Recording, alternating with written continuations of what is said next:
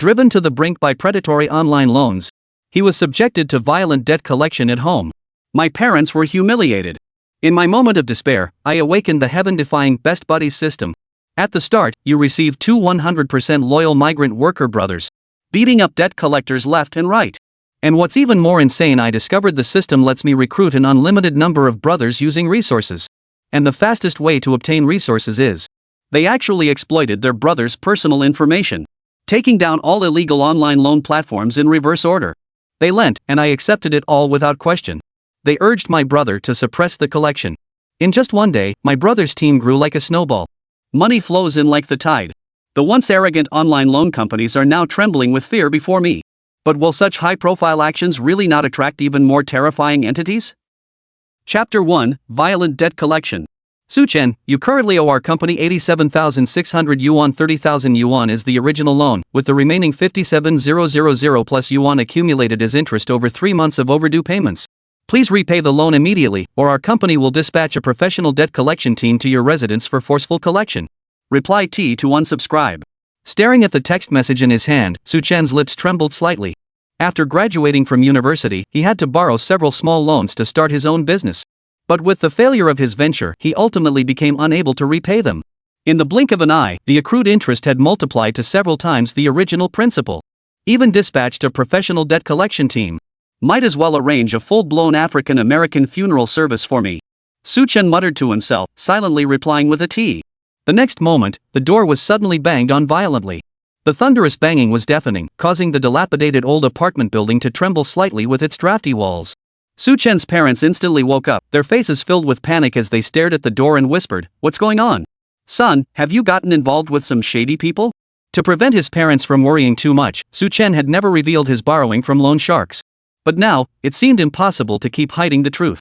Clutching a sliver of hope, Chen slowly opened the door, but before he could utter a word, his collar was grabbed by the staff waiting outside. Several uniformed men had his doorway completely blocked. One of them, wielding a can of red paint and looking eager for action, roared angrily. "Chen, you owe our company over 80,000 yuan, 3 months overdue. How dare you hide instead of crawling out to pay up? Paying debts is as natural as the heavens demand. If you dare delay again, don't blame us for smashing your home to pieces." The two elderly people were so frightened that their faces turned pale. They quickly rushed out and rescued Chen from the man's grasp, trembling as they said, "Son, how did you end up owing so much money? And now they've come knocking on our door." Although Sumu kept chiding verbally, her movements were like a mother hen protecting her chicks, blocking the doorway firmly, and she said humbly, "Please have mercy and give us more time to raise the funds. Our child didn't know any better, we beg for another chance. If it comes to it, we'll sell everything we have to repay you. Still trying to delay? Don't think I don't know the tricks of you paupers, nothing but trying to dodge the debt. Let me make this clear, if you don't pay up today, none of your family will have any peace." Faced with Sumu's pleas, the leading man wore a callous expression and coldly pushed her away. The elderly woman, over 50 years old, staggered from the forceful shove and nearly fell, gasping for breath several times. Chen's eyes burned with fury, his face flushed red as he shouted angrily, "How dare you lay hands on her? Where does such exorbitant interest come from? In just 3 months, the principal has doubled to over 80,000. I clearly only borrowed 30,000, received barely 20,000, and now you're demanding 80,000 in repayment?" The debt collector sneered coldly, "Do you even understand compound interest? After defaulting, the interest increases exponentially every day. Let me tell you, if you don't pay today, tomorrow it'll be 100,000. Chen was so angry that smoke almost came out of his ears. If it weren't for the fact that the other side had superior numbers, he would have already thrown a punch. Gnashing his teeth, he said, "Where does such a high interest rate exist? You're practically extorting me." The debt collectors merely smirked and replied, "So what if it's extortion? The contract clearly states everything. If you've got the guts, don't borrow next time." The commotion quickly drew the attention of neighbors, who pointed fingers at Chen without knowing the full story, mercilessly criticizing him behind his back. At the same time, one of the workers splashed red paint from his hands. In an instant, the sticky crimson liquid covered the door.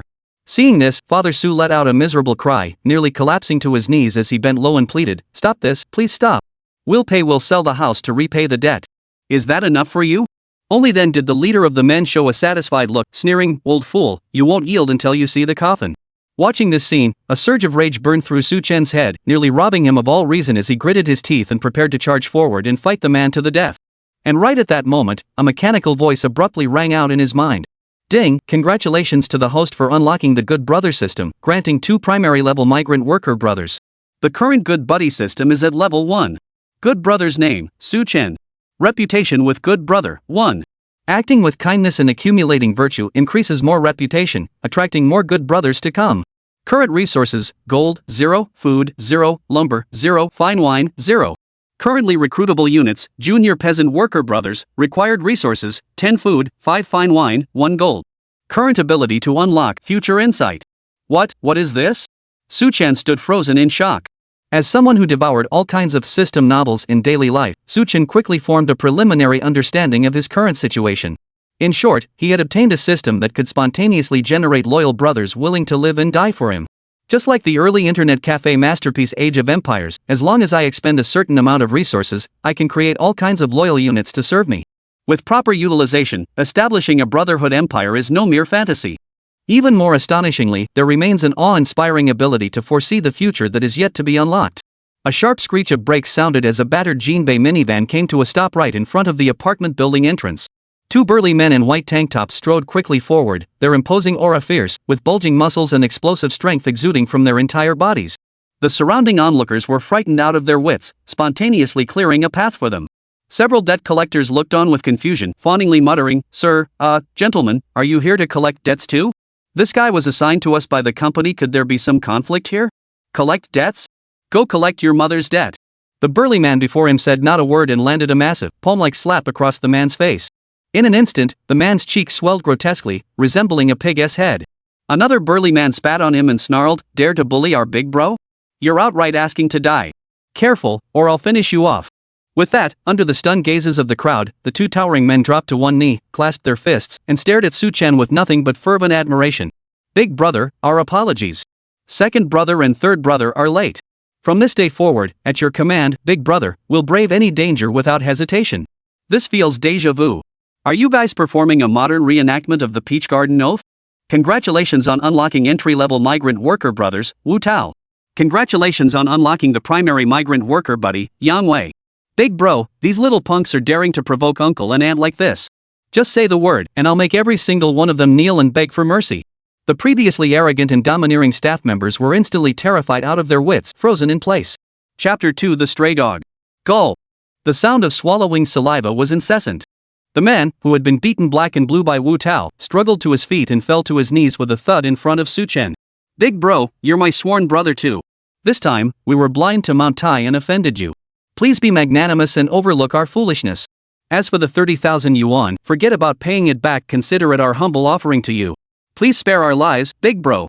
The sudden face-changing act, akin to Sichuan opera's renowned performance, left the surrounding crowd utterly dumbfounded. Chen didn't know whether to laugh or cry. Before he could speak, his good friend Wu Tao took offense and angrily kicked the man, cursing as he did so. "Damn it, with your shifty-eyed look, you dare call my elder brother your elder brother? That would make you my equal." The man shook his head vigorously like a rattledrum, hastily explaining, No, I misspoke. You're my big brother, and Mr. Chen is the big brother of my big brother. Are you guys practicing tongue twisters here?" The people around couldn't help but sweat drop. Wu Tao finally seemed satisfied upon hearing this, gave a dismissive snort, and let the matter drop. Meanwhile, Chen hesitated slightly when he heard the man offering to waive his debt outright. With some doubt in his voice, he asked, "So I really don't have to repay this money? Won't there be any consequences? Didn't you say it would affect my credit record?" The man was already scared out of his wits, so naturally, he obediently confessed everything at this moment. He waved his hand with a completely indifferent attitude and said, "Big bro, oh no, big boss. You don't need to worry at all. These small loans of ours are all illegal and not protected by the law. Since you managed to borrow it, that just shows how capable you are. Whether you pay it back or not doesn't really matter. Just think about it, where would a legitimate loan lend you 30,000 and ask you to pay back 80,000? Damn, now you realize this is unreasonable?" Chen rolled his eyes in exasperation. "Get lost, and don't let me see you again." The debt collectors fled the scene like dogs with their tails between their legs, as if granted a great reprieve. The onlookers were awestruck by the regal aura emanating from Wu Tao and Yang Wei, and none dared to stare for too long, quickly scattering like frightened birds and beasts. There's no doubt that from now on, Chen's relationship with his neighbors is bound to improve significantly. At the very least, no old lady daring to square dance would dare compete with Chen for space anymore. Watching the 2 fierce-looking men address their son as big brother, Chen's parents' expressions were quite a sight, whispering to him with subtle concern, "Son, where on earth did you get to know these two young men? Although we're not well off, we still have this old house. If you're facing any difficulties, don't keep them to yourself, let's get through this together. The worries of the two elders were clearly revealed between the lines.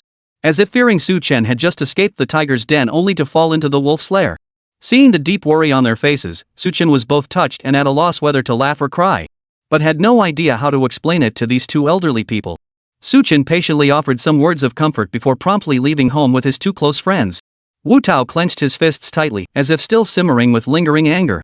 Big bro, those little bastards actually dared to disrespect you like that. I really want to smash their damn heads in with one punch. Yang Wei also felt the same way, sighing, it's rare to see uncle and auntie, and I couldn't do anything to help them honestly, I feel a bit embarrassed. Stop hovering around them if you keep it up, my parents might actually get scared into falling ill, even though they're fine now. Don't worry about it, you're too kind. Chen gained a whole new understanding of his good friend's loyalty. I'm afraid even if the three of them were starving to the brink of death and suddenly found a steamed bun, these two good brothers would willingly offer it up with both hands. With a thought, a glowing screen visible only to Chen unfolded before his eyes. Primary migrant worker, good brother, Wu Tao. Current skills, none, loyalty, 93. Good brother's age, 23, good brother's address, number 132, Tazai Village, Luing County, Binhai City. Currently upgradable to, intermediate migrant worker good brother, required materials for upgrade, gold, 1 point, food, 20 points, good wine, 5 points. Yang Wei's data was almost identical to Wu Tao's. Staring at the glaring golden characters on the light screen, Chen felt a pang of worry in his heart. In this era, gold is a rare commodity, with even a single gram easily costing over 300 yuan, let alone this unit of gold which must require an unknown quantity of real gold. When it all comes down to it, it's still a matter of not having enough money. As if sensing Chen's worries, Wu Tao patted his chest with righteous boldness and declared heroically, brother, are you short on money? Leave it to me. Just say the word, and even if Yang Wei and I have to rob a bank, we'll get the money back for you. Chen was nearly scared to death by his dangerous remarks, flustered as he hurriedly tried to stop him. Don't, you mustn't say that. Kids don't know any better, they're just joking around. After much deliberation, a sudden flash of inspiration struck Chen's mind. Didn't that guy claim all these microloans with ridiculously high interest rates aren't legally protected one by one? If I were to make clever use of my buddy's ID cards to score a few big deals, wouldn't that be the ultimate risk-free cash grab? With these tall and brawny good brothers by his side, even the most aggressive debt collectors wouldn't dare cause trouble. Not only is wealth pouring in, but it's also eliminating harm for the people. Chen was overjoyed, wishing he could patent this brilliant idea of his on the spot.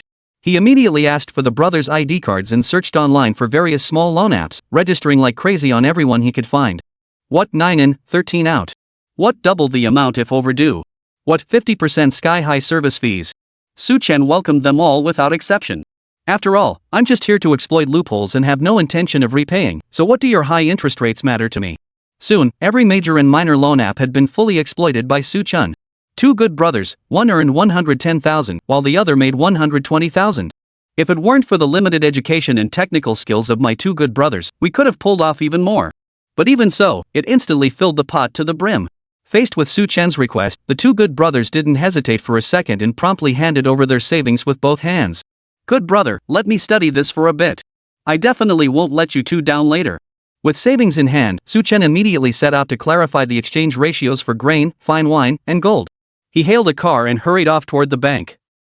Chapter 3, A Twist of Fate. The car sped like the wind, quickly arriving at the bank entrance. Yang Wei and Wu Tao respectfully opened the door for Chen, then strode into the bank with swagger. Their bulging muscles, paired with their grimy white tank tops, created a striking visual impact. The receptionists at the bank entrance all paled visibly. The security guard at the entrance looked stern, immediately grabbing his baton in warning, "What are you doing here? I warn you, this is a society governed by law. Don't let greed cloud your judgment and commit illegal acts." The elderly men and women who had just withdrawn money clutched their bags even tighter. Chen couldn't help but laugh and cry at the same time. He hurried forward, trying to placate them. "We're all decent people. These two are my second and third younger brothers, honest farmers who came to withdraw money." After much persuasion, the security guard finally let the three of them in. What a scare. The teller at the counter, noticing Wu Tao's disheveled appearance, flashed a barely perceptible look of contempt. With an impatient tone, she asked, "What business do you need to conduct?" Wu Tao shook his head vigorously like a rattle, then stepped aside solemnly. "Let my eldest brother speak." Witnessing this, the teller was both amused and exasperated, muttering under his breath, "Who knows where these poor old fools came from? Calling each other big brother and second brother like they're acting in some gangster movie? Probably just some country bumpkins who've never seen the world." Chen, sharp of hearing and keen of sight, caught every word of the teller's insult. He gave a cold laugh and immediately handed over his bank card. Withdraw all the money. I want it all in cash. The teller dismissed the request until he glanced at the balance. His expression froze. 230,000.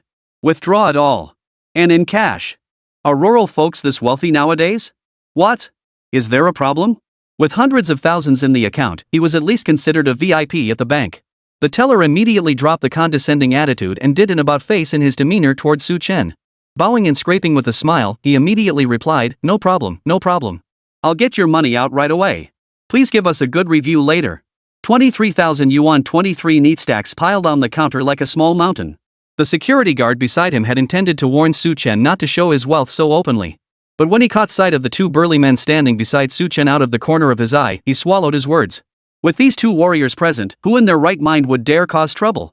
With the cash in hand, Su Chen immediately shuttled between the gold shop and the grain wholesale market, exchanging the money at a certain rate for several gold bars and a large quantity of grain and fine wine. 23,000 yuan after accounting for the loss incurred purchasing grain and wine converted to roughly 600 grams of gold. Su Chen swallowed hard, holding a 100-gram gold ingot in his palm as he silently commanded, "Brother system, exchange for gold." In an instant, the gold bar vanished from his hand. Simultaneously, a mechanical synthesized voice abruptly echoed in his mind. Ding! 100 grams of pure gold consumed. Gold resource count increased by 1. Su Chen's mouth twitched. A full 100 grams of gold could barely exchange for a measly bit of gold resource. Refusing to believe it, he grabbed handfuls of grain and wine. Fortunately, the system's requirements for grain and wine were notably low. Roughly one 10-pound sack of rice could be exchanged for 10 points of grain.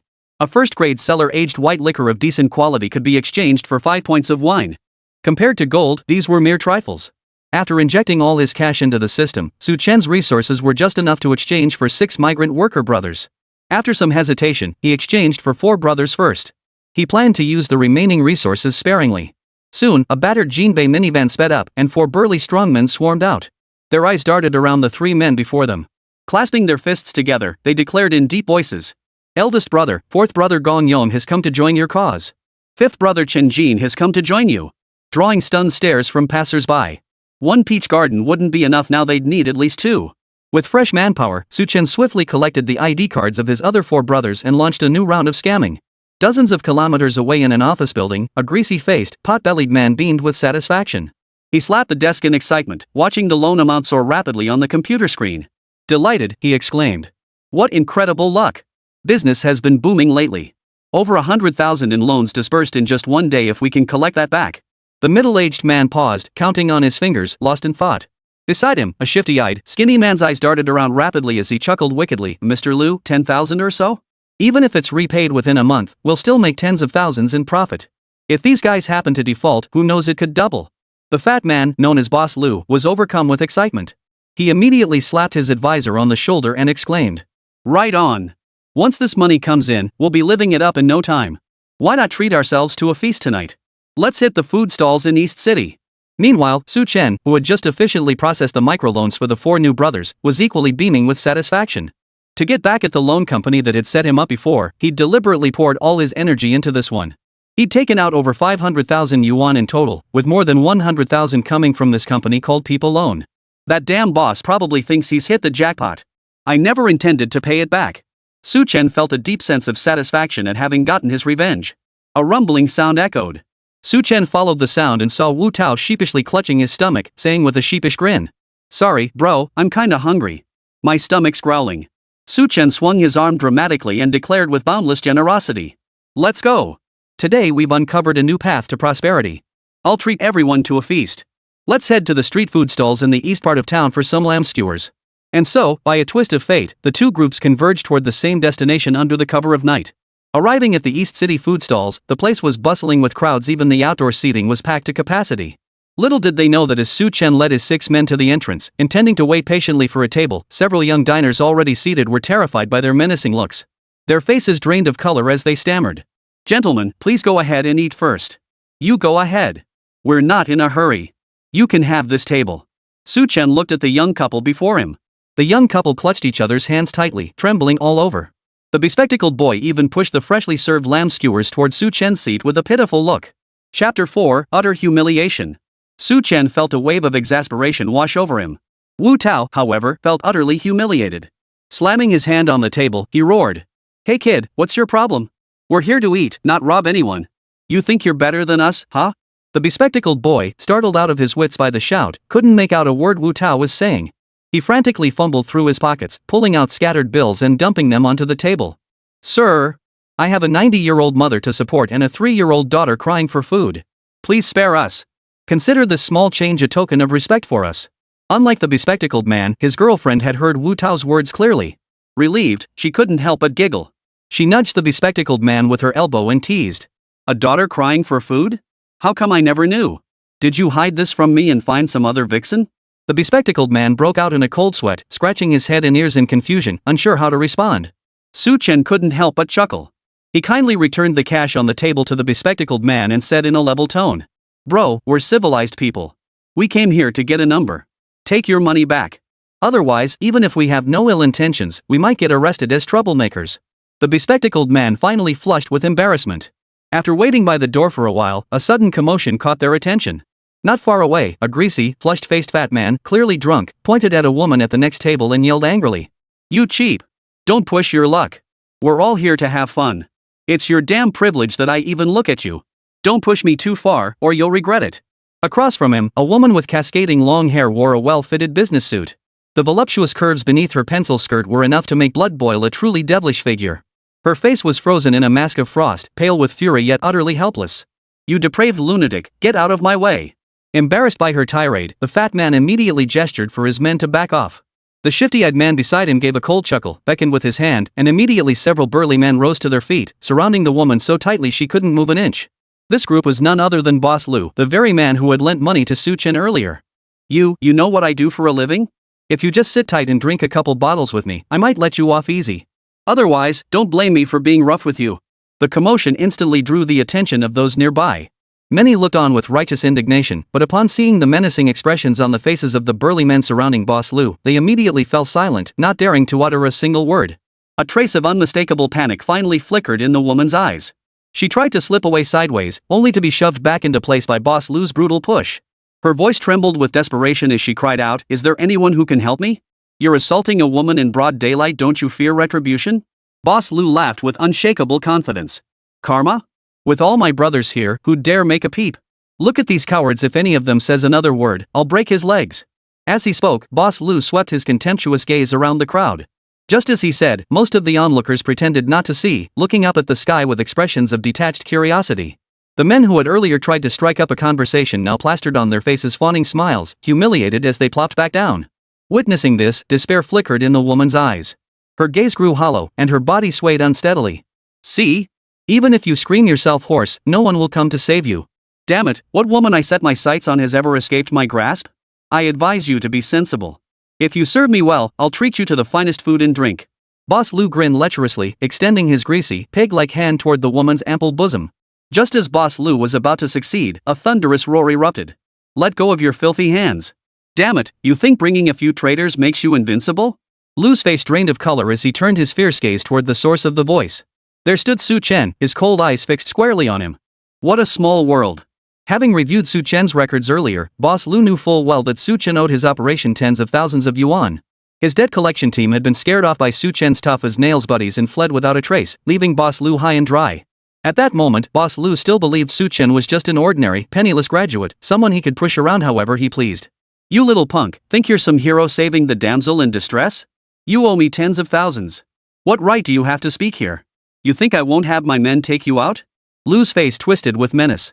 The burly men surged forward, grabbing bottles from the table, ready to attack. The woman's eyes filled with tears as she shrieked at Chen, Thank you. Run. They'll beat you up. Chen sneered coldly. A lone shark thinks he's some big shot? Got the guts to fight me one-on-one? Hearing this, the emaciated dog-headed strategist behind Boss Lu sneered derisively, mocking. One-on-one? We've got a whole crew here. Why should we bother with a loser like you? Chen shook his head with a smile. No, he clarified, I meant one-on-one. Me against all of you. Stop wasting time. Come at me together. The words fell, and the entire bustling food stall instantly fell silent. Everyone was stunned. Including Boss Lu, the burly men stared wide-eyed, their mouths gaping wide enough to fit an egg. This guy, he's got some nerve. No way. I'm gonna take this kid down. The burly men surged forward, immediately swinging their fists at Chen. The surrounding onlookers flashed expressions of admiration but quickly covered their eyes with pity, seemingly unwilling to witness the bloody scene that would unfold for Su Chen. Just then, a roar as thunderous as Zhang Fei's at Changban slope echoed once more. "Who dares touch my big brother?" The cry echoed like 1,000 horses neighing in unison, thunderous and rolling. Several burly debt collectors shuddered in terror, turning to see Su Chen's 6 loyal brothers charging out of the food stall, their eyes blazing with murderous intent. These brothers' physiques were far more imposing than anything seen among Boss Lu's men. Bullying ordinary people was one thing, but in front of these brothers, they were no different from little chicks. Damn it! What's going on? Brothers, hold your horses. This must be a misunderstanding. Don't burn bridges over nothing. Wu Tao couldn't care less. He strode forward and smacked the frontmost man hard across the face with his fan-like palm. Chapter 5, Heroic Rescue. The burly man let out a wail as his 100-pound frame flew through the air, smashing the plastic table and chairs beside him to pieces. Blood mixed with shards of teeth streamed freely from his mouth. The scene instantly terrified the other debt collectors, leaving them trembling in fear. What grudge could he possibly have? For a measly 3,000 yuan a month, why risk our lives? Exchanging glances, they all dropped to their knees in unison, sobbing, "Spare us, mighty warrior. We were wrong. Please stop, warrior." Wu Tao, a hothead, rolled up his sleeves, ready to continue. Seeing this, the men trembled violently, banging their heads on the ground. Damn it, if that slap landed on anyone, it'd be a mild concussion at best. The onlookers stood frozen in shock. There's always someone stronger out there. They thought Sylvester Stallone was already unbeatable, but then someone brought out Arnold Schwarzenegger. Some eager onlookers quickly pulled out their phones to record the scene. Alright, second brother, a lesson is enough. The mastermind is still that fat pig. Labeled a fat pig by Su Chen in front of everyone, Boss Lu's face darkened instantly. His hands trembling, he roared, "Damn it! Are you lot just eating for free? Get your asses moving. You're all cowards." Several burly debt collectors rolled their eyes at Boss Lu and muttered under their breath. "This measly sum? Good enough to scare ordinary folks. But when real trouble hits, you expect us to risk our lives for you? Who the hell do you think you are?" This retort nearly cured Boss Lu of his chronic low blood pressure. With Su Chen and a loyal brother backing him up, the crowd's condemnation erupted instantly. Pointing fingers at Boss Lu. A tidal wave of scorn and rage washed over him. Looks like a fat pig, yet thinks he can get lucky with a beauty. Exactly. You think bringing a couple of cowards makes you untouchable? Well, you've been put in your place now. That young man is so handsome. Mr. Lu's face turned ashen, his teeth gritted as he glared at Su Chen. He couldn't fathom how this little punk could suddenly have so many burly brothers. Could they be mere acquaintances, people he'd barely nodded to? A plan flashed through Boss Lu's mind. He plastered on a fawning smile and approached Wu Tao and the others. "Brothers, I admit I crossed the line this time. With your formidable skills, not working in debt collection is a waste of talent. I've made a name for myself in this field. Want to join me for the good life?" Wu Tao's lips curled into a mocking smile as he narrowed his eyes and replied. "Oh? Spill the beans." Mr. Lu, completely oblivious to the looming danger, thought his poaching attempt was working. He continued painting a rosy picture. "With a few tough guys like you, ordinary folks would be scared out of their wits. Collecting debts would be a piece of cake for you. For every dollar collected, I'll give you a cut. What do you say?" Wu Tao grinned. "So you're running a big lending operation? If we take the job, will there be business?" "Of course there's business. Truth be told, I'm in the small loan business. I'm constantly chasing debts. Those poor souls who borrow and can't pay back? They'll need your muscle to collect." Mr. Lu's blunt admission about this dirty business immediately drew a chorus of disgusted spitting from those around him. Seeming to relish his own words, Boss Lu narrowed his eyes and pointed at Su Chen, bellowing. "This good-for-nothing owes us tens of thousands. Borrowed 30 grand from us, now owes over 80,000. Following him? You've got no future. How about this? Help me collect the debt, and I'll split 10 grand with you. What do you say?" Lu Boss schemed relentlessly to sow discord. The crowd erupted in outrage, condemning Boss Lu's greed-driven actions. Borrowed 30,000, repaying 80,000. What kind of usury is this? What a heartless businessman. This is murder. But Boss Lu paid no heed, his eyes fixed on Wu Tao with a hint of eagerness, as if he'd already counted on these burly men. He grinned mockingly at Su Chen, striding forward to slap the young man's cheek as he sneered. "Kid, being a hero isn't that easy. I can knock you flat with just a little cash." Just as Boss Lu basked in his smug satisfaction, a large hand suddenly seized his wrist. Agonizing pain shot through him. "You bastard! How dare you try to drive a wedge between me and my big brother? Even if you paint the most dazzling picture, I'll never betray my brother. You're better off not saying anything. So you scumbag tried to rip off my big brother?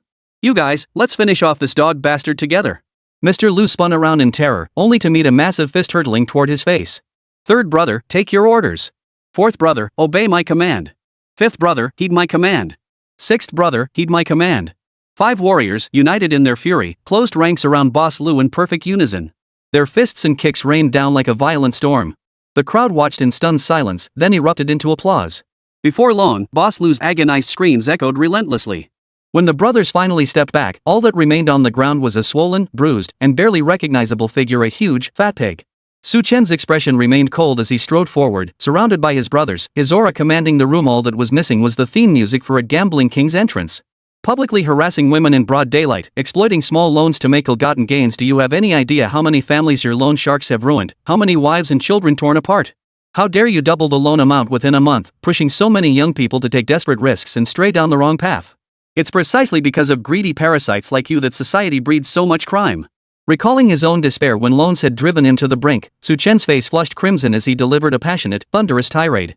A moment of silence fell over the crowd before erupting into thunderous applause. Onlookers clapped enthusiastically, cheers rising in waves. The woman Su Chen had rescued earlier gazed at him with a flicker of admiration in her eyes. Her hand tightened unnoticed as she studied his chiseled profile. Meanwhile, the entire incident had been captured on video and uploaded online, instantly igniting a wave of discussion. It shot to the top of the trending charts at a visible speed. Six-pack Schwarzenegger gives thugs a sound thrashing. Handsome youth confronts thugs, hero rescues beauty. Even a rough-and-tumble giant has a tender heart. The 6 brothers who uphold virtue and combat evil. One explosive headline after another dominated the short video platform's feeds. However, Su Chen remained oblivious to this at the moment. Seeing himself become the target of public outrage, Boss Lu could no longer bear to stay put. Struggling to his feet, he rolled away like a ball while hurling threats. You little bastard, don't think having a few henchmen makes you untouchable. You just wait, you bastard. My business is booming right now. Once I make my fortune, I'll find someone to kill you. Su Chen and his 5 brothers froze for a moment before bursting into uproarious laughter. Surely no one actually believed they could collect on the money they'd lent out. Chapter 6, Clean Sweep. Watching Boss Lu and his crew scatter like birds and beasts, fleeing without a trace, Su Chen withdrew his gaze and looked at his brothers. Alright, let's get back to eating. The 7 burly men followed Su Chen's lead, devouring the grilled meats on the table like a whirlwind. Big brother. Wu Tao scratched his head sheepishly. I'm still kinda hungry. Su Chen glanced at the plates on the table, now completely bare, and was taken aback. Good grief, these guys could eat. Over 100 skewers of lamb were devoured in under 10 minutes. Without hesitation, he waved his hand generously. Eat as much as you want today. Big brother's treating. Turning to the street stall owner, he ordered another 100 skewers of lamb, 50 skewers of grilled leeks, and 2 cases of beer. Having witnessed the earlier scene, the stall owner felt immense respect for Su Chen and readily agreed with a hearty alright. The rescued woman, Zhao Xining, stood demurely nearby. Though saved by Su Chen, she bit her pearly lips nervously before finally gathering her courage to stand beside him, her cheeks flushed pink. Thank you both for your help earlier. If it weren't for you.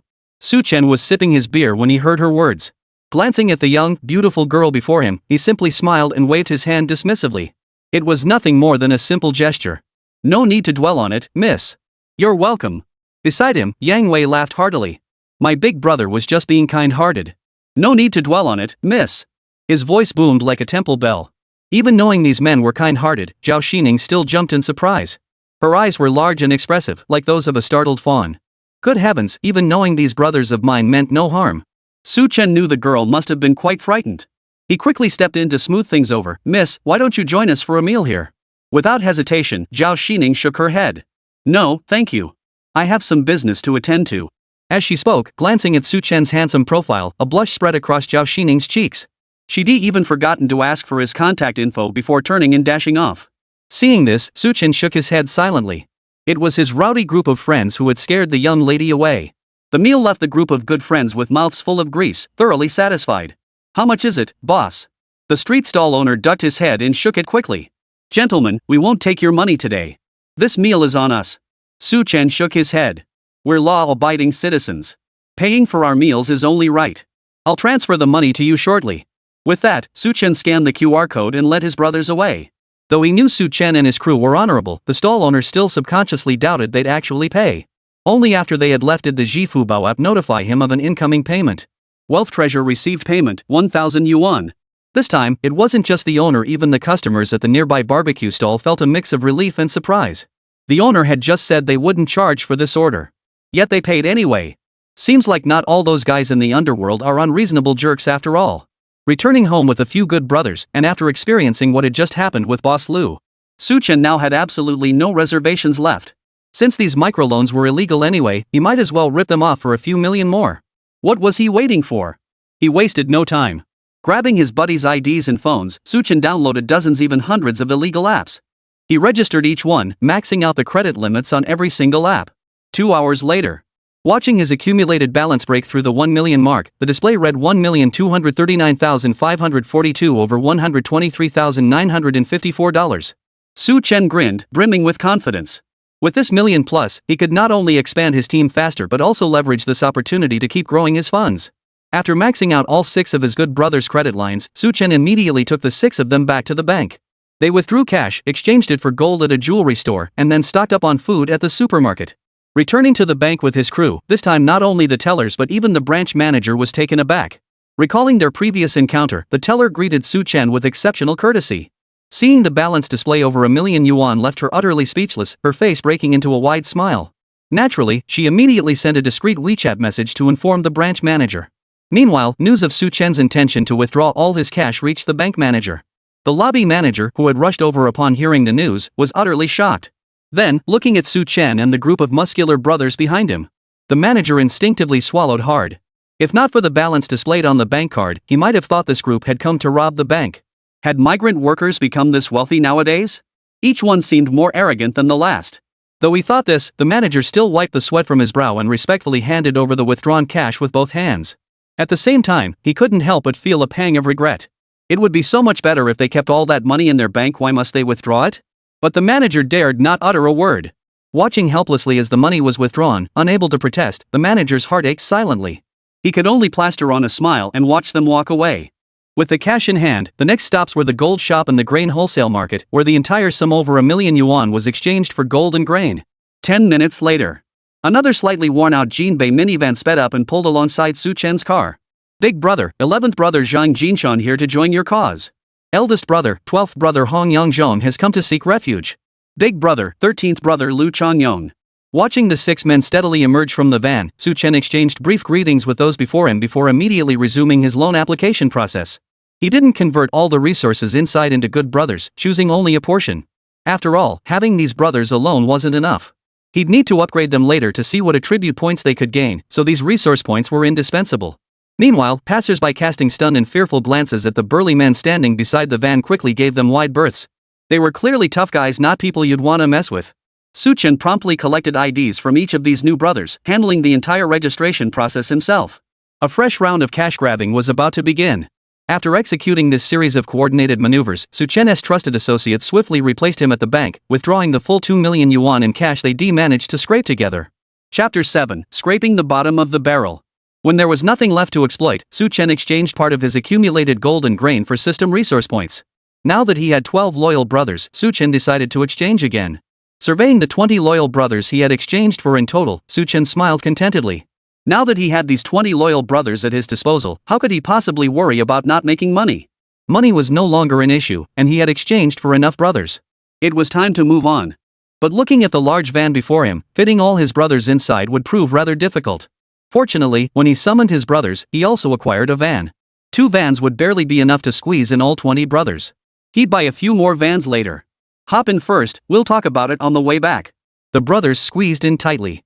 By the time the last one climbed aboard, the entire cabin was packed to capacity. Chen glanced back and saw there wasn't a single inch of extra space left inside. He saw the grim expressions on every brother's face, clearly uncomfortable from the cramped quarters, yet not a single one complained. Chen said, "Hang in there, guys. Tomorrow I'll buy some roomier vans, it'll be much better."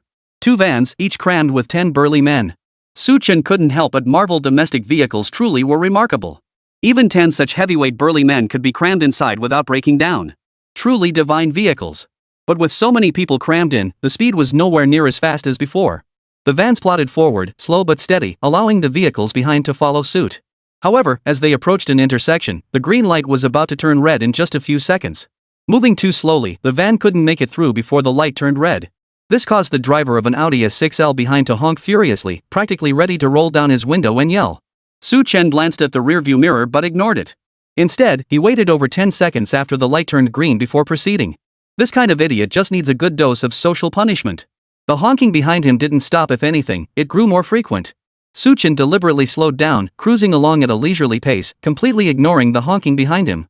If I don't show you a thing or two, you'll think just because I'm driving a van, I'm easy to push around. However, at a bend where the road widened, the driver of the Audi A6L behind suddenly floored it, swerving sideways to overtake. It then forced its way in front of Su Chen's van. With a screech of brakes, the Audi driver slammed on the brakes, forcing the van to stop. The van was already driving very close to the vehicle ahead.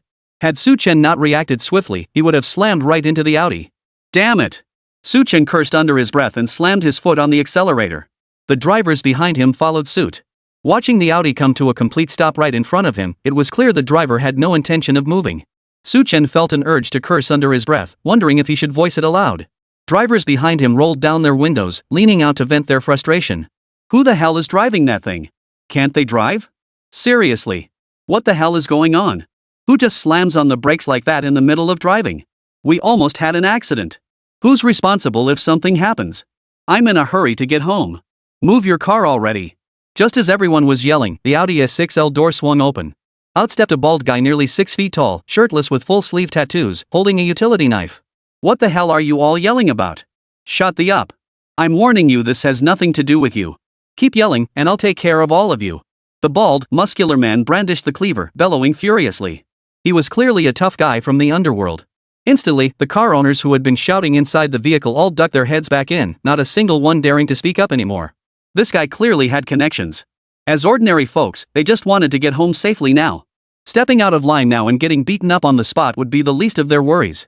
But if they ended up offending some big shot, that would be a huge loss. Besides, that broad-bladed knife in the bald, burly man's hand was no joke. Seeing the silence, the bald brute finally let out a smug grin. He strode up to the van, kicked the door hard, and bellowed angrily.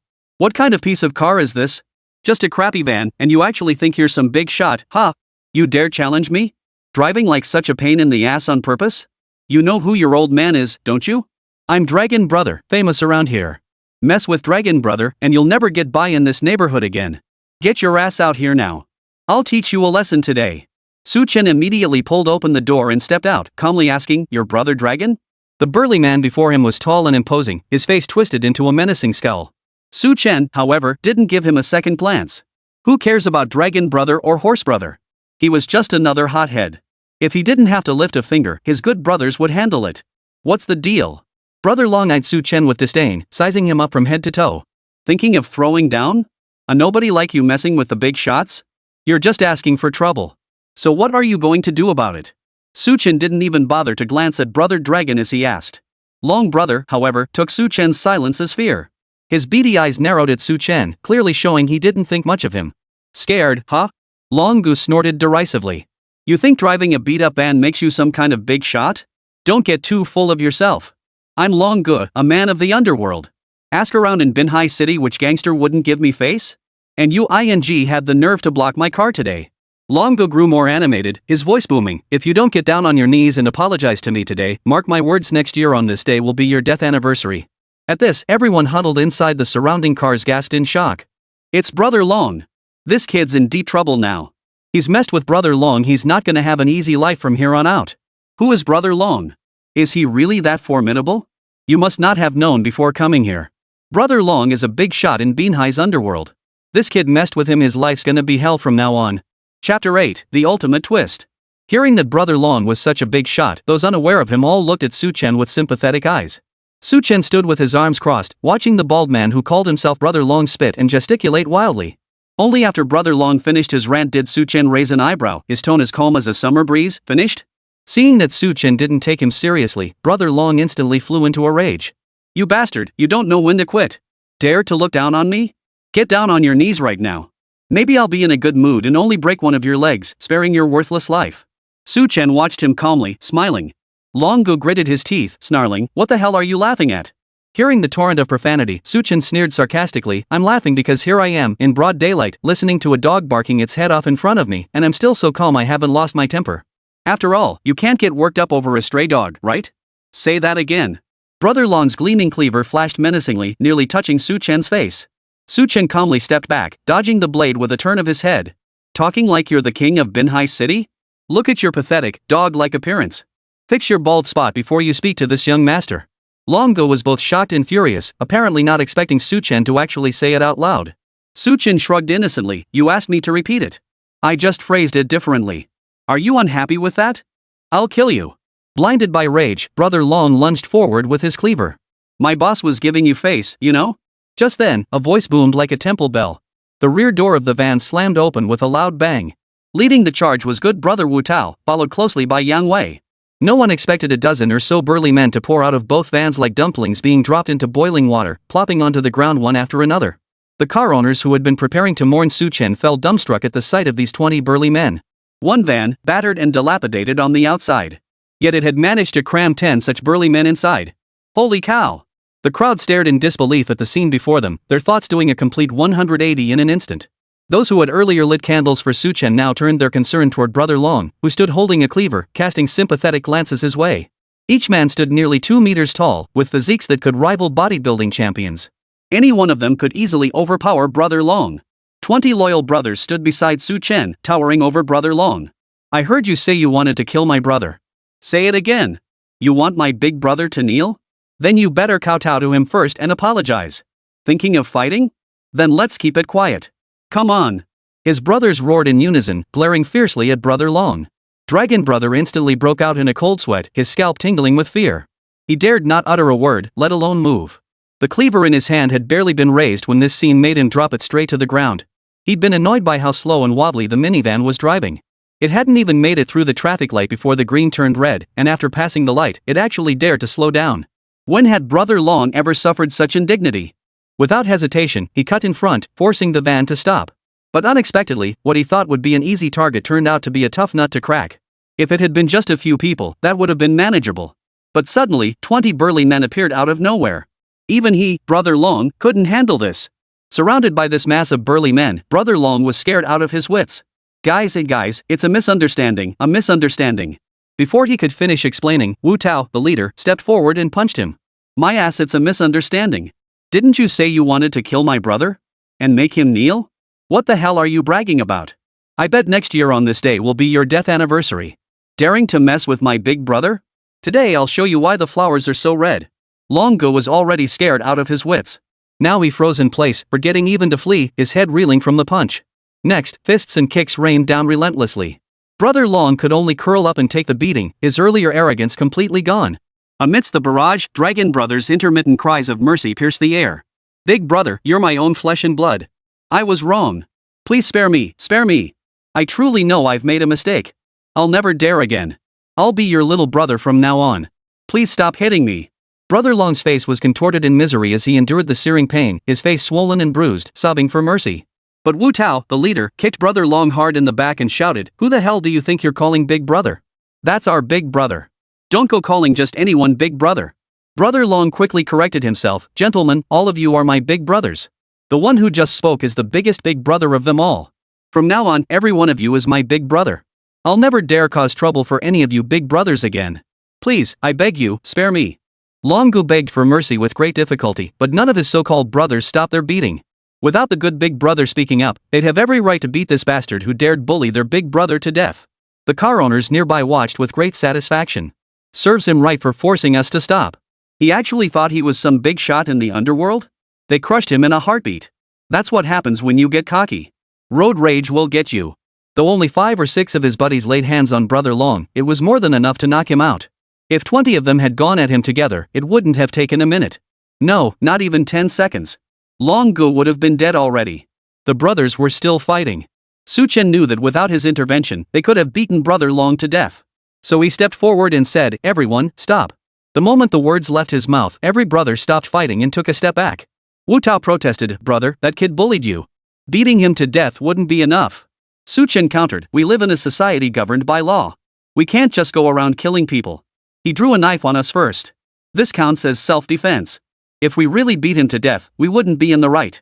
Wu Tao nodded quickly. Big brother, you're right. Su Chen looked down at Brother Long, lying on the ground, barely clinging to life. He glanced down at him from above and emphasized again, Brother Long, was this self-defense or us looking for trouble? Brother Long was in too much pain to speak coherently, but driven by sheer survival instinct, he frantically nodded his head. Self-defense. Self-defense. Chapter 9, Acquiring Gold. Su Chen nodded in satisfaction. That's more like it. Will you dare cause trouble again? Long shook his head like a bobblehead. No, I won't. I'll never do it again.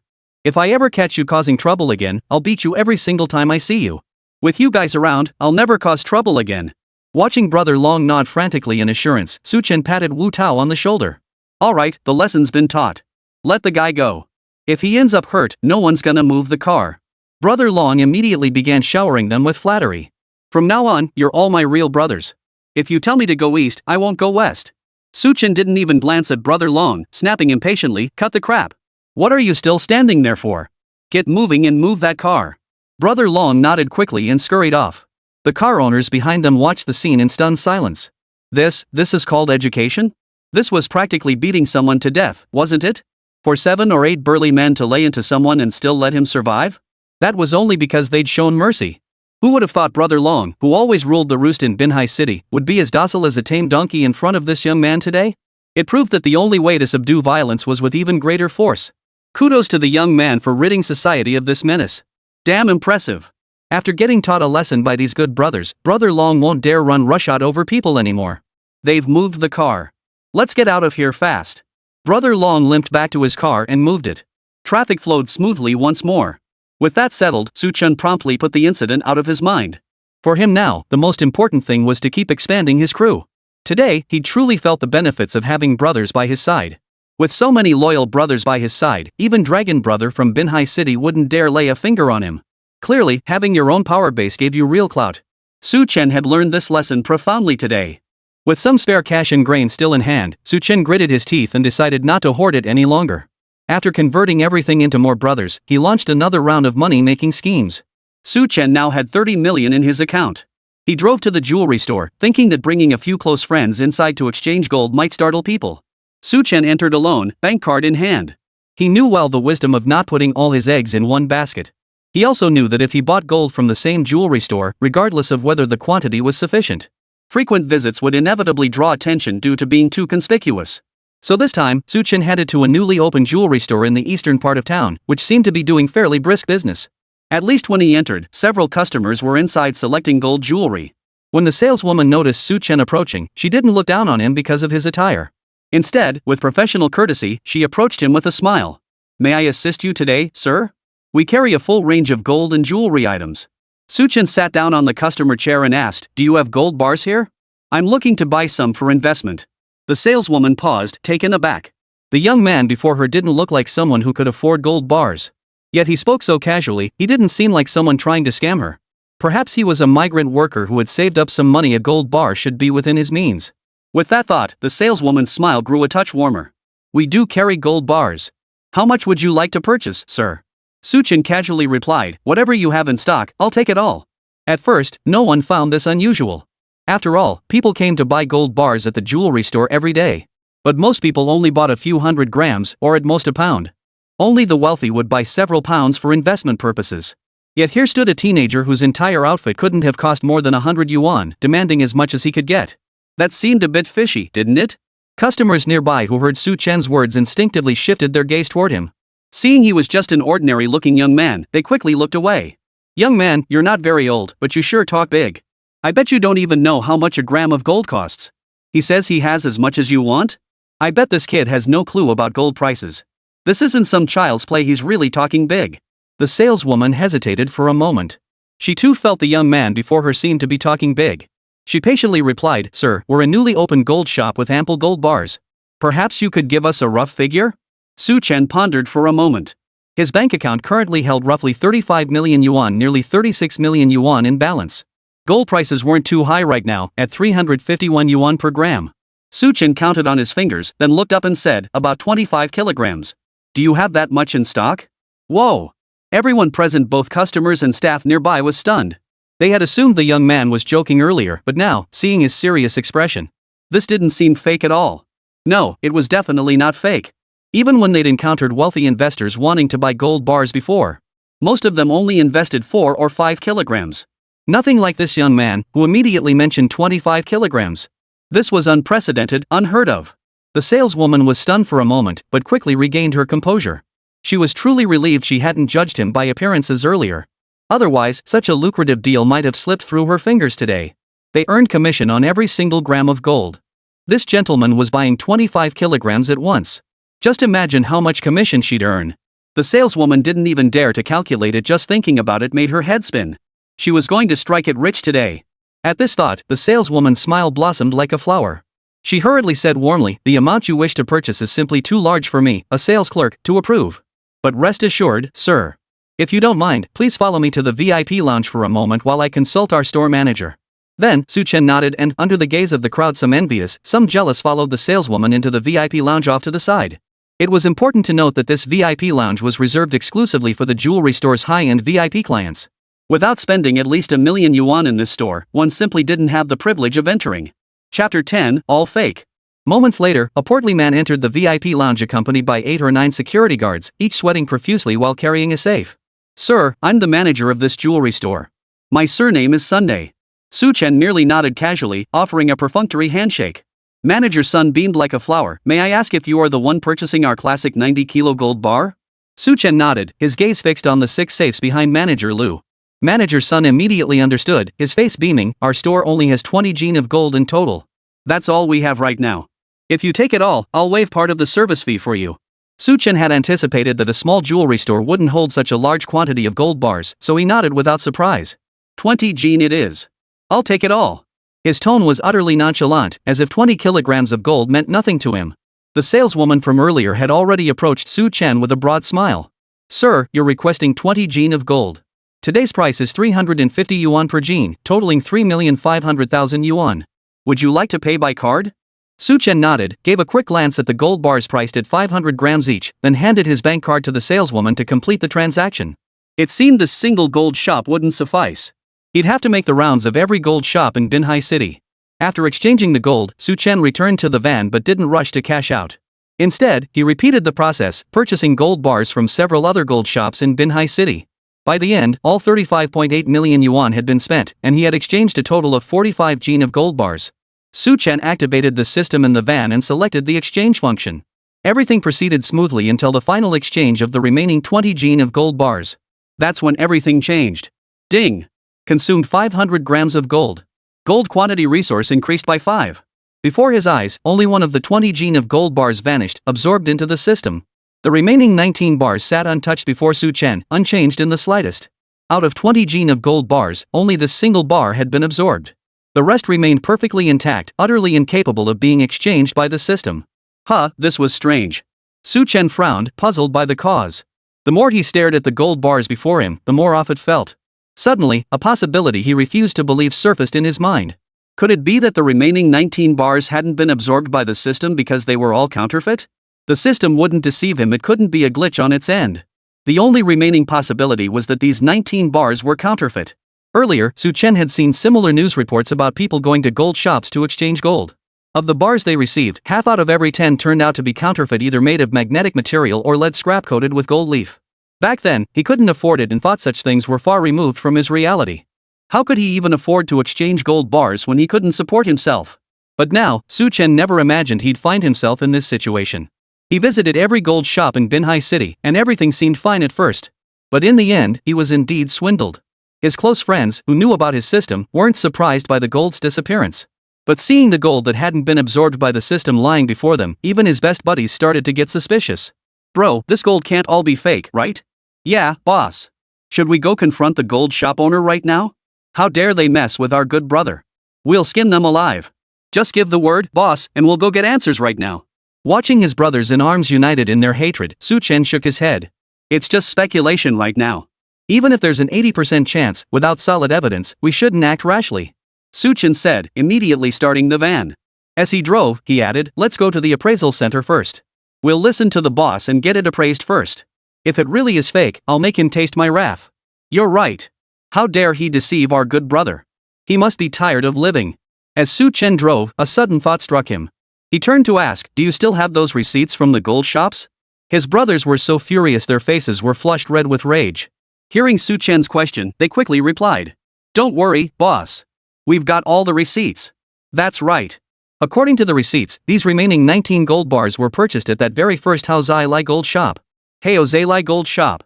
Wasn't that the newly opened gold shop he'd visited first thing this afternoon? Chen felt no urgency whatsoever. Since it was already confirmed as counterfeit, there was no rush to get the appraisal report and confront the other party. Upon arriving at the appraisal center, Chen entered with only his two trusted brothers in tow. The staff at the appraisal center, seeing the two burly men standing behind Chen, were too scared to approach and speak. Other customers waiting to conduct business also backed away to the side, not daring to breathe a word. They could tell these were tough guys from the underworld, better not cross them. Chen couldn't care less. There weren't many people there anyway. He walked up to the counter, backed by his two loyal friends. Faced with so many gold bars, the counter staff dared not ask a single question. Trembling, they began the appraisal process. When Chen saw the counter staff use specialized tools to cut through the outer layer of gold, revealing the lead blocks inside, his expression darkened slightly. Just as he suspected, they were all counterfeits. Lead had been used as filler inside, with only a thin layer of gold foil covering the exterior. Even counting the gold leaf, the total weight of genuine gold amounted to barely 3 grams. What a ripoff! Behind him, his two good brothers cursed furiously. Damn bastards! How dare they try to swindle our big brother with fake gold? Greedy merchants! Big brother! Let's go settle this with them. You're right, we can't just let this slide. The two loyal brothers' furious curses echoed like thunderous bells throughout the service hall. Customers waiting to conduct business dared not utter a word, some turning and fleeing in fear. These street toughs? Best not to mess with them. Back in the car, Chen's face remained icy as he drove, his voice cold as he said, "We've got all the receipts. Let us go find them." After all, they now held irrefutable proof the appraisal report was firmly in their hands. Chapter 11, Settling the Score. If the jewelry store owner dared to renege on the debt, then he'd be in for a lawsuit. The van pulled up smoothly in front of the jewelry store. Chen got out, stationed his brothers to guard the entrance, then walked inside carrying the fake gold. Outside the storefront, several loyal brothers stood guard. Customers who had come to buy gold jewelry saw them and, without uttering a word, lowered their heads and fled in fear. Inside, customers who had finished shopping froze upon seeing the burly men. Words stuck in their throats, and they obediently retreated, too afraid to step outside. The dozen or so burly men at the entrance drew frequent glances from passers-by, who dared not approach, instead watching the commotion from a distance. As for Chen, the moment he entered the jewelry store, he promptly tossed a gold bar from his travel bag onto the counter in front of the saleswoman. "Your store's gold bars are quite unique, aren't they?" The saleswoman recognized the man before her as Mr. Su, the one who had purchased 20 Jin of gold bars in one go. The saleswoman, unaware of the situation, glanced at the gold bar on the counter and instinctively asked, "Sir, is there a problem with the gold bar you purchased from our store?" Seeing that the saleswoman genuinely seemed unaware of the underlying situation, Chen softened his tone slightly, though it still carried a chill. "What's wrong with them?" Chen repeated her words, sneering coldly, "Of the 20 Jin of gold bars I bought from your store, 19 Jin are counterfeit. What exactly is the problem?" "What? Counterfeit?" Earlier, several customers had lingered inside the jewelry store without leaving. They immediately recognized Chen as the young man who had intended to buy 20 Jin of gold bars. Hearing Chen's words, their first reaction was disbelief. "Young man, you're not pulling our leg, are you?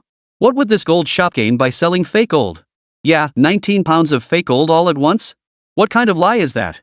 What gold shop would dare do something so obviously exposed? Could there be some misunderstanding? Young man, perhaps you don't know how to authenticate gold bars and were deceived by someone outside?" Chen knew these customers would be skeptical at first. It wasn't their fault. After all, accusing a gold shop of selling counterfeit bars and exposing such a massive amount, no one would believe it. So he didn't get angry. Instead, he held the receipt in one hand and tossed the gold bar now stripped of its foil onto the counter in front of everyone. "The receipt is still right here. Their shop's name is clearly engraved on the gold bar. Everyone, take a look at what's inside. Even if I were the dumbest fool alive, I could tell the difference between a lead ingot and real gold." As the crowd saw the lead ingots revealed beneath the scraped-off gold foil, shock spread across every face. They immediately began murmuring among themselves, their eyes filled with contempt directed at the jewelry store's staff. "It really is lead. This gold shop is new, they wouldn't stoop to such unscrupulous practices, would they? Don't be so quick to judge. Banks have been caught selling fake gold bars before, let alone jewelry stores. These days, unscrupulous businesses are becoming more and more common. They specifically target young people to scam them. This new store is the largest chain in Binhai City. Who would have thought they dared deceive consumers? We should avoid buying from this place. Let's return what we bought immediately, ours might be fake too. Good thing I didn't buy anything. Otherwise, who knows if I could even get a refund." "Young man, you bought so much, watch out for big stores bullying customers." Inside the jewelry store, murmurs filled the air. Though people outside dared not approach, they could still hear the discussions inside. Hearing a customer testify and produce receipts. Even passers-by who had initially harbored doubts now looked at Chen with sympathetic eyes. While whispering among themselves, they also pulled out their phones to capture every detail unfolding inside. The incident instantly went viral online, with netizens condemning the jewelry store as a rip-off. Inside the store, the sales clerks, completely unaware of the situation, were flustered and at a loss. They were merely entry-level sales assistants at the jewelry store. They had no authority or qualifications to handle gold bar exchanges. Naturally, they had no idea these gold bars were counterfeit. Only the first saleswoman maintained a semblance of composure, forcing a smile at Chen. "Sir, please wait a moment. Our floor manager will be here shortly." With such a commotion, the store manager and floor manager surely knew about it already, without needing the sales assistants to notify them.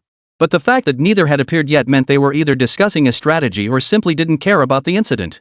Of course, Sun Shang, the owner of the jewelry store, had no idea his shop had been doxxed.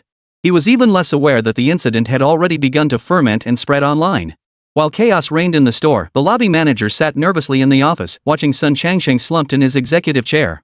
Their jewelry store had barely been open a month when this incident struck. The manager had previously run a branch store himself and had dabbled in swapping goods under the table before, but none of those incidents had ever been exposed like this one. Even back when he and Sun Shang had been partners in the same shop, colluding in their schemes, they'd secretly swap out a few bars. If a wealthy customer came in to buy gold bars for investment, they sold them out as a mix of genuine and counterfeit. Naturally, these regular customers would choose to sell back to their shop when the time came. Then, they would discreetly retrieve the counterfeit bars. This cycle operated flawlessly, yielding immense profits and substantial kickbacks. Each operation was flawlessly executed, and they even had funds ready to cover any gaps at critical moments. Little did they know that after years of hunting others, they themselves would finally be pecked in the eye by an eagle. At the time, he saw the young man dressed plainly, nothing more than a provincial nouveau riche. What did he know about authenticating gold? Even if they gave him all the fakes, he'd never be able to tell. Had it not been for that, Sun Shangsheng wouldn't have slipped 19 pounds of counterfeits into this 20-pound shipment of gold bars. It seemed he had underestimated the kid after all. After much deliberation, Sun Shangsheng said, "No need to rush. If they come to cause trouble, let them make a scene. Manager, you." The lobby manager hesitated, unsure of the boss's intentions. "Those fake gold bars, we went to great lengths to forge them in the first place. They were designed to be indistinguishable from the real thing. What harm could they possibly do if they bring them over?" Chapter 12, Irrefutable Evidence. Without an appraisal report from a certified institution, how can a few fake gold bars be deemed counterfeit just because they say so?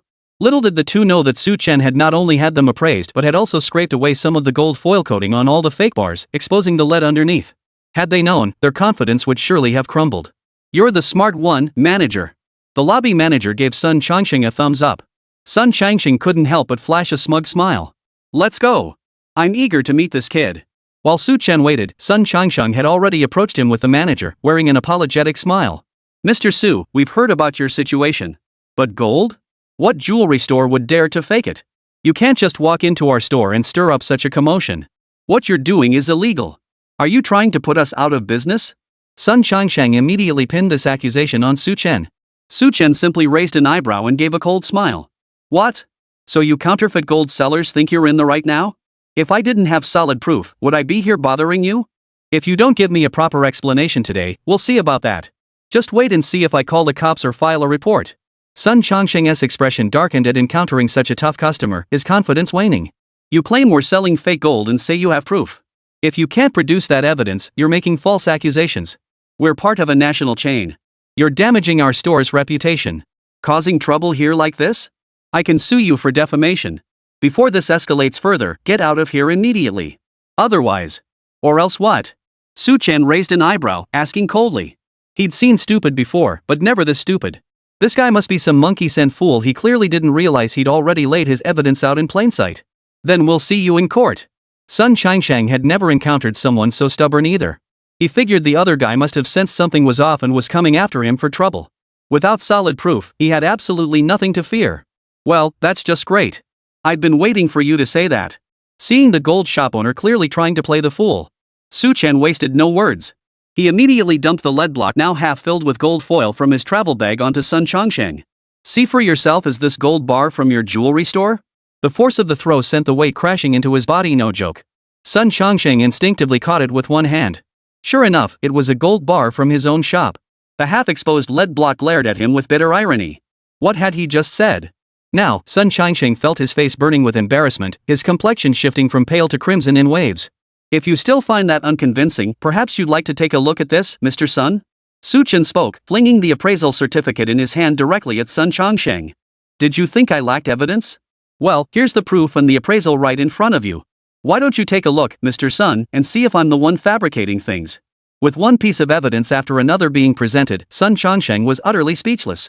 The onlookers nearby cast contemptuous glances at Sun Chongsheng, pointing and whispering among themselves. Who'd have thought a national chain store would have such a crooked owner? With all this evidence piled on him, I wonder how he'll wriggle out of this. If that young man hadn't been prepared, he'd probably have been kicked out by now. Come on, let's get our money back quickly. Better make sure the jewelry we buy isn't fake too. Listening to the murmurs around him, Sun Chongsheng's expression darkened further. Then he looked at Su Chen, who stood before him, utterly unfazed, clearly not taking him seriously. Sun Chongsheng's eyes darted around, and he quickly regained his composure. This must be an internal mistake at our jewelry store. We accidentally gave you a promotional gold bar model instead of a real one. How about this? Let's both compromise. Young man, you return these fake gold bars to us and we'll refund your money. After all, it was just a misunderstanding. We can't let this ruin our good relations. Oh, so he's trying to sweep this under the rug? Trying to fool me with some dummy gold bars? Think I'm that gullible? That's quite an amusing suggestion, boss. Su Chen said with a smile. When there was no evidence, you accused me of making baseless accusations and slandering your company. Now that evidence has surfaced, you want us to sweep it under the rug? You think I'm easy to push around, don't you? This is the first time I've seen a big store bullying its customers. How amusing. I hear the consumer market operates on a tenfold compensation policy for counterfeits. I wonder how much compensation I get for 19 gene of gold bars. How about we settle this in court instead? As the words poured out, Sun Chongsheng's face darkened. His eyes fixed on Su Chen with a dark glare. After a long moment, he gave a cold laugh. Looks like you're choosing to drink the punishment wine instead of the complimentary wine. I gave you a way out, but you refused to take it, huh? Sun Chongsheng had no intention of pretending any longer. After all, their shop was part of a chain. If this location couldn't survive, they'd simply close it down.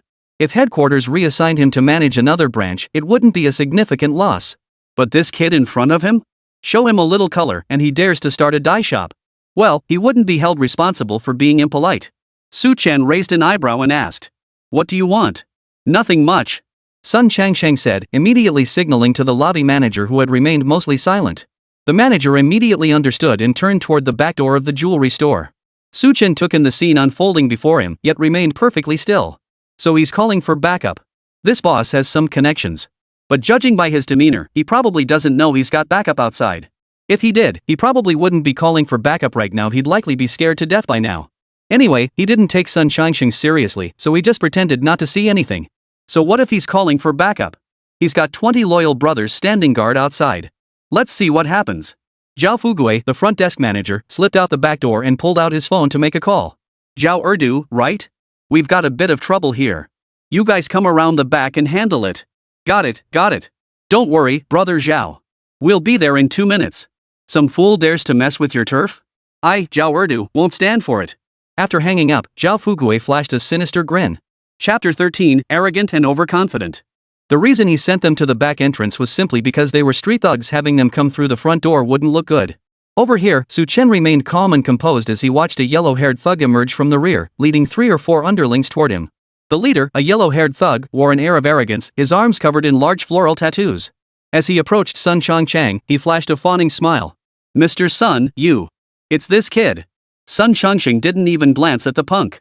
He pointed his finger at Su Chen. The yellow-haired thug Zhao Ergo swiftly turned to face Su Chen, sizing him up from head to toe. Tapping his baton lightly against his right hand, Zhao Erdu's face twisted into a vicious expression. "You're the one who dared to wreck Mr. Sun's place, huh?" Su Chen raised his eyebrows and coldly asked, "You want a fight?" Zhao Erdu brandished his left hand baton in front of Su Chen's face, pointing it threateningly. "I'm warning you, talk to me properly. You've crossed Boss Sun today. Don't even think about walking out of here in one piece." No sooner had the words left his mouth than several brothers stationed near the entrance spotted their boss being threatened through the jewelry store's glass door. Rage instantly boiled over. "Damn it! How dare you lay a hand on our boss? Let's go, brothers.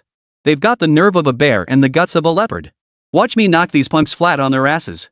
Let's go. Let's avenge our boss." 3 or 5 of the brothers strode purposefully toward the jewelry store entrance. As for the rest of the crew, most had been stashed away in rental units by Su Chen before they even reached the Golden Palace. They still had no clue what was unfolding inside the jewelry store. Otherwise, given their loyalty to Su Chen, they would have stormed in by now to seek justice for their leader. It wasn't far, just a few steps, and soon they stood before the shop's entrance. 3 or 5 burly men stood towering at the main entrance of the Golden Palace, instantly striking fear into the hearts of everyone present. Customers browsing jewelry trembled in fear, unable to leave, and could only huddle in the corners near the counters. Could this be the legendary street brawl they'd heard about? Terrifying. If only I checked the almanac before leaving to encounter something like this. Wu Tao, the leader, strode forward and flung open the door. He bellowed at Zhao Erdu in a coarse voice. Who the hell do you think you're pointing that baton at? You dare lay a finger on my big brother? You must be tired of living. I'm warning you, if you dare lay a finger on him, I'll smash you and this whole shop to pieces. Selling fake gold and still trying to fight back? What kind of trash did you bring? Think we're short-handed or something? The tough guys bellowed like thunder at Zhao Erdu. Zhao Erdu was so terrified he didn't even have time to pull his hand back. The baton snapped to the ground with a loud crack, smacking right onto the top of his foot. The pain made Zhao Erdu grimace, but he dared not utter a sound. Not just Zhao Erdu, even the few underlings behind him, along with Sun Xiangsheng and Zhao Fugui standing nearby, were frozen stiff, their eyes wide with terror. Was this kid's background really that formidable? He'd brought several burly, imposing men with him in one fell swoop. Sun Xiangsheng felt his legs go weak instantly. How did we suddenly get mixed up with someone like this? If I'd known he was this wealthy and had brought so many brothers along, he absolutely shouldn't have mixed in so much fake gold to sell to him. Even if he'd only mixed in 3 or 4 pieces, he wouldn't have been caught so quickly. Sun Xiangsheng was kicking himself in regret. Meanwhile, Zhao Erdu was so terrified his legs gave way, and he instantly dropped to his knees. Gentlemen. Zhao Erdu stammered, his voice trembling.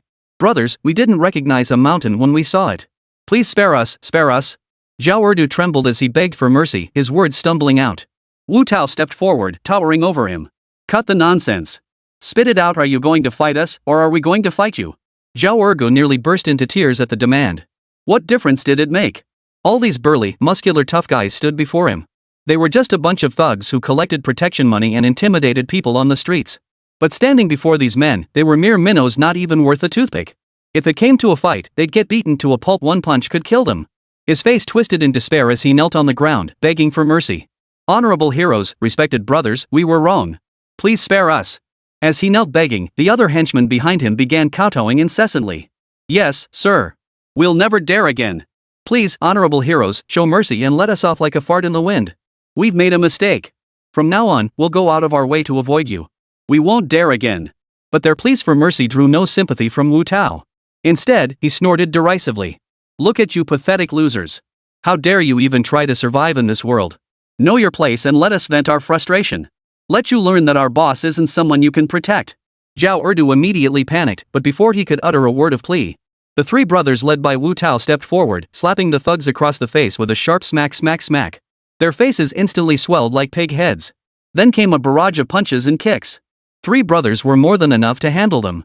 If 2 more had joined in, before the brothers could even show off their skills, these guys would have been sent straight to the hospital. As the thugs' wails of pain echoed, Sun Xiangsheng and Zhao Fugui nearby were terrified, their scalps tingling with fear. They could see clearly that this was all a show put on for their benefit. If the outcome didn't satisfy Chen later, their fate would likely be far worse than these thugs. Both men closed their eyes, unable to bear the sight. After an unknown span of time, the wails gradually subsided, and the good brothers ceased their beating. Looking at the thugs before him, beaten so badly not a single inch of their bodies was spared, Wu Tao found it utterly boring. This one-sided beating held no challenge whatsoever, leaving them utterly uninterested. He turned to look at Chen and said, Big brother, we'll follow your lead from here on out. Chen nodded, stepped forward, and regarded Sun Xiangsheng and Zhao Fugui with a faint, mocking smile. Mr. Sun, how do you think this matter should be resolved? Chapter 14, The Boss Calls for Reinforcements. Sun Xiangsheng was scared out of his wits, forcing a smile uglier than crying. His body trembled as he stammered nervously. Mr. Su, how about this? We'll take back the fake gold bars and compensate you 3 times the amount. What do you say? He dared not ask him to produce more gold bars from the store. It wasn't just that he dared not, he bitterly regretted ever getting involved in this deal. And this kid right in front of him clearly intended to make him pay 10 times the amount. Even if he offered new gold bars, this kid probably wouldn't accept them. Triple compensation? Don't you know counterfeit gold bars carry a tenfold penalty? Chen raised an eyebrow as if hearing some ridiculous joke. Sun Xiangsheng's face twisted into a wretched grimace as a chill shot from his feet straight to his scalp. We'll compensate you 3 times the value. Consider it our admission that we were in the wrong this time. We simply can't afford any higher amount. 3 times is the absolute maximum we can offer. 10 times? That would mean paying my entire fortune. I simply can't afford it. 3 times is absolutely the absolute limit I can offer. Mr. Su, what do you think of this offer? The people before him were clearly from the underworld. Offering triple compensation would secure such a substantial sum. It seemed unlikely Su Chen and his crew would press the matter further. As for the tenfold sum? Over the years at the jewelry store, Sun Changsheng had amassed a considerable amount of cash through such underhanded schemes. 10 times? He could barely scrape together 12 times the amount. But after paying out 11 times the amount, he'd be left with barely a few 100,000 yuan. If 3 times the amount could settle this matter, that would be ideal. But this time, Su Chen remained silent. Yang Wei stepped forward and smacked Sun Changsheng across the head, sending stars dancing before his eyes. Had Zhao Fugui not caught him in time, Sun Changsheng would have been knocked flat on his back, unable to get up. Didn't you hear what my big brother said? 10 times the compensation, not a penny less. Mark my words, without that tenfold compensation, we'll see you in court. Then you won't just lose money, you'll ruin your reputation too. Think about what's worth it. It must be said, Wu Tao certainly knew how to talk. Plus, with these burly men holding down the fort, Sun Changsheng struggled to steady himself, taking a long moment to recover. Now, he dared not mention anything about triple or quintuple compensation. Just as he gritted his teeth to agree, he looked at the scene before him, just 3 or 5 burly men. The men he had called Zhao Ergu and his crew were just street thugs. Physically, they couldn't hold a candle to these guys, who clearly worked out regularly. His greedy heart wouldn't give up. Staring at Wu Tao and the others, he gritted his teeth and spoke. So what if you brought a few guys? You dare threaten me here? Just wait, I'll call for backup right now. This unexpected turn of events caught Su Chen and the others off guard. But even if Sun Changsheng did call for backup, Su Chen wasn't worried. His brothers weren't just as formidable as they appeared on the surface. If it came down to a fight, one of them could take on 5 men. With that thought, Su Chen spoke lazily. Fine, go ahead and call for backup. Sun Changsheng took a step back, visibly intimidated, but still picked up his phone and dialed the number through gritted teeth. On the other end of the line, Brother Long had just driven his Audi home, wincing in pain. He was filled with both hatred and fear. He wanted revenge, but feared the other side would strike first. After all, those dozen burly men didn't look like they were messing around. Yet letting it go felt unbearably unfair. Amidst this turmoil of conflicting emotions, his phone rang. He picked up his phone and glanced at the caller ID. Brother Long was already in a foul mood, and now he was downright impatient. Still, he answered the call. Mr. Sun, long time no talk. Indeed, the caller was none other than Sun Changsheng, the owner of the jewelry store. Hearing Brother Long's voice, Mr. Sun immediately put on a friendly tone. Brother Long, our jewelry store has run into some trouble. Could you bring your guys over to help out? You'll definitely get your share of the benefits afterward. Brother Long had been feeling rather irritable. Realizing Sun Changsheng was here to offer money, he raised an eyebrow slightly. Alright, it's at your new jewelry store, right? I'll bring the guys over right now. After hanging up, Sun Changsheng shed his earlier nervous demeanor, his face now radiating triumph. Let me tell you, the guy coming this time is a real heavyweight in Binhai City. Daring to mess with our jewelry store? Looks like you guys really aren't the good kind. You don't want triple compensation, huh? We'll send you straight to the hospital for a full-service stay. Su Chen couldn't help but chuckle at this turn of events. That big shot in Binhai City Sun Changsheng mentioned, why did it sound so familiar? Could it be that dragon brother who got beaten into a pig's head? If it really was Brother Long, then things were about to get interesting. Who ends up hospitalized isn't certain yet. Don't get too excited too soon. Su Chen shot Sun Changsheng a meaningful look as he spoke. Still talking tough when you're about to die? By then, begging for mercy on your knees will be too late. Sun Changsheng cursed furiously, still trying to get the last word in. At that moment, an Audi A6 LA model Su Chen knew all too well pulled up outside the jewelry store. The familiar emblem, the familiar license plate. Su Chen's lips curled slightly at the sight. Damn it, he'd guessed right, it really was that unlucky bastard Brother Long. Brother Long's here. Let's see how long you can keep talking tough. Sun Changsheng spat contemptuously, mistaking Su Chen's smile for provocation as he hurried forward to open the door. Brother Long got out of the car, limping forward with bandages still wrapped around his body. His brothers dared not support him, so they simply formed a protective perimeter around him as they made their way toward the jewelry store. Brother Long, you finally made it. Seeing Brother Long covered in injuries, Sun Changsheng was surprised but dared not ask. He could only plaster on a forced smile. Brother Long didn't even glance at Sun Changsheng. Despite his injuries, Brother Long still possessed considerable strength. With a swift push of his hand, he shoved Sun Changsheng aside and continued walking forward. Where are they?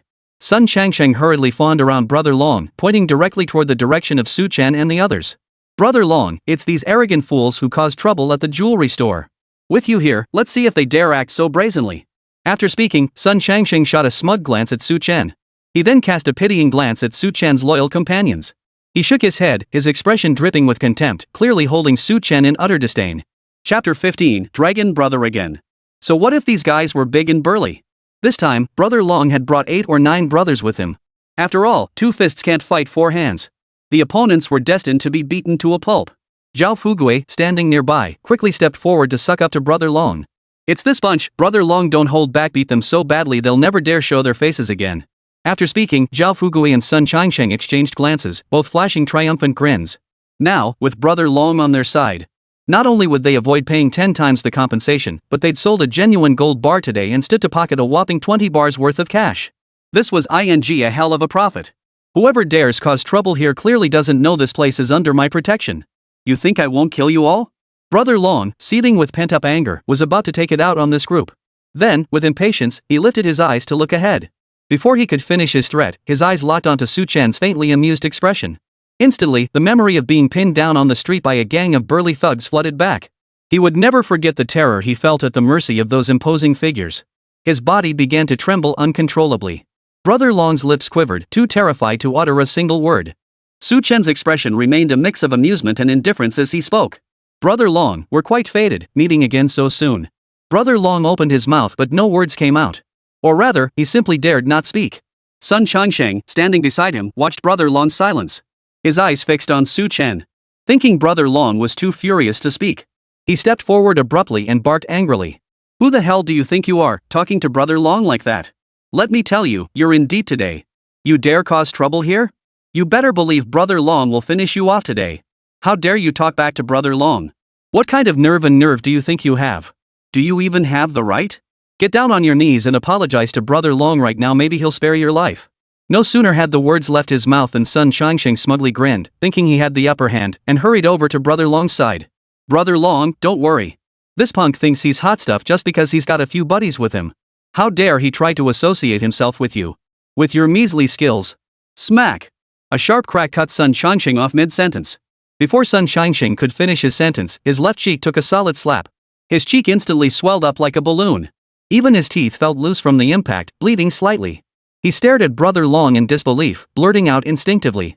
Fifth brother, you're mistaken. It was clearly this guy. Sun Changsheng's front teeth were loosened by the blow, nearly knocked out, making his speech slurred. Before he could finish, another solid slap landed squarely on his other cheek. Now both sides of his face were swollen in perfect symmetry. Brother Long roared furiously at Sun Changsheng. You brat, you're just asking for trouble. How dare you lay a hand on my brothers? You should count yourself lucky my boss was in a good mood and didn't come after you today. Forget about us causing trouble today. Even if he wanted to tear this damn shop apart, you'd better shut the up and take it. And you dare make me clean up your mess? Get the hell out of here, you stinking asshole. Get down on your knees and apologize to my big brother right now. With that, he ignored the utter shock on the faces of Sun Changsheng and Zhao Fugui beside him. Brother Long immediately turned around, ignoring the numerous large and small wounds covering his body. He bowed and scraped, grinning obsequiously at Su Chen and the others. Honored brothers, I've caused you embarrassment today. This Sun Changsheng doesn't know his place, blind as a bat, daring to offend our brothers. He's practically asking for death. Rest assured, brothers, you won't have to lift a finger today. I'll have my men deal with him properly right away. With that, Brother Long turned and prepared to strike again. This time, due to his mobility issues, Brother Long simply signaled to one of his men nearby. The brothers immediately understood and rushed forward, kicking and punching Sun Changsheng. Even Zhao Fugui, who had been riding on their coattails nearby, couldn't escape. Painful cries rang out one after another.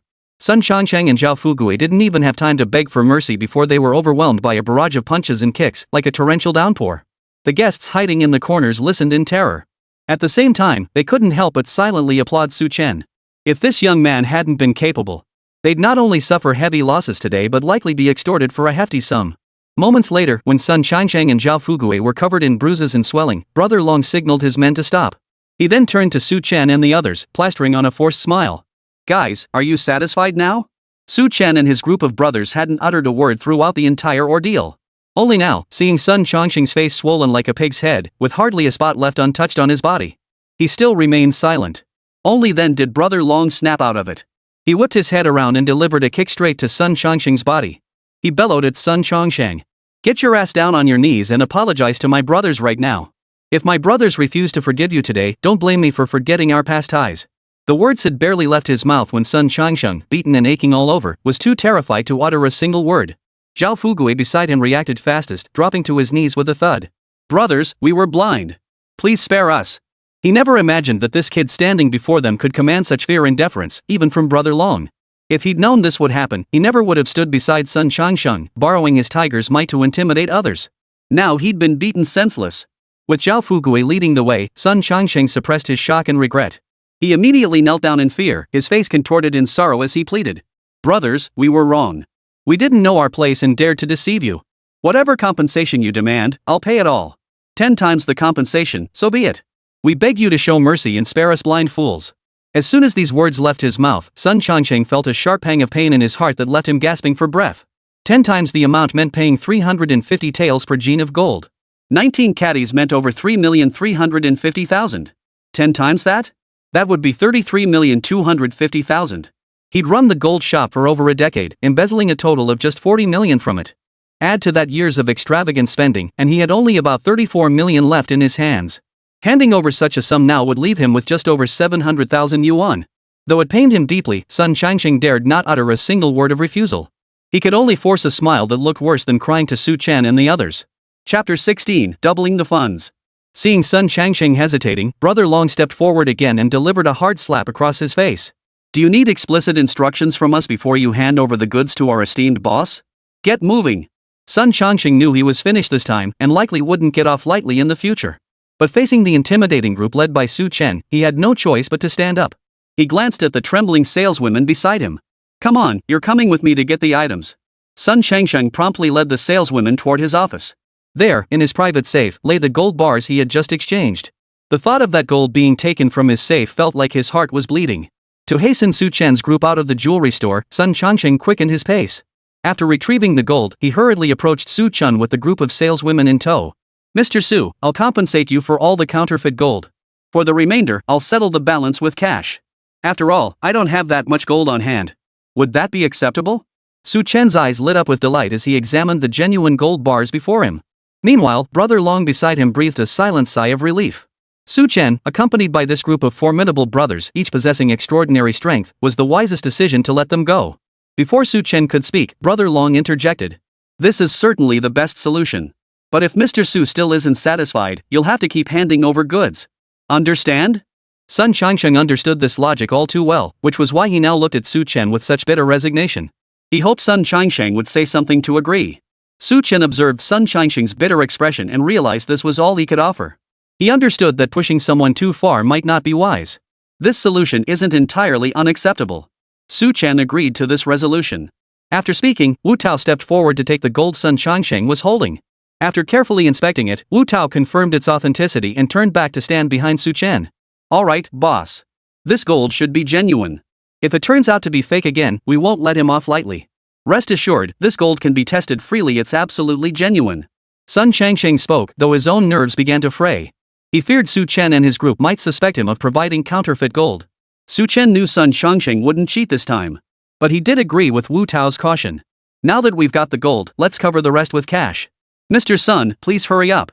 I don't want to waste any more time here with you." Su Chen's words eased half of Sun Changsheng's worries. "Very well, then. Please provide me with your card number, Mr. Su." Sun Changsheng couldn't wait for Su Chen and his group to grab what they needed, take the money, and leave immediately.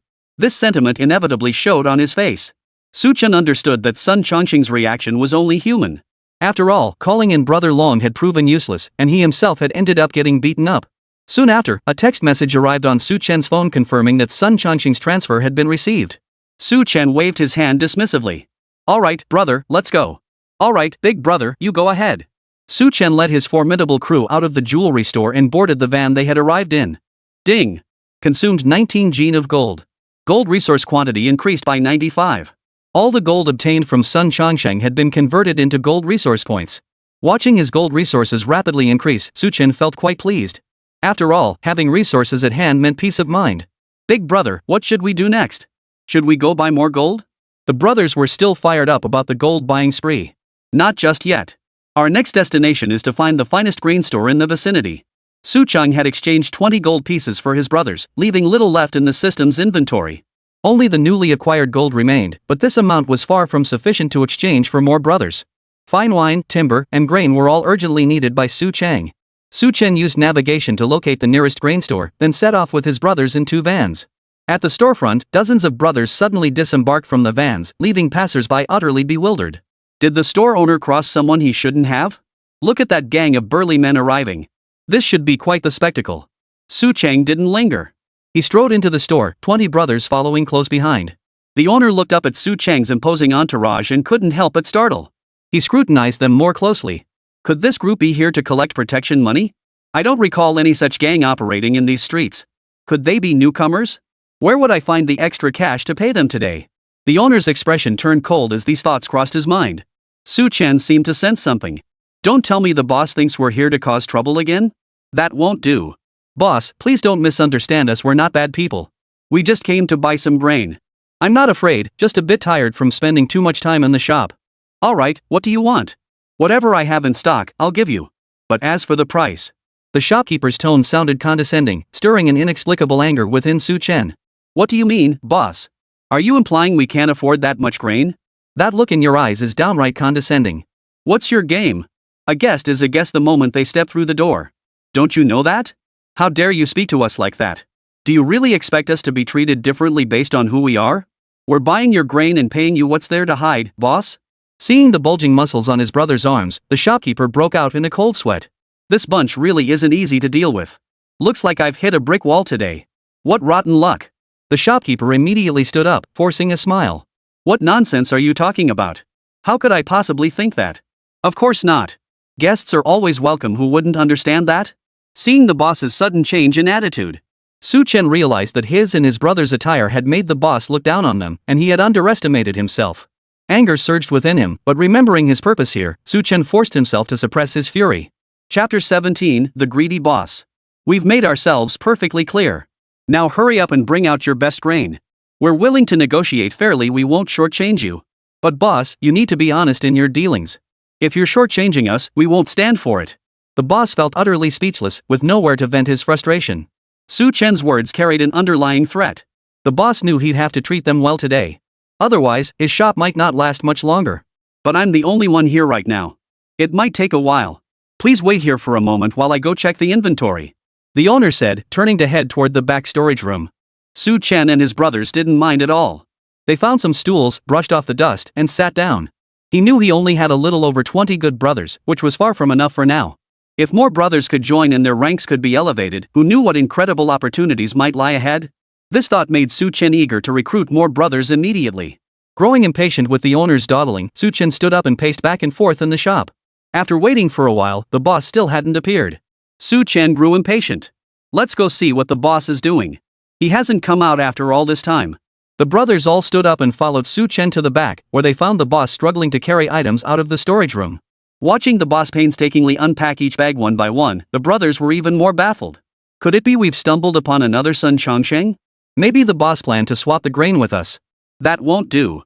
My good brother can't be held back by such messy business again. Why didn't the boss call us to help with this? Brother, could the boss be up to no good? Trying to pass off moldy stuff as good grain to us? As his brother spoke, Su Chen couldn't help but feel a twinge of doubt himself. Need some help? Su Chen's sudden voice made the boss jump in fright, his heart pounding wildly. How did this man approach without making a sound? It was terrifying. The shopkeeper forced himself to calm down and hurriedly replied, No need, no need. Guests are welcome. As the owner, how could I possibly ask you to intervene? How could he dare let them lift a finger? Otherwise, how would he manage to swap the bad grain back onto them? Su Chen saw right through the shopkeeper's little scheme. He grabbed the open sacks and found the grain inside was a mix of good and bad. Well, well. Who'd have thought you'd stoop to such underhanded and scrupulous tricks? Su Chen's swift action caught the shopkeeper off guard. He knew he was completely trapped now. Seeing Su Chen and his group dressed as ordinary migrant workers, the boss had assumed they knew nothing. Little did he expect to fall flat on his face because of them. Stammering and unable to speak, he stood frozen. His cronies, witnessing this scene, were furious beyond words. Why is our luck so rotten today? Everywhere we go, we run into crooked bosses. No wonder your shop is covered in dust, no one ever comes here. The brothers, seething with rage, surrounded the grain shop owner, grabbed his collar, and were about to lay hands on him. The shopkeeper trembled in terror as the palm-sized hands loomed inches from his face. Just as the shopkeeper looked ready to collapse in terror, Su Chen stepped in front of his brothers. Guys, no need for violence. Let's just let this guy off the hook. With that, Chen turned and walked coldly into the shop across the street. His buddies released the shopkeeper, each spitting out a stream of complaints. "If our boss hadn't stepped in, you'd be a bloody mess right now. Who do you think you are, trying to outsmart us?" The shop owner trembled in fear, hugging his head and cowering in the corner, too terrified to speak. The shop owner across the street, seeing Chen's furious expression and knowing his rival inside out, quickly pieced together the situation. He immediately switched to a fawning, obsequious demeanor. "What grain would you like to buy? Just tell me, sir. Give me whatever grain you have in stock." Chen was boiling with anger and didn't want to waste words. He cut straight to the point. "Don't try to pass off inferior goods as the real thing." Hearing this, the shopkeeper's eyes darted around nervously. He thought to himself, so young, yet so generous with his money must be some rich kid. That shop across the street really didn't know a good thing when they saw it daring to cross such a big spender. The thought of such a lucrative deal made the shopkeeper practically drool. "You've come to the right place. I've just received a fresh shipment of new grain, about 10 tons worth, all top quality. If you take the whole lot, I can sell it to you at a discount." Chen lowered his head, deep in thought. "All right. Deliver it to the warehouse in the east part of town. Here's the detailed address. Someone will be there to receive it when you arrive." He handed the owner a piece of paper. All right, I'll get everything arranged immediately. But about the price?" The boss licked his lips, his face brimming with excitement. "You name the price. As long as the quality is good, I'll pay you on the spot, you won't lose out. I'll inspect the goods upon delivery. Same as before, no substituting inferior goods for the real thing." Chen wasn't short on cash, but he wasn't about to be taken for a ride either. With that, Chen turned and walked out of the grain and oil store. "Take your time, sir. We'll deliver those 10 tons of grain immediately." The owner beamed with delight, feeling on top of the world. "Today I've struck gold. 10 tons of grain. He bought 10 tons in one go? That's enough to feed me for decades. 10 tons of grain must be worth at least 100,000 yuan. This young man is no ordinary customer." The owner deliberately shouted at the top of his lungs, causing the entire street to tremble. Whispers about the 10 tons of grain filled the air. The dishonest shopkeeper watched it all unfold, his face filled with regret. His greed for a small profit had cost him a major customer. This was a classic case of throwing away the watermelon to pick up the sesame seeds. In the end, he hadn't even managed to pick up the sesame seeds. His face scrunched up like a bitter melon, wishing he could slap himself. "Ha! You fool, you got caught faking it. You can't walk by the river forever without getting your shoes wet. Cheating the uninformed might have worked before, but trying the same trick again? You deserve what's coming to you. Your shop will go under sooner or later." Seeing his rival humiliated, the shop owner across the street grinned wildly, his face twisted with scorn like a triumphant rooster. East City Warehouse. Chen gazed at the mountain of grain, his face lighting up with delight. He silently commanded, "Collect." An incredible sight unfolded. A sack of rice vanished into thin air. Ding! Collected rice. Grain increased by 1 unit. Chapter 18, Driving Wolves to Devour Tigers. Chen wasn't surprised by the rice's disappearance, it was all the system's doing. He continued gathering. Bag after bag of rice vanished before his eyes. Ding! Collected flour. Grain inventory increased by 0.989 units. Ding! Collected rice. Grain increased by 1.025 units. With each system notification, 30 sacks of rice and flour transformed into 32.52 units of grain. Conversion, roughly 100 gen of rice and flour equates to 1 unit of food. After over an hour, 10 tons of rice and flour had been converted into 210.69 units of food. Then, a light screen appeared before Chen's eyes. Big Brother, Chen. Big Brother reputation. 2. Performing good deeds increases reputation, attracting more brothers to join. Good brothers, 20. Laborers. Initial resources. Gold, 225. Grain, 207. Wood, 0. Fine wine, 5. Recruitable units, basic laborer brothers. Required resources, 10 food, 5 fine wine, 1 gold. Current unlockable ability, future insight. Facing the shifting attributes on the interface, Chen felt a sense of satisfaction. Future insight doesn't seem like it's going to unlock anytime soon. If I had that ability, wouldn't I win the lottery every single time?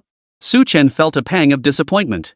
Still, looking at his achievements over the past few days, he couldn't help but smile with satisfaction. Who would have thought that the penniless young man who started out dodging creditors everywhere would now transform into a millionaire? It felt like a dream, like a lifetime had passed. Now I have over 200 gold and grain, plus fine wine I can exchange for money. Summoning another 100 brothers won't be a problem. Then, with over 100 brothers taking out small loans, money will flow in like water. Just thinking about it gets my blood pumping. Chen thought to himself, his lips curling into a wild grin. 10 minutes later. 5 domestic divine cars roared to a halt, lining up neatly before Chen. Su Chen remained composed, showing no panic, for these were all men he had recruited. The rear doors of all 5 vans swung open simultaneously, and one by one, burly men with broad shoulders and sturdy builds stepped out. The vehicles groaned and creaked, sounding like donkeys on the verge of collapse. "Well, look who's here, 50 more brothers. Hey, everyone. Hey, everyone." Wu Tao and Yang Wei started greeting everyone before Su Chen could say a word. "Big brother, 22nd brother has come to join you. Big brother, here comes the 23rd brother to join your cause." 50 burly men spoke in unison, their voices booming like great bells, thunderous like rolling thunder, resembling a well-drilled army. Anyone witnessing this scene would likely be stunned, mistaking them for the heroes of Mount Liang Reborn. Su Chen nodded and waved his hand. "Let's go. I'll find you places to stay." A brand new red heavy-duty truck slowly made its way toward the city center. Binhai City. Inside a large villa. Sunlight streamed through the windows, bathing the space in tranquility and serenity. A middle-aged man with a thick neck, large ears, and a face full of fleshy features sat on the living room sofa. This man was none other than Boss Lu. As a top player in the micro-lending industry, he commanded considerable respect among his peers. Ha ha ha ha ha. A sudden, wicked laugh shattered the peaceful atmosphere. Mr. Lu wore a smug expression, his pea-sized eyes gleaming with a sinister light as if scheming something. The dozens of people surrounding him wore equally vicious expressions, resembling wolves spotting their prey. "Millions in loans our company issued recently are all due, yet not a single one has been repaid. Our company has also lent out millions. Us too." 10 men in suits and ties chimed in excitedly. "Add my company's loans to that, and we're talking tens of millions. If they don't pay up when it's due, we'll just jack up the interest tenfold. We'll team up and use force to collect. These deadbeats are spineless, they'll have no choice but to pay up," Boss Lu said coldly. "Exactly. We can't coddle them. Debt repayment is only fair. Ha! When the interest skyrockets tenfold, that million becomes tens of millions, and tens of millions become hundreds of millions. If I get that money back, I could start hundreds or even thousands more companies. With this cycle, becoming the world's richest man is just around the corner." At this point, the 10 men exchanged knowing glances with Boss Lu, their wicked grins lighting up the room. "Speaking of debt collection, what are your best methods?" one of them asked. "Restrict their freedom, then have 8 or 9 people take turns guarding and beating them. Cut off their communications, make it impossible for them to even die. My company uses this method all the time, it's highly effective. There's also door-to-door collection. Have someone shadow them around the clock, hounding them, even following them to the bathroom or to work. We won't do anything too extreme, but we'll make sure their reputation is ruined." I refuse to believe they can endure such intense social pressure. Eyes gleamed among the crowd. One after another, they chimed in, proudly sharing their company's tactics. The microloan boss delivered these despicable tactics with a nonchalant tone, and even their voices carried a hint of pride. To them, these victims were mere ants, fit only to be fodder for idle chatter over tea and meals. To the loan boss, as long as money rolled in, the plight of others was none of his concern. Mr. Lu swallowed hard, realizing his own debt collection methods, merely splashing paint or blocking doors, paled in comparison. At this point, Boss Lu abruptly stood up, his expression turning fierce. "Do any of you know this Su Chen?" Hearing this, the other loan sharks immediately began describing Su Chen's situation with their companies without hesitation. "Su Chen. He borrowed millions from me, the biggest loan I've ever given out. Our company has someone named Su Chen too, who also borrowed several million. After all, Su Chen had already milked every one of these lending apps dry. Mr. Lu, do you have some grudge against this guy?" A lanky, shifty-eyed microloan boss glared with a predatory glint in his eyes, like a beast ready to pounce. "That little bastard owes me money and won't pay up. He even ruined my business at the night market. He's got 6 burly thugs with him, they're tough nuts to crack. Getting his money back won't be easy, and you probably can't do much to him either." Whenever Boss Lu recalled the night market incident, the bruised spot still throbbed faintly. He wanted to skin Su Chen alive and devour him right then and there. The moment these words left his mouth, the microloan bosses erupted in chaos. "Don't worry, Boss Lu. 6 burly men? What's the big deal? Between our companies, we have over 100 people. We could subdue them in minutes.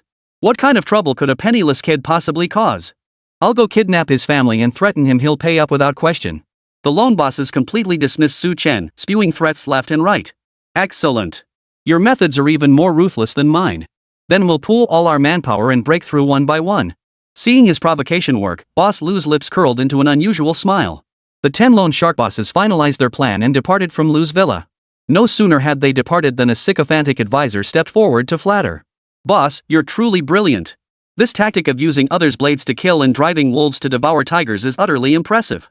Mr. Lu exhaled a smoke ring, his face as cold as ice as he watched the departing figures. "Oomph, Su Chen, you'd better prepare to die this time." Chapter 19, No Small Harm Done. Su Chen sat in the red heavy-duty truck, idly scrolling through videos. A video of a young woman kneeling and crying caught his attention. XX loan, 5,000 yuan owed. Repayment date, the 15th of every month. XX credit, 8,000, repayment date 8th of every month. XX installments, owed 12,000, due on the 10th of every month. The girl repeated her lament over and over, reading from her notes. Total debt, 230,000 yuan. After finishing, she began recounting her borrowing experiences. My name is Yuchi, a sophomore in college. To save face at school, I took out my first loan of 3,000 yuan. The interest doubled every month, so I had to borrow from other platforms to cover the shortfall on this one. I spent half a year patching holes with more debt, and before I knew it, I owed 230,000 yuan. During this time, I kept thinking about paying it all back. I even took a job at a loan company, earning 4,000 yuan a month. Getting my first job made me so happy that I dropped out of school to focus solely on work, no matter how exhausting it was. Until last week, when a barrage of collection calls plunged my life back into darkness. They threatened, if you don't repay by 9 p.m. tonight, we'll send the promissory note and funeral wreaths to your parents and teachers. That night, with nowhere else to turn, I chose to ask my parents for help. My father called me scum of society, and my mother said she regretted ever giving birth to me. I felt crushed. It was like my parents had both abandoned me. I truly hate this world. Mom and Dad, I truly love you both so much. All the mistakes I've made growing up, you've forgiven me for them all. But this time, I'm just so exhausted. The wind always blows so hard in this city. It feels like I'm the only lonely person here. After saying this, the young woman in the video closed all the doors and windows. The video abruptly ended there. What the hell kind of person is that? That bastard, always doing things that defy heaven and harm humanity. Chen roared, his voice filled with rage. Having lived through it himself, Chen understood the girl's despair all too well, a despair he would never forget. Chen opened the comments section beneath the video. You're still young. You have a long road ahead. You must live well. If you're willing, we can help you. Don't even think about taking your own life. Sigh, I borrowed from online lenders too. The interest doubles daily. I have no idea if I'll end up like you. Yesterday, debt collectors came for me too, threatening to lock me up. I'm so scared. May there be no more online loans or debt collectors in heaven. Some comments in the thread urged the girl not to give up hope. But a large number of others were crying out about their own similar experiences. Various forms of violent debt collection and threats left them utterly miserable, prompting many to leave messages seeking help. Seeing this, Chen grew even more furious, nearly crushing his phone in his grip. His anger wasn't directed at these people venting in the comments. Rather, it was the loan company's blatant disregard for the law, its utter disregard for human life, and its relentless pursuit of every possible form of malfeasance. Recalling how he'd learned just days ago from a debt collector that these companies operated illegally, Chen began replying to each person seeking help online. Bro, don't be scared, they're operating illegally. If you face violent collection tactics, contact the relevant authorities. They won't dare act recklessly. After a few minutes, some netizens began replying to Chen. How do you know they're illegal? I'm too scared to call anyone, I'm afraid they'll beat me to death. Bull. If they feared breaking the law, they wouldn't resort to violent collection tactics every single day. Are they really illegal? Did you contact the authorities? What happened? Did it get resolved? Wave after wave of questions and doubts flooded in. Chen looked at all the comments questioning him, yet he wasn't troubled. Because without his trusty buddy system, he might have spent his whole life believing that paying back debts was just the way things were. For an ordinary person with no power or influence, skepticism was only natural. I knocked them all down. They told me so themselves. If you don't believe me, check my profile page, I've got videos of them. When faced with violent debt collection, fight fire with fire. They're breaking the law anyway, so don't worry about the consequences. If you can find relevant authorities to help, that's even better, no need to take matters into your own hands. Please trust me. Also, make sure to gather evidence. United, we can bring them to justice. Chen patiently replied to these netizens and uploaded the secretly recorded video online. In no time, it caused a huge stir online. Well done. Those bastards deserve to be beaten to death. Online lending has caused so much harm. Share this widely so these scum rot in jail sooner. Exactly. We victims must unite against this scourge and root out these social parasites. The video's views skyrocketed from 1 to 10,000 and kept climbing. The comments section was filled with cheers of approval. Now look at this video. Once, my gray-haired parents humbled themselves to make ends meet, nearly forced to sell their home. No one was willing to help him, nor be his friend. Countless nights, Chen was consumed by unbearable pain, fantasizing about leaping off a building to escape the world. Today, seeing the victims stand together in solidarity, Chen's gaze grew unwaveringly resolute. Lou, you'll end up behind bars sooner or later. And every illegal online lender in Binhai City, I'll personally make sure they all end up behind bars. Chen roared silently within. Wu Tao, a burly man, felt a chill run down his spine at the sight of his boss's fierce expression. "Big brother, we've arrived at the place you mentioned," Wu Tao said. Binhai City suburbs. Wu Tao pulled the car over to the side of the road. Su Chen led Wu Tao and Yang Wei to the residential complex across from the road. This residential area consisted entirely of 5-story detached buildings. Each floor was roughly 500 square meters, with the entire 5 stories capable of accommodating over 100 residents. Not many people lived in the complex, many units stood empty. This suited Su Chen perfectly, no need to worry about his good brothers clashing with neighbors. Su Chen wandered through the complex, inquiring about each building one by one. Either the price was too high, or the renovation was subpar. Wu Tao and Yang Wei also noticed the prices were outrageously high. Even they felt a pang of reluctance and quickly tried to dissuade Su Chen. "Bro, this place is crazy expensive. Renting one building for a month costs 1,000,000 yuan. We really can't bring ourselves to spend that much of your money. We could find a cheaper place and just squeeze in." Still unwilling to give up, Su Chen dialed the rental number for the last building. Chapter 20, The Unscrupulous Real Estate Developer. The call connected quickly. But the voice on the line came from behind Su Chen. Turning around, Su Chen saw a familiar face. Fate is truly mysterious. When Zhao Xining had left in such a hurry that day, Su Chen had assumed they would never see each other again in this lifetime. Yet, to Su Chen's surprise, fate had arranged for them to meet again in this unexpected way. Facing the girl before him, her cheeks flushed and her eyes shy, Su Chen found himself momentarily at a loss for words. Zhao Xining, too, was filled with surprise and delight. Ever since failing to get Su Chen's contact information last time, she had regretted it deeply upon returning. If only she'd been a little bolder back then, things might not be this way now. Since then, Zhao Xining had made frequent visits to that street stall, hoping for another chance to see Su Chen. But she never saw him again. Just as Zhao Xining had resigned herself to believing their encounter was merely a fleeting chance meeting, Su Chen unexpectedly came looking for her. In the end, it was Zhao Xining who broke the silence first, her face softening into a smile as she gazed at Su Chen with tender eyes. "After we parted that day, I left in such haste that I never properly thanked you for saving my life. I never imagined we'd meet again so soon. It truly flatters me. I haven't even had the honor of learning your distinguished surname and given name." Hearing this, Su Chen finally snapped out of his daze and quickly replied. "Su Chen. Su Chen." Zhao Xining murmured the name, as if afraid she might forget it. Then, Zhao Xining's gaze finally settled on Su Chen's loyal comrade standing behind him. What he saw left him stunned.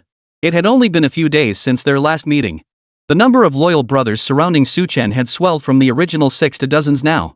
A dense crowd stood behind Su Chen. And judging by their demeanor, they clearly looked to Su Chen as their leader. Could it be that Mr. Su Chen is the son of some big shot in the underworld? This was the only explanation Zhao Xining could conjure. "May I ask what brings Mr. Su here?" Zhao Xining suppressed her fear and asked Su Chen with a hint of coyness. Only then did Su Chen recall his purpose for coming here, and he explained the matter of renting a room to Zhao Xining. Only then did Zhao Xining understand. At that moment, Su Chen also recognized Zhao Xining's identity. It was Zhao Xining who had answered the landlord's call earlier. Didn't that mean the owner of this building behind them was the radiant woman standing before him? "Miss Zhao Xining, I wonder how much you plan to rent this building for?" Su Chen's face held a hint of hope as he stared intently at Zhao Xining. Being looked at like this by her savior and perhaps even her ideal husband made Zhao Xining, who was already shy by nature, blush even more. She looked like a ripe red apple, tempting one to take a bite. The thought that if Su Chen rented her place, she could see him anytime, anywhere, filled Zhao Xining's face with uncontrollable excitement. As if possessed, Zhao Xining quoted a price far below market value. Su Chen's face lit up with wild delight upon hearing the figure. After all, money was precisely what Su Chen lacked most right now. Even with so many good brothers by his side, everything from daily expenses to recruiting new brothers, or even upgrading existing ones, all required money to sustain. Finding an affordable place to stay was an opportunity he couldn't pass up. Soon, Zhao Xining ushered Su Chen inside the house. From the outside, the building looked rather shabby, even a bit dilapidated. Its interior decor and ambience were nothing short of impressive. At market rates for this neighborhood, such a place would command nothing but a premium. At Su Chen's gesture, his good brothers quickly found their respective rooms and began unpacking. Su Chen remained in Zhao Xining's room. When it came time to sign the contract, Zhao Xining hesitated, unable to bring herself to put pen to paper for a long while. Her face filled with reluctance, she finally resolved herself and said to Su Chen, "Mr. Su, perhaps you should look elsewhere. My place might not be quite right for you." As she spoke, a mist of tears welled up in her eyes. Su Chen wasn't stupid, he could clearly see the hesitation and worry in Zhao Xining's eyes. After persistent questioning, Zhao Xining finally revealed the truth. It turned out there was an issue with the property rights of her apartment building. Put plainly, the owner of the building could change at any moment. The developer who originally sold the property to Zhao Xining is now embroiled in a dispute with her. Originally, this plot was tucked away in a remote corner of Binhai City with poor transportation and inadequate facilities, so it was sold at a low price back then. Even so, few buyers were interested. Zhao Xining's parents, drawn by the low price, emptied their life savings to purchase this apartment for her. Most residents in this neighborhood either shared this mindset or had moved here for retirement. As it turned out, Zhao Xining's parents had made the right call. Last year, a tourist attraction was developed right next to the neighborhood. The tourist attraction's popularity caused property values in the neighborhood to skyrocket. The once unwanted neighborhood instantly became highly sought after. Compared to the purchase price, property values had skyrocketed by more than fivefold. Such a dramatic surge naturally attracted the attention of real estate tycoons. In their eyes, developing this land into a resort hotel would turn a massive profit in no time. Subsequently, the real estate tycoons devised a devious scheme. They exploited property rights issues to pressure residents into selling their homes to them at rock-bottom prices. To drive out the residents, they resorted to every possible tactic. Blocking the community gates, threatening homeowners, and cutting off water and electricity were just the tip of the iceberg. They even released vicious dogs in the neighborhood, making residents too afraid to leave their homes. They would knock on your door in the dead of night while you slept, or toss garbage through your windows. Any despicable tactic you can imagine, they'll employ. This explains why, despite being such a prime location, hardly anyone lived in the complex after Chen moved in. With such unscrupulous developers meddling, the community could never find peace. Not only did tenants refuse to rent the units, but many homeowners eventually caved in, agreeing to sell their properties back to the developers. Of course, not all owners were like that. There were still quite a few homeowners like Zhao Xining in the complex. After all, this was the life's work of Zhao Xining's parents. There was no way she could just sell it off like that. Zhao Xining looked deeply concerned as she said to Chen, "Mr. Su, I think you should just give up. Living in this neighborhood might make it difficult to get around everywhere." Chapter 21, By Any Means Necessary. After hearing Zhao Xining's explanation, Chen and the others understood the situation. The developer resorted to any means for profit. How was that any different from violent debt collection? How despicable. This is outright bullying their scum. How dare they take away an elderly person's life savings just like that? Don't worry, Miss Xiao. With us here, let's see what they can do. The group of loyal brothers were filled with righteous indignation, their sense of justice surging. Hearing this, Zhao Xining was deeply moved. Thank you all for helping me. Many others in the neighborhood have suffered the same fate as me. But what can we do against the ruthless developers? They outnumber us and resort to all sorts of despicable tactics to force us out. Her eyes, usually gentle and tender, were now brimming with tears, making her look even more captivating, a sight that could move anyone who saw it. The brothers seethed with hatred toward the developers, itching to skin them alive right then and there. Chen's face turned ashen, ignoring his brother's heated words. Seeing their leader's expressionless face, the others dared not speak further. Without his orders, they could do nothing. He wasn't particularly familiar with Zhao Xining. They'd only met once at most. While a rent as cheap as Zhao Xining's was hard to come by, risking his own safety and that of his brothers for it would be a losing proposition. Besides, Chen had no idea how many people would show up. If the intruders outnumbered his own men, Chen would flee without hesitation, never looking back. However, from Zhao Xining's description, it seemed the troublemakers weren't particularly formidable. If they were truly capable, they wouldn't still be unable to take over this residential complex. After weighing the pros and cons, Chen resolved to help Zhao Xining. The rent for this place was ridiculously cheap. If he missed out, it would be next to impossible to find another deal like it. Besides, Chen wasn't afraid at all. With 70 brothers by his side, they weren't there to watch the show. In Chen's eyes, the developer boss couldn't be that formidable. I'll take this place. And I'll handle your troubles too. Chen stared at Zhao Xining as he spoke. Zhao Xining was visibly shocked, yet his face betrayed an unmistakable surge of joy. Thank you so much. If you can get me out of this mess, you'll be my benefactor. I'll make sure to repay you all handsomely in the future. Who exactly was this Chen? At first glance, she'd mistaken him for an ordinary laborer, rough and unkempt, and he'd startled her quite. From starting with just 6 burly men backing him, he'd now grown to 70 tough guys all calling him Big Brother. The speed at which he built his connections put even veterans who'd been in the game for decades to shame. Add to that the time Chen rescued her from dire straits. As these thoughts crossed Zhao Xining's mind, her beautiful eyes sparkled with growing curiosity toward Chen. No need to thank me. Helping you also means I can rent a place at a lower price. It's a win-win, Chen smiled. Zhao Xining gazed at Chen, a faint blush spreading across her lovely face. From arriving at this neighborhood to encountering Zhao Xining, it was already 8 or 9 o'clock at night. After spending nearly 2 hours discussing things in the room, it was already pitch black outside. Bro, it's getting late. Let's just stay here tonight. And see what kind of devil this developer boss really is. I'll wring his neck myself. The brothers in arms were all itching for a fight, eager to get their hands dirty. The nightly harassment had driven Zhao Xining to the brink of a mental breakdown. With Su Chen and his crew of loyal brothers by her side, Zhao Xining felt a wave of relief wash over her. With dozens of burly men guarding her home now, she wouldn't fear even the devil himself. I'll get the contract. Sign it, and you can move in right away. Zhao Xining was already bursting with impatience. Before Su Chen could respond, Zhao Xining thrust the contract toward him. Miss Xiao, with dozens of us living with you, you won't mind, will you? We're pretty rough around the edges. Su Chen was momentarily taken aback, not expecting Zhao Xining to be so proactive. Ha ha. It's fine. You guys can stay. I won't mind. Hearing Su Chen's words, Zhao Xining burst out laughing. Who would have thought that a boss leading dozens of burly men would also show such chivalry? Thinking of the developers likely to cause trouble that night, Su Chen stopped refusing. He couldn't let a girl face these bullies alone. Our objective tonight is to help Miss Zhao deal with the developers. 30 men will lie in wait outside the building, ready to act. The rest will lie in wait on the first floor, ready to strike when they come knocking. Su Chen swiftly signed the contract and turned to face his brothers. We'll follow your lead, boss. With that, each man found a corner in the living room to crouch down. The 30 brothers in the courtyard lay flat on the ground, nearly impossible to spot without careful observation.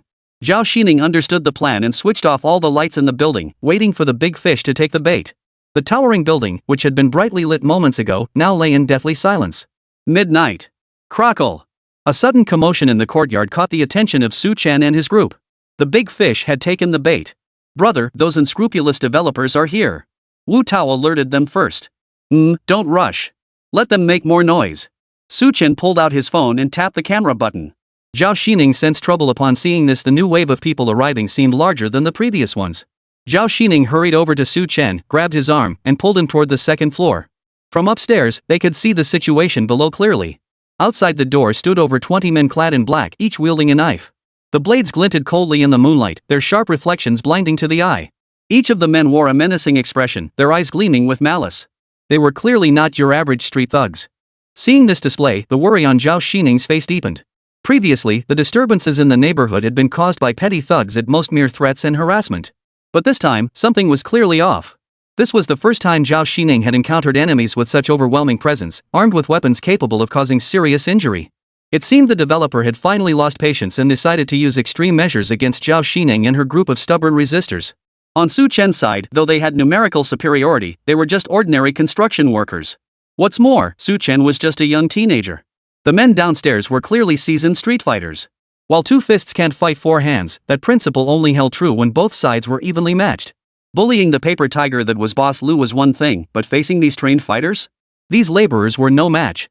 Worse still, someone might even lose their life. Chapter 22, The Bullies Strike. Zhao Xining couldn't bear the thought of her savior sacrificing himself for her sake. Thinking this, Zhao Xining looked at Su Chen, her voice trembling, her face filled with worry. Mr. Su, I think we should call it off this time. If it leads to unnecessary sacrifices, the guilt would be too heavy for me to bear. At worst, we can sell the house back at the original price. As long as we break even, that's good enough. Hearing this, Su Chen instantly understood Zhao Xining's concerns. With a smile, Su Chen gave Zhao Xining a reassuring look. Miss Xiao, you can rest assured. Though my brothers started as migrant workers, we never break our word. Su Chen then wore a confident expression. Besides, they're just a bunch of thugs not worth my attention. Zhao Xining was no fool. Meeting Su Chen's assured gaze, she found herself convinced his words held the weight of certainty. Still, she cautioned, you must be careful. If things get too much, retreat back here. We'll involve the relevant authorities to handle it. First floor. After hearing Wu Tao and Yang Wei's report, Su Chen's eyes darted around as he began strategizing. He first addressed Wu Tao. Wu Tao, you take 60 brothers with you. Sneak out the back door to the front gate and flank them. I'll go out alone to meet them and lower their guard. The moment you hear me shout go, burst out immediately, seize their knives, and strike them by surprise. He then turned his attention to Yang Wei. Yang Wei, you and the rest of the men stay hidden inside the house. If anything unexpected happens, I'll call for you. Otherwise, under no circumstances are you to come out. Su Chen remained calm and composed, like a general marshalling his troops. Wu Tao and Yang Wei nodded in understanding before going to inform the rest of the men. The building now resembled a predatory beast, gaping with a blood-red maw, waiting for its prey to walk right into its trap. Though his men were construction workers, proper tactical deployment could unleash tremendous power. Su Chen knew well that a good tactic was often the key to turning the tide of battle. His confident smile toward Zhao Xining had its reasons. It's not the enemy's inferior equipment you fear, it's their education. The courtyard echoed with constant clatter, its ground littered with garbage, the stench overwhelming. His comrades, who had been lying prone on the ground, were now forced to huddle in the corners. These projectiles were simply too revolting. I hauled a ton of kitchen waste from the dump today. I'm gonna fill her yard to the brim. A burly man grinned savagely, flinging another shovel load as he spoke. This woman insists on fighting our boss. Why can't she just be obedient? Exactly. She's so ungrateful. The boss even promised her 5 buildings. If it weren't for the circumstances, I'd be jealous. Outside the yard, a white pickup truck and a black van were parked. The pickup was loaded with foul-smelling garbage, swarming with countless flies and mosquitoes buzzing incessantly. A bald, gaunt middle-aged man in rubber boots stood amidst the heap, wielding a shovel with reckless abandon. Each shovel strike landed precisely within the courtyard. Over 20 men emerged from the black van, each dressed in suits and clutching meter-long knives. Each man led a large hunting dog, forming a tight perimeter around the yard. The dogs bared their teeth, drool dripping from their mouths as they panted heavily, snarling furiously at the yard. Mind your own business. Keep your mouths shut. Watch your tongues. A man with a scar on his face, clad in leather and tight pants, shouted. Clearly, this man was the leader, the very one orchestrating today's harassment of Zhao Xining. The scarred man stepped out of the passenger seat of the black van, waving his hand at the man throwing trash to signal him to stop. He walked slowly toward the gate. Miss Xiao, I know you're still awake. Would you mind coming out to talk? It's just a dilapidated house. The boss's wealth and glory are boundless, aren't they? Come out and talk. Do me this favor, let me have something to show for this when I go back. The scarred man's shrill voice cut through the night air like a knife. Put. A small-time developer boss daring to promise endless wealth and glory? Disgusting. Chen couldn't help but mutter under his breath. After a moment, there was no response from inside. The silence was so thick you could hear a pin drop. Seeing this, the scarred man's demeanor shifted abruptly. His face darkened to a shade so gloomy it seemed you could wring water from it. Scarface was a figure in Binhai City comparable to Brother Long. Even the mayor would give him some face upon meeting him. Yet here, his influence proved useless, completely ignored by a woman. His boss had previously held back from sending him, sparing the effort to avoid a public falling out with Zhao Xining. But after 2 months of relentless harassment, the boss had no choice but to send the scarred man to intimidate her. Had the boss not explicitly instructed him to maintain a polite demeanor and leave a favorable impression, this scarred man would have stormed in to grab her already. The scarred man was at his wit's end. What kind of bold good impression? The boss was still thinking about that woman, but she clearly didn't give a damn about him. Pfft. Since the soft approach doesn't work, I'll have to try a different one. In all my years on the streets, I've never gone easy on anyone. The scarred man thought to himself, spitting on the ground with an expression that was both menacing and ambiguous. The man wielding the shovel saw that expression and shuddered. The scarred man waved his hand. 3 burly men instantly sprang from his side. Armed with cinder blocks, they began smashing and kicking the door with frenzied force. Bang bang bang! Bang bang bang! The rusty iron gate creaked and groaned, enduring pain it never should have had to bear. At this rate, the entire neighborhood would be awakened. Neighbors sensed trouble brewing and hid inside their homes, too afraid to peek out. They'd seen the developers' tactics before, utterly heartless. If anyone stepped forward, they might just be the next unlucky one. Yet 2 daring neighbors peered out from their upstairs windows. The urge to watch the spectacle was ingrained in their very DNA. At that moment, Zhao Xining glanced at Chen. She knew Chen wanted her to lure these developers in for a surprise attack. If Chen's men charged out like this, it would surely scare them. If a firefight broke out, the casualties would be incalculable. Relying on the fact that Chen and his men were guarding her room, she gathered her courage. Zhao Xining instantly understood and strode straight toward the main gate. With Chen present, she felt as though she possessed inexhaustible courage. Somehow, this man always gave Zhao Xining a sense of security, as if nothing could go wrong when he was around. As she opened the rusty iron gate, the clamor abruptly ceased. The one who emerged was none other than the true owner of this building, Zhao Xining. Chapter 23, The Developer's Traitor. The scarred man saw Zhao Xining open the gate alone. He froze for a moment before his face twisted back into a vicious grimace. A dozen or so menacing thugs stood at the doorway, and it was a pitch-black night with howling winds. A frail woman dared to confront them alone. Such courage stunned even the scarred man, who had navigated both the underworld and the legitimate world. Neighbors watching from nearby windows were equally surprised that Zhao Xining, a frail woman, had opened the door.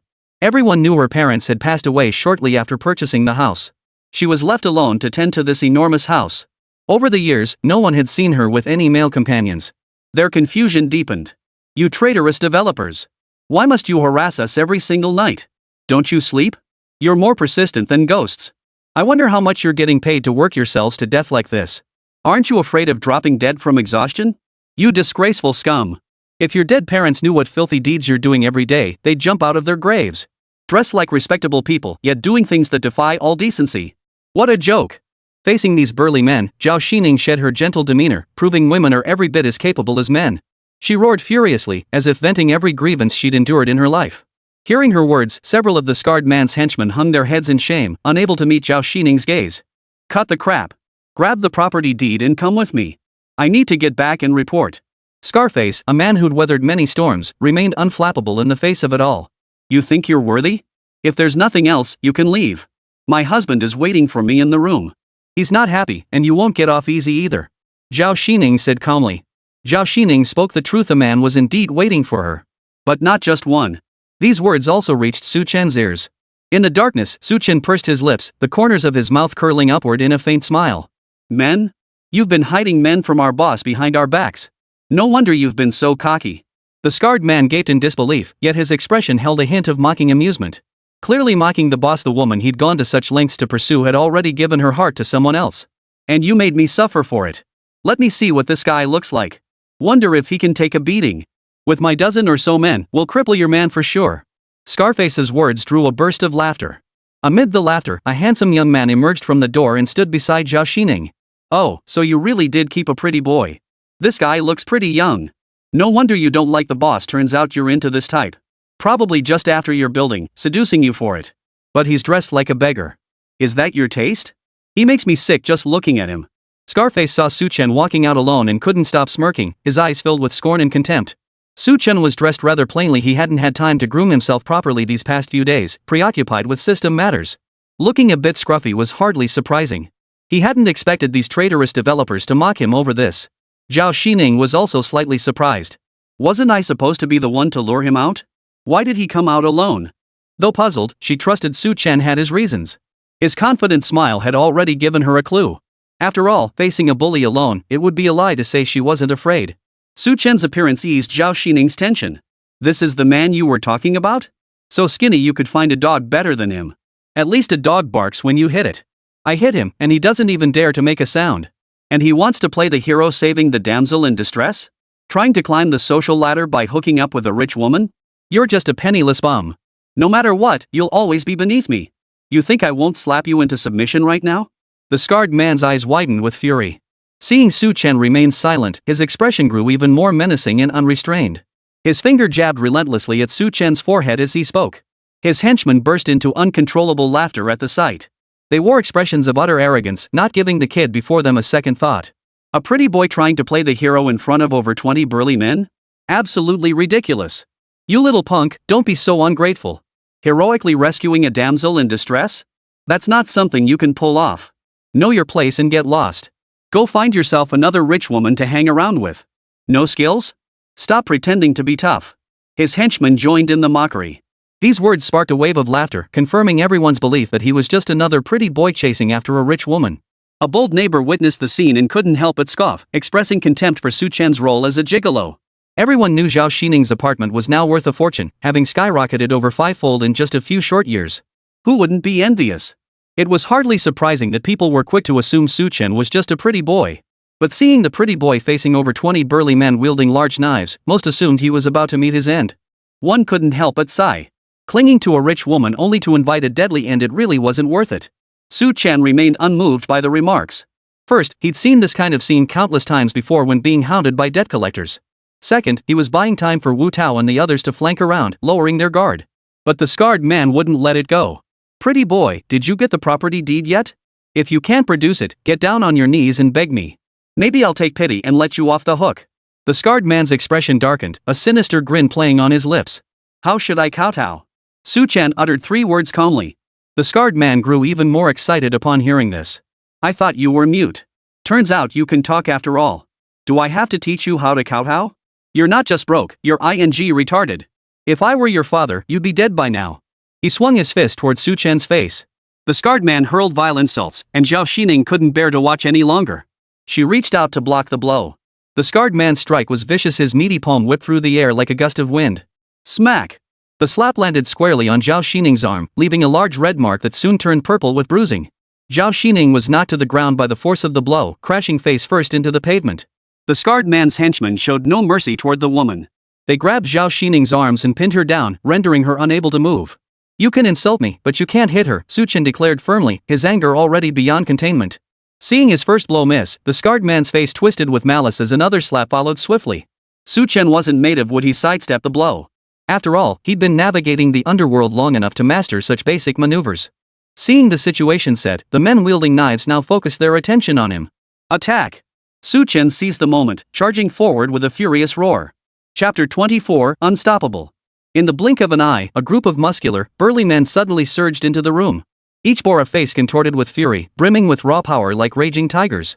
With a thunderous roar, they could no longer contain their fury. They swiftly closed in on the scarred man and his 20 henchmen, their predatory stares engulfing the entire room.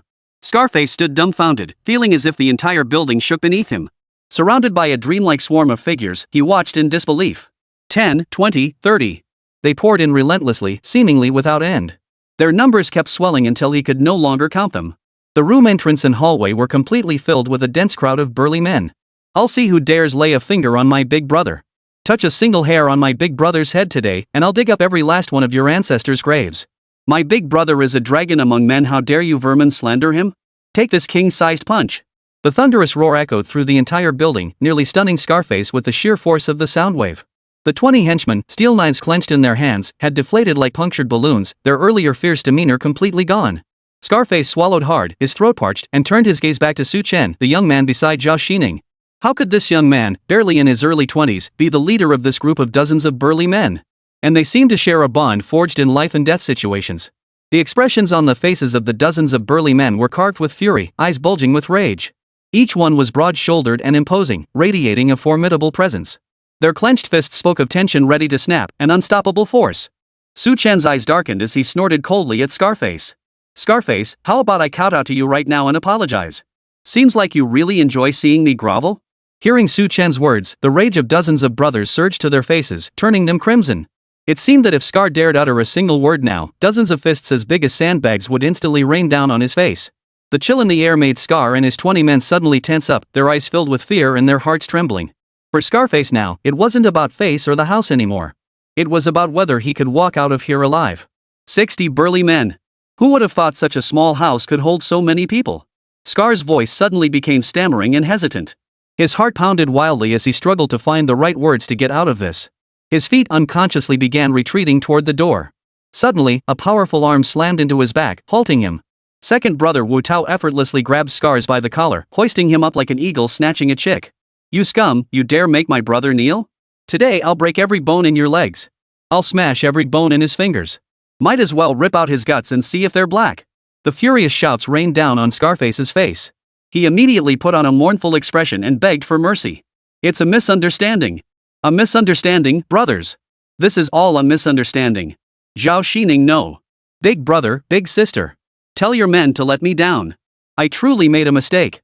Hearing Scar's pleas, Zhao Xining's face flushed crimson. When had she become this gang's sister-in-law? Wouldn't that make her Chen's wife?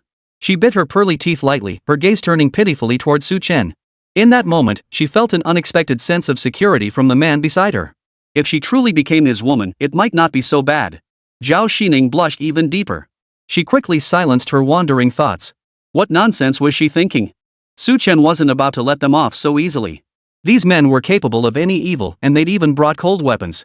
If it weren't for Chen's loyal brothers, who knew how many bones Scarface would have broken today, they might even have been hacked to death right now.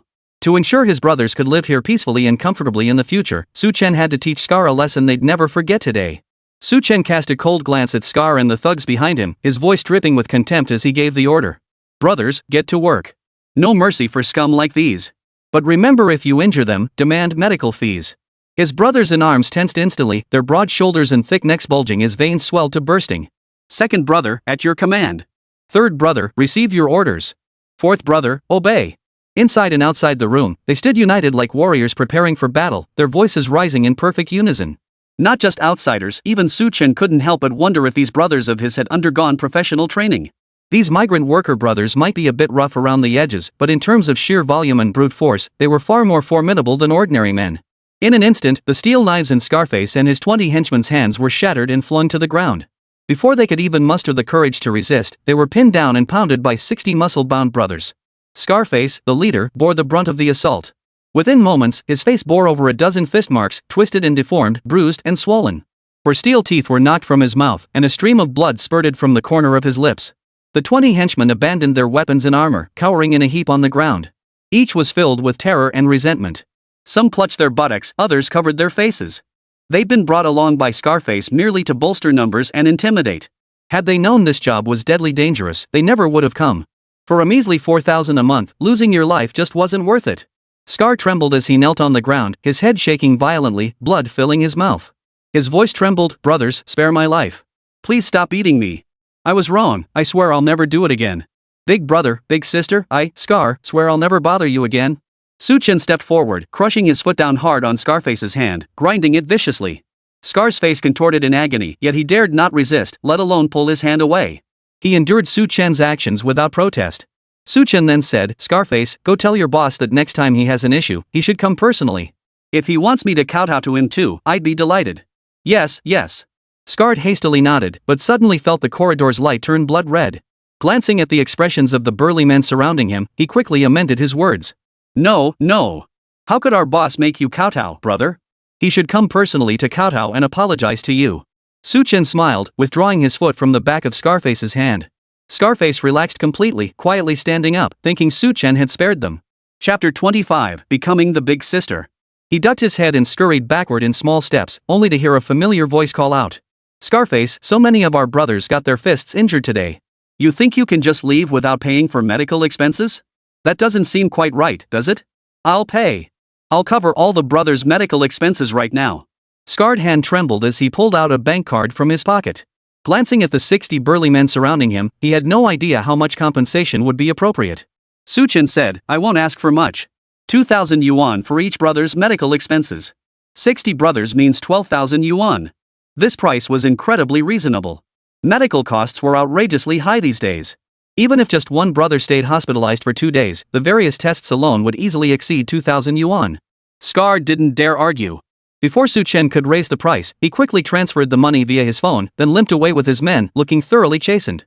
Chen stared at the newly deposited 200,000 yuan. To him, it was a mere drop in the bucket, but every little bit helped. He immediately announced to his crew, "You guys did a good deed today, chased away those thugs. Tonight, we're treating everyone to a feast. Woohoo! Boss, are we still going to the street food stall?" The memory of that night's fiery skewers still made third brother Yang Wei's mouth water. Dozens of brothers looked at Chen expectantly, waiting for their leader's decision. Chen shook his head. If all these brothers went to the street food stall together, it would likely cause quite a commotion. He decided they would have a barbecue feast right in the courtyard tonight. His gaze softened as he turned to Zhao Xining beside him, a smile playing on his lips. "Miss Liu, since we brothers have taken care of your troubles today, wouldn't you like to personally cook and treat my good brothers?" Zhao Xining glanced at the 60 ravenous, burly men, her eyes widening in dismay. How much food would it take to fill their stomachs? But without them today, Zhao Xining would have faced utter misery, and this house would never have been preserved intact. Zhao Xining bowed to her brothers, her face radiating gratitude. "Thanks to all of you for coming to my aid today. I'll go buy meat and vegetables right now, but I can't carry all that food by myself." A look of distress crossed her face, but Chen quickly called over several brothers to accompany Zhao Xining to the market. He also produced a bank card containing the 120,000 yuan medical fee transferred by Scarface. Taking hold of Zhao Xining's delicate hand, he placed the card into her palm with his other hand. The soft touch sent a faint stir through Chen's heart. Her skin was flawlessly fair, her palm smooth and satisfying to the touch. In that moment, his entire being seemed to shed the grit of the recent violence, emerging refreshed. Zhao Xining's expression tightened. "Brother Su, you've already helped me so much. I can't let you spend any more money on me this time. Please take the money back." She pushed the bank card back towards Chen's hand, but he refused to take it. He smiled and said, "This money is ill-gotten gains anyway. We might as well spend it to treat the brothers to a feast. Besides, we're living in the same building now. There's no need for formalities between you and Brother Su." As Zhao Xining and Chen exchanged polite refusals, several of their brothers-in-arms were already geared up and raring to go. They chuckled at Chen and Zhao Xining's exchange, some whistling in amusement. "Big sister, let's get going already. Big brother wouldn't even notice this small change. We're all family here. Big brother wouldn't dream of letting a woman foot the bill. As long as the sister-in-law takes good care of the boss, everything will be fine, huh?" The brothers' casual banter filled the room with an awkwardly suggestive atmosphere. Zhao Xining no longer backed down, her face flushed crimson. She knew these were rough-and-tumble men, impossible to reason with or explain to. But the constant use of sister-in-law left her unsure whether to feel pleased or annoyed. She could only tap their sturdy shoulders lightly, her voice tinged with both shame and anger. "All right then, let's hurry to the market and buy groceries. Tonight, big sister-in-law will cook you the most delicious meal." Wait, had she just said something wrong? Zhao Xining was nearly driven to distraction by her own words. How could she have casually referred to herself as big sister-in-law? It felt like she'd agreed to be Su Chen's woman. Zhao Xining, flustered and embarrassed, was escorted downstairs by her brothers. They loaded into 2 vans and headed toward the market. Su Chen basked in the sunlight on the balcony, glancing at the system panel. After the incident with Scarface, the data on the system panel had changed. Ding! Expelled local thugs, successfully protected the house, gained +1 reputation. Current attributes. Big brother reputation, 3 increase reputation through good deeds to upgrade your brothers in the shop. Number of good brothers, 60 each. Additional good brother requires gold, 1 point, grain, 10 points, fine liquor, 5 points, wood, 5 points. Overall loyalty, 86. Providing quality food, clothing, and shelter boosts loyalty. Poor conditions severely damage brotherhood bonds. Current gold points, 0. Current grain points, 1800. Current fine wine points, 1500. Current wood points, 2000. Su Chen opened the system storefront, where a roster of elite brothers from various professions appeared before him: accountants specializing in bookkeeping, martial artists skilled in combat, highly educated researchers. Frowning, he scanned the list. He couldn't shake the feeling that while these brothers were incredibly tough, they still lacked in education and refinement. To outsiders, they were essentially migrant workers, a group confined to low-paying construction jobs. Otherwise, the only way to secure funds for Su Chen would be to take out small loans. As the number of brothers grew rapidly, providing for all their basic needs, food, clothing, shelter, and transportation, became a significant challenge for Su Chen. Substandard living conditions risked fracturing their bonds, even leading to betrayal. A loyalty rating below 80 points, even just 6 points lower than the current 86, would mean they wouldn't fight as fiercely to protect Su Chen. To boost their loyalty, Su Chen needed to ensure they ate well, slept well, and drove decent cars. Having several of them crammed into a single large dormitory bed was simply unrealistic. Over time, even the strongest bonds would inevitably fray. To address this, Su Chen first needed substantial funds. The money from small loans could only cover part of the expenses, not fully supporting his and his brothers' expenditures. Chapter 26, Security Crisis. Therefore, his brothers needed to take on outside jobs to earn money, ensuring a steady daily income. At ordinary construction sites, they earned only 300 yuan per day. With 60 brothers, that totaled 18,000 yuan daily, 48,000 yuan monthly. 48,000 yuan seemed substantial, but when shared among 60 brothers, it vanished quickly, especially since Su Chen needed even more to exchange for gold points. One elite brother's profession caught Su Chen's attention: security trainer. However, upgrading a brother to become a security trainer required spending 2 points of reputation. Su Chen currently possessed only 3 reputation points, so he approached the upgrade of his brothers with extreme caution, needing to proceed in the most optimal way. His reasoning was simple: possessing a security trainer would enable him to provide security training to all his brothers. This way, his brothers would gain more professional skills, avoid grueling construction work daily, and earn significantly higher wages. In Binhai City, each elite security guard commanded a daily rate of 2,000 yuan, 6 to 7 times higher than ordinary construction work. If all 60 brothers were trained as elite security guards, they could earn Su Chen 120,000 yuan a day, 3.6 million yuan a month. As the number of brothers grew 100, 200, 500, Su Chen envisioned raking in tens of millions monthly without needing payday loans. It felt like a dream come true. No time to waste. Su Chen immediately spent 2 precious reputation points in the system store to upgrade his second brother, Wu Tao, into a security trainer. Sitting on the sofa, bragging with a few brothers, Wu Tao suddenly experienced a flash of insight. A torrent of knowledge flooded his mind, completely transforming his demeanor. His expression turned cold as he stood up, leaving his companions beside him stunned and speechless. Wu Tao surveyed the room, taking in his brothers. Each one looked utterly listless, their eyes dull and unfocused. They resembled the most disheartened migrant workers imaginable. Living without ambition or ideals, what difference was there between them and dried fish? Wu Tao roared, "Everyone stand up. Look at yourselves. Not a shred of fighting spirit left in you. Are such brothers worthy of standing by the boss's side? Living is a waste of food, dying is a waste of land. This isn't the life we want. Starting today, I'm training you all to become the finest security team in Binhai City. Only then will the boss respect us." Under Wu Tao's furious rebuke, the brothers snapped out of their lethargy. One by one, their eyes widened with fury, muscles tensing as if ready to burst. Su Chen watched the transformation in the room and the shift in his second brother Wu Tao's demeanor, his heart filled with delight.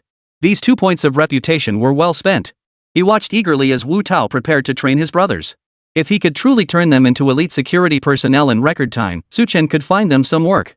Wu Tao pulled out a notebook, placing a pen and paper before each of his brothers.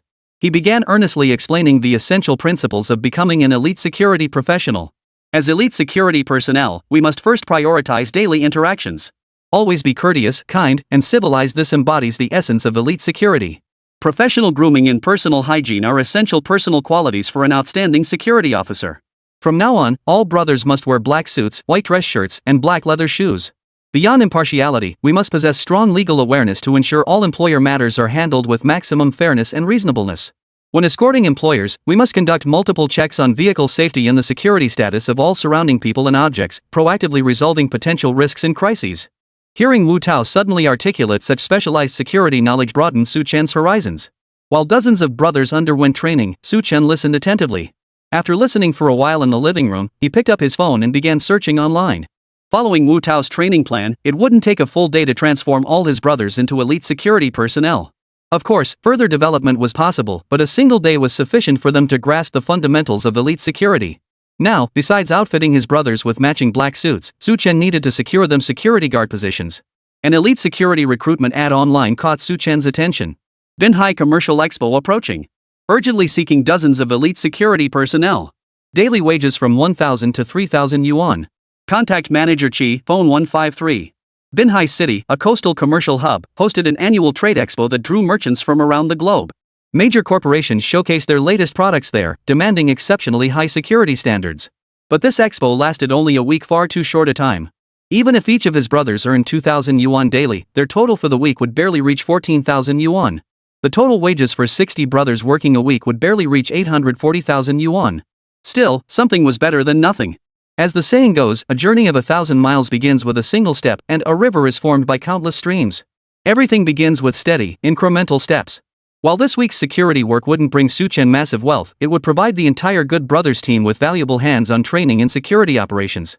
Su Chen immediately picked up the phone and dialed the number listed for Manager Chi in the job posting. With less than 2 days left before the opening of the Binhai Expo, Manager Chi was caught off guard.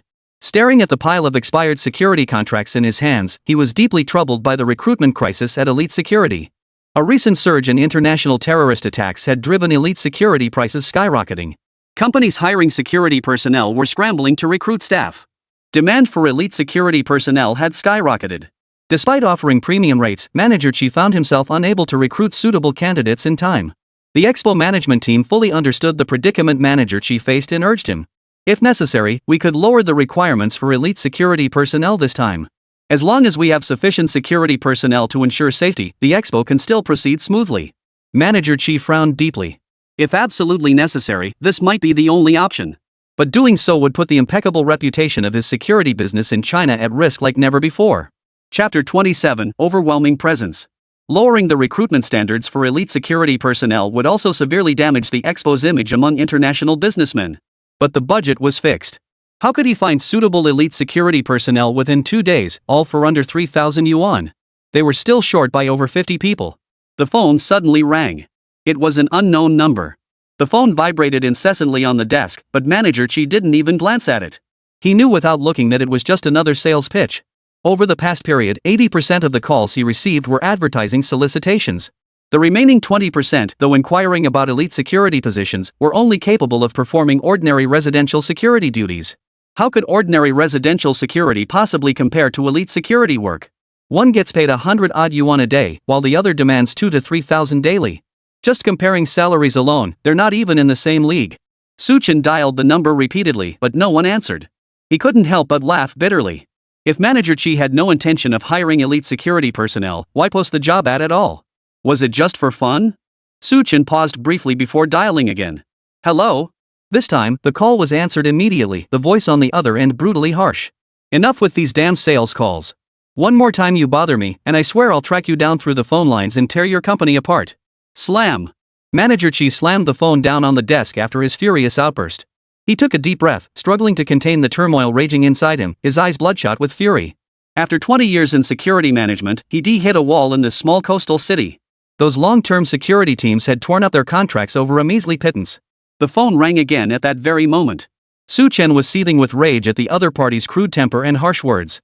If he didn't give this Manager Chi a piece of his mind over the phone today, he'd have suffered this injustice for nothing. Manager Chi, boiling with rage, grabbed the phone. It was the same number again, registered in Binhai. Su Chen's voice came through the line. Hey, Manager Chi, weren't you looking to hire security personnel? Wait, elite security? If you're not hiring, then don't post these job ads. Are you messing with me? Manager Chi, still seething, responded with some rudeness. We're hiring elite security personnel, not ordinary guards. If you can only handle ordinary guard work, please don't bother me. Hold on. I'm looking for elite security work, the kind that pays no less than 2,000 a day. Su Chen's confident voice rang out through the phone. Manager Chi paused upon hearing Su Chen's confidence, then perked up and asked, "Young man, have you worked as an elite security guard before?" Manager Chi knew that if he hadn't worked as an elite security guard before, he wouldn't possess such audacity and confidence right now. But the voice on the other end replied, "Well, no." Manager Chi nearly spat out a mouthful of blood. "No elite security experience? Then why the hell are you acting so cocky? You're putting on such a convincing act." If he could have been right there, he would have beaten the crap out of Su Chen. "But I have dozens of elite security personnel under me. Their skills are top-notch. How many people does Manager Chi need this time? Give me an interview address." "Dozens of elite security personnel? Young man, what you're saying? Our address is..." Manager Chi's expression fluctuated wildly, utterly flustered by Su Chen's interrogation. He heaved a heavy sigh, slammed his fist on the table, and a resolute look appeared on his face. "Young man, let's do this. Give me your address. I'll personally come interview your guys right now. If they meet the elite security criteria, I'll take all of them, every single one of those dozens of elite security guards." Su Chen relayed the address over the phone. After hanging up, a smile played at the corners of his mouth. He wondered how Manager Chi would react when he saw these dozens of brothers who had just begun learning elite security skills. 20 minutes later, Su Chen gathered all 53 brothers present downstairs. The remaining 7 brothers were still at the market with Zhao Xining, selecting ingredients, and hadn't returned in the van yet. 53 brothers stood in perfect formation, posture straight and upright. Second brother Wu Tao stepped forward from the line to resume their training. Every minute was precious to Wu Tao for enhancing his brother's professional security skills. It seemed only by imparting all the knowledge in his heart could Wu Tao feel at ease. A red jeep raced down the street like a cheetah, pulling up below the building. Manager Chi sat in the driver's seat, gazing through the window at the ranks of burly men below. They stood tall and straight, each face bearing a stern, resolute expression. Judging by their bearing alone, they were the cream of the crop among elite security personnel. At the front of the formation, a muscular man stood with his hands behind his back. His eyes shone with intelligence as he delivered the most professional training to each elite security guard. Even the sudden appearance of the red jeep before him didn't cause his tone to falter or change. This was a rare elite security trainer, one who wouldn't be hired for less than tens of millions annually. Manager Chi's eyelid twitched. He immediately opened the door and stepped out, his demeanor instantly becoming solemn and exceedingly respectful as he approached a young man waving toward him. Su Chen waved cheerfully at Manager Chi, his smile broadening as the man approached. "Mr. Chi," he said, "I didn't lie to you, did I? These 50-plus brothers of mine are all elite security personnel. I wonder if they meet your standards." At the boss's words, every brother fixed Manager Chi with thunderous stares, as if any less than perfect answer would invite dire consequences. Waves of murderous intent rolled over him like mountains, sending a cold sweat down Manager Chi's back. He inwardly gasped at the sheer intensity of their aura. His lips trembled slightly, yet his face lit up with delight. This was precisely the elite security team he'd been searching for. No! They far exceeded Manager Chi's hiring criteria. From their posture, demeanor, and aura, Manager Chi could only grasp part of the picture. But witnessing the second brother, Wu Tao, expound on elite security training with such profound expertise and demonstrate such seasoned training methods truly moved Manager Chi. With such a top-tier security trainer, even a greenhorn could be molded into an elite security guard, let alone these burly men standing before him. Chapter 28, The Finance PhD. "What's your name, young man?" Manager Chi asked politely. "My name is Su Chen. I'm their leader. I wonder if Manager Chi might be interested in hiring my brothers. As for the price..." Su Chen was straightforward. He knew today was his brother's first day of training, and Manager Chi might not be impressed. Even if he was, the price wouldn't be high. A lower price was acceptable. Su Chen wanted his brothers to gain valuable experience working at elite security. Before Su Chen could finish, Manager Chi flushed and impatiently pulled out a contract. "If every single one of your men joins my elite security team, I'll pay each of them the maximum rate 3,000 a day. Su Chen froze at the figure. He recalled Manager Chi's recruitment ad listed salaries ranging from 1,000 to 3,000 yuan. Offering the top rate meant Manager Chi must be highly satisfied with his team. "If brother Su Chen signs the contract now, I'll transfer the deposit immediately. The time and place will be the Coastal Commercial Expo in 2 days. Taking the contract from Manager Chi, Su Chen glanced over it briefly before signing without hesitation. Manager Chi transferred the 500,000 yuan deposit to Su Chen on the spot. His eyes gleamed with excitement as he stared at the contracts for over 50 elite security personnel, his hands trembling slightly. After Manager Chi left with a flushed face, Su Chen paid little attention. Such small sums were routine for him now. Ding! Identified exploitable microloans. Over a dozen illegal microloan companies have suddenly appeared in cities near Binhai, preying on citizens and persecuting the innocent. Use your methods to crush them and restore order to the city. Accepting this mission rewards you with a financial doctorate buddy worth 5 reputation points. Completing the mission grants 10 reputation points. Seeing new loan sharks to take down, Chen felt a tingle of excitement.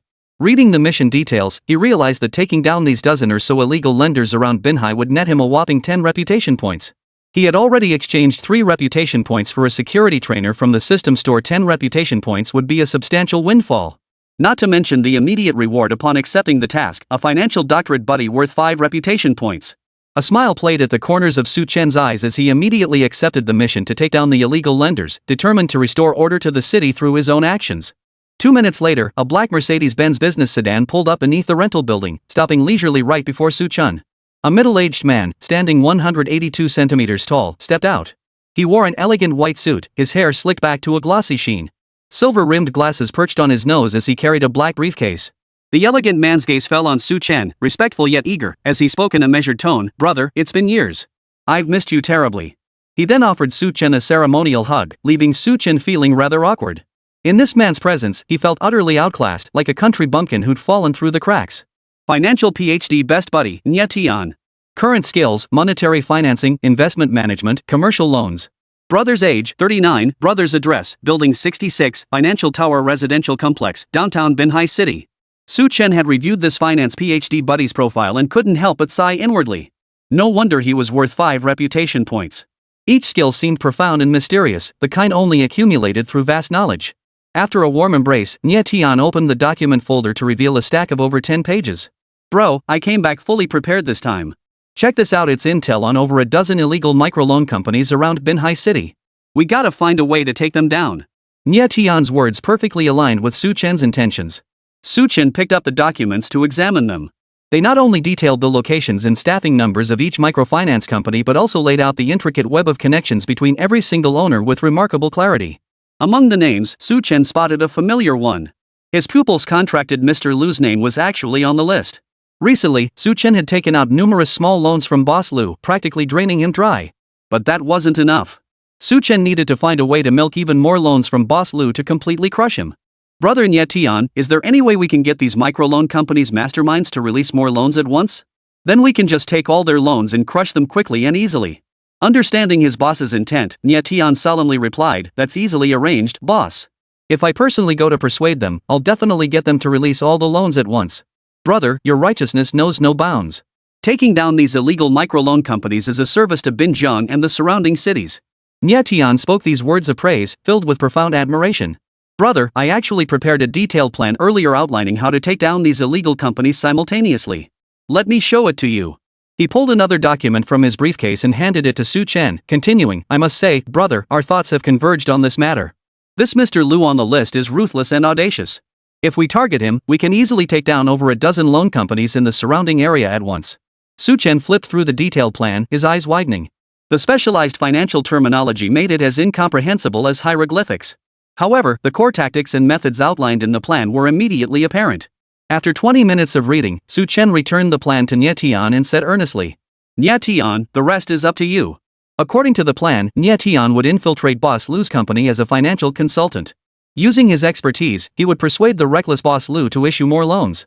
Once these loans went unpaid, Boss Lu's capital chain would rapidly collapse. This would simultaneously destroy over a dozen surrounding illegal micro-lending companies. "Brother, you're too kind.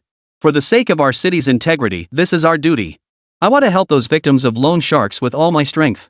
Tian's face flushed slightly as he produced a list of victims and the amounts they'd been extorted by Boss Lu. Some had family members critically ill and in urgent need of medical treatment. Others ran legitimate businesses but faced funding gaps, only to be trapped by Boss Lu's schemes into taking on massive high-interest loans. Their lives were filled with sorrow and exhaustion. Chen produced a bank card containing 20 million yuan, nearly his entire fortune. Chapter 29, Financial Assistance. "Tian, I order you to return every last cent of these 20 million to the people on this list, allowing them to live normal lives. For those in particularly dire straits, you may even consider giving them some money to tide them over. Brother, you truly have the heart of a bodhisattva. I thank you on behalf of these suffering people. I will ensure this money reaches them as quickly as possible." Tian took the bank card and returned to his car, speeding toward downtown Binhai City. That night, in the backyard of the rented house, 60 good brothers feasted on grilled skewers and delicacies, clinking glasses of wine. Zhao Xining personally handled the cooking, sweating profusely as she prepared meals for 60 people. Behind her, Su Chen stood close, his hands gently caressing her back. "Xining, why aren't you wearing an apron?" Su Chen personally tied an apron around her waist, his fingers brushing against her soft curves as a smile touched his lips. Zhao Xining's cheeks flushed slightly as she fidgeted, then blushed further when she saw Su Chen wiping the sweat from her forehead with a handkerchief. Cooking for 60 brothers is no easy task. "Let me help you." Su Chen began skewering the pre-cut vegetables and lamb into the basket with bamboo sticks, significantly easing Zhao Xining's workload. Suddenly, a series of voices echoed in Su Chen's mind. Providing 200,000 yuan in financial aid to a bedridden mother and daughter, aiding their safe recovery. Reward, 20 gold points. Financially assist a bankrupt small shop owner with 300,000 yuan to help him make a comeback. Reward, 30 gold points. Provide 150,000 yuan in financial aid to an elderly orphan to ensure his worry-free livelihood. Reward, 15 gold points. Provide financial assistance. Reward. Su Chen realized that Nie Tian, the finance PhD, had already transferred funds from his bank card to assist those on the list who had been victimized by Boss Lu. His heart warmed as the gold points on the system panel steadily increased. This was far more cost-effective than buying gold bars at a jewelry store. Normally, 500 grams of gold worth 20,000 yuan would only yield 1 gold point. Yet this 20 million yuan donated as charity could now earn him 2,000 gold points. This meant Su Chen could recruit another 2,000 junior good brothers. Su Chen was both thrilled and overwhelmed. 2,000 brothers? He'd need to rent an entire apartment building just to house them, with 6 brothers crammed into each room. Although he was running low on cash now, having 2,000 brothers would allow him to quickly secure at least tens of millions in loans from Boss Lu. It was a pretty good deal. Just then, Su Chen's phone rang. It was Nie Tian calling. "Big brother, the charitable funds are being distributed gradually. Boss Lu has finalized the arrangements. He's following my plan to raise capital from over a dozen illegal loan sharks around Binhai. They're planning something big this time." Su Chen's eyelid twitched. Nie Tian, Big brother now has 2,000 new brothers under him. "How much do you think we can pull from Boss Lu?" Nie Tian replied over the phone, "Since Mr. Lu is increasing the loan amounts this time, every brother under your command should be able to secure at least 100,000 yuan in loans. 100,000 per brother, 2,000 brothers, that's a 200 million yuan target." Su Chen felt a surge of satisfaction. This money was ill-gotten gains from Boss Lu. He'd rather his brothers take it all than let it harm other citizens of Binhai City. As planned, the new microloan app will launch tomorrow. After my lobbying, several microloan company bosses are ready to invest all their funds into this new platform. "Well done, Nie Tian." Su Chen hung up the phone, his face beaming. Yet as he set the phone down, his brow furrowed deeply, revealing a troubled mind. Zhao Xining, slicing vegetables, noticed Su Chen's shifting expression and asked, "Brother Su Chen, what's wrong? Did something happen?" Su Chen replied, "Exactly. A group of good brothers is about to arrive in Binhai, but I currently have nowhere to house them. And this time, there are quite a few of them. Finding an empty apartment building on short notice was no easy task. Having 2,000 newly recruited brothers scattered across separate places would make management difficult." Su Chen racked his brain but couldn't come up with a better solution for the moment. Zhao Xining then suggested, "Brother Su Chen, a while back our law firm took on a case where I defended Mr. Wu. He owns an abandoned commercial building that he was planning to renovate into apartments. I wonder what the status is now. Then call Mr. Wu immediately and see if that building is available for rent." Regardless of whether the apartment building was finished, Su Chen figured it would be fine for simple living quarters. These brothers were tough as nails, so he'd just have to make do with them, putting up with some discomfort for a while. Once the newly recruited 2,000 brothers secured the 200 million from Mr. Lu, Su Chen would have plenty of time to find them better accommodations. Zhao Xining picked up the phone and dialed Mr. Wu. The call connected shortly after. "Xining, what brings you to call me?" "Oh, right, your law firm's contract is about to expire. Drop by to sign it when you can. We plan to renew it for another year, Mr. Wu's voice came through the line. Zhao Xining replied with a smile, "Yes, I'll come sign the contract tomorrow at noon. Actually, I called mainly to ask you about something. Last time, I recall you mentioned a building under your name undergoing apartment renovations. I was wondering how that's progressing?" "Xining, you reminded me, I'd almost forgotten. That building hasn't rented out since it was finished. Someone started spreading rumors about several deaths there, claiming it's haunted." Mr. Wu looked troubled, his face full of bitterness as he recalled the incident. Zhao Xining's eyes flicked towards Su Chen. This might be her chance to help him out. "Mr. Wu, here's the thing. A friend of mine is looking to rent an apartment, so I thought I'd give you a call. I was wondering what the rental price is for your building?" Hearing Zhao Xining's words, Mr. Wu perked up. "Xining, if you can help Uncle Wu rent out this apartment, I'll give you a big red envelope."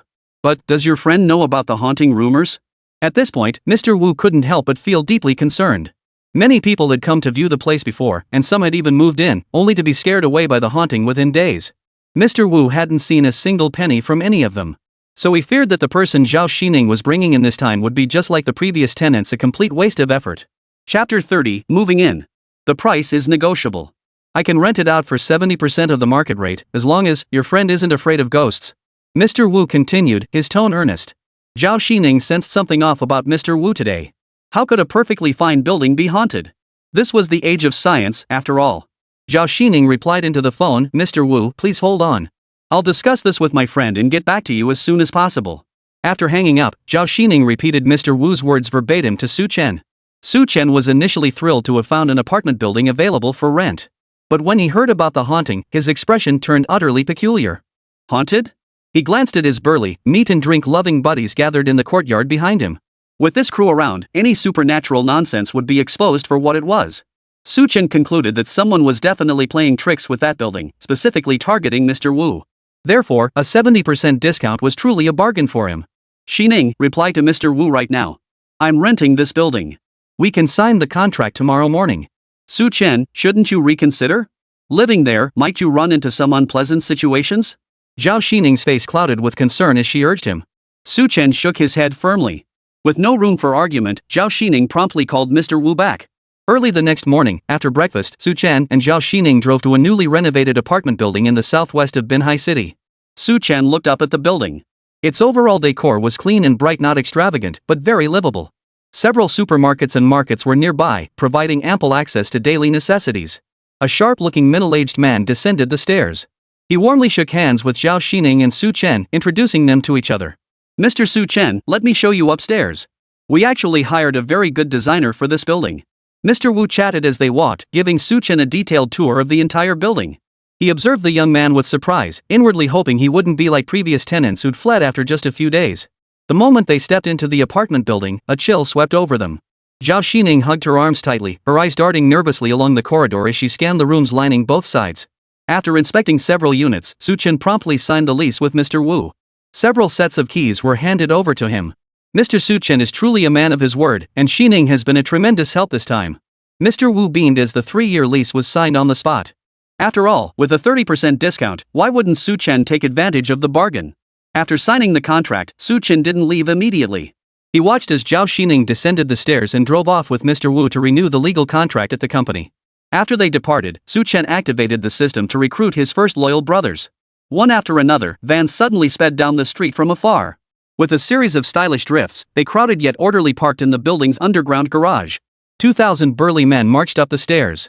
Passers-by who witnessed the scene were stunned speechless, some even scrambling to hide around street corners and freeze in their tracks. Su Chen stood before the apartment entrance, surveying each of his 2,000 brothers. Big brother, the 61st brother has come to join you. Big brother, brother 62 has come to join you. Big brother, 63rd brother has come to join you. Big brother, the 2063rd brother has come to join you. Su Chen looked down at the dense crowd of brothers packed below the apartment building and quickly assigned several brothers to organize everyone into orderly accommodations within the building. The apartment building had 16 floors, each with 30 rooms, totaling 480 rooms. Each room was fully equipped with a water heater, washing machine, television, and air conditioner, accommodating up to 6 people. Nearly 500 rooms were sufficient to accommodate 2,000 brothers. Su Chen sat in one of the rooms, waiting patiently. He picked up the phone and dialed Nia Tian's number. Nia Tian, what's the current situation? The 2,000 brothers under the boss have all arrived. When can we start siphoning off Mr. Lu's ill-gotten gains? Nia Tian replied, boss, the new software is live.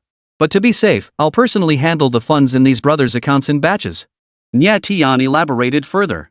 By afternoon, he arrived at the apartment complex, compiling the names, addresses, and ID details of all the brothers. His fingers flew across the keyboard as Su Chen transferred funds from his bank card, one transaction after another. Truly worthy of a finance PhD, this technique is astonishing. With this finance PhD, Nia Tian, Su Chen was spared a great deal of trouble. Moreover, Nia Tian could help Su Chen devise an incredibly meticulous plan. Within just 1 hour, 20 million yuan had been transferred into Su Chen's bank account. According to Nia Tian's plan, he would transfer the entire 200 million yuan from Mr. Lu in batches over the next 2 days. At that moment, inside the Dongqing building in Binhai, Mr. Lu sat at his desk, his eyes sparkling with delight as he watched the real-time loan data on his computer screen. Yesterday, he had the good fortune to meet a finance PhD who devised such an excellent loan plan for him. This loan was sure to bring in a huge profit. Holding the phone, Mr. Lu called over a dozen small loan operators in the surrounding areas of Binhai City. What do you think, Mr. Li? You've seen the loan figures, right? Mr. Fong, no need to be so polite. Let's all make money together. Mr. Yen invested over 30 million. This deal will at least double that back. My enforcers are top-notch, no debt goes unpaid. Just sit tight, everyone, and wait for your payout. As Lu made call after call, he and the bosses on the other end exchanged mutual praise, as if countless bills were already raining down from the sky. After hanging up, a slender figure slid onto his lap, letting out a soft sigh. Mr. Lu, that Dr. Nye Tian is incredibly aloof. I doubt he'd help you for nothing. He must want a huge bonus. Mr. Lu pinched her thigh playfully and chuckled. You greedy little thing, what's there to fear? That Nye fellow only knows a bit about finance. He's never dealt with thugs and hoodlums before. Once we collect the money, we'll give him a pittance. If he dares make any excuses, I'll teach him a lesson. I'll make sure he works under me obediently from now on. The loan figures on the office desk continued to surge rapidly. Lu Boss stared at the screen, his eyes widening in astonishment. The new software had been live for less than 3 hours, and it had already disbursed 40 million in loans. Dr. Nye Tian was truly a financial genius. Chapter 31, The Delicious Cook. Mr. Lu never imagined that in another Shanshui apartment complex nearby, a young man was just as excited and thrilled as he was. Su Chen had cleared out several top-floor rooms from the surplus units at Shanshui Apartments.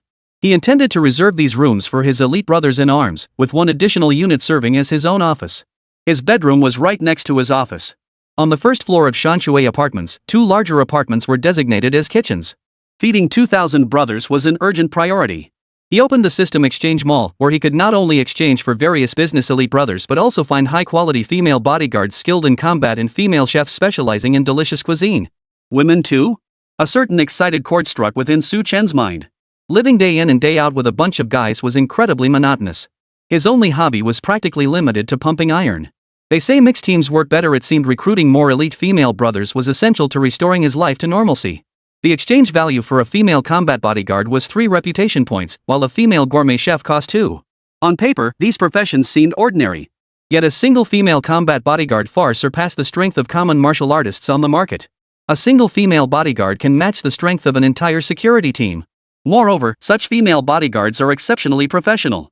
Whether it's assassination attempts, poisonings, or ambushes, they can effortlessly help the boss defuse threats and ensure his safety. Even routine emergency medical treatment falls within her comprehensive skill set. Su Chen felt a strong need for such a female bodyguard, even though he currently faced few immediate security threats.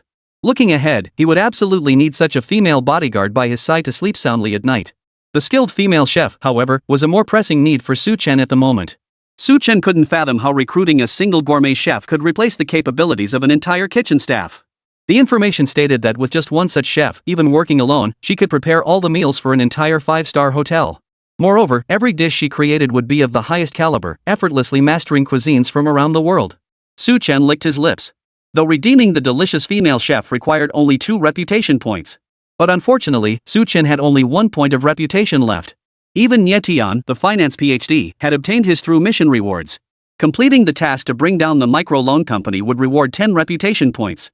With those 10 points, Su Chen could recruit several elite brothers from the exchange mall at once. But how could he complete this task quickly? Su Chen tossed and turned all night, unable to find a solution. In the middle of the night, Zhao Xining seemed unable to sleep either. She called Su Chen to say she prepared dinner. Su Chen had ordered takeout for his 2,000 brothers earlier that afternoon and had eaten a few bites himself. So he wasn't hungry now. Yet Zhao Xining's concern made him feel a momentary warmth. This was a warmth his brothers couldn't provide. It felt like family. Of course, Su Chen knew Zhao Xining was just a friend to him now at most, a particularly close one. As for what the future held for the two of them, Su Chen himself didn't know. If pressed to describe his ideal type of beauty, Su Chen would say, only children make choices, adults, of course. Dr. Nye Tian's room was just a few steps away from Su Chen's. Su Chen slipped on his pajamas, stepped out of his room, and knocked on Dr. Nye Tian's door. The door opened quickly. Dr. Nye Tian, his eyes still heavy with sleep, sought his good older brother and immediately invited him inside with respectful courtesy. Su Chen entered, sat down in a chair, and locked eyes with Nye Tian. Dr. Nye Tian, if I wanted to bring down Mr. Lu's microloan company as quickly as possible, do you have any good methods? Dr. Nye Tian hesitated for a moment upon hearing the question. Brother, Mr. Lu's 200 million yuan could be fully deposited as early as tomorrow afternoon at 4 o'clock. By that time, he'll already be bankrupt. Su Chen. Could crushing Mr. Lu really be this easy? Early the next morning, Manager Chi called to say the Binhai Commercial Expo was about to begin and needed all 50-plus elite security personnel under Su Chen's command to be in place and assigned to their posts. Su Chen provided Manager Chi with Wu Tao's contact information and instructed him to personally oversee the security operations for this event. Such minor matters held little significance for Su Chen at present. It was merely a 7-day security assignment worth a mere few 100,000 yuan. Yet in Su Chen's bank account, a transaction for 200 million yuan was about to be fully credited. By 4 o'clock in the afternoon, Su Chen sat in his office while Dr. Nie Tian occupied another chair, rapidly tapping away at the computer on the desk. "Brother, the entire 200 million has been deposited." Su Chen nodded with a smile. Even now, it felt like a dream to have become a man worth hundreds of millions just like that. He sat waiting for a long while, but no system notification sounded to confirm the task's completion. Opening the system panel, he saw the mission was indeed still incomplete. Did he really have to send Boss Liu to prison to complete the mission? As long as Boss Liu had any chance of making an improbable comeback, this mission would remain forever incomplete. Wait. I think I've overlooked something. Su Chen stared at the microloan app on his phone. As long as it kept running normally, the mission would never end. If the illegal loan company were crushed, this app would surely cease to exist. Su Chen slammed his hand hard on the table. It suddenly dawned on him how could he have missed such a simple solution. He immediately ordered Nie Tian to take the microloan app offline and shut it down. The moment Nie Tian shut it down, Su Chen received a task completion notification, 10 reputation points instantly credited to his account. The arrival of these 10 reputation points marked the second piece of good news today, following the 200 million in funding. Su Chen was thrilled. He opened the system exchange mall and, without hesitation, spent 5 reputation points to recruit both the female martial arts bodyguard and the gourmet chef. 10 minutes later, the two women, dressed in distinct styles, entered the Shanshui apartments one after the other and made their way to Su Chen's office on the top floor. "Brother Su Chen, I've missed you so much. Where have you been all these years? Why didn't you even send an email?" A girl in a cute bear print fleece jacket practically threw herself into Su Chen's arms the moment she stepped into the office. Su Chen felt his breath catch. He inhaled the scent from the tips of her hair, felt the softness pressed against his body, and 2 unaccountable lumps rubbed back and forth against him. He swallowed hard and looked up at the girl in his arms. Chapter 32, Personal Bodyguard. The girl didn't look old, probably only 20, but her skin was so smooth and delicate it made her appear even younger, like she was 18. Elite good brother, Lin Wanner. Occupation, delicious chef. Age, 20. Traits, adorable. Loyalty, 99. A top-tier culinary artist capable of crafting signature dishes from around the globe. Her solo cooking prowess surpasses that of an entire 5-star hotel kitchen staff. Her skills are impressive, and she's got a charming personality, but she can be a bit clingy.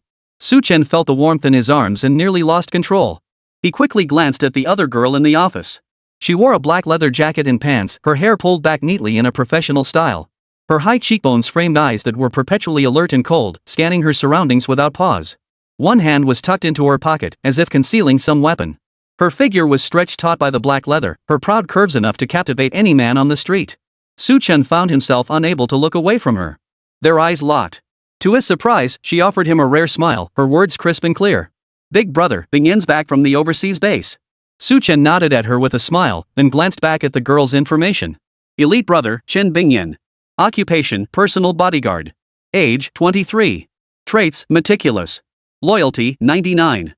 A top-tier bodyguard, skilled at countering assassination attempts, poisonings, and conspiracies from various hit squads.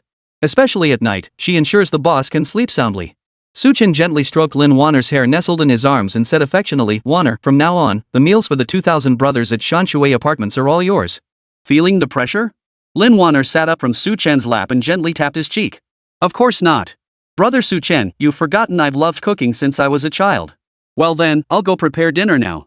See you later, brother Su Chen." Su Chen touched the cheek where Lin Wanner had kissed him, a complex emotion welling up inside him. He couldn't understand what it meant. Was this some custom from her hometown? He glanced at Chen Bingyan, who remained in the office. If that icy beauty were to give him a kiss, that would be sweet indeed. Chen Bingyan moved closer to Su Chen. She was supposed to be his personal bodyguard, and now she was taking her job to the extreme. "Brother Su Chen, from now on, Bingyan will be by your side at all times. Not even when you eat, sleep, or use the restroom." "Well, isn't this progressing a bit too fast? But I understand, brother." Su Chen nodded with a smile. The thought of having such close protection even during sleep made Su Chen feel he'd never be lonely again. Suddenly, a cool, tender sensation brushed his cheek, making his blood nearly boil. Chen Bingyan's lips, like Lin Wanner's, gently brushed Su Chen's cheek before she stood beside him once more. Surprised, Su Chen asked, "Bingyan, why did you kiss big brother?" Is this some kind of daily ritual? Chen Bingyan countered, brother, I was the one you held as a child. We even shared the same bed. How come after I went abroad, you've grown distant from me? Hearing this, Su Chen couldn't help but clap his hands in delight. The system had truly orchestrated a brilliant plot. Not only was the identity information flawless, but the backstory was refreshingly novel. Does that mean Lin Wanner was also raised by me? Yes, we grew up together. Alright, Su Chen finally understood why both girls would kiss his cheeks. No wonder they were elite loyal brothers with 99% loyalty. Wonder what would happen if their loyalty hit 100%. Su Chen found himself drooling unconsciously. Chen Bingyan took out a tissue and gently dabbed the corner of Su Chen's mouth, as if caring for a precious work of art. Inside the East Tower of Binhai City, Boss Lu was doing stretching exercises on the bed in his office cubicle, while his young secretary kept letting out agonized screams. Suddenly, Boss Lu's phone rang insistently, its shrill tone echoing repeatedly. He switched it to silent mode. It was unbearably annoying, ringing nonstop every single day. He was finally relaxing, nearly lowering his usual activity level and time limits. After finishing his stretches, Lu relaxed on the bed as his secretary handed him a cigarette, which he gently lit. Mr. Lu, if you keep going like this, I won't be able to handle it. Get lost. That was barely half my usual intensity. You little minx can't handle it? Next time I'll show you what real strength looks like. Mr. Lu blew out a smoke ring, picked up his phone from the table, and saw over 20 missed calls. All the calls were from microloan companies in cities surrounding Binhai. Mr. Wang, Mr. Yen, Mr. Li, Mr. Feng. Lu felt a chill run down his spine. Why were all these people suddenly calling him? Could something have gone wrong with the microloan business? He snapped to attention, tapping on the newly launched microloan app on his phone. The moment he opened it, he immediately closed it. He then found Dr. Nye Tian's number and dialed it. It rang for a long time, but no one answered. On the second attempt, Dr. Nye Tian's phone was turned off. Damn it, Nye Tian, are you ING with me? He hurriedly dressed, grabbed his phone, and summoned all his men to move out. They had to catch Nye Tian before he escaped. This kid must have rigged the app. Boss Lu had disbursed 200 million in loans this time. Any mishap would be disastrous. This 2 billion yuan loan wasn't just Boss Lu's money, it also included funds from small loan bosses in several cities surrounding Binhai. In other words, if this 200 million vanished, it wouldn't just mean bankruptcy for Boss Lu. Fearfully, these small loan bosses might band together and tear Mr. Lu apart alive. Downstairs, all the debt collectors had assembled, looking like demons. They stood in neat formation in front of 10 black sedans, their eyes fixed on Boss Lu. Head to Shanshui Apartments. Tear the whole building apart if you have to find Nye Tian for me. Mr. Lu barked the order. Everyone scrambled into the cars, the clanging of machetes, steel rods, and other cold weapons rattling loudly inside. Within just 20 minutes, the 10 cars arrived at Shanshui Apartments in the southwest of Binhai City. Lu stepped out of his car and dialed Nye Tian's number on his phone, still turned off. Nye Tian, if you dare play games with me, I'll make you understand why the Horse King has 3 eyes. A young man stood below the Shanshui Apartments, accompanied by a young woman clad in a black leather jacket. Chapter 33, The Dragonhead Boss. The pair chatted and laughed, their expressions suggestive. Spotting Boss Lu leading his team personally, the young man waved at him. Long time no see, Boss Lu.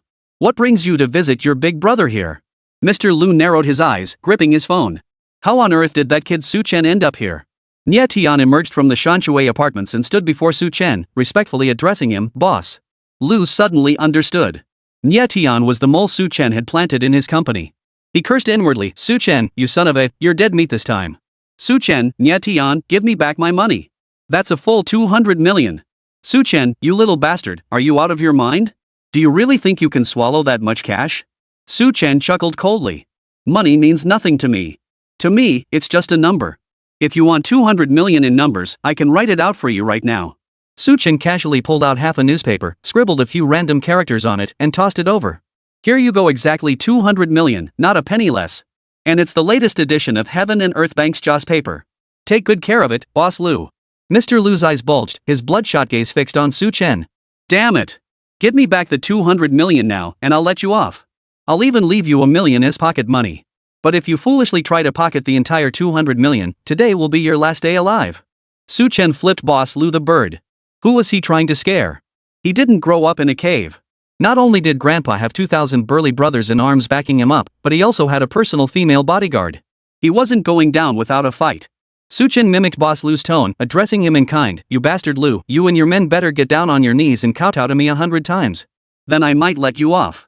Otherwise, today will be the day you scum meet your end. Go to hell, Su Chen. Brothers, attack. Slash that Su guy to death and capture Nye Tian alive. As Boss Lu finished speaking, dozens of debt-collecting thugs wielding cleavers and steel clubs grinned widely as they closed in on Su Chen. Su Chen showed no sign of panic. He whistled casually, and suddenly the entire ground began to tremble. What the hell is happening, an earthquake? All the thugs froze in place, looking around in terror. Suddenly, dense crowds of figures surged out from all directions. Every single one was a burly man with a thick waist and broad shoulders, each with muscles honed as if they'd trained for 7 or 8 years. 100, 200, 300. Boss Lu held his breath, feeling like he'd forgotten even the simplest arithmetic. How the hell is this possible?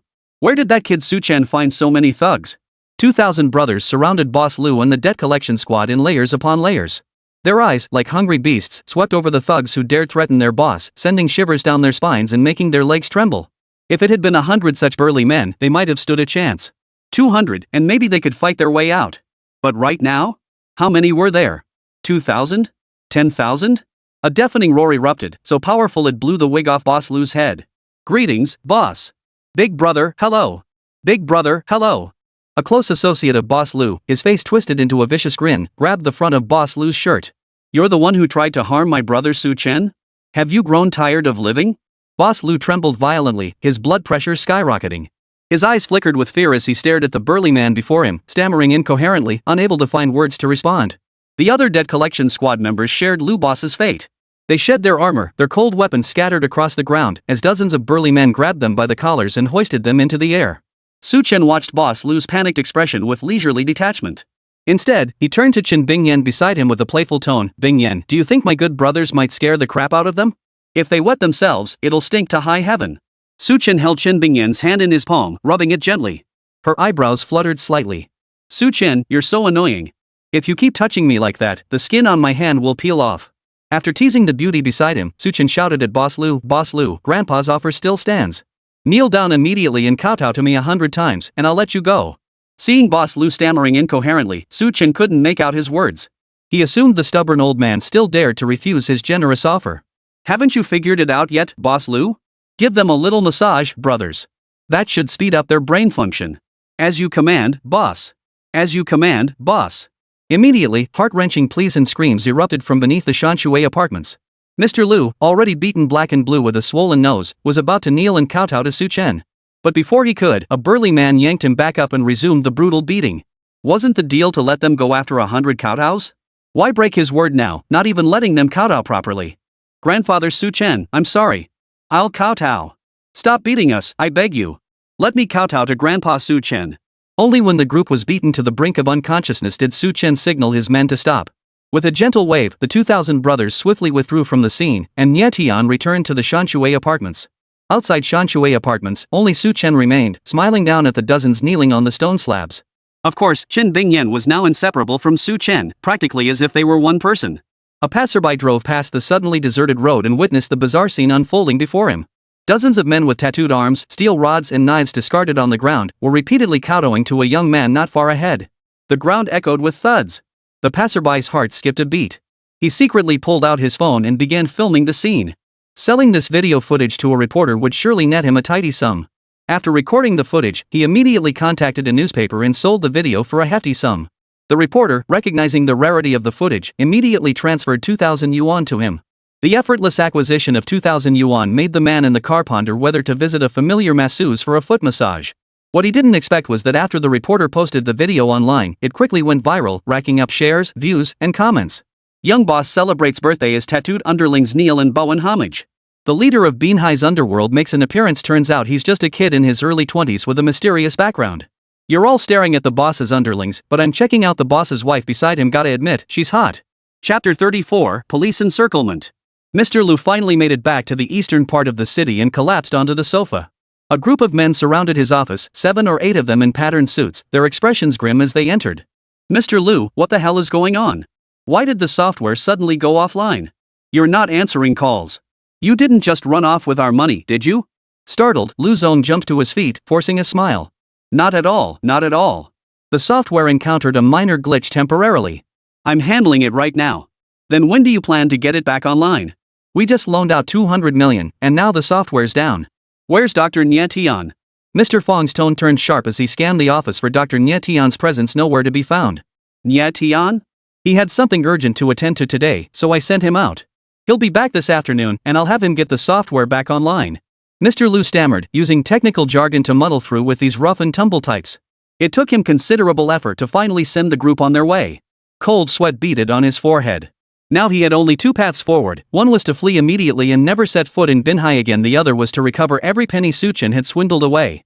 But how? With what? Suddenly, Lu remembered the number of a notorious underworld lawyer, a man known as the Grim Reaper in criminal circles. Cases he took on would be pursued with every possible means to destroy the opposing party. His methods were ruthless and his fees were steep. Recalling the lawyer's fearsome reputation, Lu felt this was his only chance. He immediately dialed the Reaper lawyer's number and spoke to him in the most persuasive tone possible. "Mr. Lu, I'll get you back the 200 million. My fee is 30 million. A man's voice, leaving no room for argument, came through the phone. Mr. Lu felt the pressure. 30 million was an enormous sum, but he had no choice but to swallow his pride and accept. Hanging up, Lu held on to hope. The Grim Reaper lawyer had promised him within just 2 days, the 200 million would be recovered. Truly the legendary lawyer of death in the underworld. His efficiency was unmatched. At Binhai Shanshui Apartments, Su Chen had just finished teasing Mr. Lu when he returned to his office to find it laden with delicacies. Chen Bingyan explained these were Lin Wanner's signature dishes, freshly prepared and served first to Su Chen. Su Chen licked his lips, picked up his chopsticks, handed a pair to Chen Bingyan, and began eating with a satisfying smack. Nye Tian approached the office door, holding a document with an odd expression. "Nye Tian, stop what you're doing and come join your big brother for dinner," Su Chen called out to him. Nye Tian walked over to Su Chen's desk with the documents but didn't sit down. Instead, he handed the papers to Su Chen. "Brother, a lawyer in Binhai has formally filed a lawsuit against you, demanding the return of 200 million yuan within 24 hours. Failure to comply will result in your immediate arrest." Su Chen set down his chopsticks, frowned at the lawsuit in his hand, and noticed the lawyer's name, Cheng Xin. The name certainly suited the profession of a lawyer, though whether the man himself was trustworthy remained to be seen. "Nye Tian, what do you think we should do now?" "Brother, I think we should find a lawyer to defend us first." "A lawyer? Isn't Zhao Xining a lawyer?" Su Chen thought for a moment, then picked up the phone and called Zhao Xining. "Xining, have you ever heard of a lawyer named Cheng Xin? It's like this lawyer Cheng Xin is suing me now." After briefly hearing the details, Zhao Xining replied, "Su Chen, hold on. Let's meet in person to discuss this." Zhao Xining's law office wasn't far from Shanshui Apartments. Within minutes, she hurried into Su Chen's office. She picked up the complaint on the desk and examined it carefully, a smile spreading across her lips. "Don't worry, Su Chen. Mr. Lu's loan company is operating illegally. Those 200 million yuan aren't protected by law, so you're not guilty and definitely won't be arrested. So that Cheng Xin guy was just trying to scare me?" Su Chen sensed there was more to this than met the eye. After the beating he'd just given Mr. Lu, how could he dare to stir up trouble again so casually? Unless Mr. Lu believed Cheng Xin could definitely help him recover the 200 million. Zhao Xining decided to share Cheng Xin's background with Su Chen. "Su Chen, this lawyer Cheng Xin is indeed a tough nut to crack. But his strength isn't in litigation, it's in dirty tricks. Underhanded tactics, huh? Well, that depends on whether his methods are effective." A mischievous grin spread across Su Chen's lips as he waited to see what would happen. He'd like to see how this Grim Reaper lawyer dared to lay a finger on 2,000 burly brothers. At 8 o'clock in the evening, many night shift workers had just finished their shifts. Several police cars suddenly pulled up below the Shanshui apartment building, sirens blaring. Over 20 officers in uniform exited the vehicles and entered the building. On the top floor, officers surrounded Su Chen's bedroom as a series of knocks echoed through the door. Su Chen emerged in his pajamas, staring in shock as a gun was pointed at his head. That Grim Reaper lawyer Cheng Xin sure knew how to make an entrance, not even letting him sleep soundly after nightfall. "You're Su Chen? Come with us immediately." A pot-bellied officer brandished handcuffs, glaring fiercely at Su Chen before attempting to restrain him. "Officer, please wait." The door next door opened, and Zhao Xining stepped out. "Who's this chick? Su Chen's girlfriend?" The officer's demeanor bore no resemblance to a genuine law enforcement officer. His eyes darted wildly over Zhao Xining, scanning from her chest down to her thighs, making him look more like a thug than a cop. Zhao Xining crossed her arms confidently. "I'm Zhao Xining, Binhai's top-tier lawyer. Mr. Su Chen is my client." "Officer, please show your badge." "You cannot take my client away without it." "Badge? What badge? I take whoever I want." The officer bellowed, immediately waving his men to seize Su Chen. Just then, the entire Shanshui apartment building began to shake violently. Damn it, an earthquake? One after another, muscular men in tank tops poured into the hallway, completely blocking the passageway. Su Chen smiled and said, "Without a police ID, you're a fake cop. Guys, beat him up." Daring to impersonate a cop? His nerve is sky high. The men charged forward, their deafening shouts nearly splitting their eardrums. First was the pot-bellied leader. His shirt was grabbed by one of the men, torn apart in seconds, revealing the tattoo on his arm. Zhao Xining recognized the tattoo instantly. His voice turned icy. "You're from the Tianlong gang. You know who we are. Release us now." Chapter 35, The Boss's Beloved Grandson. "Otherwise, tomorrow our boss will slaughter all of you and toss your bodies into the sea to feed the fish.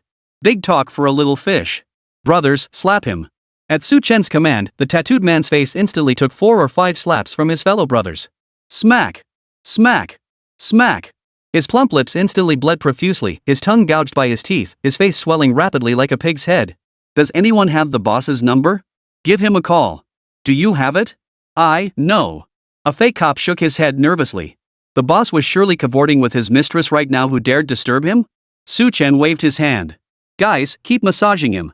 Then Su Chen pointed at another fake cop. "I bet you have the boss's number."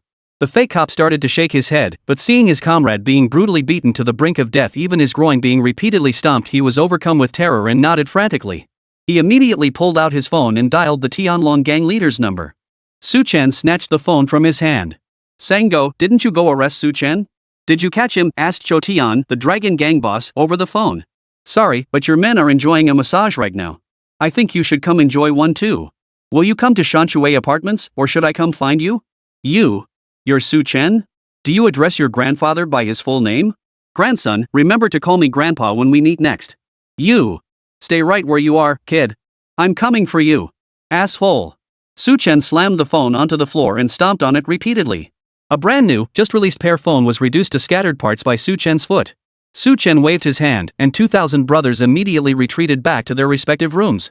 Nye Tian dragged over a chair, and Su Chen sat down in the hallway. In the hallway, the fake police officers lay sprawled on the floor, their clothes torn into shreds. Each bore a tattoo on their arm that resembled both a dragon and a worm. 20 minutes later, over 20 sedans and vans pulled up beneath the Shanshui apartment complex. Xiao Tian, leader of the Tianlong gang, stormed up the stairs with over 100 henchmen wielding machetes. Piercing shrieks echoed all the way to the top floor. Xiao Tian led the charge. Upon reaching the top floor corridor, he saw a figure seated in a chair, flipping him off. "You ing bastard, you're Su Chen? Call me grandpa right now, and I promise not to beat you to death." Su Chen preferred peaceful methods of teaching others a lesson. Xiao Tian saw Su Chen alone in the hallway, while the rest of the Tianlong gang members lay curled up in agony on the floor.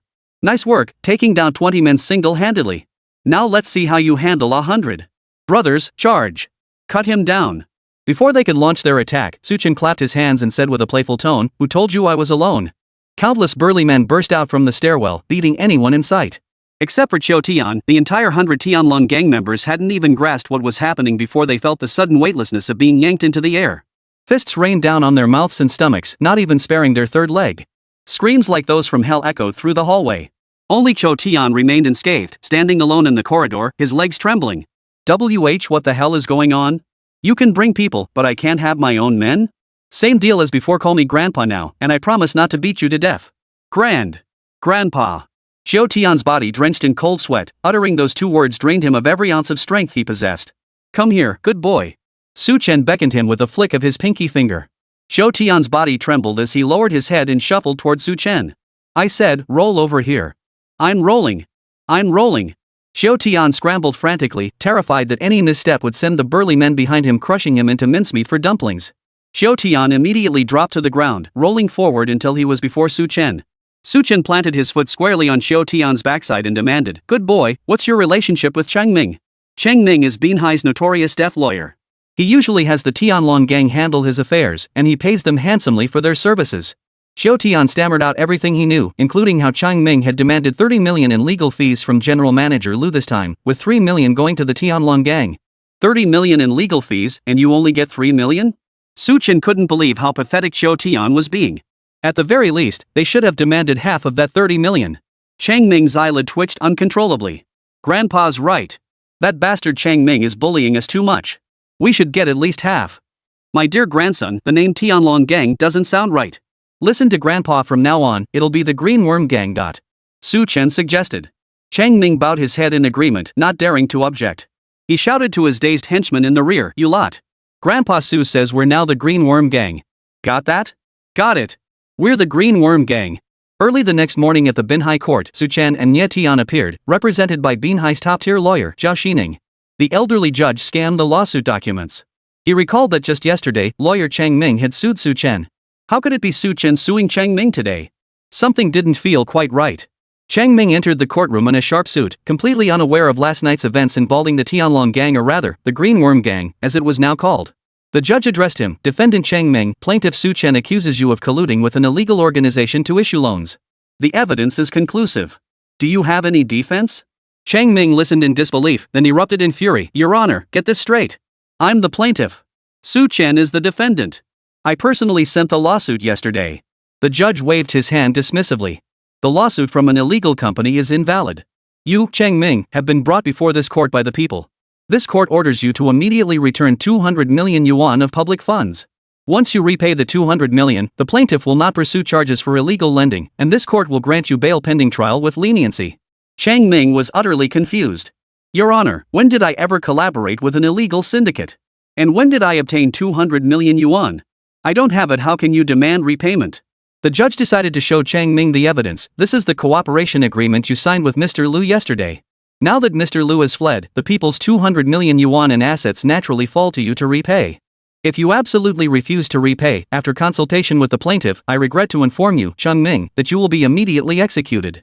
Chapter 36, Immediate Execution. Chang Ming found it laughable. What public? Does Su Chen alone count as the public? I refuse to accept this. I will appeal. The judge pulled up surveillance footage, pointing at the screen. Su Chen represents all 2,000 residents of Shanshui apartments. Chang Ming, this is your final chance to reconsider. This court's time and patience are limited. The footage showed 2,000 burly men standing before Shanshui apartments. At their forefront stood Su Chen, holding the lawsuit documents in his hand. 2,000 people, 200 million yuan. This already involves public assets, making the case extremely serious. I appeal. I demand an appeal. I refuse to accept this. Chang Ming shouted in the courtroom. But no one paid him any mind. The judge declared in court, the appeal is invalid. The death sentence shall be carried out immediately. The moment the judge spoke, Chang Ming panicked. His entire body shook violently, and he nearly foamed at the mouth. His previously superficial understanding of legal matters now left him feeling completely at a disadvantage. He had amassed a fortune through unscrupulous means over the years. Otherwise, Su Chen wouldn't have demanded 200 million in compensation. 200 million yuan. Chang Ming could certainly come up with that amount. Refusal meant death. With no other choice, he immediately declared in court his willingness to transfer 200 million yuan to Su Chen and the other affected parties. After the court session, Chang Ming emerged from the courthouse, pale and utterly drained. No sooner had he driven onto a quiet road than a dozen black sedans surrounded his vehicle. Xingchong gang's leader Cho Tian and dozens of his men leapt from the vehicles, wielding clubs as they began smashing Chang Ming's car. After destroying the vehicle, the gang bound Chang Ming and tossed him back inside. In the past, Chang Ming had amassed ill-gotten gains through illegal defense work, harming many people along the way. His enemies longed to tear him limb from limb, but no one dared confront him while he was protected by enforcers like the Tianlong gang. Now their chance for revenge had arrived. Su Chen had already notified Cho Tian to bring Chang Ming before all his victims. As for what fate awaited Chang Ming, Su Chen no longer cared. Good deeds beget good rewards, evil deeds beget evil consequences. Su Chen and Sun Xining were currently in the court president's office, where the president personally brewed his treasured tea for them. On his desk lay the bank card provided by Su Chen, containing the 200 million yuan Chang Ming had just transferred. The elderly president beamed at Su Chen, praising him repeatedly. Young brother Su, your kindness and virtue are truly admirable. To dedicate these 200 million yuan to charity, this court will ensure every cent is used for pro bono defense and case adjudication, helping more wrongfully accused individuals clear their names. A system notification chimed in Su Chen's mind, signaling his reputation points were steadily climbing due to his virtuous deeds. The 200 million yuan donation instantly boosted Su Chen's reputation points to 20. This meant Su Chen could recruit even more elite brothers. Su Chen took a few sips of tea, stood up, shook hands with the old president, exchanged pleasantries, and urged him to take care of his health. Then he and Sun Xining departed the courthouse. After leaving the courthouse, Sun Xining drove to the law firm, while Su Chen prepared to visit the Binhai Commercial Expo. His personal bodyguard, Chen Bingyan, drove a blue sedan. Seated in the passenger seat, Su Chen continuously browsed the new elite brother professions available in the System Exchange Mall. He currently possessed 26 reputation points, not an overwhelming amount, yet sufficient to exchange for several elite brothers.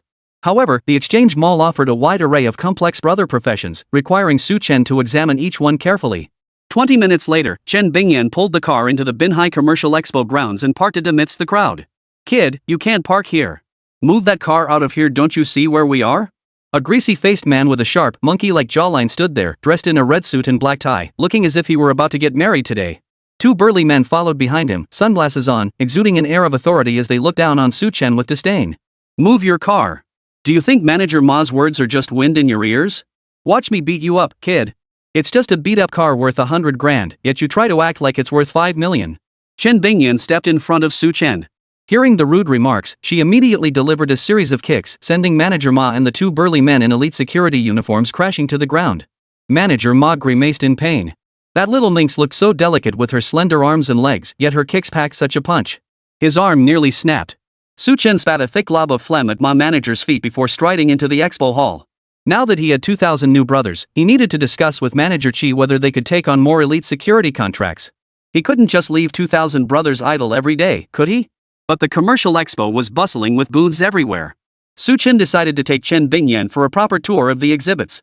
Manager Ma scrambled to his feet, his eyes burning with venom as he watched Chen and Chen Bingyan walk away. Seeking revenge, he hurried over to complain to Wu Tao, the captain of the expo's elite security team. Captain Wu Tao, it's terrible. 2 people are causing trouble at our trade fair. When I tried to stop them, they even hit me. Wu Tao glanced at Manager Ma and his 2 henchmen trailing behind him, their faces indeed bruised and swollen. Manager Ma continued, Captain Wu Tao, gather your men and follow me. We must beat those 2 senseless today. How dare they disrupt our commercial expo? Let them learn what it means to mess with the wrong people. As the person responsible for security and order at the entire trade fair, Wu Tao knew he had to immediately lead his team to investigate the cause of the incident. He promptly followed Manager Ma to locate the 2 individuals involved, Chen and Chen Bingyan, within the expo grounds. Manager Ma saw Chen again, his face swollen like a pig's head, yet he grinned. Kid, you disrupted our event and injured staff. You won't leave here today without paying 3 million in compensation. He pointed at Chen Bingyan and sneered, you little minx, with your delicate skin and pretty face, how about spending a month with Brother Ma? We'll knock half off the 3 million. Seeing Manager Ma's disgusting demeanor and the entourage of Wu Tao following behind him, Chen understood the situation. Manager Ma was clearly bullying others under the elite security group's authority, thinking he had powerful backing. Chen Bingyan glared coldly at Manager Ma but stood with her arms crossed, holding back. This only fueled Manager Ma's arrogance. His lecherous eyes twinkled as he sneered, come on, little lady, hit me again. You love throwing punches, don't you? What's the matter? Scared already? See how formidable our elite security squad is now. Smack! Wu Tao's palm slammed into Manager Ma's face, sending him crashing to the ground. A mouthful of thick blood spurted from his lips. Big brother, Wu Tao arrived late. We've interrupted your enjoyment of the expo. Chapter 37, Red Elephant Group. Big brother, we're late. The dozen or so brothers following Wu Tao immediately bowed respectfully to Chen. Manager Ma panicked, his fleshy cheeks twitching. He grabbed Wu Tao's pant leg, his face filled with urgency. Manager Wu, you've got the wrong guy. It's him you should be beating. This bastard caused trouble at the expo. Wu Tao kicked Manager Ma away with one swift motion, his eyes blazing with fury as he glared at him. Get lost. This is my ING boss. It struck Manager Ma like a bolt of lightning, leaving him utterly paralyzed. A crowd gathered around to watch as Manager Chi hurried over. What's going on, Captain Wu Tao? Manager Chi arrived just in time to see Manager Ma lying on the ground in a pitiful state, blood streaming down his face. Ouch! That single punch from Wu Tao nearly shattered his teeth. Ma Qing, who hit you? Manager Chi turned to Ma Qing and urgently demanded. Ma Qing rose, tears streaming down his face, glaring at Manager Chi as he complained bitterly. Uncle, it was Captain Wu Tao who hit me. Fire Wu Tao immediately. How could we possibly invite someone like that to our expo? What? Team leader Wu Tao? Manager Chi turned to look at Wu Tao, then noticed Chen was also present. His mind raced as if he had suddenly remembered something. This nephew of his was never one to keep his head down. Smack! Manager Chi slapped Ma Qing across the face, his anger impossible to conceal. Did you get into trouble again, you little brat? Captain Wu Tao would never strike someone without cause, let alone lay a hand on Ma Qing. Unless Ma Qing. Manager Chi turned to Chen, forcing a smile. Brother Chen, what brings you to the expo? I was just planning to invite you over. Uncle, you know this kid? He was causing trouble at the expo just now. Ma Qing was completely baffled. Now, even his own words sounded uncertain. Ma Qing, get the hell out of here right now. Manager Chi unleashed a torrent of anger at Ma Qing, who stood frozen behind him, not daring to utter a word. Chen felt nothing but disgust and disappointment toward Manager Chi's nephew. But his business partner was Manager Chi, not Ma Qing. Manager Chi, here's the thing. I came to see you specifically because I have 2,000 brothers under me. I was wondering if there's any way you could find them jobs. These 2,000 brothers are all elite security personnel. Manager Chi was stunned, Ma Qing was stunned, and every single onlooker present was stunned. Ma Qing was so terrified he nearly wet himself. Who would have guessed that this seemingly frail young man commanded 2,000 elite security personnel? Even if he only had 2,000 ordinary henchmen, that would still make him a major gang leader.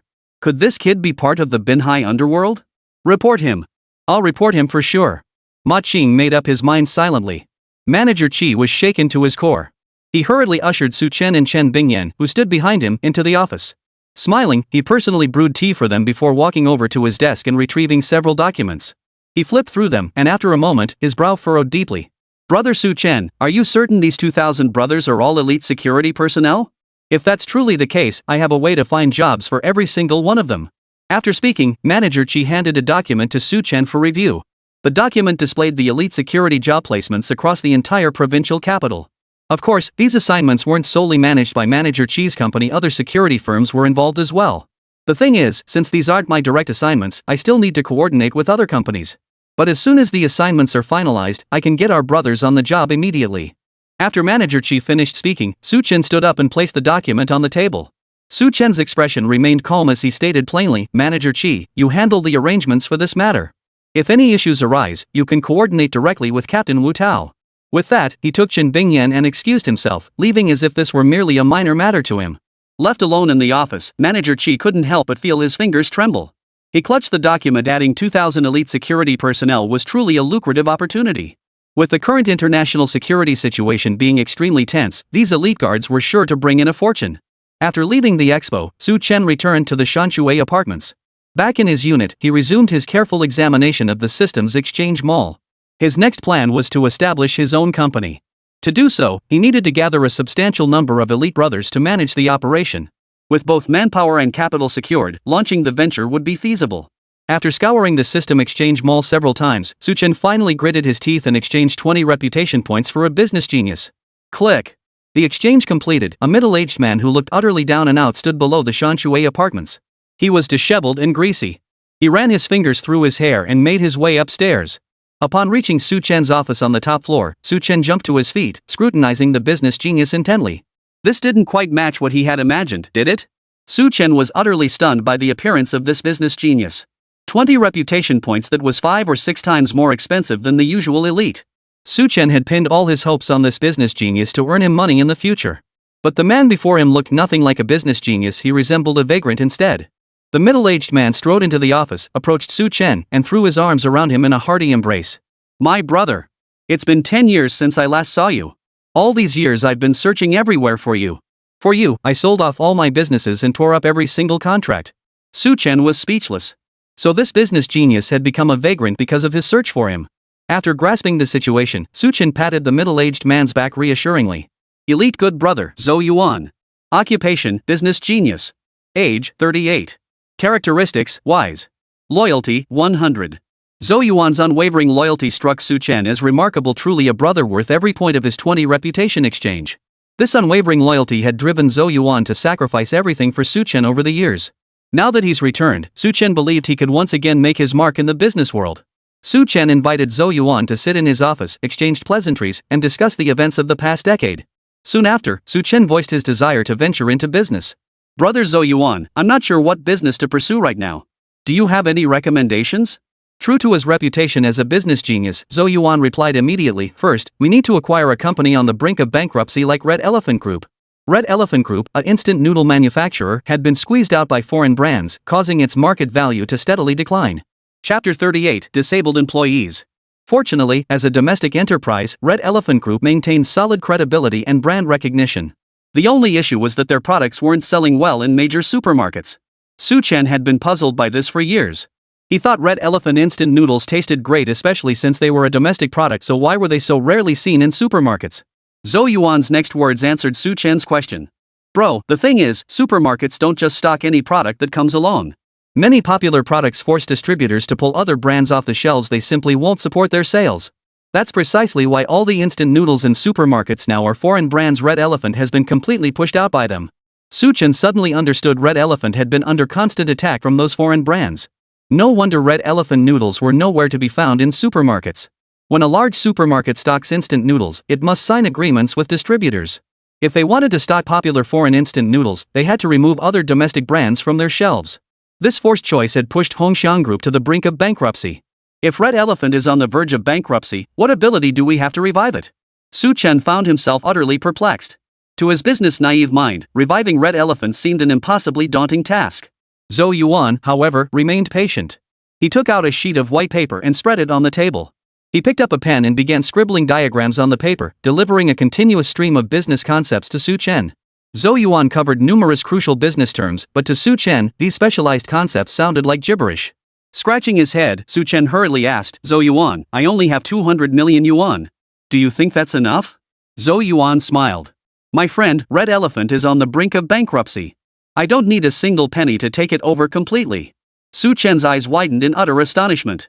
This brother Zhou Yuan, was he just a big talker, or was he actually this impressive? If the latter was true, then exchanging 20 reputation points for this deal was no loss at all. Even exchanging 100 reputation points for it would feel completely worthwhile. This was a major conglomerate, after all. Even a starving camel is bigger than a horse. To think of acquiring Red Elephant Group without spending a single penny was nothing short of a pipe dream. Su Chen could only wait patiently for Zhou Yuan's next move. He watched as Zhou Yuan stepped out of the office. Zhou Yuan descended to the lobby, followed by a close associate who would serve as his driver for the next few days. Su Chen had also provided Zhou Yuan with a vehicle. After all, when heading out for business negotiations, one couldn't afford to look too shabby.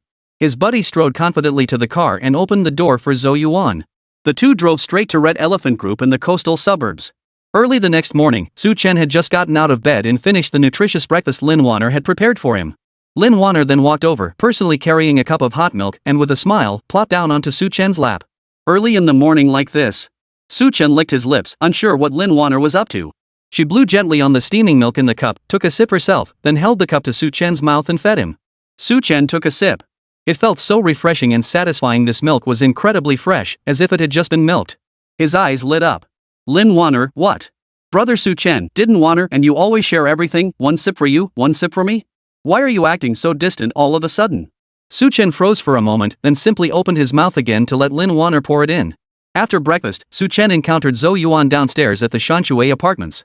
Zhou Yuan had changed into a suit today, looking sharp and well-groomed, like a wise and successful businessman. "Brother Su Chen, I've nearly finalized the deal with Red Elephant Group. If you're free, we could head over to Red Elephant Group today to sign a preliminary agreement." Su Chen's eyelid twitched. Had Zhou Yuan already achieved a significant breakthrough in such a short time? The acquisition without spending a single penny left Su Chen feeling conflicted. He began to doubt himself, wondering if he'd be knocked out cold the moment he stepped into Red Elephant Group. Yet he had to trust in Zhou Yuan's abilities. After all, 20 reputation points still stung his wallet at this moment. He hurriedly got into the car with Zhou Yuan and headed toward Red Elephant Group in the coastal suburbs. Upon arriving at Red Elephant Group, a peculiar scene unfolded before Su Chen. Su Chen's eyes widened as he watched the workers streaming in and out of the factory gates. Where did all these disabled people come from? Su Chen felt his mind go blank. Was this a training center for the disabled? Zhou Yuan replied, "Brother, these are all Red Elephant Group employees. Over 80% of Red Elephant Group's workforce consists of people with disabilities. That's precisely why I value this company." What? Su Chen's mind began to buzz. He couldn't fathom what kind of company this was. A company that resolutely refused foreign acquisition, steadfastly refused to collude with foreign capital, and not only that, but the group also employed a massive number of disabled individuals. Such a company was not only astonishing but also filled one's heart with profound gratitude. Su Chen felt a surge of emotion welling up inside him, his eyes stinging with tears. At the factory gate, a middle-aged man stood with a somber expression. When he spotted a vehicle approaching, a flicker of light ignited in his eyes. "Manager Zhou, you're finally here." The man stepped forward, extending his hand to shake Zhou Yuan's. But Zhou Yuan smiled and turned to Su Chen beside him, introducing him, "Mr. Bai, this is Mr. Su Chen, my older brother. This acquisition of Red Elephant Group was my elder brother's proposal." Mr. Bai looked at Su Chen, his eyes filled with confusion. At Su Chen's age, he didn't seem to have much business experience. Outwardly, Su Chen and Zhou Yuan presented starkly different images. One resembled a recent college graduate, while the other embodied a seasoned business tycoon. But Mr. Bai didn't judge by appearances. He extended a warm handshake to Su Chen. Not only that, but he expressed his gratitude repeatedly. "Mr. Su Chen, thank you for taking such a keen interest in Red Elephant Group and for agreeing to acquire us. This decision has secured a livelihood for so many factory workers." Being greeted with such gratitude upon his arrival made Su Chen feel uneasy. "But I haven't done anything yet. Is an acquisition really something to be thankful for?" Su Chen asked in puzzlement. Mr. Bai sighed. Truthfully, many companies have approached us about acquisitions, but none were willing to take on so many disabled employees. Chapter 39, Retaining President Bai. Only then did Chen realize that Mr. Bai's primary concern lay with his disabled employees. It was easy to see that corporate acquisitions were driven by profit, and taking on so many disabled employees would become a liability. Few would choose such a path in the face of capital's power. Rest assured, Mr. Bai. If I acquire Red Elephant Group, these employees' benefits will remain unchanged, and I won't arbitrarily lay off any disabled workers. Chen pledged solemnly. Zhou Yuan, make sure to include this in the contract. Mr. Bai gripped Chen's hand with emotion. Hearing these assurances, he could now sell Red Elephant Group to Chen with complete peace of mind. Two black luxury cars abruptly pulled up in front of Red Elephant Group. A man in a blue suit and sunglasses glared at Bai Zong and Chen with hostility. Behind him followed several bodyguards, each with bulging muscles and menacing expressions, one sporting a startling scar across his neck. Seeing the man and his bodyguards approach, Mr. Bai's eyes flashed with fear. The man barked angrily, Mr. Bai, Red Elephant Group agreed to our Lu Group's acquisition plan. How dare you now renege on the contract? The man was none other than Lu Tian, the young master of the Lu Group. Lu Tian removed his sunglasses and scrutinized Chen and Zhou Yuan's faces. You two ungrateful fools, trying to acquire Red Elephant Group? Didn't you even bother to check our Lu Group's reputation in Binhai? How dare you ruin our plans? Chen was utterly confused. He turned to Mr. Bai and asked, Mr. Bai, what's going on here? Could it be true, as Lu Tian claimed, that Red Elephant Group had already signed an acquisition agreement with Lu Group? Impossible. Zhou Yuan was a business genius. He wouldn't have approved such a flawed business plan. Mr. Bai sighed, momentarily at a loss for how to explain the situation to Mr. Chen. He bowed his head deeply, his eyes filled with fear and regret. Zhou Yuan, however, showed not a trace of fear. He proceeded to recount the entire sequence of events to Chen from start to finish. The Lu family has long sought to acquire Red Elephant Group to enter the food industry. But Lu Tian couldn't accept the arrangements for Red Elephant Group's disabled employees, so Mr. Bai didn't sign the contract with him. Bull. This contract clearly states the acquisition plan is already underway. And here are the signatures of the majority of Red Elephant Group's shareholders. Lu Tian immediately had his bodyguard produce a contract. Opening it, it was covered in dense clusters of red fingerprints. Zhou Yuan explained, these are all signatures from Red Elephant Group's disabled employees. Since these employees hold company shares, their combined holdings actually exceed those of President Bai. Why would Red Elephant Group's disabled employees go through such trouble for no reward? Chen knew without thinking that Lu Tian had secretly orchestrated this, coercing Red Elephant Group employees into signing the contract. This contract isn't legally binding yet, Zhou Yuan continued, because several disabled employees, acting in the group's best interests, have refused to sign. Are they still at the factory? Chen asked, frowning. No, they're in hiding. Lu Tian is hunting them down. Chen sneered coldly, lifted his foot, and spat right at the ground beneath Lu Tian's feet. I thought this contract was already in effect. Since it's not, what are you trying to pull, acting like some big shot? Today I will sign the acquisition contract with President Bai. I hope young Master Lu won't spoil my mood. Seeing Chen expose the contract's contents and act so shamelessly, young Master Lu seethed with rage. He waved at his bodyguards behind him, go. Take this kid down. Let's see how he signs that acquisition contract with Mr. Bai. Before the bodyguards could charge forward, a slender figure clad in form-fitting black leather boots and pants kicked out with a long leg. Thud. Thud. Several figures crashed heavily to the ground. Piercing screams echoed through the air. Lu Xiao's body trembled. A sense of impending doom washed over him, and his feet instinctively retreated backward. You little punk, daring to oppose the Lu Group. So what if I do? Get the hell out of here. The farther the better. Chen showed Lu Tian no mercy. A man with such a venomous heart was utterly unworthy of being a businessman. If Red Elephant Group fell into Lu Tian's hands, every disabled employee would lose their livelihood. With all his bodyguards lying incapacitated on the ground, Lu Tian stood alone and helpless. Seeing Chen Bingyan in her sleek outfit, Lu Tian's heart trembled and his legs went weak. You little bastard, just you wait. I didn't bring anyone with me today. Get lost. Chen watched Lu Tian flee in a panic before turning to Mr. Bai with a smile. Mr. Bai, rest assured. The Lu Group cannot stop my acquisition of Red Elephant Group. We can enter the group and sign the contract right now. At that moment, Chen's motivation went beyond mere profit.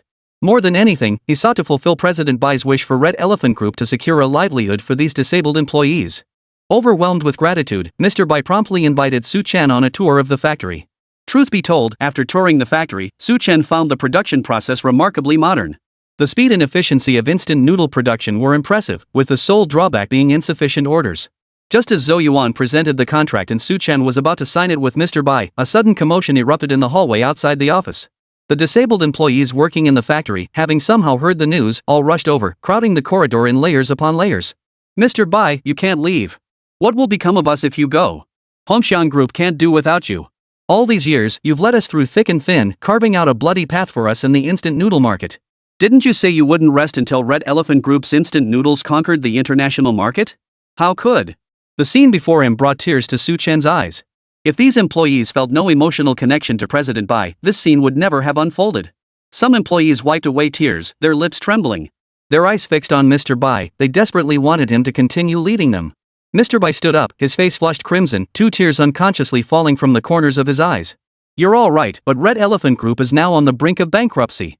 All these years, it's been my poor management. I can't go on like this. Mr. Bai's words faltered. Many truths could no longer be voiced from the depths of his heart. No, Mr. Bai, this isn't your fault. It's all the foreign investors, they're deliberately suppressing domestic independent brands. Mr. Bai, you did nothing wrong. Look at the instant noodle market today. Besides Red Elephant Group, where else can we find our own domestic brands? Chapter 40, Sold Out. Mr. Bai, you're a great hero of our national brands, and you'll always be a hero in our hearts. Su Chen stood up, sensing something in his heart. He looked at the employees surrounding him in the hallway, people whose spirits remained unbroken despite their physical disabilities. Hello everyone, I'm Su Chen, the person about to acquire Red Elephant Group. But I want to assure you all, even though I'm acquiring Red Elephant, I won't let Mr. Bai leave and I won't let a single disabled employee go. Red Elephant Group is your home, and it is Mr. Bai's home. I am about to become a part of this family too. I hope that in the days ahead, everyone will continue to work hard, and together we will carve out a path for Red Elephant Group in the market. Su Chen's resolute words fell upon the assembled employees, not a single voice interrupting. They maintained absolute silence, listening to Su Chen's words with a mix of excitement and confusion. Mr. Bai frowned and asked Su Chen, Mr. Su, isn't that what our contract states? Red Elephant Group has been acquired by you, and my presence here is redundant. No, Mr. Bai. You will continue overseeing factory production. My primary focus will be product promotion and sales. Su Chen explained with a smile, then turned his gaze toward the employees in the hallway. Suddenly, cheers erupted from the hallway, soon joined by more employees.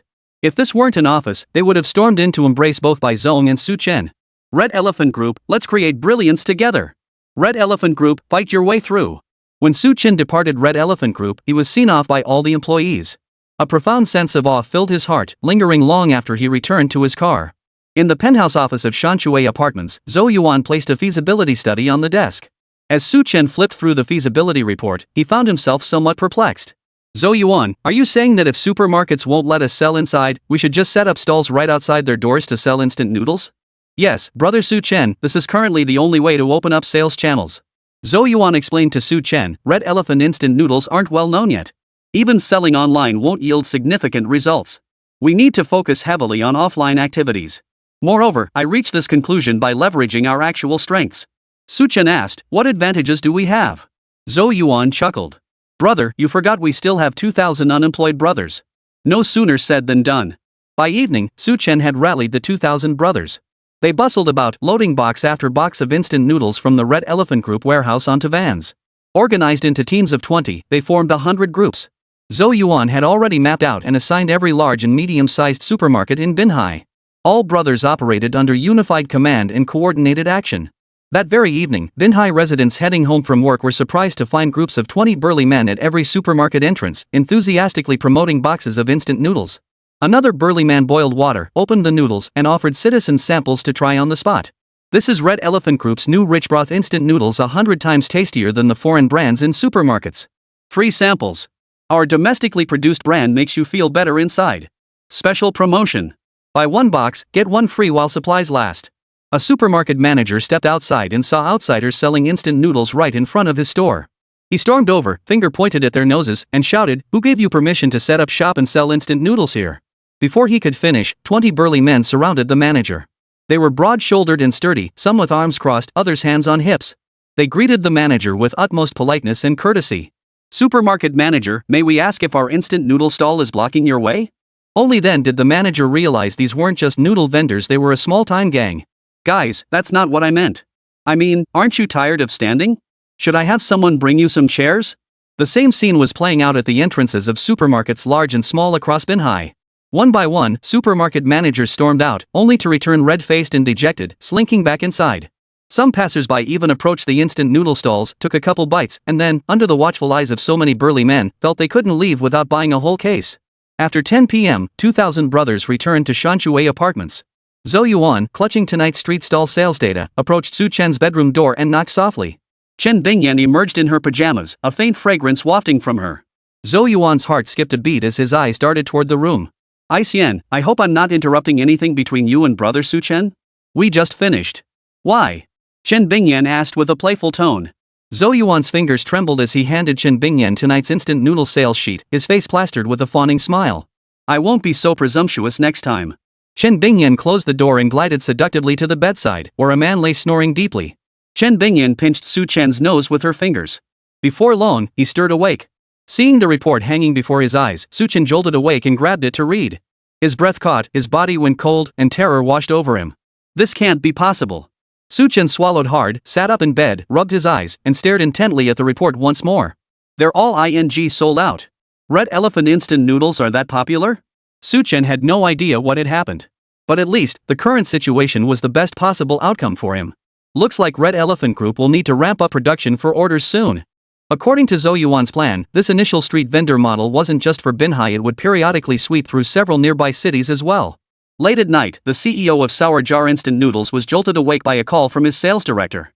Fuming, he pinched the woman beside him on the thigh, sat up abruptly, and grabbed the phone, ready to unleash a torrent of curses at the sales director. What the hell are you calling for in the middle of the night?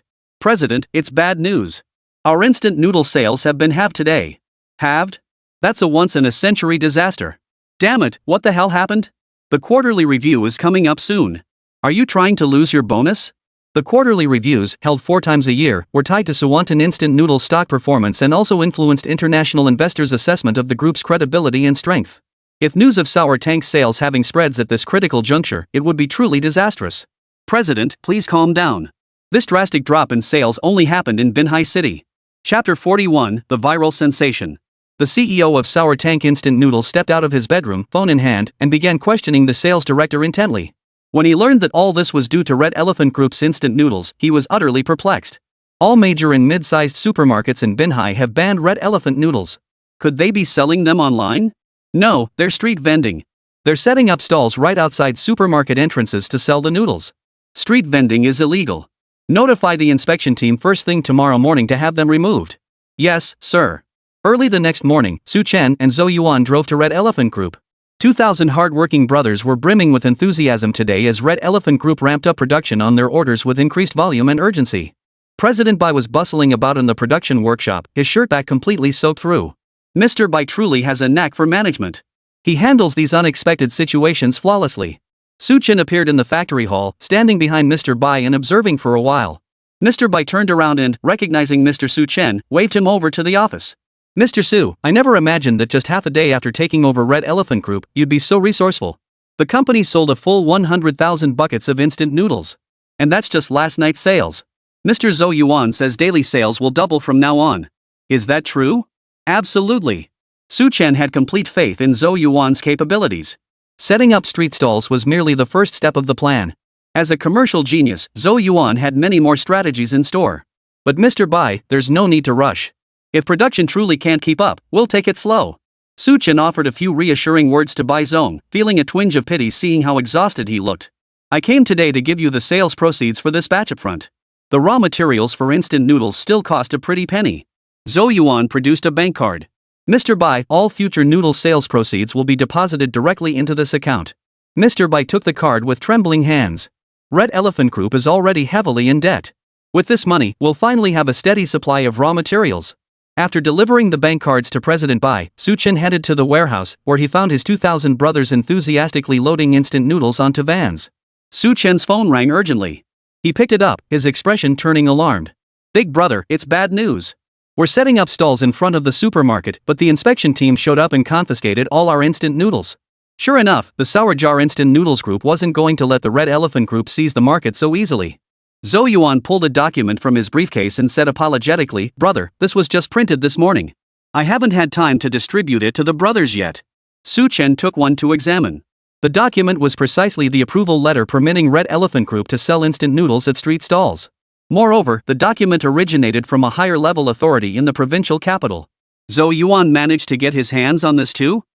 Su Chen was eager to see what underhanded tricks the Sour Jar Instant Noodles group had up its sleeve this time. Everyone, one copy per team. Keep it safe.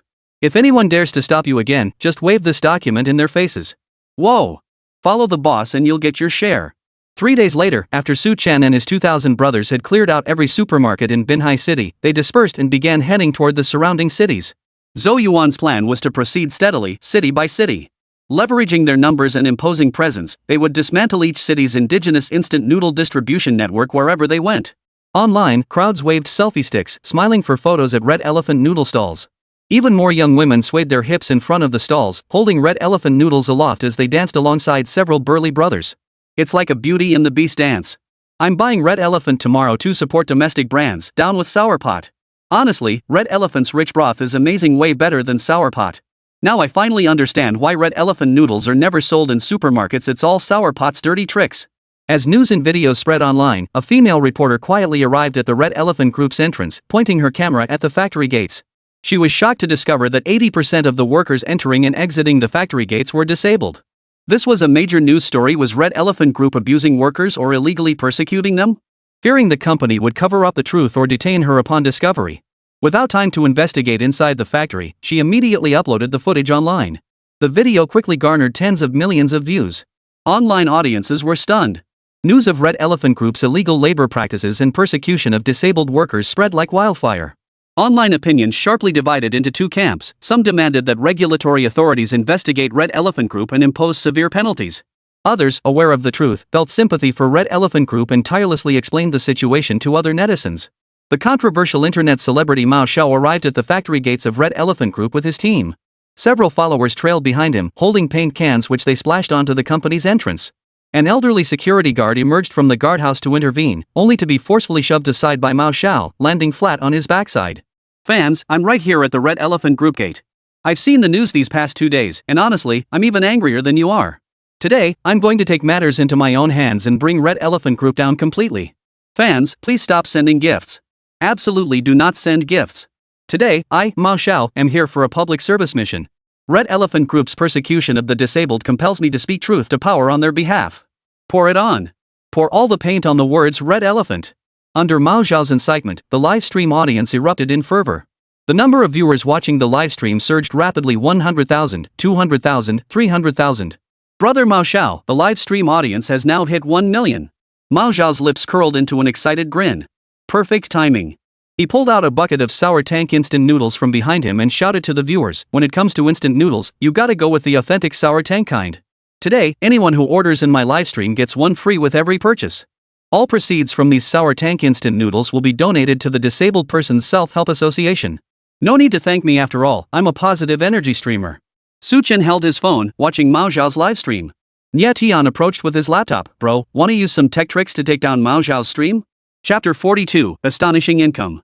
Su Chen shook his head. No need. Justice prevails in people's hearts.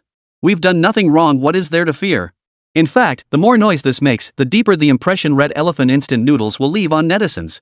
Good news travels slowly, but bad news travels fast. What Su Chen wanted now was Red Elephant's visibility, whether positive or negative. As long as netizens worldwide knew the name Red Elephant instant noodles, that was enough. Chen Bingyan stared at Mao Xiao's photo on her phone and sneered, this guy's hair looks like D-grade. I really don't get these netizens. How could they possibly like this type? She glanced at Su Chen's clear-cut features and smirked, they should be into our big brother Su Chen instead. The news had caused such a stir that Mao Xiao's livestream was suddenly flooded with reports from netizens, forcing it offline. Mao Xiao gritted his teeth, glancing at the hard-earned surge in popularity. Though the stream was down, today's sales of Sour Jar instant noodles had already hit hundreds of thousands of buckets. That was more than enough profit for him. Damn it, we'll be back tomorrow. We gotta ride this wave and make as much cash as we can. As soon as Mao Xiao left, several official vehicles pulled up outside Red Elephant Group. Members of the inspection team, cameras in hand, began their investigation into the company. They were here to investigate whether Red Elephant Group was truly persecuting its employees. Their cameras would capture the inner workings of Hongshan Group's production facilities, streaming live footage to netizens nationwide. Some netizens had just exited Mao Xiao's livestream, still buzzing with excitement, when suddenly they spotted the Binhai inspection team's livestream. They hurriedly clicked in to watch. Viewers flooded the chat with comments and jeers. Inspection uncle, you absolutely must shut down Red Elephant Group. Companies that mistreat disabled people are utterly despicable. I say arrest their CEO, he's the worst of the bunch. I just looked it up online, their CEO is a young guy in his 20s named Chen. Down with Red Elephant Group. Down with Chen. Justice will prevail, Chen must die. Chen and Red Elephant Group's names instantly trended nationwide and even internationally.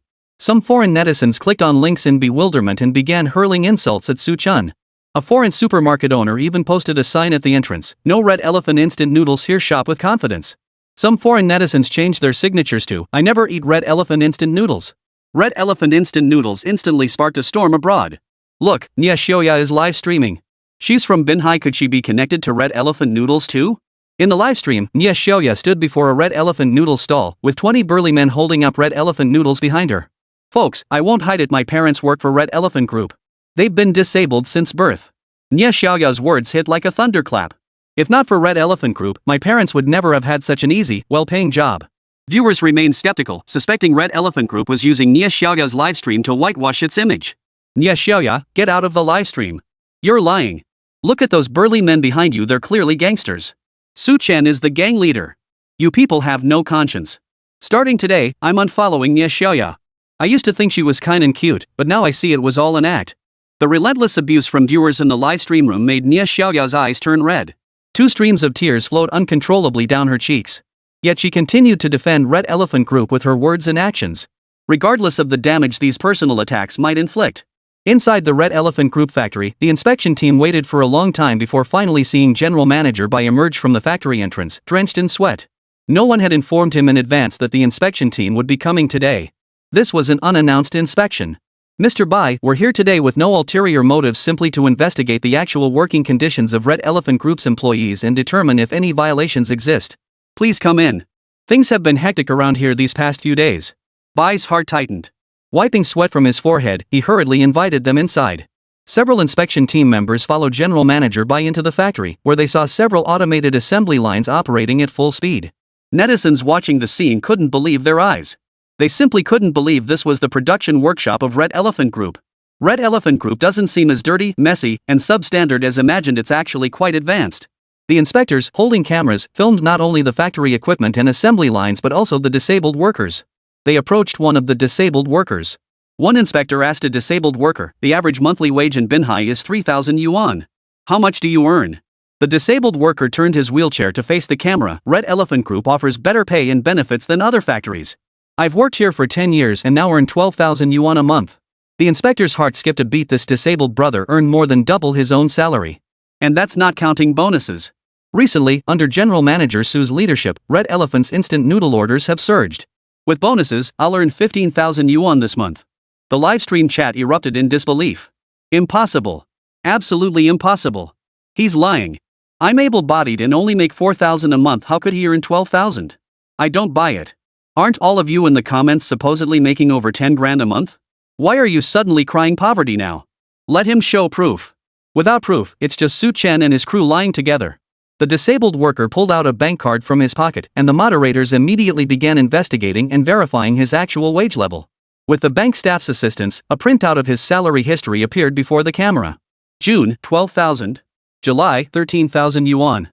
August, 12,000. September, 15,000 yuan. And this bank card held a total balance of over 300,000 yuan.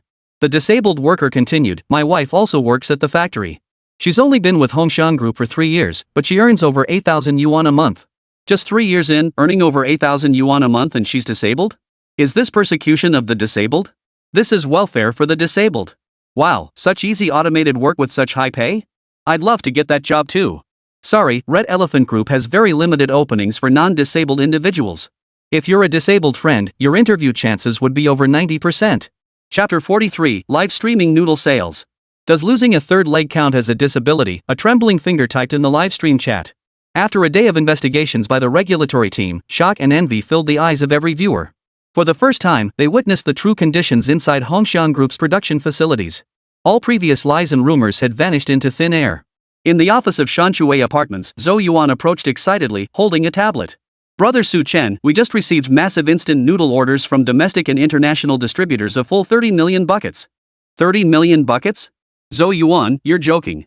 Red Elephant Group can only produce 100,000 buckets of instant noodles in a day working overtime. 30 million buckets would take a year to produce. Chen took the tablet from Zhou Yuan to check the details, his throat making a gulp sound as he swallowed hard. Have these people lost their minds? They're paying full deposits up front. We can't accept full deposits either. At our current production rate, if we breach the contract, we'd have to pay triple compensation. Faced with the massive sum, Chen kept his wits about him. But then Zhou Yuan pointed at the contract and said to Chen, "Brother, I've talked to these distributors. They're all willing to extend the contract timeline indefinitely. As long as we can secure the order, they're willing to pay the full deposit." Bro, you don't understand the current situation. They're all terrified of signing orders too late and missing out on Red Elephant Noodles allocation. Who cares if the order takes 2 or 3 years to fulfill? Chen dismissed them with disdain. These people are fickle. We can't rely on them entirely. From now on, we must strike while the iron is hot and build Red Elephant Group's online sales force. Lin Wanner entered the office carrying a tray laden with delicacies crafted from Red Elephant instant noodles. With her world-class culinary skills, Lin Wanner had transformed the noodles into works of art, some resembling pastries, others like exquisite dishes. Brother Chen, try these. Wayner's creations are absolutely delicious. Chen was skeptical. What could be so delicious about instant noodles? He picked up his chopsticks, intending to take a simple bite. Instantly, his taste buds exploded with sensation. He hastily sampled several of the delicacies on the plate. Stunned, his face went rigid as he stared straight ahead, speechless. Brother Chen, what's wrong? Did Wanner not cook well? No, Wanner's cooking is absolutely amazing. I never imagined there were so many ways to prepare instant noodles. Chen suddenly grinned mischievously at Lin Wanner, running his fingers over her delicate hands. Wanner, Big Brother wants to set up a food live streaming channel at Red Elephant Group. Would you help him out? Sure. Whatever Big Brother asks, Wanner will do her absolute best. By the way, Big Brother, could you invite Nia Xiaoya to join our livestream and help promote products? Lin Wanner asked Chen. Chen nodded in agreement. Nia Xiaoya was the daughter of a Hongxiang Group employee. During the recent incident at the company, she had resolutely stood by Hongxiang Group, demonstrating her commendable character. Within just one day, the Red Elephant Group livestream studio was set up by Lin Weiner and Nia Xiaoya. Chen personally visited the temporary live streaming studio at Red Elephant Group. But as soon as he reached the factory gate, he saw several young men with disheveled hair kneeling on the ground, live streaming with their phones. Ma Xiao said that if I was wrong, I would kneel and admit my mistake. I admit splashing paint at Red Elephant Group's entrance was wrong. I donated all the money from those sour tank instant noodles to the Disabled Persons Self-Help Association. From now on, I will never promote foreign instant noodles again. I only support domestic products. Chen bypassed the group. It was time for them to face the consequences of their actions, and there was no need to interrupt them. He headed straight to the temporary live streaming studio with Zhou Yuan. There, Bai Zong sat nervously inside the studio, wearing glasses as he stared anxiously at the live streaming screen. Chen plopped down beside him. Mr. Bai, sales seem strong today. Why the grim face? Mr. Bai replied with a grimace, Mr. Su, I never expected the orders to be this overwhelming. But our instant noodle supply is limited, we can't keep up with the demand from netizens. Look, the 10,000 buckets of instant noodles we just produced this hour have already been snapped up. Netizens are even hurling insults at each other in the chat because they couldn't get Red Elephant noodles. Nia Xiaoya frowned. She was hosting the live stream today, while Lin Wanner was busy creating various instant noodle dishes on the spot. Nia Xiaoya frowned slightly, then smiled as she addressed the viewers. Thank you all for your support of Red Elephant instant noodles, but I must remind everyone that their shelf life is only 12 months. Please shop sensibly. Hearing Nia Xiaoya's words, the viewers erupted into another round of heated arguments. Nia Xiaoya, I advise you not to meddle. I bought a lot, can't I give some to relatives? I've already bought 100 cases to distribute to my employees. I won't rest until I get 1,000 cases today. Nia Xiaoya, get Chen to the factory and push production. 10,000 buckets an hour? What good is that? That useless Chen can't even manage to produce instant noodles properly. Chen glanced at the live stream screen, his expression twisted. It's just instant noodles, why are they dragging him into this? These netizens really don't know how good they have it. Bai Zongjian stood up and hurriedly said to Chen, Mr. Su, please stay here and keep an eye on things. I'll go to the factory and push them harder. We'll aim to produce 15,000 buckets within the hour. Amidst the torrent of insults from the netizens, Chen didn't even dare to show his face. He slunk out of the live stream room, his head hanging low. With this live stream sales channel, the 2,000 brothers wouldn't have to endure sleeping rough on the streets while running their stalls anymore. Just handling the live stream sales required every employee at Red Elephant Group to work overtime.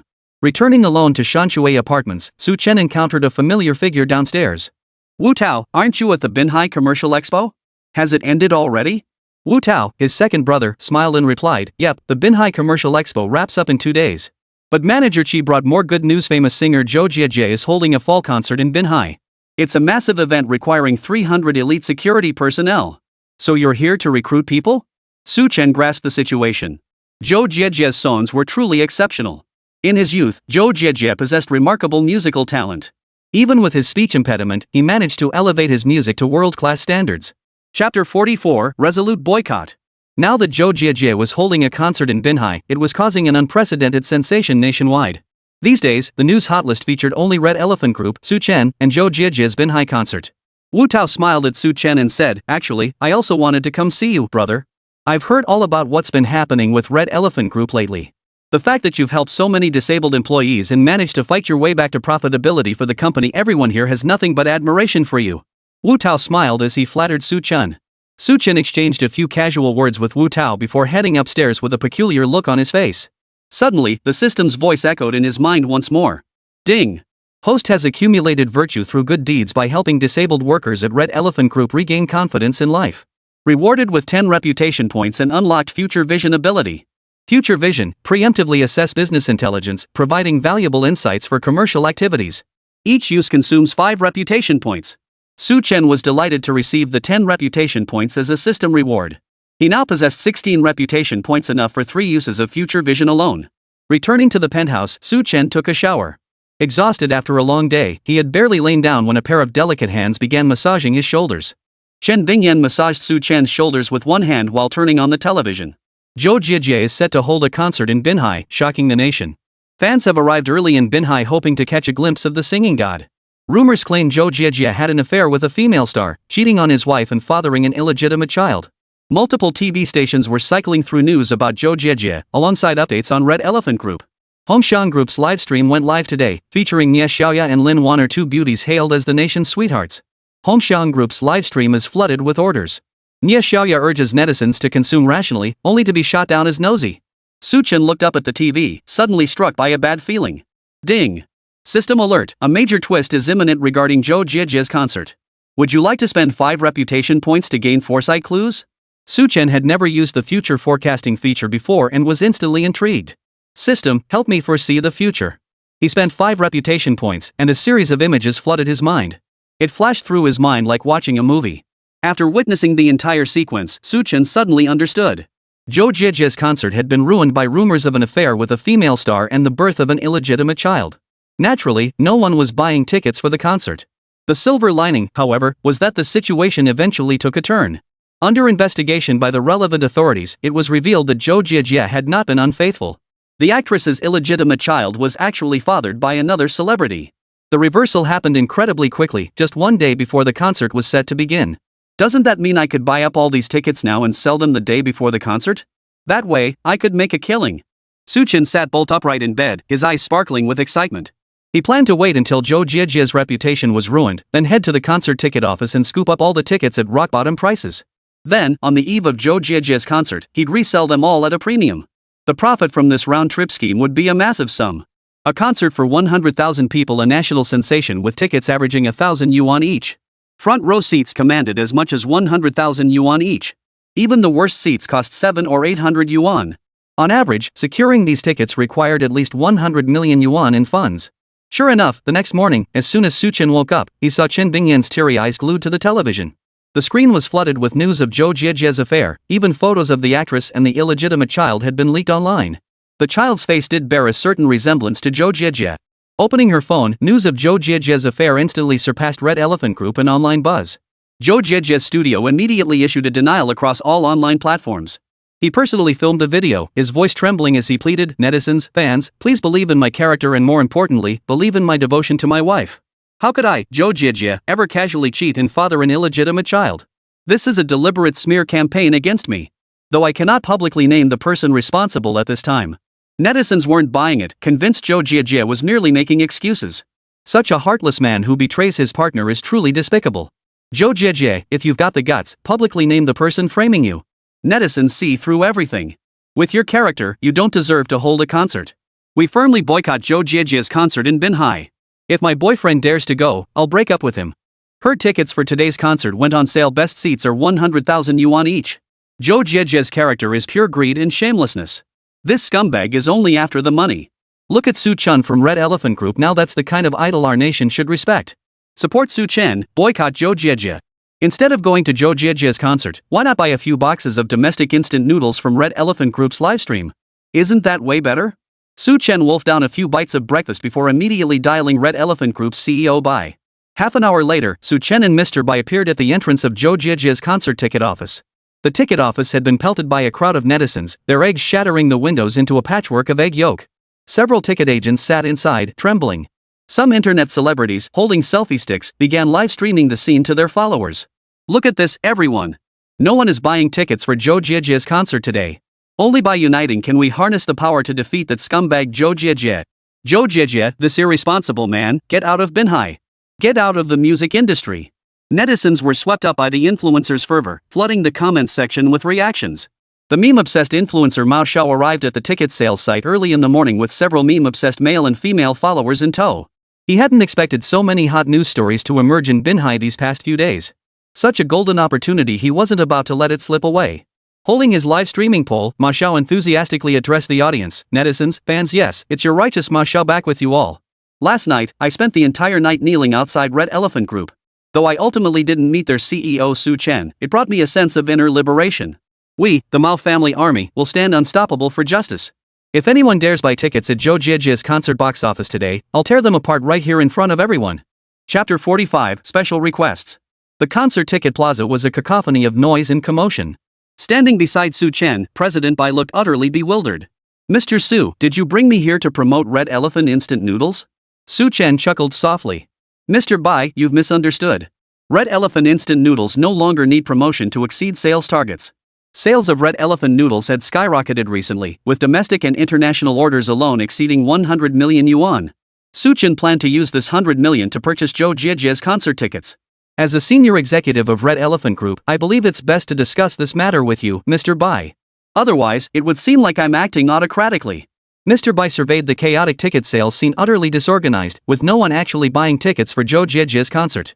He questioned, Mr. Su, what exactly are you planning to do with all these tickets? I'm a businessman, of course I aim to buy low and sell high. Su Chen patiently explained to Mr. Bai, with Zhou Jiejie's scandal now common knowledge, even tickets discounted to 30% of face value aren't selling. So we bought all the tickets for 100 million yuan. Reselling them will net us over double the profit. Mr. Bai knew Su Chen wouldn't harm him or Red Elephant Group. If Su Chen wanted to use the money, he could simply access it directly, even bypassing Bai entirely. Mr. Bai nodded. Whatever you want to do, Su, I'll support you fully. Mr. Bai was deeply conflicted. 100 million yuan was a colossal sum. But Su Chen's proposal demanded careful consideration. Manager Qi arrived at the square with the concert organizer. Director Cui, president of Zhou Jiejie's talent agency, was also the concert's lead organizer. They had invested 50 million yuan in this concert, not counting Zhou Jiejie's additional advertising value. It was supposed to be a surefire moneymaker, but who would have thought competitors would spread rumors and smear the event? Just one day before ticket sales were set to begin, the rumors were wildly disseminated by influencers and journalists, causing ticket sales to plummet to zero. Director Cui was overwhelmed with work, desperately trying to find a way to sell off all the tickets at a loss, offering them at a 70% discount. Manager Qi, you brought me to meet this young man at a time like this? Surely he can't help me sell tickets? You must understand how precious my time is right now. I simply don't have any to waste on idle chatter with him. Persuaded by Manager Qi, Director Cui was finally brought before Su Chen. Su Chen greeted Director Cui with a smile. Hello, Director Cui. I'm Su Chen, a fan of Zhou Jiejie. I really love his songs. Director Cui snorted coldly. You fans only know how to gloat over Zhou Jiejie's misfortunes these days. Where are the ones who genuinely want to help him? I'm here to help Zhou Jiejie. I'll take all the tickets this time. Su Chen said casually, but even Manager Qi, an old acquaintance, didn't believe a word of it. Brother Su Chen, think this through. Even if these tickets are sold at a 70% discount, that's still 100 million. How is this any different from donating? Mr. Cui pushed Manager Qi aside. Manager Qi, how could you? Ticket sales are the priority right now. He stared at Su Chen with an awkward grin, sizing him up. He'd finally found a sucker. How could he let this slip away? Young brother Su Chen, I was rude earlier. Are you truly going to purchase all these tickets in bulk? Su Chen nodded. But I have one condition. Hearing Su Chen's firm tone, Mr. Cui was so excited he reached out to shake Su Chen's hand. No problem, Su Chen. I know exactly what you want, a commemorative photo with Zhou Jiejie. Rest assured, I'll make sure you get that photo. Mr. Cui solemnly guaranteed to Su Chen. However, Su Chen shook his head, dismissing Mr. Chui's presumption. No, it's not about the photo. I want Zhou Jiejie to eat a bowl of red elephant instant noodles on stage during the concert. This. A superstar eating instant noodles at a concert. How scandalous. A once-in-a-century spectacle. That reason is quite novel. Mr. Chui's lips twitched twice before he hastily pulled out the contract. Compared to a 100 million yuan deal, a bowl of instant noodles was nothing. Brother Su Chen, if you can secure these tickets, I'll beg Zhou Jiejie to eat not just one bowl, but 3. Mr. Chui immediately added a clause to the contract and Su Chen signed it. The girls at the ticket counter pricked up their ears, listening to the banter between Mr. Chui and Su Chen. Heavily made up, they sneered, these rich kids really have money to burn spending 100 million just to see a concert. Maybe he genuinely idolizes Zhou Jiejie. They must be cut from the same cloth, both scumbags. This guy probably has several mistresses on the side. Mr. Chui solemnly departed with the contract in hand. Upon reaching the ticket counter, he immediately instructed the girls to package all the tickets and have them ready for Su Chen's staff to collect. After finishing his business, Su Chen bid farewell to manager Qi. Just as he and Bai Zong were about to leave the venue, they were surrounded by Mao Xiao and his team of camera crews. The cameras were broadcasting live. I, Mao Xiao, declare, anyone who buys tickets to Zhou Jiejie's concert today will be ruined. You bought tickets for this scumbag? Sir, what were you thinking? Have you considered how your wife feels? The words coming out of Mao Xiao's mouth sounded like he was accusing Su Chen of infidelity. Su Chen looked at the camera. Sorry, I'm not married yet. Even if you're not married, it's still unacceptable. You'll get married someday. Are you planning to treat marriage the same way Zhou Jiejie does? You just bought several tickets from Mr. Chui. If you tear them all up right here, I, Mao Xiao, will let you leave. Su Chen pulled out his contract. Sorry, I bought all the concert tickets. The live stream erupted in chaos as the comments section exploded with frantic posts. This guy must be crazy buying every single ticket to the concert. The fool son of a wealthy family, he's got more than enough to spare. Wouldn't it be better to donate that 100 million to disabled people at Red Elephant Group? What a rotten conscience. He's just rich and wants to buy Zhou Jiejie's tickets. What can you do about it? Mao Xiao stared wide-eyed at the contract in Su Chen's hand, his entire body numb. All preparations came to an abrupt halt. He had no idea what to do next. Mao Xiao suddenly shouted, inside job. It must be an inside job. He's definitely working with the agency. He's spending 100 million to buy up the tickets himself to cover up the scandal. Su Chen patted Mao Xiao's shoulder, trying to calm him down. Sorry, brother Mao Xiao, I truly am not with the agency. I'm just a simple fan of Zhou Jiejie who loves his music. And of course, I absolutely refuse to believe the online rumors about singer Zhou Jiejie. Chapter 46, Net Profit of 600 Million. The truth about this matter will come out eventually. Hang in there, Mr. Zhou Jiejie. Watching Mao Xiao's livestream, Zhou Jiejie spit out a mouthful of coffee. His face lit up with relief. The words Su Chen had spoken were exactly what he wanted to tell all the netizens. Zhou Jiejie's phone rang. It was Director Chui. Zhou Jiejie, Mr. Su Chen has purchased all concert tickets for 100 million yuan, but he also made a small request. He wants Mr. Zhou Jiejie to eat a bowl of Red Elephant instant noodles during the concert. I've looked into it. Mr. Su Chen is the president of Red Elephant Group. He likely wants you to help promote his brand. After hearing Director Chui's explanation, Zhou Jiejie replied into the phone, Director Chui, given Mr. Su Chen's generosity and Red Elephant Group's noble spirit, I'll eat 3 bowls of instant noodles at the concert. 2 days later, an urgent police announcement suddenly surfaced online. The police investigation into Mr. Zhou Jiejie's scandal has concluded. The illegitimate child of that actress is not Zhou Jiejie's offspring. The father is Mr. Zhou Mumu. While the full name couldn't be disclosed here, netizens were already speculating wildly. The actress, tearfully apologizing in a video, also expressed regret on behalf of Mr. Zhou Jiejie. Zhou Jiejie stepped forward to express his forgiveness. With the truth revealed, netizens both domestically and internationally erupted in excitement. The next day's concert in Binhai was once again trending on social media. Mao Xiao arrived at the ticket plaza and went live. Tickets are impossible to get, folks. It's not that I, Mao Xiao, won't help you snag some, but that gentleman bought up every last one a few days ago. The only few dozen tickets left are being scalped at astronomical prices. Even seats in the aisles are up for auction. As Mao Xiao was complaining, he suddenly spotted a dark, dense crowd gathering at the ticket plaza. They wore suits, their muscles bulging, dark sunglasses covering their eyes, looking like a gang had mobilized. Mao Xiao's expression tightened, fearing trouble was brewing. All the influencers and passers-by in the square turned to stare at the group of tough-looking men in suits. The men pulled stacks of tickets from their pockets and shouted in the local Binhai dialect, "Tickets for sale! Tickets for sale! Zhou Jiejie concert tickets at a bargain price!" Mao Xiao quickly weaved through the crowd of influencers, pushing his way to one of the tough guys. "Bro, I'll take 10 front row section B tickets." "Front row section B? 10,000 yuan each. 100,000? I thought section B tickets were 50,000. How did you jack it up to 100,000? Take it or leave it. First come, first served. Don't push one at a time. Mao Xiao was once again pushed out of the crowd by the influencers. Hey, you're not buying tickets and you're cutting in line? Get lost. Someone kicked Mao Xiao in the rear, sending him sprawling face first onto the ground right in front of the camera. When the scandal broke, you refused to buy. Now you want in? You can't afford it.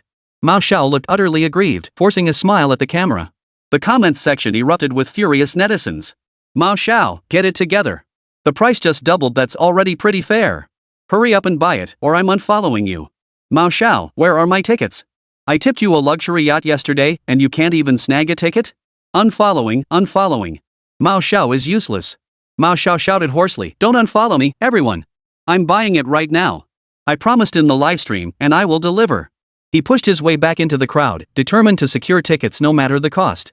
He approached another burly man in black. Mao Xiao shouted, bro, 10 tickets for Section B, 30 for Section C, 50 for Section D, 200 for Section E. After scanning and paying, Mao Xiao clutched the pile of tickets, heart aching, as he was jostled out once more. He looked into the camera. Guys, I've lost everything I had, down to my underwear. You know what? Those cheapest Section E tickets originally cost 700 yuan, but now they're going for 2,000. That's a whopping 3 times the original price. News of 2,000 scalpers selling tickets at inflated prices in the ticket plaza instantly went viral. Tickets Su Chen had bought at a 70% discount just days ago were now being resold at 6 to 9 times their original price. 100 million bought in, 700 million sold out. The video of Mao Xiao intercepting Su Chen just days ago had already surpassed 1 billion views. This isn't some rich family's dim-witted son, he's a business genius. 3 days, a net profit of 600 million. If I hadn't seen it with my own eyes, I think I was dreaming. Inside scoop, Zhou Jiejia's scandal must have been orchestrated by this person to rake in that massive 600 million yuan. The police absolutely must investigate thoroughly. Someone who betrays trust and manipulates scandals and rumors deserves to be punished to the fullest extent. Even Zhou Jiejia, watching the news, couldn't help but wonder if this scandal had been orchestrated by Su Chen. Because all the evidence points to Su Chen. Even if Su Chen is incredibly wealthy, why would he spend 100 million just to buy tickets? Was it really just to hear the concert? Surprisingly, the police were the first to step forward to refute the rumors and defend Su Chen. This scandal was maliciously exposed by a competitor of Zhou Jiejia's agency and has nothing to do with Mr. Su. Mr. Su is an outstanding entrepreneur who deserves admiration and respect. The police did not disclose Su Chen's identity but refuted the rumors with unusual seriousness. It seems only 4 words can describe him now: business prodigy. The bustling scene at the ticket plaza persisted until 2 a.m. 2,000 brothers sold every last ticket in their hands, exhausted to the point of collapse. Before long, dawn broke. Manager Qi and Captain Wu Tao personally led 300 elite security personnel in meticulously preparing the concert venue. Fans and internet celebrities, clutching selfie sticks, excitedly snapped photos at the concert entrance before filing an orderly to the venue. Su Chen led Nie Tian, Zhou Yuan, Bai Zong, Lin Wanner, Nie Xiuya, and Chen Bingyan to take their seats in Section A. Section A's seats were right next to the concert stage. A single ticket had been auctioned off for an astronomical price, exceeding 1 million yuan. Bai Zong stared at Su Chen in awe, speechless. Today was about enjoying the concert. Making money was the least of his concerns. Mr. Bai had felt like he was living in a dream these past few days. The sudden influx of over 600 million yuan was an astronomical sum. The concert commenced. Thunderous music surged from every corner of the stage as a troupe of dancers took the stage. Countless lights flashed rhythmically as Zhou Jiejia descended from above, suspended by a steel cable. Zhou Jiejia wore snow-white wings draped over his body, a microphone at his lips. He wore a red outfit featuring a vividly painted elephant. The audience looked closely and realized Zhou Jiejia was holding a bucket of instant noodles in his hand. Chapter 47, King of Pop Duet. The camera lingered on the instant noodles for 20 seconds, displaying their logo on the giant screen. The audience recognized it as the wildly popular Red Elephant instant noodles. Steam rose from the instant noodles in Zhou Jiejia's hands as he descended from above, greeting the audience while lifting the lid. The first song I'm dedicating to you all today is Grandpa's Instant Noodles. Hope you enjoy it. A thunderous applause erupted from the audience below. Zhou Jiejia immediately slurped a mouthful of noodles from his cup. A superstar eating instant noodles live during a concert and even composing a song specifically for Red Elephant noodles. Grandpa's Instant Noodles instantly went viral online, sung by influencers and becoming an overnight sensation. In the aisles, waitresses pushed snack carts laden with assorted treats and beverages. Instant noodles. I want Red Elephant noodles. Zhou Jiejia ate 3 buckets of Red Elephant instant noodles in a row. I want 5 buckets. Whose sour jar is this? Get it out of here, it smells like stinky feet. As the concert continued, the aroma of Red Elephant instant noodles filled the venue. Zhou Jiejia suddenly made his way toward the stage. A team of elite bodyguards immediately followed, flanking him on both sides to ensure his safety. The entire audience erupted in cheers, shouting wildly at Zhou Jiejie. After just a few steps, Zhou Jiejie stopped before a seat in section A of the front row and extended his hand. "Mr. Su, would you honor me by joining me for a duet?" Su Chen, mid-sip of his milk, felt a sudden jolt of surprise and bewilderment. Spotlights and cameras all focused on Su Chen's face, bathing him in a halo of light. Ahem. "I'm not the best singer." Su Chen slurped his milk, handed the carton to Lin Wanner, then stood up. Zhou Jiejie didn't hesitate. With a broad smile, he took Su Chen's hand and led him toward the stage. Once on stage, Zhou Jiejie addressed the audience. "Mr. Su is a friend I deeply admire. I'm truly grateful he stepped in during my time of need. Today, I'd like to sing a duet with Mr. Su, my good brother, dedicated to all of you. Woohoo!" As the music began, the concert venue erupted into complete frenzy. Even viewers watching the delayed livestream couldn't contain their excitement, flooding the comment section with non-stop reactions. "Guys, why am I feeling so pumped up? As an adult, I'm handling this with grace. Isn't this perfectly normal? If Mr. Su saved me, I'd be his man in a heartbeat." The director of Sour Forum Instant Noodles convened an emergency meeting overnight. The conference room's large screen displayed live footage from Zhou Jiejie's concert. The director, furious, grabbed the concert sponsorship contract and slammed it into the advertising manager's face. "I spent 100 million on advertising at Zhou Jiejie's concert. Now tell me, why were the audience members eating red elephant instant noodles at the concert?" The advertising director rose cautiously and pointed to Su Chen beside Zhou Jiejie. "Director, that man appears to be Su Chen, the CEO of Red Elephant Noodles. He bought all the tickets to Zhou Jiejie's concert for 100 million yuan just a few days ago. So maybe Zhou Jiejie is thanking him." The director's eyes turned bloodshot. He kicked his chair aside, strode to the big screen, and stared intently at Su Chen's face. "Useless. You're all useless. We spent the same 100 million, yet we're left with nothing but our underwear," while Su Chen raked in over 600 million. "This time, our Sour Forum Instant Noodles have made a complete fool of themselves. All of you resign in disgrace. Await headquarters decision." Production director Zhong Jianmin sighed, stood up, and left the conference room. After 20 years of dedicated service at Suwontan, he never imagined that a single remark from the director would brand him a failure and force his resignation. Suddenly, an email flashed on his computer screen and opened automatically. "Mr. Zhong Jianmin, in recognition of your diligent and responsible work ethic, we sincerely invite you to join Red Elephant Group as production director. Your good brother, Su Chen." Countless memories flashed through Zhong Jianmin's mind. He couldn't help but recall the days when he was down on his luck, taken in by a good brother who had worked tirelessly to find him a job. That good brother was Su Chen. Meanwhile, at the concert venue, Zhou Jiejie and Su Chen finished their duet of My Good Brother, drawing thunderous applause from the audience. A system notification sounded in Su Chen's mind. Ding! Host has recently gained significant online fame and collaborated with Zhou Jiejie on a song, causing his reputation to skyrocket. Reward, Production Director. Production Director, Zhong Jianmin, former production director of Suwontan. Forced out of the company by Suwontan's director despite their friendship. Possesses exceptional instant noodle production capabilities. Can accelerate Red Elephant instant noodle production by 100-fold. A buzzing sensation erupted in Su Chen's forehead. 100-fold increase in production capacity. Currently, Red Elephant Group struggles to produce just 15,000 buckets of instant noodles daily. 100-fold increase would mean at least 1 million buckets per day. Absolutely outrageous. This truly is an incredibly important production expert. Still reeling in shock and bewilderment, Su Chen was met head-on by Zhou Jiejie's embrace. Backstage at the concert, Zhou Jiejie added Su Chen on WeChat, insisting they stay in touch. By the time the concert ended, Su Chen finally led his group back to Red Elephant Group. Hongxiang Group's livestream wasn't active today. All attention was on Zhou Jiejie's concert. Even if they had streamed, the viewership would have been poor. Now that Zhou Jiejie's concert had concluded, Lin Wanner and Nie Xiaoya turned on the studio lights, beaming with smiles. They had stockpiled Red Elephant instant noodles all day and were ready to start their live-streamed noodle sale. A man carrying a briefcase appeared at the entrance of Red Elephant Group, phone in hand and looking somewhat impatient. "Dad, I have a class reunion coming up in a couple days. Give me 200,000 yuan first so I can show off in front of my classmates." "Dad, you're the production director of the pickle factory. My classmates all look up to you." Zhong Jianmin trembled with rage at his son's extravagant spending. It was just an ordinary class reunion, yet his son Zhong Zicheng wanted to spend 200,000 yuan. Back when Zhong Jianmin was the production director at Suwontan Instant Noodles, he could tolerate Zhong Zicheng's extravagance. But now Zhong Jianmin had been fired. "Dad, I'm begging you. If you won't give it to me, I'll take out a loan. You're going to drive your father to his grave." Zhong Jianmin hung up without transferring a single cent to Zhong Zicheng. He couldn't keep spoiling Zhong Zicheng like this. If Hongxiang Group hadn't hired him this time, the Zhong family would have to tighten their belts from now on. Zhong Jianmin entered the Red Elephant Group office just as he spotted President Bai. Mr. Bai gave Zhong Jianmin a once-over, finding him vaguely familiar. Aren't you Zhong Jianmin, the production director for Sour Jar Instant Noodles? What brings you to Red Elephant Group? Chapter 48, Warehouse Center. I'm here to see Brother Su Chin.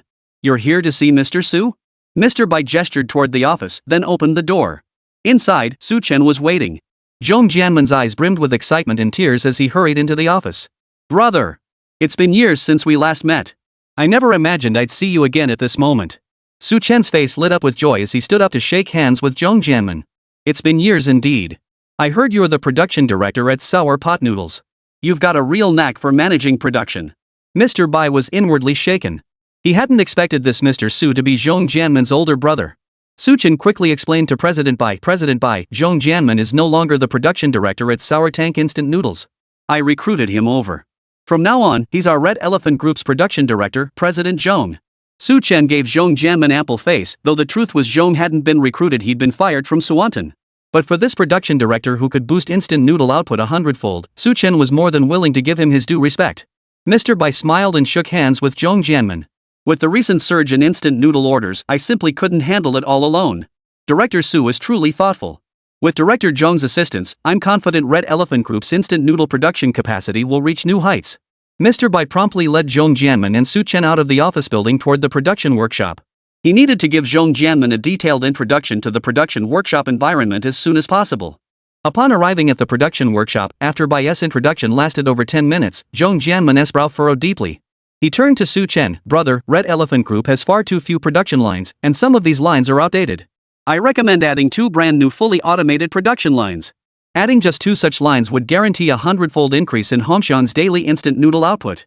Mr. Bai and Su Chen listened intently as Zhong Jianmin detailed his analysis and proposal for the next generation production lines. Mr. Bai nodded thoughtfully. Zhong Jianmin's suggestion was indeed sound. However, each production line cost 300 million yuan, meaning both would cost 600 million. Mr. Bai, we just made 600 million from Zhou Jiajia's concert tickets. Let's use that to purchase these 2 state-of-the-art production lines. Su Chen immediately voiced his idea. Turning to Zhong Jianmin, he added, Mr. Zhong, I'm entrusting this matter to you. You may approach Mr. Bai for the 600 million yuan at any time. Mr. Bai pulled Su Chen aside. Mr. Su, Zhong Jianmin just came from Suwontan Group. Could he be a corporate spy sent by them? What if this 600 million goes down the drain? Su Chen patted Bai Zhong on the shoulder with a smile. Rest assured, Mr. Zhong and I are old acquaintances. He wouldn't do anything to betray my trust. Mr. Bai hesitated for a moment, weighing the pros and cons. If the 2 new production lines came online, they'd churn out 1 million barrels of instant noodles daily, a major test for storage capacity. Red Elephant Group's current warehouses were extremely cramped. Storing such massive quantities of instant noodles would require additional storage facilities. Mr. Bai suggested to Su Chen, Mr. Su, I'd like to build some large warehouses on the land west of Red Elephant Group. It would also facilitate online logistics shipments. Su Chen nodded. No problem. Is there something holding you back, Mr. Bai? Mr. Bai smiled. Indeed, the land west of Red Elephant Group belongs to Star Glory Company. If we wish to purchase it, we'll need to meet with their representatives. The land owned by Star Glory Company had lain idle for years. They had once planned to build a factory there, but the project had been delayed indefinitely. Mr. Bai reasoned that if the land could be sold, Star Glory would be delighted. Why would they refuse? Early the next morning, Mr. Bai personally drove to the foot of the Shanchuei apartments and headed toward the Starglow Company building with Su Chen.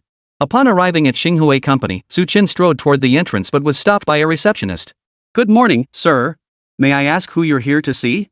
Mr. Bai gave an awkward smile and said, We're here to see Star Glory's CEO, Chen Shong. Could you please announce our arrival? The receptionist's expression immediately turned grim as she flatly refused them. Without an appointment, I'm afraid you'll have to leave. Our president Chen is very busy. Chen Shong was the son of the mayor of Binhai City. He possessed some business acumen and an extensive network of connections. Mr. Bai had met Chen Shong before, though their acquaintance wasn't particularly close, just a few drinks together. Mr. Bai's face twisted with awkwardness as he addressed the receptionist. Mr. Chen and I are friends. I see his car parked downstairs. Perhaps I should call him directly from the front desk? Just as Bai was about to make the call, Su Chen stepped in to stop him. He sensed that something bad had recently happened to this Mr. Chen. After exchanging 5 reputation points for a glimpse into the future, he suddenly understood. He smiled, ignoring the receptionist's protests, and strode directly into the company building. He easily found Mr. Chen's office and pushed the door open. Inside, a batch of luxurious Lafite wine had just been delivered. Chen Chong held an opened bottle of Lafite, frowning as he found the wine's aroma oddly off. A man with a sharp, monkey-like face explained to Chen Chong, "It's a 1982 Lafite. That's how it tastes. It's not like ordinary red wine." Spotting Su Chen barging in through the office door, Chen Chong snapped, "Who are you? Who let you in? Get out." Mr. Bai stepped swiftly out from behind Su Chen. "Mr. Chen, it's me, Mr. Bai from Red Elephant Group. Forgot to introduce you, this is Mr. Su from Red Elephant Group. I'm now working under Mr. Su." "Mr. Su? For someone so young, you sure lack manners. Sorry, Mr. Su, you're not welcome here today. Show them out." Chen Chang's expression darkened, unwilling to spare Su Chen a second glance. Su Chen, however, gave Chen Chang's bottle of Lafite a cold glance. He stepped forward, snatched the Lafite from Chen Chang's hand, and flung it in the face of the sharp-featured, monkey-faced businessman. "Mr. Chen, don't let this merchant deceive you. This isn't Lafite at all. It's just some low-grade domestic red wine. Bull, you little punk. This is the Lafite Mr. Chen paid 20 million for. Spreading rumors like that could land you in jail." The merchant's face flushed crimson, and with the wine splashed on him, he looked like a red rooster. Su Chen sneered coldly, "Whether it's Lafite or not, we only need to have it appraised by a professional institution to find out. Provided you don't use any appraisal agencies in Binhai, I doubt any of them haven't been bought off." Chen Chang's body trembled, his eyes darkening with suspicion as he glared at the businessman, whose gaze darted nervously. He immediately bellowed outside the office, "Manager Wang. Contact the Beijing Lafite Authentication Center immediately. I need to know if this batch is genuine Lafite." Chapter 49, Exposing the Counterfeit Wine. The moment the words left his mouth, the businessman beside him, Zhou Changhua, flushed crimson. "Mr. Chen, that kid is clearly lying. I went to great lengths to secure this Lafite." Suppressing his panic, Zhou Changhua snorted coldly. "Mr. Chen, if you truly believe that kid and send all these Lafayettes for authentication, it would mean you don't trust me at all." His haughty demeanor momentarily stunned Chen Chong. This businessman had been someone he'd casually met at a wine tasting event not long ago, who claimed to be the master distributor for all types of wine in Binhai City. A few days prior, they had indeed enjoyed a pleasant conversation. Moreover, he had learned from the man that, according to his exclusive insider information, the value of Lafite wines was about to rise significantly. Seizing this opportunity to buy would surely yield a huge profit. That was why today, he had entrusted Zhou Changhua to bring this batch of expensive Lafite for his collection. But Chen Chong glanced at Zhou Changhua, observing how convincingly he spoke. He then glanced at Su Chen standing nearby, who remained unmoved by the claims. Su Chen simply insisted, "Whether it's genuine Lafite or not, we'll know once we test it." It wasn't that he doubted Zhou Changhua, but the Lafite tasted genuinely peculiar. Having never tasted Lafite before, and with Zhou Changhua persistently emphasizing the huge profit potential, fearing he'd be seen as a bumpkin, Chen Chong hadn't questioned its authenticity.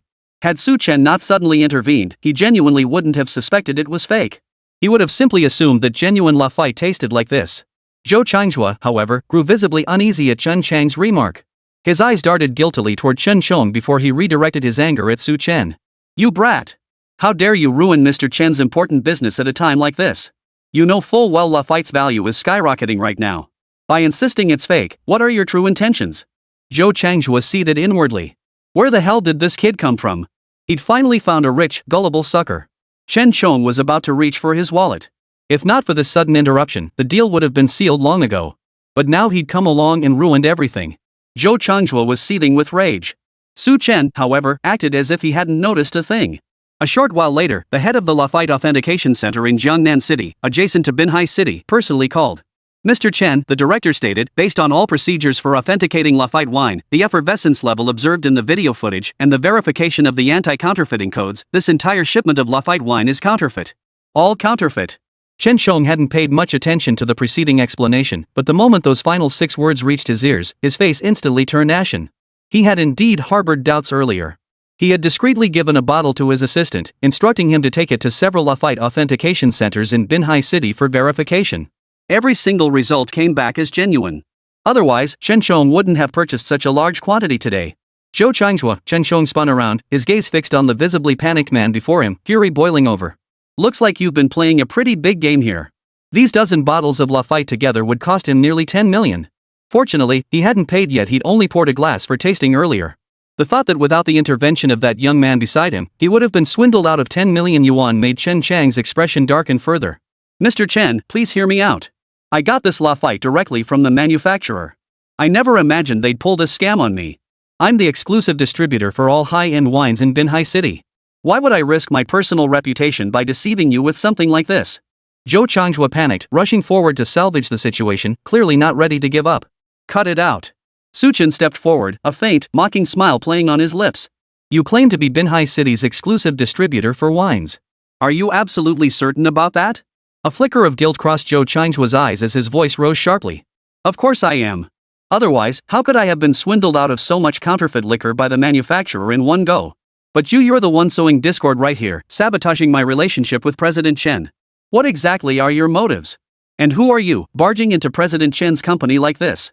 Faced with Zhou Changhua's barrage of accusations, Su Chen merely gave a cold laugh. He pulled up the results from his phone and displayed them before everyone. The exclusive distributor for premium spirits in Binhai City is named Lu Huajin. There's no such person as Zhou Changhua. You keep claiming to be the exclusive distributor, yet I can't find any trace of you online? The ironclad evidence laid bare before them. Even Chen Shong, slow to react as he was, finally grasped the reality of his deception. Security! Get this man out of here. And call the police. And, Chen Shong pointed directly at the pile of counterfeit liquor, sees all this as evidence. Expose this fraud. The security guard moved swiftly, entering the office and escorting Zhou Changhua out. Zhou Changhua was genuinely panicking now. He made his living posing as a businessman, frequently disguising himself to infiltrate high-end banquets and peddle his counterfeit liquor.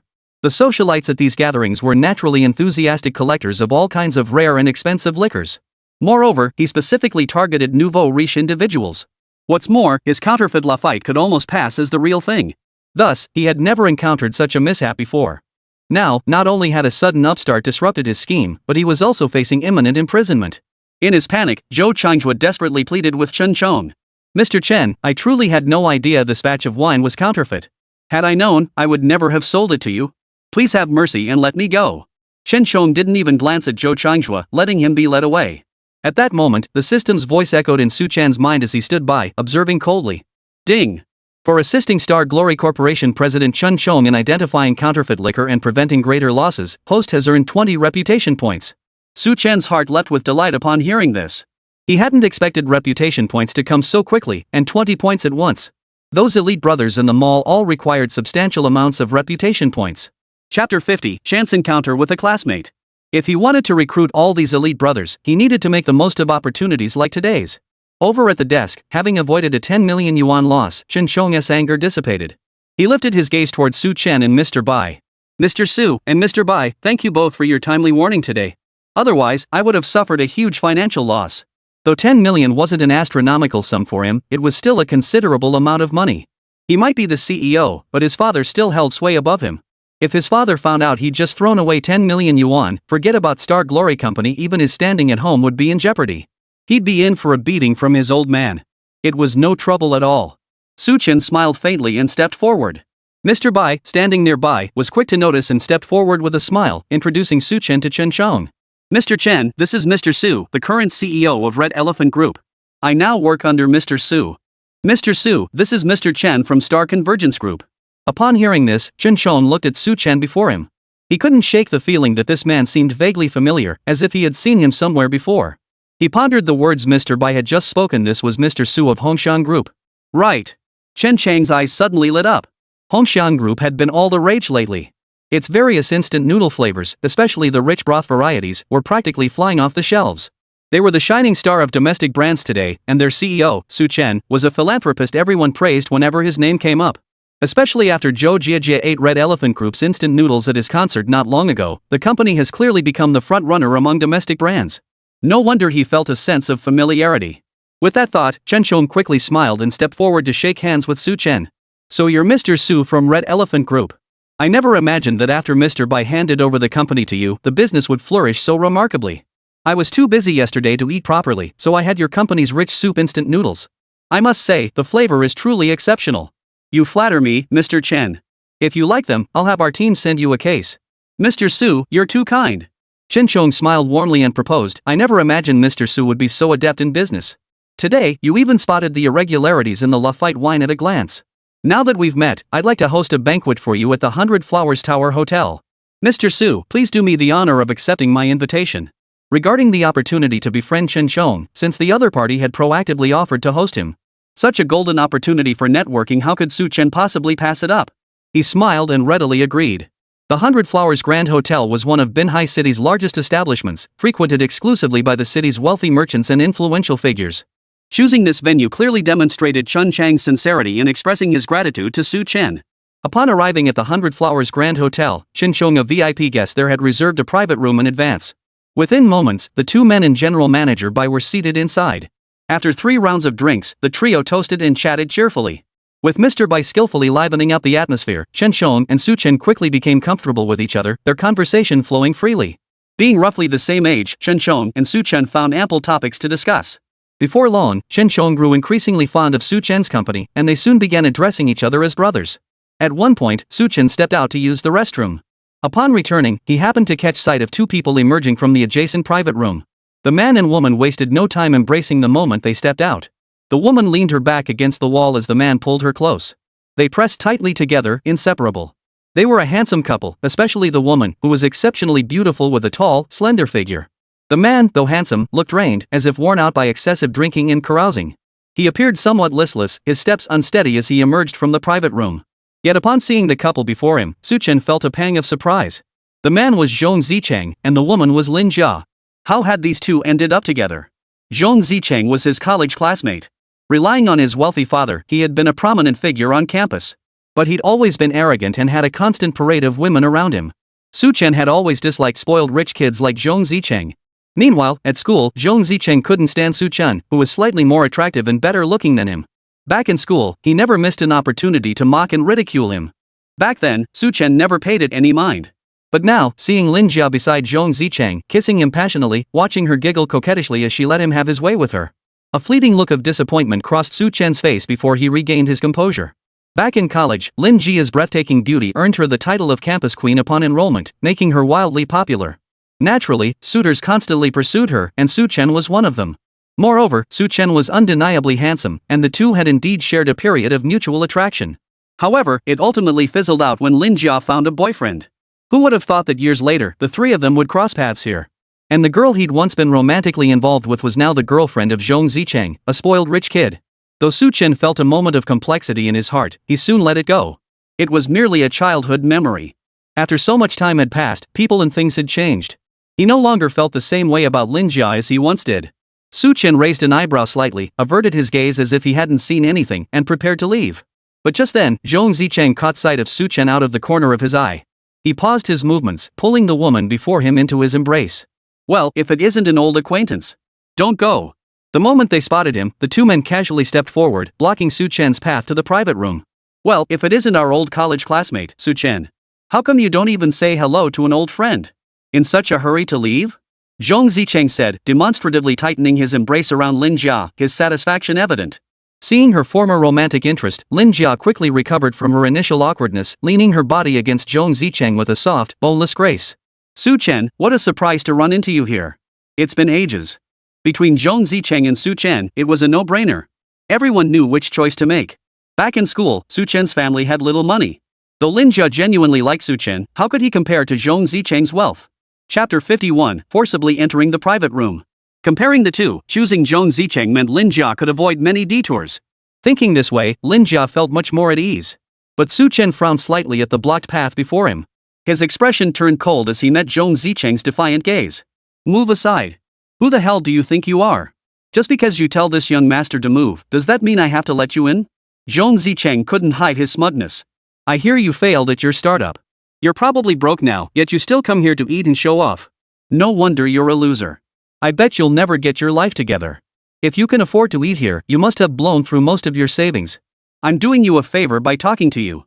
If you manage to amuse me, I'll cover your meal today. How about it? The thought that this man had once been romantically involved with Lin Jia made Zhong Zicheng seethe with resentment. If he couldn't thoroughly crush this kid's pride today, it would be a waste of a golden opportunity. One was a former romantic interest, now kept by a rich second-generation heir. The other was a spoiled rich kid he'd always looked down on. In the past, he might have felt inferior or even lashed out in anger. But things were different now. With over 2,000 loyal brothers under his command, Su Chen's mindset had long since changed. Looking at these 2 men before him, Su Chen regarded them as nothing more than clowns, utterly unworthy of his attention. I've always heard that dogs that bite don't bark. Su Chen sneered coldly, who'd have thought I'd get to see 2 dogs today that not only bite but also bark so damn loudly it's unbearable. Who the hell do you think you're talking about? Hearing himself compared to a dog, Zhong Zicheng immediately flew into a rage. Whoever's red-faced and furious is exactly who I'm talking about. Don't you understand such a simple truth? Looks like you wasted 4 years in college. Su Chen reached into his pocket and fished out his earplugs. Stop yapping and clear the way, let me in. With that, Su Chen stepped forward, pushed the two men aside, and started walking inside. Seeing Zhong Zicheng seething with rage, he stepped forward to confront Su Chen. Lin Jia, though equally annoyed at being dragged into the insult, regained her composure. Her eyes darted around, and an idea instantly formed. She stepped forward, grabbed Zhong Zicheng's arm, and giggled sweetly. Darling, it's our class reunion tonight. Everyone's waiting for us. Since Su Chen is here too, he must have come with friends. Don't get angry just yet. Since Su Chen has connections now too, and we're all former classmates, why don't we introduce each other and get acquainted? Zhong Zicheng snorted coldly at the suggestion, shooting Su Chen a vicious glare. True. After all, Su Chen, you've failed in your business ventures. Getting an invitation to this dinner must mean you found a patron. More people means more fun, right? With that, Zhong Zicheng headed straight into the private room and called out to his group of classmates. Everyone, Su Chen happens to be dining here with friends. Let's go in, introduce ourselves, and liven things up. Among those classmates, the vast majority invited by Zhong Zicheng were his sycophantic followers. Hearing Zhong Zicheng's words, they all knew the two had never gotten along, so they eagerly chimed in with enthusiastic agreement. Who knew Su Chen was here too? We forgot to invite him to this reunion, what a coincidence. Since Mr. Zhong says so, let's go take a look inside.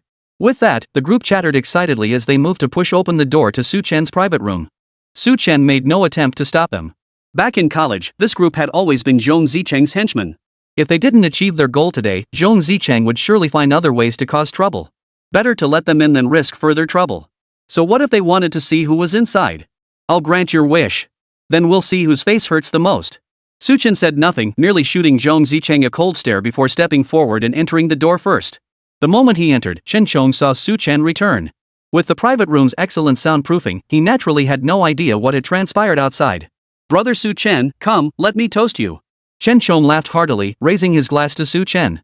Su Chen glanced toward the doorway, noticing the doorknob had already turned once. He pretended not to see it, smiling at Chen Chong instead. The two clinked glasses. The next second, the door burst open from the outside. Led by Zhong Zicheng, a group of classmates followed him in, bursting through the door with a clamor. Oh my, I thought you'd brought some VIPs, Su Chen. Turns out they're just nobodies. Guess this meal's gonna bankrupt you, huh? Zhong Zicheng sneered sarcastically. Chen Chong and the others hadn't expected anyone to burst in like this. Who the hell are you? Get the hell out of here. Chen Chong had a fiery temper to begin with, and as the son of Binhai City's wealthiest man, he'd never endured such humiliation or been treated this way before. Today was the day he was hosting his good friend Su Chen. No one was going to ruin the mood. He slammed his fist on the table, leaping to his feet and bellowing, "Who gave you permission to enter? Who do you think you are?" Among those present, including Chen Chong, Zhong Zicheng had never seen Bai Zong before and naturally didn't recognize him. Watching Chen Chong confront him with fury, Zhong Zicheng smirked coldly, feeling triumphant. Let me give you some friendly advice. This kid's business is already bankrupt. Following him around won't lead to a good life. As soon as the words left his mouth, Zhao Erming, the first trader standing beside Zhong Zicheng, quickly chimed in to curry favor. Exactly. Our young Master Zhong's father is the general manager at Suwanton Group.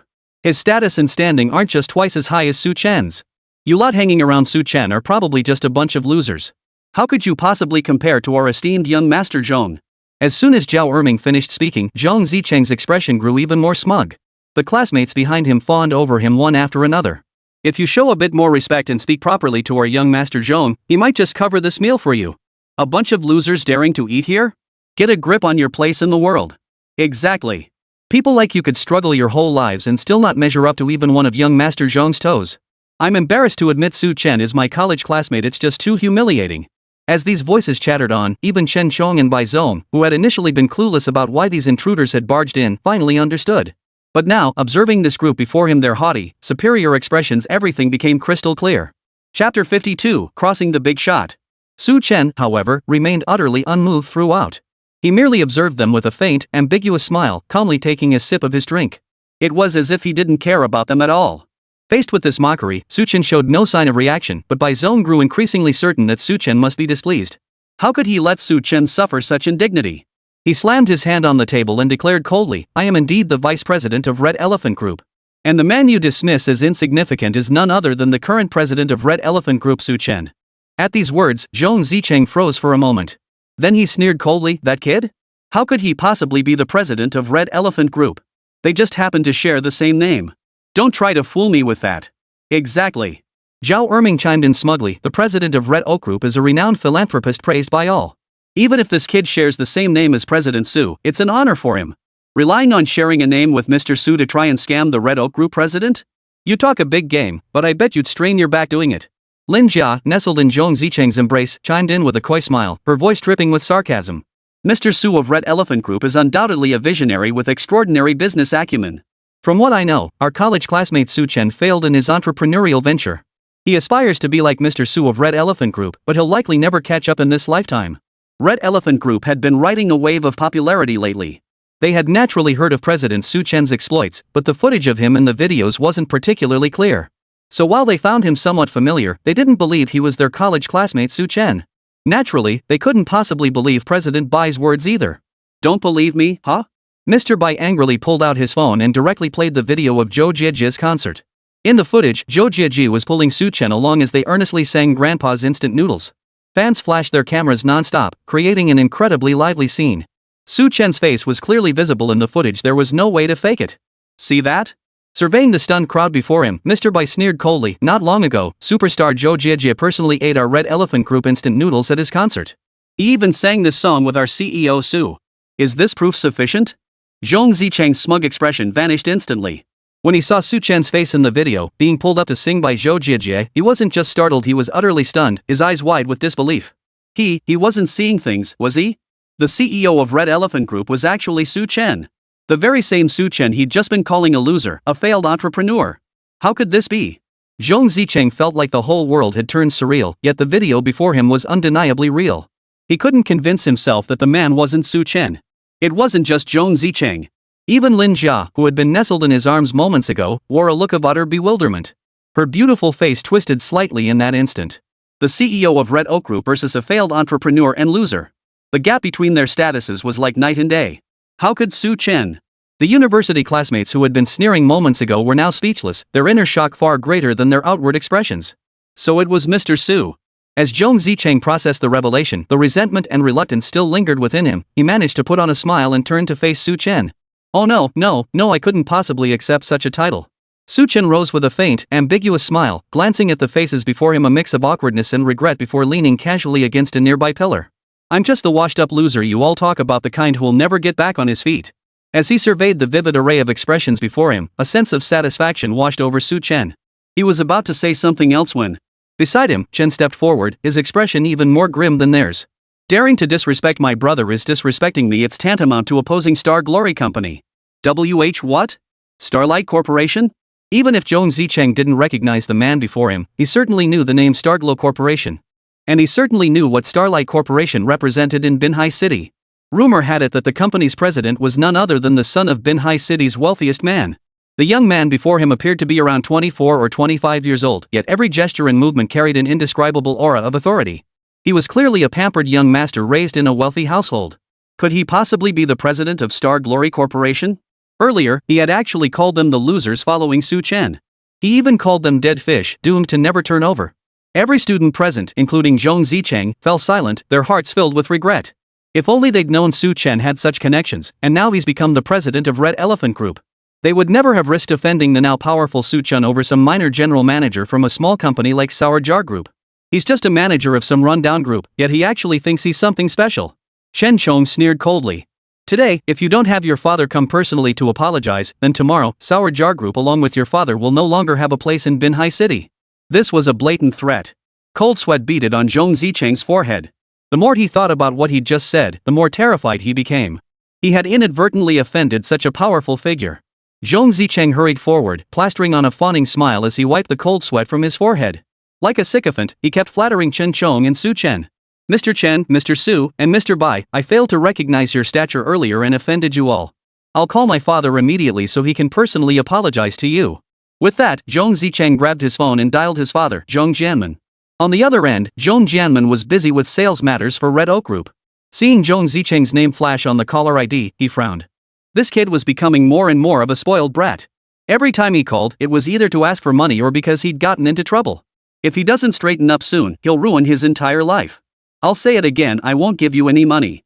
Just give up on that idea. After answering the call, Zhong Jianmen dropped this bombshell and was about to hang up. Dad. I'm not asking for money. Zhong Zicheng panicked and blurted out, I'm at the 100 Flowers Grand Hotel right now. I accidentally offended Mr. Chen and Mr. Su from Red Elephant Group. You need to come over immediately. Chapter 53, Expanding Horizons. It was rare for Zhong Zicheng to speak to Zhong Jianmen with such respect. The moment the words left his mouth, Zhong Jianmen on the other end was about to hang up. But upon hearing his son's words, he quickly pressed the phone back to his ear. You little brat, I'll be right there. With that, Zhong Jianmen hung up and hurried toward the hotel, cursing inwardly all the while. How dare he offend his own good brother? This son really deserved a beating. Fuming with rage, he arrived at the 100 Flowers Grand Hotel and knocked on the door of the private room. The people inside, especially Zhong Zicheng, shuddered in fear upon hearing the knock. Though he was a reckless troublemaker who constantly clashed with his father.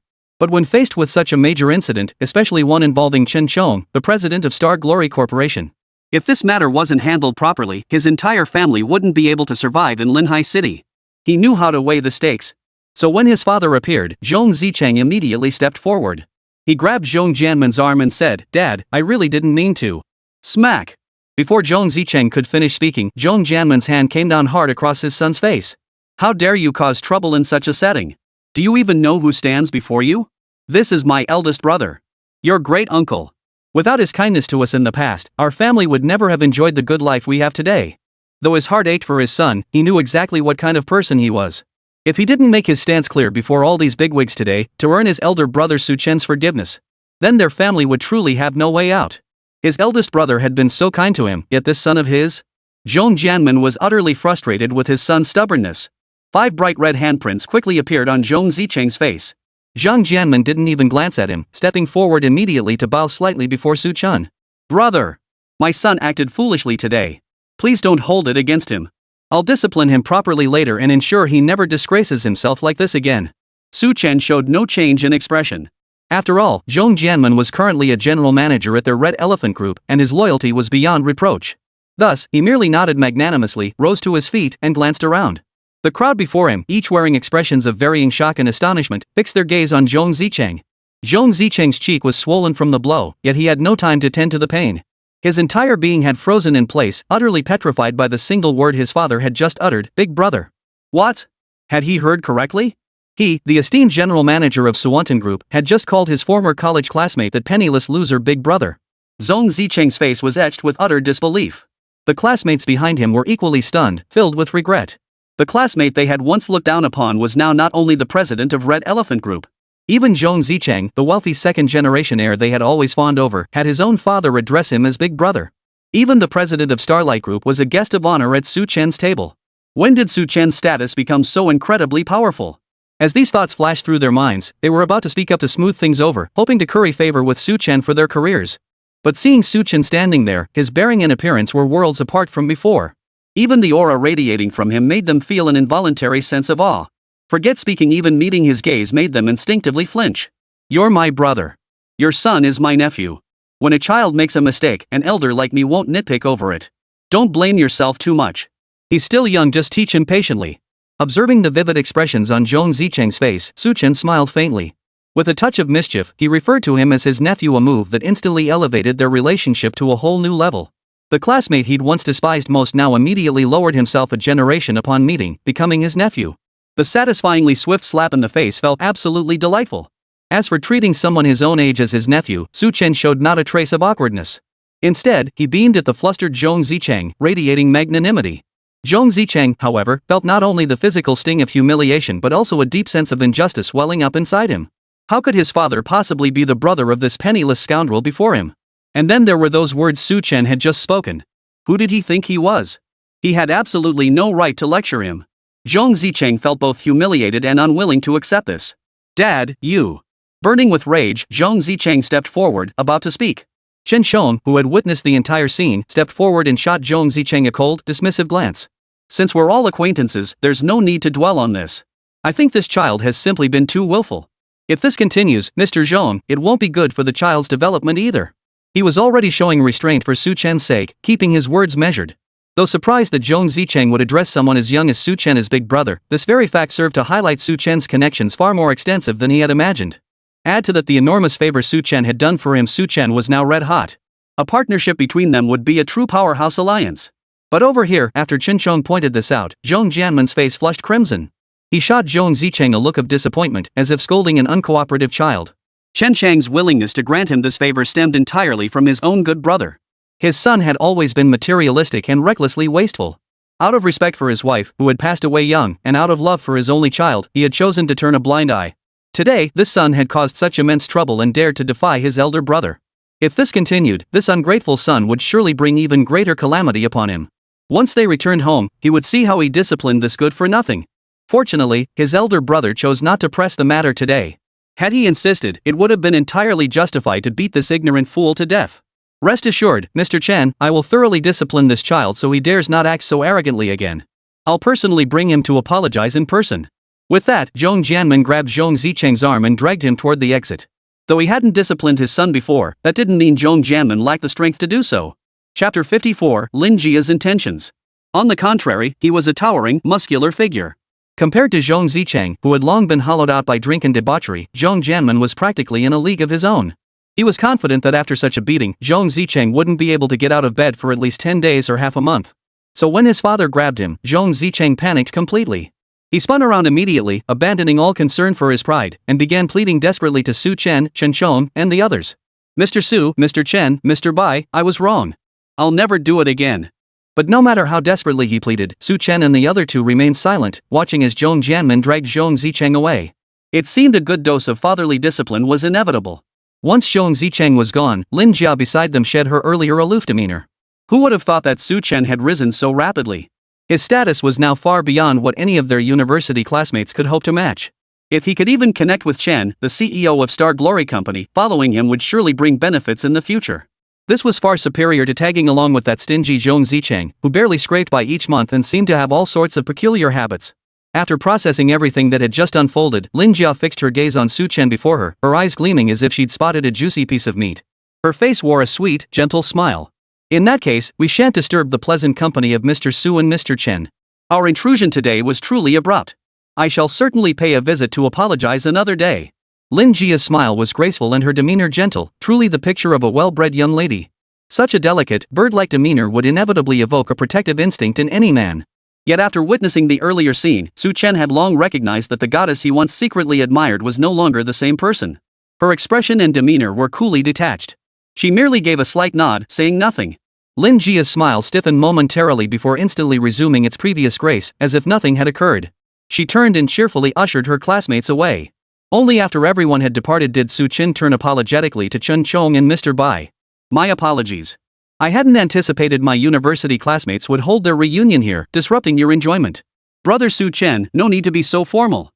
Before Su Chen could finish, Chen Chong cheerfully cut him off, waving his hand with a smile, clearly not dwelling on the earlier incident. They're just nobodies. No need to let them ruin your good mood. Come on, let's keep drinking and eating. Seeing Chen Chong in high spirits, the three of them clinked glasses and chatted cheerfully, as if the earlier farce had never happened. When the gathering concluded, Su Chen exchanged personal contact details with Chen Chong before being personally escorted out by General Manager Bai. As for Su Chen, he pulled out his phone to hail a cab when Lin Wanner's call came through. Brother, why didn't you ask Wanner to accompany you today? Lin Wanner pouted, her voice tinged with playful reproach. Since inviting Chen Chong to dinner had been a last-minute decision, Su Chen hadn't had time to call Lin Wanner. Su Chen chuckled, I had a business engagement and didn't get a chance to call you. I'm at the 100 Flowers Grand Hotel now. Why don't you come over? After hanging up, Su Chen tucked his phone back into his pocket and stepped out of the private room. At the main entrance, since Lin Wanner still needed time to drive over, Su Chen decided to wait for her in the lounge area on the first floor. But the moment he reached the lounge, he spotted Lin Jia standing by the entrance, seemingly waiting for someone.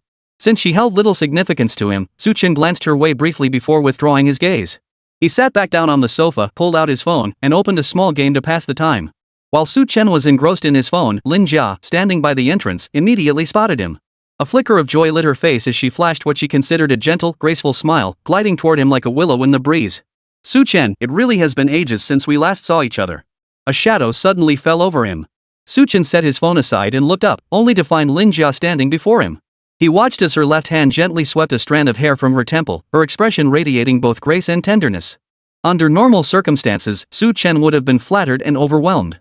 But after the recent upheaval, coupled with how vastly different Su Chen's perspective and outlook were now compared to before. Seeing Lin Jia like this now, he could only feel that she was being overly artificial and deliberately affected. He knew full well that her sudden overtures were nothing more than a reaction to learning of his current status. Therefore, Su Chen responded with a hint of detachment. So it's you, Lin. What brings you here? His tone was polite yet distant, and the mere use of the word classmate immediately created a sense of separation between them. We're old classmates. It's rare we meet these days, so I thought we could catch up. Lin Jia hadn't expected that the tactics she usually employed on other men would fail to work on Su Chen today. Her smile turned awkward. Though surprised, she quickly regained her composure, unwilling to concede defeat. Everything in the private room earlier was a misunderstanding. Since we're classmates, if you're willing to give me some face, how about I treat you to drinks tonight? It'd be my way of apologizing, okay? After speaking, Lin Jia even sat directly beside Su Chen, her entire body leaning tightly against him. That soft, boneless body pressed against his arm. Any normal man would find such temptation impossible to resist. Su Chen was no exception. Yet, despite his rapid breathing, Su Chen showed no outward reaction. Instead, he abruptly pulled away from Lin Jia, stood up, and wore an expression of utter indifference, even tinged with a hint of sarcastic amusement. What's the matter? Didn't you think I only associate with lowlifes? Seems like with my status, I'm not worthy enough to drink with a student like Lin. The smile froze on Lin Wanner's face the moment the words left his mouth. She bit her lower lip lightly with her pearly teeth, adopting a slightly aggrieved expression as her eyes began to redden. So it seems you still won't forgive me, Su Chen. The truth is, I was just led astray by Zhong Zicheng. I still remember back in college how you always took notes for me, how you'd deliberately bump into me in the cafeteria. Chapter 55, Outclassing the Competition. Lin Jia attempted to stir up nostalgia in Su Chen by bringing up past events, hoping to seize the opportunity to advance her position. Before she could finish speaking, a sharp ringtone erupted from Su Chen's phone. Without so much as a glance at Lin Jia and thus missing her peculiar expression, frozen in a state of near tears, Su Chen froze. Wanner, have you arrived? Su Chen asked. The caller was Lin Wanner, who had just parked her car at the entrance of the 100 Flowers Tower Hotel. Brother, I'm waiting for you at the entrance. Where are you? I'll be right out. After hanging up, Su Chen politely addressed Lin Jia. Sorry, someone's here to pick me up. If there's nothing else, please don't contact me again. After all, we're not that close. Lin Jia watched helplessly as Su Chen walked toward the entrance, her heart still filled with reluctance. Now that Su Chen had risen to prominence, if she didn't seize this chance, she might never get another opportunity as favorable as today's. With that thought, Lin Jia abandoned all concern for her pride and hurried after him. Su Chen, wait. By then, Su Chen had reached the doorway, just as Lin Wanner stepped out of the Maserati. Brother Su Chen, Wanner's here. The moment Lin Wanner spotted Su Chen, she giggled coquettishly and threw herself into his arms. Standing on tiptoe, she planted a sweet kiss on his cheek. As affectionate as ever, she hooked her arm through his and was about to say something with a playful smile. Hearing a voice behind them, Su Chen and Lin Wanner turned simultaneously. Before them stood a woman whose eyes were slightly reddened, her appearance evoking the image of a pear blossom bathed in rain. She quickened her pace and approached them. But when she saw the handsome man and beautiful woman before her, especially the woman with her enchantingly slender figure and exquisitely delicate face, breathtakingly beautiful. Though she had a slightly childlike face, that devilish figure paired with an adorable smile instantly made her feel like she was miles behind. Lin Jia's footsteps abruptly halted, a hint of awkwardness flitting across her face.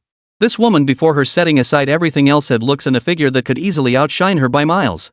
Then there was the sight of Su Chen and this woman arm in arm, looking so intimate.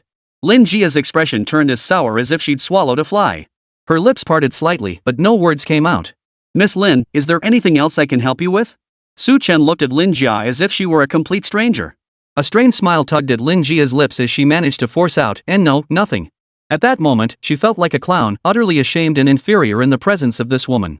Yet here she stood, so confident, convinced that the Su Chen of the past had once found her worthy. The bespoke red dress she wore now fit the woman before her like a second skin, perfectly accentuating every flawless curve. Just that hair accessory by her ear, if she remembered correctly, was this season's new release, worth a solid $1 million. And don't even get her started on the car parked behind them, a Maserati with a sticker price pushing $10 million. No wonder Su Chen looked down on her. It seemed he had hooked up with some rich, beautiful woman from a high-class family, which was how he'd managed to connect with Star Glory's CEO Chen. While Lin Jia was still lost in her thoughts, Lin Wanner had already turned to Su Chen, her voice sweet and playful as she spoke. Brother Su Chen, let's go. Su Chen nodded, and the two of them completely ignored Lin Jia, turning around and getting into the car. Silence spoke volumes. Long after the car drove away, Lin Jia remained rooted to the spot, unable to snap out of her daze. She felt as if her face had been slapped hard, stinging with pain. Yet even so, facing this once down on his luck, now rising star love interest, she refused to abandon her own plans. She refused to believe Su Chen could have let go of his feelings for her from college. After all, back then, even though Su Chen had secretly admired her, the love in his eyes was something every classmate could see. Even if he cherished those old feelings, Su Chen certainly wouldn't just let a woman who came to him willingly slip away. And more importantly, given Su Chen's current status, even the smallest drop of wealth slipping through his fingers would easily cover her annual income. The only reason Su Chen had refused her earlier was because that rich, beautiful woman was bound to show up soon. Otherwise, how could he possibly turn her down? At that moment, Su Chen had no idea that Lin Jia, seething with resentment, had already climbed into the luxury car and was accompanying Wanner back home. At the same time, after returning home, Chen Chong reflected on his exchange with Su Chen during the banquet. His resolve to cultivate a relationship with Su Chen only grew stronger. Especially since Su Chen had done him such a huge favor today. This debt of gratitude must be repaid. Lost in thought, Chen Chong happened to spot his father, Chen Zicheng, emerging from the study upstairs. "Ah Chong, why are you home so early today?" Chen Chong had already intended to introduce Su Chen to Chen Zicheng, and had been pondering the feasibility of doing so earlier. Now, seeing his father approach, he smiled and stepped forward. "Nothing urgent at the office. Plus, I met someone exceptionally talented today. He really helped his son out." "Oh?" Chen Zicheng's interest was instantly piqued, and he sat down on the living room sofa alongside Chen Chong. "I rarely hear you praise someone like this. Tell me about it." Chen Chong proceeded to recount everything that had transpired at the company that day to Chen Zicheng. This included Su Chen's background and the various business insights he shared during the banquet. "He sounds like quite a promising young man." Chen Zicheng expressed his surprise and admiration, and his insights into business are remarkably perceptive and seasoned. "It's hard to believe he's just a young man in his 20s. You two are close in age. Keeping in touch with him will be beneficial for you too." "Exactly." Chen Chong chimed in. "I believe Mr. Su has great potential despite his youth. I'd like to take this opportunity to thank him properly, otherwise I'd have suffered a real loss today." "You!" Chen Zicheng opened his mouth, about to scold Chen Chong for his impulsive purchase of the Lafite wine. But the words stopped at his lips. Thinking of Su Chen, he instead said, "If there really is an opportunity, I genuinely like to meet this young man. Future cooperation with Star Glory Company can only bring us benefits, not harm." Chapter 56, Purchasing the Property. Chen Zicheng spoke thus partly out of respect for his son, but also because the young man had genuinely provided significant assistance. More importantly, based on his son's description of Su Chen, the young man was clearly a business prodigy destined for great things. Establishing an early connection with such a person could only benefit their company, with no downsides whatsoever. Chen Chong quickly replied, "Father, if you truly wish to meet Mr. Su, I can certainly arrange it. Let me see when he might be available." Chen Zicheng nodded upon hearing this. "All right, ask Mr. Su when he's available. I'll make sure to clear my schedule then." Seeing the satisfied look on his father's face, Chen Chong felt reassured. Getting his father to agree so readily proved he'd made the right call about befriending Su Chen today. That kid has potential. If you're free tomorrow, spend some time getting to know him. Faced with his father's advice, Chen Chong agreed without hesitation. Early the next morning, Su Chen had barely awakened from sleep when his phone rang with a call from Chen Chong. "Mr. Su, I wonder if you're available today?" The moment the call connected, Chen Chong got straight to the point. Su Chen realized he had nothing planned for the day and shook his head. "Not at all. What brings you to ask, Mr. Chen?" "Well, if you're free today, I'd like to arrange a meeting with you to discuss potential collaboration opportunities between our companies." Su Chen was naturally open to the idea of collaborating with Chen Chong. So he nodded and agreed. After they agreed on a time and place, the moment he hung up, the system's voice echoed in Su Chen's mind. Ding! Information has been obtained regarding an impending change at a certain real estate project in Binhai City. This presents an excellent opportunity for the host. Would the host like to spend 5 reputation points to use the future prediction ability to investigate this change? A real estate project facing upheaval? What kind of incident? Su Chen perked up at the news. He reasoned that if the system was specifically alerting him, it couldn't be bad news, it must be something advantageous for him. So, without a moment's hesitation, Su Chen nodded his agreement. Yes. The moment the words left his mouth, the system's voice echoed in his mind. Ding! Host has spent 5 reputation points to learn that tomorrow, news of a massive price surge at the Zijing real estate project in Binhai City will break. A massive price surge. This was a golden opportunity. Su Chen's eyes lit up instantly. He shot up from the bed, quickly dressed, and washed up. This was a major event. He had to secure the Zijing development as soon as possible. He still had a decent amount of cash on hand. He'd grab as much as he could. After dressing and washing up, he headed downstairs to the living room. Lin Wanner had already finished preparing breakfast. Spotting Su Chen, she planted a kiss on his cheek. Brother Su Chen, breakfast is ready. Come eat. The two sat down to eat together, their movements exuding great intimacy. His good buddies, of course, were still asleep in their respective rooms, not yet awake, so the place felt a bit empty. After breakfast, Chen told Chen Bingyan she didn't need to follow him. After a moment's thought, he decided to call Chen Chong instead. The moment Chen Chong saw Chen's name on the caller ID, he answered immediately. Mr. Chen, do you have plans later? I have an urgent matter to attend to. If it's convenient, perhaps we could handle it together? Chen had already made up his mind. Now that he knew about the Zijing real estate project, he could use this opportunity to do Chen Chong a favor. If Chen Chong trusted him, they could both make a fortune together. But if he didn't, then he'd already done everything he needed to do, and the rest wouldn't concern him. Still, this matter was indeed urgent. After all, the news about tomorrow's massive property price surge was about to break. He had to hurry over and buy more units, just in case. If others had access to the same insider information, he wouldn't be able to seize the initiative. Chen Chong, on the other end, froze upon hearing Chen's words. Their agreed meeting time was noon. But hearing the urgency in Chen's voice over the phone, without hesitation, he nodded and agreed. No problem, I'll come find Mr. Su right away. After hanging up, Chen sent the address to Chen Chong. Before long, Chen Chong arrived in his car and parked at the entrance of Shanshui Apartments. Chen received Chen Chang's call, stepped out of the apartment, and quickly got into the car. Mr. Su, where should we go next? Noticing Chen's slightly anxious demeanor, Chen Chang's curiosity grew. He couldn't help but ask, have you run into some trouble? I'll explain everything once we arrive. First, we're heading to the Zijing real estate development. Zijing real estate? Chen Chong felt even more puzzled upon hearing this. Wasn't the Zijing real estate development in the suburbs of Binhai City? Not only was the area desolate, but its remote location made it practically the middle of nowhere. Given its location, it goes without saying that sales at the Zijing development were dismal. Due to the location, prices had already dropped to 21,000 yuan per square meter, yet buyers were still scarce. Why would Chen even consider going there? Though Chen Chong was curious, he didn't press further and simply instructed the driver to continue. The car sped along the road and soon reached the Zijing development in the suburbs. After getting out, Chen Chong, filled with questions, followed Chen into the sales office. Mr. Su, bringing me to this sales office now, you're not seriously considering buying this entire development, are you? At first, Chen Chong found it hard to believe, but seeing Chen's first glance after getting out of the car immediately dart toward the sales office. Even if he didn't want to believe it, he had no choice but to accept it. He simply couldn't fathom why anyone would choose this godforsaken place, barren, desolate, and remote. Even if they were genuinely looking to buy property, why pick this spot when Binhai City had so many prime developments to choose from? Besides, Chen didn't seem like the type to make such a choice. Chen walked forward. Hearing Chen Chang's question from behind, he nodded without hesitation. That's right. I'm here to buy a house. Hearing the answer confirmed his suspicions. Chen Chong was surprised, but also deeply concerned about Chen's decision. Mr. Su, this location is far from ideal. If you're truly looking to buy property, places like Ruitong Jiayuan in the city center are much better options. There's really no need to waste your money on such a remote area. Chen Chong offered his advice, genuinely wanting what was best for Chen. Chapter 57, I'll buy it all. Chen had no intention of explaining himself to Chen Chong.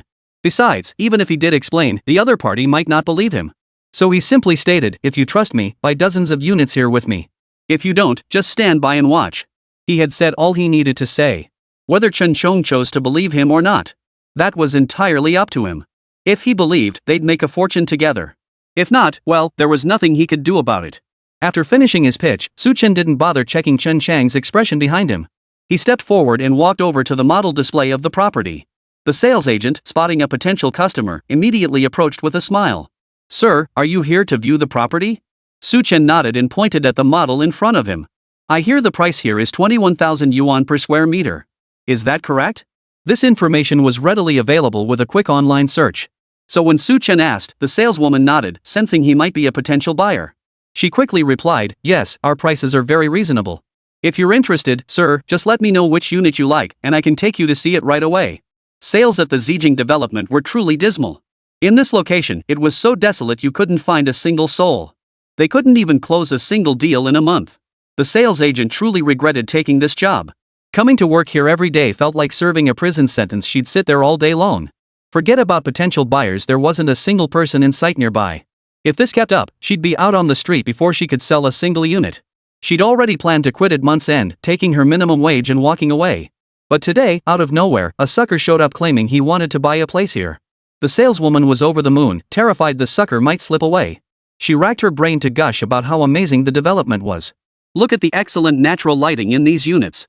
Plus, the location is very quiet, and the price is the lowest in all of Binhai City. For just 21,000 yuan per square meter, you can own this spacious, well-lit flat under your name. How many units are still available here? Before the saleswoman could finish her sentence, Chen suddenly blurted out this seemingly random question, catching her off guard. But then she remembered this was Zijing residential complex. The saleswoman assumed Chen had come to cause trouble, and her expression darkened. Her smile faded slightly. Sir, if you're here to cause trouble, please don't waste our time. While these units haven't sold yet, they hold significant potential for appreciation. Not just potential for appreciation. At 20,000 yuan per square meter, prices had plummeted repeatedly. Compared to the sky-high prices of those sold-out properties in Binhai City, it was like comparing heaven and earth. I intend to buy every unsold unit in your development. What do you think? Chen cut off the saleswoman again, who was looking rather displeased. He wasn't upset, but he figured anyone else in her shoes probably wouldn't have handled it any better. So it was only natural that she thought he was here to pick a fight. Ha! The saleswoman froze, unable to process it. Even Chen Chong, standing behind Chen, couldn't help but widen his eyes in shock upon hearing the words. What on earth was Chen thinking? To suddenly purchase an entire development that no one would ever consider buying? This. Chen Chong felt utterly baffled by Chen's intentions. Recalling the words Chen had shared with him earlier, he decided to observe from the sidelines for now. Sir, are you truly intending to purchase all these units? The saleswoman still couldn't quite believe what Chen had said, half expecting her ears to be playing tricks on her. To his surprise, Chen nodded firmly, that's right. If there are no other issues, we can sign the contract now. Judging by the car he drove, this man couldn't be poor. And he was even talking about buying up the entire development here. At 20,000 yuan per square meter, each unit was roughly a 200 square meter open plan apartment. Selling just one unit would net her a commission of 2,000 or 3,000 yuan. And this gentleman wanted to buy so many. She was truly hitting the jackpot today. The saleswoman felt incredibly lucky. Overwhelmed with excitement, she quickly said, with such a large purchase, I alone can't make that decision. Please have some tea while you wait. I'll call our sales manager right away. Chen and Chen Zhong nodded in unison and sat down in the lounge area of the sales office. After receiving their tea, Chen Chong watched Chen sitting calmly across from him, sipping his drink. Finally, unable to contain his curiosity any longer, he asked. Brother Chen, is there some major development planned for this property? The words barely left his mouth before Chen Chong began doubting his own suggestion. After all, his father, Chen Zicheng, was the wealthiest man in Binhai City. If something truly significant were happening in the city, Chen Zicheng would be the first to know there was no way it could be kept from him. All I can say is that something is indeed happening. I can't reveal more. If you trust me, Brother Chen, just do as I say. As the words fell, Chen Chang's expression paused slightly. This young man before him, so young, had suddenly stirred up such a massive commotion. Hundreds of properties combined would easily amount to over 100 million yuan. No matter how reluctant Chen Chong was to believe it, he couldn't help but think Chen wouldn't squander hundreds of millions so carelessly. Besides, if one truly had an eye for real estate speculation, the returns could be 300-fold. Having made up his mind, Chen Chong was about to say something else when a middle-aged man in his 40s emerged from the sales office. This man was none other than the sales office manager, Tang Jin. Earlier, he'd heard from the saleswoman that two people wanted to buy their development and had even said they intended to buy the entire thing. At first, he found it hard to believe, but now, seeing the two men dressed plainly and wearing smiles, his expression grew slightly colder. It seemed these two were here to deliberately waste his time. In a godforsaken place like this, who in their right mind would buy anything? Even if some rich fool with money to burn wanted to buy, it certainly wouldn't be these two. Even with their prices slashed to 21,000 yuan per square meter, it was still far beyond what these two could afford. Chapter 58, let's start with 20 units. Tang Jin couldn't help but resent the saleswoman from earlier. She couldn't even read people's expressions. Didn't she realize these two were here to cause trouble? Dressed in such shabby clothes, they couldn't possibly afford it. Chen Chong, accustomed to dressing plainly, remained unaware that Tang Jin had already dismissed him as poor. By the time Tang Jin approached them, Chen hadn't even lifted his eyes. He heard Tang Jin's voice approach. Are you two here to buy property from us? Our properties go for 20,000 per square meter, not something just anyone can afford. If you're only here to drink our tea for free, I'm afraid we can't accommodate you.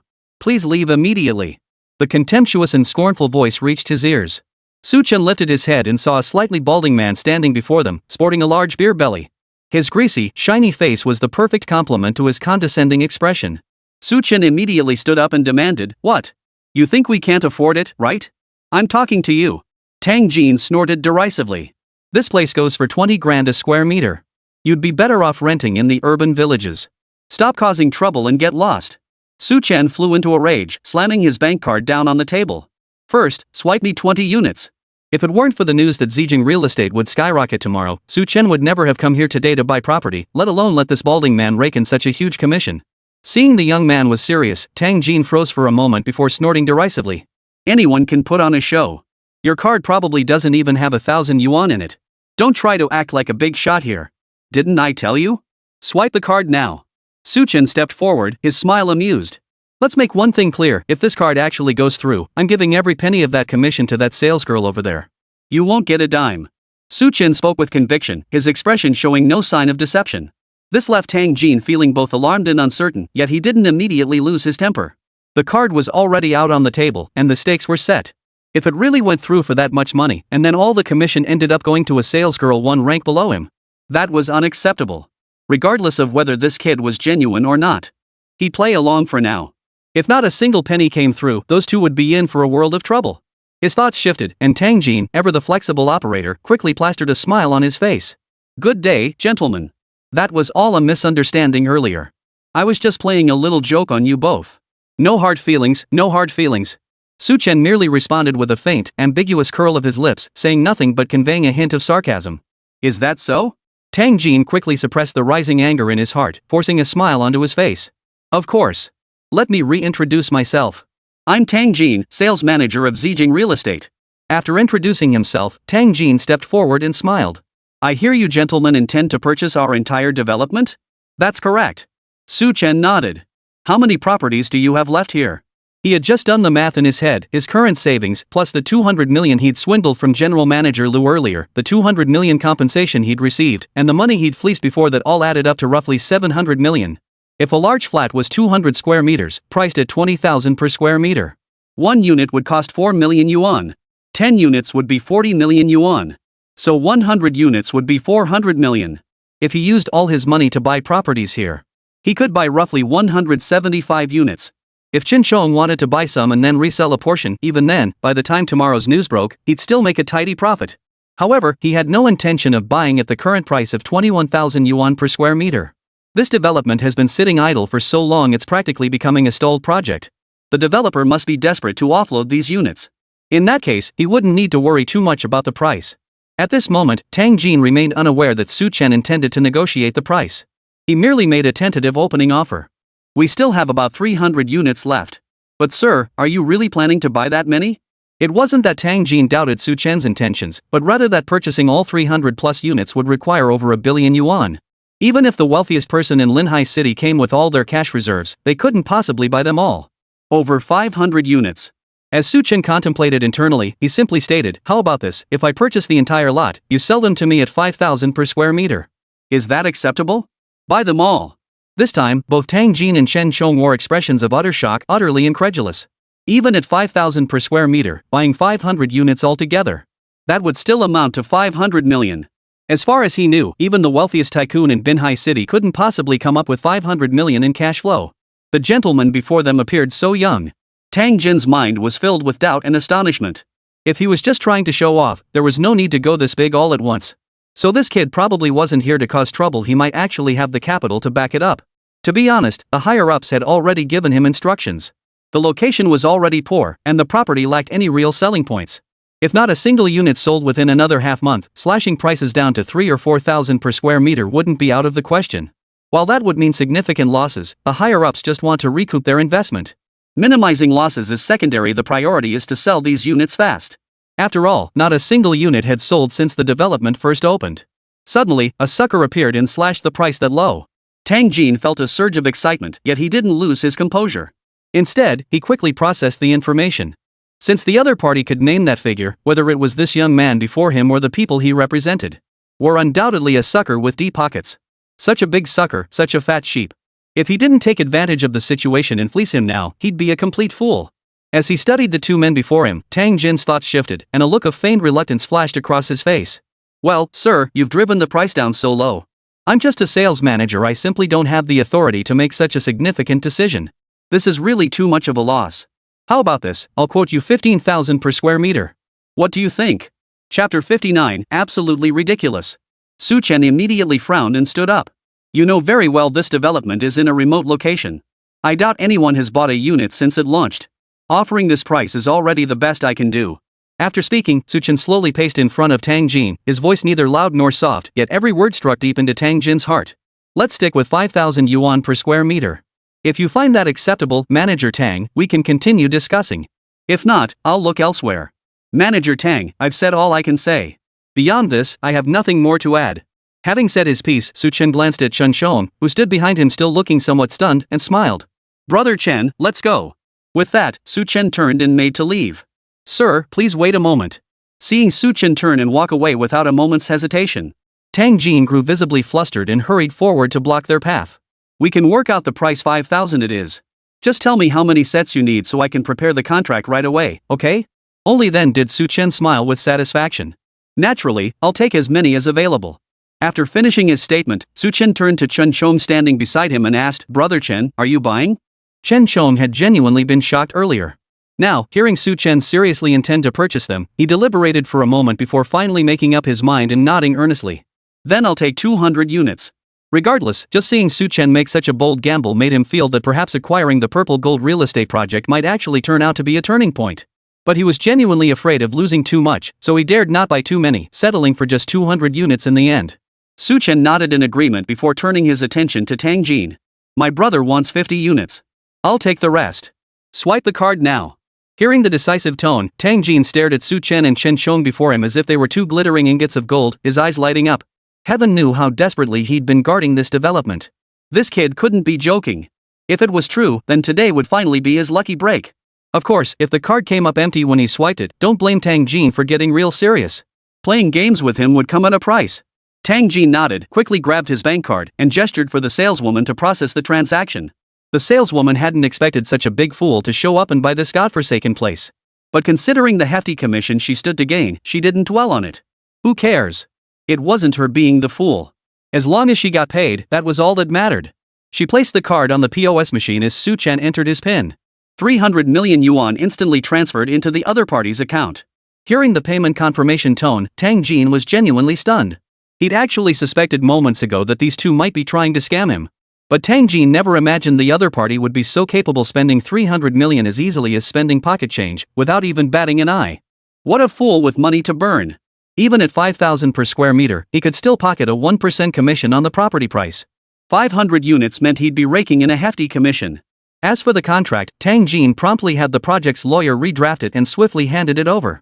Sir, the contract is ready. Please review it for any issues. If everything looks good, you can sign it. Su Chen wasn't much of a contract reader, but that didn't mean Chen Shong beside him wasn't. After scanning it from start to finish and finding no issues, Chen Shong nodded to Su Chen. Su Chen took the contract and signed his name with fluid strokes. With the contract signed, everything was sealed and settled.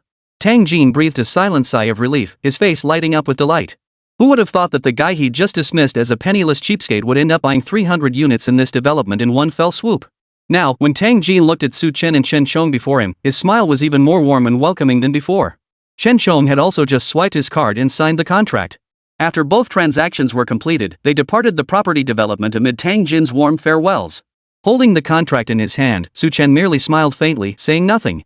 Who could have imagined that the property he bought today at 5,000 per square meter would skyrocket in value tomorrow? This deal was absolutely not a loss. On the contrary, it would make him rich beyond his wildest dreams, accumulating an absurdly large amount of seed money. Chen Shong, standing beside him, hesitated several times as if wanting to speak, but ultimately said nothing. Well, the property was already bought. Even if it turned out to be a loss, he'd just have to accept it. At worst, he'd get scolded by his old man back home.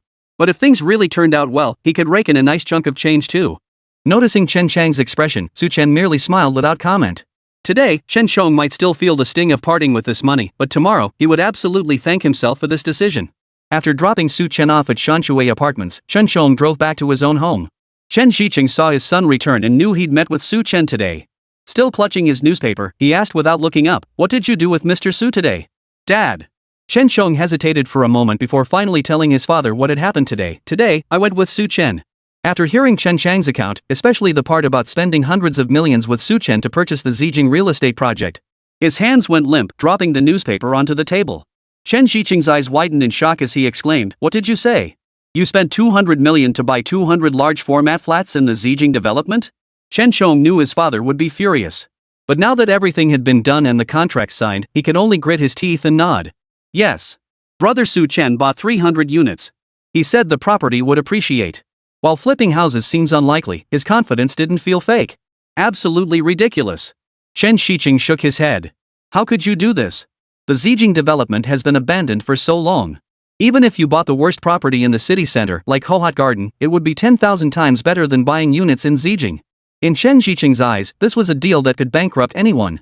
He had once thought Su Chen was a prodigy, a natural genius. But judging solely by this incident, his actions were far too reckless and rash, utterly oblivious to the consequences. Chapter 60, Heaven's Secrets Must Not Be Revealed. Chen Shiqing suddenly regretted ever suggesting his son befriend Su Chen. Throwing 200 million into this venture now meant the money would vanish without a trace, sinking straight to the bottom.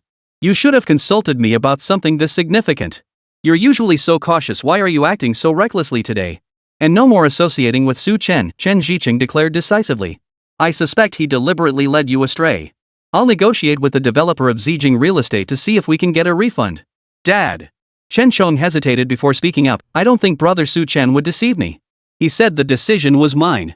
We'll definitely hear news in the next couple of days. Maybe he has his own connections. Absolute nonsense. Chen Shiqing cut him off without a second thought. That kid's just a rising star. He barely became president of Red Elephant Group and already thinks he's hot stuff. He didn't even give his old man a heads up. How could he possibly have his own connections? No sooner had the words left his mouth than a series of urgent rings sounded. It was Chen Shiqing's phone. Chen Shiqing shot his son a look of disappointment, then picked up the phone.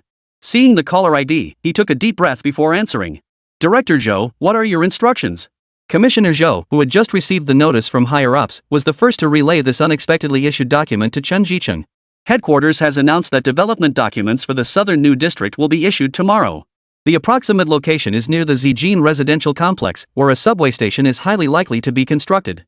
Mr. Chen, given our close relationship, I'm letting you know about this ahead of time. You'd better get ready. By the time Zhou finished his 2 sentences, Chen Jijun on the other end of the line was already stunned, his jaw practically hanging open. What did Director Zhou just say? The Southern New District was being developed? That desolate Southern New District of Binhai City, they were actually going to develop it. The first thing that flashed through Chen Shiqing's mind was what his son had told him earlier, along with their actions just moments before. His face frozen in shock, he glanced at Chen Shong, who remained utterly unaware of the situation, too stunned to speak. If the Southern New District really starts developing and building a subway near the Zijin housing complex tomorrow, what would that signify? It meant that once this document was issued, Zijing Real Estate would face a frenzy of price hikes. But such information was reserved for those at the level of the mayor or higher. Without an official document being issued, there was absolutely no way this information could have been leaked. How on earth did that kid Su Chen find out? And he even dragged his son along to snap up over 100 units at the development. Profits from a single unit alone are substantial, let alone the 200 units Chen Shong acquired. That's a fortune. He refused to believe and could never accept that Su Chen had taken Chen Shong to buy properties in the Zijing development on a mere whim, splurging lavishly. Su Chen must have known something. After a long pause, Bureau Chief Zhou's voice came through the phone, tinged with confusion. Mr. Chen, are you still there? Hearing Director Zhou's voice, Chen Shiqing could no longer contain his excitement. He cautiously replied, Director Zhou, is this information accurate? Oh, Mr. Chen, rest assured. When have I ever joked with you about such matters? The newly issued document is right here in my hands, still warm from the printer. I'm sharing this with you first. Seize this prime opportunity, get someone to handle this discreetly. Commissioner Zhou was one of his key connections in higher circles. Whenever there was the slightest stir in Binhai City, he was the first to know and would promptly relay it to Chen. Given their close relationship, this information was undoubtedly genuine. After exchanging a few polite words with Director Zhou and agreeing to meet for tea sometime, only then did Chen Shiqing hang up, placing his phone on the desk. He glanced at Chen Shong, who sat before him looking utterly bewildered, as if lost in a fog. Dad, why are you staring at me like that? Did Director Zhou tell you something bad? Chen Shong hadn't overheard his father's conversation with Director Zhou, so seeing his father's expression, he assumed something serious had happened. Chen Shiqing shook his head.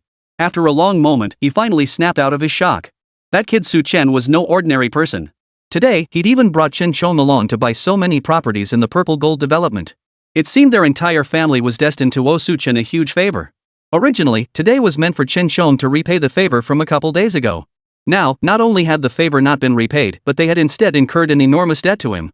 After regaining his composure, Chen Shiqing relayed every word Bureau Chief Zhou had just said to Chen Shong.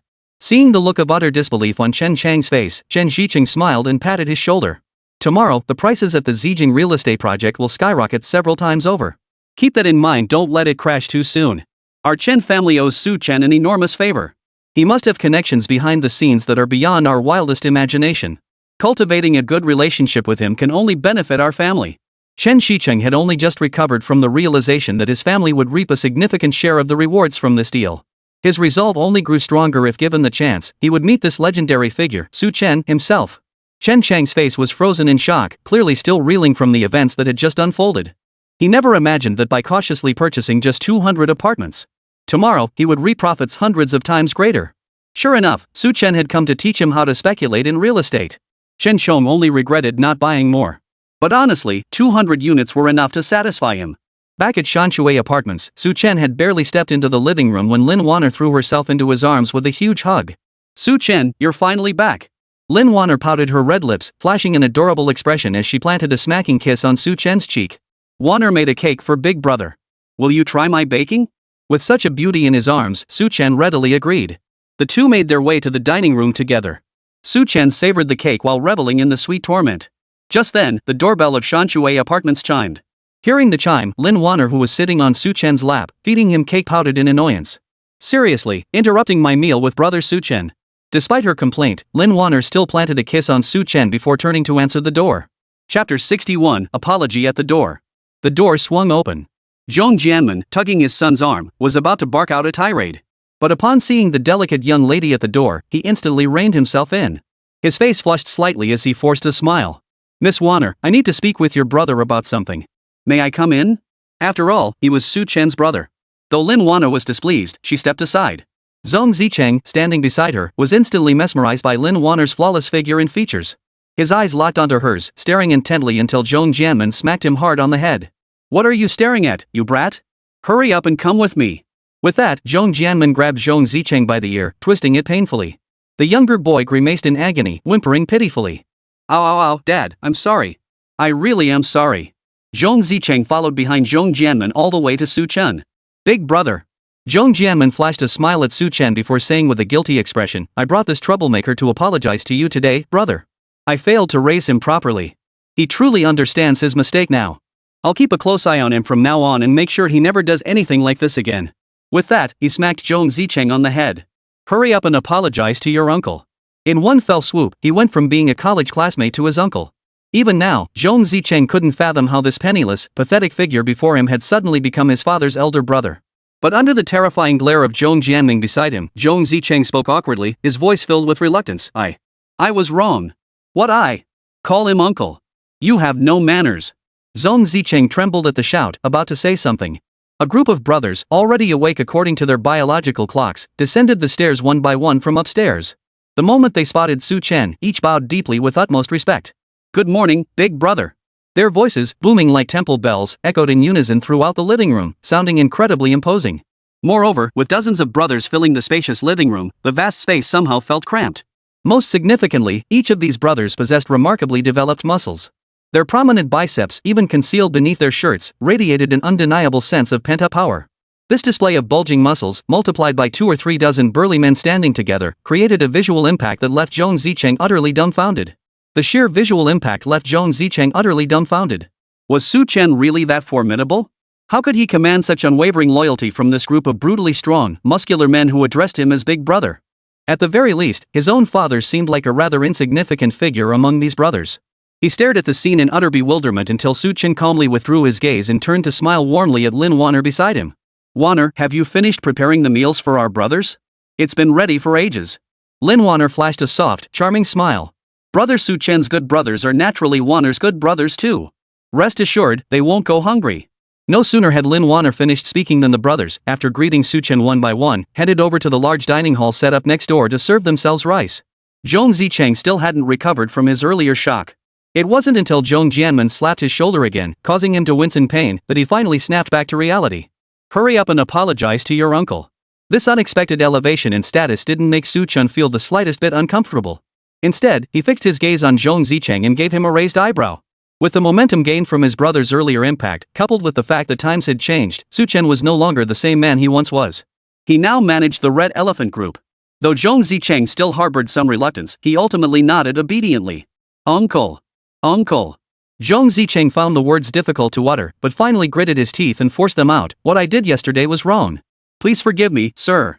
You are magnanimous. To recognize one's mistake and correct it is the greatest virtue. Su Chen rose with a warm smile, showing no trace of awkwardness. Facing his former university classmate, now his younger cousin, he even patted him on the shoulder. He even patted the other on the shoulder. Since you know you were wrong, I won't hold this against you. Just focus on working diligently for your father from now on. As long as you don't cause trouble again, I'll gradually assign you some responsibilities. Hearing this, Zhong Zicheng understood all too well that he had fallen completely into the other man's hands this time. Just looking at that group of muscle-bound men, he knew that if he showed any further disrespect toward Su Chen, any one of them could beat him senseless. Thus, he dared not entertain any further thoughts and quickly nodded. Thank you, uncle. The words uncle came out with great difficulty, but he managed to say them nonetheless. Su Chen nodded in satisfaction. Zhong Jianmen, standing nearby, quickly chimed in with a smile, Big brother, this kid doesn't know any better. He's caused you trouble. Alright, since he's admitted his mistake, let's put this behind us. I imagine you haven't eaten yet. Come join us for a meal. Zhong Jianmen was flattered and a bit overwhelmed, but how could that be? We're all good brothers here. No need to make a fuss over it. Since you're already here, sit down and eat. Su Chen wasn't one to put on airs, so he invited both Zhong Jianmen and Zhong Zicheng to sit down. The breakfast unfolded in a warm and convivial atmosphere. With others present, Lin Wanner restrained herself somewhat. Still, she sat very close to Su Chen, occasionally adding dishes to his plate. The scene carried a hint of intimacy, leaving Zhong Jianmen and Zhong Zicheng unsure where to look. Lin Wanner, however, appeared perfectly at ease, her charming smile continuing as she chatted and laughed with Su Chen. Just as the atmosphere grew slightly awkward, Su Chen's phone rang. He picked it up and saw it was his father calling. Su Chen answered. Dad, what's up? His parents wouldn't call him on this number unless it was important. So this call today meant Mom and Dad definitely had something to tell him. Sure enough, his father, Su Changhai, spoke up almost immediately. Son, in a couple of days, you'll be coming with us back to the countryside. The countryside? Su Chen asked in confusion. What for? Chapter 62, Skyrocketing Housing Prices. To be honest, it had been ages since the family had visited their hometown, except for occasional trips during the New Year holidays. Why did his parents suddenly decide to go back? Well, your uncle is moving, and this time we're going back to attend his housewarming banquet. Oh, a housewarming banquet. Their uncle moving was indeed a big deal. But Su Chen instantly understood. A fleeting emotion crossed his eyes as he nodded in agreement. I understand. Once I finish up here, I'll accompany both of you back. After promising the elders and hanging up. After breakfast, Zhong Jianmen looked at Su Chen hesitantly, as if he wanted to say something. Su Chen wasn't stupid, he could tell at a glance that Zhong Jianmen had something to discuss with him. Brother Jianmen, whatever it is, just say it. As your elder brother, I'll take care of it for you. Su Chen assumed Zhong Jianmen was facing some hardship, but the moment the words left his mouth, Zhong Jianmen hastily shook his head. It's not a problem, Zhong Jianmen replied. I just have a favor to ask of you, big brother. As he spoke, Zhong Jianmen glanced at Zhong Zicheng sitting beside him, his expression betraying his reluctance to continue. Seeing Zhong Jianmen like this, Su Chen instantly understood. You want me to keep an eye on your son, right? Caught red-handed by his good brother, Zhong Jianmen felt both embarrassed and flushed. I know. That good-for-nothing son of mine offended you, big brother. And that kid has never known respect, he's always been reckless and wasteful. If I don't rein him in, this ungrateful son of mine will cause a major disaster sooner or later. So I'm putting on a thick face to ask you, big brother, could you let the kid learn something by your side? Any position would do, even unpaid. By the end, Zhong Jianmen's voice had taken on a tone of earnest supplication. Truth be told, he'd been mulling this over during dinner. This son of mine is already ruined. Not only was he idle and aimless, but he'd mastered every vice imaginable: gambling, drinking, womanizing. He had been too preoccupied with his business to properly care for or discipline his son. Now it was too late for regrets. He could only hope his elder brother would overlook past grievances and see if this wayward seedling could be pulled back from the brink. With that thought, before Su Chen could speak, Zhong Jianmen let out a bitter laugh. I know this request is abrupt. If you refuse, consider it never said. My apologies for the intrusion. It's fine. Su Chen cut Zhong Jianmen off. He admitted that Zhong Zicheng was a bit of a slacker, but what could you expect when he had such a capable father? Since his good brother had come this far asking, he might as well lend a hand. If you don't mind, let your son work as my driver. Though it was just a driver position, hearing Su Chen agree filled Zhong Jianmen with immense gratitude. He kept thanking Su Chen profusely. Thank you so much. Big brother, my good-for-nothing son will surely cause you trouble in the future. Zhong Zicheng stood by, watching helplessly as his position was taken, yet dared not utter a word of protest. He dared not cross Su Chen in his current state. Therefore, he naturally accepted whatever terms were presented. After Zhang Jianmen departed, Zhong Zicheng obediently followed one of his close brothers to the dormitory Su Chen had arranged for him. That's right. Earlier, his father, Zhong Jianming, had made it clear, since he was to serve as Su Chen's driver, he would naturally live and eat here. And without a single penny in wages. Not only was he getting paid nothing, but he'd also be surrounded by these rough and tumble guys. Now, he truly had no choice but to obey Su Chen's orders. Over here, after finishing breakfast, Su Chen casually turned on the TV and tuned it to the local news channel. On the Binhai City news channel, a reporter stood smiling in front of the sales office of the Zijing Real Estate Development. Good morning, viewers. Now, the latest updates from the Zijing Real Estate Development. Comprehensive development will commence immediately in Binhai City's southern new district, with a brand new subway line set to be constructed near the Zijing residential area. It must be said that this news represents a bold move for our city. The southern new district has long been barren, and if developed properly, it will undoubtedly bring a qualitative leap in the area's growth. Watching the news unfold, Su Chen thought of the contract still locked away in his bedroom and smiled. Though his smile was calm, his heart was filled with excitement he couldn't suppress. It seemed this prediction had truly paid off. At the time, the system had only hinted at major changes in the southern new district, particularly near Zijing residential area. But it hadn't specified what kind of changes. Now, if it truly meant the construction of a subway line, then the 300 properties he'd purchased yesterday would make him a fortune beyond belief. This would be several times crazier than the huge profits he had imagined. This move was worth every penny. At the same moment, Chen Xiong, who had turned on the TV alongside Su Chen, clutched his property purchase contract in his hands, overcome with excitement as the news aired. He had already been thrilled yesterday when his father, Chen Zicheng, mentioned the changes in the southern new district. But even so, seeing the news confirmed on TV today, he couldn't hide his excitement. This was an absolute jackpot. Chen Xiong was overcome with joy. The more he thought about Su Chen, the more grateful he felt toward him. Without hesitation, he picked up the phone and called Su Chen directly. Receiving Chen Chang's call, Su Chen wasn't the least bit surprised. Not only that, but he also gave Chen Xiong a few words of advice. Property prices are bound to keep climbing exponentially for the foreseeable future. Once Manager Tang hears this news, I expect he'll come knocking to renegotiate our deal soon. Let's handle that first before we even think about selling the house. Su Chen's words hit the nail on the head. Upon hearing this, Chen Xiong quickly regained his composure. Brother Su Chen, rest assured. When we signed the contract, it was clearly stipulated in writing. The defaulting party will be liable for a 200 million yuan penalty. I doubt Manager Tang would dare to breach the contract lightly. Not necessarily, Su Chen shook his head. If he hadn't sold to us yesterday at 5,000 per square meter, the price they could get for the property today would be 10 times higher than yesterday's. That's a loss of billions overnight. They're not stupid. I'm sure they'd rather pay us the 200 million penalty than sell to us now. Chapter 63, Heart-sinking. Indeed, after paying the 200 million yuan penalty, the properties would once again become available at the sales center. At that point, they could still rake in tens of billions more. Compared to 200 million, that amount was practically nothing. After discussing it over the phone, the two decided that under no circumstances could they allow Tang Jin to breach the contract. Even if he did breach the contract, he wouldn't get the property. But joy for some meant sorrow for others. While Su Chen and Chen Xiong were overjoyed, Tang Jin, upon seeing the news, was utterly dumbfounded. He never dreamed that such a godforsaken place would undergo such massive development. If a subway line were truly built nearby, property prices here would inevitably skyrocket. Even if prices reached 100,000 yuan per square meter, it wouldn't be the slightest exaggeration.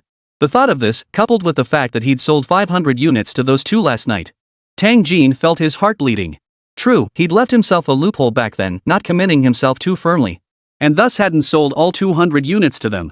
Even so, he still lost tens of billions in one fell swoop. Watching the sales office swarm with people all coming to buy homes. Under normal circumstances, Tang Jin would have been overjoyed to the point of madness. But now, he couldn't muster a shred of joy. Instead, a seething rage burned within him. Beyond the anger, fear dominated his thoughts. Yesterday, he had sold off nearly two-thirds of these units at a price of 5,000 yuan per square meter. He had planned to wait until near the end of the month to report this achievement to his superior, General Manager Chang. When Mr. Chang learned that he had sold off so many units from a project that had been stuck on the market, he would surely give him a bonus. His plan had seemed foolproof. But Tang Jin never imagined that overnight, such a major upheaval would occur by this morning. The sudden announcement of development in the southern new district caused property values to skyrocket overnight. While he could have profited handsomely from the frenzy, now, not only could he not make that much, but he had suddenly incurred such a huge loss. If Mr. Chang found out, he'd skin him alive. The more Tang Jin thought about the ordeal awaiting him, the more furious he became. That's Su Chen. He would never let him off the hook. At that moment, in the boardroom of Zijing Real Estate, General Manager Chang watched the news unfolding on the television screen. He saw the crowd surging towards Zijing Real Estate, all eager to buy homes, grinning from ear to ear. This kind of crowd-packed chaos was something he'd never seen since the development first opened. He had originally instructed his staff to quickly sell off the units at rock-bottom prices, but now it seemed fortunate that they hadn't sold everything. With over 700 units available, each priced at 100,000 yuan per square meter. 10, 100,000, 10,000. He was looking at hundreds of billions in total revenue. With that thought, Mr. Chang picked up his phone and immediately called Tang Jin. At that moment, Tang Jin was at a complete loss, unsure how to respond to the questions Mr. Chang was about to ask. After all, the news had already spread. At this point, Mr. Chang must have seen the reports. He was certain that within half an hour, Mr. Chang's call would be ringing his phone.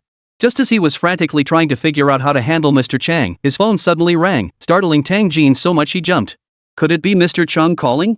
Tang Jin desperately didn't want to answer it, but the phone's ringtone persisted relentlessly, like a hypnotic spell compelling him to tremblingly pull the device from his pocket.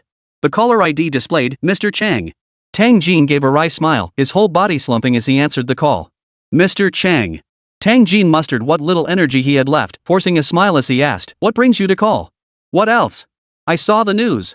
Mr. Chang rolled his eyes on the other end, though his voice carried an unmistakable smile. "I don't believe you missed the news. Look at the line outside the Zijing Real Estate office, it's a rare sight. Hurry up and sell those units at premium prices. Your commission won't be shortchanged, and this month's bonuses will all be doubled." Just hearing Chang's words made Tang Jin's heart ache as if it were bleeding. He regretted it. If only he hadn't sold off so many units at rock-bottom prices last night, how much money could he have made alongside Mr. Chang today? Mr. Chang still didn't know about this. If he found out, just imagining the consequences sent a shiver down Tang Jin's spine. But he also knew this kind of thing couldn't be hidden from the other party. If he didn't confess today, by this afternoon, Mr. Chang would find out through his own channels. Over 500 units had already been sold yesterday at 5,000 yuan per square meter. By then, the consequences would be far more severe than if he'd come clean himself. The consequences of confessing voluntarily versus having it uncovered through investigation were worlds apart. With no other choice, Tang Jin steeled himself, gritting his teeth as he confessed the truth. Yesterday, he had sold a full 500 units at 5,000 yuan per square meter. "What the hell did you just say?" Chang, the general manager, looked utterly stunned. He abruptly spun around and slammed his fist on the table. "You bastard! How dare you sell those units at 5,000 per square meter? Who gave you the nerve?" Shouted at by Mr. Chang on the other end of the line, Tang Jin shuddered from head to toe. Fear spread across his face. He wanted nothing more than to hang up immediately and end this conversation. But he couldn't. If he hung up now, given Mr. Chang's influence in Binhai City, he could forget about ever working in Binhai City again. Rest assured, Mr. Chang. At this point, Tang Jin could only put on a smile and quickly try to calm Mr. Chang's temper. "I'll double the price on every single one of these remaining properties." He made this promise solely because he couldn't possibly afford the penalty fees. He had no choice. The only thing he could do now was maximize profits from the remaining 200 units. "Who the hell said you could sell off all the remaining units?" Mr. Chang roared furiously. "I want you not only to sell every last one of those remaining units at inflated prices, but also to buy back every single unit you've already sold no matter the cost." Tang Jin's heart sank the moment he heard this. Chapter 64, repeatedly rejected. At any cost. Didn't that mean he'd have to pay the 200 million yuan penalty? But he simply couldn't afford it. But Mr. Chang. Though he knew uttering these words would invite scolding, Tang Jin had no choice but to speak up.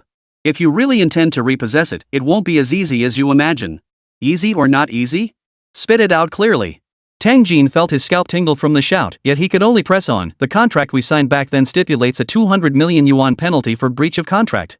I simply don't have that kind of money." He's saved up money over several decades now, plus the cash he collected earlier. At most, he had only 1 or 2 million in his possession. Compared to the 200 million yuan penalty, that was truly a drop in the bucket. Upon hearing this, Mr. Chang slammed his fist on the table. "What 200 million yuan in penalties? Since you dared to sign that contract, you should pay the corresponding price. We're taking back the property. That 200 million penalty will be deducted directly from your bonus. As for the remaining debt, you'll pay it off with your future earnings." Chang was furious beyond words. If he weren't confined to shouting at Tang Jin over the phone, if Tang Jin were standing before him now, even kicking him 10 or 8 times wouldn't satisfy his rage. And just the day before the news about the Southern New District development broke, he went and sold the property. Why doesn't that bastard just die? Mr. Chang was nearly boiling over with rage. On the other end of the line, Tang Jin froze in place, struck dumb as if by lightning. His focus quickly shifted to Su Chen and Chen Chong. It was all these two kids' fault. If it weren't for them suddenly showing up to buy properties, he wouldn't have ended up in this predicament today. Even if he sold all the remaining 200 units at premium prices, he'd only get a few tens of millions in bonuses. After deducting that tens of millions bonus and depleting his life savings, he'd still be left with over 100 million in damages to pay. How many years would Tang Jin have to work to pay that back? The more he thought about it, the angrier he became until Mr. Chang slammed the phone down on the other end. Tang Jin was so furious he nearly smashed the phone in his hand. Those two brats. Yesterday he'd thought they were just two big, dumb oafs. But now they'd snatched all the benefits for themselves. Tang Jin seethed with fury and resentment. It took him a long while to regain his composure before he finally picked up his phone and called Su Chen. At that moment, Su Chen was killing time at the Shanshui apartments, watching TV with Lin Wanner and teasing each other. Suddenly, his phone rang. Without even looking, Su Chen knew it had to be Tang Jin calling. The purpose of the call was obvious. It was undoubtedly about this morning's news. He didn't overthink it, simply reaching out to answer the call. Sure enough, the moment the call connected, Tang Jin's voice came through. Mr. Su, we wish to reclaim the 300 units you purchased yesterday. We are prepared to pay the 200 million yuan penalty. What is your position on this? Tang Jin cut straight to the chase, stating his purpose the moment the call connected, without any beating around the bush. Su Chen had already anticipated Tang Jin's intentions and shook his head without hesitation. The contract is already signed. I never backtrack on my decisions, and I certainly won't agree to what you just proposed. Manager Tang, I'll pretend I never heard those words. You needn't call again. With that, Su Chen hung up without hesitation, reaching out to take the cake Lin Wanner offered him. On the other end, Tang Jin was utterly taken aback by the abrupt disconnection. He froze for a moment before snapping back to reality, his face flushing with anger. How dare he refuse the offer and choose punishment instead? Tang Jin seethed with rage. He had figured that with a 200 million yuan penalty clause, this kid was such a sucker. He'd already spent that much to buy the Zijing real estate project, so faced with the temptation of 200 million, he'd surely agree without hesitation. But he never imagined the other party would hang up. Recalling Su Chen's parting words before the call ended, Tang Jin's anger flared. He grabbed his phone and, refusing to believe it, dialed Su Chen again. This time, Su Chen didn't even glance at the screen before hanging up instantly. How dare he hang up? Blinded by rage, Tang Jin grabbed his phone and fired off a text message to Su Chen. 200 million yuan. Know when to quit. If you refuse, I have plenty of ways to deal with you in this city. Watch your step. Be smart. Get your ass over to the Zijing real estate development by 3 o'clock this afternoon. Su Chen was annoyed by the incessant ringing of his phone. Hearing the text message alert this time, he picked up his phone to check. After reading the message, he merely smiled indifferently. Brother Su Chen, who is it? They keep bothering you. Lin Wanner pouted playfully, burrowing her entire body into Su Chen's embrace. Su Chen pulled her closer, letting her plant a sweet kiss on his lips as he chuckled. It's just some junk text. Don't mind it. Meanwhile, Tang Jin's text had gone completely unanswered. Fuming, he grabbed his phone and called Chen Chong instead. Unlike Su Chen, Chen Chong exuded an air of refined nobility. Therefore, when the call connected, Tang Jin forced down his anger and put on a smile. Mr. Chen, regarding the 200 units you purchased from us, we need to reclaim them due to certain circumstances. We're willing to compensate you with 200 million yuan in liquidated damages. What are your thoughts on this? After all, the deal with Su Chen had already fallen through.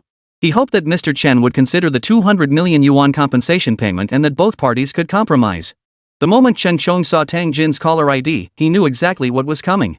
Therefore, as soon as Tang Jin finished speaking, Chen Chong replied without hesitation, no need. These properties are worthless. I'll return them to you. Forget 200 million in compensation. Even if you offered me $1 billion, I wouldn't agree. With that, Chen Chong swiftly hung up the phone. Both sides had hit a wall and suffered losses. Tang Jin could no longer contain the rage boiling inside him. They all refused the olive branch and chose confrontation instead. Since they refused to listen to reason, then don't blame him for showing no mercy. Fuming with rage, Tang Jin grabbed his phone and swiftly dialed a number. Chapter 65, Trouble Knocks. Hello, is this Brother Biao? The moment the call connected, Tang Jin's smile visibly broadened into one of fervent warmth, brimming with flattery and ingratiation. Manager Tang is such a busy man. How come you found time to call me today? On the other end, a man with bulging muscles sat on the sofa, two young women massaging his shoulders on either side. Tang Jin quickly plastered on a smile. Well, I have something to ask of you, Brother Biao. Brother Biao scoffed coldly. I knew you wouldn't come knocking without a reason. Spit it out. Tang Jin quickly replied, it's just a small matter that needs your help, Brother Biao. As for the reward, you'll be well taken care of course. He then proceeded to recount the entire incident to Brother Biao, embellishing it with dramatic exaggerations along the way. After listening, Brother Biao stretched lazily, pulled the beauty beside him into his arms, and kissed her rosy cheek. No problem. Give me the address, and I'll handle it. Tang Jin's face lit up at the promise. Thank you so much, Brother Biao. But Brother Biao suddenly changed the subject. Now then, I won't ask for much in the way of favors. Since we're getting the contract back, once this house sells, I'll take a 2% cut. Tang Jin winced inwardly at the thought, but then remembered that if the contract wasn't recovered, President Chang would skin him alive. He knew which was more important. So, even though he was extremely reluctant, Tang Jin had no choice but to grit his teeth and agree. Meanwhile, Su Chen had just finished breakfast and was about to call Chen Chong to discuss selling the house at a premium price. Ding ding!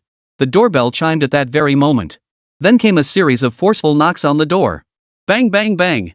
Outside, a burly man who had just arrived at Shanshui Apartments pounded on the door, bellowing in a coarse voice, "Open the door, damn it! Open it!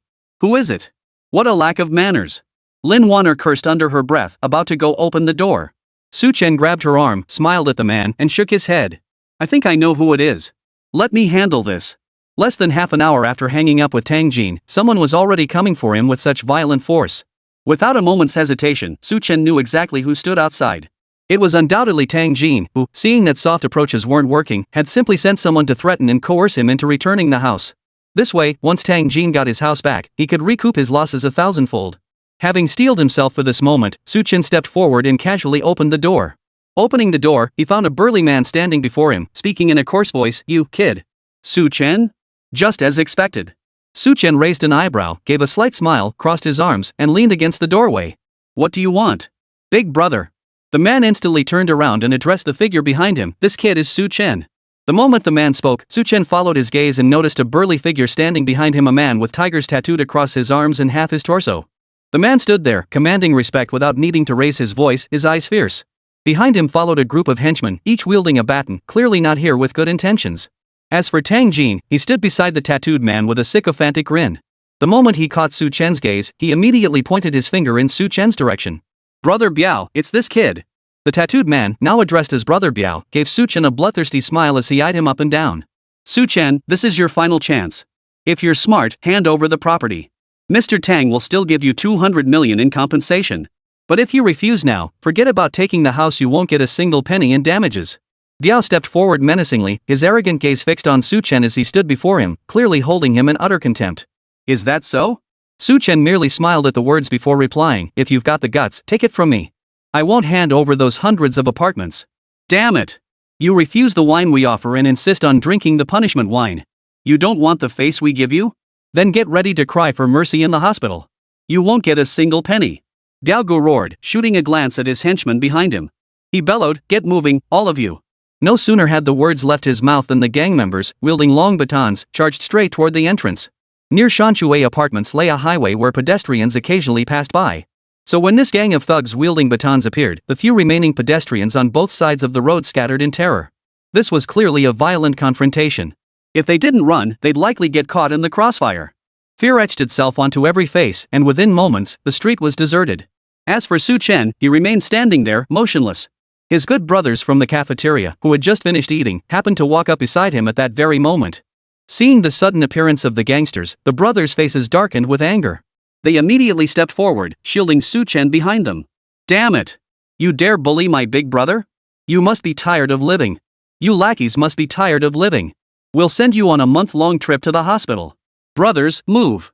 Anyone who dares mess with our big brother isn't worth a damn. Touch my brother, and you touch my own flesh and blood. Kill them. The brothers' faces turned as dark as liver, their thunderous roar sending shockwaves through the crowd before them. Their muscles bulged and strained, instantly freezing the street thugs in their tracks. It wasn't just their numbers. Su Chen's crew stood in tight-knit groups, each man bulging with sinewy muscle. Merely standing together created an intimidating sight that made anyone hesitate to approach. In contrast, Brother Biao's crew, though muscular themselves, paled in comparison to Su Chen's men. The visual contrast was stark, like comparing an eagle to a chick, creating an overwhelming impact. Even Brother Biao stood frozen in shock, staring dumbfounded at the group of burly men before him, each easily over 6 feet tall. By visual estimation, there were likely dozens of these burly men, with a dense crowd still trailing behind. If counted properly, the number could easily exceed 100. Chapter 66, 100 Tough Brothers. Each of these men stood protectively in front of Su Chen, their expressions conveying that to harm Su Chen was to harm their own kin. Their eyes seemed to devour Brother Biao's men. Biao Gu was stunned and terrified. How could he not know that such a figure existed in Binhai City? Of course, in the eyes of the loyal brothers, since these men had chosen to provoke their formidable leader, they must be dealt with first, no questions asked. In an instant, the open space in front of Shanshui apartments echoed with wails of agony, the thud of fists meeting flesh, and the crackling snap of bones, a chilling symphony that sent shivers down the spine. Amidst the chaos, only Su Chen sat at the doorway as if watching a play, with Lin Wan'er feeding him cake. Shen Bingyan, naturally, stood before Su Chen at that moment, swiftly dispatching one of the attackers in just a few moves. Within just 2 or 3 minutes, all 20 or 30 of the thugs brought by Big Brother Biao lay beaten and sprawled on the ground. The ground was littered with groaning thugs, sprawled haphazardly in every direction, some clutching their stomachs, others writhing in agony. The one thing they all shared, however, was the look of terror frozen on their faces and the uncontrollable trembling of their bodies. As for Su Chen's side, his loyal brothers had only needed 2 or 3 men to effortlessly take down Brother Biao's entire crew. Finally, his good brother Yang Wei instantly stood before Brother Biao, one hand easily clamping around his throat. As for Tang Jin standing beside him, he had long since been scared stiff. His legs gave way, and he simply knelt down on the ground, too weak to stand again. Yang Wei shot Tang Jin a contemptuous glance, as if observing a worthless fool. Then, his eagle-like eyes locked onto Brother Biao. "Just now, it was you who ordered the attack on my brother, correct?" Yang Wei's voice carried venom and fury as the pressure on Biao Ji's throat tightened steadily. Brother Biao's eyes widened in terror, his entire body trembling. With Yang Wei's grip tightening around his throat, he could only stammer out a trembling plea, I was wrong. I'll never do it again." Yang Wei only gave a cold laugh. "Seems a bit late to be begging for mercy now, huh?" With that, he kicked Tang Jin aside and turned his gaze toward Su Chen. "Big brother," he said in a deep voice, "what should we do with these 2 idiots?" Su Chen lazily lifted his head, glancing first at Tang Jin, who was already so terrified his pants were soaked through, then at Brother Biao, whose face had drained of color, all traces of his earlier arrogance vanished. "Give them a taste of their own medicine. Just don't kill them." "Got it, boss." Yang Wei bellowed in response, shooting a glance at his men behind him. Instantly, another burly man joined Yang Wei. With their combined skills, the 2 men had Biao Go and Tang Jin beaten to a pulp within a mere 30 seconds. After a brutal beating, Brother Biao shed all trace of his earlier arrogance. Instead, he knelt on the ground, sobbing and begging for mercy while enduring the pain radiating from every part of his body. "Sir, I've been blind as a bat, not recognizing a mountain when I saw it. I've trespassed into the Dragon King's temple. Please, show us mercy and spare us." Facing Brother Biao's pleas, Su Chen merely raised an eyebrow slightly. He stood up and strode down from his lofty position to stand before Brother Biao. Tang Jin beside him had already fainted, his eyes rolled back in terror. Su Chen paid him no mind, addressing Brother Biao coldly, "Don't ever show your face before me again. Get out of here." "Yes, sir. I'll leave immediately, right this instant." Brother Biao nodded frantically, shooting one last vicious glare at the unconscious Tang Jin before retreating. If it weren't for his scheming, how could he have ended up facing such a tough nut today, one who commanded over 100 men at that? Brother Biao was filled with regret. With the laborious support of his henchmen, they fled like a pack of stray dogs, their retreat looking nothing short of pathetic.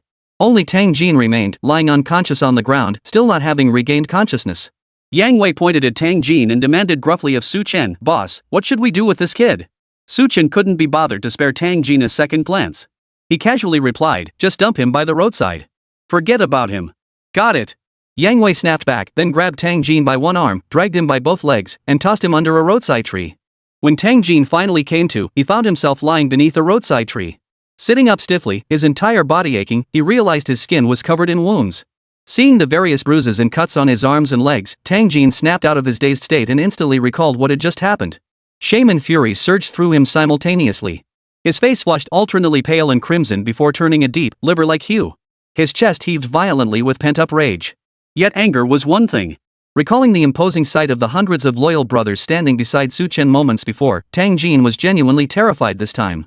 He knew full well that with so many loyal brothers now following Su Chen, each utterly devoted, even if he insisted on obtaining the breach contract from Su Chen, it would be as difficult as climbing to the heavens, utterly impossible. He never imagined encountering someone so capable and resourceful. This was truly an inauspicious start to his venture. Tang Jin struggled to his feet, his mind racing.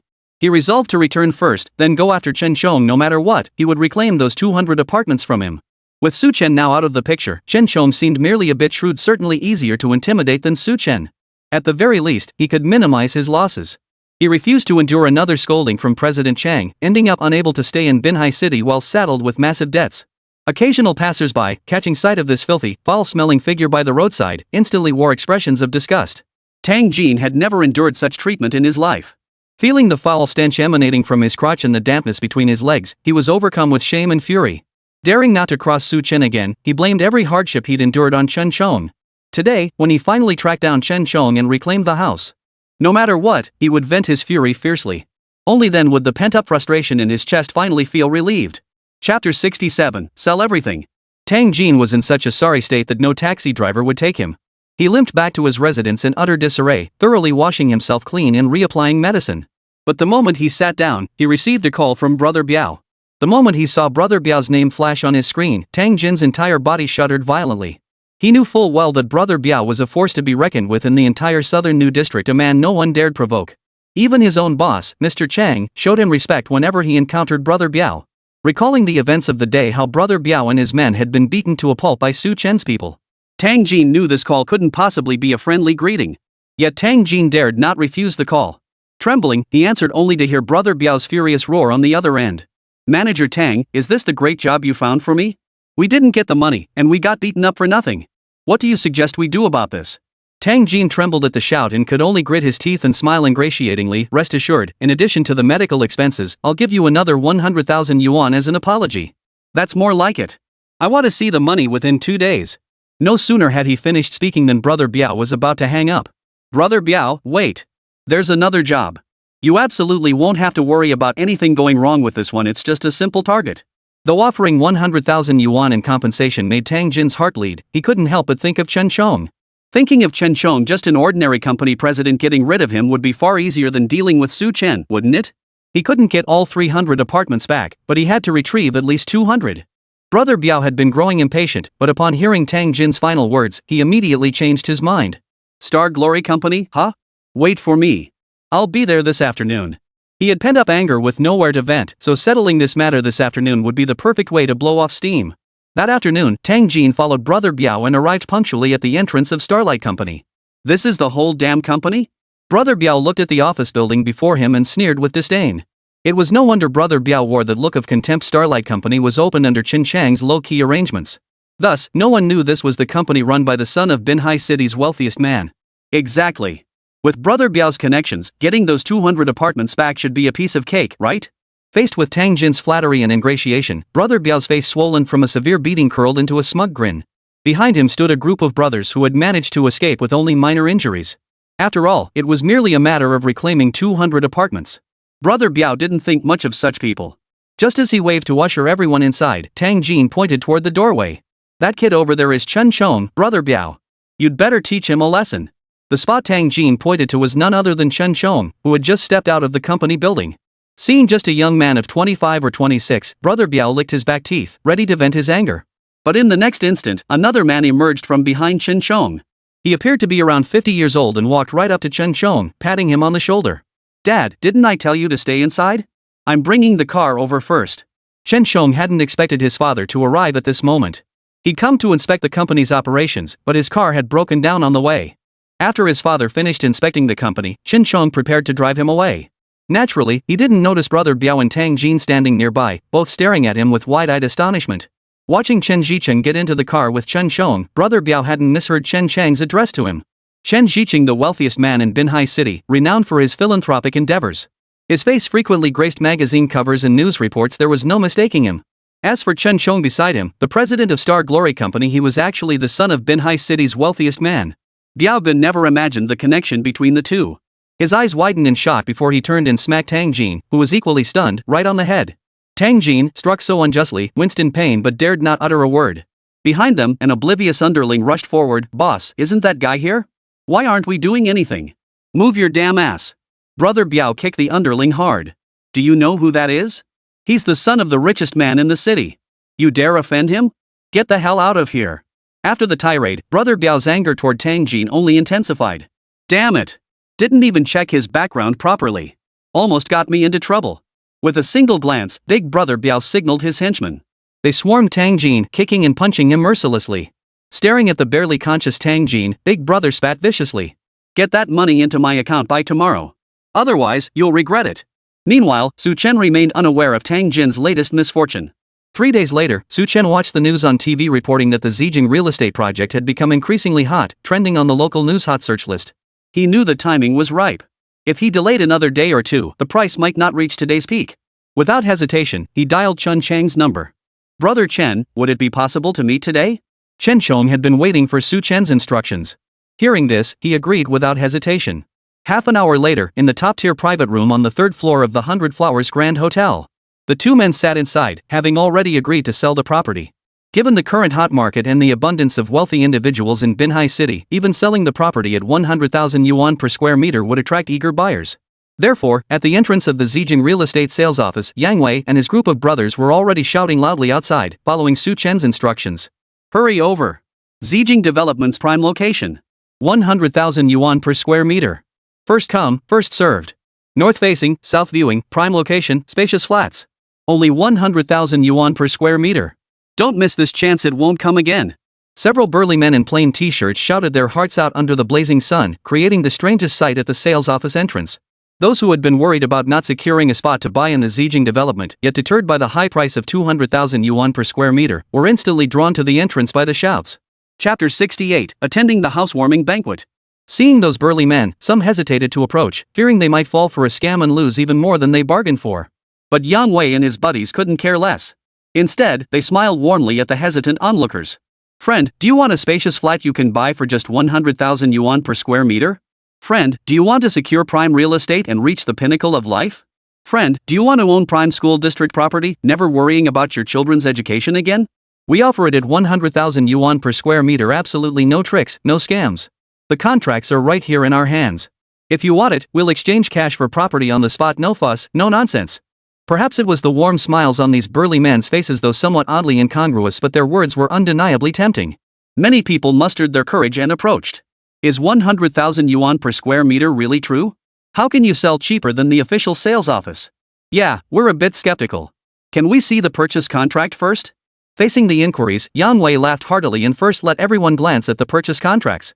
Then he explained, we bought these units a while back. All the contracts are right here. We wouldn't deceive you, trust us. Only after seeing the complete, unaltered purchase contracts did the crowd finally relax. I'll take one full payment. I'll take one too. Can we pay in installments over 3 months according to the mortgage contract? We'll take 2 units right here, we can pay immediately. Me too. The chattering voices nearly drowned out the few men present. As for Tang Jin, who was still barely recovering from his injuries inside the building, watching the lively scene at the entrance, he had long since sunk into despair. 3 days ago, he had not only paid Brother Biao 100,000 yuan but also shelled out a hefty sum for extorted medical fees. On top of that, he'd spent a fortune recuperating. Even Mr. Chang had demanded he sell off the remaining 200 units and repay the debt immediately. Driven to desperation, he'd hiked the price to 200,000 yuan per square meter, hoping to earn more commission to cover the penalty fee owed to Mr. Chang. Now, to make matters worse, Su Chen and Chen Chang's men were blocking the entrance to prevent him from selling. Tang Jin grew increasingly enraged. Suddenly, darkness engulfed his vision, a metallic taste filled his throat, and he violently coughed up a mouthful of blood before collapsing unconscious from sheer fury. In just 3 short days, all 500 units under Chen Chong and Su Chen's control were sold. Each unit measured 200 square meters, priced at 100,000 yuan per square meter. A single unit alone fetched 10 million yuan. The combined value of all 500 units far exceeded what could be described as astronomical. These past few days, watching the constantly increasing figures in his account, Su Chen felt unusually pleased. As for Chen Chong, having made a staggering profit of over 10 billion yuan from these 200 properties, he treated Su Chen to a lavish dinner that very evening, his heart brimming with gratitude. This experience only strengthened Chen Chang's resolve to cultivate a strong relationship with Su Chen moving forward. The next morning, Su Chen woke up with a slight ache in his forehead. Frowning, he sat up in bed. He recalled drinking heavily with Chen Chong the previous night, and it seemed Chen Bingyan had helped him to bed. Everything after that was a complete blank, likely due to the excessive drinking. Brother Su Chen, you're awake. Before Su Chen could fully sit up, Chen Bingyan emerged from the bathroom. She wore a sheer nightgown, her eyes sparkling with amusement as she approached him. That generous expanse of silver white nearly dazzled Su Chen. Su Chen tore his gaze away, then suddenly seemed to remember something. He yanked back the covers. Seeing himself completely naked, Su Chen glanced up at Chen Bingyan once more. She wore a cold, elegant expression, yet a faint smile tugged at the corners of her mouth. Yesterday, I was the one who helped Brother Su Chen change his clothes. But he was so drunk from drinking with you that even if Bingyan wanted to do something, she couldn't have. As she spoke, a faint blush spread across Chen Bingyan's snow-white cheeks. Her alluring, seductive figure, the blush on her icy beauty's cheeks, and her gaze, as smooth as water, fixed on him. This made Su Chen feel a wave of heat wash over him. Just as he was about to say something, his phone rang. Seeing it was his father calling, Su Chen suddenly remembered he was supposed to return to his rural hometown today for his uncle's housewarming banquet. Xiao Chen, your uncle's housewarming banquet is at noon today. Are you on your way? Binhai City was only an hour's drive from Qingxiu village. It was barely 8 in the morning, so even if he left at 10, he could still make it. Su Chen answered Su Qinghai's question while getting dressed. I'm already on my way. I should arrive home around 10. Dad, don't worry, I'll definitely be there. Though Su Chen wasn't particularly eager to return, he felt it was only right to make an appearance for his father's sake. Chen Bingyan's supple waist curled against Su Chen's side as she blinked her large, beautiful eyes, reluctant to see him go. Brother Su Chen, can Bingyan go back with you? Feeling the curve and warmth beside him, Su Chen fought to control his urges, pulling her into his embrace. It's not necessary, Su Chen shook his head. It's just a minor matter. I'll visit my hometown and be back in a few days. Earlier, Su Chen had considered bringing a few close friends along, but upon second thought, Qingxiu village was just a small hamlet. He feared his imposing companions might startle the villagers, so traveling alone seemed the wiser choice. After packing lightly, Su Chen bid farewell to the crowd of reluctant brothers and the impressive 1,000-strong gathering before him. He quietly drove off in a minivan, heading toward Qingxiu village. After about an hour and a half of driving, the van entered the vicinity of Qingxiu village. However, before he could reach his home, Su Chen heard a series of celebratory firecrackers going off deep within the village. This must be his uncle Su Fuguei celebrating his housewarming. Su Chen turned the steering wheel, about to drive into the small courtyard. Before he could, he spotted his father and mother emerging from the house. Xiao Chen, you're finally back. Su Qinghai's face bore a simple smile. Since you're here, let's hurry over to your uncle's place. They're waiting for us. Chapter 69, Renovation tomorrow. Yes, no need to drive inside. Let's head straight to your uncle's place. Yang Shuping chimed in. His uncle Su Fuguei's house was just a 10-minute walk further in. Su Chen didn't object, so he drove his parents there and soon arrived at his uncle's doorstep. The car had barely stopped when firecrackers crackled again. The courtyard buzzed with chatter and laughter, bustling with activity. As the 3 members of Su Chen's family stepped out of the car, they heard the voice of his aunt, Zhao Caixia, from within the courtyard. That minivan clearly Su Chen's family. TSK. Who'd have thought? He graduated so long ago, yet still drives such a beat-up old thing. Doesn't he feel ashamed? Su Chen had long grown accustomed to his aunt Zhao Caixia's sharp, biting tone. In the past, such remarks would have made him feel deeply inferior.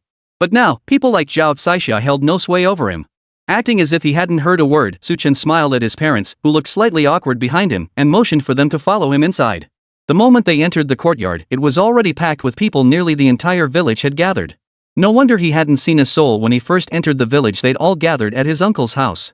This housewarming banquet was exceptionally grand. The courtyard was filled with all kinds of congratulatory gifts, spacious enough to accommodate most of the villagers. As far as the eye could see, everything was a vibrant, festive red, as eye-catching and extravagant as could be. As for the newly built house, it was a small villa, a full 5 stories tall, complete with a rooftop balcony. It looked stylish and grand. Yet to Su Chen, this scene resembled a nouveau riche suddenly striking it rich and desperately flaunting their wealth, an effort that only served to make them appear tacky. Cousin, after all these years, haven't you grown at all?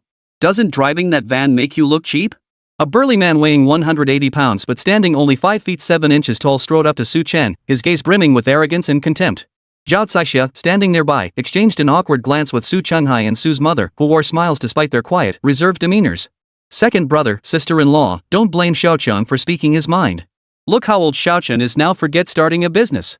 He probably can't even support himself. You really need to think about the kid's future. Exactly. Su Fuguei also walked over with a smile, though his expression carried an unmistakable air of superiority. Xiao Chen's business venture failed. It's time he considered other paths, don't you think? Our Xiao Chang is different. He's now a sales manager at Star Glory Group, a position with a 6-figure salary. Now that's what I call promising. Uncle and Auntie's relentless jabs weren't the only thing. The villagers already knew the Su family was wealthy. Upon hearing Su Chang earned a 1,000,000 yuan salary, they were astonished and envious. One by one, they rushed to flatter and curry favor with him. Our Xiaoqiang really made something of himself. He's the first person from our Qingxiu village to achieve such success. 1,000,000 yuan salary? That's truly remarkable. And I hear he married the daughter of some wealthy city family. Now that's a true winner in life. With such wealth at home and a wife so smart and beautiful, I wish I could achieve both family and career success like Xiaoqiang someday. Give it a rest. Xiaoqiang was a top student. How else could he earn 1,000,000 a year? They're a perfect match. You'll never achieve that in your lifetime. The barrage of praise and flattery made Su feel a bit giddy, his expression growing increasingly arrogant. Su Qinghai and his wife looked rather displeased upon hearing this, but they couldn't openly oppose it. After all, the villagers were only subtly mocking them, not stating it outright. Just then, someone turned their gaze toward Chen. "Xiao Chen, your business failed. Why don't you think of other ways out? You're still just driving that beat-up van. How can you not be more ambitious? Yeah, you folks from Su Air's family, you should really talk some sense into Xiao Chen. If he keeps this up, what's going to become of him? How's he ever going to marry a wife with just a van like that? Not that we're criticizing you too, but selling your city apartment? What were you thinking? You'll end up back here tilling the fields."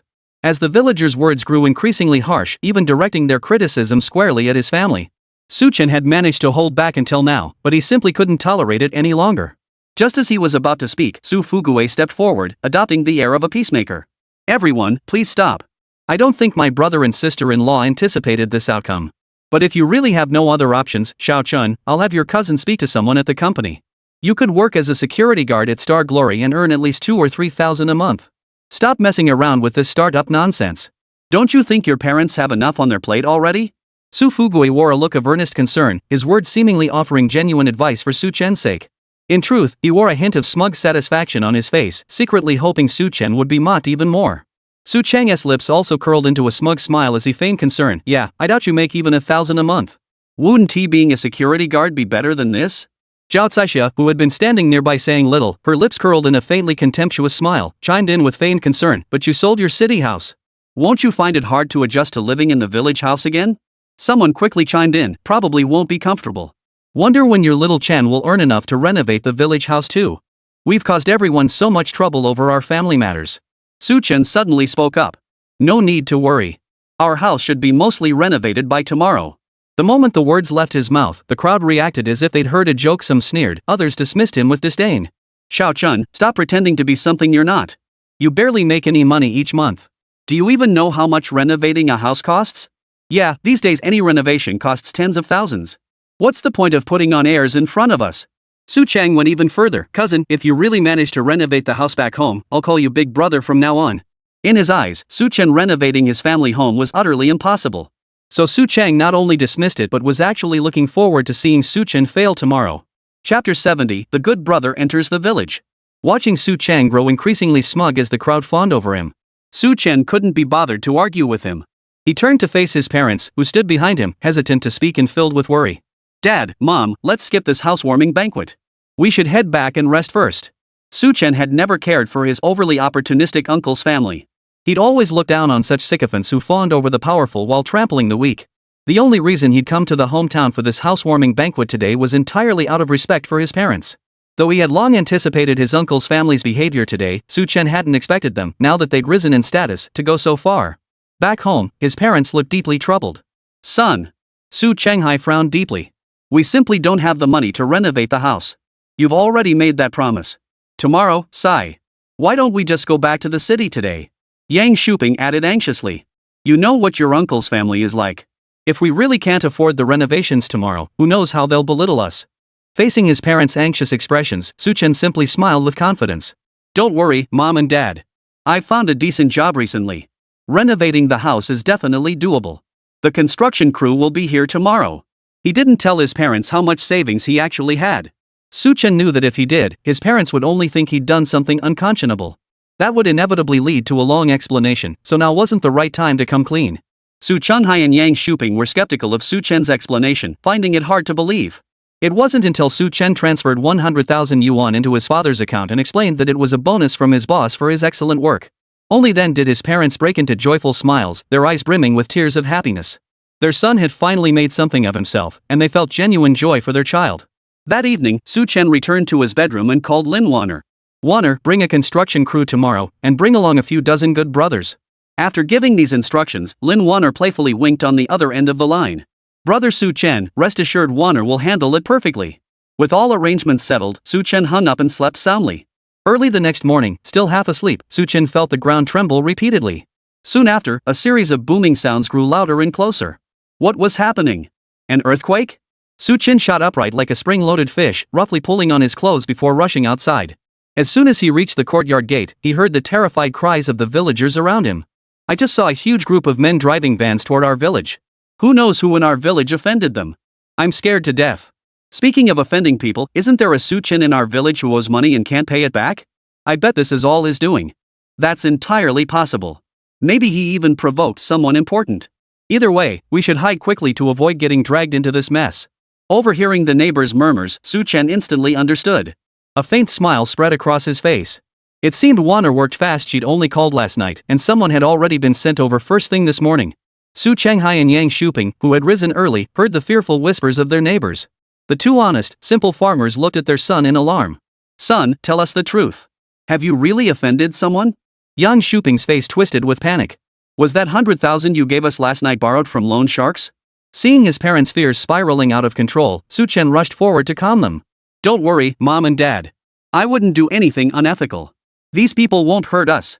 Despite his words, Su Chenghai and Yang Shuping refused to believe him. They grabbed Su Chen, insisting he flee immediately. Meanwhile, at the entrance to Qingxiu village, minivans rolled in one after another in a massive convoy. Each vehicle carried about 5 burly men. From afar, it resembled a mafia gang entering the village, imposing yet unsettling to behold. This terrified the villagers inside. When they saw all these men heading straight for Su Chen's house, they were genuinely dumbfounded. Some had already suspected debt collectors were involved. Now, villagers hid indoors, terrified of being caught in the crossfire. Such violent debt collection was no joke. Having seen countless news reports about it, the villagers never imagined they'd witness such a scene in real life. Just as everyone assumed Su Chen was either being stripped of his debts or had angered some powerful figure. Peering cautiously from behind their courtyard gates, they saw 5 minivans pull up outside Su Chen's house. Tall, burly men streamed out and halted at the entrance. Beside Su Chen stood Su Chenghai and Yang Shuping, both already trembling with fear.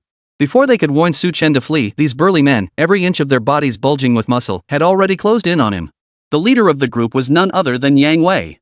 Spotting Su Chen, he gave a subtle nod to the dozens of men behind him. Greetings, boss. Their unified shout was deafening, reverberating throughout the entire village. The sheer spectacle was overwhelmingly dramatic. Su Chen hadn't anticipated such a grand entrance, so much so that his parents beside him trembled visibly. At that moment, Chen Bingyan and Lin Wanner stepped out of the van. Behind them stood Zhao Xining. Each of the 3 stunning beauties possessed breathtaking looks. While all boasted figures that were second to none, their facial features were uniquely captivating in their own ways. Brother Su Chen. Lin Wanner threw herself into Su Chen's arms, planting a kiss on his cheek before pointing ahead with her finger, her expression begging for praise. Wanner brought back all these brothers just like brother Su Chen asked. Plus, the construction crew, they're all our brothers too. They're pros at renovating houses and should be here soon. Su Chen was thoroughly satisfied with Lin Wanner's arrangements. Chen Bingyan naturally slipped her arm through Su Chen's. However, Zhao Xining, who had followed alone, felt a slight pang of disappointment seeing Su Chen surrounded by women. Chapter 71, A Major Renovation. Zhao Xining forced a smile and greeted Su Chen. Mr. Su, I heard you're building a house here. Since I had some free time, I thought I'd tag along. I hope you don't mind? Her arrival genuinely surprised Su Chen, but he smiled again. Of course not. Welcome to Qingxiu village. Amidst the small talk, Su Chen finally noticed his parents standing nearby, completely dumbfounded. Knowing it would take too long to explain everything, Su Chen vaguely introduced them all as his good friends. Hearing this, Su Chenghai and Yang Shuping's expressions became even more priceless.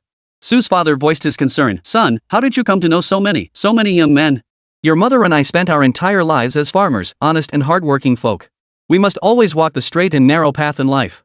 Su Chen listened, torn between laughter and tears, but he understood his parents' fear that he might have gone astray. After all, dozens of burly men had suddenly appeared, and the moment they arrived, they all shouted in unison, "Big brother!" The scene looked exactly like a gang of street toughs meeting their boss. Anyone would misunderstand, let alone his parents. It was impossible to explain in a few words, so Su Chen simply assured his parents, "Don't worry, Mom and Dad. These are all brothers I met at the company. They all work in security." Only then did his parents glance at these so-called brothers with lingering doubt, no longer fearing their son had gone astray as they had moments before. The villagers who had earlier assumed Su Chen had offended someone were now staring dumbfounded at the scene, their expressions filled with utter astonishment. When did Su Chen become so capable? Instead of starting a business, he'd switched careers and gathered this group of tough-looking guys? Big brother. Yang Wei spoke up. The construction crew we formed is on its way to the village right now. Su Chen nodded, confident in his brother's efficiency. Well done. Everyone, come inside first. The rural courtyard wasn't large to begin with. Dozens of burly brothers entered the yard, instantly filling the entire space. As for Su Chen's parents, though startled by the scene, they ultimately chose to trust their son. No sooner had the brothers settled than cement trucks began rolling into Qingxiu village one after another. Loaded with cement, bricks, and every kind of building material imaginable, they were accompanied by dozens of burly men, creating a truly spectacular sight. The thunderous roar of the engines drew attention, impossible to ignore. The villagers, still reeling from the earlier shock, were now utterly dumbfounded as they watched dozens of cement trucks roll into the village. Only when all the trucks came to a halt at Su Chen's house did his group of brothers shout, "Big brother, good to see you," before setting to work on the construction in full force. Only then did the villagers recall the bet Su Chen and Su Chang had made yesterday over the house-building matter. They truly never imagined that this man, whom they saw as nothing more than a failed entrepreneur, would actually rally a whole crew of brothers to build a house. But hearing these construction crew members all address Su Chen as big brother, what exactly was the relationship between the two? Could it be that Su Chen had truly connected with some influential people? At Su Chen's home, his parents watched as the workers bustled about busily, some mixing cement, others taking measurements. Su Chen's parents finally accepted the reality that their son truly had the means to build a house. So these are the construction crew Xiao Chen brought? I really thought. Su Chunhai exhaled softly, relieved he'd been overreacting. He'd almost feared his son had gone astray. While his parents were reassured, Su Chen sat in the courtyard, occasionally giving instructions to the crew as they renovated according to his design style. Meanwhile, at Su Chang's home, Su Chang remained blissfully unaware of all this, still fast asleep in bed. As for Su Chang's father, he had been roused early by the commotion outside and witnessed the entire scene from start to finish. By the end, Su Chen's home had taken on a rough outline of its new form. Compared to the original thatched hut, it was like night and day. Every aspect surpassed even their newly built Western-style house by a full story. Who would have thought that his brother, whom he considered a good-for-nothing, his useless son, would have the money to completely renovate their home? And not only did he have the money, but the renovated house looked several times better than theirs. "Open up, Chang! Open the door, quick!" Su Chang, who had been sound asleep, was jolted awake by the pounding on the door. He couldn't help but frown in irritation and bellowed toward the entrance. "What's all the shouting about? I'm trying to sleep. What's all this noise for?" Su Fugue paid no heed, simply using the key in his hand to open the door to his son's bedroom. Seeing Su Chang still lying in bed, Su Fugue didn't bother with niceties. He grabbed his arm and yanked him up. "Get up now. Your good-for-nothing cousin actually renovated the house." Su Chang, still half asleep, was already irritated by the early wake-up call. But when he heard Su Fugue's last sentence, his eyes snapped wide open, and he was instantly wide awake. "What did you say?" Su Chang rubbed his ears in disbelief, as if he'd misheard. "That good-for-nothing Su Chan actually renovated the house? Would I lie to you about this?" Su Fugue grabbed Su Chang by the arm and pulled him to the window. Pointing diagonally across the street, he shouted, "Just look for yourself." The two houses weren't far apart, and Su Chen's newly renovated home stood a full 6 stories tall. In Qingxiu village, where most homes were only 2 stories tall, such a building stood out like a sore thumb, impossible to miss at a glance. This is really that good-for-nothing Su Chen's house?" Su Chang rubbed his eyes in disbelief, then recalled yesterday's bet with Su Chen. He immediately turned and hurried downstairs. No, he absolutely refused to believe that good-for-nothing could turn his life around unless he saw it with his own eyes. "Xiong, slow down. Where are you rushing off to?" Zhao Caixia hurried after him. Her heart ached for her son, so she followed Su Chang out of the courtyard and ran toward Su Chen's home. Standing at the entrance of the spacious, bright courtyard, Su Chang stared at the 6-story Western-style house before him, utterly stunned. Though only its outline was visible at this stage, the renovation was far from complete. Its sheer height and scale were enough to imagine how magnificent it would be once fully restored. Su Chang felt as if someone had grabbed him by the throat. He stood frozen in place, unable to utter a word, his heart churning with a mixture of envy and resentment. How could that penniless bum Su Chen, burdened with so much debt, possibly have enough money to renovate a house like this? Chapter 72, kept by a rich woman. Besides borrowing from loan sharks? This renovation must have cost at least 700,000 or 800,000 yuan. He definitely took out high-interest loans. That's right. Definitely. Su Chang took a deep breath, about to confront Su Chen and use the loan shark business to humiliate him thoroughly. But the moment he stepped inside, several burly, muscle-bound men appeared ahead, blocking his path. "Who the hell are you? Stay away from our boss." The gruff demand made Su Chang jump in fright, his whole body trembling as he instinctively took a large step back. Su Chang swallowed hard involuntarily. Zhao Caixia, who followed closely behind, was so frightened her legs went weak, unable to utter a word. "I came to see my brother. Your brother isn't here. Get lost." Yang Wei, the leader, naturally mistook Su Chang for someone threatening their big brother. He barked, "Only our big brother is here. Don't even think about laying a finger on him. Get lost." "Big brother?" Su Chang froze at the words, instinctively peering past Yang Wei to catch sight of the scene unfolding nearby. He saw Su Chen sitting on a lounge chair not far to his left, flanked by 2 stunning beauties on either side. They were massaging his shoulders and back, kneading and manipulating his muscles. Before him sat another stunningly beautiful woman, coldly elegant yet pure, peeling an apple in her hands. Su Chen looked utterly content, surrounded by beauties whose stunning looks and alluring figures were breathtaking. Stunned, Su Chang's expression betrayed a mix of envy and jealousy. It was as if a bolt of lightning had struck him, and suddenly everything clicked into place. So that's why Su Chen suddenly had the money to build a house he'd hooked up with 3 wealthy women. Seeing these 3 women each with distinct features and figures, yet all undeniably stunning beauties attending to Su Chen so intimately made Su Chang's eyes turn green with envy. By now, quite a few villagers had gathered to watch the spectacle. But unlike usual, Su Chen had delivered on his promise, completely renovating the house. Compared to his usual quiet demeanor, the villagers now looked at him with newfound respect, showering him with praise. Who would have thought? That quiet little Chen actually renovated the house today. Yeah, just look at this 6-story Western-style house. It's more impressive the longer you look at it. We thought little Chen had borrowed from loan sharks and was broke, but now it seems we were just repeating hearsay. The second son of the Su family had always been known as an honest man in the village, never having done anything wrong. Compared to the arrogant Su family, who had grown haughty after acquiring wealth, Su Chen's actions today naturally presented a positive image to many villagers. Yet despite the chorus of praise, Su Chen remained as calm as ever. His gaze fell upon Su Chang, standing at the doorway, his eyes filled with envy and resentment. Su Chen had every reason to believe that if not for his brothers blocking the way, Su Chang would have already grabbed his collar and confronted him. I recall someone saying yesterday. Su Chen suddenly spoke up, strolling leisurely toward Su Chang. He curved his lips into a smile. If I manage to renovate the house today, you'll voluntarily become my younger brother, right?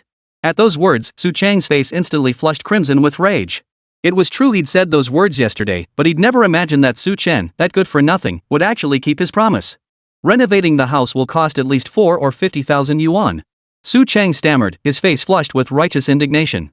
I bet you borrowed from loan sharks and got mixed up with some shady characters. How could you possibly live up to your parents' expectations? And you expect me to call you brother at a time like this? Don't you realize someone like you isn't worthy of that title? Seeing Su Chang muddle the facts and twist the truth, Su Chen laughed bitterly in anger. Every penny of this money was earned through legitimate means. If you can't handle losing, just say so.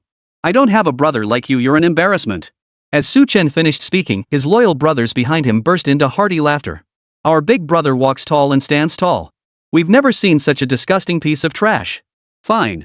Better off without such shameful relatives. Let's properly celebrate our big brother's housewarming later. Hearing each of the burly men speak, it was clear none had been coerced. Whose words to believe was now crystal clear. The villagers' scales of judgment had tipped heavily in Su Chen's favor. Su Chang's face flushed alternately crimson and ashen with rage, yet he couldn't raise a hand against them with the burly men standing right there. Zhao Caixia, fearing her son might suffer, quickly tugged at Su Chang's arm. Son, let's go home. What a disgrace. Utterly lacking in backbone. Su Chang shot his mother a glare before fixing Su Chen with a vicious stare. Giant Su Chang's face still wore a mocking smile as he stormed off, leaving behind a speechless Zhao Caixia, who was too frightened to utter a word. But even after leaving, Su Chang couldn't contain his rage once home. He slammed his fist down on the table, shattering the teacup into pieces. Bastard! Zhao Caixia hurried over from behind him, her heart aching for her son. Son, don't get so worked up. Someone like Su Chen isn't worth our anger. Didn't they say that kid went bankrupt? He's drowning in debt, how could he possibly afford a house? Su Chang gritted his teeth in fury. He dared humiliate me like that today. This debt will be repaid. My dear son, what exactly did you see over there just now? Su Fu Gui's question instantly brought back the scene to Su Chang's mind. 3 beauties, each with her own unique charm, surrounded Su Chen. Each time he recalled that scene, the thorn in his heart dug in deeper. Gritting his teeth, Su Chang spat out everything he'd witnessed. That good for nothing is being kept by 3 rich women. How else could he afford such a fancy Western-style mansion? So he's just a kept man. Zhao Caixia jumped in with her own scorn. He's just living off women. Son, how could someone like that compare to you? Sales director at Star Glory? That's not a position a good-for-nothing like him deserves. Mentioning his position finally lifted Su Chang's spirits slightly. But then his mother's words about living off women struck him. He remembered that it was precisely because he had married that beautiful, wealthy woman that he had reached his current position. That remark struck a nerve, turning Su Chang's face pale. Chapter 73, Benefiting Qingxiu Village. Shut up! Su Chang roared angrily, his face twisted with resentment and fury. Why? Why was Su Chen living so well now?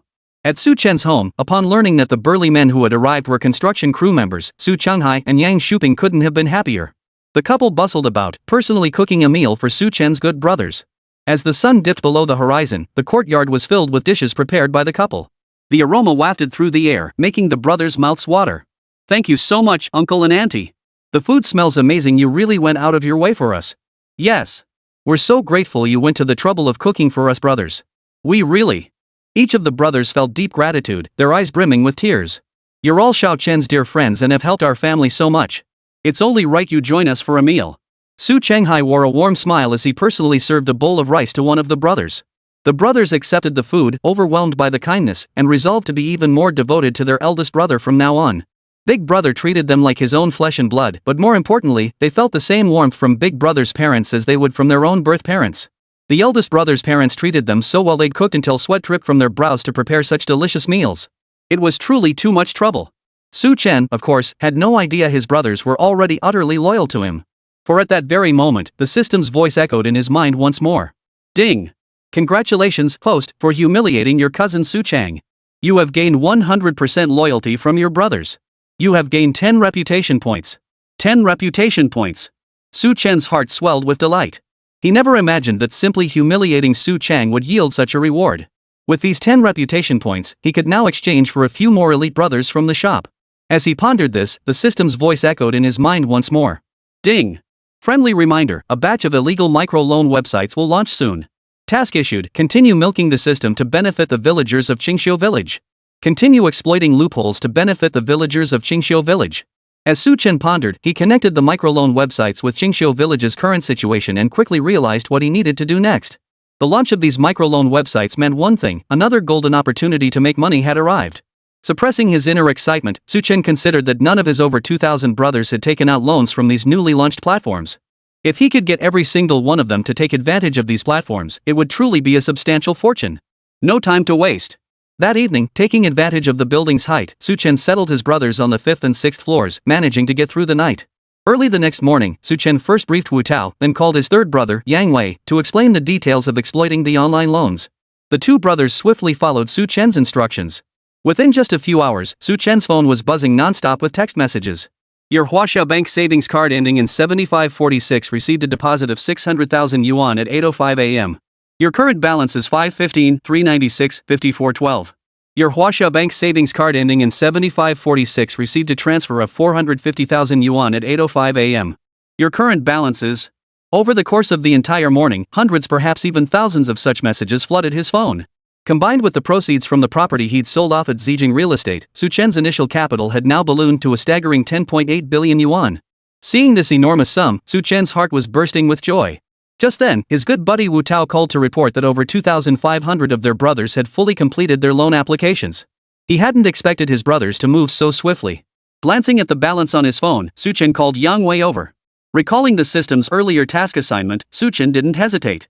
He instructed Yang Wei to lead the brothers into town to purchase another batch of asphalt for land improvement. Since this was for the benefit of Qingxiu Village's residents, he resolved to build bridges and roads for the village. The roads outside the village were passable, but the paths within were riddled with potholes, making travel extremely difficult. If they could pave the roads within the village and also do a simple overhaul of the few kilometers of roads outside the village, it would be a tremendous blessing for the villagers of Qingxiu. Upon learning this, Yang Wei felt even greater admiration for his good elder brother. He immediately organized a dozen or so brothers, marching in force to the city to order a large batch of asphalt and cement. The sight of this large group arriving and departing in a flurry of activity filled the villagers with curiosity and awe about Su Chen's current status. Some couldn't help but cautiously approach him to ask, Su Chen, are these heroes friends you know? Why did they come and go so quickly? Little Chen, are you really okay? Seeing Aunt Zhang, his neighbor, wanting to know more but hesitating to ask, Su Chen realized she must have misunderstood him as being involved in shady business. Without elaborating, he simply gave a hearty laugh. These are friends I made in Binhai City. They're heading back to order asphalt and cement. I've decided to do some basic repairs on the few kilometers of road in our village. It'll make it easier for our fellow villagers to get around. What? Su Chen was going to fund road repairs for their village? Aunt Zhang was momentarily speechless, but when she finally processed the news, her face lit up with delight. Young Chen, I never imagined you'd be so grateful. Even after leaving Qingxiu Village, you still remember to benefit us villagers. This road has been in such a terrible state for decades. If you can truly fix it for our village, you'll be a great benefactor to Qingxiu Village. As soon as the words left her mouth, she recalled yesterday at Su Fugui's house, where his entire family had mocked Su Chen relentlessly. Some of these villagers had also targeted Su Chen to curry favor with Su Fugui. Though Aunt Zhang hadn't participated in the mockery, she hadn't spoken up for Su Chen either. Now, however, Aunt Zhang's face flushed with shame and, more than anything, awkwardness. She didn't know what to say. Su Chen, noticing her awkwardness, merely smiled. It's fine. Qingxiu Village is where I grew up. It gave me life and nurtured me. Now that I have the means to benefit this place, consider it my contribution. Chapter 74, To Get Rich, First Build Roads. Seeing the smile on Su Chen's face, there wasn't a trace of resentment. In fact, his words were filled with nothing but gratitude toward Qingxiu village. Aunt Zhang's admiration for Su Chen grew even deeper. This young man truly repays even the smallest kindness with boundless generosity. Aunt Zhang, never one to keep secrets, quickly spread the news to neighbors near and far after bidding Su Chen farewell. Within a mere half hour, the entire small village of Qingxiu knew about Su Chen's road repairing initiative. Those who had previously joined Su Fuguei in mocking Su Chen now wore expressions of deep regret. Still, a few stubborn souls remained defiant, insisting Su Chen was merely seeking fame and recognition, all talk and no action. After all, building this road would cost at least 100,000 yuan. Su Chen had just spent hundreds of thousands renovating his own home. Even if he were wealthy, could he possibly spare the extra funds for road construction? Those harboring such thoughts naturally included the Su Fuguei family. The three members of the Su Fuguei family sat right at the entrance, with Su Cheng in particular watching like a spectator, constantly hurling sarcastic remarks. He just renovated his house and thinks he's some big shot. He thinks he's some big philanthropist wanting to build a road? That's laughable. I bet it's all just talk. If the construction crew hadn't shown up this afternoon, I'd love to see how he'd have handled it. Su Cheng gloated triumphantly. Zhao Caixia, naturally supportive of her son, chimed in with agreement. A loser will always be a loser. It's just money from a loan, and he has the nerve to show off here? If he's got the guts, let him do good deeds with his own real money. Su Fuguei wore a look of utter contempt. The entire family's remarks were heard loud and clear by the neighbors within 4 miles. This time, however, was different. Su Chen had genuinely done something good for Qingxiu village. Regardless of his motives or the source of the funds, the villagers cared little about such details. What mattered to them was the tangible benefits the completed road would bring to everyone. Thus, the entire village chose to ignore the sarcasm of Su Fuguei's family of 3, eagerly awaiting the arrival of the construction crew. Only the actual arrival of the construction crew would truly be the greatest contribution to their village. After Zhao Caixia and Su Chang ranted at the entrance for a long time without anyone appearing to agree with them, Su Chang couldn't help but feel flustered and flustered. Under normal circumstances, these sycophants would have already appeared before him, fawning over him. But today, just because Su Chen mentioned road repairs, the villagers had already shown such a drastic change in attitude. Bunch of traitors. Fuming with rage, Su Chang was about to unleash a torrent of abuse when the rumble of engines echoed once more from the village entrance.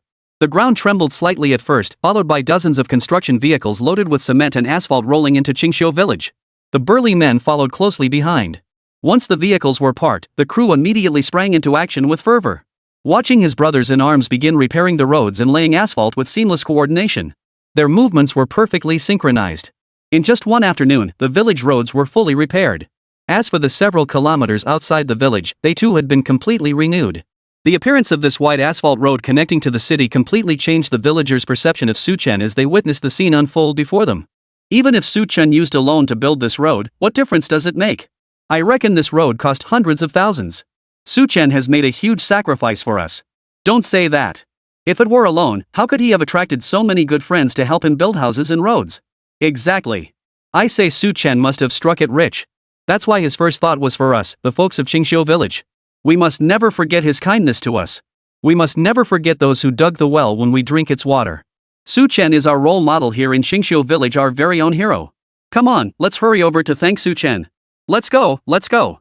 The villagers spontaneously made their way toward Su Chen's home. All the previous prejudices they'd held against him vanished completely. Even those who had joined Su Fuguei's family in mocking Su Chen now felt ashamed and inadequate. Meanwhile, Su Chen had just received a call from Chen Chong. Brother Su, have you been free lately? Su Chen chuckled, nothing pressing, but I'm not in Binhai City right now. I've returned to my rural hometown in the suburbs. Oh? Chen Chong perked up with interest. Would you mind telling me which village it is, Brother Su? If it's not too much trouble, I'd love to visit sometime. It'd be a nice change of pace. Su Chen naturally had no objection. He gave Chen Chong the name and address of Qingxiu village and arranged a time to meet. As for Su Fuguei and his family of 3, staring at the smooth, polished road in front of their door, they felt as if someone had grabbed them by the throat, utterly speechless. When did that kid Su Chen become so rich and capable? Su Fuguei's face was a picture of utter dismay. He slammed the door shut and returned to the courtyard, where he found his wife and son looking equally grim. The man they had once considered a good-for-nothing, not even worth a finger of their sons, had now not only renovated his house but made it even better than theirs. Even the village roads had been repaired with funds from that good-for-nothing.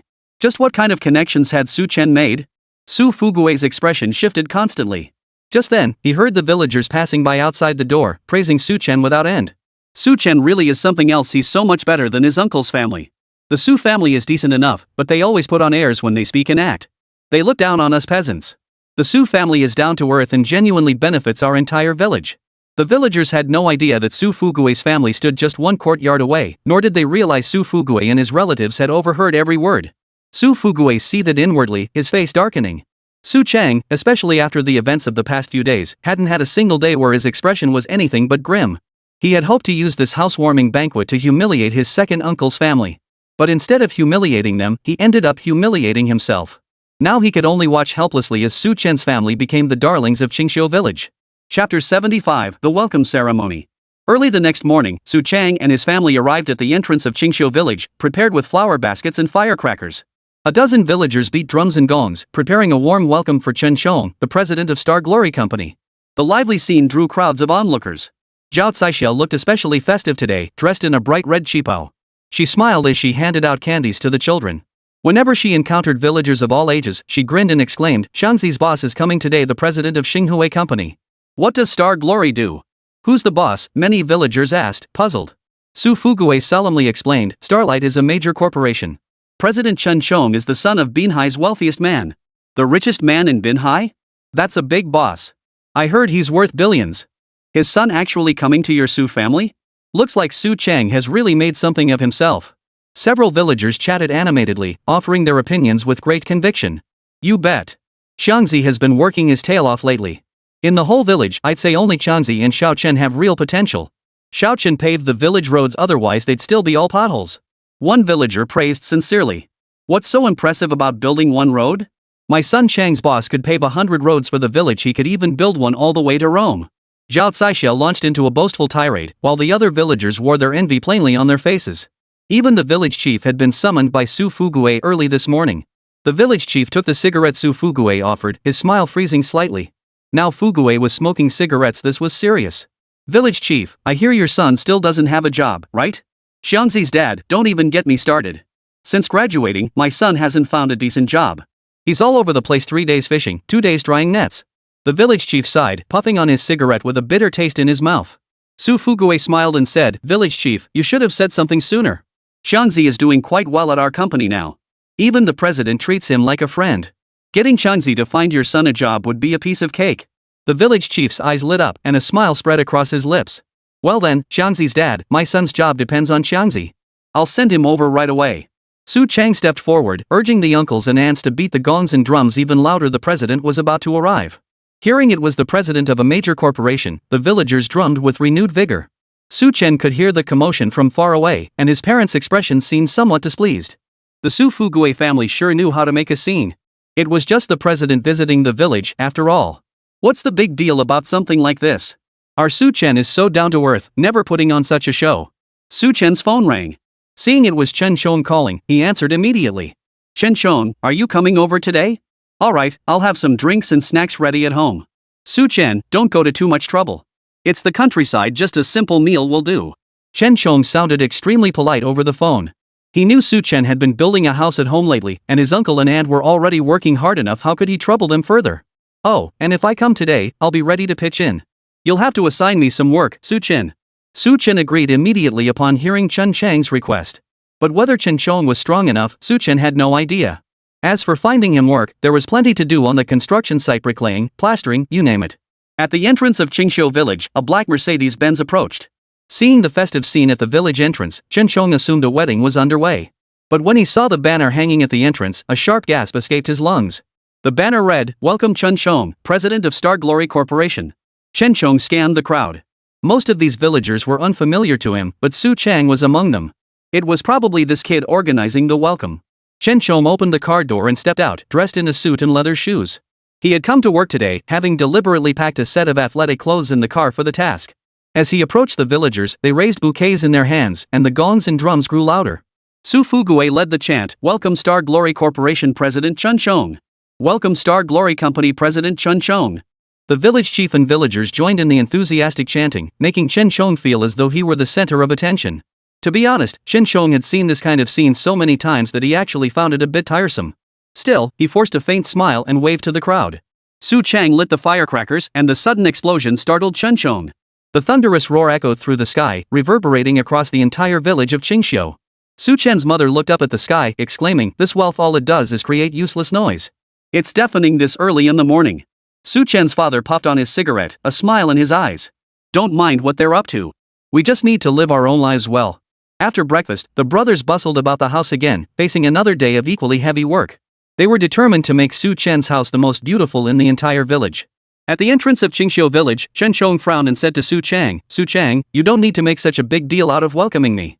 Su Chang bowed obsequiously, "Mr. Chen, since you've taken the trouble to inspect Qingxiu village, I must extend the highest honors." He then introduced his parents to Mr. Chen. "Dad, Mom, come over here. Let me introduce you to Mr. Chen." Su Fugui and Zhao Caixia, genuine farmers, looked shy as they met the CEO of Star Glory for the first time. Su Fugui extended his hand to shake Chen Chang's. Chen Chong didn't show any disdain. Since he was Su Chang's father, he greeted him politely.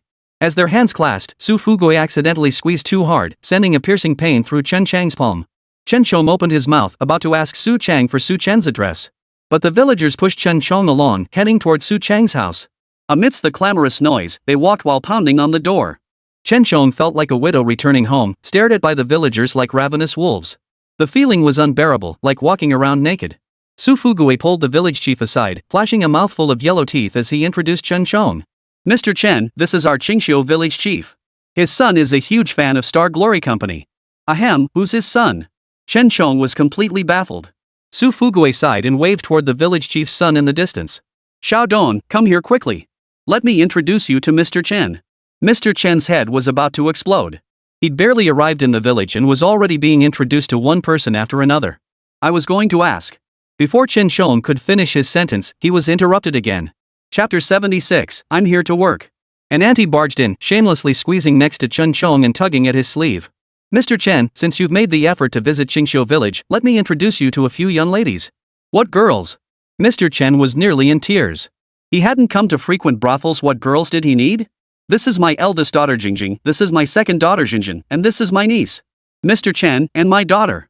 She's only 28 this year, pure as jade, and has been waiting for you here in the village all this time.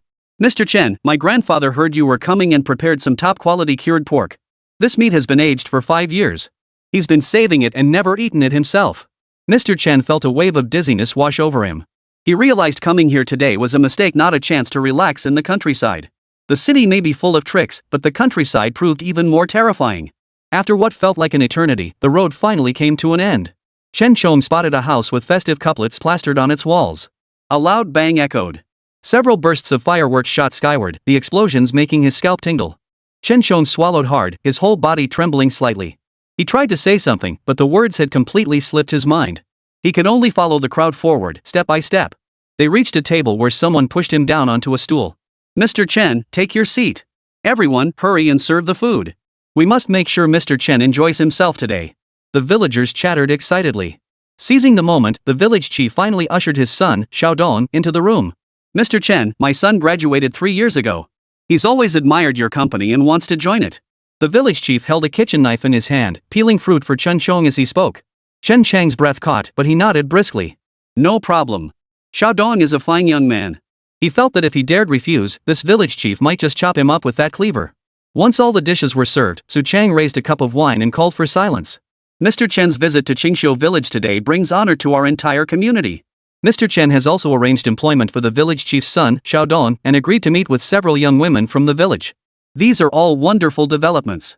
Now, let's invite Mr. Chen to say a few words." The sudden silence made Chen Chong feel slightly uneasy. He stood up and looked around at the crowd. Why had everyone stopped making noise? Why was it so quiet? "Ahem, let me say a few words first. Does anyone here know where Su Chen lives?" The entire village, young and old, men and women, exchanged bewildered glances. What could Mr. Chen possibly want with Su Chen? Only Xiaodong remained calm and composed. Having just joined Star Glory Company, he immediately seized the chance to curry favor with Mr. Chen. Xiaodong pointed toward the 3-story house under construction nearby and said, "Mr. Chen, Su Chen's house is right over there." Chen Chong gave Xiaodong a thumbs up. "Villagers, thank you all for your warm hospitality." His eyes fell upon the table laden with over 20 sumptuous dishes, including a plate of 5-year-old cured pork. "However, I have special business in Qingxiu village today, so I won't be staying long at Su Chang's home." Chen Chong pulled Su Chang over and gave his arm a firm squeeze. "Xianzi, you did great today. I'll give you credit for this when we get back to the company." With that, Chen Chong took off running, weaving past the villagers toward the entrance of Su Chang's home. A group of villagers gave chase behind him, shouting in unison. Mr. Chen, don't leave. My daughter is on her way over. Mr. Chen, you haven't even tasted my grandfather's cured pork yet. Just give us some advice. An Zhang said, everyone, stop shouting. Mr. Chen is heading to Su Chen's house. Maybe there really is something going on. Let's go take a look. The village chief nodded.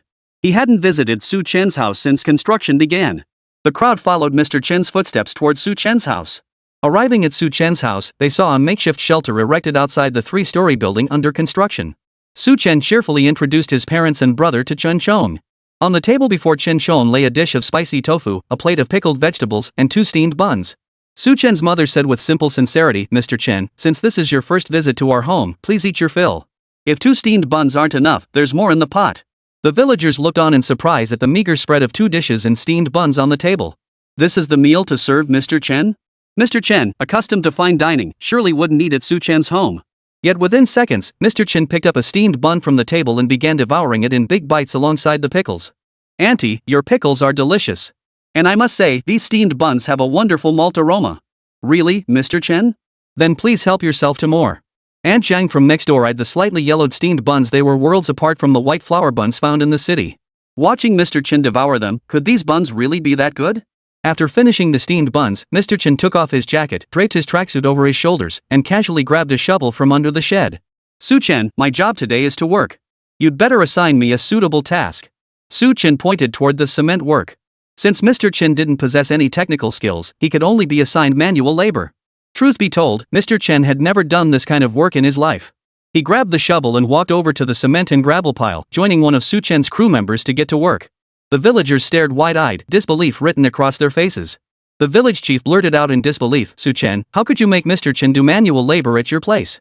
Su Chen grinned, somewhat speechless. He shrugged and explained to the village chief, honestly, this work could be done without Mr. Chen, but he insisted on pitching in and lending a hand. Su Fuguei and Zhao Caixia hurried over, their faces tense with worry. They looked toward Su Chen's house, where Mr. Chen was laboriously mixing cement with a shovel. Mr. Chen skipped his entire meal at the table, came here to eat a few bites of pickles, and then started mixing cement? Su Chen, how could you treat our honored guest from Qingxiu village like this? Su Fuguei snatched the shovel from Mr. Chen's hands and slammed it to the ground in anger. Everyone, judge for yourselves. Mr. Chen finally makes it to Qingxiu village, and Su Chen tricks him into mixing cement. The village chief frowned and said, Fuguei is right. This is Su Chen's family. What you're doing is a bit much. Su Chang pushed through the crowd, eyes wide and heart-pounding, until he reached Chen Chang's side. Mr. Chen, do you know Su Chen? Mr. Chen smiled as he introduced them. Su Chen is my good friend. You could even call him a business partner. The reason I came to Qingxiu village today was actually to help out at Su Chen's place. It's a way to show my goodwill. Su Chang's lips trembled as he stared at his troublesome cousin. Good friend? Business partner? Mr. Chen must be joking. Chapter 77, The Challenges of Scenic Area Development. Only now did the villagers realize that Mr. Chen hadn't come to Qingxiu village to visit Su Chang's family. They felt deceived, their expressions darkening as they turned their displeasure towards Su Fuguei and his wife. The village chief took the Huazi cigarettes he'd taken from Su Fuguei's home and shoved them back into Su Fuguei's pocket. Fuguei, these cigarettes are too expensive. I can't afford them. The village chief walked over to the shed under Su Chen's house, took a regular cigarette and put it in his mouth. He stood beside Su Chen's father, smiling broadly. We country folk still prefer these cigarettes, they pack a punch. Several villagers surrounded Su Chen's father, one of them holding 2,000 yuan. This is the 1,500 yuan I borrowed from the Su family last time. Now that they're building their house, I should have paid it back long ago. But wasn't it 1,500? Why is there an extra 500? Su Chen's father stared in utter astonishment, his eyes wide.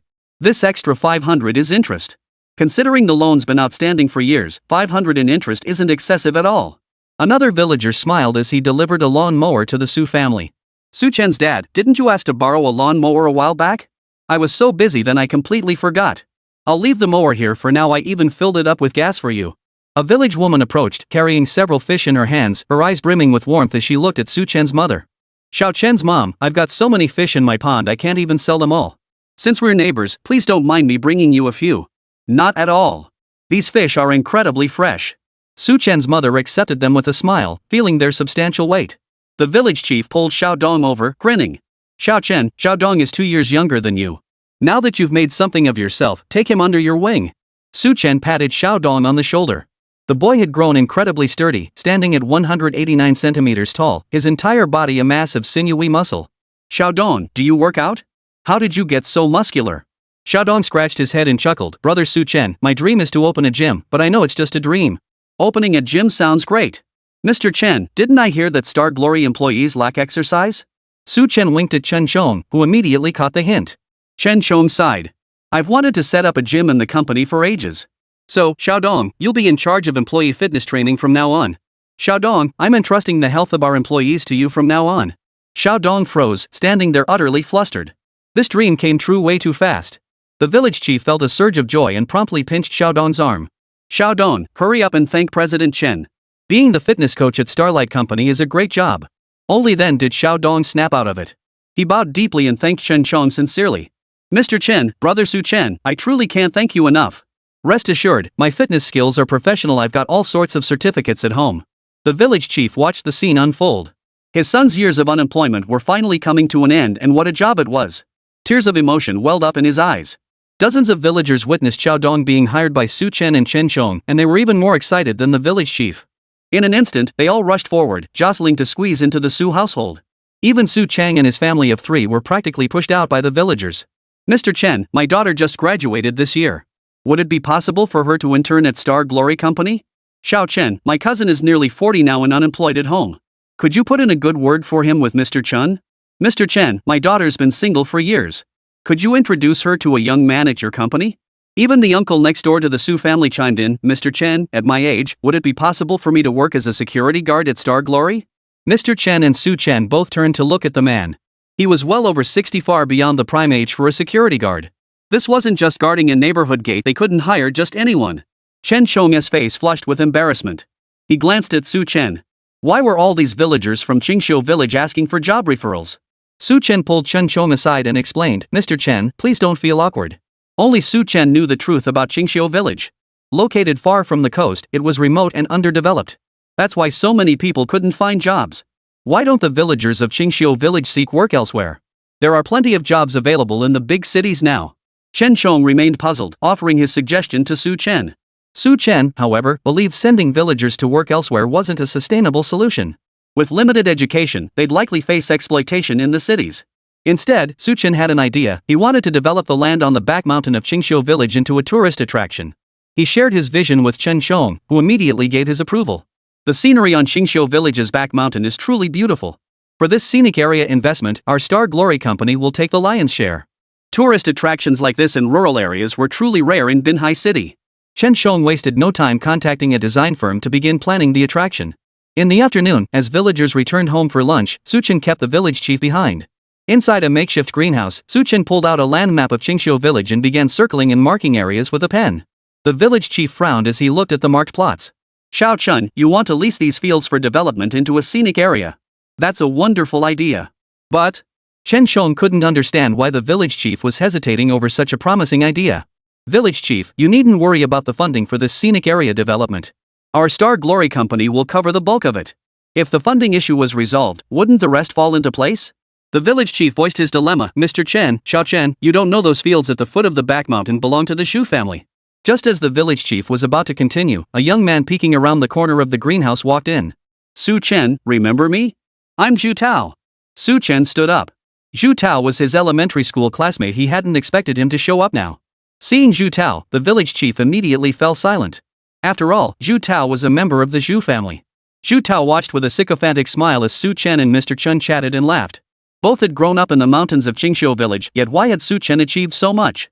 Su Chen, since we're old classmates, could you lend me 300,000 yuan to tide me over? 30,000 yuan? The village chief immediately stood up to refuse on Su Chen's behalf. Fuming, he pointed his finger at Zhu Tao and snapped, "You Shu family brat, don't think the village doesn't know what you've been up to. Xiao Chen, you absolutely mustn't lend him money, he'll just squander it all again." Chapter 78, The Shu Family's Scourge. The village chief then explained slowly that Zhu Tao had become addicted to gambling over the past few years.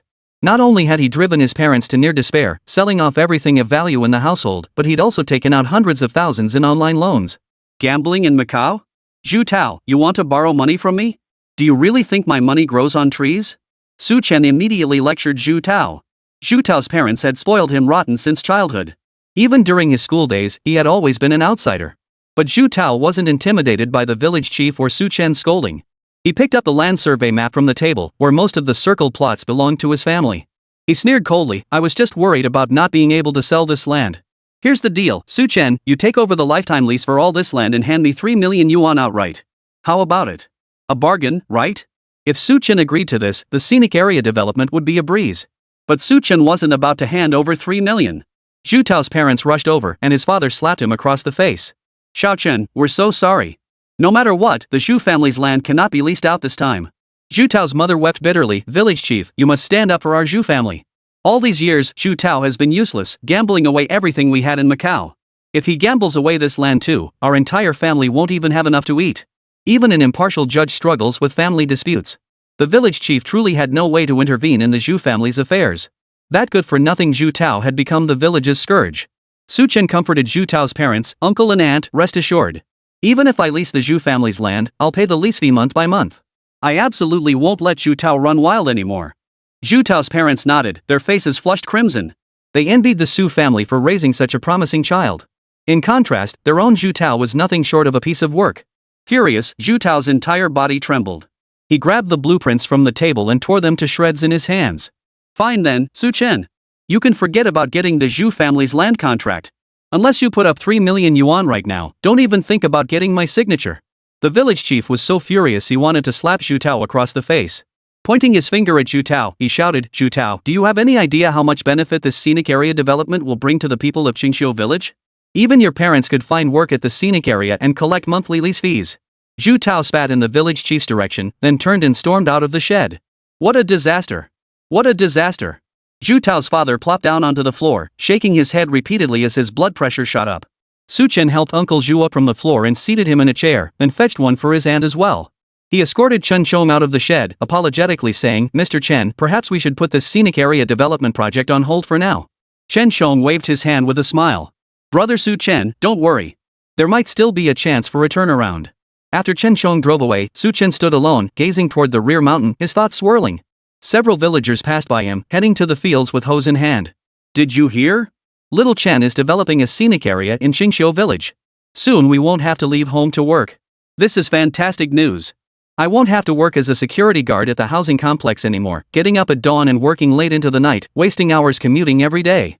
But I can't stop wondering, do you think Xiao Chen can actually lease the Zhu family's land? Man, that Zhu family brat is a real handful." Back in the village, Zhu Tao returned home and began smashing things everywhere. His wife and child were startled by the commotion and rushed out. The child immediately began sobbing. His wife scooped the child up and hurriedly tried to calm them. Several black sedans pulled up outside Zhu Tao's house. A bald-headed man wore a gold chain as thick as a finger and dark sunglasses. Behind him stood 5 or 6 men with full-sleeve tattoos, crew cuts, and fierce stares. "Is Zhu Tao home? We're here to collect a debt," one of the men shouted at Zhu Tao's wife. Terrified by their appearance, Zhu Tao's wife stammered in response. The bald-headed man kicked the door with a force that shattered it with a loud crash. "Zhu Tao, I hear you're leasing out your land. Got the money to pay up now?" A chill ran down Zhu Tao's spine as he turned around, his entire body trembling. He took a step backward. "No, boss. Where'd you hear that? It's not true. Damn it, still trying to lie to me now? Guys, teach him a lesson." At the bald-headed boss's command, 5 or 6 men, rubbing their hands together and grinning savagely, advanced toward Zhu Tao. From inside the room came Zhu Tao's wails of agony. At Su Chen's doorstep, Zhu Tao's wife rushed over with their child. "Dad, Mom, it's bad. The debt collectors are here, threatening to break Zhu Tao's legs." Uncle Zhu's blood pressure spiked. He had just stood up when he crashed back to the floor with a thud. Su Chen quickly cushioned Uncle Zhu's head to prevent further injury. Uncle Zhu's face was deathly pale, his skin stiff, his entire body trembling. "Village chief, call the village doctor immediately. Every second counts." The village chief's heart sank. He grabbed the phone and dialed the village doctor immediately. Uncle Zhu gripped Su Chen's hand tightly, his words coming out with great effort. "Xiao Chen, you grew up with a Tao since childhood. You must help him." Seeing the bloodshot red filling Uncle Zhu's eyes, Su Chen's heart ached deeply. Tears glistened at the corners of his eyes as they rolled down his cheeks. "Uncle Zhu, Auntie, rest assured. Even if Zhu Tao is no longer human, he is still a villager of Qingxiu village. Anyone who wants to harm Zhu Tao will have to get past me first." He entrusted Uncle Zhu to Aunt Zhu's care, then rose with murderous intent and strode out of the shed. A thunderous roar erupted. "Brothers, someone's messing with us. What should we do? Kill! Kill! Kill!" Dozens of brothers burst out of the three-story building under construction, covered in dust, moving like a well-trained special forces unit. Village Chief Shang's mouth gaped open, his breath momentarily caught. The Shu family's wife, who had never witnessed such a scene, cradled her child and shrank back. The sheer intensity was terrifying, hundreds of times more menacing than any debt collector's thugs. Xiao Chen's father. Xiao Chen is in Binhai, right? He's not involved in the underworld, is he? The village chief's eyes went wide as he watched the group follow Su Chen's lead, marching toward the Zhu residence. Inside the Zhu residence, Zhu Tao's head was already being forced into the water barrel. He gulped down several mouthfuls of water before being yanked up by his hair. The bald-headed leader seized a wooden stick and brought it down hard across Zhu Tao's back. Put. Zhu Tao spat out a mouthful of bloody water. Talk. When are you paying back the money? If you don't pay up today, this is the day you die. Break his legs first. Let's see if this brat still has any backbone left. Chapter 79, No more gambling for the rest of my life. Zhu Tao watched as the bald boss's henchman raised his iron bar. One blow from that club could be fatal. If his legs were broken, how could he ever walk again? Zhu Tao felt utterly defeated, as if there was no escaping this calamity today. Regret surged through his heart. Damn it, he'd never gamble again in his life. Zhu Tao closed his eyes, every muscle in his body tensing. But the iron bar didn't come down as expected. Instead, a loud thud echoed. Immediately followed by a blood-curdling scream, "Big brother, let's talk this out. Don't hit me." Zhu Tao opened his eyes to see the bald-headed leader trembling as he knelt on the ground. Dozens of burly men had surrounded them, seemingly out of nowhere. Above the bald leader's head, an iron bar pressed against his scalp, sending a chill through him. Several henchmen with tattoos on their arms knelt in terror, repeatedly kowtowing. Zhu Tao looked toward the man holding the iron rod and was stunned to recognize his elementary school classmate, Su Chen. Su Chen, did you come to save me? Wah? Zhu Tao wept uncontrollably, a grown man reduced to sobbing on the spot. Su Chen cursed angrily, if you're going to die, do it far away from Qingxiu village. Don't make your uncle and aunt suffer too. After scolding Zhu Tao, Su Chen turned to the bald-headed leader and demanded, how much does Zhu Tao owe you? The bald-headed man answered honestly, Zhu Tao owes us 1 million. 1 million? I clearly only owe you 300,000. Where did this 1 million come from? Zhu Tao stared in disbelief. These debt collectors were completely out of control. Did they think they could demand any amount they wanted? Su Chen frowned and snorted coldly. The bald-headed man immediately shrank back, terrified Su Chen might bring his club crashing down on him. Brother, I'm just a debt collector. Zhu Tao gambled away money owed to an overseas casino, not to me. Overseas casinos had specialized loan officers, and Zhu Tao had borrowed from them to gamble away his money, sinking deeper and deeper into a bottomless pit of debt. Get lost. Get as far away as you can. Qingxiu village isn't a place for the likes of you.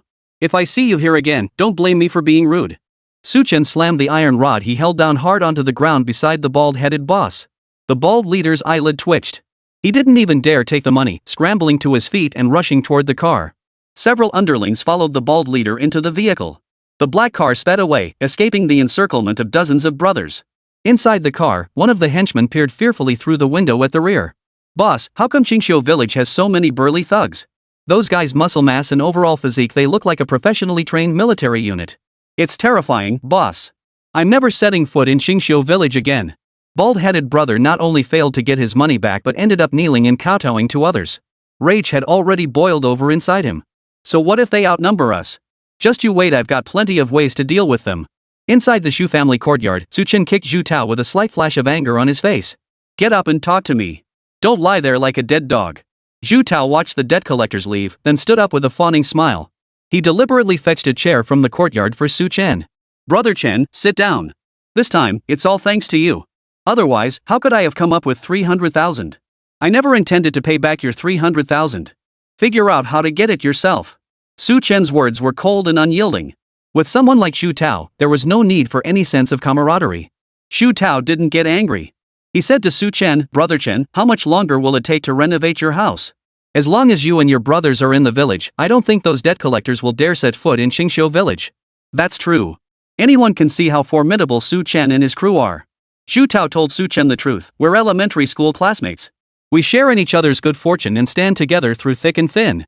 If you pay back this 300,000 yuan for me, I'll agree to lease the land on the back mountain to you for developing a scenic area. This is only because you helped me out once. Otherwise, if it were anyone else, they wouldn't budge an inch from the 3 million. After speaking, Zhu Tao fetched ink, paper, and a brush from his home, intending to personally draft a lease agreement for Su Chen. The Shu family's land, leased for life. Watching Zhu Tao bustle about before him, Su Chen sensed the man had come to terms with many things. Perhaps today's events would help him mature a bit.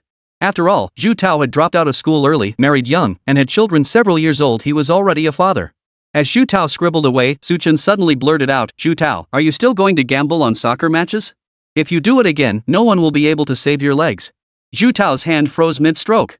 His gaze hardened as he declared, "If I ever gamble again, I'll be a ing coward." Chen, trust me, I've seen through the online betting company's tricks now. They were just setting traps for me to fall into. Seeing Zhu Tao's solemn conviction, Chen took the contract from his hand and glanced over it. The contract was in order. He promptly signed his name on the contract, making it effective immediately. However, the contract only specified an initial payment of 300,000 yuan, without clarifying whether this sum was intended for Zhu Tao or his parents. "Zhu Tao, I'll deposit this 300,000 yuan into a private bank account for your parents. That account will be held at the village chief's house. This way, we can prevent you from squandering it. Save it for your children's education in the future." Zhu Tao's parched throat made a sound as he stared at Chen with pleading eyes, hesitating. "But what about my 300,000 yuan debt? If I don't repay them 300,000 yuan, they'll still come break my legs." Chen found Zhu Tao somewhat laughable. After all, Zhu Tao had little formal education and limited social experience, often appearing naive. Especially when it came to understanding the psychology of those casino people. He couldn't see through them at all. "Do you really think paying back 300,000 will make them leave you alone? They won 1,000,000. So whether you pay the 300,000 or not, it makes no difference." Chen's words sent Zhu Tao crashing back down onto the floor, his face drained of color and his voice hollow. 1,000,000 yuan, that was enough for Zhu Tao to earn over 20 years. No, he might never save 1,000,000 in his entire lifetime. Chen offered a reassuring tone, "Since I've leased your family's land, there'll be plenty of my brothers in Qingxiu village from now on. If anyone dares come after you for money again, I'll beat the out of them." Those overseas casino operators weren't any better, they were even more disgusting and heartless than Zhu Tao. "Brother Chen, is what you're saying really true?"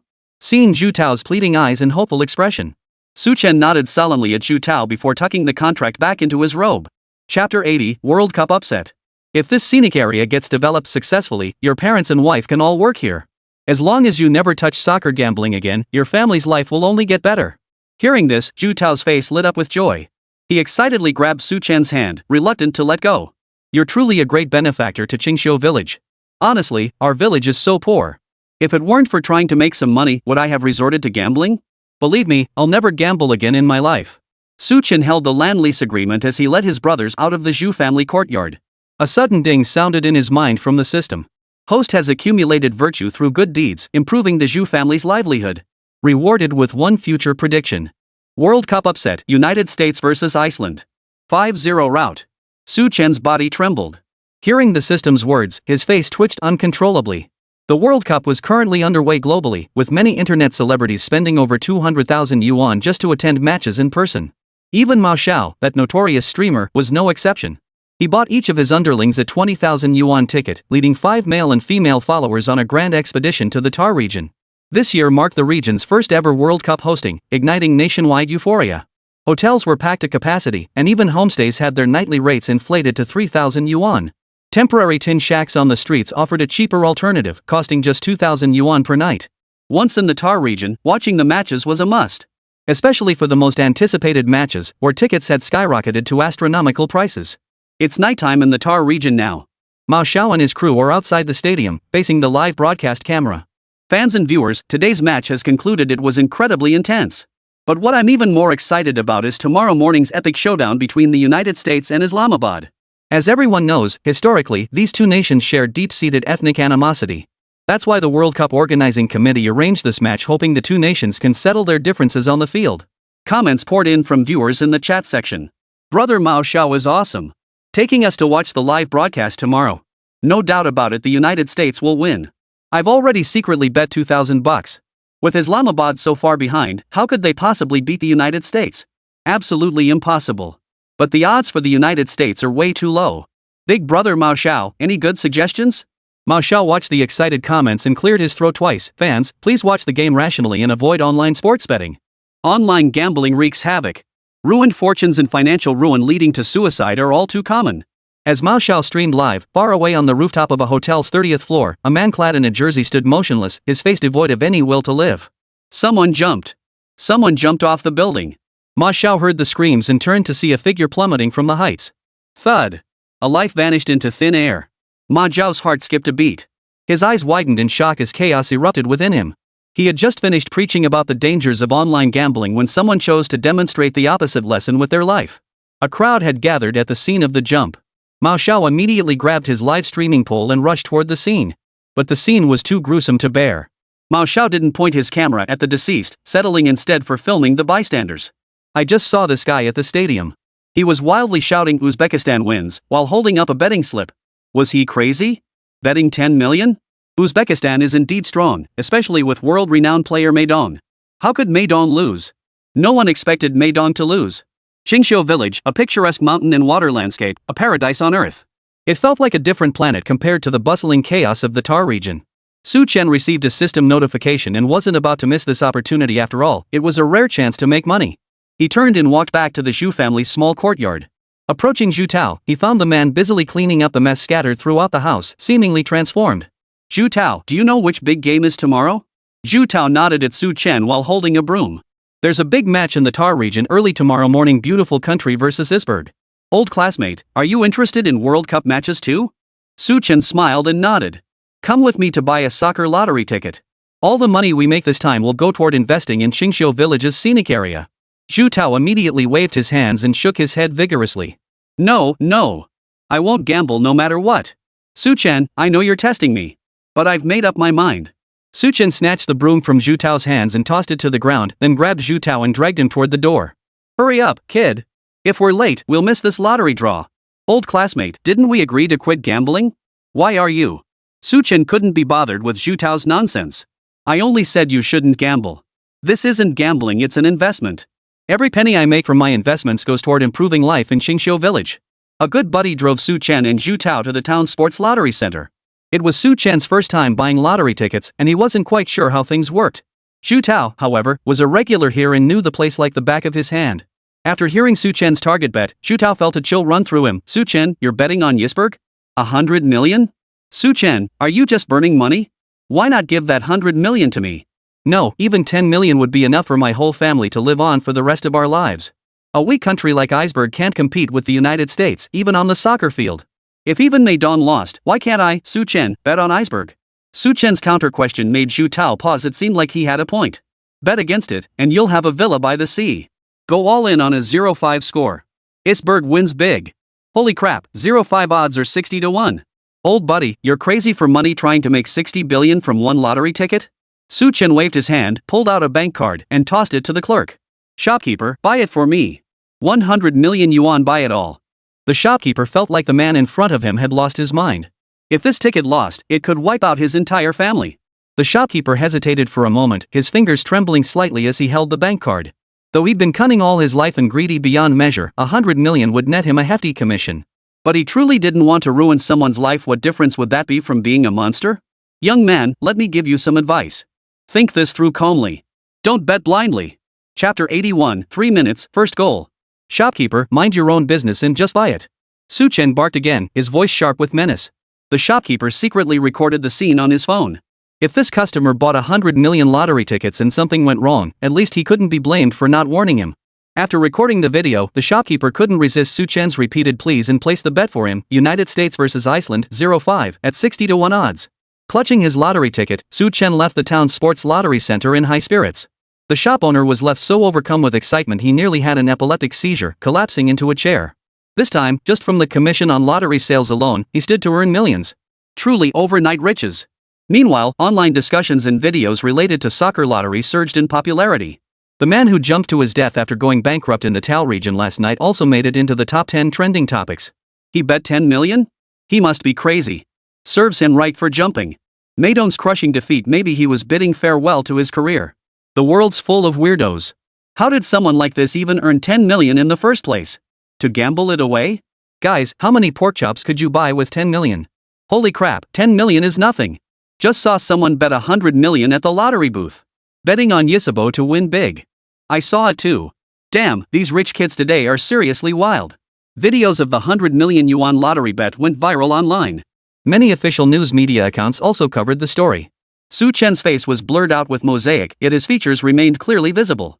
Even the oil prince of the Tar region was stunned by the reports on his phone.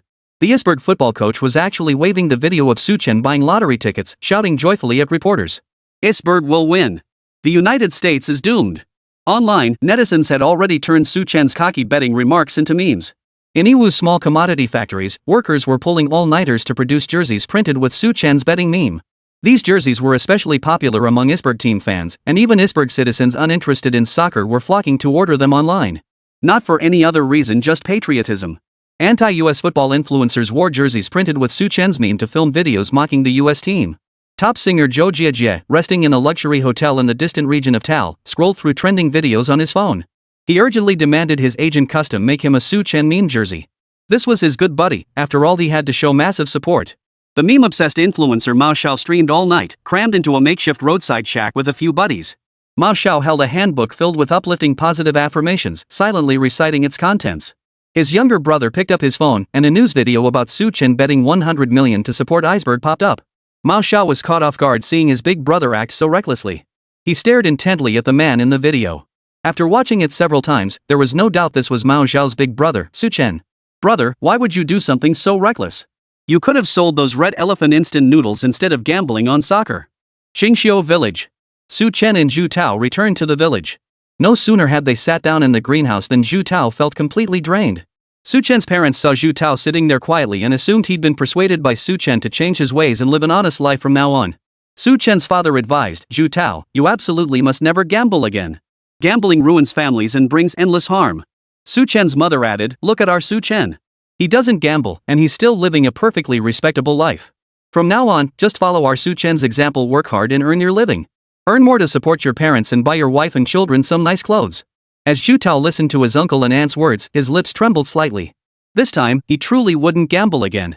But who could have imagined that Su Chen would casually gamble away 100 million yuan? If Zhu Tao told Su Chen's parents what just happened, he wondered if the old couple before him would even have words left to lecture him. Compared to Su Chen's 100 million, Zhu Tao's 30,000 on the football bet was like an ant next to an elephant. As night fell in Qingxiu village, dawn was breaking in the Tar region. Amidst the cheers of the crowd, the teams from the United States and Isberg entered the stadium. The referee's whistle blew, and the match officially began. Su Chen sat glued to the TV all night, watching the live broadcast of the match. Beside him were Zhu Tao and dozens of his brothers. Beer and fried chicken filled the tables and chairs. Tonight, they were going to celebrate for hours. Bro, the game started, one of the guys announced, pointing at the TV while stuffing his mouth with fried chicken. At the stadium, roughly 1 in 10 fans wore jerseys featuring Su Chen's meme. They rose to their feet, roaring and cheering at the stadium. Some waved flags bearing none other than Su Chen's image. The stadium's big screen even gave the flags and fans a close-up. When Su Chen's meme image appeared on the screen, the crowd's cheers grew even louder. Zhu Tao chuckled, old classmate, you've become a global sensation now. The American players were stunned by the atmosphere, their eyes vacant as if they had suffered a profound humiliation. Meanwhile, the Isberg players looked like bloodthirsty beasts tearing through a battlefield. Their eyes burned with an intense, almost cannibalistic hatred. The referee's whistle had barely sounded when Isberg's forward seized the ball, launched into a solo charge, and unleashed a thunderous shot from midfield. The ball sliced through the defenders, tracing a perfect, swift arc.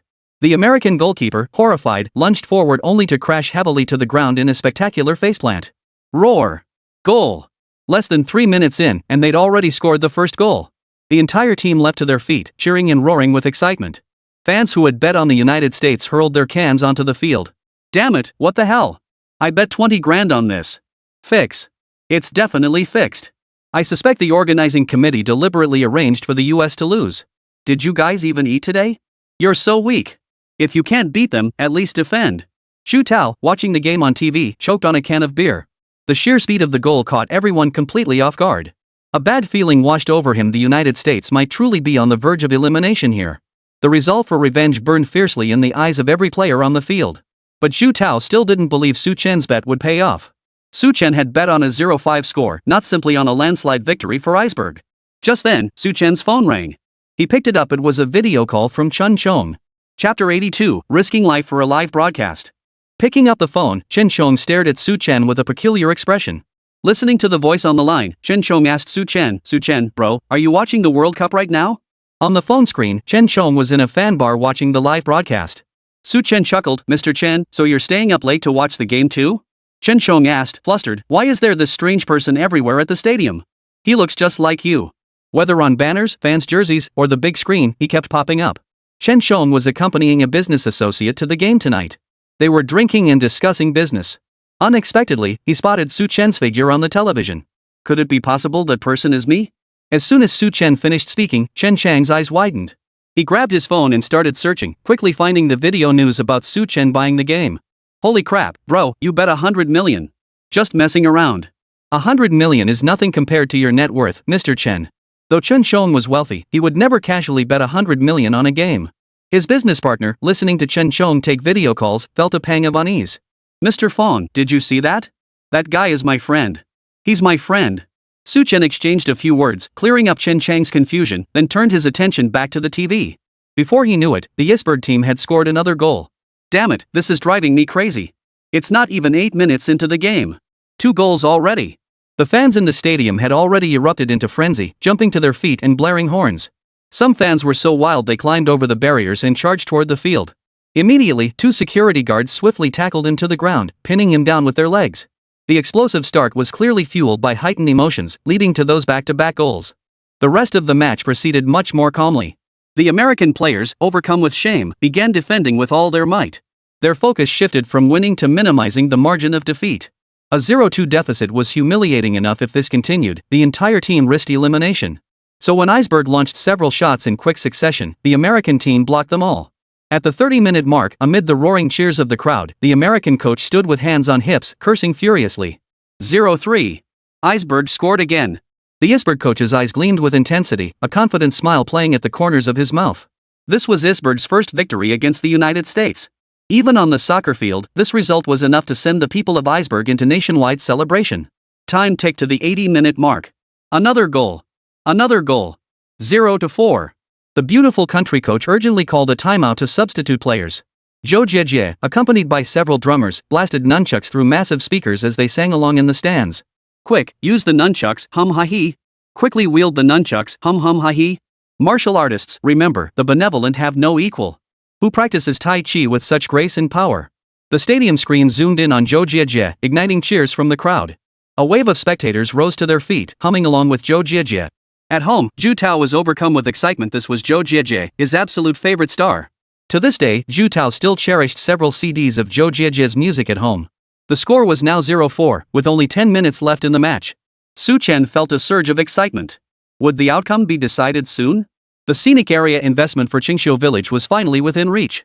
After Zhou Jiejie finished singing double nunchucks, the ultimate showdown commenced on the field. With 10 minutes left, all eyes were on the field. The coach of the pretty country team, Eyes Bloodshot, shouted, "Hold it! Hold it!" Thud! With just 1 minute left on the clock, Iceberg delivered the final strike, a stunning spin shot. Roar! 0-5, game over. Damn it, are those American players out of their minds? My money! You guys really let me down after all these years of support. Guys, let's go beat them up. If we don't beat these players into shape, they won't give their all next time. Hundreds of spectators leaped wildly from the stands, scaled the barriers, and charged toward the field. The American players froze in terror, scrambling to flee. The coach of the beautiful country team cowered in fear, crouching beneath his seat. The Tao region's top security forces sounded their sirens. The field was now a dense mass of figures grappling and wrestling. The live TV broadcast was cut off at that moment. Su Chen froze, grabbed his phone, and opened Mao Zhao's livestream. The young man was frantically holding his phone mount, rushing toward the nearest entrance to the stadium. Several smoke grenades were launched from the air, targeting the game site. Thick smoke filled the air, stinging the eyes of the struggling crowd on the field, forcing them to retreat. Medical personnel entered the field through a special to provide assistance. Mao Xiao laughed and cursed, "Fans, did you see that? Things are just too chaotic overseas. I'm risking my life to livestream this game for you guys. Thanks to my brother Chen for 100 carnivals." Mao Xiao was stunned by the gifts on his phone. Su Chen had just sent him 100 carnivals. One carnival costs 3,000 yuan, 100 of them is 300,000. My big bro Su Chen is awesome. Everyone, give Su Chen some follows. Immediately after, the official account of Red Elephant Group also gifted Mao Xiao 50 carnival gifts. Mao Xiao was overcome with emotion. "Thank you, Red Elephant Group. Everyone, give Red Elephant Group a follow." Su Chen exited the livestream and sent Mao Xiao a private message. "After you return to China, come find me in Qingxiu Village. I've got something good for you." Then he patted Zhu Tao, whose expression had grown utterly numb. "Zhu Tao, time to go home and sleep. Need a ride?" Zhu Tao rose from the sofa, but his legs went weak and numb. With a thud, he collapsed to his knees. "Old classmate, no, gambling god, could you take me under your wing? I don't want 60 billion, just help me make 10 million, and I'll be your loyal servant for life." Su Chen kicked Zhu Tao's butt with his foot. "Earning 10 million? That's easy. Just work hard at the scenic area in Qingxiu Village from now on. Work hard enough, and a 1,000,000 yuan annual salary is a piece of cake. Su Chen, who had raked in 60 billion overnight, didn't bat an eye at $1,000,000 salary. It was pocket change for him. Zhu Tao immediately took it to heart, sobbing and clinging to Su Chen's leg in overwhelming emotion. Big brother, you're too kind to me. From now on, I, Zhu Tao, am yours. Get lost, I only like women. Men don't interest me. Su Chen promptly pushed Zhu Tao away with disgust. Chapter 83, The Hidden Crisis of CEO Lu. That night, news of Su Chen's staggering 60 billion yuan windfall spread like wildfire across the internet. After sending Zhu Tao home, Su Chen was about to sleep when the system alerted him. Host, due to your sudden fame, a future crisis warning has been triggered. Would you like to spend 5 reputation points to foresee the future once? Su Chen replied, System, predict the future crisis. As Su Chen spent 5 reputation points, the system began gradually analyzing the future. After fleeing Binhai, Lu joined forces with overseas casino financing groups to issue illegal high-interest loans within mainland China. As his power grew, he began retaliating against the host, persecuting both openly and covertly. Should the host eliminate Lu during his initial rise to power?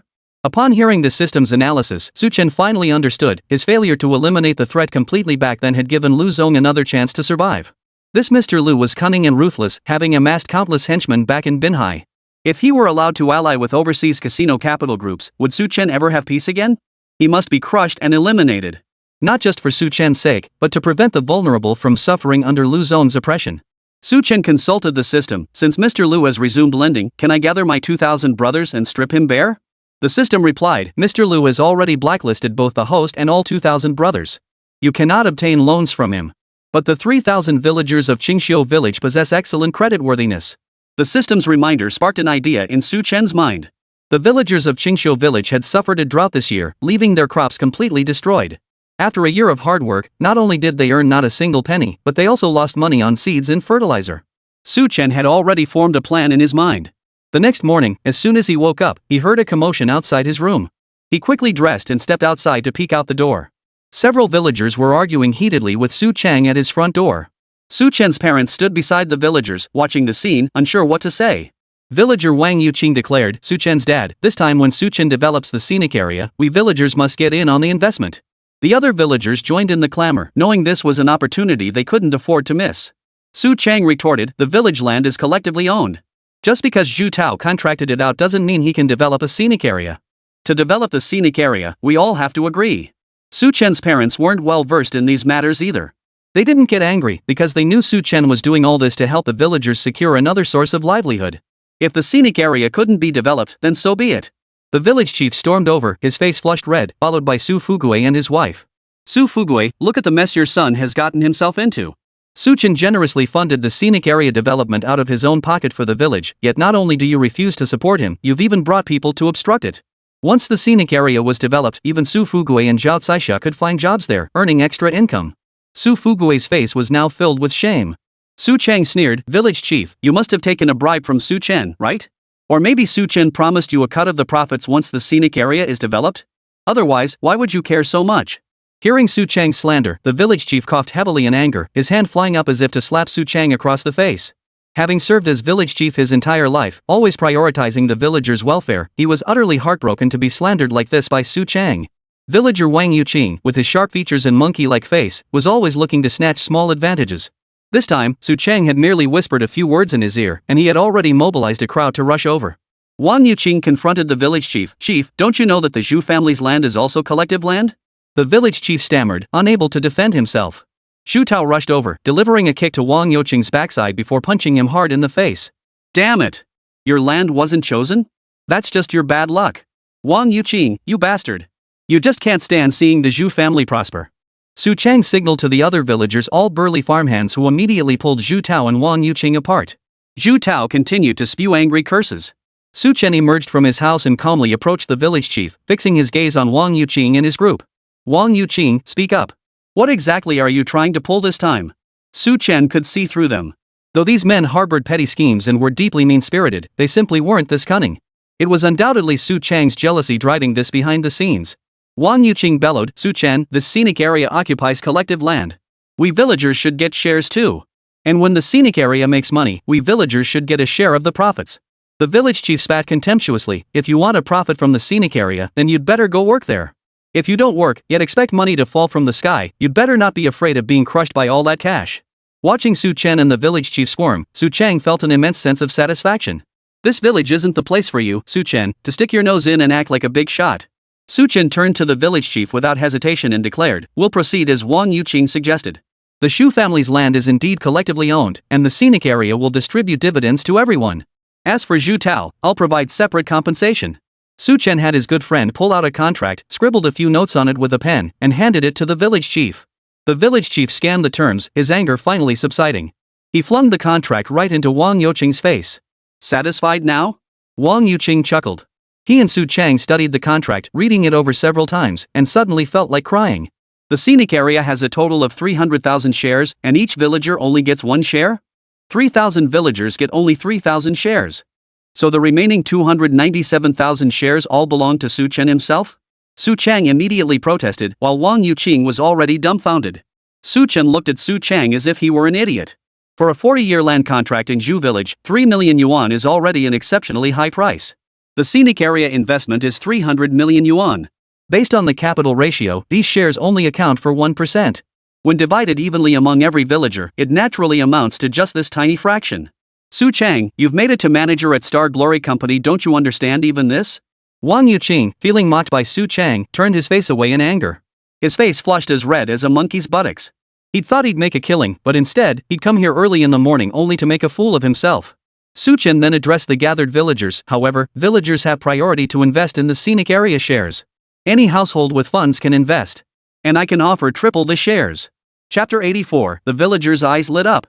With that, the villagers' eyes lit up with enthusiasm as they looked at Su Chen. Several villagers were already discussing investing tens of thousands of yuan in the new scenic area, while one villager was prepared to invest 300,000 yuan.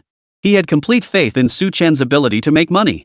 Brotherly transferred all 300,000 yuan from his bank card to Su Chen and immediately signed the shareholding contract. He was initially overjoyed, convinced he would reap substantial rewards. But then Su Chang poured a bucket of cold water over Brotherly's head, as chilling as the depths of winter. "Brotherly, don't let that kid fool you. He's just trying to pull a fast one. That 300,000 yuan is every penny you've earned through years of hard work. Are you just going to let it go down the drain?" Brotherly's heart sank. He looked at Su Chen with panic. "Su Chen, tell Brotherly, are you certain this scenic spot will turn a profit?" Su Chen shook his head. "I can't guarantee that." Su Chang sneered at the villagers. "Look at this, everyone. Who says this isn't a scam? Looks like Su Chen's planning to take your money and run." Even the village chief began to doubt. If the scenic area couldn't make money, how could they ask everyone to invest? "Xiao Chen, maybe we shouldn't ask the villagers to invest this time. You know how hard it is for them to earn money." Su Chen understood that those willing to contribute were people who trusted him deeply. He wouldn't let them down. Su Chen immediately addressed Brotherly. "Brotherly, you invested in the scenic area shares, and the scenic area will reward you. Follow my method now, and you'll double your investment to 600,000 yuan immediately." Brotherly's eyes widened as Su Chen unlocked his phone and opened several newly launched loan apps from Mr. Liu. Each platform allowed Brotherly to borrow 100,000 yuan, totaling 600,000 yuan. "Xiao Chen, you mentioned doubling the returns. You wouldn't be suggesting we borrow from these apps, would you?" Brotherly watched Su Chen's actions with growing suspicion. Su Chen reassured him, "These loan platforms are all illegal loan sharks. Once you borrow from them, you don't have to pay it back at all. But what if the debt collectors come looking for us in the village?" Seeing Brotherly's worry, Su Chen called out to the brothers gathered in the house. Su Chen glanced at his burly brothers, a smile playing at the corners of his mouth. "With my brothers here, we'll just stand at the village entrance. Who'd dare come into the village to collect debts? Brotherly, trust me, these illegal loan sharks have ruined countless lives. What we're doing is upholding justice, and these illegal loans won't even show up on credit reports." Su Chang grinned widely. "So that's how you make your money, Su Chen? No wonder you've got so much of it. Su Chen, you'd better get ready for jail." Hearing Su Chang threaten their boss, the brothers behind him tensed, muscles bulging as they strode menacingly toward him. The sheer strength in their arms could crush Su Chang to death. Su Chang's heart sank with fear.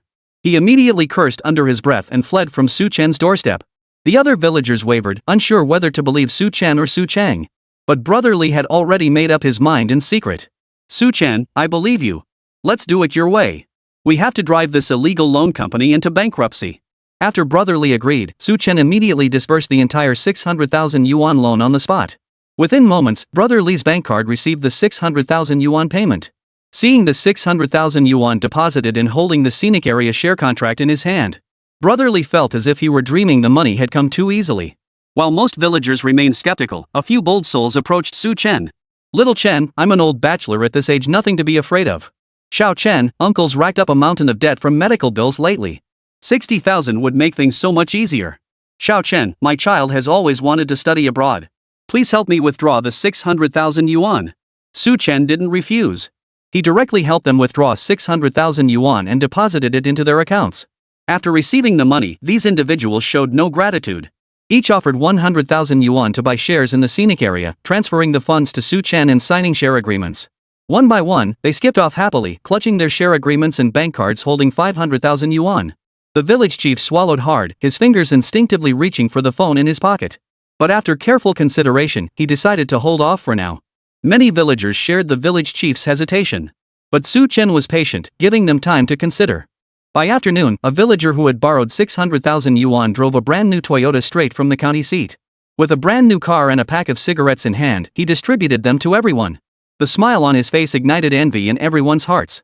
One elderly woman used the entire 600,000 yuan to purchase a house outright in the county town, registering it under her son's name. Now her son wouldn't have to struggle to save for both a down payment and a dowry when he got married. With this property secured, the entire family felt relieved and began hosting banquets in town. Uncle Su Chen repaid all the medical loans borrowed from relatives, with over 300,000 yuan left over. Walking through the village, he moved like the wind, his smile brighter than the sun. Su Chen watched their jubilant faces with a sour expression, his resentment deepening as he cursed inwardly. "Just wait until the debt collectors come knocking, then we'll see how you handle it." The next morning, a crowd gathered outside Su Chen's door early. Thinking it was trouble over the scenic area, Su Chen hurriedly got up. Upon entering the living room, he found the villagers treating his parents with great courtesy. "Mr. and Mrs. Su, your son truly lives up to being an elite from the big city. His mind is extraordinary.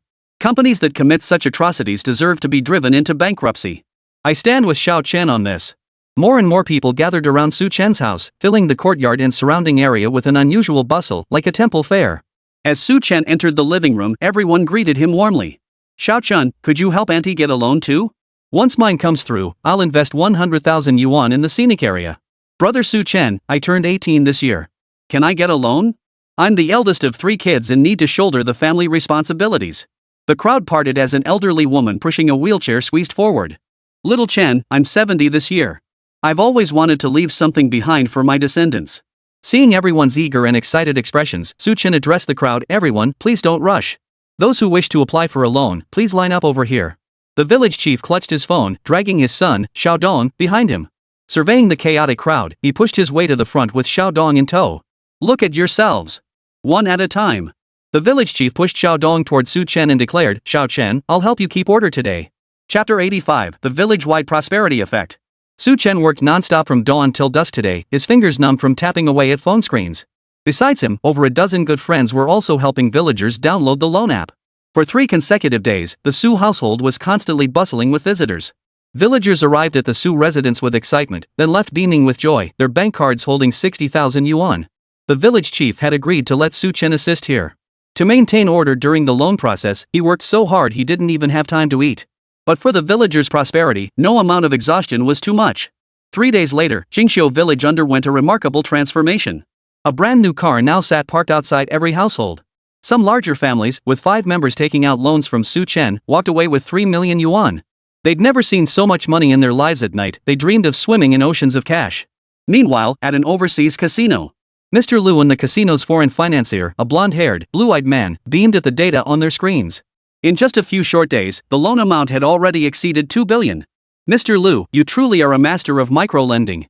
With you on board, our casino's revenue will see a 100% increase."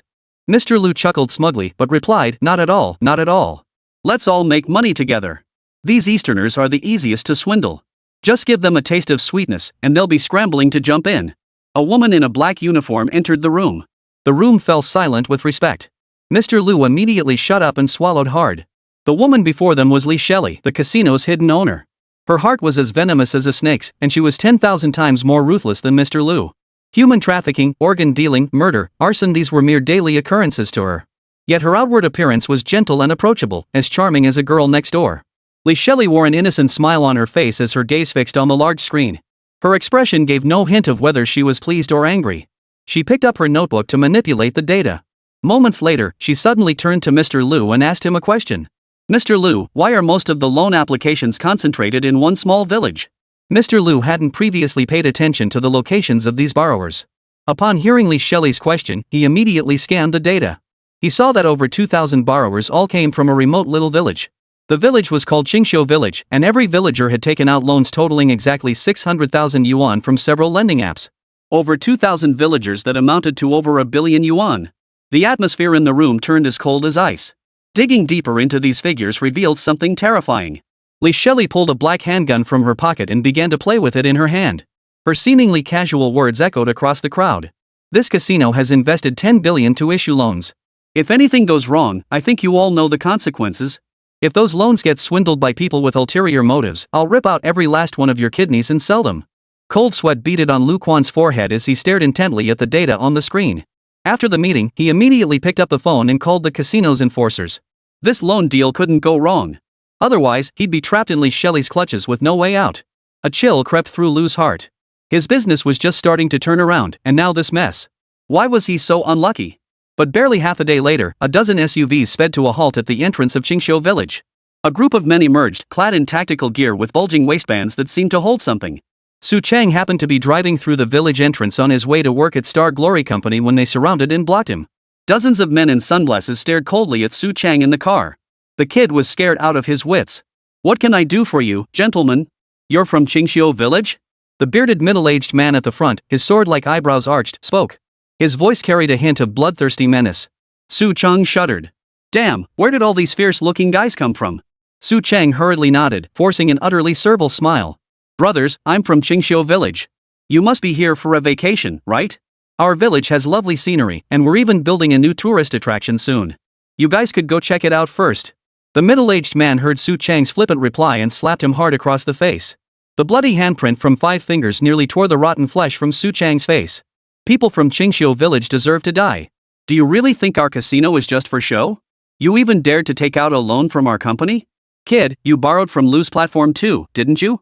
Blood trickled from Su Chang's mouth as his mind went blank. Shaking his head in terror, he stammered, "Loan? What loan? I didn't take out any loan." Smack! Another slap landed across his face. Qingxiu Village had a population of 3,000, and over 2,000 had taken out loans. And this kid driving a 200,000 yuan car actually claimed he hadn't taken out a loan. Jack, cut the crap. Make him hand over the money. That's right, 600,000 yuan, not a penny less. Hand it over now. Plus 300,000 yuan in interest. Su Chang was yanked out of the car by his collar by Jack, who then slammed him hard onto the ground. A short knife appeared in Jack's hand, pressed against Su Chang's thigh, poised to plunge downward. Under such overwhelming pressure, Su Chang endured the excruciating pain radiating through his body and finally regained his composure. "Guys, I swear I didn't take out the loan. It was Su Chen. Su Chen arranged loans for the whole village through your company, and now he's planning to default." Su Chen? That name sounds familiar. Jack had never dealt with Easterners before. But he was sure he'd heard it mentioned somewhere. Jack kicked Su Chang hard in the backside. "Don't want to die? Take us to that damn Su Chen right now." Villager Wang Yuqing, hiding among the weeds at the edge of the field, witnessed the scene. He shouldered his hoe, dusty and disheveled, and hurried towards Su Chen's house. Su Chen was at home, laughing and chatting with the village chief and several village officials. He held the scenic area design blueprints in his hands, gesturing and pointing. These blueprints were jointly designed by Chen Chang's Starlight Company and a major architectural firm. With a total investment of 2 billion yuan, the construction scale was quite substantial. According to Chen Chang's vision, Qingxiu Village would become a benchmark for coastal rural tourism. In the future scenic area, all roles ticket sellers, supervisors, security personnel, and administrators will be filled by our villagers. For agricultural product sales, I've invited several influencers to host live-streamed sales events at the site. Qingxiu Village's integrated online-offline model will create a benchmark effect for rural tourism in Binhai. Chapter 86, Passionate Villagers. As Su Chen elaborated, the village chief's face beamed with uncontrollable joy. Several village officials clapped enthusiastically in celebration. This Su family kid was truly capable. Not only had he led the villagers to secure loans and prosper, but he'd also developed a scenic area to provide livelihoods for everyone. He'd even taken charge of future agricultural product sales. Wang Yuqing dropped his hoe in the courtyard and rushed into the living room in 2 strides. He shouted loudly, "Village chief, Su Chen, bad news. The loan sharks from the online lending company are here to collect. Su Chang is leading the thugs this way, what should we do?" The village chief and several officials jumped to their feet, their hearts pounding at Wang Yuqing's words. Su Chen remained seated, calm and composed as he asked, "Brother Wang, how many thugs are there?" 30 or 40. And they're all armed. Wang Youqing's face flushed crimson as he spoke. Su Chen burst into laughter. Only 30 or 40 thugs? And they want to collect debts from 2,000 people in Qingxiu village? They must be tired of living. The village chief's eyebrows darkened, his tone hardening with resolve. "Xiao Chen, don't worry. I'm heading to the broadcast room right now. Every able-bodied man in the village must grab their hose and come out." Several officials glared menacingly, baring their teeth. "We'll see if these illegal lenders have the guts to take on Qingxiu village." Su Chen quickly reassured the village chief and officials, "There's no need to trouble the villagers. I've already arranged for my brothers to be waiting near the village entrance. They should be surrounded by our men by now." Just as Su Chang was about to lead the casino thugs toward Su Chen's house, a dense crowd of brothers suddenly surged out from the village entrance. Hundreds of men, wielding wooden clubs, encircled the gang of thugs. The scene was enough to make anyone's hair stand on end. Su Chang sucked in a sharp breath, recognizing over a dozen familiar faces among the group. "Aren't these the guys renovating Su Chen's house? What are they doing here?" But it wasn't just the construction crew. There were hundreds of men present, all burly and imposing, too numerous to count. Third brother Yang Wei stepped forward, pointing at Su Chang and demanding, "Su Chang, what do you intend to do with this group?" Su Chang's face drained of color. He stammered, unable to form coherent words. Yang Wei and his brothers radiated an overwhelming aura, their blood boiling with intensity. Su Chang hung his head like a child caught doing something wrong. Jack and his men were intimidated by the sheer force of their presence. Their fingers trembled on the knives they held, every pore on their bodies tightening. Who are you people? What do you want?" Jack shouted weakly. He silently cursed his luck. How could this small, picturesque village hide such dangerous men? It felt like he'd stumbled into a den of wolves. Yang Wei, standing over 2 meters tall, reached out and hoisted the blonde-haired Jack into the air. Yang Wei grinned savagely at Jack and asked, "I just heard you're looking for our boss, Su Chen?" Jack gasped for air, his breath labored as Yang Wei's grip tightened on his collar. The short knife in his hand clattered to the ground. He immediately begged for mercy, "Big brother, it's a misunderstanding. We came to discuss a business partnership with Mr. Su Chen." Yang Wei sneered coldly, "What kind of cooperation?" Jack's eyes darted around as he blurted out, "We came to Qingxiu village to buy agricultural products." Su Chang extended his foot and kicked Jack squarely in the rear. He raised his fist again, landing several brutal blows to Jack's midsection, leaving him aching all over. "Bull! You're here to collect debts. If you're here to collect, just collect. Why the hell are you hitting me? I never took out a loan on your platform." Su Chang's face was a patchwork of bruises, his rage fully ignited. With hundreds backing him, he felt no fear whatsoever. Suddenly, the crowd turned their gaze in one direction, falling silent with reverence. All the brothers roared in unison, their voices thunderous. "Big brother! Big brother! Big brother!" Behind Su Chen, the village chief and several officials made their way toward the crowd. Hearing the shouts, every household in Qingxiu village rushed out of their courtyards. Zhu Tao and his father, each wielding a hoe, their eyes bloodshot with fury. Whoever dared to snatch the over 2 million yuan the Zhu family had worked so hard to earn today would face Zhu Tao's fury. The brothers parted to make a path, and Su Chen strode forward. Su Chen raised his hand, and the brothers' shouts instantly fell silent. Su Chang stared weakly at Su Chen and the hundreds of burly men surrounding him. These men were all Su Chen's men. The village chief, unfazed, stood with hands behind his back, his gaze unwavering. Su Chen approached Jack, pulled a phone from his pocket and initiated a video call with General Manager Lu. Then, a ruthless glint flashing in his eyes, he commanded, "Attack." At their leader's command, the bloodlust surged through hundreds of brothers. They unleashed a deafening roar, like rolling thunder. Roar! Roar! A hail of fists and feet crashed into the bodies of dozens of heavily built thugs. Every bone in their bodies cracked and shattered under the impact. Shrieks echoed for miles around, and the women of Qingxiu village, their hearts twisted with pity, covered their children's eyes with their hands. The men's faces were twisted with savagery, radiating murderous intent. Zhu Tao pushed his way toward the center with a hoe in hand, yet no matter how hard he tried, he couldn't break through to the innermost circle. His expression betrayed his frustration. Lu Zong stared wide-eyed at the video call feed, utterly incredulous. "Su Chen. How could it be you?" Su Chen smiled faintly at Lu Zong on the call, his expression ambiguous. "Seems you've been enjoying yourself lately, Lu Zong. You've even put on weight. Looks like the food at overseas casinos is more nourishing than in Binhai City." Lu's lips trembled as he clenched his fists tightly. He recalled being brutally beaten by Su Chen and his men, kneeling on the ground begging for mercy. Shame flooded his mind once more. "Su Chen, you bastard! I won't let you get away with this!" Lu roared into the phone. At that moment, a woman's figure appeared behind Lu Zong. Li Shelley glanced at the young face on the phone, a chill running through her heart. Mr. Lu hung up the phone and collapsed to his knees before Li Shelley with a thud. His entire body trembled uncontrollably. Misley, please give me one more chance. Though Su Chen has many followers, if we deploy the International Assassins Guild, we can definitely take his life. With Su Chen dead, we can recover every penny of Qingxiu Village's loan, principal and interest included. Li Shelley, wearing high heels, stomped on the back of Lu Zong's hand. Lu let out a piercing scream as a gaping wound opened on the back of his hand. Mr. Lu, time is life. This is your final chance. If you fail to recover Qingxiu Village's money this time, prepare to have every organ in your body dissected and sold. Chapter 87, Chen Chang's Invitation. Meanwhile, Su Chen slipped his phone back into his pocket and glanced at the heavily clad thug before him, beaten to the brink of death and wailing incessantly. He merely raised an eyebrow. Go tell your boss Lu he'll never get that money in this lifetime. The heavily armed thugs, beaten into silence, now cowered in fear at the thought of further violence. Gritting their teeth against the pain, they turned and fled like cornered dogs, their retreat a pitiful spectacle. The villagers nearby, seeing this, quickly gathered around Su Chen. Xiao Chun, thank goodness you showed up. Just looking at the weapons these guys were carrying, we villagers wouldn't have stood a chance. They're all heartless scoundrels. I wish we'd brought more cash, we should have borrowed more. Exactly. These people have lost all humanity. With Xiao Chen here, we won't have to worry about our village anymore. Smiles spread across every villager's face, and Su Chen couldn't help but smile too.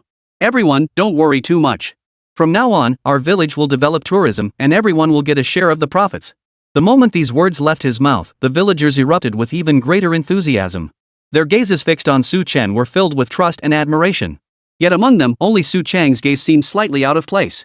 He stood there, staring intently at Su Chen through the crowd, his heart filled with resentment and unwillingness. If it weren't for Su Chen winning the villagers' hearts now, how could his family have ended up trampled under Su Chen's feet? Of course, Su Chen remained oblivious to Su Chang's resentment and bitterness. Upon returning to the village, Su Chen received a call from Chen Chong. Hey, Su Chen. Chen Chong greeted him cheerfully. Brother, are you busy right now? Brother Chen, if you have something to say, just get to the point. I'm not busy. Chen Chong glanced at his father, Chen Zhiqing, standing beside him, then cleared his throat. Well, my father has been wanting to meet you for some time now. I just wasn't sure if you'd have any time available lately, Su Chen. We should arrange a time to get together. This call came about because of Chen Zhiqing's strong insistence. It had nothing to do with anything else. It was simply that everything Su Chen had displayed from start to finish had genuinely piqued the curiosity of the Chen family. From the initial property transactions and resale contracts. Then later, the massive profits from football betting, Chen Chong simply couldn't believe one person could possess such extraordinary ability, seemingly able to predict outcomes with uncanny accuracy. But if it were true, then Su Chen would undoubtedly be a master. On the other end of the line, Su Chen paused in surprise before nodding with a smile and agreeing. Of course it's fine. I was planning to head back in the next couple of days anyway. How about we meet the day after tomorrow? Su Chen readily agreed, and Chen Chong's face broke into a smile. Alright then. If you don't mind, Su, I'll personally come to Qingxiu Village the day after tomorrow to pick you up. We can discuss everything in detail on the way back. How does that sound? Truthfully, Su Chen was quite curious why Chen Chong had suddenly invited him to meet with Chen Zhiqing. While Chen Zhiqing had shown interest in him, this sudden desire to meet his son's friend suggested something more was at play.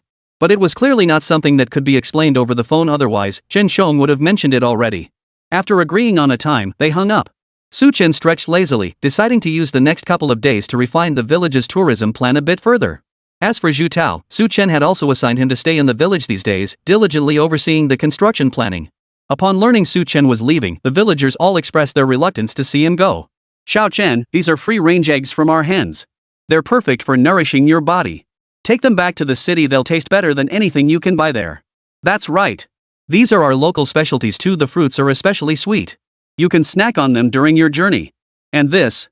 Faced with the villagers' warmly offered gifts, Su Chen smiled and politely declined each one. Thank you all for your kindness, but I simply can't carry so much on my journey back. When I return in a while, let's all gather together properly, fellow villagers. With Su Chen having spoken, the villagers could only agree, watching him depart with lingering reluctance.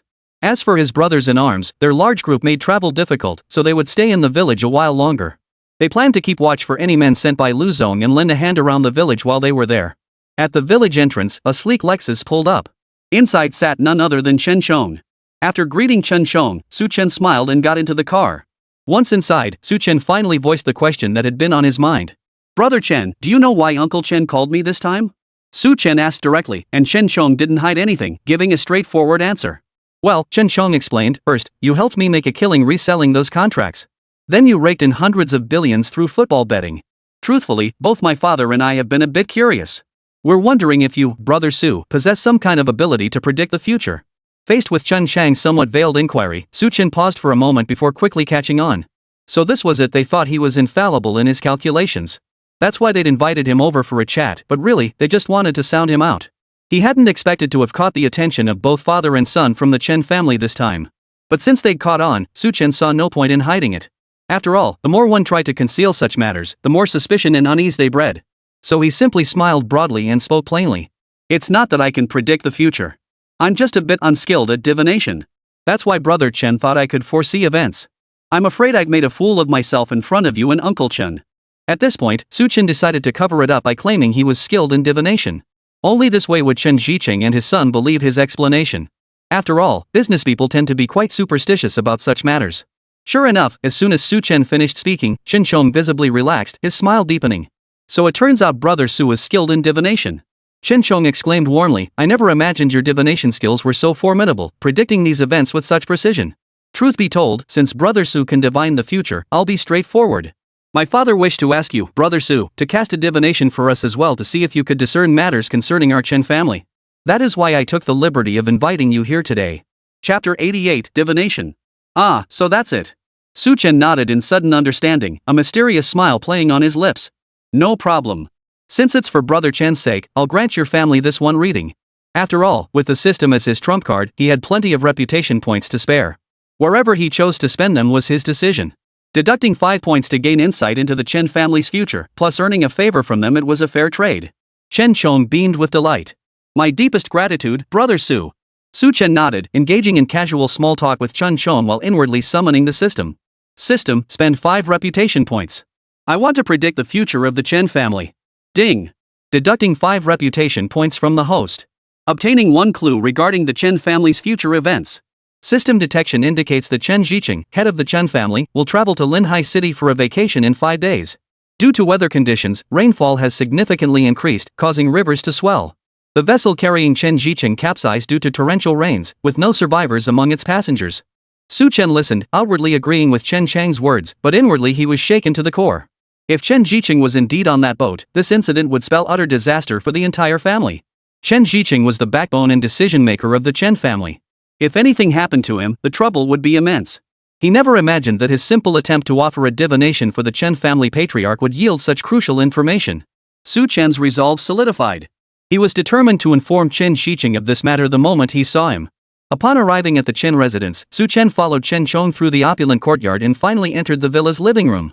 There, a man in his 40s, dressed in casual loungewear, sat on the sofa reading a newspaper. Noticing the visitors, he set the paper aside, rose to his feet, and stepped forward, extending his right hand. I presume you must be Mr. Su? The speaker was none other than Chen Zicheng, the wealthiest man in Binhai City and Chen Chang's father. Su Chen smiled as he stepped forward, extending his hand to shake the man's. You must be Mr. Chen. I've long admired your reputation. Meeting you today, I see it's well deserved.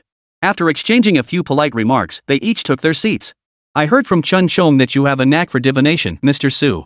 I've taken the liberty of inviting you here today in the hope that you might cast a divination for us. Remuneration is not an issue. We sincerely hope you can grant us this favor today. No sooner had the words left his mouth than a monk clad in a saffron robe emerged from the doorway. The monk, tall and thin with a kind, benevolent expression, walked toward Su Chen and his companions with his palms pressed together in prayer. Spotting the monk, Chen Zicheng promptly introduced both parties. This is Su Chen, the diviner I specially invited today. Mr. Su, this is Master Gingchen, Chen Zicheng explained with an embarrassed smile. I'm a religious believer, so I invited Master Gingchen to give a sermon at home. I hope you don't mind, Mr. Su? Beliefs are a matter of personal freedom, so Su Chen naturally shook his head without objection. Master Gingchen merely gave a slight nod, not uttering a word. However, when the master's gaze fell upon Su Chen, the corners of his eyes and brows carried a hint of condescension. It seemed as if he looked down on him, yet upon closer inspection, it was difficult to discern. Su Chen merely smiled it off, paying little heed to the master's attitude. Chen Chong, standing nearby, quickly interjected with a smile, Master Gingchen has always been a man of few words. Don't take it personally, Brother Su. Why don't you cast the first divination for my father? Before Su Chen could respond, Master Gingchen delivered a faintly scornful retort. Mr. Chen, I urge you not to place faith in this man's words. These days, it seems anyone can claim to be a master of divination. In this monk's humble opinion, divination is not something just anyone can undertake. Moreover, layman Chen, you face no impending calamity in the days ahead. Simply follow your heart and need not worry unduly. The scene grew awkward after these words were spoken. Out of respect for Chen Chong after all, Su Chen had been invited at his son's request. So, though Chen Jiqing's smile held a touch of awkwardness, he finally spoke up. Master, please do not be hasty in your anger. Mr. Su's foresight is uncanny. He must possess some genuine skill. Why not hear what Mr. Su has to say first before reaching a conclusion? Even after this appeal, Master Jingchen only gave a cold snort and remained silent. Father and son, Chen Jiqing and Chen Chong, offered Su Chen an apologetic smile. Su Chen paid no mind to this, instead going through the motions of inquiring about Chen Jiqing's birth date and time. Finally, adopting a contemplative pose as if calculating with his fingers, he spoke slowly. Head of the Chen family, do not travel to Linhai City 5 days from now. That day will bring torrential rain, and the vessels will be capsized by the surging river waters caused by the downpour. Not a single soul aboard will survive. It will be a great calamity. After these words were spoken, the room fell silent for a second or two. Ignoring the stunned and incredulous gazes of Chen Jiqing and his son Chen Chong, Master Jingchen blurted out angrily. This is utter nonsense. Master Jingchen's face flushed slightly, clearly enraged. This monk has examined the weather forecast for that day. Not only that day, but the entire forecast for the coming days shows clear skies. How could there possibly be a torrential downpour? You're nothing but a charlatan. You're using your friendship with the Chen family's young master as an excuse to swindle money. I advise you not to overestimate your cleverness. How could mere empty words determine the weather 5 days hence? Master Jingchen raged, while Chen Jiqing beside him remained skeptical. It wasn't that he doubted Su Chen, but rather that very few people knew about his upcoming trip to Linhai City in 5 days. That Su Chen could deduce this did show he had some skill. However, his son, Chen Chong, also knew about his upcoming trip to Linhai City. It was possible that Chen Chong had secretly leaked this information to Su Chen. But Chen Chong didn't know he'd already decided to go in 5 days, which was why Chen Jiqing neither fully believed nor fully doubted it. As for the weather that day, it had been clear and sunny for weeks, with the forecast predicting bright sunshine 5 days hence, perfect conditions for a sea voyage. Chapter 89, The Appearance of General Manager Lu. Observing Su Chen's solemn expression, calm and confident, Chen Jiqing felt a mix of skepticism and doubt, unable to suppress a slight frown. That kid had been riding high recently, but it was probably just a fluke, a blind cat stumbling upon a dead mouse. He was likely using this to build his reputation. He seemed like nothing more than a loudmouth with no real skills whatsoever. In an instant, Chen Jiqing's favorable impression of Su Chen plummeted by half. His expression immediately turned cool, and his attitude toward Su Chen grew noticeably more polite yet distant. In that case, thank you for your prediction, Mr. Su. I shall be cautious in the coming days.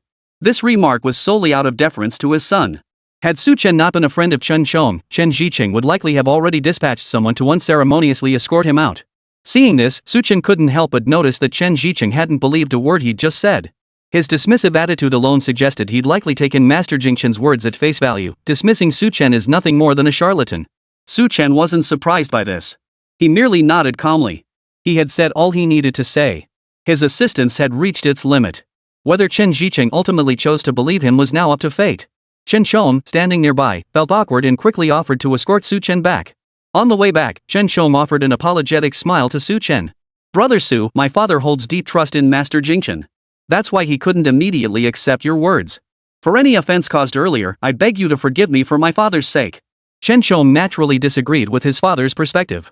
Having spent considerable time with Su Chen, he had no doubt about the man's abilities and capabilities. Hearing Su Chen predict his father would meet disaster aboard a boat in 5 days, he was the first to feel genuine concern. Rest assured, upon my return, I will certainly persuade my father to absolutely not set sail for the lake in 5 days. Facing Chen Chang's assurance, Su Chen merely nodded and said, It's good you're thinking this way. Once you return, you must advise the Chen family head to absolutely not go that day. After all, a life was at stake.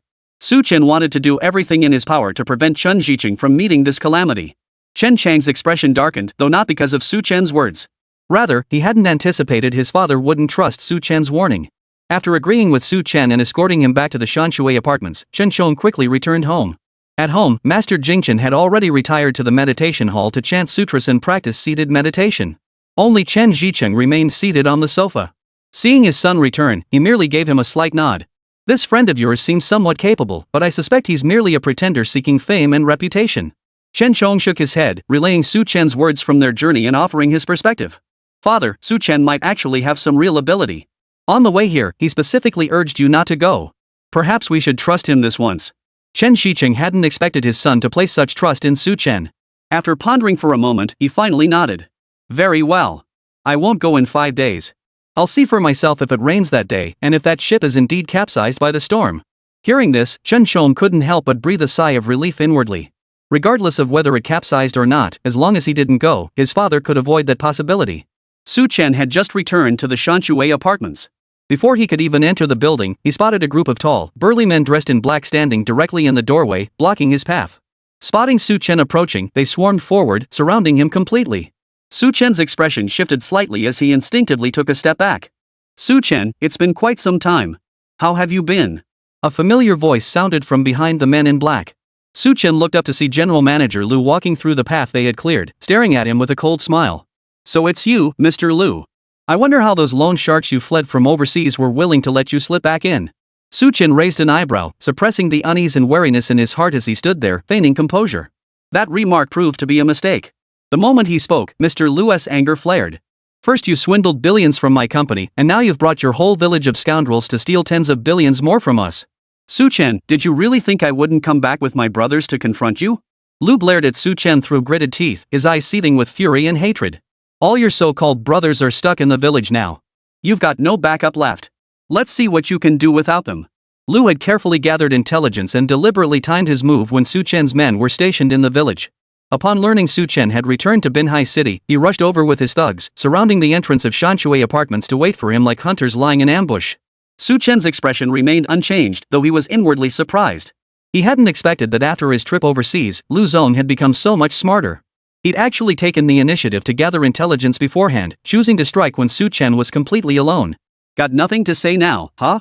Seeing Su Chen standing there silent, Lu assumed he was scared and immediately threatened him with a menacing glare. Hand over every penny you owe me now, or next year on this day will be your death anniversary. These men in black were handpicked by him from overseas specialists in eliminating targets. Severing tendons, extracting organs, these were tasks they performed with practiced ease.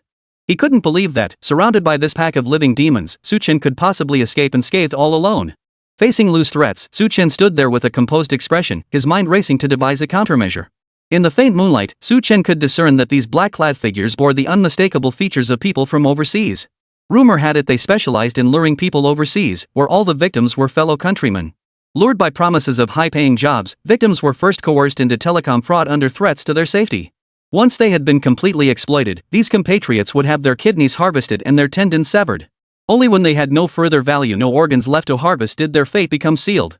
He recalled his closest university friend, who had been lured to that country that year and had not been heard from since. Chapter 90, Mercenary Brothers. The mere thought of it filled Su Chen with unbearable rage. These scum who betrayed their own people's trust, now that he'd encountered them, he would make them pay dearly. But he had no allies at his disposal. Alone and isolated, he would have to rely on cunning. A flash of inspiration struck, and a plan formed in Su Chen's mind. He looked up at the smug Mr. Lu before him and waved his phone. I can get you the money. Follow me into the apartment and wait. I'll make a call to raise the funds and pay you back immediately.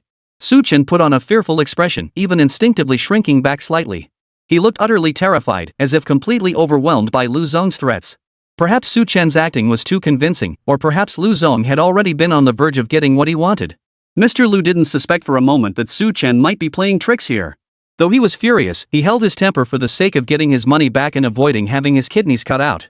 You're alone now, don't even think about playing any tricks. I'm warning you, if you try any tricks, I'll have my men strip every organ from your body. Lu was certain Su Chen's good brothers were all in Qingshou village, and the round trip would take at least an hour. Even if they rode at full gallop, there was no way they could make it back in the dead of night without transportation. Facing Lu Zong's threat, Su Chen shrank back and nodded quickly. I'm alone now. I don't have the strength to fight you guys. Su Chen's voice trailed off, stammering and cowering, unable to say anything more. Entering Shanshui apartment, Su Chen dared not lift his eyes in fear. Mr. Lu, wait 15 minutes for me. I'll call someone to transfer the money immediately. Lu snorted coldly. Thinking of the money soon to be his, he resolved that once he got it, he'd thoroughly torment Su Chen, the man who had humiliated him in the past, to satisfy his vengeance. After calming the group, Su Chen pulled out his phone. While appearing to casually tap at the screen, his mind had already entered the system marketplace. The mall displayed all kinds of good brothers with clearly marked prices, dazzling the eyes. Scanning through the listings at a glance, Su Chen's eyes quickly locked onto one particular brother. Mercenary buddy, 3 reputation points. Formerly a mercenary, 1 such buddy equaled 10 ordinary buddies. This was the one. Without hesitation, Su Chen clicked to exchange for 100. Having completed numerous missions, Su Chen had accumulated 500 reputation points. But spending 300 points at once didn't bother him in the slightest.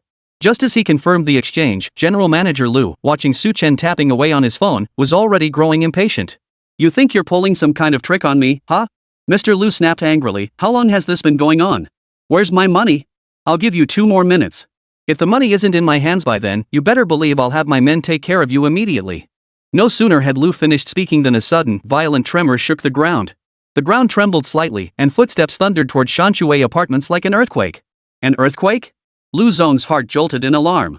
The man in black instinctively shielded him. But Su Chen merely smiled faintly. Amidst the deafening footsteps, he casually opened the door. Instantly, the doorway was filled with burly men, their muscles bulging, shirts stretched taut over their frames.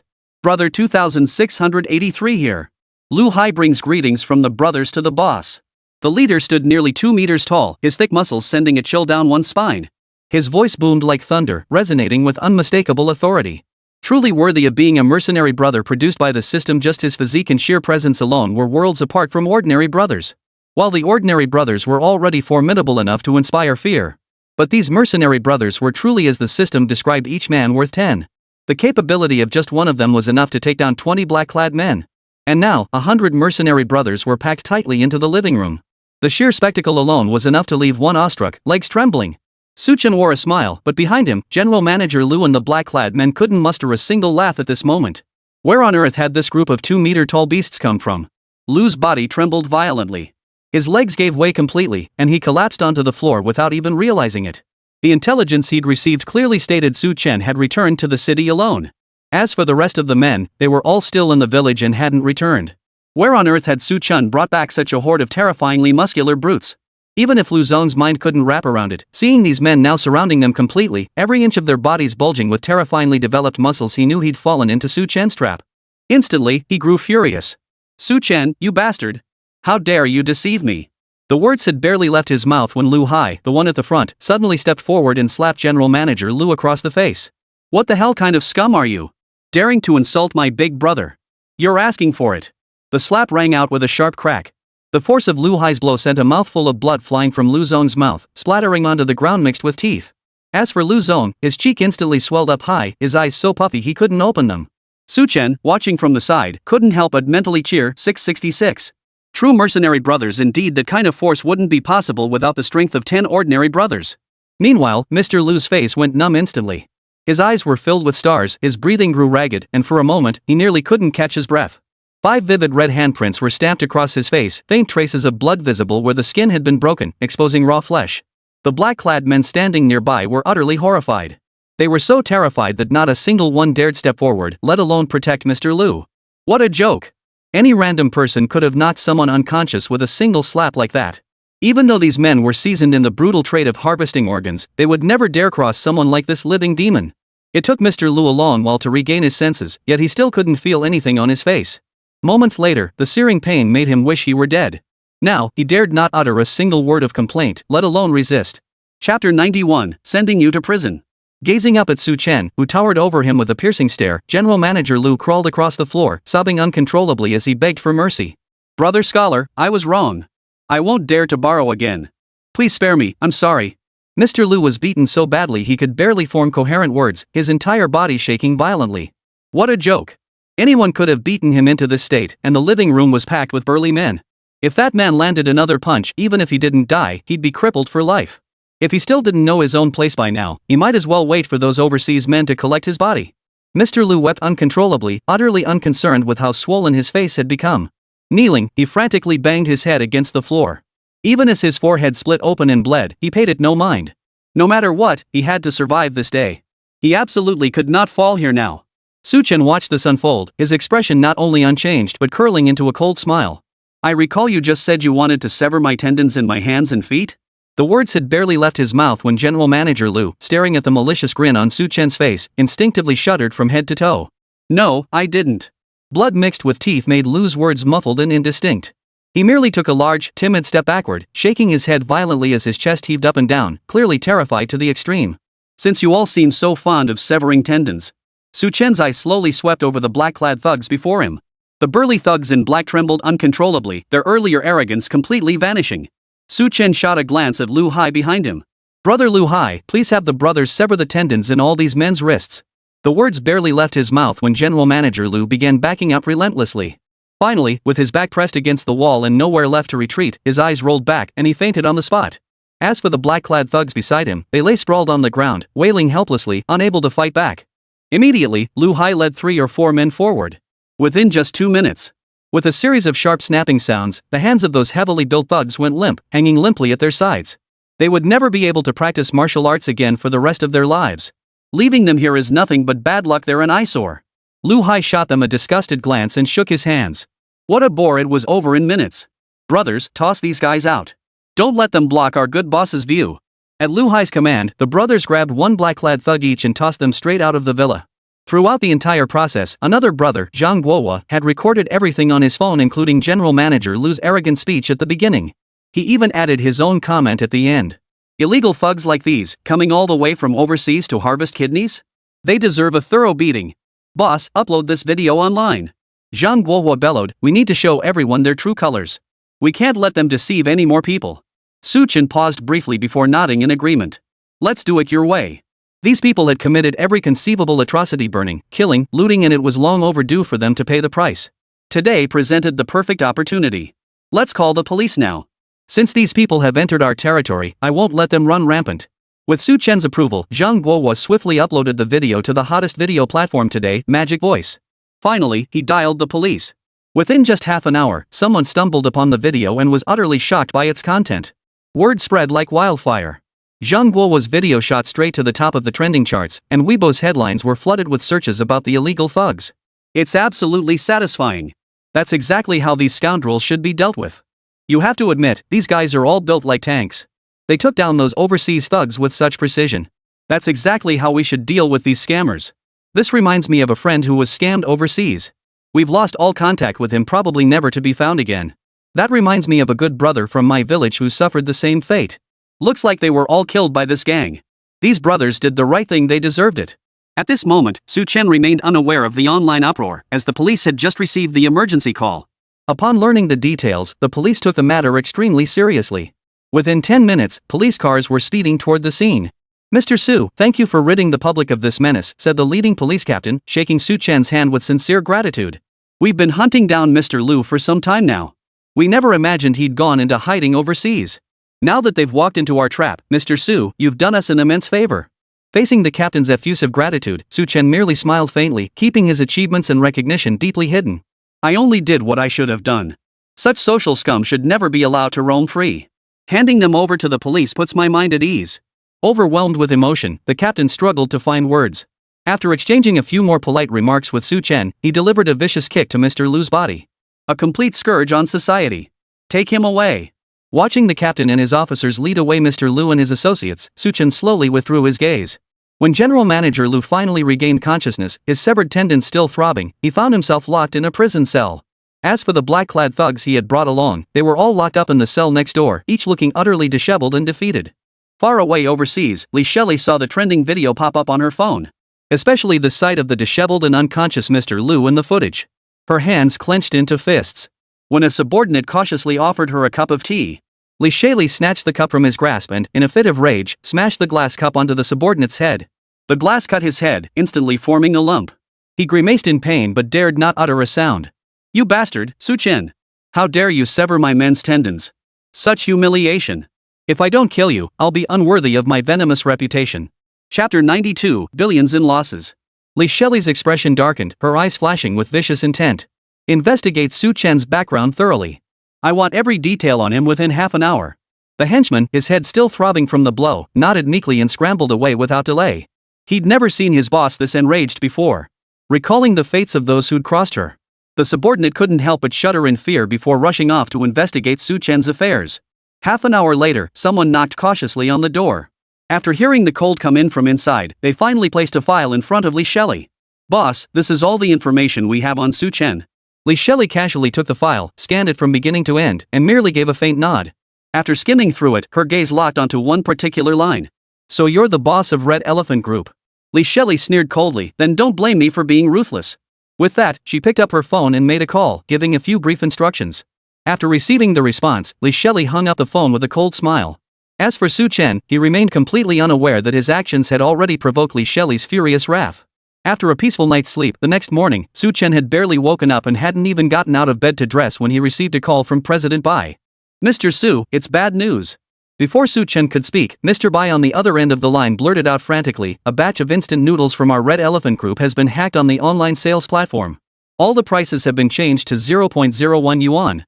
All traces of sleep vanished from Su Chen as he bolted upright. What did you say? Mr. Bai repeated the news in a flustered voice, then added, and that's not all. After the prices were changed, we've been flooded with return requests. We've already lost over 1 billion yuan. Could you please come to the company immediately to figure out how to resolve this? Su Chen pulled on his coat and shoes while rushing toward the door. Don't worry, I'll be right there. Su Chen finished speaking and hurriedly called his good friend Yang Wei to drive. Once in the car, he pulled out his phone and opened the company's sales link. Sure enough, not only had the price been slashed to 0.01 yuan, but the page was plastered with a sea of negative reviews. Disgustingly bad. Refund. Damn it, is this even fit for human consumption? Even if you slash the price to a penny, I'd still think it's overpriced. Take this back now. I'm done with Red Elephant instant noodles for life. Even sour tank noodles taste better. The pride of domestic products? Pfft, is this it? The negative reviews above were still somewhat tolerable. What followed was a barrage of abusive language, most of which escalated to personal attacks on family members and parents. Su Chen stopped reading. He just arrived at the company, got out of the car, and headed inside. President Bai was anxiously awaiting Su Chen's arrival. Spotting him approaching, he hurried over. Mr. Su, you're finally here. Following Su Chen into the office, Bai turned the computer screen on the desk toward him. Look, not only have the online links been downgraded to 1-star ratings, but all the reviews are negative. And especially on our flagship store online, not only are there malicious negative reviews, but also numerous malicious complaints. Even the store's rating and star rating have dropped significantly because of these malicious complaints and negative reviews. Su Chen glanced over and saw that the negative reviews on the flagship store were even worse than what he had seen earlier. Our online store is completely paralyzed now. We can't even change prices or manage the negative reviews. We're utterly helpless. Mr. Bai paced frantically while Su Chen's eyes fixed intently on the screen before him, his gaze instantly turning cold. It couldn't be more obvious this was a sudden, deliberate conspiracy targeting Red Elephant Group. Moreover, the perpetrators clearly possessed a highly skilled hacker. Otherwise, how could their online store, which was under strict surveillance, suddenly suffer malicious price tampering? Moreover, the sheer volume of malicious reviews and complaints numbering in the tens of thousands was impossible for a single individual to orchestrate. The only people he'd recently offended were Su Chang from the village and General Manager Lu, whom he'd personally thrown into jail yesterday. Su Chang lacked the capability, the resources to orchestrate such a large-scale scheme, and certainly didn't have the connections. Therefore, the only possible source is the bigshot overseas backing Lu's own. If you dare to start something, don't blame me for finishing it. Su Chen let out a cold laugh, first gathering the company's senior executives to discuss the situation. Then, as people rushed over, he quickly accessed the system mall in his mind. The mall contained all kinds of elite brothers. Besides the mercenary brothers he had summoned yesterday, he remembered there were brothers with various skills inside. Scanning through the listings at a glance, Su Chen finally locked onto one. Brother Yi Outyan, the pinnacle of the hacker world, possessing unmatched skills and abilities. His hacking prowess is unrivaled globally. When he emerges, all other hackers pale in comparison. Of course, the reputation points required for the exchange reached 15. But the company's urgent matters took precedence. Without hesitation, Su Chen clicked to exchange. Ding! Congratulations, host, on spending 15 reputation points to exchange for elite good brother Yi Outyan. Good brother skill, hacking skills beyond comparison. On this side, Su Chen had just completed the exchange for the hacker mastermind Yi Outyan. On the other side, all the company's senior executives had already gathered. Zhong Jianming grimaced. They clearly launched a surprise attack, which is why we were caught off guard. Plus, this hacker's skills are incredibly powerful, even our best programmer couldn't stop him. Sigh. What should we do now? President Bai exclaimed anxiously, our programmers are already the best in the industry. If even they couldn't handle this, what are we supposed to do? Anxiety gripped everyone present. They all understood clearly that without a solid solution, the attacks would undoubtedly continue. And with each attack, their company's losses would multiply exponentially. Mr. Su, do you have any ideas? As the group grew increasingly anxious, President Bai looked up at Su Chen, pinning all their hopes on him. Chapter 93, Strong Counterattack. At this critical juncture, we should also enlist the help of a top-tier hacker. No sooner had Su Chen finished speaking than someone volunteered. Speaking of top-tier hackers, why not invite the renowned Mr. Yi Outyan, who's said to be a legend in the hacker community? The moment the name Yi Outyan was uttered, Su Chen's gaze shifted toward him. Yi Outyan. Wasn't that the exact same name as the hacker expert he'd just exchanged for in the system? Seeing Su Chen raise an eyebrow, the speaker, Mr. Bai, assumed Su Chen was interested and quickly added, Mr. Yi Outyan is a renowned figure in the hacker community. If we bring him in to counter the attackers, not only can we swiftly halt our losses, but we can also prevent them from continuing to assault our network. But Zhong Jianming shook his head. This Mr. Yi is a legend in the hacker world. It's said no one has ever seen his true face. He's a rare find, almost impossible to come by. Could we really invite him? The moment these words left his mouth, the room fell silent. Indeed, the enemy was as elusive as a dragon glimpsed only by its head. Forget about whether they could invite him, they had no idea how to find him. Even if they could, they had no clue where Yi Aotian was. How could they possibly track him down? Anxious unease swept over the group, their brows furrowing with worry. Seeing this, Chen cleared his throat, about to speak. Everyone, there's no need to worry. Tap tap tap. Before Chen could finish his sentence, someone knocked on the conference room door. Come in. Chen turned toward the doorway and spoke. Mr. Su, there's a gentleman claiming to be your brother, Mr. Yi Aotian. He insists on seeing you, and I couldn't stop him. The assistant at the door looked at Chen with a troubled expression, his face full of apology. Upon hearing this, Chen's face softened into a faint smile. It seemed the system worked rather quickly. Barely 2 minutes after the exchange, his good brother Yi Aotian had already arrived. Let him come in. The young assistant looked taken aback at first, but then stepped aside to let him through. Upon hearing the name Yi Aotian, Zhong Jianming, Bai Zong, and the others all looked surprised. Yi Aotian? Was this the very same Yi Aotian they had just been discussing? Big brother, Yi Aotian has come to see you today. It's been ages since we last met. Moments later, a tall, imposing man strode into the office, carrying a laptop bag. He bowed respectfully towards Chen, his face radiating excitement. Not only was the man physically imposing, but he also wore a pair of gold-rimmed glasses, giving him an air of refined sophistication, a kind of intellectual rogue. Amidst the stunned gazes of those present, Chen wore a faint smile as he stepped forward and embraced Yi Aotian. Brother Yi, welcome aboard. Simultaneously, Yi Aotian's complete profile appeared in Chen's mind. Yi Aotian, elite good brother, rank 2706.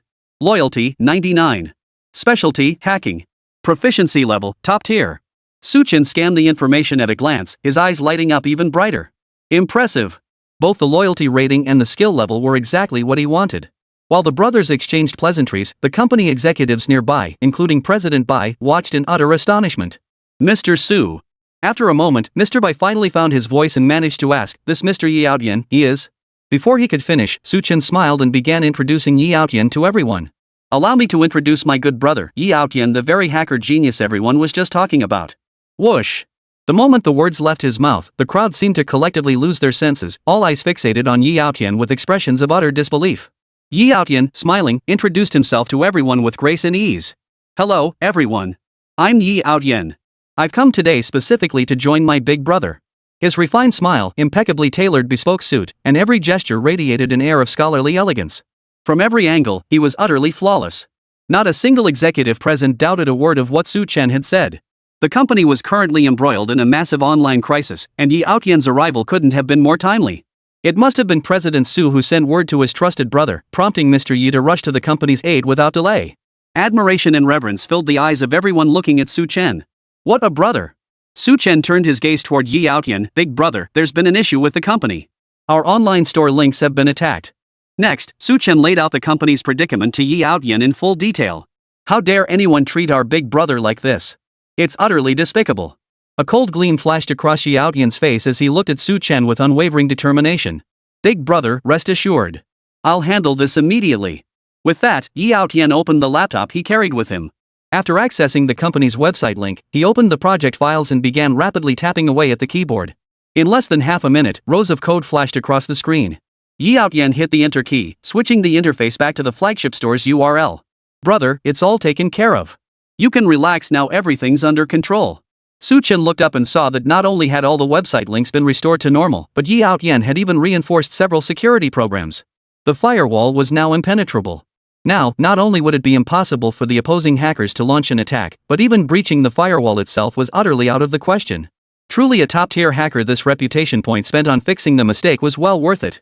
While delighted by the outcome, Chen felt an overwhelming rage toward the instigator. Although the immediate problem was resolved, the damage inflicted was irreversible. Having lost so much money in one fell swoop, if he didn't eliminate the mastermind behind this, they would surely return to strike again. Wonderful! Zhong Jianmin's face lit up with relief. Mr. Yi, I can't thank you enough. The losses were immense, but thankfully Yi Aotian had stepped in to cut them short. Otherwise, who knew how many more billions might have been lost? Mr. Zhong, the crisis PR is now in your hands, Chen calmly outlined the next steps. As for Mr. Bai, handle those malicious online reviews and complaints. As for the person behind all this, Chen had already vaguely guessed who it was. He gave a cold laugh and glanced at Yi Outyen, who stood before him with an equally grim expression. My good brother, I'll be counting on you to get to the bottom of this. Chapter 94, The Divination Comes True. Mentioning this, Yi Outyen's face darkened with fury. They dared to attack your company's website, Brother Su. Rest assured, I'll track down the mastermind behind this. Su Chen had no doubt about Yi Outyen's capabilities. So, 2 minutes later, Yi Outyen pressed the final enter key on his computer. Immediately, an IP address appeared on the screen, with its location clearly marked as the overseas country of Myanmar. Brother, I've found it. Yi Outyen pointed at the IP location, his face flushed with anger. Based on my years of experience and the latitude-longitude analysis of this IP, it's clearly a fraud base in Myanmar. It's utterly despicable. These scammers actually dared to target my good brother. Yi Outyen slammed his fist hard onto the table, causing the tempered glass surface to tremble slightly. Faint cracks began to appear, nearly shattering it completely. Su Chen heard this and glanced at the IP address before him. Suddenly, everything clicked into place. The vague possibilities that had been forming in his mind suddenly crystallized into clear certainty. It was indeed the overseas fraud ring behind CEO Liu at work. With everything now clear, anger flashed across Su Chen's face. His hands clenched into fists, his eyes cold and dark. Brother, what should we do next? After pondering Yi Outyen's question, Su Chen finally spoke. First, we must tighten security around our website and online store links. For now, our priority is to recover the company's losses. 1,000 thoughts had raced through Su Chen's mind just moments ago, making him want to immediately have Yi Outyen and his brothers retaliate online. But after careful consideration, since part of the company's crisis had been resolved, the most pressing matter before him now was still the financial losses incurred by the company. At that very moment, overseas, Li Shelley learned from her subordinate that Hongxiang Group's official flagship store had suffered over 12 billion yuan in losses due to the attack by the top-tier hacker she had hired. A cold laugh escaped her lips as a smug expression spread across her face. Su Chen, this is only the beginning. You'd better brace yourself for the attacks and retaliation yet to come. Little did Li Shelley know that Su Chen had already enlisted top-tier hackers. Not only had they plugged every network vulnerability, but they had also redirected the attack back at its source.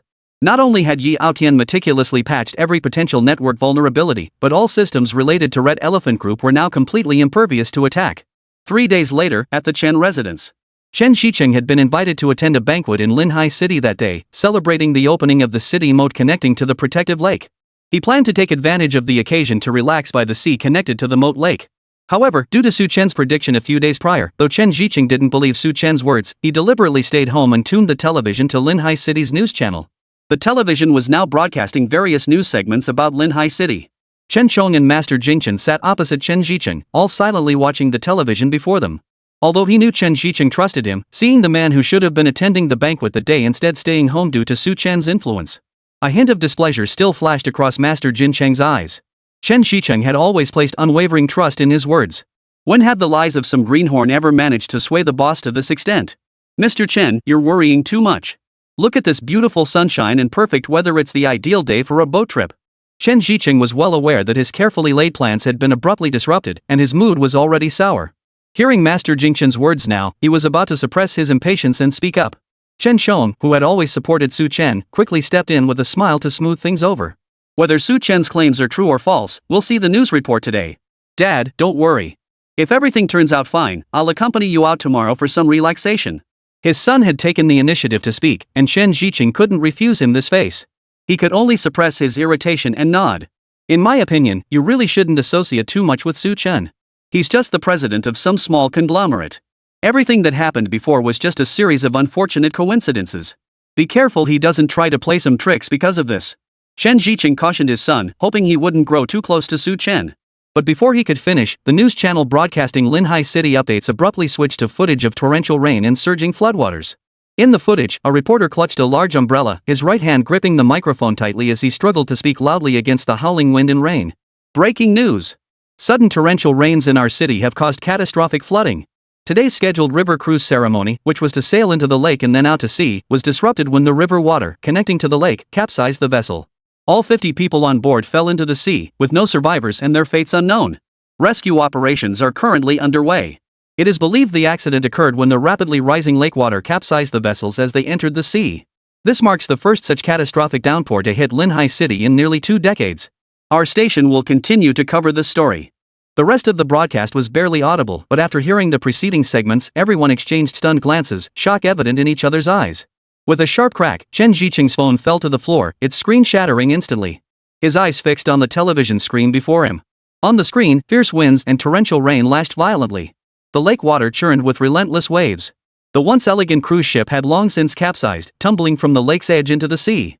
Not only were there no people to be seen, but the boat itself had split open in the middle from the impact against the shore, instantly submerging the gaping hole. Chen Shicheng didn't blink once, watching until his eyes grew dry. His face was frozen in utter shock as he stared at the screen, muttering to himself without thinking. It's actually real. Just minutes ago, the sun had been shining brightly. Yet within a mere 3 or 5 minutes, this had happened. Su Chen, everything he said was true. As they watched, father and son exchanged a silent glance, both of them breaking out in cold sweat from the sheer shock of this breaking news bulletin. Chapter 95, Chen Shicheng's Banquet. Had it not been for Su Chen's divination, they too would have boarded that cruise ship today. If he had actually gone today, then the person now buried at the bottom of the sea. Chen Shicheng shuddered violently, unable to bear thinking further. As for Master Jingchen, he too was so frightened his mind went blank. According to the original plan, Chen Shicheng would have brought him along today. But because of that young man's divination a few days prior, he had stayed behind at the Chen residence instead of leaving with Chen Shicheng. Which meant that the young man he had just dismissed as a con artist had indirectly saved his life. Master Jingchen was overcome with lingering fear, while his respect for Su Chen deepened. He bitterly regretted having spoken so rashly earlier. Chen Chong paid no heed to Master Jingchen's thoughts beside him. He immediately stood up and stepped forward. Dad, Su Chen didn't deceive us about this. He truly can divine the future, and his predictions are uncannily accurate. And when he helped me build my fortune earlier, it wasn't just blind luck. Hearing his son speak thus, Chen Shicheng finally snapped out of his shock and dread. Without Mr. Su, your old man here would have been feeding the fish in the sea long ago. Chen Shicheng's words now brimmed with reverence for Su Chen, all traces of his earlier skepticism and disdain vanished. Su Chen is a great benefactor to our Chen family. I admit I was indeed neglectful toward him before. Recalling his earlier attitude when inviting Su Chen to their home, Chen Shicheng was filled with regret and hurriedly spoke up. Son, you must invite this Mr. Su, no, Master Su, to our home immediately. Our Chen family must seize this opportunity to host a grand banquet for Master Su, to express our deepest gratitude for saving our family's lives. Chen Chong naturally agreed without hesitation. Moreover, this is a tremendous favor, Chen Shicheng declared with palpable excitement. Though Red Oak Group is a modest enterprise, it remains a national brand. Through our Chen connections, we should explore how we might assist Master Su in any way possible. Chen Chong readily agreed, picking up his phone to call Su Chen. Over at Red Elephant Group, although the online crisis had long been effortlessly resolved by Yi Aotian and everything had stabilized. However, the 15 billion yuan loss incurred by the Red Elephant Group as a result of this incident remained unavoidable. Meanwhile, Su Chen sat at his office desk, his face clouded with worry. With the 1.5 billion yuan loss already incurred, they had to find a way to recover the damages. Yet over the past few days, despite lengthy discussions with Red Elephant Group's senior management and countless meetings of all sizes, they had failed to find a viable solution. Even Zhou Yuan, the elite brother he had exchanged from the system mall, had no better solution. This couldn't go on. He had to find a way to turn things around immediately. Just as everyone was at a loss, Su Chen's phone rang. His mind was completely occupied with company matters, and he had no inclination to answer the call. But seeing the caller ID displayed as Chen Chong, Su Chen's first thought was of the prophecy concerning Chen Chang's father, Chen Shicheng. Calculating the time and location, today happened to be the day Chen Shicheng was scheduled to travel to Linhai City for the yacht banquet. He wondered if the man had heeded his warning and stayed away from the event. With that thought, Su Chen mustered his energy and answered the call. Brother Chen, what's up? Chen Chang's voice on the other end was strained to remain steady, yet it still betrayed a hint of agitation. Well, my father listened to your advice and didn't attend the cruise banquet. He narrowly escaped disaster. I hear they're still salvaging the wreck, and the survival rate is extremely low. His tone turned deferential. My father and our entire family are profoundly grateful for what happened today. I apologize again on his behalf for any offense caused by his earlier words toward you, Brother Su. Su Chen smiled and waved his hand dismissively. Brother Chen, you and I are friends. Uncle Chen and I, however, don't share much of a relationship. It's only natural he didn't trust me. As long as Uncle Chen is safe, that's all that matters to me. Hearing this, Chen Chong felt even greater admiration and gratitude toward Su Chen. As long as you're not upset, Brother Su. If you're free tonight, I'd like to extend an invitation on behalf of the Chen family for you to join us for dinner. Would you be willing? Su Chen understood that Chen Shicheng must be feeling guilty and uneasy, especially since Su Chen had saved his life, which likely filled him with gratitude. If he refused the invitation today, Chen Shicheng might overthink it, assuming he still harbored resentment over that incident. Without overthinking it, he nodded in agreement. Chen Chang's mind settled upon hearing Su Chen's words. In that case, I'll send someone directly to Red Elephant Group to pick you up tonight, Brother Su. Su Chen nodded in agreement, and the two arranged the meeting location. That evening, riding in the car Chen Chong had arranged, Su Chen soon arrived at the Hongmei Grand Hotel. By then, Chen Jiqing and his father, Chen Chong, were already waiting for Su Chen in a private room on the hotel's top floor. When Su Chen was led into the private room by a waiter, he pushed open the door and found not only Chen Jiqing and his son, but also a woman sitting beside Chen Jiqing. She possessed exquisite features and a figure with proportions that could be described as top-notch. Her long hair cascaded down her shoulders, and her appearance was quite innocent. Su Chen felt a sense of familiarity, as if he had seen her somewhere before. Before he could ponder further, Chen Jiqing rose from the table and swiftly approached Su Chen. "Master Su, you finally arrived." Chen Jiqing's face was filled with respect and admiration. "When the news broke today, I was truly drenched in cold sweat. Thank goodness for you, Mr. Su. Otherwise, I'd probably have been devoured by sharks by now." Su Chen merely smiled at the words. "Uncle Chen, you flatter me. Brother Chen and I are close brothers. It was merely a small favor." "Please don't call me that, Uncle Chen. It's truly embarrassing."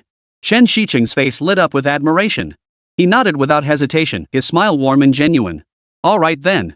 Since you address me as uncle, if you don't mind, this uncle will call you Xiao Chen." Su Chen nodded with a smile. "Honored by your kindness, Uncle Chen, of course it's fine. Ha ha ha." Chen Jiqing laughed heartily, gesturing for Su Chen to take a seat. Sit down, sit down. Let me introduce you to the young lady here today." Chapter 96, Live-streamed Sales. Su Chen looked up at the young woman before him. Upon hearing Chen Jiqing's words, she stood up and gave him a slight nod, her face breaking into a sweet and gentle smile as a form of greeting. "This is Zhao Yusen, also known as Chen Chang's girlfriend. And this is Mr. Su Chen, a great benefactor of our Chen family and the current president of Red Elephant Group." After the introductions, Zhao Yusen heard the word benefactor from Chen Jiqing's mouth, especially when she heard the title president of Red Elephant Group. Whether it was Su Chen's imagination or not, he couldn't shake the feeling that the smile on Zhao Yusen's face had faded slightly, no longer as warm as before. Moreover, upon hearing the name Zhao Yusen, Su Chen paused for only a moment before realizing why this girl looked so familiar to him. Wasn't she Zhao Yusen, the rising star in the entertainment industry who'd been all over the news lately? She just starred in a hit TV drama not long ago, dominating the trending topics on everyone's phones daily. The products she promoted during her live streams consistently sold over 10,000 units per day. So she was Chen Chang's girlfriend. Su Chen hadn't expected that. No one but Su Chen noticed the subtle shift in Zhao Yusen's smile. Chen Chong naturally took Zhao Yusen's hand, a smile on his face. "Xiner has been my girlfriend for years, so I brought her along for such an important occasion." As he spoke, Chen Chang's eyes were clearly fixed on Zhao Yusen. She, in turn, leaned against his shoulder with a gentle smile, clearly showing the depth of their affection. After the introductions, everyone took their seats. The group chatted and laughed, clinking glasses in a lively atmosphere. Only Zhao Yusen maintained a distant expression whenever she faced Su Chen throughout the entire gathering. She had assumed the important guest her boyfriend was hosting today would be some influential CEO from a major corporation. But Zhao Yusen hadn't expected that the man before her, who seemed so distinguished, was merely the president of the small Red Elephant Group. Seems his net worth isn't all that impressive after all. She couldn't fathom why Chen Chong would go out of his way to introduce such a figure. The Chen family wasn't exactly known for charity work, so why would they invite just anyone to their dinner table? Zhao Yusen couldn't make sense of it, so her tone remained cool and detached. Meanwhile, Chen Jiqing and Chen Chong, father and son, were chatting animatedly with Su Chen, growing increasingly impressed and fond of him. Both father and son were shrewd businessmen. Even if they were slow to react, they could tell Zhao Yusen's attitude toward Su Chen seemed off. They could guess the reason behind her change in attitude.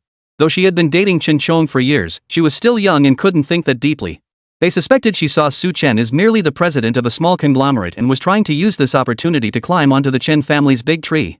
Convinced he had deciphered Zhao Yusen's motives, Chen Chong smiled and spoke up. "Brother Su, you're quite the fortune teller. You predicted today's downpour would capsize the boat, saving my father from danger. Xiner, Brother Su is a benefactor to our Chen family. We should do our best to support him going forward." He had expected her attitude to improve after his reminder. However, the smile on Zhao Yusen's face only brightened slightly. Out of respect for Chen Chong, she offered Su Chen a polite smile. "So Mr. Su and Uncle Chen share such a deep connection? Then I must offer Mr. Su a toast." With that, Zhao Yusen clinked glasses with Su Chen and drained her cup. Though she spoke these words, Zhao Yusen felt nothing but contempt for Su Chen. If it weren't for the presence of the Chen family, she wouldn't have bothered to even glance at him. He was nothing but a nouveau riche upstart. He'd stumbled upon a lucky break by saving Uncle Chen's life, and now he actually thought he was someone important. Once she got back, she'd have to tell Chen Chong how associating with such a person was a complete disgrace to the Chen family. But speaking of which, Chen Jiqing, who had long since devised a plan to repay Su Chen, now smiled and volunteered. "I hear Red Elephant Group's instant noodles have shifted entirely to online sales now. Yusin has a real knack for live streaming sales. Every product she promotes sells over 10,000 units. That's why I invited you here today, Yusin. I wanted to discuss whether you could help Chen by doing a live stream to promote Red Elephant instant noodles online. The moment these words left his mouth, both Chen and Yusin froze in surprise. But unlike Chen, who hadn't expected Chen Zicheng to come to his aid today. As for Yusin, her brows immediately furrowed at the suggestion. She almost rolled her eyes but managed to hold back. Without a moment's hesitation, she was about to refuse. If Chen Chong hadn't been sitting right there beside her, she would have refused outright. Chen Zicheng smiled awkwardly at Yusin as he explained, Yusin, Uncle Chen spoke a bit hastily. But I saw Red Oak Group's link the other day. It seems they suffered some kind of attack and need help right now. Xiao Chen is a great benefactor to our Chen family. Helping with online sales could help recover some losses. We can discuss the commission later. Uncle Chen will handle the payment. No sooner had the words left his mouth than Chen Chong quickly interjected, Dad, what are you saying? Helping Brother Su is our duty.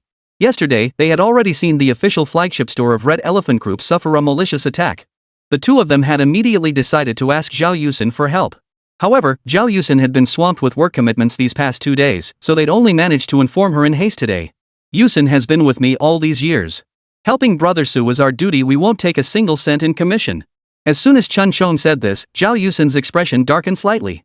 Earlier, when Chen Zicheng finished speaking, Yusin had intended to smoothly bring up the commission matter. But the idiot beside her had gone and said they wouldn't take a single cent. How could that be acceptable? Was she supposed to work for free for this nouveau riche? The very thought made Yusin feel utterly repulsed. What kind of third-rate company dared to ask a star like her to help with live stream sales? And to top it off, they were offering zero commission. Yusin simply couldn't stomach it. But Chen Chong had already spoken up, leaving her feeling like she'd swallowed a fly, utterly disgusted and uncomfortable. Su Chen had been standing by the whole time, saying nothing. Chapter 97, Adding Fuel to the Fire.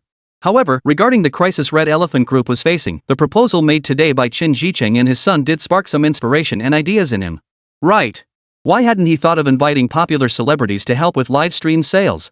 Yusin was currently one of the hottest rising stars in the entertainment industry, and the products she promoted consistently sold well. If Yusin could be enlisted, the results would undoubtedly be impressive. It would also help resolve their company's current crisis and recoup a significant portion of their losses. He could tell Yusin seemed to look down on him a bit. But to save face for Chen Zicheng, who had been so enthusiastic in offering his help. Besides, Yusin was indeed an excellent choice. After pondering, Su Chen took the initiative to speak up. Then I'm truly grateful to Uncle Chen and Brother Chen. Su Chen wasn't the type to take advantage of others. He could tell Yusin was quite displeased about not receiving a commission. So he stated plainly, but business is business. The commission should be paid. Otherwise, I won't be able to accept your kindness today, Uncle Chen. With the matter stated so plainly, Chen Zicheng could only nod in agreement. You two can discuss the commission details yourselves. As long as Xiao Chen is willing to help, that's all that matters. Since we're inviting Miss Zhao to help with the live stream sales, for every 10,000 units sold during her live stream, I can increase her profit share to 50%. This effectively meant a 50-50 split, and Su Chen was offering such a high percentage specifically out of respect for Chen Zicheng and his son. For any other streamer, a 30% cut would already be considered generous. A 50% profit share was exceptionally generous in the live streaming industry. Faced with such a tempting offer, Yusin couldn't deny she was genuinely tempted. Yet, the thought that Su Chen was merely the president of a small instant noodle company still left her feeling dismissive. He was nothing more than a nouveau riche. No amount of money could mask the fact that he was beneath respectability. Even if the profit margin was generous, the thought of others finding out she was streaming for a minor instant noodle company was utterly embarrassing and damaging to her reputation. Just as she was about to politely decline, Chen Chong, completely oblivious to her slight displeasure, readily agreed with a nod. Great! Ha ha ha ha! Chen Chong laughed heartily, slapping Su Chen's shoulder hard. You're a true brother, offering such a generous commission right off the bat. Rest assured, with Sinu's streaming skills, she'll definitely drive up your sales. With Chun Chang's decisive statement, the matter was settled. Only Yusin remained, forced to maintain a smile before Chen Zicheng and his son. Beneath the table, her delicate fingers clenched tightly, digging deep crescent-shaped indentations into her palms. The dinner concluded with hosts and guests seemingly satisfied except for Yusin, whose forced smile had nearly frozen her face. Upon returning home, she slammed the limited edition handbag in her hand down on the table with all her might. Which little dared upset our sister Yusin? A woman in a pristine white dress descended the stairs from upstairs.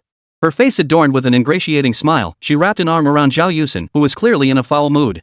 Yusin sat down on the sofa, fuming, her eyebrows furrowed in anger. Some small-time nouveau riche actually dares to ask me to help with their livestream. Red Elephant instant noodles? What kind of third-rate brand is that? If I actually endorse them, all those little s in the industry will laugh me to death. As the woman tried to calm Zhao Yusin down, she suddenly froze upon hearing the words Red Elephant Instant Noodles. Sis Yusin, is someone asking you to help livestream Red Elephant Instant Noodles? The woman was none other than Lin Jia, who had briefly met Su Chen at their class reunion. After graduation, she couldn't find a decent job. With her boyfriend Zhong Zicheng pulling strings and leveraging connections, she finally landed a position as the personal assistant to rising star Zhao Yusin. Zhao Yusin's boyfriend, after all, was the son of Binhai City's wealthiest man. If she could build a good relationship with Zhao Yusin, then. That was Lin Jia's calculation. Little did she expect that after all these years without encountering Chen Shong, she had inadvertently offended him at the last reunion. Just as she was fretting over finding an opportunity, today she unexpectedly heard Zhao Yusin mention the words Red Elephant Instant Noodles. Recalling that Su Chen was now the president of Red Elephant Group, Lin Jia's eyes darted around, and an idea quickly formed in her mind. But Zhao Yusin, still fuming, hadn't noticed the shift in Lin Jia's expression. Hearing Lin Jia's words now, she retorted angrily, as a second-tier actress, how could I possibly be asked to livestream selling Red Elephant Instant Noodles? That would be utterly beneath me. Sis Yusin's worth is no joke. She just broke into the second-tier ranks recently. Whoever doesn't know their place dares to ask Sis Yusin to endorse such a crappy brand. Lin Jia echoed Zhao Yusin's words, and Zhao Yusin, who wasn't the sharpest tool in the shed to begin with, proceeded to spill everything that had happened at the dinner table earlier to Lin Jia. He's just some so-called benefactor, a third-rate CEO of a minor conglomerate, yet he dares to exploit his favor to demand repayment by making me sell his products. If it weren't for my boyfriend's connection, I wouldn't even bother looking at them, it'd be beneath me. The president of Red Elephant Group? Lin Jia latched onto the key detail and quickly asked. You bet. Zhao Yusin snapped angrily, then pulled out her phone to search for Su Chen's photo. Yep, that's the guy. Staring at the photo on Zhao Yusin's phone, Lin Jia glared at Su Chen's face, her hatred making her teeth grind. So it really was Su Chen. She recalled the humiliation she'd endured at the hotel last time. After hooking up with that rich woman, Su Chen couldn't even be bothered to glance at her anymore. Lin Jia felt utterly humiliated and furious beyond words. This guy is my old classmate. When we ran into each other at the hotel recently, he was acting all high and mighty, relying on your boyfriend to back him up. As she spoke, Lin Jia recounted the events of that day to Zhao Yusin, embellishing every detail. She even exaggerated the part about Su Chen, now hooked up with a rich woman, not even giving her a proper glance. Of course, the part about Zhong Zicheng humiliating Su Chen was conveniently omitted by Lin Jia. There are people like that in this world? Zhao Yusin was stunned by Lin Jia's account, then seethed with indignation. He looks like a decent human being, but turns out he's just a bully who hides behind someone else's power. Chapter 98, The Livestream. Exactly. Lin Jia quickly chimed in. Who would have thought someone like that is actually your boyfriend's benefactor? He's clearly trying to exploit that favor for his own gain. We can't let someone like that get away with it. Zhao Yusin grew angrier the more she thought about it, but because he was her boyfriend's benefactor, she felt powerless to do anything. But my boyfriend already agreed to it. What can we do now? Zhao Yusin's face flushed crimson with fury. While the commission offered for the livestream was indeed substantial, it still paled in comparison to the high-end luxury brands he had previously handled. Yet Chen Shong had already agreed on his own. Zhao Yusin had been sheltered under Chen Chang's protective wing for years. In this matter, no matter how unwilling she felt inside, she dared not defy him. Lin Jia, observing the situation, quickly interjected, since young Master Chen has spoken, we certainly can't refuse. But isn't the other party a nouveau riche? If they're so wealthy, why not just raise the price on the spot? The moment these words left her lips, Zhao Yusin's eyes lit up. You're absolutely right, Zhao Yusin murmured, a smug smile curling her lips. So the kid's got money? We'll just raise the stakes then. Come crunch time, I'll see exactly how he handles it. Later, the viewers waiting for the livestream found themselves glued to the chat, but Zhao Yusin never showed up for the broadcast she had promised earlier that morning. He simply couldn't believe Su Chen would keep so many viewers waiting indefinitely. Caught between a rock and a hard place, Su Chen had no choice but to grit his teeth and swallow his pride to avoid leaving the livestream empty. Jia, your idea is brilliant, truly worthy of my think tank. I'll go with yours. Zhao Yusin hooked her arm through Lin Jia's, her smile growing even more smug. What she couldn't see was the cold, calculating smile curling at the corners of Lin Jia's lips beside her. Su Chen, this is the price you must pay for humiliating me last time. Meanwhile, after returning home, Su Chen found himself increasingly convinced that something about that woman named Zhao Yusin had been off during their hotel dinner. From the moment he first laid eyes on her, he'd felt an inexplicable dislike. Though she was Chen Chang's girlfriend, beyond the condescending look she gave him during dinner and some dissatisfaction over commission fees. But Su Chen didn't care about any of that. It wasn't why he disliked her. It was more like a precise sixth sense telling him this woman harbored ill intentions, and she meant no good for Chen Chong either. After much deliberation, he reflected that since acquiring the system, his senses had indeed become far more acute. Driven by genuine concern for his good friend, Su Chen ultimately sent Chen Chong a message. Brother Chen, I know this might sound abrupt and rude, but that Zhao Yusin doesn't seem to genuinely like you. I hope you'll be cautious and keep your guard up around her. I sincerely hope my worries are unfounded. After sending the message, Su Chen felt a lingering unease. He couldn't quite pinpoint the reason, nor could he articulate what exactly felt off. In short, Zhao Yusin seemed off in every way, and being cautious couldn't hurt. He only hoped that when Chen Chong received this message, he wouldn't hold it against him. Upon seeing Su Chen's message, Chen Chong instinctively furrowed his brow, his expression darkening. Though he trusted Su Chen implicitly in all matters. Even when his father disliked Su Chen, he had interceded on Su Chen's behalf without a single word of dissent. But Zhao Yusin, ex-INR, had been by his side for years. She was a gentle and kind-hearted girl, he wasn't blind to that. If he couldn't even trust the person sleeping beside him, what kind of business could he possibly run? Could it be that during dinner, Su Chen had noticed Xinyu seemed a bit unhappy? It seemed his newly adopted good brother was otherwise perfect, but sure enough, Xinyu had taken issue with the commission fee being too low. People really weren't immune to such things. No matter how good Su Chen was to him, when money was involved, things inevitably became complicated. Shaking his head, Chen Chong suppressed the slight irritation he felt toward Su Chen and sent him a message. Got it, brother Su. Xinr is a kind-hearted girl. We've been in love for years, she's not the kind of girl you might think she is. Upon seeing Chen Chang's message, Su Chen couldn't help but shake his head softly. It seemed Chen Chong was truly a good man in every way, yet love had clouded his judgment. Even now, after he offered a warning, Chen Chong still chose to defend Zhao Yusin. But he couldn't blame him. After all, they'd been together for so long that even Chen Jiqing hadn't noticed anything amiss with Zhao Yusin. Perhaps Chen Chong genuinely hadn't seen it either. Su Chen hoped he was just overthinking things, maybe Zhao Yusin simply didn't like him. As the day of the live-streamed product launch approached, Red Elephant Group had been heavily promoting the event for quite some time, all because Zhao Yusin was set to host the livestream. Upon learning their idol would promote Red Elephant Instant Noodles, Zhao Yusin's fans flooded the official livestream page 2 hours before the scheduled start time, eagerly waiting for the broadcast to begin. Sis Sinyu's livestream today, who knew she'd pick Red Elephant Instant Noodles? And it's my favorite brand too. Gotta support her. Sis XINR is bound to look stunning today, get ready to drool over the screen. I've tried Red Elephant Noodles before, the flavor tastes additive free, and the broth is super rich. Last time I polished off every last bit of noodles and soup. As expected of a product endorsed by our fairy sister. For that reason alone, I'm buying out every link to these noodles. Watching the heated discussions in the livestream chat, Mr. Bai, Zhong Jianmen, and the others smiled as they patiently awaited Zhao Yusin's arrival. Though they knew Zhao Yusin would be coming, Mr. Bai remained utterly impressed by Su Chen's capabilities. Mr. Su, I never imagined you could bring Zhao Yusin, the hottest rising star with peak traffic, to help sell our products. It still feels like a dream to me. But with Zhao Yusin streaming to sell our products, not only will we recoup our previous losses, but it'll also bring Red Oak Group even more publicity and traffic. Chapter 99, Last Minute Price Hike. Not only Mr. Bai, but Zhong Jianmen was also extremely excited. If we can successfully navigate this crisis, who knows? Red Oak Group might even turn misfortune into fortune, gaining broader national recognition. Su Chen merely smiled faintly at these words, suppressing the equally intense excitement surging within him. Zhao Yusin will be here shortly. Everyone should return to their assigned posts and focus on their tasks as originally discussed.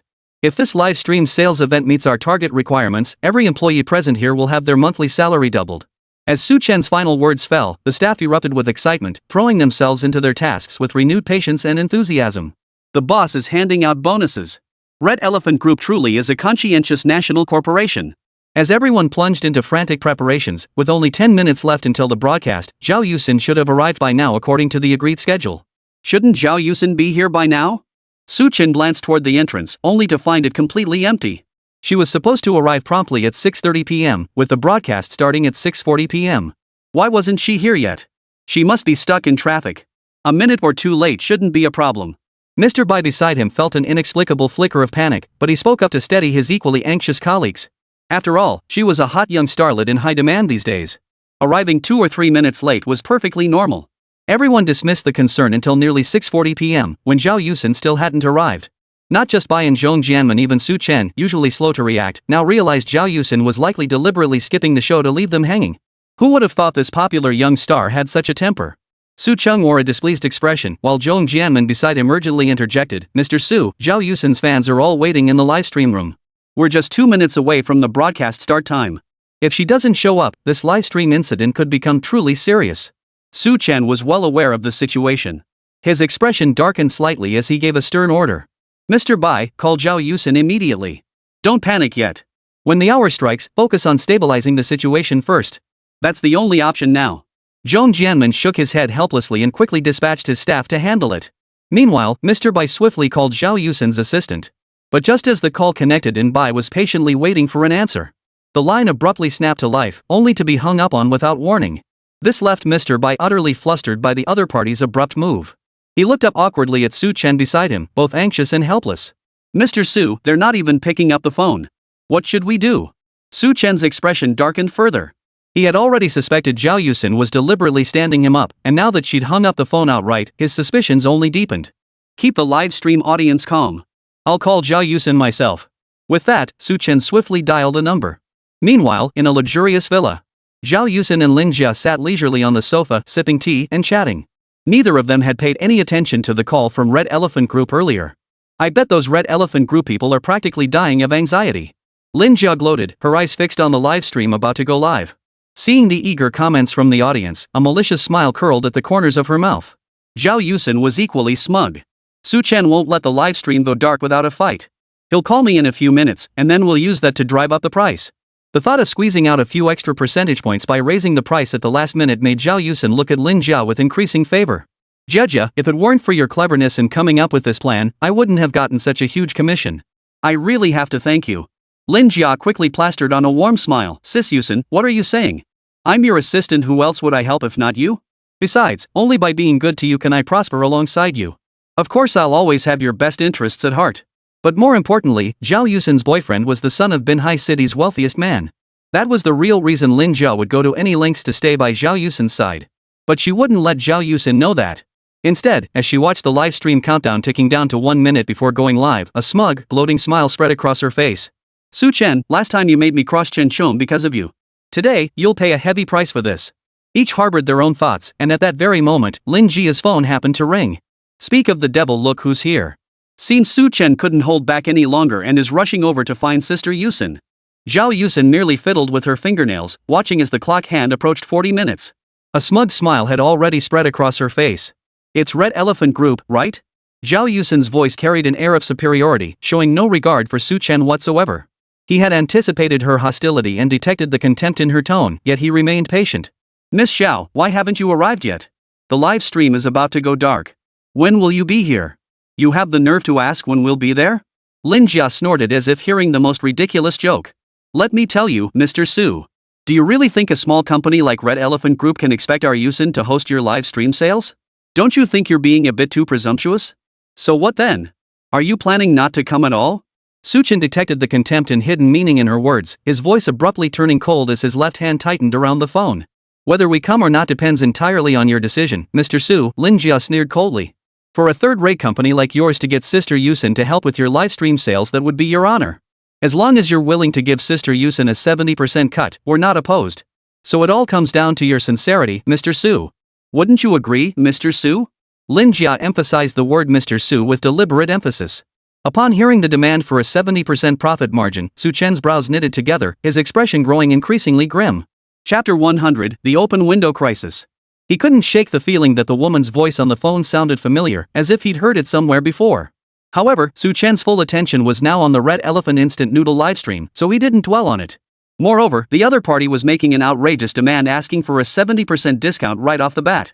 Su Chen's voice turned colder. No wonder Miss Xiao didn't want to come over. So she intends to jack up the price at this critical moment. Lin Jia's voice immediately turned sharp with anger. We have every right to raise our demands, we have the leverage to do so. A mere Red Elephant Instant Noodle brand? Normally, they wouldn't even have the qualifications to ask our sister Yusin to host a live stream sales event. If it weren't for you guys trying to cash in on past favors, Sister Yusin only agreed because of Mr. Chen's reputation. Now you're offering a measly 5% commission? Are you trying to give us the cold shoulder? Let me make this perfectly clear right now. Either you up the offer, or this live stream goes down the drain. Weigh your options carefully, Mr. Su. Decide which choice benefits Red Elephant Group more. No point in beating around the bush, Mr. Su. Think it over carefully.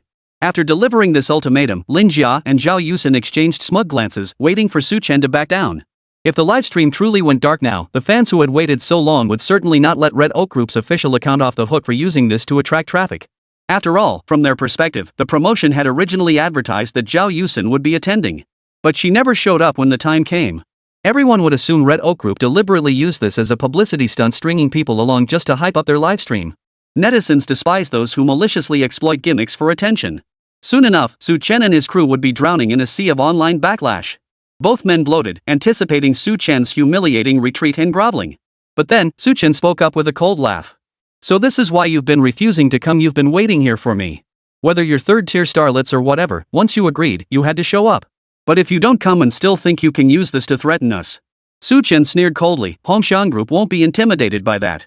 You can stream for whoever you want. Hongshan Group isn't interested in your company." Beep beep. Chen hung up without hesitation, catching Lin Jia and Zhao Yusen completely off guard on the other end. "He actually hung up on us." Lin Jia was nearly furious, while Zhao Yusen looked utterly stunned and bewildered. "He didn't agree, and he hung up on us?" Lin Jia had kept the call on speakerphone the entire time, so Zhao Yusen had naturally heard everything.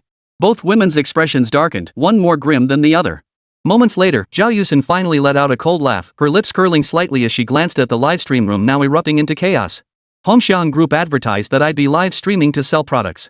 I'll be damned if I don't see how they'll clean up this mess if the livestream actually falls through." Just as she had thought moments ago, everyone would surely believe Red Oak Group had deliberately brought Zhao Yusen in for a show, and the deceived netizens would certainly not let Red Oak Group off the hook easily. As she spoke, a malicious smile curled at the corners of Zhao Yusen's mouth. "Jia, contact those paid commenters immediately. Have them flood Red Oak Group's livestream. You should know exactly what to do better than I do." Lin Jia instantly understood and nodded firmly. "Leave it to me, Sister Yusen. I've got this covered." With that, she swiftly grabbed her phone and began dialing the numbers of those troublemakers who thrive on stirring up chaos with practiced ease. Meanwhile, watching the stream filled with abusive comments, Zhao Yusen sneered coldly. "Chen, you brought this on yourself. Don't blame me." By now, several minutes into the live stream, viewers were growing impatient.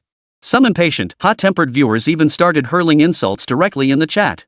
"Didn't they say the fairy sister was coming today? Where is she? Could it be that Red Elephant Group deliberately let her slip away? False advertising. Deliberately tricking viewers. Red Elephant Group, do you really think we'll fall for your tricks every time? This is pure exaggeration. They promised Zhao Yusen would be streaming to sell Red Elephant instant noodles, but instead they pulled this stunt? It's disgusting. And they call themselves the pride of domestic brands? If Zhao Yusen is really coming, get her here now. These days, scammers deserve to rot." Netizens hurled insults thicker than fog. As for Mr. Bai, he stood before the screen, spouting nothing but sweet talk in a desperate attempt to quell the online fury. "Everyone, please don't be angry. Miss Xiao has a last-minute issue, but she'll definitely be here shortly. We absolutely won't go back on our word." Mr. Bai poured out every sweet word he knew, his entire body drenched in sweat from sheer anxiety. But the more he tried to placate them, the less the netizens bought it. But let's be honest, our sister Yusen never responded to Red Elephant Group's livestream invitation from the start. There's definitely something fishy about this livestream. The poster above hit the nail on the head. We all thought Red Elephant Group was a domestic brand and wouldn't deceive us, but now that I think about it, there are holes everywhere. Damn, why didn't I think of that? Sister Yusen always posts notifications on the official Weibo before her livestreams, but not this time. This is definitely a scam. We've all been duped by this unscrupulous company. Hongshan Group should get the hell out of mainland China immediately. They're not domestic goods, they're an embarrassment to our country and a stain on the very concept of domestic products. The stream was flooded with increasingly abusive comments, and the assistant couldn't ban users fast enough.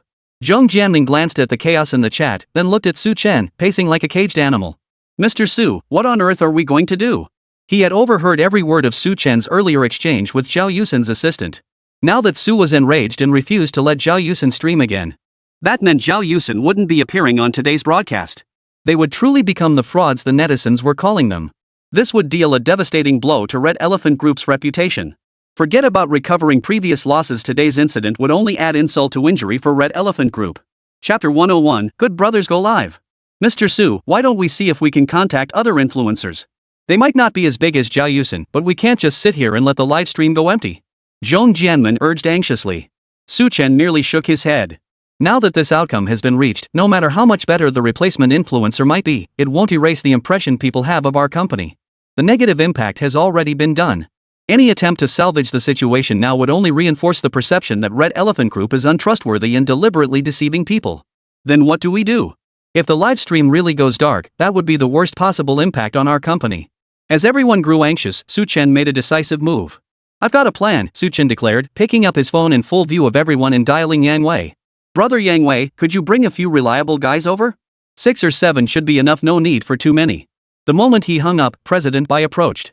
He had been sweating buckets in front of the live stream screen, explaining himself repeatedly, but the viewers weren't buying it. Seeing the situation spiraling out of control, he had no other choice but to rush over to Chen. Mr. Su, what should we do now? Before he could finish, 8 or 9 burly men strode purposefully toward the entrance of the makeshift tent erected for the livestream. Leading them was Yang Wei, one of Chen's closest brothers. The moment these burly men entered, everyone inside the studio instinctively took a step back, intimidated by their imposing presence. Looking at the group before them, each one was built like a tank, and none of them looked like the type you'd want to mess with. Everyone instinctively swallowed hard, ready to turn and run at any moment. This couldn't be someone coming here specifically to cause trouble, could it? Big brother. Yang Wei smiled as he clasped his fists towards Chen, then spoke up loudly, "What brings you here, boss?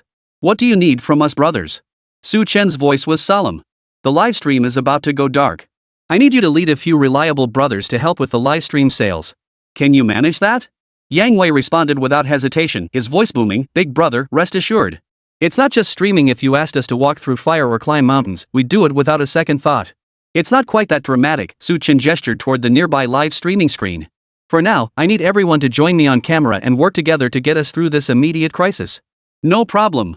The group roared in unison, their voices shaking the entire studio. Those watching nearby stared in stunned silence. Except for figures like Mr. Bai, who already knew Chen had a loyal crew of brothers, everyone else froze in place, momentarily forgetting what to do next. Only when Chen led his loyal crew toward the livestream booth did everyone slowly snap back to reality. The netizens hurling insults in the live chat also heard the commotion from the studio. "If I'm not mistaken, the screen seemed to flicker just now. What's going on? You're not the only one, man. Not only did the screen flicker, but I think I heard someone screaming too. Is something wrong with the livestream? Stop changing the subject. They clearly said they'd bring Sister Yusin on stream, but instead they just strung us along. This is disgusting. I'm not changing the subject. I really did hear something, and the screen definitely flickered. I swear I'm not lying." Just as everyone was arguing over this incident, a tall, handsome teenager suddenly appeared on the live stream screen. Behind him followed a group of burly men. Everyone froze at the sudden change, and the chat went silent for 2 or 3 seconds. Over at the live stream studio, the staff members were all too afraid to speak. They'd initially thought someone was here to cause trouble, but it turned out these men were all the boss's friends. Not knowing what the boss intended to do, naturally, none of them dared to make a move. After a few seconds of stunned silence, the chat exploded with comments. "What the hell is going on? Did some street thugs just show up out of nowhere? Could it be some kind of gang? The guy in front looks handsome and kind-hearted though. If you really get kidnapped, just blink your eyes. Don't be ridiculous. The guy in front is Chen, CEO of Hongshang Group. The people behind him are probably his bodyguards. What's going on here?" Just as everyone was chattering away, utterly baffled, Chen gave a faint smile and picked up an unopened bucket of instant noodles from a nearby table. "My sincere apologies. Due to unforeseen circumstances in our livestream, I'll be hosting today's broadcast alongside my friends here. As an apology, everyone who buys Red Elephant instant noodles in this livestream will receive a 10 no minimum purchase coupon." After speaking, Chen exchanged a glance with his brothers behind him. Yang Wei immediately followed Chen's earlier instructions, swiftly grabbing several buckets of instant noodles from the table and distributing them one by one to the other brothers. The viewers in the livestream instantly lost track of what was happening. The next second, his buddies started boiling water to prepare the instant noodles right there. As for Chen, he stood at the very front, holding a bowl of noodles in one hand while using a fork to scoop some into his mouth with the other. Nothing beats Red Elephant instant noodles. This flavor is absolutely amazing. Chen, abandoning his usual serious and reserved demeanor, gave a thumbs up directly to the camera. Behind him, his buddies followed suit one by one. First, they took a bite of noodles, then echoed Chen's words in unison. "Red Elephant instant noodles are the best. This flavor is incredible." Originally, they were just a bunch of burly men whose expressions alone commanded respect. Yet here they were, each holding a bowl of instant noodles, repeating those words aloud, and even extending their thumbs in approval. This starkly contrasted with their imposing appearances, creating a powerful, jarring juxtaposition. There was even a hint of unexpected cuteness in the contrast, making it hard to look away. At first, the live stream audience had no idea what was going on. But once they heard the words, laughter erupted instantly. 2333 Honestly, this contrast is both hilarious and entertaining. What's going on here? I had no idea what this boss was up to, but turns out he's trying to run a dead serious ad campaign. I mean, the ad itself is nothing special, but the way he's doing it's so dead serious? The more I watch, the funnier it gets. Chapter 102, The Twist. Everyone couldn't help but laugh along, instantly forgetting how they'd been cursing Red Elephant Group moments ago over Zhao Yusin's incident. But that wasn't all. Yang Wei took a bite of his instant noodles, then glanced over at his other good buddy, Zhao Guangwei. "Hey buddy, how's the instant noodle taste?" As soon as Yang Wei asked, Zhao Guangwei shot up a thumbs up. "Absolutely delicious. I've never had instant noodles this good." The aroma of the noodles filled the entire live studio, instantly making the staff who had been busy all day and were famished crave it intensely. Though it smelled like ordinary instant noodles on any other day, now drawn in by the expressions of these burly men, they found the aroma irresistibly delicious. Especially Zhao Guangwei and the other burly men. They were used to feasting on sumptuous meals alongside Su Chang, so they had never really tried instant noodles costing just a few yuan per pack. Now, tasting these uniquely flavorful noodles, each of them wore expressions of pure delight. Their admiration for Su Chun grew even deeper, and their loyalty to him became unwavering. The skepticism on netizens' faces gradually gave way to confusion and surprise. Most found it amusing and entertaining. "I've tried these noodles before, they're decent, but not worth such exaggerated expressions. Could this be a staged performance? I have to admit, the acting is pretty convincing. If I hadn't seen each of them holding a bucket of instant noodles, I'd have thought they were eating a 5-star meal. Their acting is top-notch. I can't take it anymore, this is hilarious. A bunch of burly guys sitting here eating instant noodles with deadpan expressions. It's kinda bizarre, but honestly, it's just so funny. I find it funny too. A bunch of burly guys gathered together talking and eating instant noodles with such serious expressions. It doesn't feel out of place at all. Seeing them eat so heartily is making me hungry. What should I do? Let's go. This instant noodle brand is pretty decent. I've tried it once or twice before. Watching them eat it now is making me seriously hungry. I'm buying some right now. I'll grab 10 packs too. I want the bucket-sized ones, a whole case.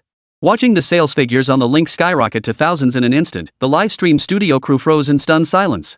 Moments later, they finally snapped out of it. Is this the grand opening? It wasn't until Bai Zong, the quickest to snap out of it, bellowed, "What are you all standing around for? Get moving." Mr. Bai's shout snapped everyone back to reality. In an instant, some rushed to optimize the links, others scrambled to maintain the servers. Each person was now frantically busy at their respective posts. As for the rest, they watched the live stream unfold with palpable excitement, a huge weight finally lifting from their shoulders. Who would have thought that in the end, it was still Mr. Su who came through? He actually thought to enlist his good buddies to help with the livestream, leveraging the appeal of the unexpected contrast, and achieved such fantastic results. He'd seen this deadpan humor tactic before in other livestreams. But he never imagined it would be used in their company's broadcast one day. It seemed Su really was brilliant, coming up with ideas they could never have imagined. Standing nearby, his business-savvy buddy Zhou Yuan couldn't help but feel outmatched by the crisis PR tactics Su Chen had pulled off today. Though he dominated the business world with unmatched prowess. But now, compared to his own big brother, he was utterly in awe. It seemed he still had a long way to go. Su Chen had no idea that his actions were earning him ever-growing admiration and loyalty from his brothers. He simply played along with his brothers in arms, continuing to introduce the instant noodle product with utmost seriousness. After eating this cup of instant noodles, my back stopped aching, my legs stopped hurting, and even my chronic arthritis improved significantly. Red Elephant instant noodles, your instant noodles. No, it's your instant noodles. Several burly men delivered their ad lines with deadpan seriousness, yet their comedic charm came completely naturally. This very earnest demeanor alone had the live stream viewers eating up every word. Ah, this is killing me. Red Elephant Group's CEO sure knows how to put on a show so awesome. They're putting so much effort into promoting this. If we don't buy now, we'd be letting them down. But let's be real, we were tricked here by Red Elephant Group. Has anyone forgotten we originally came mainly because of Zhao Yusin? Exactly. No matter how good this promotion is, it can't change the fact that Red Elephant Group is fundamentally a scam. I've seen through Red Elephant Group. Their marketing can be all they want, I'm not buying. Unfollowed. If you don't like it, get lost. I love this cheesy plot. I've already ordered 3 huge boxes. Me too. This kind of unexpected cuteness is my favorite. That almost killed me laughing just now. In an instant, the online comments became polarized, with every possible opinion flying around. Some praised Red Elephant Group's promotional tactics, while others accused the company of being nothing but a scam. In any case, this live-streamed product launch by Red Elephant Group ended up generating massive buzz thanks to the incident. For a moment, opinions were all over the place, with everyone saying something different. Inside the villa, as Su Chen watched Red Oak Group's livestream gain momentum, Zhao Yusin's expression grew increasingly grim. "Judge, didn't I entrust this matter to you?" Zhao Yusin snapped, clearly displeased. "How come Red Elephant Group's popularity is still so high? What exactly have you been doing?" Lin Jia, merely an assistant, felt her face flush with embarrassment under Zhao Yusin's sharp rebuke. Though she harbored countless grievances, she could only swallow them down, forcing a flattering smile onto her face. Sis Yusin, please don't worry. This needs to ferment to its peak before our paid commenters amplify it. That'll yield the best results. Zhao Yusin replied impatiently, then tell me, when exactly will that happen? Before she could finish, Lin Jia quickly grabbed her phone and placed it in front of Zhao Yusin, a triumphant smile lighting up her face. Sis Yusin, look! Here it comes. Lin Jia opened the comments section as if seeking praise, revealing a barrage of insults and vulgar language that now filled the screen before both women. Chapter 103, Backfiring.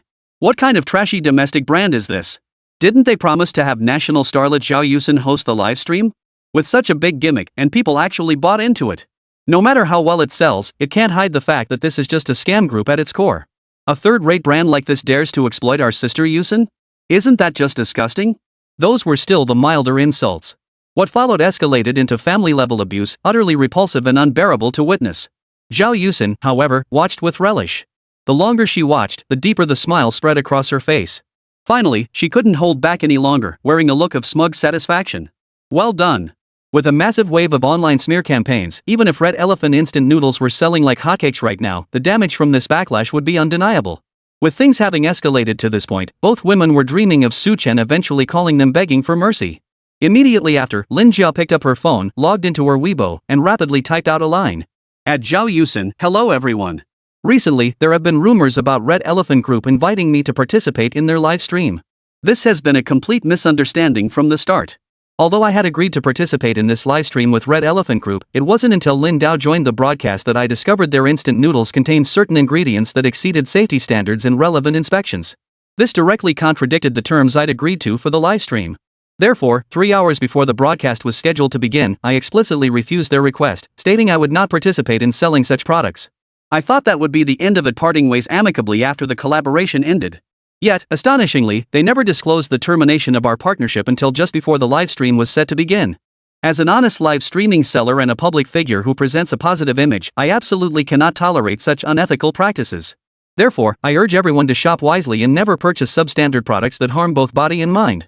After editing her message, Zhao Yusin clicked send with a venomous grin. With over 30 million followers now under her name, Zhao Yusin was steadily closing in on the ranks of top-tier celebrities. Once this Weibo post went live, its ultimate impact would be undeniable. Lin Jia's lips curved upward as she watched her phone buzz incessantly with new notifications. She glanced at her own newly posted Weibo, which had already garnered tens of thousands of comments, likes, and shares. Instantly, the post stirred up a storm of reactions. A torrent of criticism and condemnation toward Red Elephant Group poured in. Who knew it was substandard products with illegal additives? If not for Sister Yusin's kind-hearted exposure, I bet many people would still be kept in the dark. Substandard products must be expelled from the ranks of domestic goods. And they still have the nerve to try to scam our Miss Yusin? No wonder she hasn't announced any livestream collaborations. It's all because of this. Vigorously boycott substandard products. Boycott Red Elephant instant noodles. Disgusting. Thank goodness Sister Yusin uncovered their scheme. Otherwise, she'd have been unfairly tarnished by this scandal. She's truly my favorite star, beautiful, kind-hearted, and so righteous. Of course, alongside the calls to boycott Red Elephant and support Zhao Yusin, some commenters raised questions. Honestly, I kinda wanna ask if the ingredients really exceeded legal limits, why not just show the test results? Exactly. Not that we're doubting Sister Yusin, but if the product really exceeded standards, presenting the test results would be far more convincing. We all trust Zhao Yusin wouldn't lie, but we need solid evidence to nail the other side. Seeing the news instantly trend on hot searches, Zhao Yusin couldn't hide her smug smile. Little did she know that half an hour later, thanks to the online trolls sensationalizing, even more people flooded into the livestream. Holy crap, wasn't this supposed to be a trolling livestream targeting Zhao Yusin? Why is the performance here so entertaining? Are you sure they didn't hire professional streamers? How can someone be so deadpan funny? I'm dying here. I tried Red Elephant instant noodles a few days ago, taste was decent. Didn't expect their marketing to be this solid either. Ordering now. I checked the ingredients list when buying, no messy additives like some foreign brand sour-flavored noodles. Way better. Supporting domestic brands, grabbing 2 boxes. Hahaha, I'm dying laughing. First time seeing people treat instant noodles like a fancy meal, suddenly got hungry. Even though Zhao Yusin claims illegal additives are over the limit, without test reports, I'm still choosing to support domestic brands. Exactly. Without test reports, it's all just talk. I'm waiting for Zhao Yusin to release her test results, hopefully she'll prove me wrong. Viewers watched the live stream, seeing these rugged guys delivering deadpan humor with straight faces. Add to that the sight of everyone devouring instant noodles, each eating with more gusto than the last. In the end, many forgot why they came here in the first place. Instead, they got so engrossed in the show that they couldn't resist the temptation and ended up placing multiple orders. Ironically, this brought even more traffic and sales to Su Chen's livestream. Sis Yusin, I just edited a post using your Weibo account. With those paid commenters constantly hyping it up, the effect is bound to be great. As Lin Jia spoke, Zhao Yusin sat on the sofa, a smug grin spreading across her face. What's the situation now? Take a look first. Lin Jia's face had been wearing a satisfied smile, but after opening her phone, she stared grimly at the rapidly climbing viewer count in the livestream, the screen flooded with haha comments, and the constant order notifications. She didn't know how to respond to Zhao Yusin's words. I asked you a question. Are you deaf? Zhao Yusin turned impatiently to face Lin Jia, unleashing a torrent of scolding. I put you in charge of this. What exactly is the situation now? Speak up. Lin Jia could only manage a grimace that looked worse than a smile before handing over the phone. Sis Yusin, I don't know what's going on. After all that online trolling, even more people are buying Red Elephant instant noodles. Zhao Yusin's face twisted in disbelief before erupting into fury. She snatched the phone away. Chapter 104, Finding a way to salvage the situation. The phone screen displayed the official Red Elephant Group livestream channel, where the viewer count was now surging wildly. The current viewership had already reached a staggering 300,000, and the numbers were still climbing steadily. Zhao Yusin's expression darkened with each passing second. She abruptly lifted her head, her eyes locking onto Lin Jia before her. Under her piercing gaze, Lin Jia dared not utter a word, only managing to whisper a feeble defense. Sis Yusin, I never imagined things would escalate to this point. I thought that with paid trolls smearing you, even your own fans would storm the livestream to vent their anger. But who could have predicted? Facing Zhao Yusin's increasingly terrifying glare, Lin Jia's voice grew fainter and fainter as she spoke. Finally, she could only shut her mouth, not daring to utter another word. Though she appeared glamorous now, the truth was that everything she had gained in life hinged solely on the support of the woman standing before her, Zhao Yusin. There used to be another person, Zhong Zicheng, who had always been willing to support her. But for some reason, after that banquet, Zhong Zicheng vanished completely from her life. Not only had he blocked her, but he'd also moved out of his old place long ago.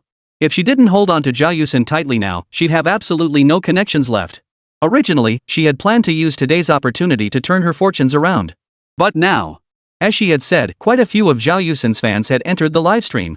Many others cursed Red Elephant Group's actions, but these comments were completely drowned out by the sea of ha-has, utterly insignificant and impossible to catch anyone's attention. After all, that Weibo post, while accusing Red Elephant instant noodles of containing illegal additives, was nothing more than an unsubstantiated claim. Therefore, few people believed it. And most crucially, sales had already surpassed 100,000 units and were quietly heading toward 200,000. The sheer purchasing power behind this was nothing short of terrifying. The more Zhao Yusin looked at it, the more regret she felt. She never imagined that a brand she had never even noticed a minor player in the market could so effortlessly boost sales to nearly 200,000 units and still be climbing. Even with paid promoters artificially inflating the numbers, it hadn't caused any significant disruption. If only she had been nicer back then, given them a way out gracefully. Who knows? She might be the one raking in the cash during live streams right now. Now, who cares about brand prestige or perceived downgrades? Making money was what truly mattered. But now, Zhao Yusin understood this truth only when it was far too late. Zhao Yusin's face flushed pale, then flushed red, before she suddenly whipped her head around and fixed a piercing stare on Lin Jia. Lin Jia instinctively averted her gaze under Zhao Yusin's intense stare. Sis Yusin, why are you staring at me like that? Zhao Yusin gave a cold laugh, then suddenly raised her slender jade-like finger and delivered a sharp slap across Lin Jia's face. The sharp crack of the slap echoed throughout the villa's living room. Lin Jia stared at Zhao Yusin in disbelief, clutching her stinging cheek. Though seething with anger, she could only lower her stance in hurt submission. Sis Yusin, if you're truly angry, you can do whatever you want, but you can't hit me. I was genuinely thinking of your best interests. It's all because of you. Without a moment's hesitation, Zhao Yusin cut Lin Jia off, her voice thick with fury. If you hadn't egged me on to take action, then reneged at the last minute, demanding more money, I'd be the one raking in the profits right now. It's all this S fault. It's all her fault. The more Zhao Yusin thought about it, the angrier she became, completely forgetting that it was she who had asked Lin Jia for help in the first place, and that she had wholeheartedly agreed with Lin Jia's approach. Lin Jia, unable to voice her grievances, felt a surge of indignation. Yet, she could only force a faint smile and grab Zhao Yusin's hand. Sis Yusin, whatever mistakes were made, they're all mine. Please don't be angry. If you're truly upset, I'll do whatever it takes to fix this. Fix it? Zhao Yusin couldn't help but snort coldly. How exactly do you plan to fix it? They're already raking in huge profits now. They probably won't even consider coming back to us. Missing out on such a huge opportunity to make a fortune. I shouldn't have listened to you in the first place. Lin Jia, however, didn't care. She was terrified Zhao Yusen would actually fire her. If that happened, she'd truly have nowhere else to go. I have a way, Sister Yusen. Trust me, I can help you again. I absolutely will make up for this loss. Fine. Zhao Yusen gave a cold laugh. I'll be damned if I don't see how you plan to make up for this loss. Even though everyone now thinks Red Elephant Group's livestream is fantastic, their original reason for coming was all because of you, Sister Yusen. All it takes is one call from me to CEO Su, expressing our willingness to continue the livestream. I'm sure he'll give you a way out, considering CEO Chen's standing. Then we can stick to the agreed commission rates. Viewers will definitely support Sister Yusen more after all. There's a big difference between rough and tumble guys streaming and as popular young stars selling products. Lin Jia's survival instinct kicked in fiercely. After hearing these words, Zhao Yusen finally calmed down. She realized Lin Jia was right, there was no better strategy than the one he proposed. Having reached this impasse, they had no choice but to swallow their pride and negotiate terms with Su Chen, or rather, allow Su Chen to dictate the terms to them. Though she felt resentful, Zhao Yusen also believed that reaching out to Su Chen proactively, given her status, was utterly beneath her. But no one could turn down money.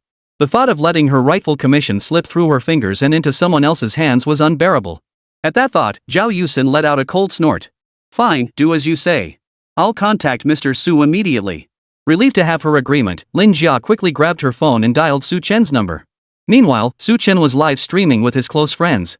Sales through the purchase link were soaring, and viewers were thoroughly satisfied with their livestream. Chapter 105, Lin Jia's Flattery. Su Chen hadn't expected that his last-minute idea would yield such excellent results for the livestream. A smile spread across his face as he prepared to add something in sync with Yang Wei beside him. But just then, Zhong Jianmen beside him glanced at his phone, his expression turning grave and his face darkening. He held the phone up for Su Chen to see. Mr. Su, please take a look at this first. Su Chen had no choice but to exit the livestream interface, step aside, and take the phone Zhong Jianmen handed him. Displayed prominently was Zhao Yusen's statement on Weibo regarding her collaboration with Red Elephant Group. At Zhao Yusen, hello everyone, in recent times, please do not purchase substandard products that harm both body and mind. After skimming through the content in a flash, Su Chen glanced at the various comments below and suddenly smiled. Although he had already prepared countermeasures to deal with what netizens were calling scam attempts. However, the other party deliberately delivering such a gift was truly unexpected. It seemed everything was falling into place perfectly, requiring no further effort on his part. Chen Chang's girlfriend sure knew how to stir things up. Zhong Jianmen, standing beside him, had already anticipated Su Chen's reaction.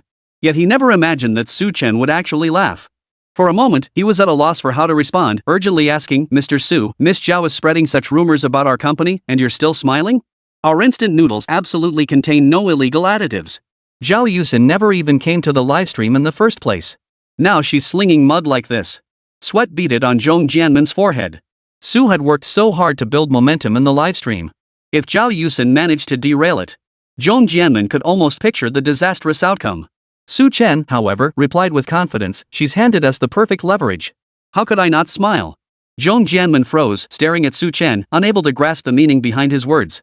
Su Chen smiled faintly. I've got this under control. Since they're so eager, we might as well play along nicely. Zhong Jianmen seemed to grasp something. Mr. Su, are you suggesting? Before Zhong Jianmen could finish, a ringtone utterly incongruous with the scene sounded. Spring passes like flowers before the mirror, autumn comes like the moon reflected in water. It turns out I'm just that one drunken butterfly. The ringtone sounded, and Su Chen glanced at the caller ID. Unexpectedly, the call came from Zhao Yusen's assistant. Surprised, Su Chen raised an eyebrow and was about to hang up. But then, as if suddenly remembering something, he picked up the phone after all and stepped aside to answer it. But as he answered, Su Chen played it safe. After switching the phone to speaker mode, Su Chen finally asked, "What's up?" The two words were brief, delivered in a casual tone that clearly showed he didn't care much about the person on the other end. On the other end, Lin Jia's smile froze momentarily before she quickly tried to ingratiate herself. Mr. Su, it's Sister Yusen's assistant here. You forgot? We were just in touch an hour ago. Of course he hadn't forgotten. How could he possibly forget? The words left his mouth in a voice neither loud nor soft, perfectly audible to the viewers in the livestream chat. Su Chen replied with a faint, mocking smile, Miss Xiao, you're a busy person with a short memory. Didn't we already agree that our collaboration ends here? Unless there's something else, I don't see any need for us to stay in touch. The moment those words left his mouth, the words on Lin Jia's tip of her tongue abruptly stopped. Her entire expression turned utterly awkward. Fortunately, neither Lin Jia nor Zhao Yusen were watching the livestream at that moment, so they remained unaware that every word exchanged between the two men was being broadcast live. Mr. Su, you're joking. Everything just now was our fault. I'd like to apologize to you first. What do you say? Lin Jia struggled to get her words out, but before she could finish, Su Chen cut her off without hesitation. Miss Xiao, if you have anything to say to me, please convey it quickly. I'm quite busy and don't have much time to chat. Lin Jia's smile nearly froze on her face, but she forced it to hold steady, about to speak. Zhao Yusin beside her couldn't hold back any longer. She snatched the phone from Lin Jia's hand and shot her a vicious glare. What a useless piece of trash. Just making a phone call, she couldn't even handle such a trivial task. How had she ever let such a good-for-nothing become her assistant? Lin Jia bit her lip lightly, looking at Zhao Yusin with a pouty expression. But Zhao Yusin couldn't be bothered to spare her another glance, her face now radiant with a smile. No trace of her earlier anger remained. Mr. Su, the fault lies entirely with us. We agreed from the start that I would handle your live stream sales. Earlier, our attitude was indeed poor. We shouldn't have reneged on our initial terms. We also shouldn't have slandered your company without cause. We hope Mr. Su will consider Mr. Chen's relationship with us and give us another chance. We can go over immediately to assist with your live stream sales. As for the commission, we'll stick to the 5% we originally agreed upon. What do you think, Mr. Su? Zhao Yusin felt she had already been sufficiently humble and submissive in her words, and she felt utterly humiliated inside. Throughout her career, Chen Chong had always shielded her from trouble. No matter what challenges arose, no one had ever made her lose face. This was the first time she'd ever lowered herself to say such words. Surely Su Chen would also give face to Chen Chong, and both sides could compromise. But just as Zhao Yusin was indulging in this fantasy, Su Chen's tightly pursed lips slowly parted into a dismissive smirk. Miss Zhao's belated apology holds no value to Red Elephant Group. Zhao Yusin's smile froze. Su Chen paid no heed to her expression on the other end of the line, continuing coldly. I recall Miss Zhao already issued a statement online claiming she never agreed with us to conduct a live-streamed product sale. After all, we're both substandard products, aren't we? The moment those words left his mouth, Zhao Yusin gripped her phone tightly, filled with regret. Great. Su Chen must have seen that online statement. There was no turning back now. How could she have forgotten to delete that online statement before calling Su Chen? She just handed him the perfect leverage. Zhao Yusin forced a smile and tried to placate him. Those false rumors online were indeed my fault, Mr. Su. Please don't be angry. I'll delete that statement immediately and issue a new one. Chapter 106, Character Collapse. As she spoke, Zhao Yusin's eyes darted around, instantly formulating a plan. That earlier comment was maliciously posted by an assistant at our company who harbors resentment toward Red Elephant Group. It has nothing to do with me personally. Please don't be angry. It was our fault for reneging on the deal, and I shouldn't have slandered Red Elephant Group. Red Elephant instant noodles are a beloved national product. I'd be honored to become their spokesperson as compensation. Please forgive me, CEO Su. Faced with Zhao Yusin's overtures of reconciliation, Su Chen remained unmoved. It was surprising that even now, Zhao Yusin still hadn't realized where she had gone wrong, and was even trying to shift all the blame onto an innocent assistant. Even if the assistant had posted it, who would dare publish such a lengthy statement on her Weibo without Zhao Yusin's explicit approval? Miss Zhao has spread baseless rumors online about our company, claiming our instant noodles contain illegal additives. This alone is an unforgivable offense. Not to mention that at the most critical moment right before the live-streamed product launch, Miss Zhao suddenly jacked up the price, demanding a 7% commission from us. Out of respect for CEO Chen, I believed I had already shown utmost generosity. Yet this baseless mudslinging has been hurled directly at us. We are not the kind of charitable fools who will be taken advantage of. Regarding all the actions Miss Zhao has taken against our company, we reserve the right to pursue all legal remedies. All relevant evidence has been handed over to our legal department for full handling. The internet is not a lawless zone. Ms. Zhao's flippant claim of no intent to erase all negative impact on our Red Elephant Group is far too simplistic. To be honest, I had no intention of pursuing this matter. But since Ms. Zhao seems to have mistaken us for easy targets, don't blame our company for showing no mercy. Ms. Zhao, you'd better be careful. Every word of their conversation was heard crystal clear by the 500,000 viewers in the livestream chat. Su Chen glanced at the silent livestream screen, his lips curling imperceptibly before he hung up. It seemed the livestream had achieved its intended effect. At that moment, Zhao Yusin, whose call had been abruptly ended, was still dazed, unaware that every word she had just spoken had been heard by the viewers. Only Su Chen remained utterly composed. After calmly ending the call, he watched his unsuspecting friend still streaming away, a faint smile playing on his lips. As for the other staff members, who were at a loss for how to react, Su Chen simply said, "Stop standing around like that. Get back to work." With just those few words, all the staff snapped out of their daze, suppressed their confusion, and quickly returned to their tasks. At that moment, Zhao Yusin, finally snapping out of her daze, angrily slammed her phone onto the coffee table. The phone shattered into pieces, but she remained oblivious. Lin Jia beside her trembled in fright, unable to utter a single word. Because on the laptop beside her, she had clearly seen the fury of netizens directed at the two of them. If I heard correctly, was that Zhao Yusin calling CEO Su? But didn't they end their collaboration already? Is the person above me stupid? Isn't this call clear enough? This is clearly Zhao Yusin trying to jack up the price at the last minute. When Mr. Su refused, she just started smearing him. Who would have thought? This plot twist is truly eye-opening. This twist caught everyone off guard. What they didn't know was that these weren't even Red Elephant Group's instant noodles with quality issues. Instead, Zhao Yusin and the other party couldn't agree on the price, so she deliberately tried to cancel the live stream at the last minute. Had Su Chen not acted on the spur of the moment, this would have undoubtedly led to an even more severe live streaming incident. Who knew Zhao Yusin was like this? Not only did she fly off the handle, but she even tried to smear Red Elephant Group. Wasn't she the one groveling and buttering everyone up just moments ago? This woman is truly insatiable. They offered her a 5% commission, and she still managed to stoop this low. A 5% commission is already quite generous in live stream sales. How dare she ask for 7%? Where does Zhao Yusin get off? Put. And I was a fan of Sister Yusin. Who knew greed would lead her to bite off more than she could chew? I can't believe I was rooting for such a piece of trash. Unfollow, unfollow. Never thought my idol would crash and burn this fast. Her entire persona is completely shattered. All sorts of comments flooded in, and Zhao Yusin's Weibo follower count began plummeting instantly. From over 30 million just moments ago, it plummeted relentlessly. Within a mere 5 minutes, it had dropped to a mere 1 million, not even as much as an ordinary internet celebrity. Hashtags like hashtag Zhao Yusin character collapse and hashtag Zhao Yusin deceived fans quickly shot up the trending charts. Comments under these trending topics remained fiercely heated, all directed at Zhao Yusin. Years of loyalty down the drain, my idol wasn't even human. Give me back every penny I spent supporting you on charts. You don't deserve our admiration.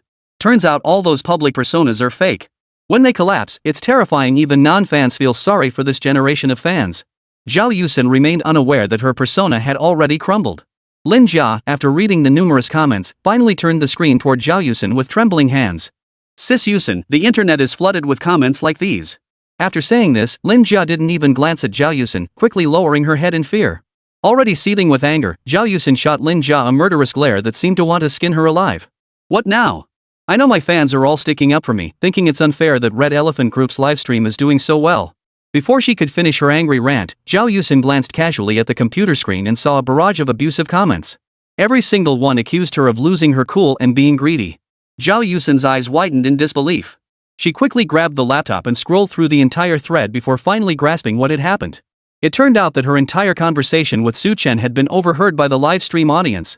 Now, it seemed the entire nation knew about her greedy, hypocritical true colors, how she jacked up the price at the last minute. Not to mention Chen Chong, he must have found out too. A chill gripped Zhao Yusin's heart as her mind went completely blank. Chapter 107, the live stream ends. It's over. Everything is over. She stared blankly at the computer screen before her. Her first thought wasn't about her own future, but rather what Chen Chong must think of her now.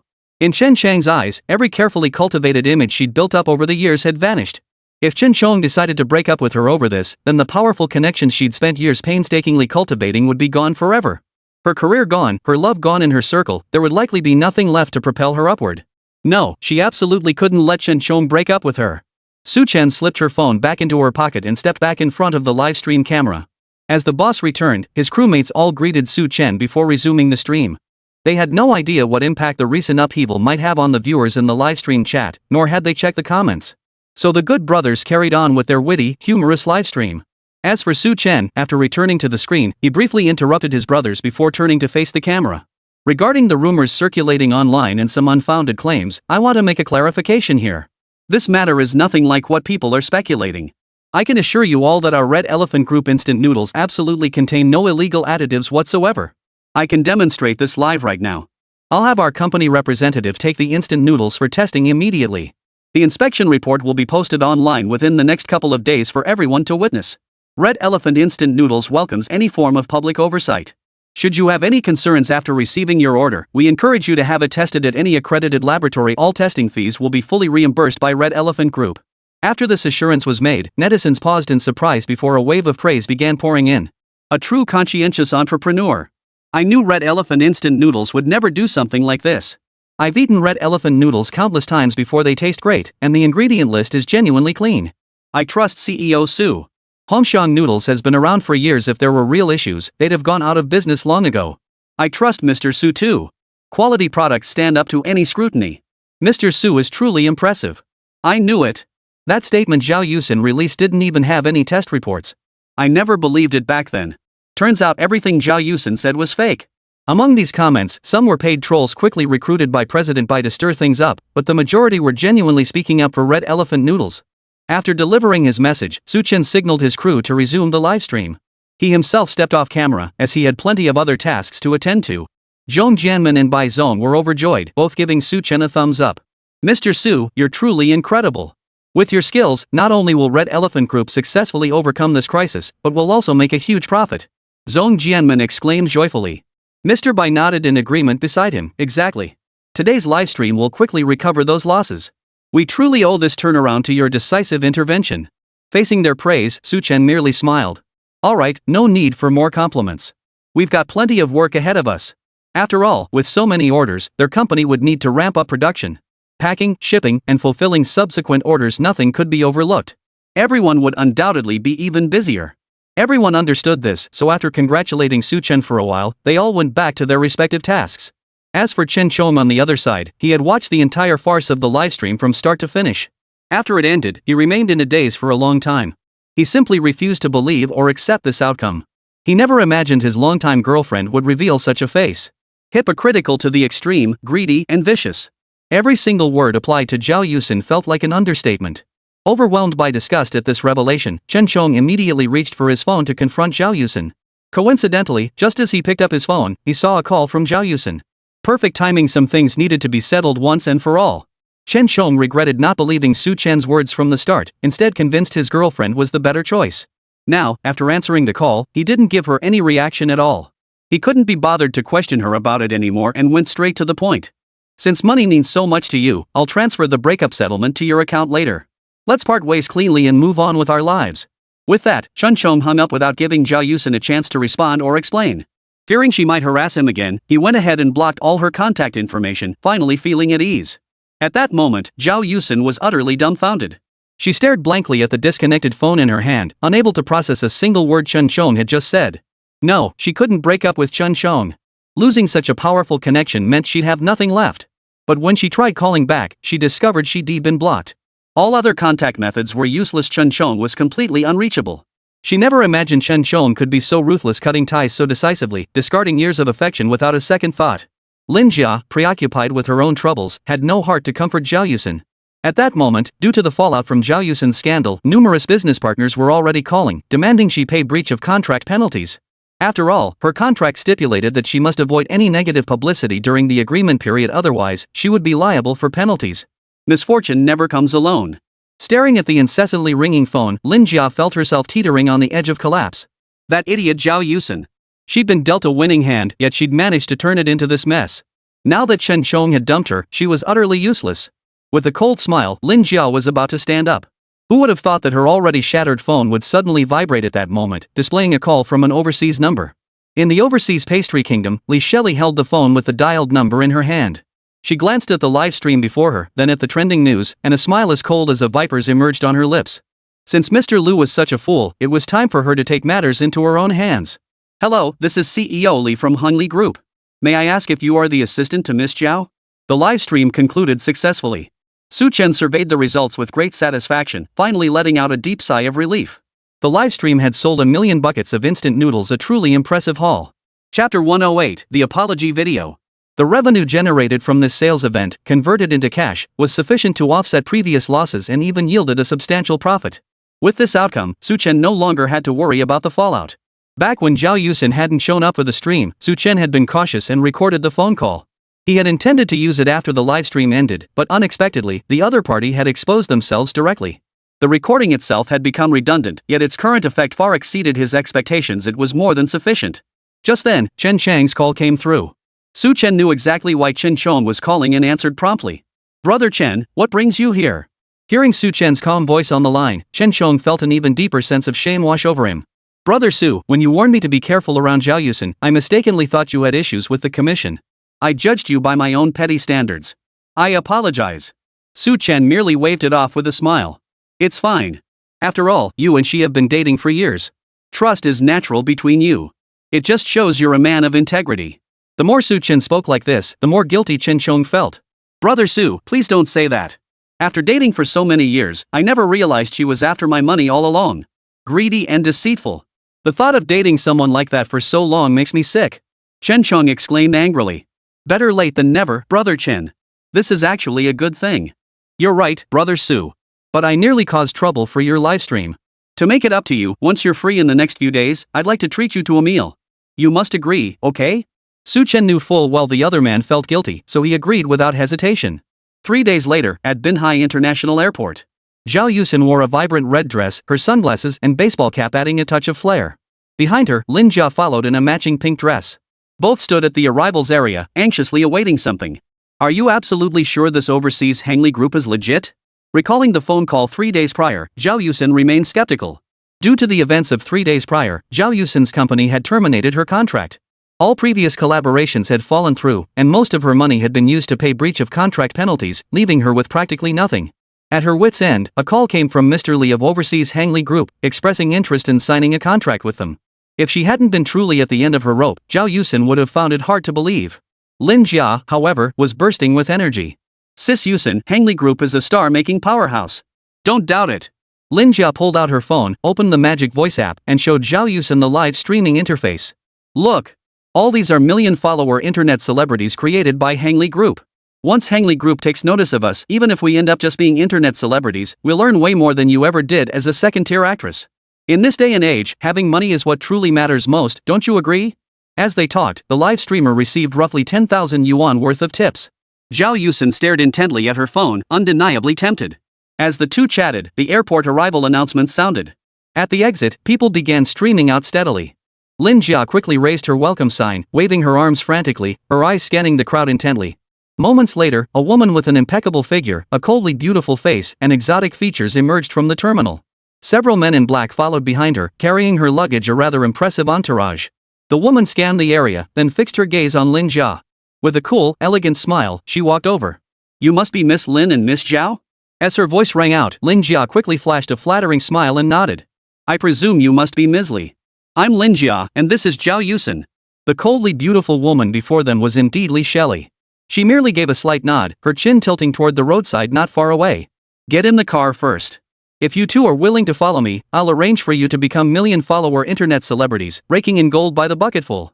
Upon hearing this, Zhao Yusin and Lin Jia exchanged glances, each seeing the same burning desire in the other's eyes. 2 hours later, following Li Shelley's instructions, the two filmed a clarification video with Moeen. In the video, Zhao Yusin and Lin Jia wept bitterly, repeatedly apologizing to Su Chen. We were blinded by greed before. It was all because we were broke. Celebrities may look glamorous, but the commissions we actually get are pitifully small. Out of desperation, I resorted to that scheme, never imagining it would cause such trouble for Red Elephant Group. Here, I sincerely apologize to CEO Su. We will definitely be more mindful of maintaining our positive public image and will never do anything like this again. Zhao Yusin wept like a rain-soaked pear blossom, her entire demeanor radiating genuine pitiableness. Anyone witnessing this scene would believe Zhao Yusin truly had her reasons. As for Lin Jia beside her, she managed a pitiful, forced smile at the camera. Now that our contract with the company has been terminated, we have no other demands. We've decided to rely on our own abilities to share the local customs and traditions of various regions with everyone. We hope you'll enjoy it. After the video was uploaded, it quickly sparked a huge reaction. People were all over this apology statement, saying all sorts of things. Sounds nice, but you were pretty arrogant back then. Don't think crying will win you sympathy. It's true that it's tough for girls to make money. Wanting a higher commission isn't unreasonable. But since they know they were wrong, they shouldn't do it again. Exactly. She's already admitted her mistake. Let's not dwell on it. Seeing Zhao Yusin cry so pitifully, I bet she's genuinely remorseful. Exactly. She's learned her lesson well enough. I doubt Zhao Yusin will repeat this. It's no big deal. What grudge could possibly warrant such harsh scolding? For a moment, opinions were divided, with everyone expressing differing views on the matter. Chapter 109, Rising to Fame. However, everyone's eyes lit up when Lin Jia suddenly appeared on screen, bringing a fresh perspective. Who's that girl next to Zhao Yusin? She's so pretty. The person above clearly doesn't know her. We used to be Zhao Yusin's fans. This is her personal assistant, and she's just as stunning. Seriously? Even her assistant is this gorgeous? It'd be a shame if she didn't join the entertainment industry. Does this girl have a Moeen account? Please spill the beans, I need to follow her. Hey, she's Lin Jia. She just registered on Moeen. If you want to follow her, hurry up. She's gorgeous and sweet talking, I'm totally into her. Most of these comments were fueled by paid commenters from Hangli Group. Thanks to this, within just 2 days, Lin Jia's Moin account had already gained 2 million followers. As for Zhao Yusen, she also gained millions of followers by playing the sympathy card. Who knew female influencers could make money this easily? Zhao Yusen watched as her brief videos over the past few days generated such massive impact in followers, her eyes brimming with smug satisfaction. Lin Jia quickly linked arms with Zhao Yusen, her face bearing a faint smile. See, Sister Yusen? Now you believe what I said. As long as we team up to work for Hangli Group, we'll never have to worry about making money. Now that both Lin Jia and Zhao Yusen were internet celebrities heavily promoted by Hangli Group, the servile tone of their past interactions had vanished. But Zhao Yusen, caught up in her triumph, failed to notice the subtle shift in Lin Jia's demeanor. As partners united by mutual interests, they quickly began discussing plans for their next video. As for Su Chen, he happened to see this pity-seeking video while dining with Chen Chong. He merely chuckled at it, his expression thoughtful. However, Lin Jia's appearance still caught him off guard. He hadn't expected Zhao Yusen's assistant to be Lin Jia. This was truly unexpected. It seemed this affair involved not just Zhao Yusen, but Lin Jia stirring the pot from the sidelines. Brother Su, what are your thoughts on the video they released? Seeing Su Chen deep in thought, Chen Chong couldn't help but ask curiously. He approached every relationship with a take-it-or-leave-it attitude. Although Zhao Yusen was someone he had genuinely cared for, once he saw her true colors, he turned and walked away without a second thought. Therefore, upon seeing this video today, he felt little turmoil within. Only a hint of melancholy lingered. This is just her preparing to cash in on the upcoming livestream. Your ex-girlfriend sure knows how to bend and stretch, she's no pushover. Facing Su Chen's brief teasing remark, Chen Chang's smile turned slightly awkward. Let's not dwell on the past. Come on, Su, let's drink. Everything unfolded exactly as Su Chen predicted. Subsequent videos featured Zhao Yusen and Lin Jia visiting the Kingdom of Pastries. All content uploaded to the account registered under Magic Voice showcased the local customs and culture of this culinary realm. In the footage, Lin Jia's voice was sweet and melodious, her smile radiant. Behind me lies the northern region of Mian-Dianhua. The mountains are lush, the water's clear. To be honest, I'm descended from the expeditionary forces, so since arriving here, I've felt an inexplicable sense of belonging. Everything here is wonderful. Working here could even lead you to marry a kind and capable wife from Northern Pastry Kingdom. Everyone is welcome to visit, I'll be your tour guide when you come. Zhao Yusen's videos followed a similar pattern, mostly promoting the northern region of Pastry Kingdom. As for the comments under each video, they were all praising how beautiful the Lin family was. The rest expressed hopes to follow them to the Northern Pastry Kingdom to seek fortune, with many requesting the two beauties, Lin Jia and Zhao Yusen, to accompany them. Thanks to this meticulous promotion, Lin Jia became an overnight sensation with millions of followers. Every livestream drew massive crowds, and the sheer volume of donations alone left her grinning from ear to ear every single day. Though Zhao Yusen didn't match Lin Jia's success, she was still earning far more than she ever had as a celebrity, so she didn't mind either. Having tasted success, Lin Jia's heart filled with hatred for Su Chen whenever she recalled past events. Now that she had money, fame, and fortune in her grasp, as for Red Elephant Group, such an eyesore should have been eliminated long ago. As for Li Sairi, timing was ripe, so she invited Lin Jia and Zhao Yusen to a dinner gathering. Miss Lin, Miss Xiao, you've done quite well recently. Here's a cash reward for your efforts. Li Shelley finished speaking and gave her assistant a meaningful glance. The assistant immediately understood and, under the eager gazes of Zhao Yusen and Lin Jia, distributed 2 bags of cash to them. Seeing the bulging stacks of cash inside, both women's eyes lit up. Thank you, Ms. Li. We'll definitely work even harder for you in the future. Their expressions brimmed with excitement as they repeatedly pledged their loyalty to Li Shelley. Li Shelley merely smiled faintly, casually picking up the remote beside her to turn on the television. This is only the beginning. If you perform well in the future, the money will only be greater than today. Listening to the flattery from the 2 women beside her, Li Shelley's lips curved slightly.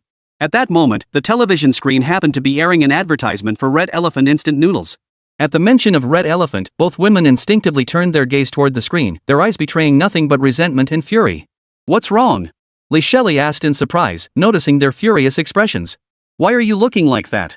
Lin Jia pointed angrily at the Red Elephant instant noodle commercial on the TV. It was Su Chen who made us pay all those penalty fees back then. Zhao Yusen chimed in, adding fuel to the fire by recounting their past grievances with Su Chen. After finishing, Zhao Yusen fumed, if it weren't for Su Chen, I wouldn't have broken up with my boyfriend. Right now, I hate those 2 more than anything. I can't wait for the day I get my revenge. Seeing the commercial instantly brought back memories of being verbally abused and dumped by Chen Chong. Since he's your common enemy, this is perfect timing. You've been doing well lately. Tell me, do you want to get revenge? Of course we want revenge. Zhao Yusen answered without hesitation, her teeth clenched. Not just Su Chen, Chen Chong too. Since he dared to dump me, he'll pay the price. Otherwise, I'll never find peace. Chapter 110, Malicious Slander. Zhao Yusin now had considerable money at her disposal. She realized that a single livestream could earn her hundreds of times what Chen Chong spent on buying her a handbag. All that remained in her heart was hatred and resentment toward Chen Chong. In that case, I have a rather clever plan. Would you be interested in pursuing it? Zhao Yusin and Lin Jia had no idea they were being used as pawns. Hearing this, they immediately leaned in closer. As they listened to Li Shelley's detailed instructions, a cold smile involuntarily spread across both their lips. Ms. Li, your plan is brilliant. Not only will we make a fortune, but we'll also deal a crushing blow to their pride. After hearing Li Shelley's instructions, Lin Jia was overcome with excitement, her eyes sparkling. Ms. Li, thank you so much for helping us. Zhao Yusin beamed, her face plastered with an overly flattering smile. Li Shelley, however, remained seated calmly, maintaining her aloof demeanor. I'm doing this simply because I've seen how hard you've been working on your live streams lately, bringing significant benefits to the company. For your sake, I can lend you a hand. It's not impossible. But you must work harder afterward and generate greater value for the company. Only then will my assistance today be worthwhile. Upon hearing this, the two became utterly devoted to Li Shelley, pledging unwavering loyalty. 2 days later, Lin Jia posted this message on her official Weibo account. At Lin Jia, when I was with Mr. Su, the president of Red Elephant Group, he treated me quite well. If circumstances hadn't intervened and we hadn't been destined to part ways, I might still be by his side today. Originally, I stayed by Sister Yusin's side, supporting her until we both reached the status of second-tier actresses. After the incident last time, we knew we were in the wrong. We planned to find an opportunity to invite President Su to dinner, hoping to bury the hatchet with a smile. But unexpectedly, Mr. Su didn't even acknowledge us. He even said I was just a woman he'd discarded after playing with something I couldn't bear to hear. The reason nothing happened before was simply because we lacked the means. Now, with so many friends supporting me, I'm ready to stand up and expose the true face of Su Chen, president of Red Elephant Group. Below are screenshots from when Su Chen pursued me back in college, along with all the gifts he gave me. Later, I learned from multiple sources that while Mr. Su appears successful now, he's actually just a kept man for others.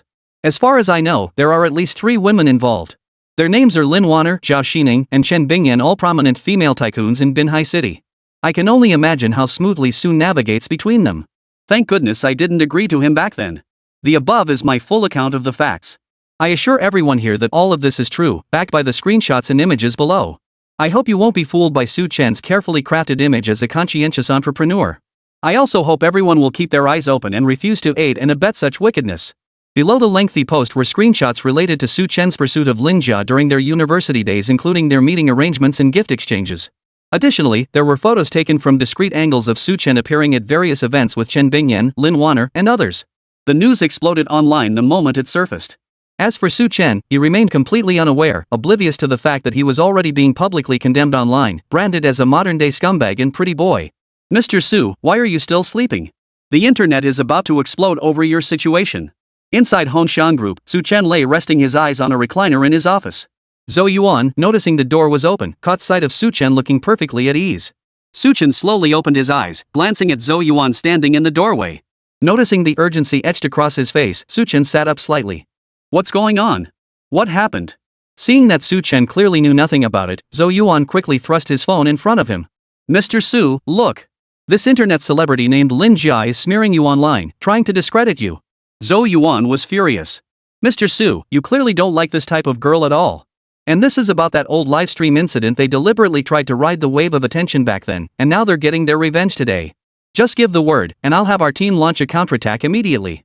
As Su Chen's loyal elite buddy with unwavering loyalty, Zhou Yuan and the rest of his close-knit crew were all seething with anger upon learning of this. Su Chen took the phone and read the entire lengthy Weibo post from start to finish, glancing at the comments below. Who knew Mr. Su from Red Elephant Group was like this? I actually had a pretty good impression of him before. He's handsome and his products are decent. Guess people really are two-faced. Poor girl. While what she and Yusin did wasn't exactly above board, Mr. Su shouldn't be kicking her while she's down.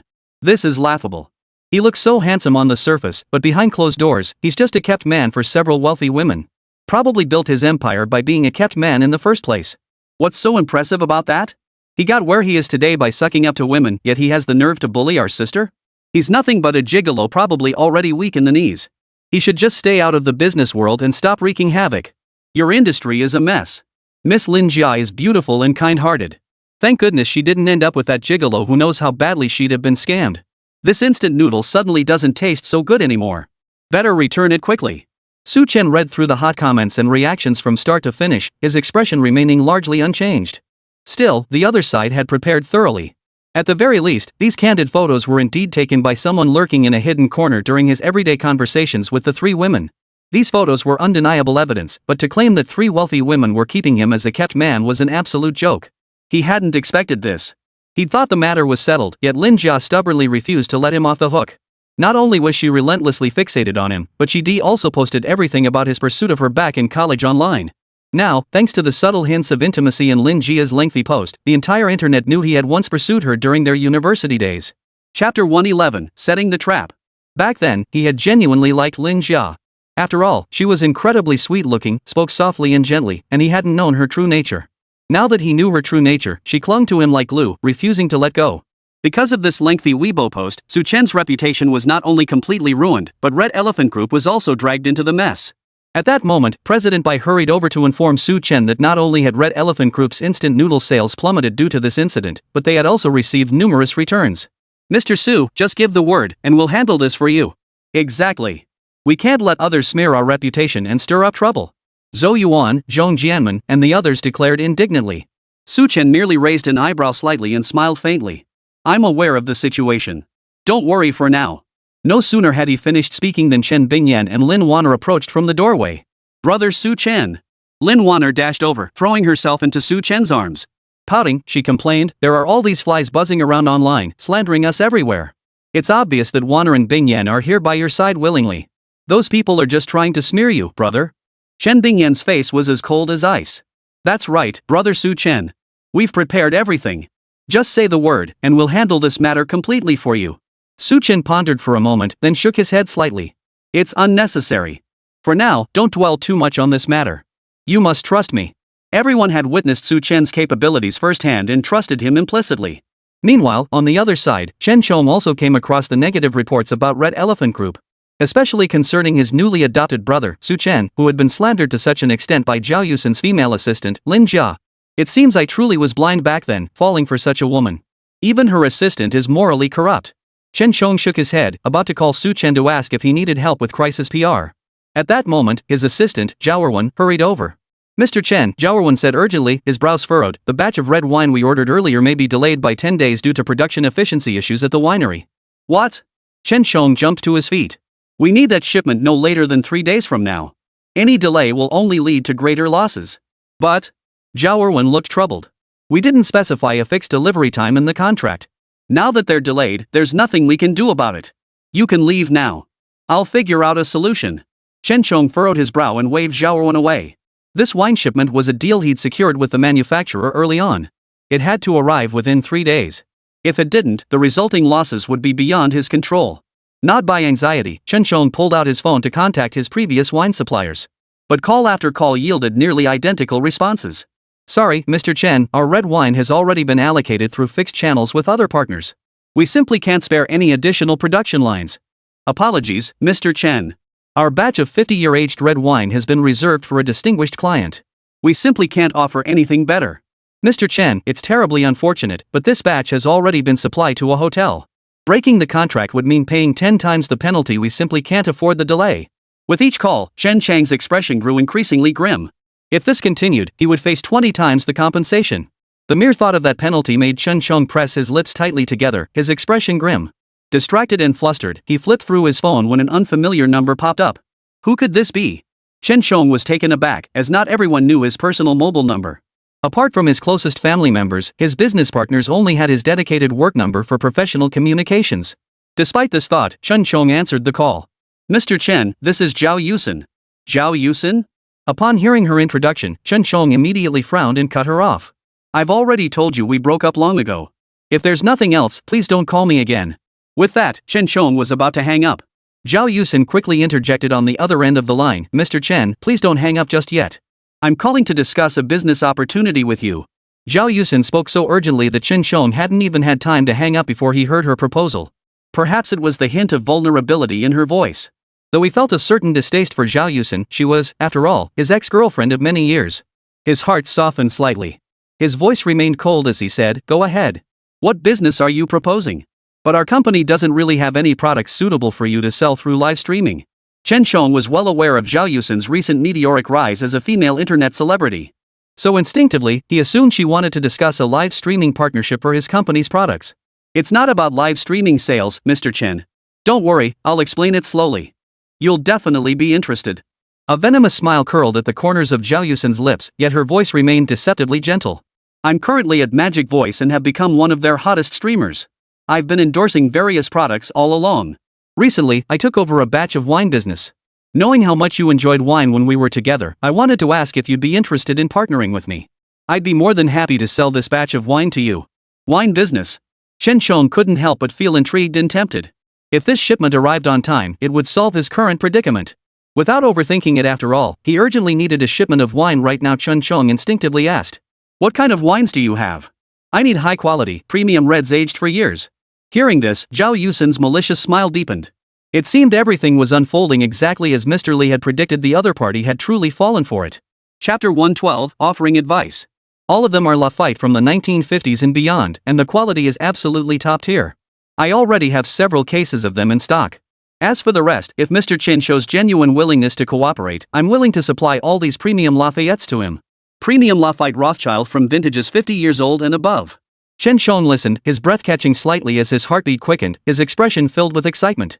Desperately needing immediate access to the wine, he nodded without hesitation. Rest assured, as long as these wines are genuine, I can pay you half the deposit up front. The remainder once this entire shipment arrives, I'll settle the balance in full. Zhao Yusen's face immediately broke into a smile, the corners of her mouth curling with satisfaction. Since Mr. Chen has shown such sincerity, I'll send you a bank card number shortly. You can transfer the funds directly to that account. Chen Chong nodded without a word. Well then, I hope we can enjoy a pleasant collaboration. Less than 2 minutes after hanging up, Chen Chong received a text message from Zhao Yusen. The message contained the bank card number. Beside the number was the deposit amount, reminding Chen Chong to pay it within half an hour. The deposit amount wasn't high, at least in Chen Chang's eyes. A few million wasn't much. After all, she was his ex-girlfriend. Even if her character was questionable, he believed she wouldn't sabotage the deal for the sake of mutual benefit regarding this shipment of wine. After all, they had been together for so many years. Chen Chong believed that their long-standing relationship meant Zhao Yusen wouldn't betray him. As long as the wine arrived, he wouldn't have to pay a hefty penalty fee, let alone suffer massive losses. Without overthinking it, he instructed his assistant to transfer half the deposit to the provided bank account. On Zhao Yusen's end, upon receiving the transfer notification, a satisfied smile spread across her face, her expression radiating triumph. Mr. Li's plan was brilliant indeed. She had merely set a small trap, and he had eagerly taken the bait. It seemed that making Chen Chong and Su Chen pay a heavy price for this wouldn't take long at all. In just a couple of days, she could rake in a fortune from this scheme. The more Zhao Yusen thought about it, the more triumphant her smile became. She couldn't wait to see the look on Chen Chang's face in a few days' time. With that thought, Zhao Yusen swiftly typed a reply to Chen Chang's message. The payment has been received. We will arrange the transaction time as soon as possible. Please be patient, Mr. Chen. Upon receiving the text, Chen Chong felt a weight lift from his heart. Yet for some reason, ever since Su Chen had accurately predicted all the events that had unfolded. Even though he had some confidence that Zhao Yusen wouldn't deceive him in their current collaboration. Still, despite this, Chen Chong instinctively called Su Chen to inform him of the matter. It seemed only by letting Su Chen know, and as long as Su Chen didn't object, could he be certain everything was in order. More importantly, Su Chen had recently been caught in the whirlwind of Lin Jia's scandal and dragged into her schemes. Out of concern for Su Chen, Chen Chong decided to make the call, asking if he needed any help. With this in mind, Chen Chong pulled out his phone and dialed Su Chen's number. At that moment, Su Chen was still pondering how to resolve his current public relations crisis. Spotting Chen Chang's call, he picked up the phone. Brother Su, Chen Chong cut straight to the point, his voice tinged with concern. I've seen what's been circulating online. Everyone's attacking Red Elephant Group. I know you're not that kind of person. If you need it, I'm willing to help resolve this matter. Earlier, Zhao Xining had called to ask if he needed legal assistance. And his loyal brothers, who had just expressed their righteous indignation and determination to resolve the matter. This was the first time, aside from the system, that a true friend had genuinely stepped forward to show concern for him. Su Chen felt a flicker of warmth in his heart, but he smiled and shook his head. Thank you for your kindness, Brother Chen. I have a clear plan for this matter and know how to handle it. Chen Chong nodded. Good. If you run into any trouble you can't handle, you must tell me. I'll definitely lend a hand. Of course, Su Chen replied. After the online rumors had run their course, Chen Chong didn't hesitate long before bringing up the matter concerning Zhao Yusen with Su Chen. After finishing, though somewhat confident, he added, once this matter blows over, I'll have some liquid funds available. I was wondering, Su, what are your thoughts on this? Su Chen was somewhat surprised to hear this. He hadn't expected that the two had already torn off their masks. Zhao Yusin hadn't come after him directly but had instead gone straight to Chen Chong. At first glance, the situation seemed straightforward enough. But upon closer reflection, Su Chen couldn't shake the feeling that something was amiss. Zhao Yusin's nitpicking nature had been evident since the live stream incident. Having suddenly lost her most reliable protector, how could Zhao Yusin not harbor resentment toward Chen Chong? Thus, after only a moment's thought, Su Chen had already discerned the opponent's true intentions. So much so that he didn't even need to use his system's foresight ability to predict Zhao Yusin's next move. He had already figured out 80 to 90% of it on his own. Su Chen remained silent for a moment, causing Chen Chong to grow anxious and instantly regret his rashness. Brother Su, is there something fishy about this? Or could it be? Chen Chong himself was reluctant to admit how easily he'd trusted Zhao Yusin. Yet he clung to a final shred of hope. I don't think Yusin is that kind of person. Even though we've broken up, she wouldn't really try to deceive me with something like this. Anything is possible. Seeing that Chen Chong had already guessed part of it before he even finished speaking, Su Chen could only respond diplomatically. Brother Chen, as a businessman, you should understand that human nature is fickle. Chapter 113, Meeting to Probe.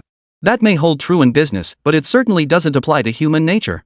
Though I don't wish to think the worst of Zhao Yusin during that live stream incident if I hadn't held the evidence and promptly gathered recordings favorable to myself. I'd likely have been set up by now, losing both my reputation and fortune. It wouldn't be an exaggeration to say I'd have nothing left. Su Chen's words truly jolted Chen Chong awake. He snapped out of his daze instantly, filled with regret. You're right, Su. She nearly stripped you of everything, yet I still trusted her. He said this, but deep down, Chen Chong still found it hard to accept that Zhao Yusin would deceive him. But I've already paid her half the deposit. Surely she wouldn't risk everything over something like this? Hearing the undertones in Chen Chang's words, Su Chen knew he still harbored lingering hope and some lingering affection for Zhao Yusin. Sighing inwardly, Su Chen knew further persuasion was futile. He decided to be blunt. Alright, then. Just arrange a meeting with Zhao Yusin directly. Find out when she's available, and let me know immediately. As for the remaining balance for this wine shipment, you don't need to handle it. Leave that to me. Chen Chong felt a sudden pang of panic, instantly losing his bearings. Naturally, he would follow Su Chen's instructions to the letter. No problem. We'll handle this exactly as you say, Brother Su. I'll contact Zhao Yusin immediately and get back to you with the details. With that, Chen Chong prepared to hang up. Hold on. Su Chen spoke up just before Chen Chong could end the call.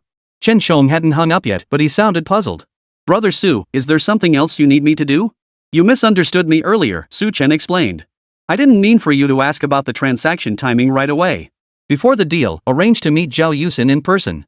And, after a brief pause, Su Chen stated plainly, I'll be accompanying you there as well. Su Chen was coming along too? Chen Chong felt a flicker of surprise, unsure of Su Chen's intentions. Suppressing his curiosity and confusion, he nodded in agreement. Brother Su, I trust you. I'll follow your lead on this. I'll go arrange the meeting with Zhao Yusin right now. Hearing Chen Chong agree without even asking why, Su Chen breathed a silent sigh of relief. He had expected Chen Chong to question his motives and had even prepared an explanation. But in the end, he hadn't asked. It was clear that Chen Chong trusted him implicitly. With that trust established, the matter became much easier to handle. After hanging up, Chen Chong immediately contacted Zhao Yusin. She had thought the matter was nearly settled, only to see the missed call notification again on her phone. She didn't immediately answer the call. Instead, she glanced at Li Shelley across from her, then placed the phone displaying the missed call in front of Li Shelley to look at it.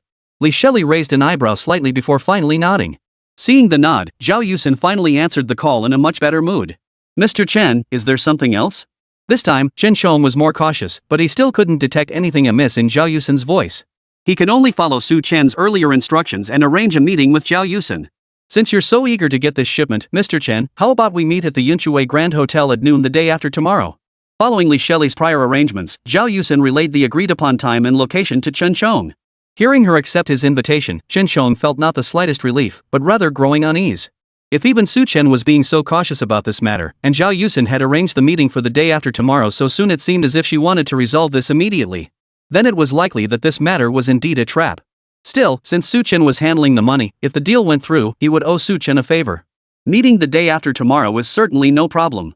However, before the transaction, I'd like to find a place tomorrow to meet with you and discuss the specifics of the deal. Is that okay? Meet tomorrow? Zhao Yusin instinctively wanted to refuse, her sense of danger intensifying. But Li Shelley placed the text she typed on her phone in front of Zhao Yusin. Zhao Yusin quickly repeated the message, meeting tomorrow is certainly no problem. But besides us, no one else will be present, correct? Because, besides the transaction, I have some other matters I wish to discuss with you privately. I don't want any outsiders present. Zhao Yusen added another sentence, fearing Chen Chong might grow suspicious. Chen Chong, who had been somewhat suspicious, softened upon hearing Zhao Yusen's final remark, recalling their past. His heart softened, and he nodded. Besides us, there's also Mr. Su Chen from Red Elephant Group. Su Chen. Hearing that name, Zhao Yusen clenched her teeth, nearly cursing him out loud. But at the last moment, she managed to hold back. Beside her, Li Shelley's expression also froze, a flash of resentment darting through her eyes. Zhao Yusen instinctively glanced up at Li Shelley. For some reason, she felt that Li Shelley's expression had carried a hint of malice just now. But then she reminded herself that Li Shelley and Su Chen had absolutely no connection whatsoever. Zhao Yusen shook her head instinctively. She must have misread the situation. How could Ms. Li possibly know Su Chen? Watching Li Shelley nod at her, Zhao Yusen finally agreed in turn. No problem. In that case, let's meet at Starlight Cafe tomorrow night at 8. How does that sound? Chen Chong agreed without hesitation. Alright, see you then. The time was set, and the next evening at 8 o'clock sharp, both parties met at Starlight Cafe. Meeting again, Zhao Yusen never imagined it would be after they had already broken up. Moreover, sitting across from Chen Chong was a stone-faced Su Chen. All three took their seats and ordered a cup of coffee each. Zhao Yusen took a sip of her coffee, then nodded slightly to Chen Chong with an air of elegance, her expression tinged with reluctance. Chen Chong, is there truly no way for us to go back to how things were? Miss Xiao, Chen Chong addressed her politely yet distantly, cutting her off. We're here today to discuss business matters. I don't think it's necessary to bring up other issues at this time. Chapter 114, Hidden Agendas. Zhao Yusen bit her lip lightly, a hint of sadness flickering across her face, but she forced herself to hold it back, giving a slight nod. Very well. Let's focus solely on business. While outwardly presenting a pitifully vulnerable demeanor, Zhao Yusen's peripheral vision never left Su Chen. A fleeting flash of hatred darted across her eyes. Chen Chong, perhaps still reeling from his recent breakup, failed to notice this flash of hatred. Su Chen, however, caught it immediately. He pretended not to notice and spoke up. I wonder when Miss Zhao's shipment will arrive. We're in urgent need of it. Zhao Yusen offered a faint smile, feigning the suppression of all past grievances, and directed a gentle smile toward Su Chen. To demonstrate our sincerity, if you two are in a hurry, the goods can be delivered directly tomorrow. Zhao Yusen spoke with confidence, but Su Chen's expression faltered slightly. Though he had long anticipated her response, hearing it confirmed his indignation and sense of injustice toward Chen Chong. They had been lovers for years. Even after their breakup, Su Chen never imagined Zhao Yusen would resort to such vicious tactics against Chen Chong. There was no deep-seated animosity between them. Had he not uncovered the truth today, Chen Chong would have fallen into a trap of monumental proportions. If it can be arranged by tomorrow, that would be ideal. No sooner had Su Chen finished speaking than Zhao Yusen shot him a glance and cut straight to the point. I can deliver the goods. Can you settle the payment in full tomorrow? That's certainly no problem. Su Chen raised an eyebrow. Rest assured about the payment. As long as the goods are satisfactory, not a single cent will be withheld from Miss Zhao. Meet me at the Yunshui Grand Hotel tomorrow at noon. Remember to bring the remaining payment. Zhao Yusen smiled faintly. Despite her efforts to conceal it, a hint of satisfaction flickered in her eyes. With that settled, I'll await your good news. The meeting wasn't exactly pleasant, but at least they'd secured the deal. Su Chen was well aware of this outcome. He had long suspected Zhao Yusen would attempt to deceive them with counterfeit goods tomorrow. While Su Chen could guarantee not all would be counterfeit, Zhao Yusen would undoubtedly seize this opportunity to bleed them dry. However, since Su Chen had already anticipated her scheme, he naturally wouldn't let Chen Chong suffer any losses. After both parties parted ways, on the journey back, Chen Chang's lingering concerns gradually dissipated thanks to Zhao Yusen's earlier words. Especially as the dinner neared its end, Zhao Yusen had even made a video call to the supplier on the spot to reassure them both. Chen Chong witnessed firsthand the video feed showing crate after crate of Lafite red wine. The sheer volume and exquisite packaging made them appear genuine. As for whether they were genuine or not, that would be determined tomorrow during the transaction. Just let Su Chen, who knew his stuff, take a look. Brother Su, Chen Chong hesitated before speaking. Do you think I'm being a bit reckless with this deal? Chen Chong merely smiled and shook his head. Whether it's reckless or not, since we've come this far, we should just keep cooperating with them. The underlying implication was clear. Chen Chong had indeed been careless, agreeing to the deal without verifying its authenticity, a genuine act of recklessness. I just figured, she was my ex-girlfriend, and since this was a mutually beneficial arrangement, I assumed she wouldn't screw me over for the money. That's why I. At this point, Chen Chong shook his head and gave a wry smile. Never mind. There's no point dwelling on it now. Let's discuss it tomorrow. Su Chen nodded. Then, as if struck by a thought, he suddenly asked, "Oh, right, Brother Chen, there's something I need to ask of you." Chen Chong quickly replied, "Go ahead, if I can help, I will." Su Chen finally spoke up. "It's nothing major. I was just wondering if you happen to know anyone who makes counterfeit money?" Counterfeit money? Chen Shong repeated the words instinctively upon hearing them, then seemed to realize what he'd said, his expression shifting between surprise and astonishment. Brother Su, tell me honestly, what do you need these counterfeit bills for? Without hesitation, Chen Shong instinctively assumed Su Chen couldn't possibly have legitimate reasons for counterfeit money. After all, what decent person would use counterfeit money for anything? Su Chen merely smiled at this, offering no further explanation. It's nothing, he said. Don't worry, Brother Chen. I'm not using this for anything shady. Chen Shong shook his head doubtfully. Let me warn you, Su, don't say I didn't tell you. There are people who can make counterfeit money, but even if I knew them, I wouldn't introduce you to them. He urged earnestly, let's stick to honest, legitimate business. Don't ever entertain those illicit thoughts. Knowing Chen Shong was jumping to the wrong conclusions, Su Chen didn't bother explaining further. He simply shook his head and said, since you don't know anyone who makes counterfeit money, Brother Chen, then forget it. Brother Su, don't let your thoughts go astray. Chen Shong thought Su Chen had lost his mind and tried to say more, but Su Chen just gave a crooked smile. Rest assured, Brother Chen. I was just asking out of curiosity. I wouldn't get involved in anything illegal. My word is my bond, okay? Only after receiving Su Chen's repeated assurances did Chen Shong finally relax. As they reached the exit, Chen Shong couldn't help but give him another round of warnings. Watching Su Chen shake his head at him with amusement, confirming the other wouldn't entertain any more misguided thoughts, he finally watched Su Chen walk away. The following day at noon, Yunshui Grand Hotel. Su Chen and Chen Shong arrived early at the private room on the third floor, waiting for Zhao Yusen's arrival. Upon seeing the several boxes of red wine in the car, Zhao Yusen immediately flashed a fawning smile at Li Shelley beside her. Ms. Li, everything is arranged exactly as you instructed. This matter will surely be resolved smoothly now. Li Shelley merely smiled faintly, concealing the venomous grin at the corner of her mouth. Go ahead. I've prepared the wine for you. Even if I were to help, this is as far as I can go. The rest is up to you. Hearing this, Zhao Yusen's expression grew even more grateful. Rest assured, Ms. Li. Once this deal goes through, we'll make a killing. As for Chen Shong, Zhao Yusen sneered maliciously, he and Su Chen will pay a terrible price for this. Li Shelley smiled and nodded. Go ahead. Zhao Yusen hurriedly got into the car, followed closely by several bodyguards. The vehicle sped away. Chapter 115, The Wine Was Fake. Watching the car disappear into the distance, Li Shelley could no longer contain the smile at the corner of her mouth. Slowly, it curved into a sinister and vicious arc.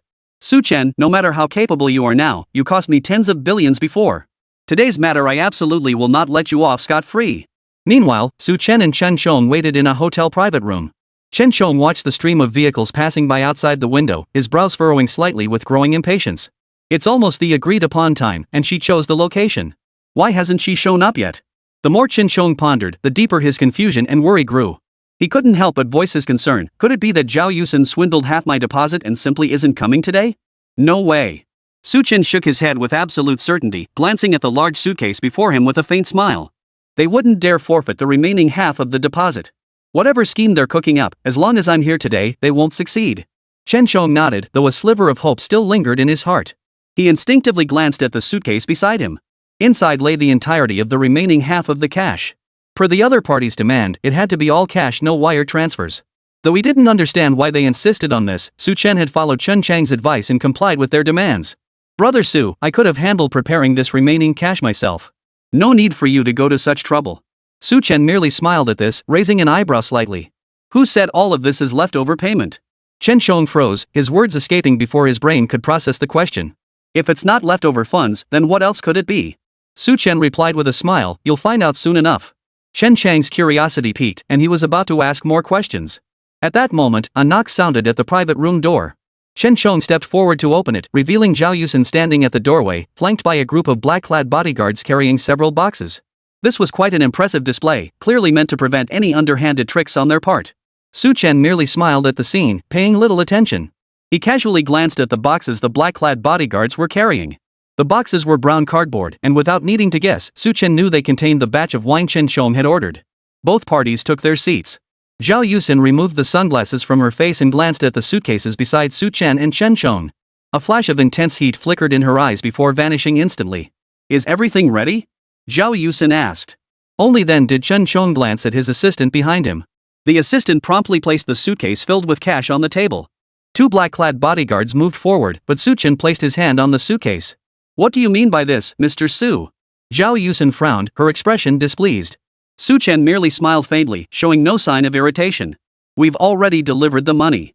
Surely we should be allowed to open the suitcase and verify the contents first? Among those present, only Su Chen understood wine, and Chen Shong had specifically brought along 2 wine experts. This precaution was taken to avoid repeating the mistake of purchasing counterfeit wine last time. Zhao Yusen smiled knowingly, secretly breathing a sigh of relief. Thankfully, he had prepared in advance. Otherwise, this matter would have been impossible to conceal. Let them inspect the goods. As soon as Zhao Yusen spoke, black-clad bodyguards stepped forward and opened the frontmost crate. Inside lay row upon row of Lafite Rothschild wine, each crate containing exactly 20 bottles. Mr. Chen, feel free to have your people inspect the goods. These are all genuine 50-year-old Lafite wines. I'm here to make money, so I certainly wouldn't ruin my own reputation. Zhao Yusen wore a confident smile, her expression seemingly flawless. After the wine experts brought by Chen Shong had inspected each bottle, the remaining cases were opened as well. After confirming the first 2 cases were genuine, Chen Shong didn't bother checking the rest. Instead, he nodded to Zhao Yusen. The goods are indeed genuine. You can take the money for verification. The moment Chen Shong finished speaking, Su Chen released his grip on the suitcase and personally opened it. The top layer was a sea of crimson, nothing but cash bills. Zhao Yusen reached in and grabbed a handful herself, confirming they were genuine before flashing a satisfied smile. With such sincerity from Mr. Chen, we can all rest assured.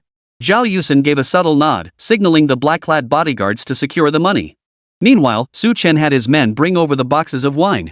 This collaboration was now completely settled. The shipment of wine was transported back to Chen Chang's villa. Although a portion had been inspected on site, Chen Shong still had the wine expert examine the remainder. But this proved to be a mistake. After the expert finished, the hesitant look on his face sent a chill through Chen Shong, instantly sparking a bad feeling. Mr. Chen, the expert hesitated before shaking his head. I apologize for my incompetence. I failed to identify these remaining bottles of Lafite as counterfeits during the initial inspection. With a sharp clatter, the teacup in Chen Chang's hand fell from his grasp. The glass shattered instantly upon hitting the floor. Shocked and furious, he slammed his fist on the table, his voice thick with disbelief.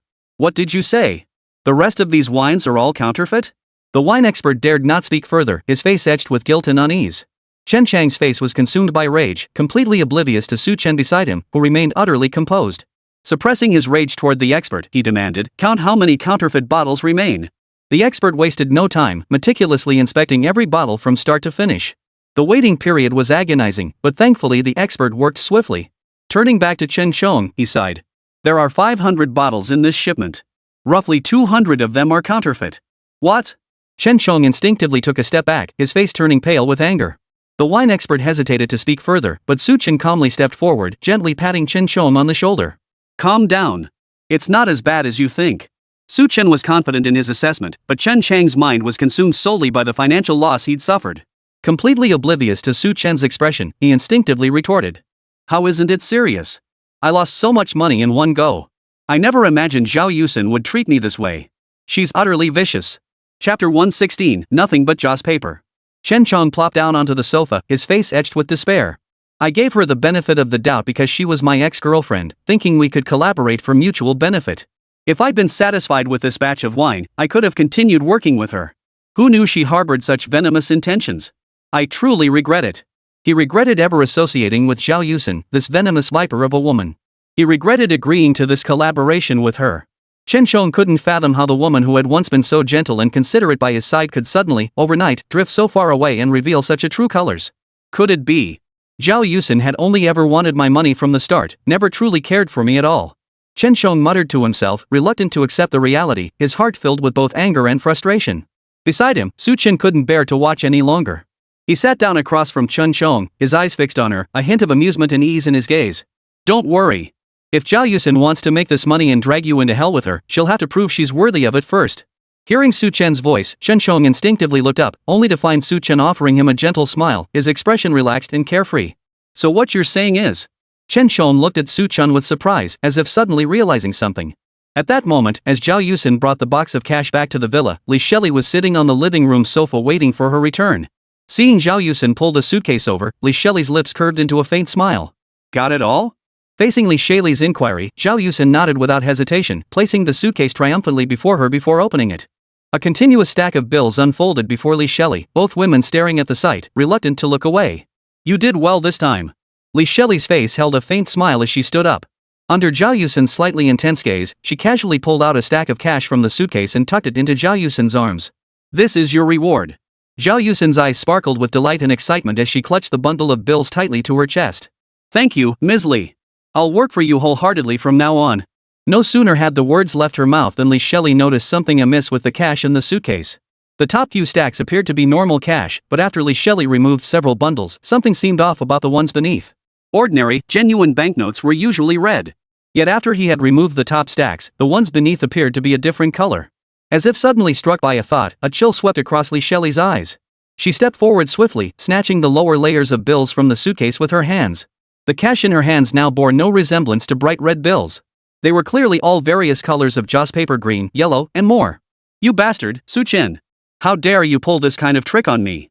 Li Shelley gritted her teeth, violently flinging the joss paper at Zhao Yusen, who stood with her back to Li, radiating delight and excitement. Zhao Yusen, clutching the large sum of cash, had estimated it to be around 50 to 60,000 yuan. Suddenly, a stack of bills slammed into her back. Too stunned to cry out in pain, she spun around. What she saw then stunned her. The red bills Li Shelley had hurled at her weren't cash at all, but stack upon stack of jumbled, multicolored joss paper. Zhao Yusen was instantly dumbfounded, staring at the scene before her in utter disbelief. What? How could it all turn into joss paper? Hadn't it been perfectly fine, a whole box full of red bills? In a split second, Zhao Yusen grasped the reason behind it all. Fear washed over her, turning her face ashen white. I told you to handle this matter, and this is how you handle it. Li Shelley's eyes, sharp as a viper's, bore into Zhao Yusen, as if she could bore a hole through her. Under that gaze, Zhao Yusen instinctively took a half step back, her face drained of color. Ms. Li. Zhao Yusen's voice trembled as she hurriedly explained, I saw them hand over the money with my own eyes, but I had no idea they'd pull such a trick. Shut up! Li Shelley snapped viciously. What good does it do to say that now? You can't even handle a simple task properly. There were only 2 layers of cash on top. Do you have any idea how much money we're losing because of this? Although Li Shelley and her team had also supplied Su Chen with counterfeit liquor, at least more than half of it was genuine. If only the top 2 layers contained cash, their estimated losses would easily reach half the total amount. The mere thought of it made Li Shelley's heart ache with rage, and she wanted nothing more than to punish Su Chen immediately. I genuinely didn't know, Ms. Li. Zhao Yusen stepped forward urgently, pleading in hushed tones, it's all my fault, every single mistake. But I never imagined Su Chen and his crew would be so cunning, they never intended to give us the full amount from the start. Smack! Before Zhao Yusen could finish her sentence, Li Shelley's hand shot out and struck her across the face. The vicious blow instantly left 5 vivid red fingerprints on Zhao Yusen's cheek, with a long, bloody scratch from the nails along the edges, the bright red color stark and jarring. Still unsatisfied, Li Shelley pointed a finger at Zhao Yusen and coldly declared. Let me make this clear, you signed a contract with Henry Group. That means you sold yourself to us. Today's deal alone will cost us at least 30 million in losses and you'll pay every penny of it back. As she spoke, Li Shelley didn't glance at the trembling Zhao Yusen beside her, instead fixing her cold gaze on the assistant nearby. The assistant immediately understood, glancing at the bodyguards beside him. The bodyguard stepped forward and began counting every single bill in the suitcase. Within mere minutes, the lead bodyguard, his face clouded with reluctance, gritted his teeth and reported. Ms. Li, there's only 300,000 in cash inside. The rest? The bodyguard's voice trembled slightly at this point, hesitating to continue. They knew all too well what methods Li Shelley was capable of and what consequences and punishments her subordinates ultimately faced. Chapter 117, Paying Back 20 Million. Having served by Li Shelley's side for years, these bodyguards knew all too well the consequences of angering her. Precisely because they knew, these bodyguards dared not utter the outcome, fearing they would provoke Li Shelley's wrath. But in the end, they gritted their teeth and spoke, their voices growing quieter and quieter.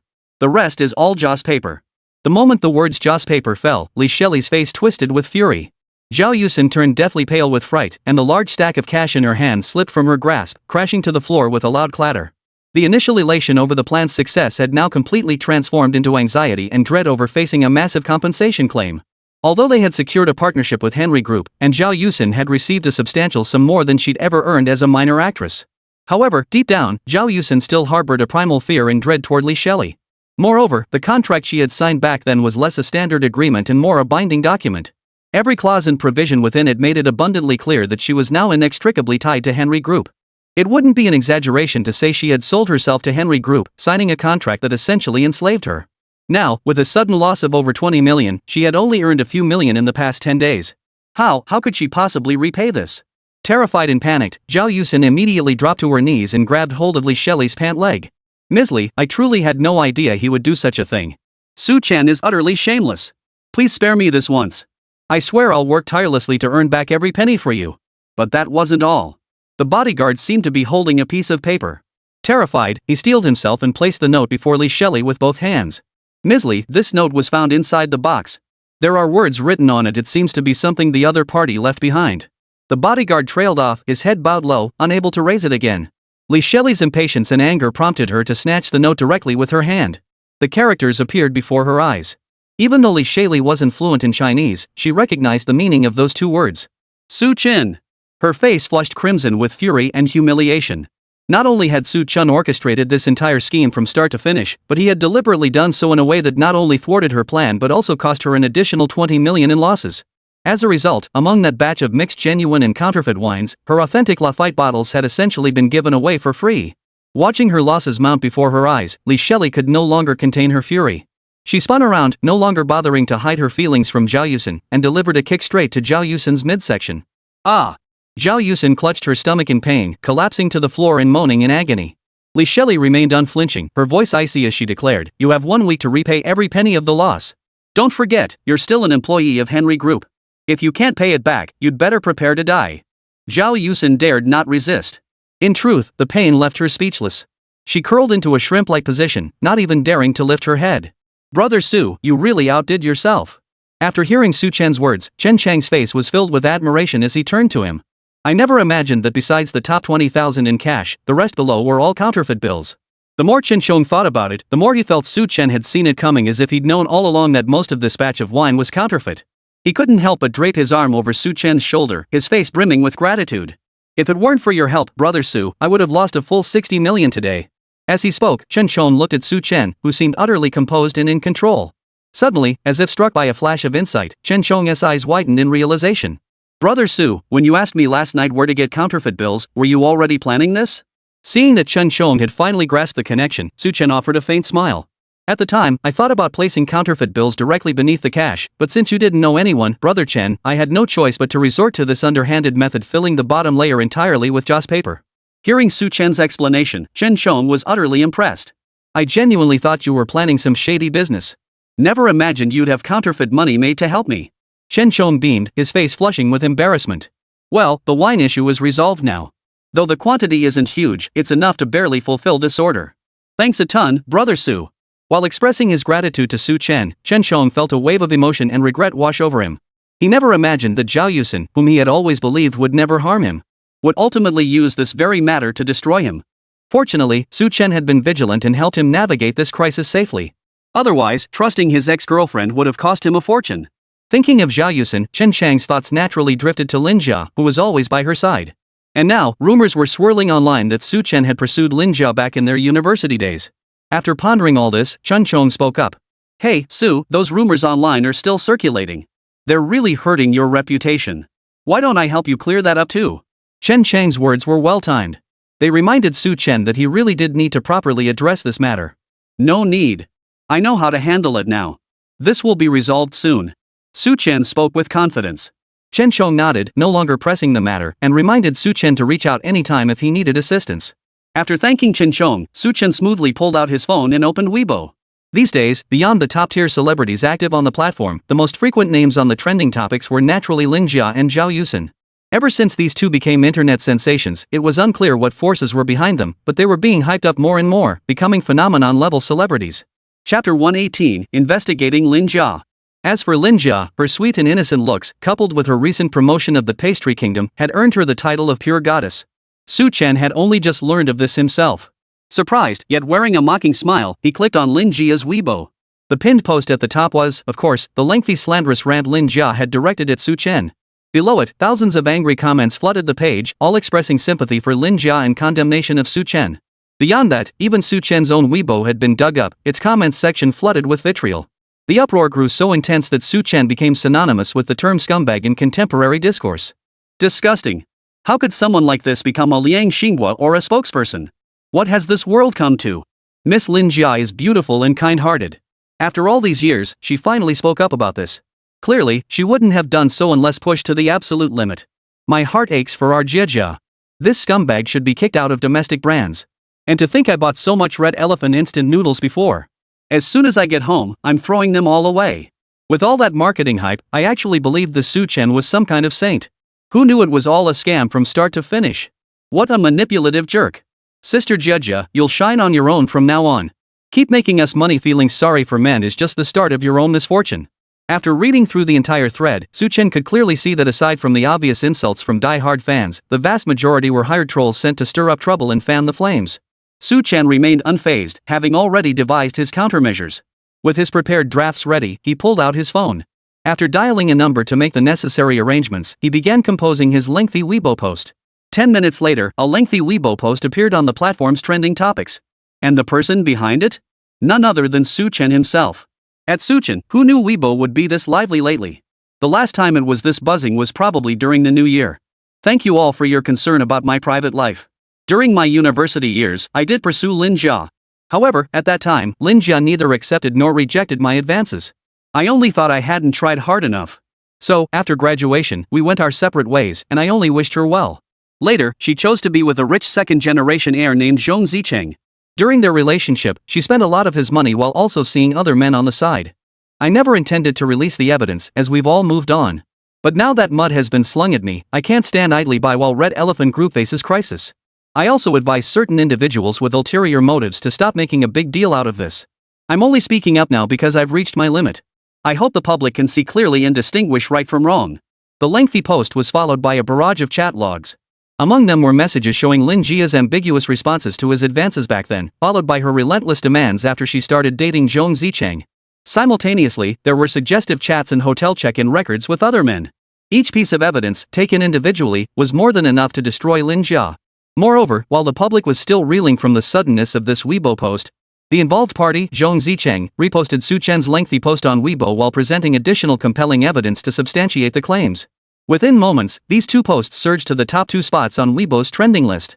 Within just 10 minutes, thanks to Chen's orchestrated efforts to fan the flames and deploy paid commenters, all those who had been relentlessly attacking Chen suddenly confronted the truth. Upon learning this, netizens were stunned and couldn't believe that a woman who appeared so pure and sweet on the surface could be such a greedy and hypocritical person inside. This twist is unbelievable. The screenshots don't look fake. I even had an expert verify them, and there are no signs of photo editing. Seeing this, Lin Jia is truly terrifying. I actually thought Lin Jia was the real victim. Who knew the true victim behind the scenes was Chen, the scumbag we've been bashing all along? We all owe Chen an apology. As for women like Lin Jia, those female gold diggers, we'd be wise to keep our distance. Otherwise, who knows when they might turn on us and betray us. And to think I poured so much money into her tips recently. That hypocritical woman better give me my money back.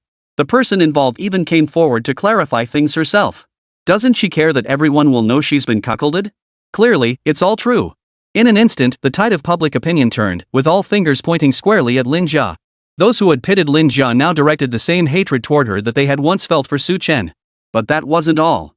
Chen's Weibo suddenly gained hundreds of thousands of new followers, many of whom left apologies in the comments.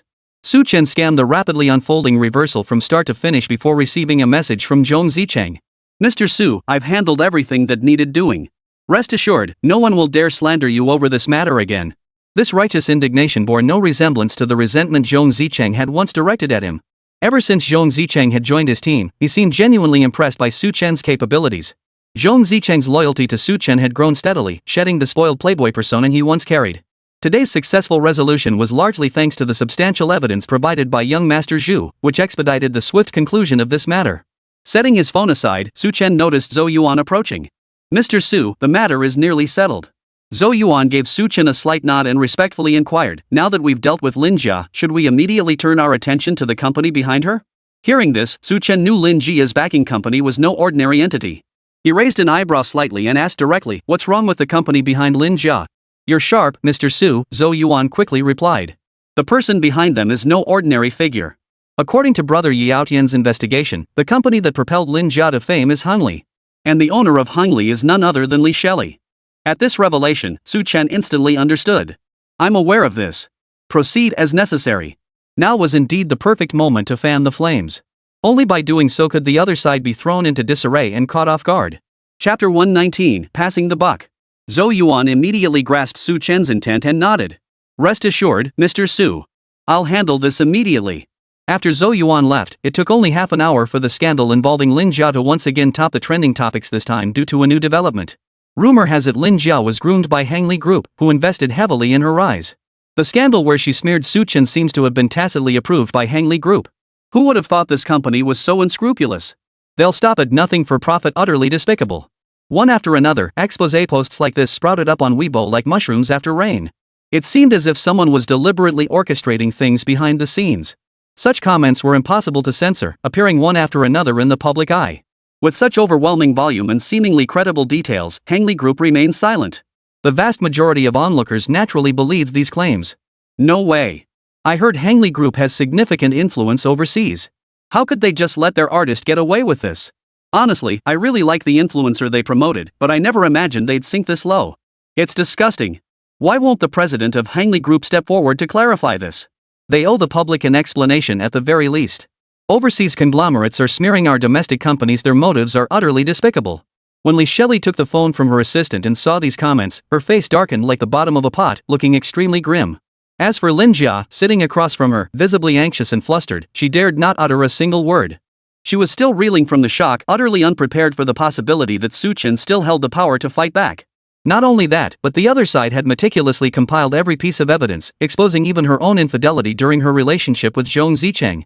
Moreover, Zhong Zicheng himself had stepped forward, publicly hammering her into submission. Even if she wanted to refute it, there was simply no way to do so. As soon as the incident erupted, she rushed to seek out Li Sari, who had coincidentally just arranged for Lin Jia to come over. Though she was signed to Hangli Group, Lin Jia always carried a hint of fear when facing her boss. And now, Li Shelley sat before her with a dark expression, her eyes flashing with an unusual, almost menacing intensity. She dared not utter another word, merely sitting there, trying her best to make herself as inconspicuous as possible. What's the current situation? Li Shelley asked her assistant coldly. The assistant hesitated but finally plucked up the courage to report nervously, the perpetrators left no trace whatsoever. Those who exposed our company have vanished without a trace online. They have hackers this skilled? Even our own hackers can't handle them? Li Shelley's expression turned icy. What else? The assistant bowed his head. Because of this breach, our group's stock has dropped 10 percentage points. If this continues, our entire group may be implicated. Well done indeed. Li Shelley sneered coldly, glancing at Lin Jia, who was cowering in silence. She immediately picked up her phone and drafted a Weibo post. At Hangli Group President Li Shelley, regarding recent rumors circulating online, our company issues the following clarification. First, the lengthy Weibo post published by Ms. Lin Jia, an employee of our company, some time ago has no connection whatsoever with our company. It was entirely Ms. Lin's own initiative and unauthorized action. Second, we terminated our contract with Ms. Lin Jia some time ago. She is no longer affiliated with our company. We urge everyone to pursue their idols rationally and refrain from directing anger at innocent parties. This is clearly an attempt to shift blame onto someone else, abandoning Lin Jia to protect Hangli Group. After editing the statement, Li Shelley tossed her phone to her assistant and coldly declared, the blame has been shifted onto Lin Jia. Our company now has no connection whatsoever with her. You know exactly how to handle the aftermath. Facing Li Shelley's orders, the assistant shot a sympathetic glance at Lin Jia, who stood nearby looking utterly stunned, then quickly bowed his head and hurried away. Lin Jia, however, had initially been trembling with fear, dreading that Li Shelley might take her anger out on her. But now, since the other party wanted to remove her from her position over this incident, it was clear they intended to pin the blame on her. Lin Jia pushed aside her lingering fear and stepped forward to confront her. Ms. Li, I followed your instructions to the letter in this matter. Now that it's escalated to this point, you can't just throw me under the bus. What do you mean, cutting off the ladder? Li Shelley sneered coldly. This was entirely your own choice from start to finish. I only helped you out of pity. You failed to handle it properly, how can you blame me? Faced with Li Shelley's accusation, Lin Jia suddenly widened her eyes, overcome with anger and fury. If it weren't for the plan you suggested, how could I have ended up in this mess today? Even if the company suffered because of me, you shouldn't be treating me like this, trying to destroy me completely and pin all the blame on me. Li Shelley abruptly lifted her head, her eyes cold and venomous as she fixed them on Lin Jia. The gaze was like that of a scorpion, instantly silencing Lin Jia so completely she dared not utter another word. Ms. Li. Stared down by that gaze, Lin Jia's senses snapped back. Trembling, she managed to speak. I spoke too hastily. If you abandon me too, I truly don't know what I'll do. You're the only one I can rely on. Enough nonsense. Li Shelley sneered coldly, snatched a contract from the nearby table, and slammed it onto Lin Jia. This is the contract we signed between our two parties. Read the contents carefully yourself. Ignoring the stinging pain where the contract had hit her, Lin Jia picked it up and read it from beginning to end. When she reached a particular clause, her eyes widened in shock. Despair washed over her face as she collapsed onto the sofa, her mind going completely blank. It's written clearly in this contract. You didn't seem to have any objections when we signed it back then. If you think I'm lying, you can read it carefully yourself. Chapter 120, Team Building. Li Shelley said coldly. During the term of this contract, Party A must not be involved in any negative scandals. If Party A's negative scandals cause Party B any losses, the scope of those losses is clearly outlined in the contract. That includes stock value decline. Now that you've breached the contract, kicking you out is the least I can do. Lin Jia's face drained of color as she murmured, how could this happen? Not only have you breached the contract, but you'll also have to pay a penalty. You'd better start thinking about how you're going to pay back that 3 million yuan penalty. Lin Jia's mind went blank. The only thing echoing in her ears was the 2 million yuan penalty Li Shelley had mentioned. Only now did she foolishly realize she'd been trapped from the very beginning, caught in Li Shelley's so-called money trap, ensnared without even knowing it. Ms. Li, I know I was wrong. I truly know I was wrong. Please, give me another chance. Lin Jia hurried forward, pleading incessantly for mercy. But Li Shelley's face was filled with impatience. She glanced at the bodyguard beside her. Throw her out. She's an eyesore here. And make sure you pay the penalty fee promptly. Otherwise, I won't hesitate to squeeze every last drop of profit from you to cover the debt. Lin Jia shuddered violently, frozen stiff by Li Shelley's venomous glare. Only now did Lin Jia truly grasp the terrifying nature of the woman before her. Ms. Li, please give me another chance. Ms. Li. Lin Jia pleaded pitifully, but in the end, she was dragged out of the company by the bodyguards and thrown out. Outside in the bitter cold, Lin Jia ignored her own freezing body. Panicked and utterly helpless, she grabbed her phone and quickly dialed Su Chen's number. Seeing the caller ID, Su Chen gave a cold laugh but answered the call. Su Chen. The moment the call connected, Lin Jia clung to it like a lifeline, pleading urgently. For the sake of our past friendship, please help me. Henry Group has already dismissed me. If this continues, I won't be able to pay the 2 million yuan penalty. Everything that happened before was all my fault. I shouldn't have slandered you. Please, let me off this time. Su Chen had anticipated Lin Jia's plea and had prepared accordingly. The moment he answered the call, he had already started recording. Hearing her plea now, he merely replied flatly, sorry, it's not that I don't want to let you off. You've been digging your own grave from the start. Everything you're facing now is entirely your own doing, not mine. Don't ever call me again. I've made myself perfectly clear. I've given you every possible consideration. Take care of yourself from now on. With that, Su Chen hung up without another word and blocked the number the very next second. After blocking her, Su Chen looked at the newly completed recording and chose to upload it to Weibo. Now, with Li Shelley's earlier statement combined with this recording, everything had been laid bare, leaving Lin Jia utterly exposed with no room for rebuttal. Good heavens! Hearing this recording, I finally understand what a woman looks like when she's utterly shameless. And she actually had the nerve to ask Mr. Su to spare her. Forget it. Talking about people like this is just bad luck. I'm embarrassed to admit I used to be her fan. As for Lin Jia, seeing the internet flooded with condemnation directed at her, she plunged into utter despair. It's over. Everything is over. There's no way to salvage any of it. Following this incident, Red Oak Group's reputation saw a significant boost. While everyone was feeling pleased, Su Chen proposed organizing a team-building activity for everyone. The location he chose was a fairly decent suburban scenic spot. Alongside company employees, Su Chen had also invited some of his close friends to join the event. Amidst the clinking of glasses and cheerful banter, the atmosphere was warm and harmonious. After 3 rounds of drinks, everyone was well lubricated. Grateful for Su Chen's hospitality, the employees took turns pouring him drinks as a gesture of thanks. Su Chen accepted each offering graciously. But just as the gathering was winding down, a sudden voice cut through the air. Halt! A sharp, feminine voice rang out, followed by a burly man running toward them, panting heavily. Don't tell anyone I came. The burly man looked like a demon incarnate, his eyes fixed intently on Su Chen as if he wanted to devour him. After speaking, the burly man seemed to be avoiding something, frantically glancing left and right before hastily retreating into the room they were in. Everyone was baffled, unsure what was going on. They were startled by the sudden appearance of this burly man. Su Chen glanced in the direction the man had retreated, his expression thoughtful. What's going on? That guy was terrifying. Yeah, he doesn't look like a nice guy. The crowd murmured in confusion, fear evident on their faces. Moments later, a female police officer arrived, followed by several other officers. The female officer wore a cool, composed expression, radiating a poised and commanding presence, truly a refined, aloof beauty. Have any of you seen anyone here? The female officer surveyed the people before her, her expression cool and distant as she asked. The burly man hiding in the shadows kept his entire body concealed behind a cabinet. Hearing the commotion outside, a smug look spread across his face, and he couldn't help but sneer inwardly. These Xia nationals were such cowards, just a little threat from him, and they really didn't dare mention his presence. As he pondered this, Su Chen outside observed the female officer and the team members following her. He recalled the burly man who had frantically threatened him before ducking inside. It instantly clicked for him.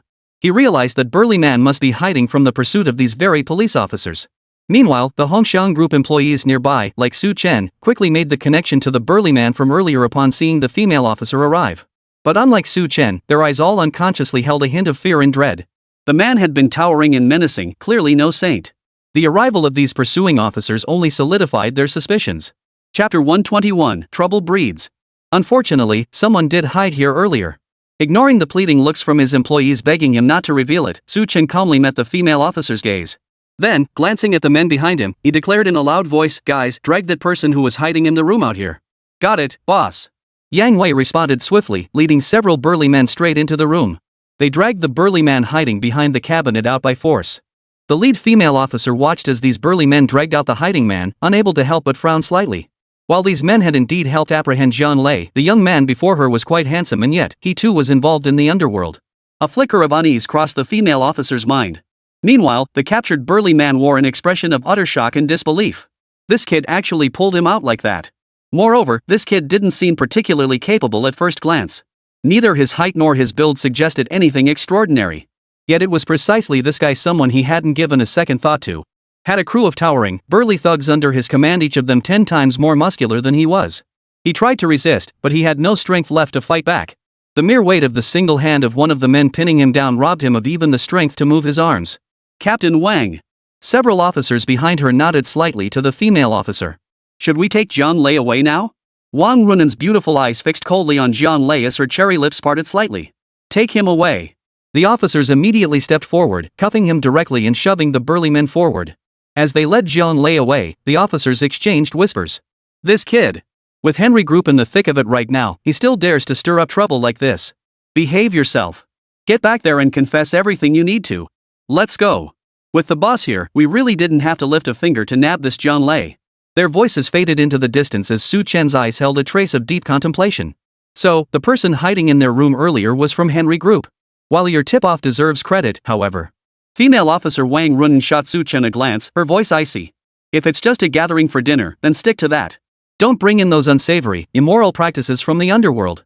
After speaking, Wang Runen glanced at Yang Wei and the others behind Su Chen, clearly mistaking him for someone involved in underworld activities. "Thank you for the reminder, officer." Su Chen returned Wang Runen's gaze and retorted with measured calm, "But this is an internal company matter. We were merely having a simple meal, nothing illegal or disorderly." "Thank you for your concern, officer." Su Chen was thoroughly puzzled. He had merely cooperated with this female officer to apprehend the criminal. Not receiving gratitude was one thing, but why was he being looked at with such suspicion? "You sure have a way with words." Wang Runen snorted coldly, her opinion of Su Chen plummeting to an all-time low. "Let's go." As Wang Runen turned and walked away, the remaining officers following her quickly dispersed one by one. Once he was gone, the employees visibly relaxed. "Mr. Su, thank goodness you took him out right away. We were genuinely scared just now. Thanks to Brother Yang and the others being here. If that kid had really tried to fight, none of us would have stood a chance." Facing the praise, Yang Wei merely chuckled. "It's all thanks to you, brother. Your quick thinking saved us all." Meanwhile, Li Shelley had been in a foul mood these past few days due to the incident involving Zhao Yusin and Lin Jia. To make matters worse, one of her key operatives, Jian Lei, had been discovered by the cops and was now on the run. He had clearly followed the escape route Li Shelley had provided, yet there was still no word from Jian Lei. They had agreed that once he found a hiding place, Jian Lei would send a safety signal. But Li Shelley still hadn't received it. Her heart had been racing these past few days, and she couldn't sleep soundly, terrified that Jian Lei might be caught at any moment. Her right eyelid kept twitching, leaving her unable to focus on company affairs. She paced the office, her heart racing with anxiety. "How's it going? Did Jiang Lei manage to hide?" Spotting her assistant, Li Shelley hurried over and asked sharply. Facing her piercing gaze, the assistant instinctively lowered her head and spoke in a hushed tone. "Ms. Li, Jiang Lei, he's been caught by the cops." "What?" Li Shelley's eyes widened suddenly, her heart boiling with rage. "How did he get caught? Everything was going smoothly. As long as he followed the escape route I gave him, this absolutely shouldn't have happened. Something she didn't know about must have happened. According to our investigation, it seems he was reported by someone eating at a barbecue stall while hiding there." The assistant dared not speak further, his entire body trembling violently. Li Shelley fixed him with a piercing stare, demanding each word with deliberate emphasis. "Who exactly?" "It was Zhu Yizhen stammered, trembling. "It was Su Chen and his group." Su Chen again. Fury surged through Li Shelley's veins. She clenched her teeth and swept everything off the desk with one furious sweep. The clattering sound of cups and a kettle shattering on the floor echoed throughout the office. Everyone in the office flinched in fright, falling silent as if frozen by fear, not daring to utter a word. Why is this Su Chen everywhere? He's like a ghost that won't go away. Li Shelley gritted her teeth and cursed, I swear I won't rest until I deal with this man. Early the next morning, just as President Bai and Zhong Jianmen had finished their morning meeting, the factory manager rushed in frantically through the door. Spotting President Bai and the others, he hurried straight over. Mr. Bai, Manager Zhong, it's terrible. Manager Zhao was flustered, his forehead glistening with sweat from running so fast. Mr. Bai quickly asked, calm down. Tell us slowly. What exactly happened? Several government officials just arrived at our factory. They said they received an anonymous tip alleging severe water pollution inside our facility. Now they're demanding to seal the factory and take us away for investigation. What? You're saying the factory's water has caused pollution? Mr. Bai's expression abruptly changed, his first reaction being utter disbelief. Chapter 122, Causing Trouble at the Factory. He knew better than anyone what their factory was really like. After all, even though Red Oak Group now belonged to Sushing, the factory's management still followed Su Chen's requirements and was entrusted to Mr. Bai. The factory had always processed and produced instant noodles according to the highest environmental standards. Every time environmental inspectors conducted spot checks, not a single issue had ever been found. He could guarantee it, even stake his life on it. Other companies might have minor environmental flaws, but their Red Oak factory was absolutely incapable of such issues and never would be. Therefore, receiving such an anonymous tip-up clearly indicated that someone was secretly tampering with things. A villain was at work, attempting to undermine their group. Recalling the recent turmoil Hongshan Group had endured, President Bai reassured Manager Zhao, don't worry. Take me there immediately. No sooner had he spoken than Zhong Jianmen and Zhou Yuan hurried to follow. Hold on.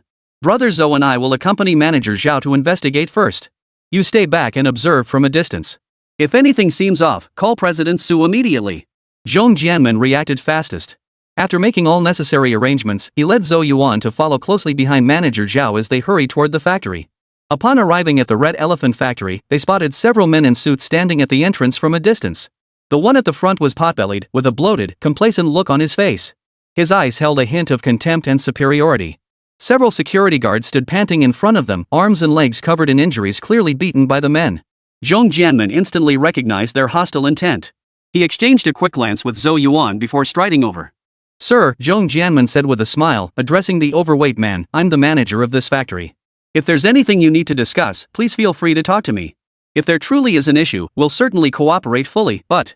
He paused, glancing at the injured factory security guard beside him, and the smile faded from his face. Injuring our factory security guard, isn't that going a bit too far? Shut up. A tall, thin man beside him, who looked like a monkey, shouted at Zhong Jianmen, how dare you speak to Director Zhu like that? This is Director Zhu, our environmental management supervisor. Director Zhu? Zhong Jianmen felt utterly bewildered and perplexed. He genuinely had never encountered anyone by that name before. After all, he had previously worked at Suwontan Instant Noodles Group. Whenever there were requirements or tasks from higher-ups, he was usually the one who went to the factory to negotiate and coordinate. Over time, he had met with relevant environmental management officials, but never someone as high-ranking as Director Zhu. So, despite his confusion, Zhong Jianming didn't overthink it. He simply assumed he hadn't met him before. With a warm smile on his face, he stepped forward. Director Zhu, this must be a misunderstanding. Our factory's water strictly meets all standards. There's absolutely no trace of pollutants. Continuing this action would be inappropriate. It was obvious the other party was here to pick a fight. Although Zhong Jianmen didn't know who was deliberately causing trouble for them this time, he would never allow anyone to stir up trouble for no reason and cause harm to his company's employees. Nothing is absolute. Director Zhu cut Zhong Jianmen off without hesitation, shooting him a cold stare as he declared haughtily, this anonymous tip was personally delivered to me. There's no such thing as smoke without fire. Your factory must indeed be responsible for severe water pollution. Section Chief's son. Director Zhu shot a look at Section Chief's son and ordered, seal this factory immediately. Search and confiscate whatever needs to be seized. Anyone who objects. Director Zhu sneered coldly, his voice thick with menace. Then we'll keep cracking down until they submit. The tone made it clear, they were determined to use force. Zhong Jianmen's expression turned grim as he immediately ordered his entourage of bodyguards to shield the factory behind them. Tension flared between the two sides, ready to erupt at any moment. Not far away, General Manager Bai had already turned away the moment Director Zhu spoke, quickly hiding behind a door to call Su Chen. The moment Su Chen answered, he heard Bai Zhong's panicked voice on the line. Mr. Su, you need to come to the factory immediately. Something's happened. The words had barely left his mouth when Su Chen abruptly stood up. He began walking forward while instructing Zhong Zicheng to drive him there. Tell me exactly what happened. Over the phone, President Bai recounted everything he had witnessed at the factory, including the remarks made by Director Zhu. After hearing Bai's account, Su Chen's expression darkened completely. Looks like someone's deliberately stirring up trouble. After uttering these words, Su Chen soothed Bai's nerves. Don't worry, I'll be there immediately. He then called his elite mercenary brother-in-arms, Peter. Pete, gather 6 of our best men and head to the Red Elephant factory immediately. Stand by for orders. Everything will be handled according to my instructions. With everything arranged, the car soon arrived at the Red Elephant factory. After parking and securing the vehicle, Su Chen stepped out briskly, his eyes coldly fixed on the factory entrance. The so-called Director Zhu stood there, his belly protruding prominently, his face smug yet his eyes carrying a hint of coldness. Behind him, a tall, thin man led a group of bodyguards, their weapons drawn as they glared at Zhong Jianmen and his men. Spotting Su Chen approaching from afar, the distant Mr. Bai hurried over. Mr. Su, you're finally here. Mr. Bai, as if finding his anchor, pointed directly at Director Zhu standing not far away. That man up front claiming to be Director Zhu in charge of environmental protection, and the one behind him is Section Chief Sunday. They arrived and immediately tried to take action, threatening to shut down our factory. And, Bai added anxiously, I wanted to call the police, but since you hadn't arrived yet and the situation wasn't settled, I didn't dare act rashly. What should we do about this? Not calling the police was the right call. Su Chen's voice was icy. I'm heading over immediately. Don't follow me for now. Wait for my signal before alerting the police. Understood. No sooner had Bai finished speaking than Su Chen strode off. Chapter 123, 8 million yuan compensation. I'm the president of this factory. You claim our water has been contaminated. What exactly is the issue? Speak to me directly. Upon seeing Su Chen approach, the so-called Director Zhu sized him up from head to toe. A flicker of panic crossed his mind before he quickly regained his composure. Someone must have tipped him off, that's why Su Chen showed up. No need to panic. Since they'd already arrived, even if Su Chen tried to stop him, they'd shut down this factory today regardless. With this thought, Director Zhu felt somewhat reassured. He sneered coldly and said, so what if you're the president?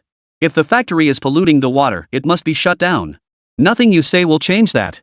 I advise you to comply with official requirements. Otherwise, if something truly goes wrong, can you alone bear the responsibility? Is that so? Su Chen sneered coldly. Since you claim to be environmental management officials here today to shut down our factory as scheduled, then kindly show us your official ID badges first. ID badge? Piece of cake. Director Zhu, his face beaming with smug satisfaction, promptly pulled a professional-looking ID badge from his briefcase and placed it before Su Chen. The so-called section chief's son behind him quickly produced his own badge, practically shoving it into Su Chen's face. Open your dog eyes and look clearly. Section chief's son declared smugly, this is our official badge. We have the proper documentation to shut down your factory. Defy our orders, and you'll be sent to jail.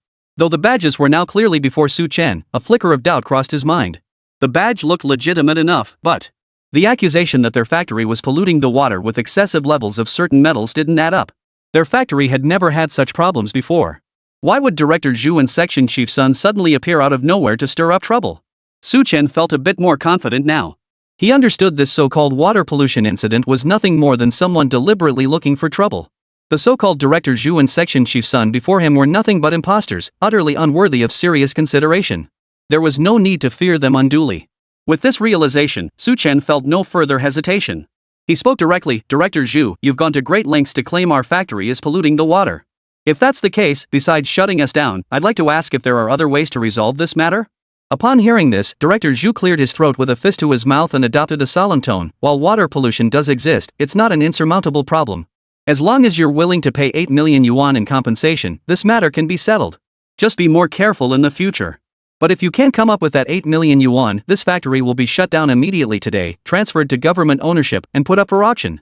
Director Zhu threatened coldly, whether this matter ends in closure or a fine is entirely up to you, Mr. Su. You decide. Su Chen raised an eyebrow slightly, instantly grasping the other party's intent. 8 million. Su Chen's voice carried a hint of anger. Even if the water quality was contaminated, it wouldn't warrant 8 million in compensation. If you want to make an outrageous demand, don't make such exaggerated claims. Hand it over or not? Give me a straight answer. Director Zhu, however, didn't care about such niceties. He declared triumphantly from his lofty position, this 8 million wasn't our decision, it was set by the authorities. After all, water pollution is no trivial matter. If the products turn out to be defective, 8 million won't be nearly enough to fix the problem. Is that so? Su Chen laughed bitterly in anger. Manager Zhong, go get me a bowl of water from the tap. The tap water in their building had undergone triple filtration through environmental filters to remove bacteria, followed by multiple purification stages. It was essentially safe for direct consumption. Drinking it directly posed absolutely no risk. Yet they dared claim water contamination? This was utterly preposterous. Zhong Jianmen was baffled but still fetched a bowl of water from the tap and placed it before Su Chen. Su Chen snatched the bowl, gulped down the water in front of Director Zhu, then slammed the bowl hard onto the floor. In an instant, the bowl shattered into pieces. The shattering sound reached Director Zhu's ears. Seeing Su Chen's cold stare fixed on him, a flicker of unease crossed his face before rage instantly boiled over. "What the hell are you doing?" Su Chen sneered coldly. "What am I doing? Didn't you say our tap water was contaminated? I took a sip myself to prove it to you. Satisfied?" After speaking, Su Chen glanced at several vehicles that had arrived nearby before slowly withdrawing his gaze. Then, with his left hand tucked behind his back, he discreetly signaled to Mr. Bai, who was positioned in a highly concealed spot nearby. Mr. Bai immediately understood, ducking behind the factory and urgently dialing the police.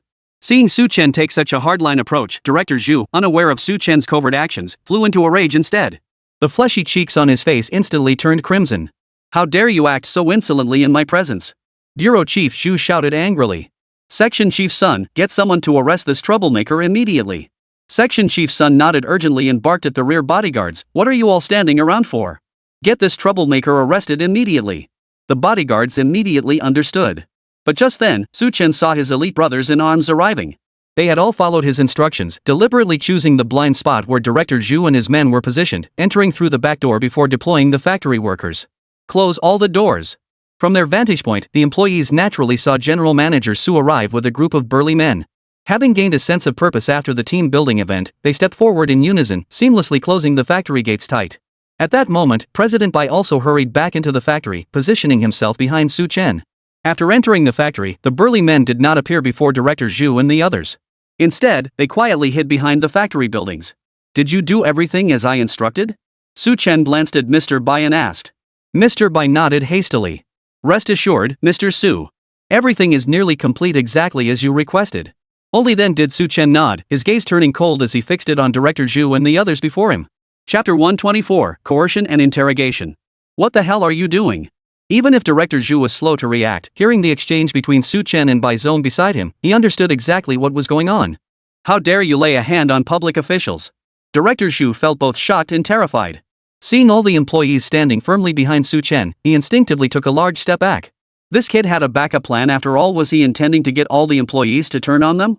However, seeing that these employees were all disabled individuals, Director Zhu felt slightly reassured. They were just disabled people after all. With their physical limitations, even if they wanted to fight, they couldn't possibly match the skilled enforcers he had brought along. With this thought, Director Zhu couldn't help but feel smug as he threatened loudly, "I am the director of this bureau. If you dare lay a finger on me, you'll rot in prison for the rest of your lives." "Is that so?" Seeing Director Zhu still daring to threaten him with his so-called director status at this moment, Su Chen snorted as if hearing a joke. "At this point, you still dare to impersonate public officials using your director status? Aren't you afraid that once exposed, you'll be the ones rotting in prison? Impersonating a public official?" Seeing Su Chen utter those words with utter indifference, Director Zhu truly panicked. He could only force himself to remain calm and shout loudly, "I am the legitimate Director Zhu. How dare you spout nonsense, deceive others, and lead them into committing such grave errors alongside you? It doesn't matter if you don't admit it." Su Chen raised an eyebrow slightly, pointing at the work IDs still clutched in their hands.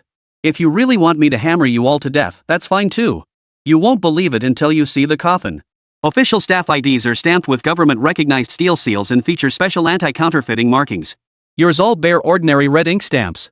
Moreover, these ordinary stamps lack any anti-counterfeiting features whatsoever. This alone proves you're imposters posing as government officials. Seeing Su Chen expose their entire charade in just a few words, Director Zhu and Section Chief Sun were genuinely panicking. "I've personally laid out all the evidence for you. Now, shall we escort you to the police station ourselves, or let the officers take you directly?" Su Chen wore a malicious grin as he coldly stared at the men before him. Director Zhu, in particular, turned pale and then flushed, his eyes darting between shock and fury as he glared at Su Chen. So this kid had already figured out his identity all along, but deliberately kept quiet about it.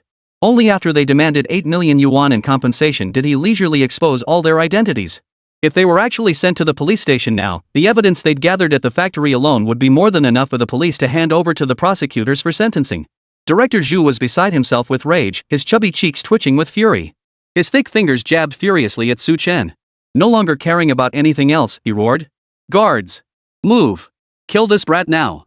After all, they were just a bunch of disabled people. For this group to take action, it would only take a few minutes. Even if they tried to call the police, what could they do? They'd already taken care of everything that needed handling. As long as they disposed of the bodies now and left immediately, the police would never find a trace. Just as Director Zhu's face twisted into a savage grin, Chen snapped his fingers sharply. Almost instantly, dozens of burly, imposing men burst out from hidden spots behind the factory building. The leader of the group was a foreigner with blonde hair and blue eyes. He gave Chen a slight nod and said, "Boss, everyone's here. Thanks for your help, Peter. Serving the boss is no trouble at all." Peter spoke in fluent Mandarin, his piercing blue eyes coldly scanning Director Zhu and his men. "These men have offended the boss. Shall we deal with these bastards right now?" The moment these words left his mouth, Director Zhu, staring at the sudden appearance of this group of burly men, was so frightened he instinctively sat down on the ground. The overwhelming majority of these men were foreigners. Yet they shared one common trait: bulging muscles and an average height of 2 meters. That alone was unsettling, but what was more unsettling was the fierce glint in each of their eyes. They looked like battle-hardened warriors fresh off the battlefield. That murderous glint in their eyes was something ordinary people simply couldn't muster. If it came to a fight, not only would they be no match for these men, but even a pair of them could likely crush their entire group. Only then did Director Zhu grasp the true extent of Chen's capabilities. But it was too late now. Chen had already ordered Peter and the others to attack them directly. Zhu's men were so terrified their legs went weak. The batons and long knives in their hands clattered to the ground as their fingers went limp. Pete had brought only 2 brothers with him, yet they had already beaten the entire group into a pitiful state, rolling on the ground begging for mercy. Director Zhu's dozen or so men were beaten black and blue, utterly unable to fight back. "Boss, we've taken care of most of them." Even after beating them all, Pete still felt unsatisfied. But Big Brother had given orders no one was to be killed. So they only inflicted internal injuries. At most, the external injuries on their faces looked rather gruesome. Director Zhu. Chen sneered sarcastically at the man before him, who had once been Director Zhu. "Well, do you still claim to be a director now?" Director Zhu's eyes were still spinning from the beating, and it took him a long while to regain his senses. Hearing Chen's words, he was so terrified he scrambled to his feet, scrambling and crawling as he repeatedly kowtowed and apologized to Chen. "Mr. Zhu, I was wrong. I looked down on you like a dog, failing to recognize a mountain when it was right before my eyes. I shouldn't have caused you trouble. Please spare me." Not only Director Zhu, but the so-called section chief's son and the entire entourage of underlings beside him were all prostrating themselves, begging for mercy. "Sparing you isn't out of the question."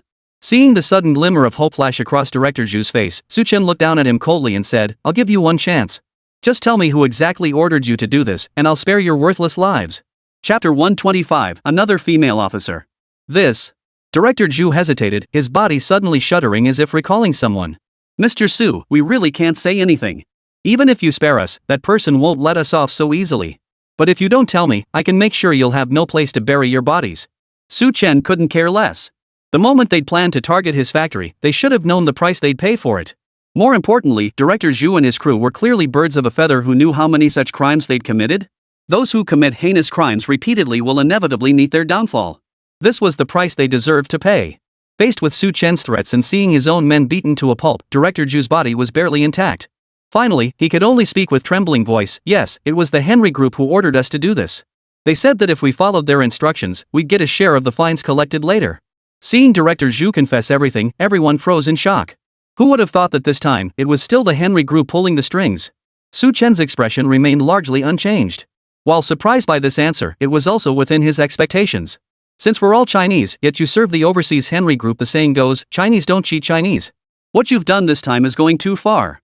Before Chen could say more, as Director Zhu and his men prepared to kowtow in supplication. Outside the factory, the wail of police sirens grew louder, echoing steadily toward the factory grounds. Chen instantly understood the situation and signaled to his good brothers, Pete and the others. Pete understood immediately, swiftly directing most of the brothers to withdraw at top speed, leaving only 3 or 5 who didn't look quite as menacing. Seeing everything unfold according to his plan, Chen felt relieved. He knew full well that these brothers were all strong and burly, with faces that radiated a certain ferocity. Leaving them all behind would only invite trouble. Better to leave only a few behind, matching the opposing numbers, ensuring they were adequately defended. The wail of police sirens outside sent Director Zhu, section chief's son, and the others jolting backward in terror. Instinctively, they tried to flee. But the main gate was locked tight, leaving them no escape. Within moments, someone knocked on the factory gate from the outside. Chen gave a nod, and immediately a worker hurried forward to open the gate. Once the gate was open, the lead officer held up his work ID and showed it to the employees. "Hello, we received a report that someone here is impersonating a public official and causing trouble. May we come in?" The employees naturally stepped aside without hesitation, allowing the officers to drive their patrol car inside.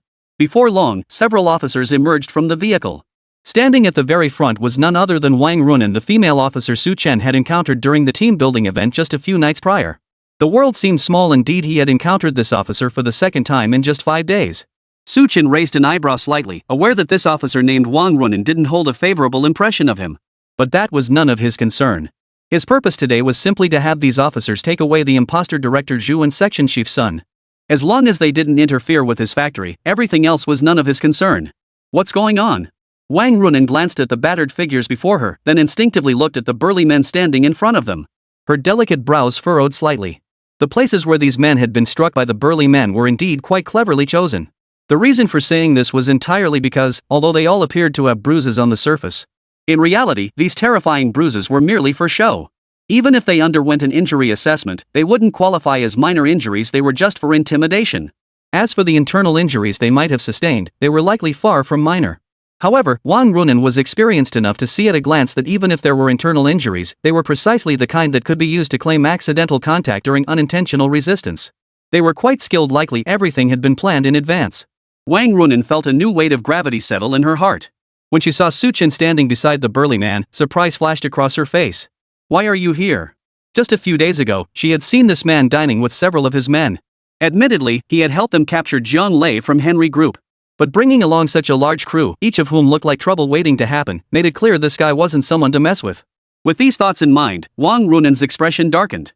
Sir, whether you're involved in organized crime or not, gathering a crowd for a fight is illegal. We need you to come with us. Officer.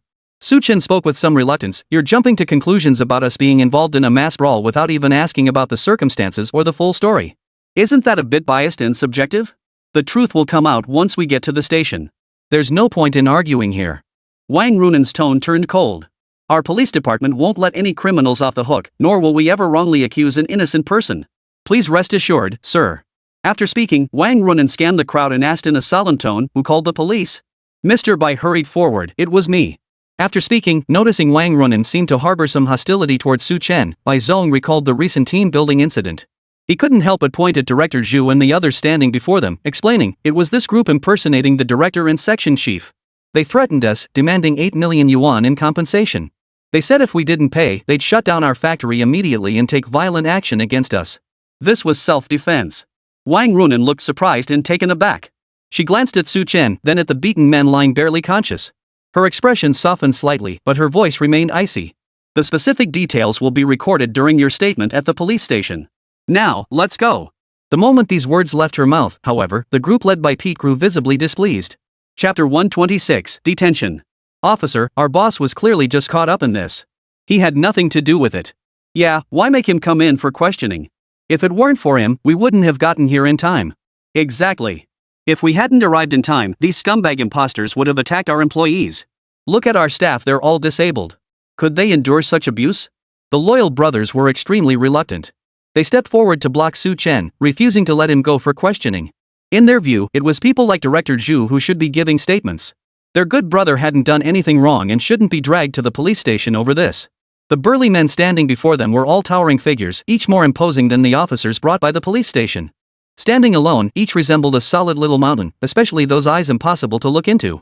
Don't bring your street thug mentality into this place. Wang Runan's impression of Su Chen worsened. He was clearly a hardened street thug. How could she keep running into him these past few days? Her voice grew colder. We're only taking you in for questioning. If there's no issue, the police station won't detain any innocent person. If you continue to obstruct us, you'll be defying the police department.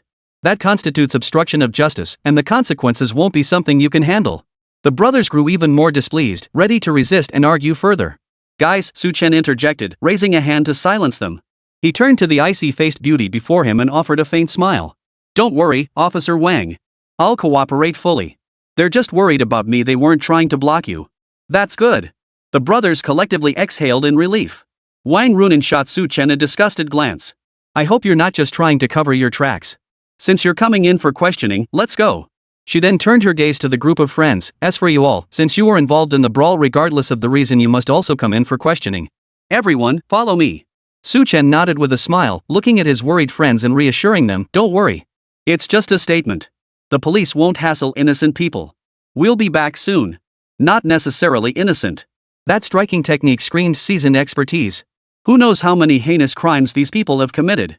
We must get to the bottom of this today. Wang Runen's cold gaze retracted, her impression of Su Chen plummeting. After arranging for someone to escort Su Chen to the vehicle, the police car departed the factory and sped toward the station. Throughout the journey, Su Chen sat calmly in the back seat, showing not a shred of fear from start to finish. On the contrary, he even pulled out his phone, glanced at Wang Runen's cold expression, paused briefly, then typed out a text message and sent it.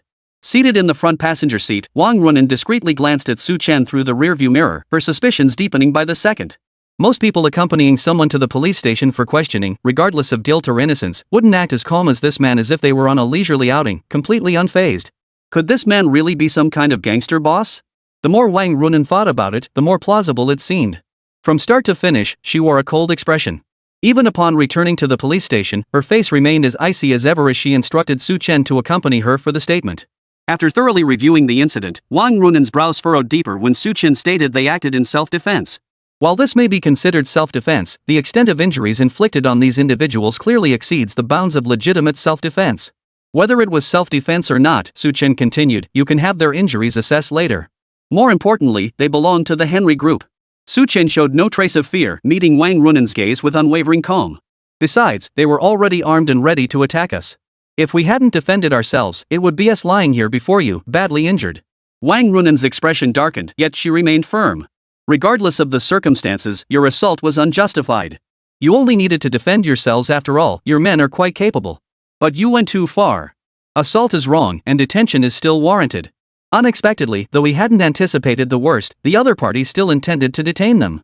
Everything unfolded beyond Su Chen's expectations, yet somehow within them. He wasn't worried. After all, he had already relayed the message to Chen Chong earlier while they were on the road. When the time came, all he needed was Chen Chong to pull some strings, and he'd be out in no time. Besides, this incident wasn't the fault of Red Elephant Group to begin with.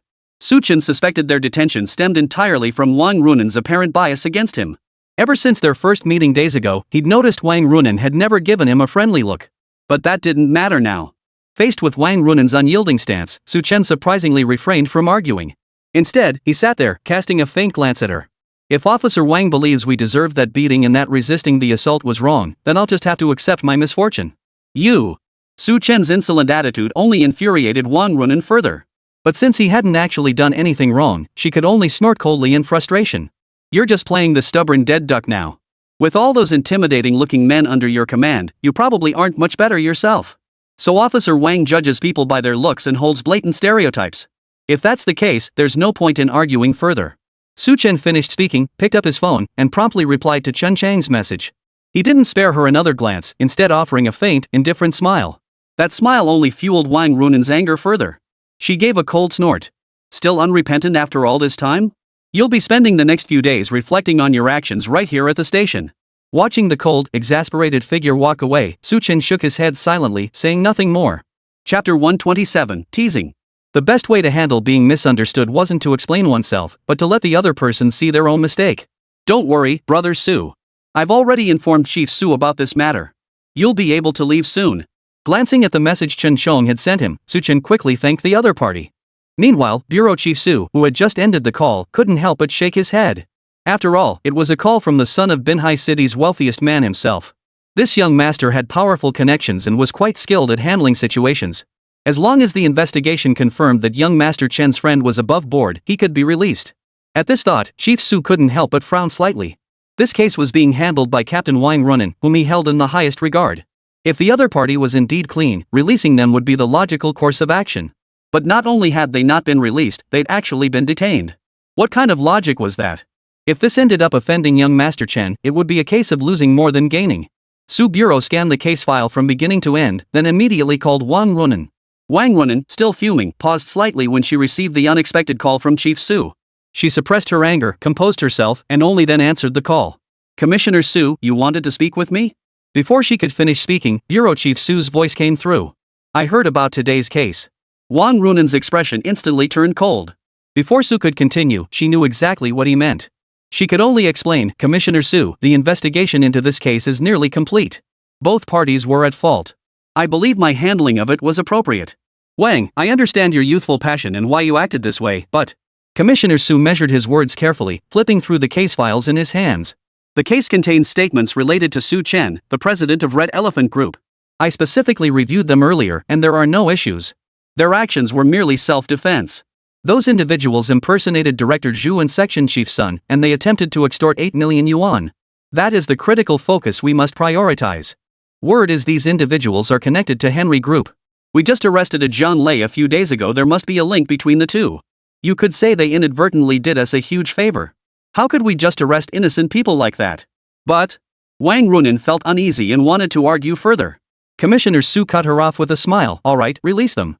They haven't committed any heinous crimes. Their injuries look severe, but they're not life-threatening. Let's settle this through civil mediation. Wang Runin panicked. Commissioner Su, please listen to me. Before she could finish, Director Su had already pressed the hang-up button. Staring at the blank screen in frustration, Wang Runin felt an intense sense of injustice, but more than that, she refused to accept it. With all those menacing thugs under his command, this Su Chen wasn't exactly squeaky clean either. But he was just another gangster.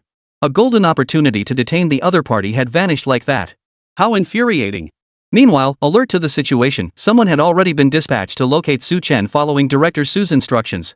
Mr. Su, a young officer smiled at him, we've completed our investigation. Everything points to you acting in legitimate self-defense.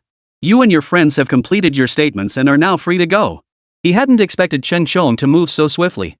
It had taken less than 10 minutes for him to be released. After thanking the officer, Su Chen hadn't taken more than a few steps when he spotted Wang Runin approaching him. The moment they met, Wang Runin immediately recalled the words Commissioner Su had relayed to her over the phone earlier. Her expression darkened instantly. I never thought you'd actually get away. Lucky for you this time. Next time, don't let me catch you. Su Chen raised an eyebrow slightly. Observing Wang Runin's ice queen demeanor, he suddenly felt intrigued, a faint smile curling his lips. Regardless of the outcome, even if I did fall into your hands, being interrogated by such a beautiful woman would be a sweet reward. You! Wang Runin's beautiful eyes blazed with fury as she glared at Su Chen, clearly stunned that he dared to tease her so brazenly. You scoundrel! You're nothing but a rogue! Unable to muster more than a few choice curses, Wang Runin stamped her foot, her face flushing crimson. Su Chen merely gave Wang Runin a meaningful look, feeling immensely satisfied. He then turned and walked toward the door. He hadn't expected that even when angry, the beauty was so adorable and lively, far more so than her earlier icy demeanor. Just as he reached the doorway, he spotted Chen Chong, who had just pulled his car to a stop in front of the police station. Su, little brother, I'm here to pick you up. Su Chen's close friends behind him all smiled and greeted Chen Chong before hailing a taxi to head back to Shanshui apartments ahead of schedule. As for Su Chen, he quickly stepped in front of Chen Chong and expressed his sincere gratitude. Thanks for stepping in, brother Chen. Otherwise, I wouldn't have been able to get out of here so quickly. Oh, come on. Chen Chong laughed heartily, slapping Su Chen's shoulder with his palm. He seemed utterly unconcerned as he said, we're brothers. Since you call me brother Chen, this little thing was just a word from me. No need to be so formal. Chen Chong already regarded Su Chen as his own brother, naturally offering assistance wherever he could. The two shared a knowing smile, climbed into the car, and soon sped away. What neither of them knew was that shortly after the car disappeared into the distance, Wang Runin slowly emerged from behind the police station gates. She had witnessed the entire scene from start to finish. She hadn't expected this man to not only be a gangster but also to have connections with wealthy families. Caught off guard, Wang Runin watched the car grow smaller until it vanished from sight, her expression still grim. But just as the car was about to turn the corner, Chen Chong caught sight of a female officer in the rearview mirror who had been watching their vehicle the entire time. He glanced at Su Chen beside him, sitting there as if nothing had happened. For some reason, he felt compelled to tease him. I noticed that policewoman has been staring at my car ever since we left.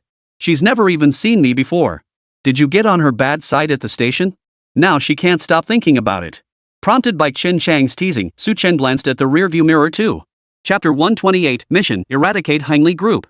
In the rearview mirror, Su Chen could still see Wang Runin standing there, though her expression seemed to have grown even colder. He looked deep in thought, then shrugged helplessly at Chen Chong. What can I do? She's convinced I'm at fault for this whole thing. And then I had someone get me released. How could she not be furious? This piqued Chen Chang's curiosity immediately. What do you mean? Su Chen then recounted the incident at the police station where Wang Runin had mistaken him for a gangster. So that's how it was. Chen Chong nodded in understanding. No wonder she misunderstood you. With all those burly guys following you around, anyone would think you're a gang boss. The two chatted in the car for a while before the topic shifted elsewhere. But Su Chen's mind kept circling back to what had just happened with Wang Runin. If he could turn Zhong Jianmen into a loyal brother, did that mean he could also use the system to convert this police captain, Wang Runin, into a female brother? With that thought, Chen decided to open the system and see if there was any way to handle this. System, can I convert Wang Runin into my own good buddy? Detected that Wang Runin possesses the prerequisites to be converted into the host's best buddy. Chen's eyes lit up at the news, piquing his interest.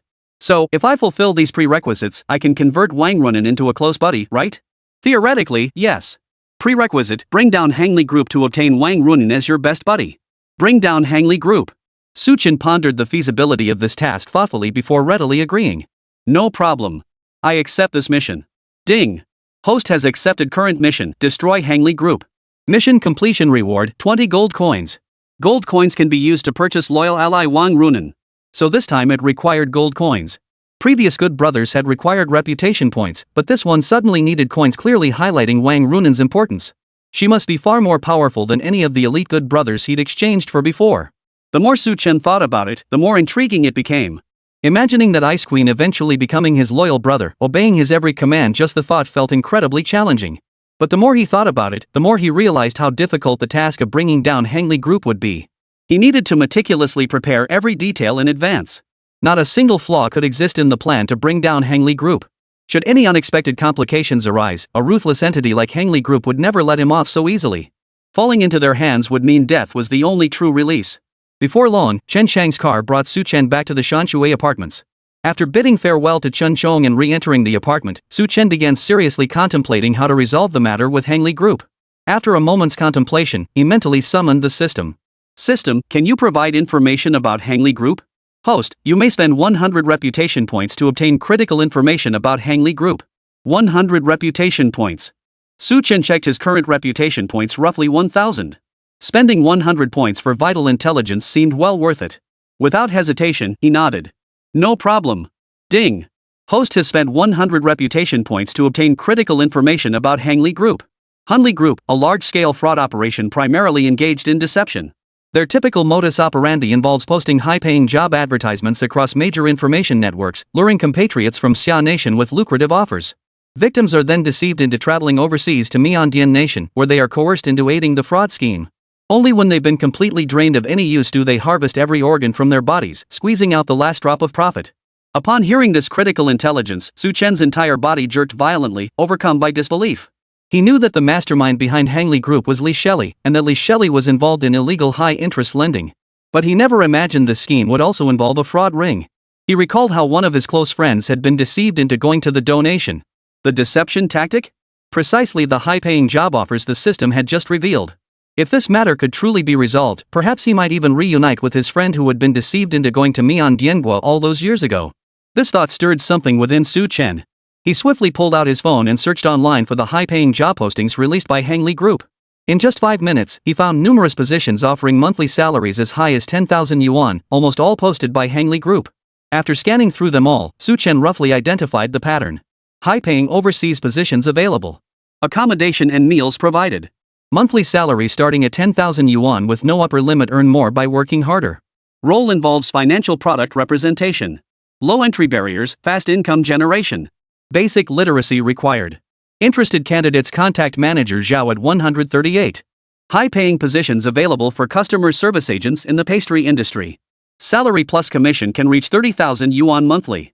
Airfare and accommodation fully covered. Private rooms provided. Extremely low entry requirements, no advanced education needed, just basic literacy. Interested parties may call manager Su at 157. High-paying positions available. Most of these high-paying job advertisements follow the same pattern. They promise monthly salaries over 10,000 yuan, free meals and lodging, and extremely easy work. The entry barriers are exceptionally low. Even those with only a junior high education, as long as they can read and write, can be hired with minimal requirements. Only through such tactics could they lure countless compatriots from Xia Nation abroad to be forced into telecom fraud, exploiting them until they were worthless. The more Chen read, the more furious he became. The thought of his good friend being deceived in this manner, disappearing into the unknown, his fate still uncertain, filled him with dread. Chen could no longer contain his rage. He wanted nothing more than to swiftly bring every single person at Hangli Group to justice. These people deserved to die. They were fellow citizens of Xia, yet they had deceived and exploited their own countrymen. Luring compatriots to Miandian under the guise of an expeditionary force was truly an act deserving of death. Suppressing the surge of rage rising within him, Chen immediately made a call and summoned his trusted brothers like Wu Tao. Wu Tao had just finished a day's work with his elite security team and was leaving the job site. Chapter 129, Setting a Job Trap. He had just reached the entrance of Shanshui Apartments when he received a call from his boss. Wu Tao's expression instantly turned solemn as he quickly answered the call. Upon learning his boss's intentions, Wu Tao hung up immediately and led his crew into the apartment's living room. "Boss, you want us to apply for jobs at Hangli Group? When? We'll get it done immediately." Wu Tao didn't even ask for an explanation, obediently following every one of Su Chen's instructions. "No rush. First, download this recruitment app." Su Chen instructed his trusted brothers, guiding each to register their profiles on the recruitment platform. "Guys, I need you to apply for every single job posting under Hangli Group." Su Chen took the opportunity to reveal his entire plan to Wu Tao and the others. Upon hearing Su Chen's demands and the details of his scheme, his brothers were filled with righteous indignation and fury. "Don't worry, big brother. We'll do everything exactly as you say. Who knew these people were such scumbags? To dare scam our fellow countrymen into that hellhole. If we don't seize this chance to take them all down today, they'll keep deceiving more people, and even more will suffer because of it. We'll follow your every instruction, big brother. We'll submit our resumes immediately." Su Chen's plan was to have all 1,000 brothers submit resumes, pretending to be lured by the high salary. Only then could the brothers be legitimately hired by Hangli Group, allowing them to infiltrate the organization and take it down completely. "Excellent." Su Chen nodded and submitted personal resumes for all his brothers. Naturally, to avoid arousing suspicion from Hangli Group, Su Chen submitted the resumes under the names of other brothers. Soon after submitting their applications, the brothers led by Li Tao received confirmation from the company. "May I ask if you're here to apply for a position at our company?" The other party sent a message proactively. Wu Tao quickly handed his phone to Su Chen. "Do as I say." With Su Chen's permission, Wu Tao swiftly replied to the message. Inside a villa, Li Shelley watched the frantically flashing job applications on her computer screen, a smug smile curling her lips. Her assistant, noticing her delight, promptly stepped forward to flatter her. "Ms. Li, people from Xia are so easy to deceive. Just by dangling the lure of high salaries, we've already hooked so many. The people from China are so gullible. You did a great job this time. Hurry up and reply to the messages, reel in all these fish, and bring them into our business." "Understood, Ms. Li, leave it to me," the assistant assured her without hesitation, turning the computer screen toward himself. He stared at the hundreds, nearly 1,000 job applications. The assistant clicked on the latest message and began chatting with the sender. "Are you applying for a position at our company?" "Yes, is it true you can earn 10,000 a month there?" "Absolutely true." The assistant typed rapidly on the keyboard, using the well-rehearsed script to lure the applicant in. "We provide full board and lodging, flexible work hours, an 8-hour workday, weekends off, team-building activities on weekends, and even the chance for a beautiful encounter with foreign girls. But I don't have the money to go abroad." "That's no problem at all, sir. Don't worry." The assistant's eyes lit up. This was a potential fish already hooked. Barring any mishaps today, he could reel this fool overseas too. "We're desperately short of Chinese-speaking workers from your country. As long as you can read and write, we offer exceptional benefits. We'll cover your airfare, all you need is your luggage and passport." There seemed to be a moment of hesitation before a reply came back. "The conditions and benefits seem pretty good. Could you send me some photos? After all, being in a foreign country, I'm still a bit worried. This person's pretty cautious, knowing to ask for photos to verify the authenticity. But no matter how vigilant they are, it won't matter, they can't outsmart the layers of traps set by their company." "No problem, rest assured." The assistant promptly sent over all the hotel photos and other materials that had been stored on the computer for quite some time. "This is our work environment, it's a hotel. All you need to do is assist tourists in Chinese while staying on the premises." "Alright then," Wu Tao quickly replied on his phone as instructed by Su Chen, "sounds pretty good. Why don't we meet up sometime? I've got a few buddies who want to tag along and make some extra cash." Hearing that several others wanted to join, the assistant couldn't help but flash a triumphant smile, though his typing remained perfectly sincere. "That's certainly no problem. How many friends will be joining you, sir? I can make arrangements in advance. Counting myself, there'll be about 30 or 40 of us." Pausing briefly, afraid the other party might grow suspicious, Su Chen grabbed the phone and quickly added another sentence. "Our village has a lot of people. Most are farmers with no steady work, but I promise you, we can all read and write. Please don't turn us down." Seeing how anxious the man was to be accepted, the assistant smiled faintly. "Rest assured, sir. We are desperately short of Xia nationals who understand the Chinese language and are literate. We'll take as many as you have available." Seeing that the Hangli Group representative had taken the bait, Su Chen's face broke into a smile. He hadn't expected them to be so easily swayed. A few words had secured the job opportunity. After setting a meeting time, Wu Tao finally put down his phone. "Boss, everything's set. They've agreed to meet at Changshui town on the border of Yuncheng. We'll follow your instructions from here on out." Su Chen nodded. The agreed-upon location held no surprises for him. Yunqing was a border city of Xia Nation, and it was indeed the only way to reach the neighboring country of Miandian. As for Chanshui town, its location was extremely remote yet surprisingly bustling. If someone were truly deceived there and followed along, they wouldn't raise any suspicions. With that in mind, Su Chen began arranging the next steps. Mr. Li. The assistant instructed the staff below to process the remaining nearly 1,000 job applications, grinning from ear to ear. Nearly 1,000 people came seeking jobs this time. Xiao's people really are gullible. 2 or 3,000 a month is enough to lure them in. Soon we'll have fresh blood joining us and the organ trafficking business. Chapter 130, Wang Runan's Suspicion. With so many new recruits, fresh organs would surely bring in a huge profit. A flash of greed flickered in Li Shelley's eyes. This must be handled flawlessly. Since they're meeting, you must entertain them well. Under no circumstances should these people harbor any suspicions. The assistant nodded without hesitation. Rest assured, Ms. Li. I've handled this many times before. There won't be a single slip-up. 3 days later, Su Chen arrived at Chanshui town on the outskirts of Yunqing with his band of brothers. However, to avoid arousing suspicion, only Su Chen and several dozen of his brothers in arms gathered at the pre-arranged town entrance to wait. The rest of his men, pretending to be strangers to each other, scattered throughout the town entrance, waiting separately.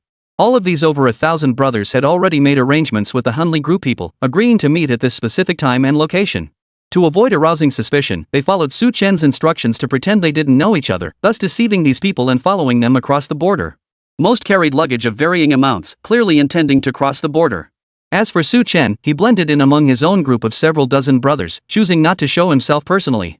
After all, Wu Shelley from Hangli group had seen him before, but he wasn't certain how many others within their group had actually laid eyes on him. Therefore, blending in with this group was the safest option. After waiting less than half an hour, at exactly 1 p.m., a man about 1.8 meters tall finally arrived at the entrance of Chanshui town. The man had a rather imposing build, yet his face bore an honest, straightforward expression that made him look anything but a villain. Behind him followed 2 or 3 other men who also appeared honest and straightforward. The man was none other than the assistant who had previously accompanied Li Shelley and helped arrange her work. Seeing the large crowd gathered at the town entrance, the leading man was startled at first.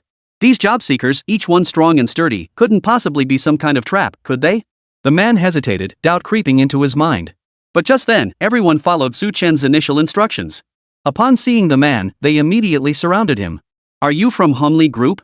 I came specifically for a job. I submitted my resume on 68 Tongcheng earlier. Me too. I heard you guys pay 30 grand a month. I've even packed my bags. When do we start? Are your job benefits for real or just talk? We farm back in the village and only make 70,000 to 80,000 a year. If this is legit, I'll bring my friends back to make big money together. And the crowd of burly men before him all wore expressions of simple honesty, which seemed at odds with their imposing physiques. This left the man momentarily bewildered. But then he remembered that most people in Chanshui town were his own people, and he instantly felt reassured. It seemed they were all from the same village. As for the rest, they were likely farmers seeking to make a fortune, which was why they had come here. Relieved, the man waved his hand in the air, signaling for everyone to quiet down. Everyone, please settle down. I know you're all here looking for work. I understand you all have doubts, but we are a legitimate corporation with numerous internet celebrities under our banner. I'm sure you've seen promotional videos featuring our artists on your phones. The short videos inside detail our group's work environment very thoroughly. The assistant spoke, deliberately pulling out a phone and opening the magic voice app. It featured a female influencer from Heinli Group introducing the pastry kingdom. Our Miandian girls are both beautiful and kind-hearted, and the work environment is excellent. I'm a descendant of the Xia Nation's expeditionary forces. We all hold great affection for the people of Xia Nation. If you're willing to join us here, we'll personally arrange your work assignments. We warmly welcome you all. The female influencer showcasing Myanmar's culture and customs was exceptionally beautiful. Behind her stood a lavish, glittering hotel bustling with people, clearly no fake location. After her assistant's enthusiastic pitch, bolstered by one short video after another, most of the brothers seemed genuinely tempted. The conditions look pretty good. We're all willing to go. Our bags are packed. When do we leave? Su Chen spoke up, pumping his fist in the air as several of his buddies chimed in. Yeah, we just want to make some quick cash to send back to our wives. My son's waiting to get married. Let's get moving. The sooner we go, the sooner we earn. We can read and write, will definitely be useful. Watching the enthusiastic men, the man felt supremely pleased, his face breaking into a broad smile. Everyone, hold your horses. The man was a henchman sent by Hangli Group. Waving his hand with a smile, he explained, this is the edge of the cloud border. We have special channels to get you directly across the border without costing you a single penny. You'll reach the hotel tonight. At the mention of arriving tonight, excitement flashed across everyone's faces. Only Chen knew this excitement was all an act put on by his good brothers. But seeing the henchman's own excited expression, he knew the other had fallen right into the trap. At the police station, Wang Runan glanced at the officers before her delicate brows furrowing. "Didn't I tell you to shadow Chen closely? Where is he?" The young officer looked pained. "He's always stayed at Shanshui Apartments. When we went there this morning, it was deserted. Not a soul in sight. Not a single soul?" Hearing the young officer's response, Wang Runan felt a sudden wave of unease wash over her. She swiftly swiveled her chair to face the computer screen, her fingers flying across the keyboard with a rapid, rhythmic clatter. But when she saw the results on the computer screen, all the information about Chen laid out before her, she discovered he had no traceable activity within Xia Nation. His last known location was near the border of Yuncheng, and he had purchased a ticket yesterday bound for Chanshui Town in Yuncheng. Chanshui Town, that was one of the suspected hideouts of the telecom fraud ring they'd been monitoring. But without confirmation or pinpointing the exact lair, they'd held back from taking action. Chapter 131, Pressing for the Nest. If Chen was truly an ordinary citizen, why would he suddenly head there with such obvious intent? This move clearly signaled his intent to flee the country. As this conclusion dawned on her, Wang Runan's expression darkened instantly, her heart brimming with hatred toward Chen. Who would have thought that Chen, who constantly claimed his innocence, was actually deeply connected to those so-called Hangli group people? He was certainly not a clean, pure individual, a web of lies from start to finish. Her eyes instantly turned as cold as ice as she fixed them on the young officer before her. Her voice was icy as she ordered, "Keep a close watch on Chen's movements. Report any unexpected developments immediately." The young officer also realized the gravity of the situation. After glancing at the computer screen, he quickly nodded. "Got it, Captain. I'll inform the rest of the team immediately and have them keep a close eye on this case." "Go ahead." Wang Runan's face remained stern as she stared at the results displayed on the screen, letting out a cold snort. She was determined to personally secure the evidence against Chen, leaving him with no room to argue. Early the next morning, Chen and his crew arrived at their destination, following their henchmen into a mountainous region. The remote, rugged terrain was densely covered in thick, deep green forests. "Everyone, hold your horses. Just 100 meters further and we'll be in the city. That's where our base camp is." The henchman spoke up with a smile, pointing toward the distance. "Where is this? Why haven't we reached Mian-Dian-Gui yet?" Upon learning they were nearly at the base camp, Chen quickly exchanged a knowing glance with Wu Tao, who promptly voiced his complaints. The other brothers chimed in agreement. "Yeah, wasn't it supposed to be in the city? You're not pulling our leg, are you?" Everyone grew visibly restless. Just as the horseboy was about to explain, Chen suddenly let out a cold laugh. "Move out." At Chen's command, two of his brothers immediately stepped forward, one on each side. Before the henchman could react, they grabbed his arms and swiftly subdued him. The remaining men were swiftly bound by the others, their hands and feet restrained, leaving them kneeling helplessly on the ground. "What do you think you're doing? Who the hell are you people?" The henchman seethed with rage, watching these men who had seemed honest and straightforward moments ago now obediently follow the orders of this handsome young man to bind their own comrades. Yet beneath his rage, shock gripped his heart. There were over 1,000 men here, yet they all obeyed the commands of this man standing before them. What kind of man was this? Only now did the henchman regain his senses, his heart filled with deep dread. "Brother, if it's money you're after, we have it. You don't need to resort to violence. Our main base is just a short distance from here." "That's right," another henchman chimed in threateningly. "So what if you outnumber us? Back at our place, every man has a gun. If you dare lay a finger on us, you'll pay with your lives." "Shut the hell up!" Wu Tao roared, kicking the kid hard enough to send him sprawling. "You bunch of lowly minions, working for greedy bastards who've done enough hellish deeds to send you straight to hell. I wouldn't even feel guilty kicking you to death right here." Wu Tao looked at Chen. "Brother, what should we do next? Where's your fraud operation base?" Chen stared at the henchman, cutting straight to his objective. "Didn't I tell you? It's just 100 meters ahead." A flash of cunning crossed the lackey's eyes. "Our people are everywhere in the city. You're just waiting to die." Chen knew the henchman wasn't lying, but the city was vast. There had to be a main hideout somewhere. Only by locating that base would things become manageable. "Looks like you're forcing us to resort to special measures before you'll talk." Chen finished speaking and quickly signaled to Wu Tao. "What do you think you're doing?" Watching the burly man closing in before him, the henchman's voice trembled as his body shook. "Nothing at all." Wu Tao sneered coldly. "Guys, let's get to work. We'll keep at it until he talks." At Wu Tao's command, the men swarmed forward. In groups of 3 or 5, they beat the henchman into a pulp. Crucially, they targeted the most vulnerable points, fingers and toes, mostly driving needles directly into the fingertips. After just 3 or 4 fingertips were pierced, the rest of his body was beaten into a bloody pulp. The henchman could no longer endure. After screaming in excruciating agony, he finally spoke. I'll talk. I'll talk. Pale with agony, his words slurred as he wept uncontrollably. The air thickened with the pungent stench of urine. He clearly wet himself in terror. Su Chen wrinkled his nose in disgust. Talk. The assistant, the henchman, knew he'd met his match. To save his own skin, he trembled as he revealed the exact location of their headquarters. Weren't over 1,000 people supposed to arrive today? Why haven't they shown up yet? Back at headquarters, Li Shelley's right eyelid twitched uncontrollably as the assistant remained missing. Something felt terribly off.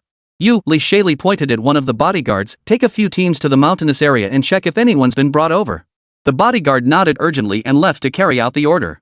It should have been a straightforward operation, yet Li Shelley couldn't shake the feeling that something wasn't quite as simple as it appeared on the surface. If everything had gone according to plan, those people would have already brought the deceived lambs to their base camp by now, just like always. But now, over half an hour had passed. Something was clearly wrong.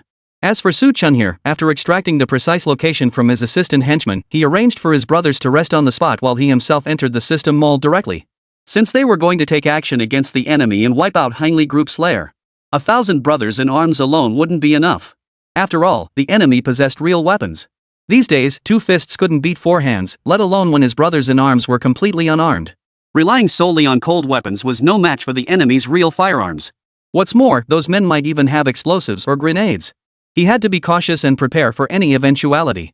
He spent a full 100 gold coins, purchasing every single weapon and piece of equipment available in the system store. Chapter 132, Meeting with Wang Runen. Su Chen didn't hold back in front of his brothers. Since his close friends were all aware of the system, he simply distributed the weapons and equipment one by one, ensuring everyone got their share. With these weapons and equipment, his brothers could now defend themselves. After organizing everything, Su Chen had no idea that Wang Runen had already led a core force from the police bureau to rush to the border town overnight. Wang Runen and her team had already deployed everything. After tracking Su Chen's location, they were now less than 100 meters away from him and his brothers. Boss. Brother Yang Wei beside him suddenly frowned and said, I think I sense someone approaching nearby. Su Chen's alertness immediately heightened. Everyone stay vigilant. Prepare for an ambush. His command instantly heightened everyone's vigilance. But at that moment, Yang Wei pointed in the opposite direction. Boss, they're not coming from the city side. They're approaching from the border near that frontier town over there. The location indicated by the henchman earlier was directly opposite the direction Yang Wei was pointing. If that was the case, it meant the newcomers were likely not from Henry Group. But if not them, then who could it be? Regardless, Su Chen ordered everyone to remain on high alert. Within just a quarter of an hour, Su Chen and his team, concealed within the jungle, caught sight of who was approaching from the distance. Wang Runen? At the forefront stood Wang Runen, dressed in plain clothes, looking crisp and sharp. Behind her followed dozens of plainclothes officers, similarly dressed in civilian attire. They all appeared fully focused on the pursuit ahead, their expressions serious, clearly on a mission. Su Chen needed only a moment to realize Wang Runen had come for them. More precisely, she was here for him. Interesting. This was truly interesting. Su Chen knew Wang Runen had raised her guard against him to the utmost, but he never imagined she would pursue him all the way to the pastry kingdom. Given that, he no longer felt the same level of alertness as before. Instead, he raised his hand, signaling his brothers to follow him out. Everyone come out. The police are here. If we cooperate, things will go more smoothly.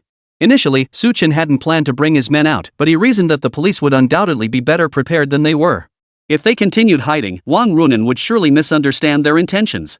Better to seize this chance to align with the police and avoid unnecessary trouble. His brothers followed Su Chen out from the woods on the side, coming face to face with Wang Runen and her group who had come looking for them. Su Chen? Seeing the group suddenly emerge from the woods, Wang Runen's face immediately turned wary.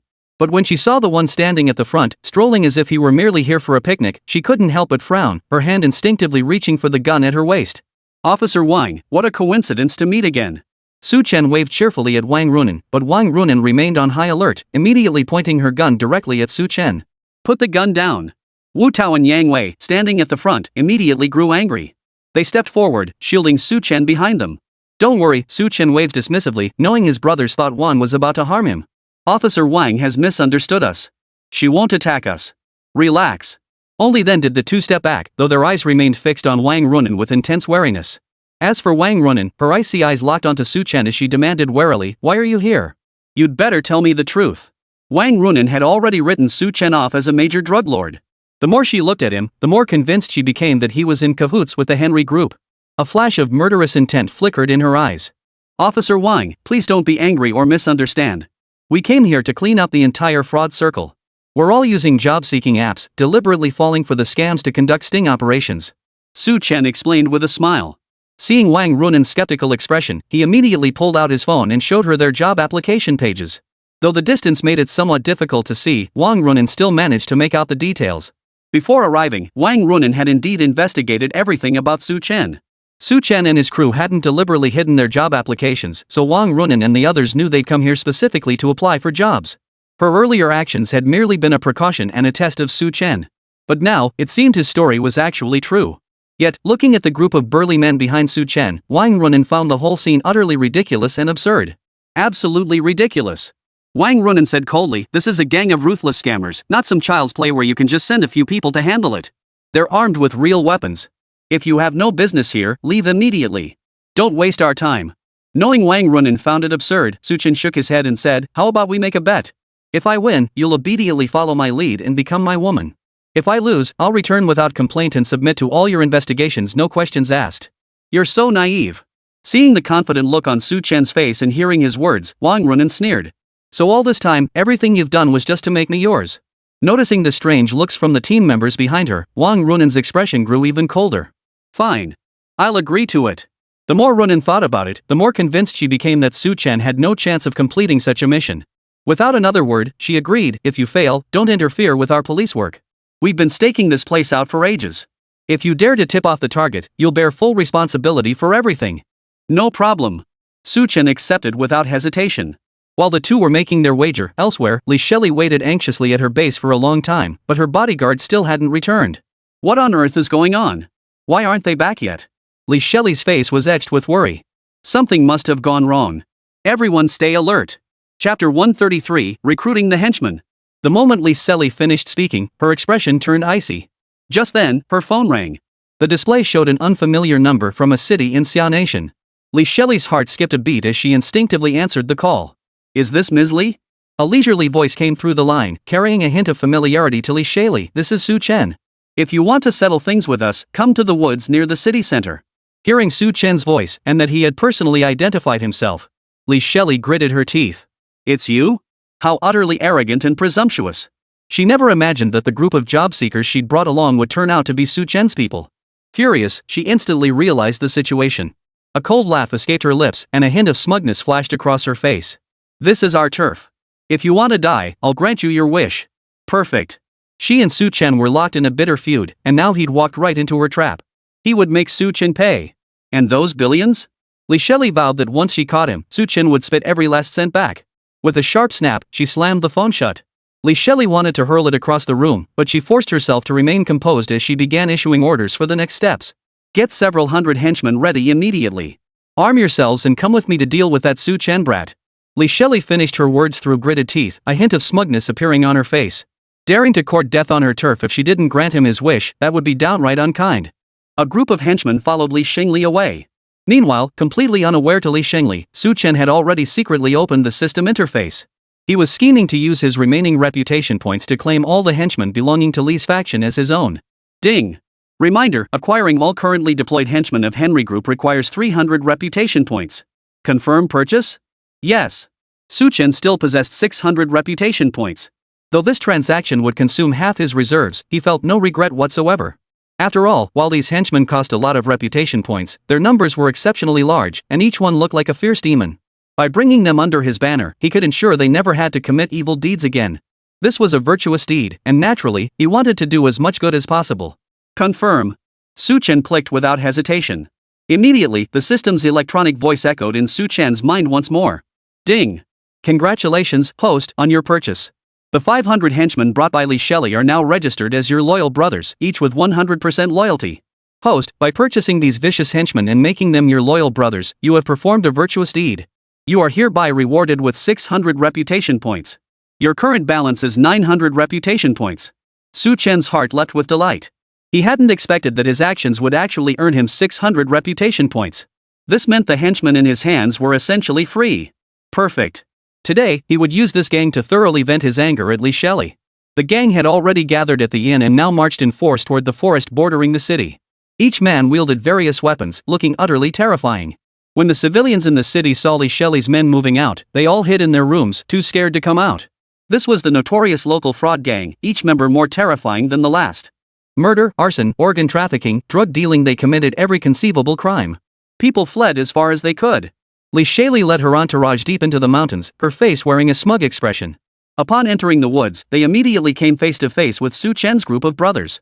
This time, Su Chen had brought 1,000 loyal brothers, each a skilled fighter in hand-to-hand combat. But facing Li Shaili's men, armed with real knives and guns, they still didn't stand much of a chance. Wang Runan watched the unfolding situation and couldn't help but inwardly curse Su Chen for being reckless. This was enemy territory.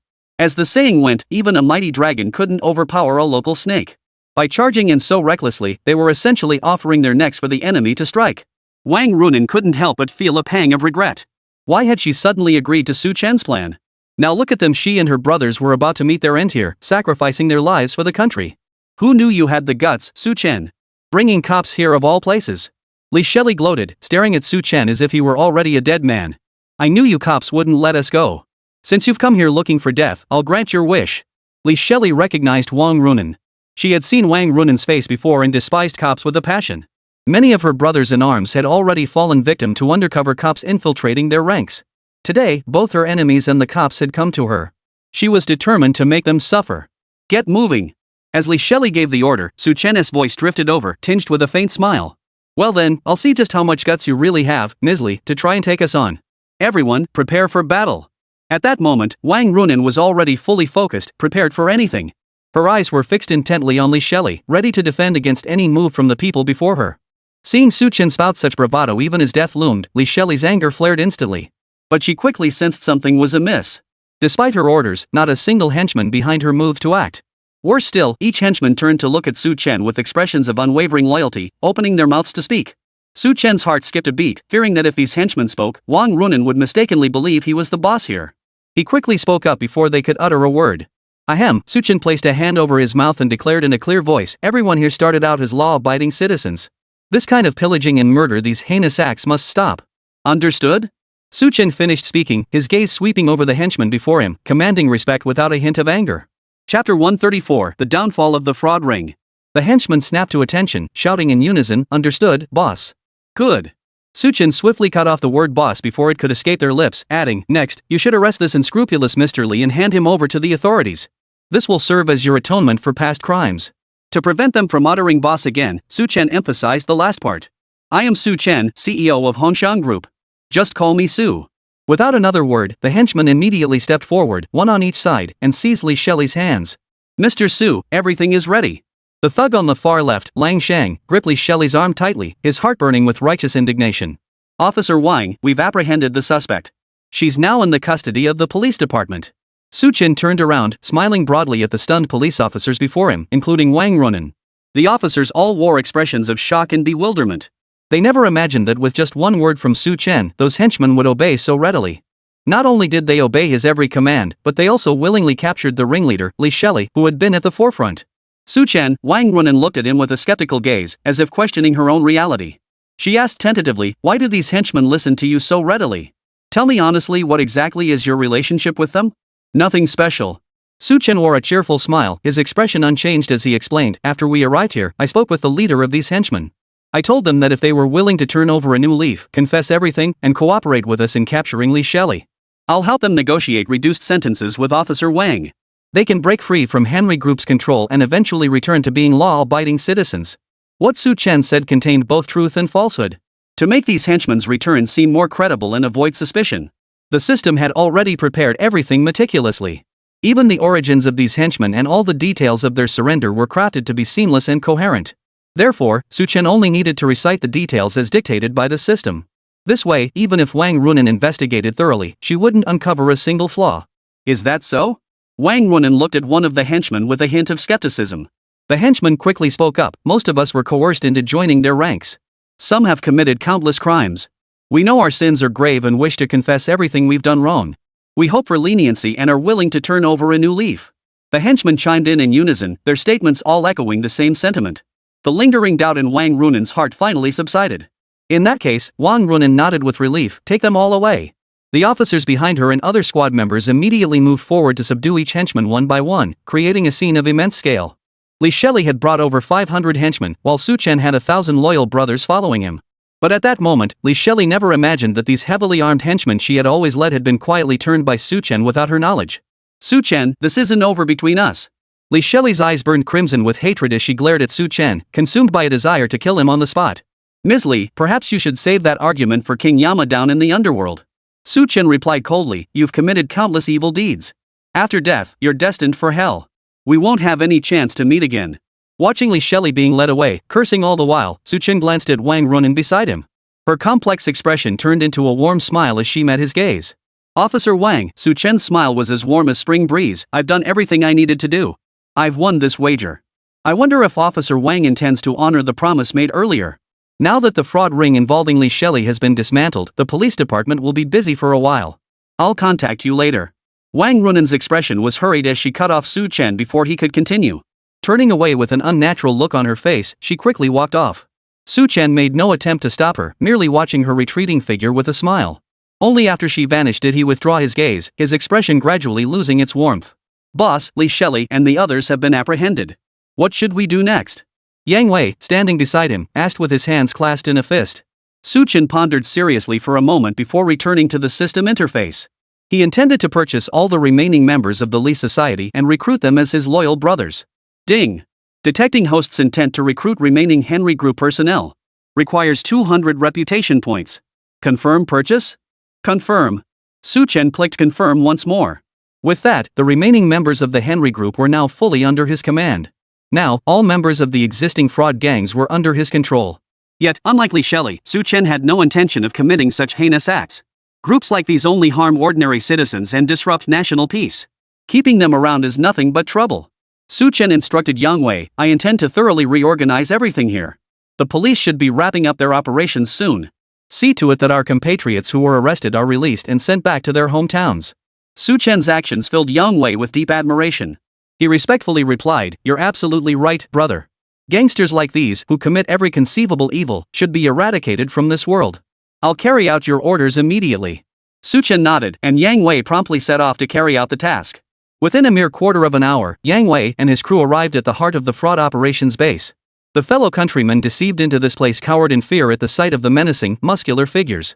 Lured by promises of high pay, they had been forced to work day and night on fraudulent schemes.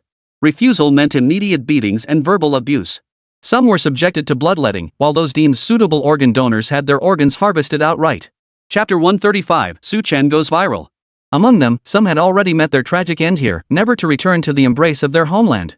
Please, let us go home. My family has money, whatever you want, I'll have my family send it to you.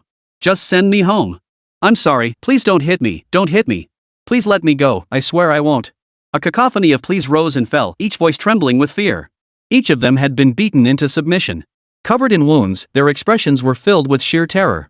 Seeing his fellow countrymen from Xia in such wretched states, anger flared within Yang Wei. These people have gone too far. Yang Wei spoke up, assuring everyone, rest assured, the police have already arrived and will wipe out this nest. I'm here today to lead you all out of this dangerous place and back into the embrace of our motherland. The Chinese nationals, who had been brutally mistreated, heard Yang Wei's words. Though skeptical at first, they later looked at him with a mixture of doubt and hope, though their hearts held little expectation. We've been trapped here for so long. Everyone says there's no way out. How could the police just cross the border and arrest people so easily? But it might actually be the police. One man looked up at Yang Wei with intense emotion. Officer, please take us away now. We can't stand this hellhole any longer. I beg you. Mistaking Yang Wei for a police officer, the man knelt down repeatedly, kowtowing with an expression that was utterly pitiable. The other compatriots from Xia Nation also prostrated themselves repeatedly, their faces etched with profound gratitude and tears. A pang of sorrow flashed through Yang Wei's eyes, and his heart burned with even more righteous anger toward those scammers. Guys, get these folks out of here fast. We're heading to see the boss. The group of loyal brothers behind him all nodded in agreement.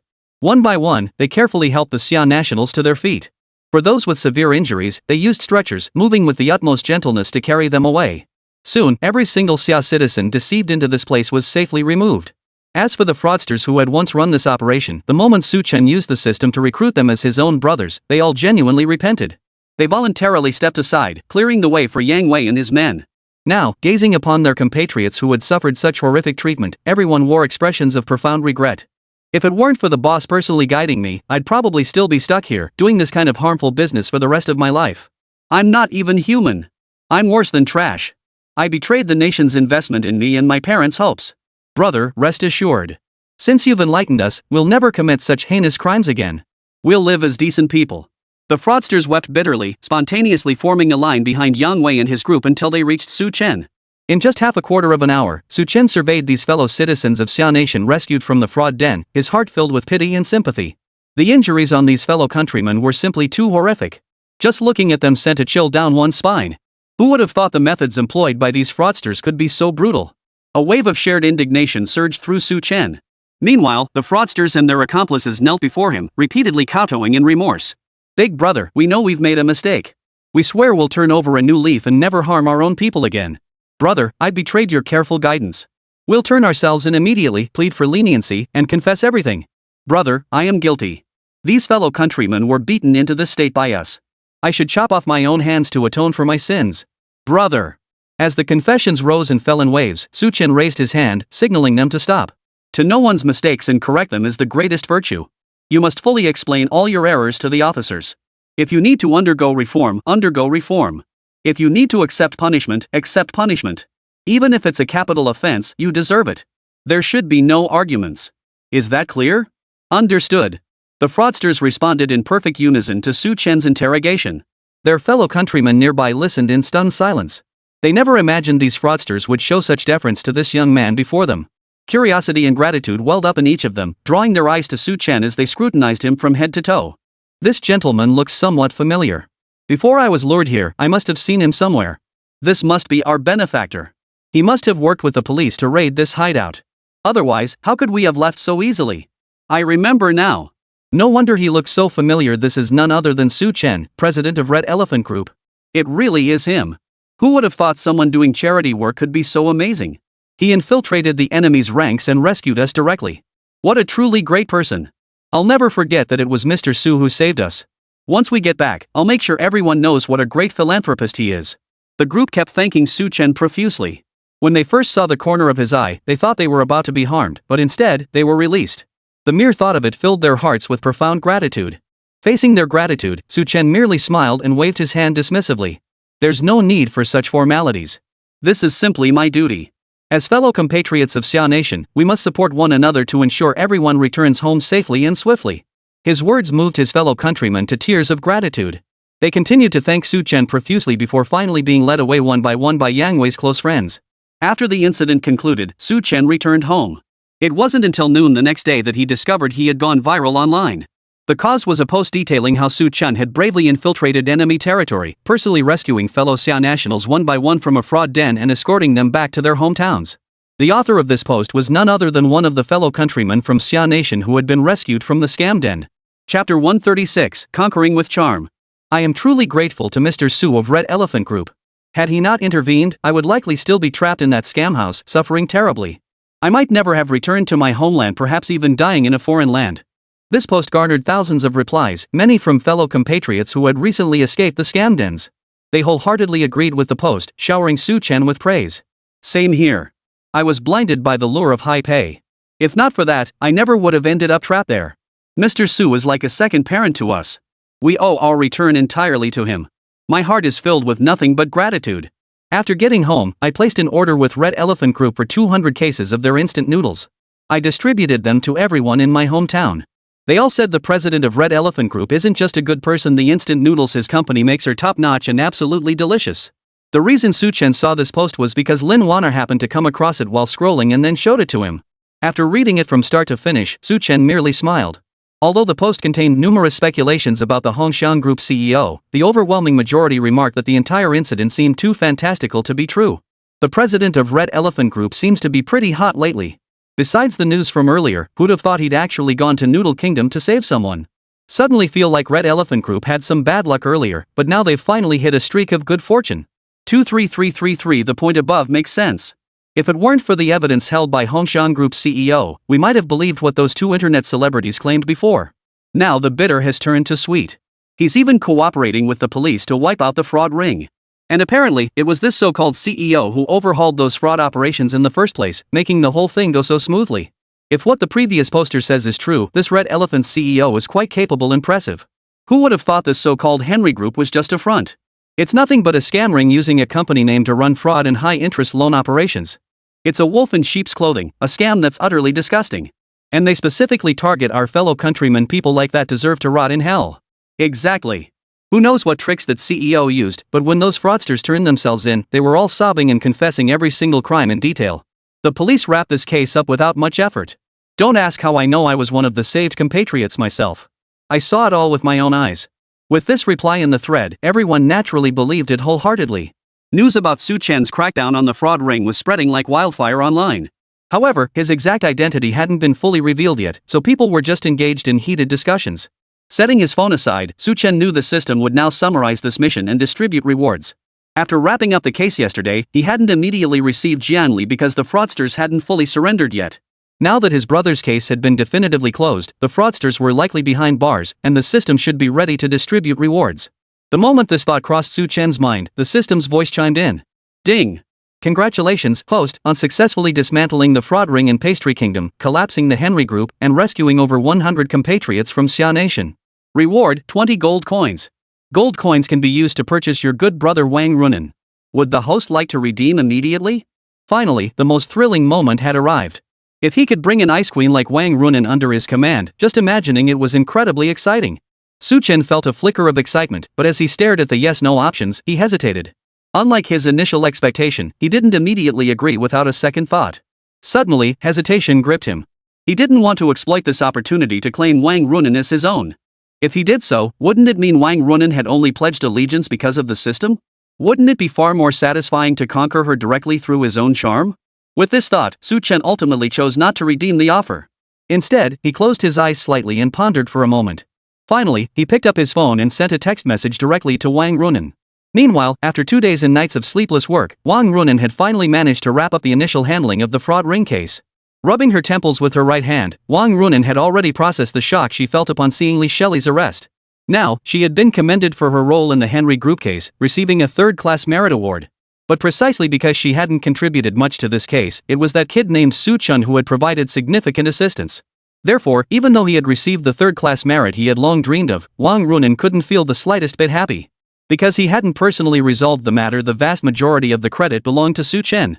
Thus, gazing at the medal symbolizing this third-class merit, Wang Runen felt deeply conflicted. Her mind immediately flashed back to the moment she had made that promise to Su Chen. Little did Wang Runen realize that in the very moment she made that promise, she had unwittingly fallen into his trap, allowing Su Chen to win in a way that had completely caught him off guard. And right at that moment, Wang Runen's phone rang. The text alert made her heart sink as she picked up the phone. She had feared it might be Su Chen calling. If he really did call, she wouldn't know how to respond. After all, 2 days had passed without a single word from Su Chen. Wang Runen couldn't help but think that her promise back then had been nothing more than a joke. But when she saw the incoming message, Wang Runen froze for a moment. Suddenly, her heart began to pound wildly. Chapter 137, Attending the Dinner Party. Officer Wang, when will you redeem our promise? The more she looked at it, the more a faint blush spread across Wang Runen's cheeks. This Su Chen was clearly just trying to take advantage of her, nothing more. The more Wang Runen thought about it, the more convinced she became. Yet she had already agreed to it, so despite her reluctance, she replied to Su Chen with a strange mix of emotions. I can agree to your request, but it must follow the proper course of courtship. You are not to take advantage of me. This was the absolute maximum concession Wang Runen could muster. Otherwise, she would never have agreed to Su Chen's absurd demand back then. Yet after sending that text, Wang Runen felt her heart racing wildly. An inexplicable emotion spread through her chest, leaving her utterly confused about its meaning. On his end, Su Chen received the message. Reading the words on his phone, the corners of his mouth curved upward into a confident smile. No problem. Would you be free to grab dinner tonight? I'll pick you up. Wang Runen stared at the message, her cheeks flushing slightly. Finally, she awkwardly replied with a simple okay. Captain Wang, who are you texting? Your face is a bit flushed. A young female teammate chattered excitedly beside her, leaning in with a curious, teasing smile. Shut up. One more word and you're working overtime tonight interrogating suspects. Wang Runen quickly regained her serious demeanor and spoke sternly. The young girl could only stick out her tongue. This is the first time I've ever seen team leader Wang smile so happily. But it was just a misunderstanding. Why are you punishing me like this? I'm off. Watching the girl's receding figure, Wang Runen instinctively raised her hand to touch her own snow-white cheek.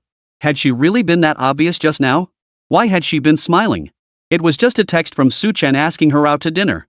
How had she suddenly lost her composure like that? Wang Runin felt a pang of regret that her usually unflappable composure had been exposed. Still, she closed her phone, forcing herself to stop dwelling on it, and plunged into her busy work schedule. Meanwhile, Chen, after confirming the meeting time with Wang Runin, began tidying up briefly. He could tell Wang Runin was a stubborn ice queen. She'd agreed to meet him, but who knew what she was really thinking? To win over an ice queen's heart, one must start with her interests. Since she loved solving cases, Chen didn't mind using that as a way to find common ground with her. If he truly won her over, that sense of accomplishment would far surpass any satisfaction gained from spending system coins. Chen wore a smile on his face until finally, at 6 o'clock that evening, he arrived by car at the police station entrance to wait for Wang Runin's exit. Wang Runin had changed into casual attire, a simple, sleek hoodie and jeans, making her appear even more refreshingly cool and naturally poised. Once in the taxi, Chen gave the driver the name of a Michelin-starred restaurant, and the vehicle swiftly headed in that direction. Chen mentioned the restaurant's name without batting an eye, but Wang Runin felt a slight surprise mixed with an indescribable emotion. Moonlight Western Restaurant was a renowned Michelin-starred establishment, where meals came with a hefty price tag. As the president of Red Elephant Group, it was perfectly normal for Chen to afford such a place. For a moment, the negative impressions she had held of Chen stirred up complex feelings within Wang Runin. It wasn't until they arrived at Moonlight Western Restaurant and entered the establishment. They each took their seats. Chen, ever the gentleman, let Wang Runin order the meal first. The two waited for their dishes to arrive. During the wait, Chen noticed Wang Runin's slightly uneasy expression but simply smiled as if he hadn't seen it. Officer Wang must be quite busy with work. Today, just relax and enjoy your meal. Oh, I wonder who it could be. Why is it that no matter where I go, I always run into certain unwelcome people? Chen's words were cut short by a sharp, cutting voice from behind him. He frowned slightly and instinctively turned his head to look. Only then did he notice the table seated to their side, occupied by two people. A man and a woman. The man was tall and fat, his face puffy and hollowed out by drink and debauchery, yet he wore an air of arrogant self-satisfaction. Even the arch of his eyebrows carried a hint of shrewd calculation. As for the woman, her face radiated sharpness and malice. The earlier remark had clearly come from her lips. At that glance, Chen knew immediately that these must be Wang Runin's sworn enemies. After all, he didn't recognize her. The fact that she had immediately targeted Wang Runin suggested some deep-seated grudge between them. What business is it of yours? Wang Runin stared coldly at the woman, her voice icy. Is this restaurant yours? Not exactly mine. The woman curved her lips into a smile. Though her features were somewhat attractive, the sharpness in the corners of her eyes and brows overshadowed any trace of beauty. I'm just a high-level manager at Starlight Group. Nothing compared to Captain Wang. Just a tomboy, really. Or to put it nicely, a cop. But honestly, we're all just risking our lives for it. How much do you think we make in a month? Her face brimmed with contempt for Wang Runin, even flashing a taunting grin at her. Oh, speaking of which, the woman said, as if suddenly remembering something, her expression shifting to one of realization. Since we're old classmates, and it's been so many years since graduation, there's a reunion at the end of this month. Sometimes I really wish Captain Wang could attend. After all, having a police officer there would be quite an honor for us. Wang Runin's expression grew even colder. She gave a slight, dismissive twitch of her lips, clearly unwilling to engage with her former classmate. The woman, however, didn't seem to mind. She curled her lip in disdain, her expression mirroring the look she'd given Chen moments earlier. As she scanned Chen's plain attire, she covered her mouth with a smirk, her eyes brimming with contempt. Who would have thought that after all these years, Captain Wang's taste would still be so poor? The kind of boyfriend she picks is just so disappointing. Zhang Xiaoying said with a coquettish laugh, nestling into the arms of the man beside her. My boyfriend is the CEO of a publicly listed company. He spends money like water, something you common folk could never comprehend. Chapter 138, for you. Flattered by Zhang Xiaoying's praise, the man beamed with pride, instinctively pulling her closer. Baby, you did great today. Pick out any handbags you want on the way home. Zhang Xiaoying's eyes lit up as she happily wrapped her arms around him. You're the best, darling. Let's just eat and ignore those annoying people. Their flirtatious banter sounded unbearably shrill. Chen watched Wang Runin's restrained expression and felt compelled to intervene. Let's just eat. No need to pick a fight with people like that. But Wang Runin had read Chen's intention. She shook her head gently, cutting him off before he could speak, and let a sarcastic sneer curl her lips. People like that, the more you engage with them, the more they'll push their luck. If it ends up at the police station, I'm just a lowly captain. Better not to bother. Chen finally understood Wang Runin's reasoning. Since she'd made her position clear, he couldn't press the matter further and could only give a slight nod. The two ate in silence, enduring the female classmates' exaggerated laughter and affectedly sweet voice until they finally finished the meal. When the bill came, Chen swiped his card for over 30,000 yuan. Wang Runin watched from the side, a subtle, almost imperceptible emotion flickering in her eyes. This man, flush with cash, wanted to test the waters with her. As expected, he was only after the thrill of novelty. Beyond that, someone this wealthy was far beyond her reach. Better to keep her distance. To begin with, Wang Runin had already felt a bit resentful about dining with Su Chen. If it hadn't been for that bet, why on earth would she have agreed to meet him for dinner today? He was nothing but a man with a few stinking bucks. Even if he had no ties to Henry Group, she knew from her own investigation that he had a bunch of thug underlings. To make matters worse, Zhang Xiaoying had spent the entire meal mocking her for accepting this invitation. Wang Runin's mood had only soured further, her face remaining cold and distant from start to finish. However, just as Su Chen settled the bill, Zhang Xiaoying and the others had finished their meal. Dining at this Michelin-starred restaurant easily cost tens of thousands of yuan per meal. Zhang Xiaoying watched with surprise, unable to suppress a snort of derision. So Officer Wang, who appears so noble and upright on the surface, is actually just a hypocrite who only knows how to reel in rich suckers. Zhang Xiaoying typed this out and quickly posted it in the class group chat. She also secretly snapped a photo of Su Chen and Wang Runin paying the bill and sent that in as well. The two messages instantly drew a chorus of agreement from the group. No way! She was always such an ice queen. Who knew she was more promiscuous than anyone behind closed doors? Our school's former campus beauty has become another man's plaything? Just thinking about it is a shame. Damn, I should have pursued her back then.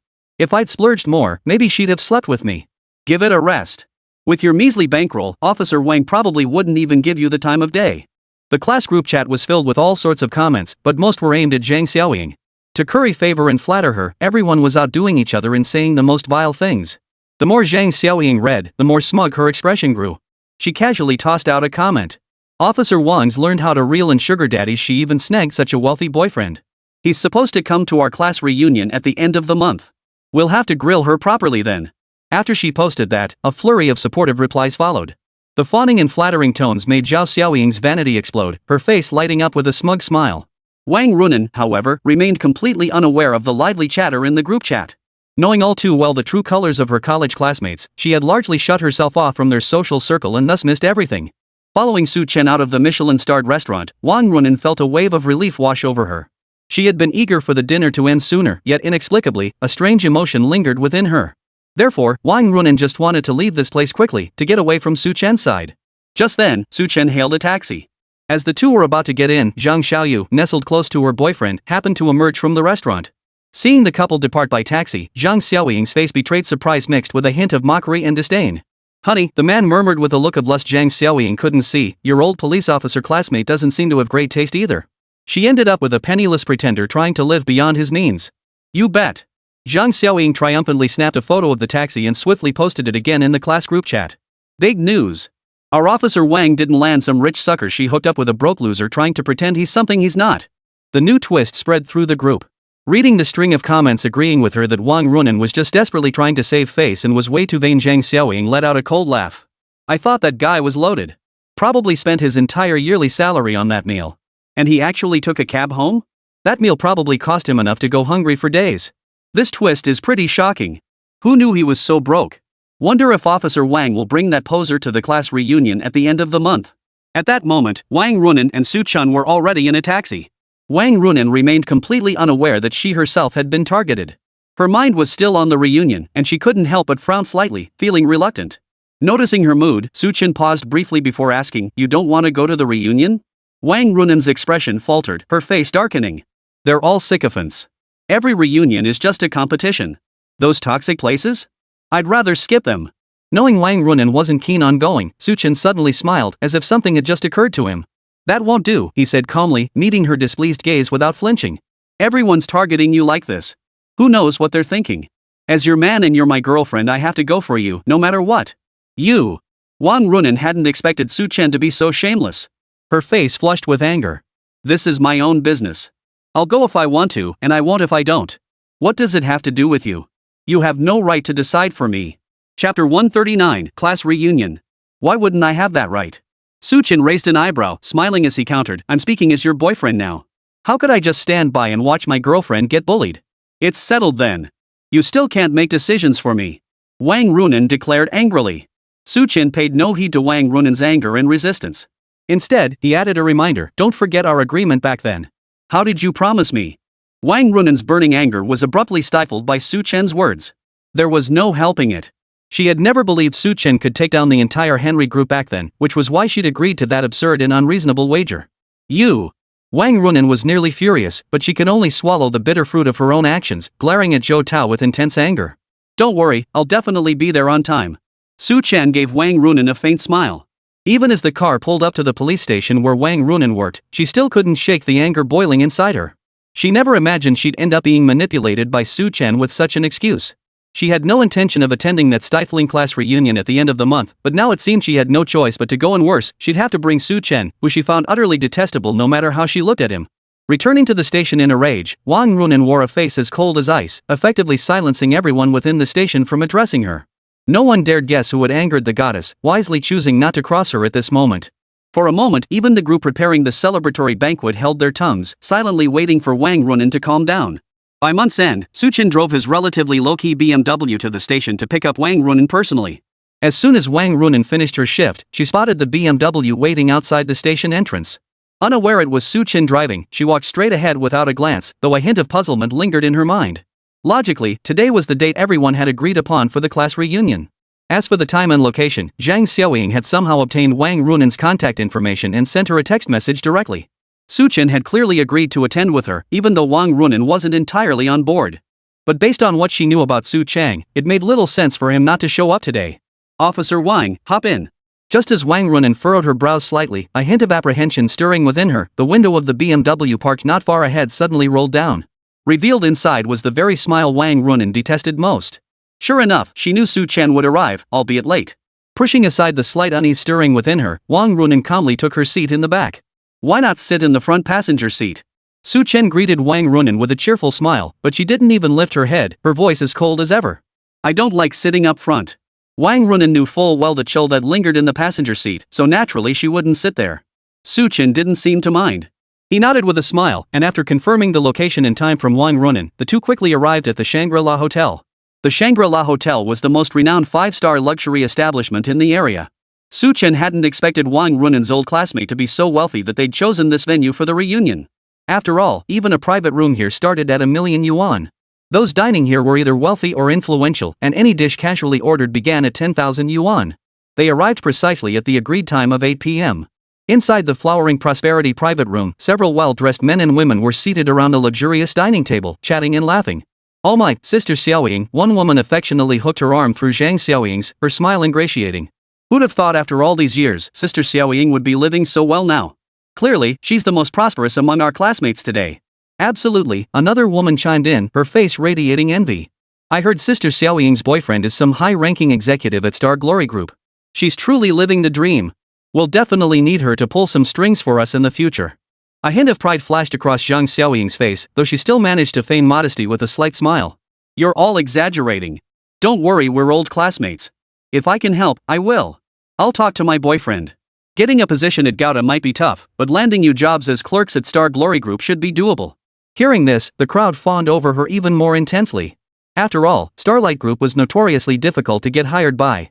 Their standards for employees were extremely high, and sometimes even a high degree wasn't enough to get in. Zhang Xiaoying's words essentially offered them a chance to advance further. You're all exaggerating. No need to thank me. Zhang Xiaoying forced a calm smile, suppressing the urge to let her lips curl into a wide grin. Her bright, sparkling eyes fixed on a man in the room dressed in a bespoke suit. Even if I do exceptionally well, I could never compare to our Mr. Lin. Her voice turned sweet and flattering. Mr. Lin is the CEO of a major corporation, and he has partnerships with Star Glory Group. How could we possibly compare to him? We'll need to rely on Mr. Lin's support in the future. Those around her immediately followed suit, showering him with flattery and sycophantic praise. The man addressed as Mr. Lin wore a look of self-satisfaction, his ego swelling under the flattery. He swayed the wine glass in his hand with an affected air. It's all thanks to Mr. Chen of Star Glory Group for taking a liking to me. You're all being far too generous with your praise. Mr. Lin is truly exceptional. He came from a wealthy family even during his school days, and now he's built a company through his own abilities.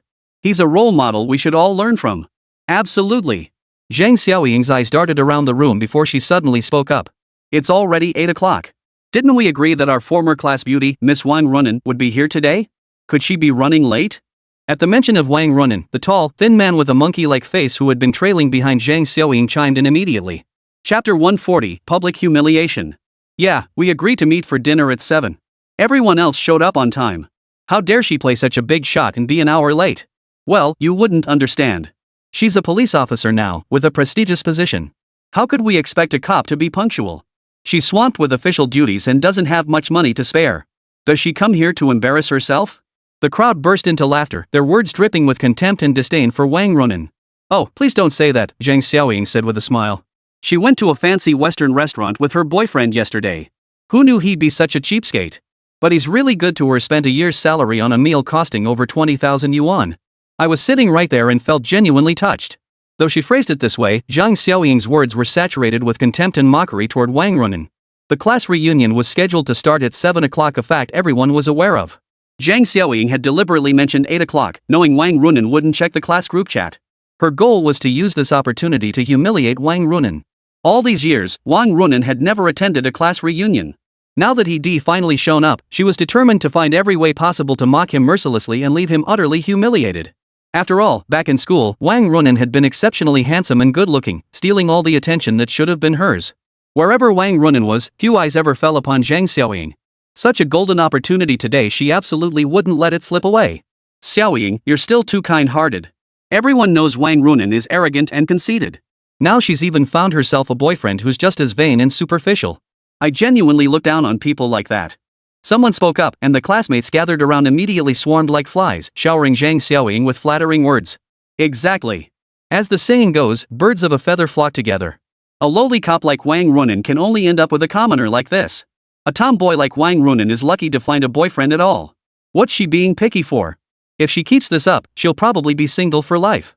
Everyone couldn't help but smirk sarcastically, openly mocking Wang Runan as a laughingstock. Soon, Chen led Wang Runan to the door of the flowering prosperity private room. The door wasn't shut tightly, so every word of the conversation inside drifted out clearly. Despite being called a tomboy with words sharp and sarcastic, Wang Runan's expression didn't waver. Her face remained as icy as ever. Chen, however, couldn't quite contain himself. Hey, your classmates are saying all this about you. You're really not even a little bit upset? Why should I be angry? Wang Runan glanced at Chen with unwavering composure and replied calmly, their mouths are their own. Let them talk. Arguing with them would only lower my own standing.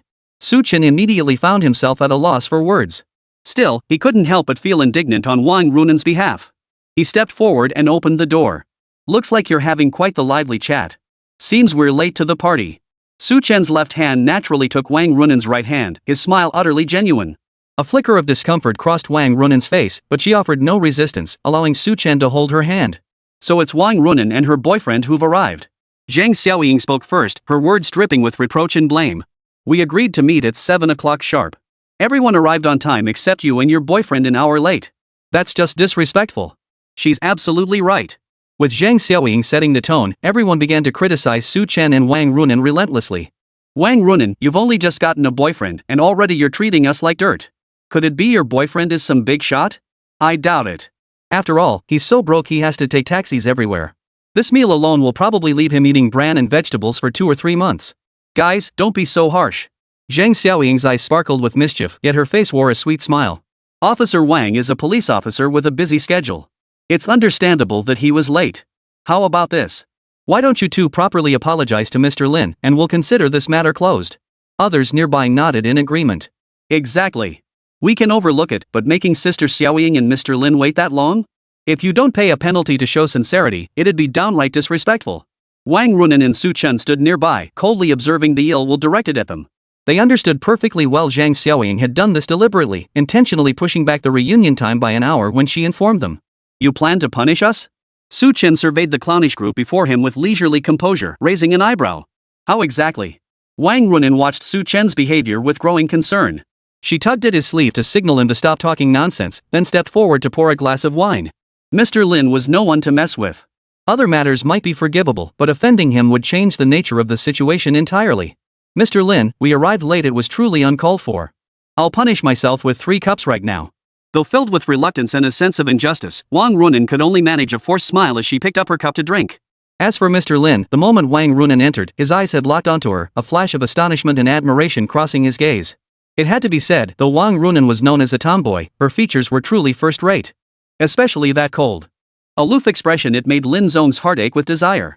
He longed to see her beneath him, to crush that icy look with his own hands. What a sight that would be.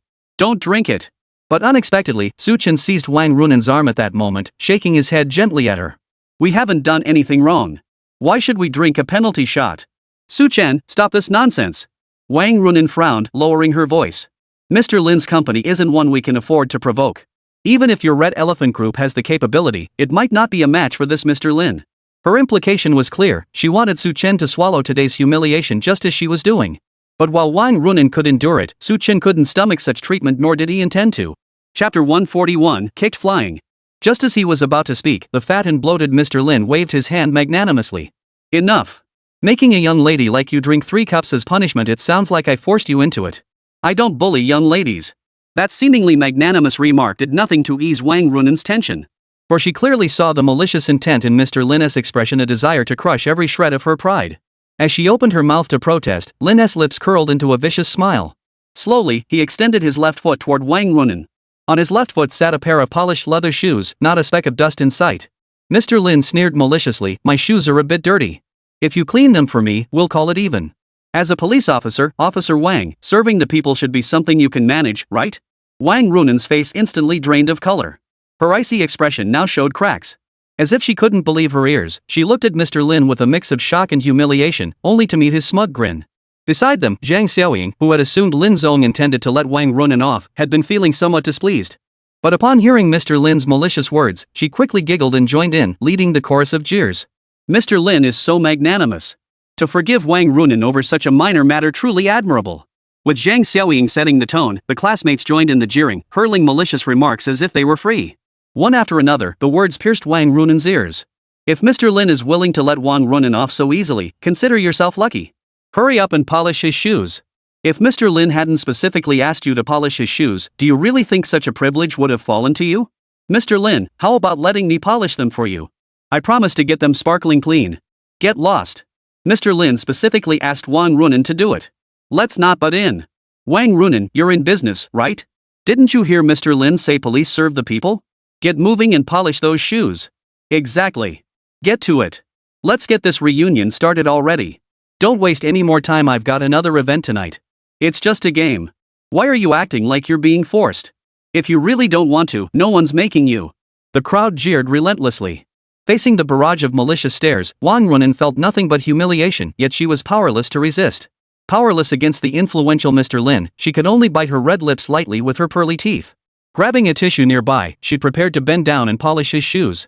Watching the once aloof beauty about to kneel and personally polish his shoes, Mr. Lin's face swelled with vanity and triumph, making him feel rather elated. The fat on his face bunched up in a grin, squeezing his eyes into slits and making him look even more ridiculous. Yet everyone seemed oblivious, their eyes fixed on Wang Runin with nothing but scorn. That's more like it. Be a good girl. It's just a game, what are you putting on? Thud. Before Lin Zong could finish his sentence, Su Chen delivered a powerful kick that sent him flying sideways, crashing heavily to the ground. Mr. Lin felt a metallic taste of blood in his mouth before violently coughing up a mouthful of blood. He gasped for air, the searing pain in his abdomen nearly overwhelming him. My apologies. Under everyone's stunned gaze, Su Chen shrugged helplessly, his expression innocent. Mr. Lin just said it's only a game. Well, what a coincidence, this is just a game for me too.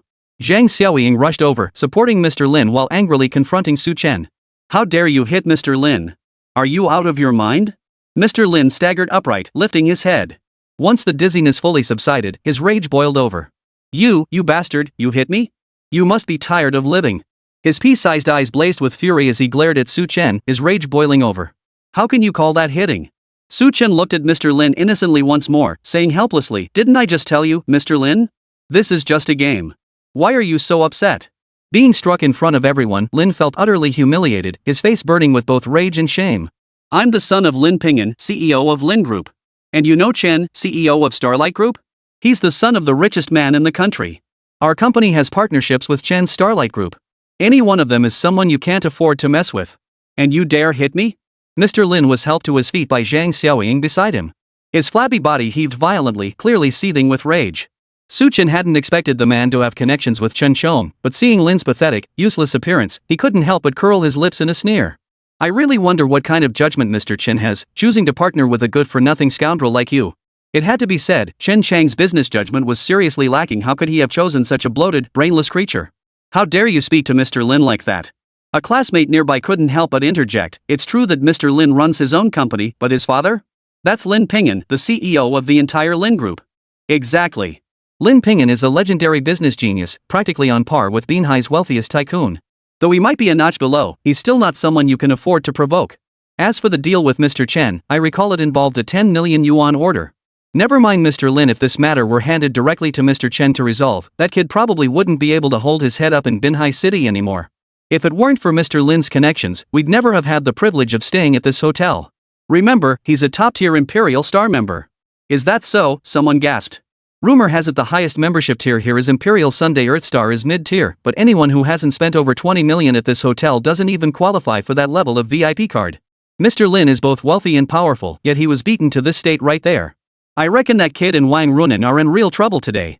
None of the onlookers knew Su Chen was the CEO of Red Elephant Group, much less his connection to Chen Chong, the son of the nation's wealthiest man. Chapter 142, Direct Action. Seeing Su Chen kick Lin Zone flying across the room, they immediately assumed he'd offended the powerful executive. Their reactions were a mix of schadenfreude and faint, barely perceptible sympathy. Wang Runen beside him was still reeling from the shock of Su Chen's sudden kick that sent Lin flying. Only when Lin furiously grabbed his phone and dialed a number did she snap out of it. Hello? Manager of the Shangri-La Hotel? Get over here immediately. Hearing this, Wang Runen snapped out of her daze, finally grasping the magnitude of the trouble Su Chen had caused. Her palms were drenched in sweat.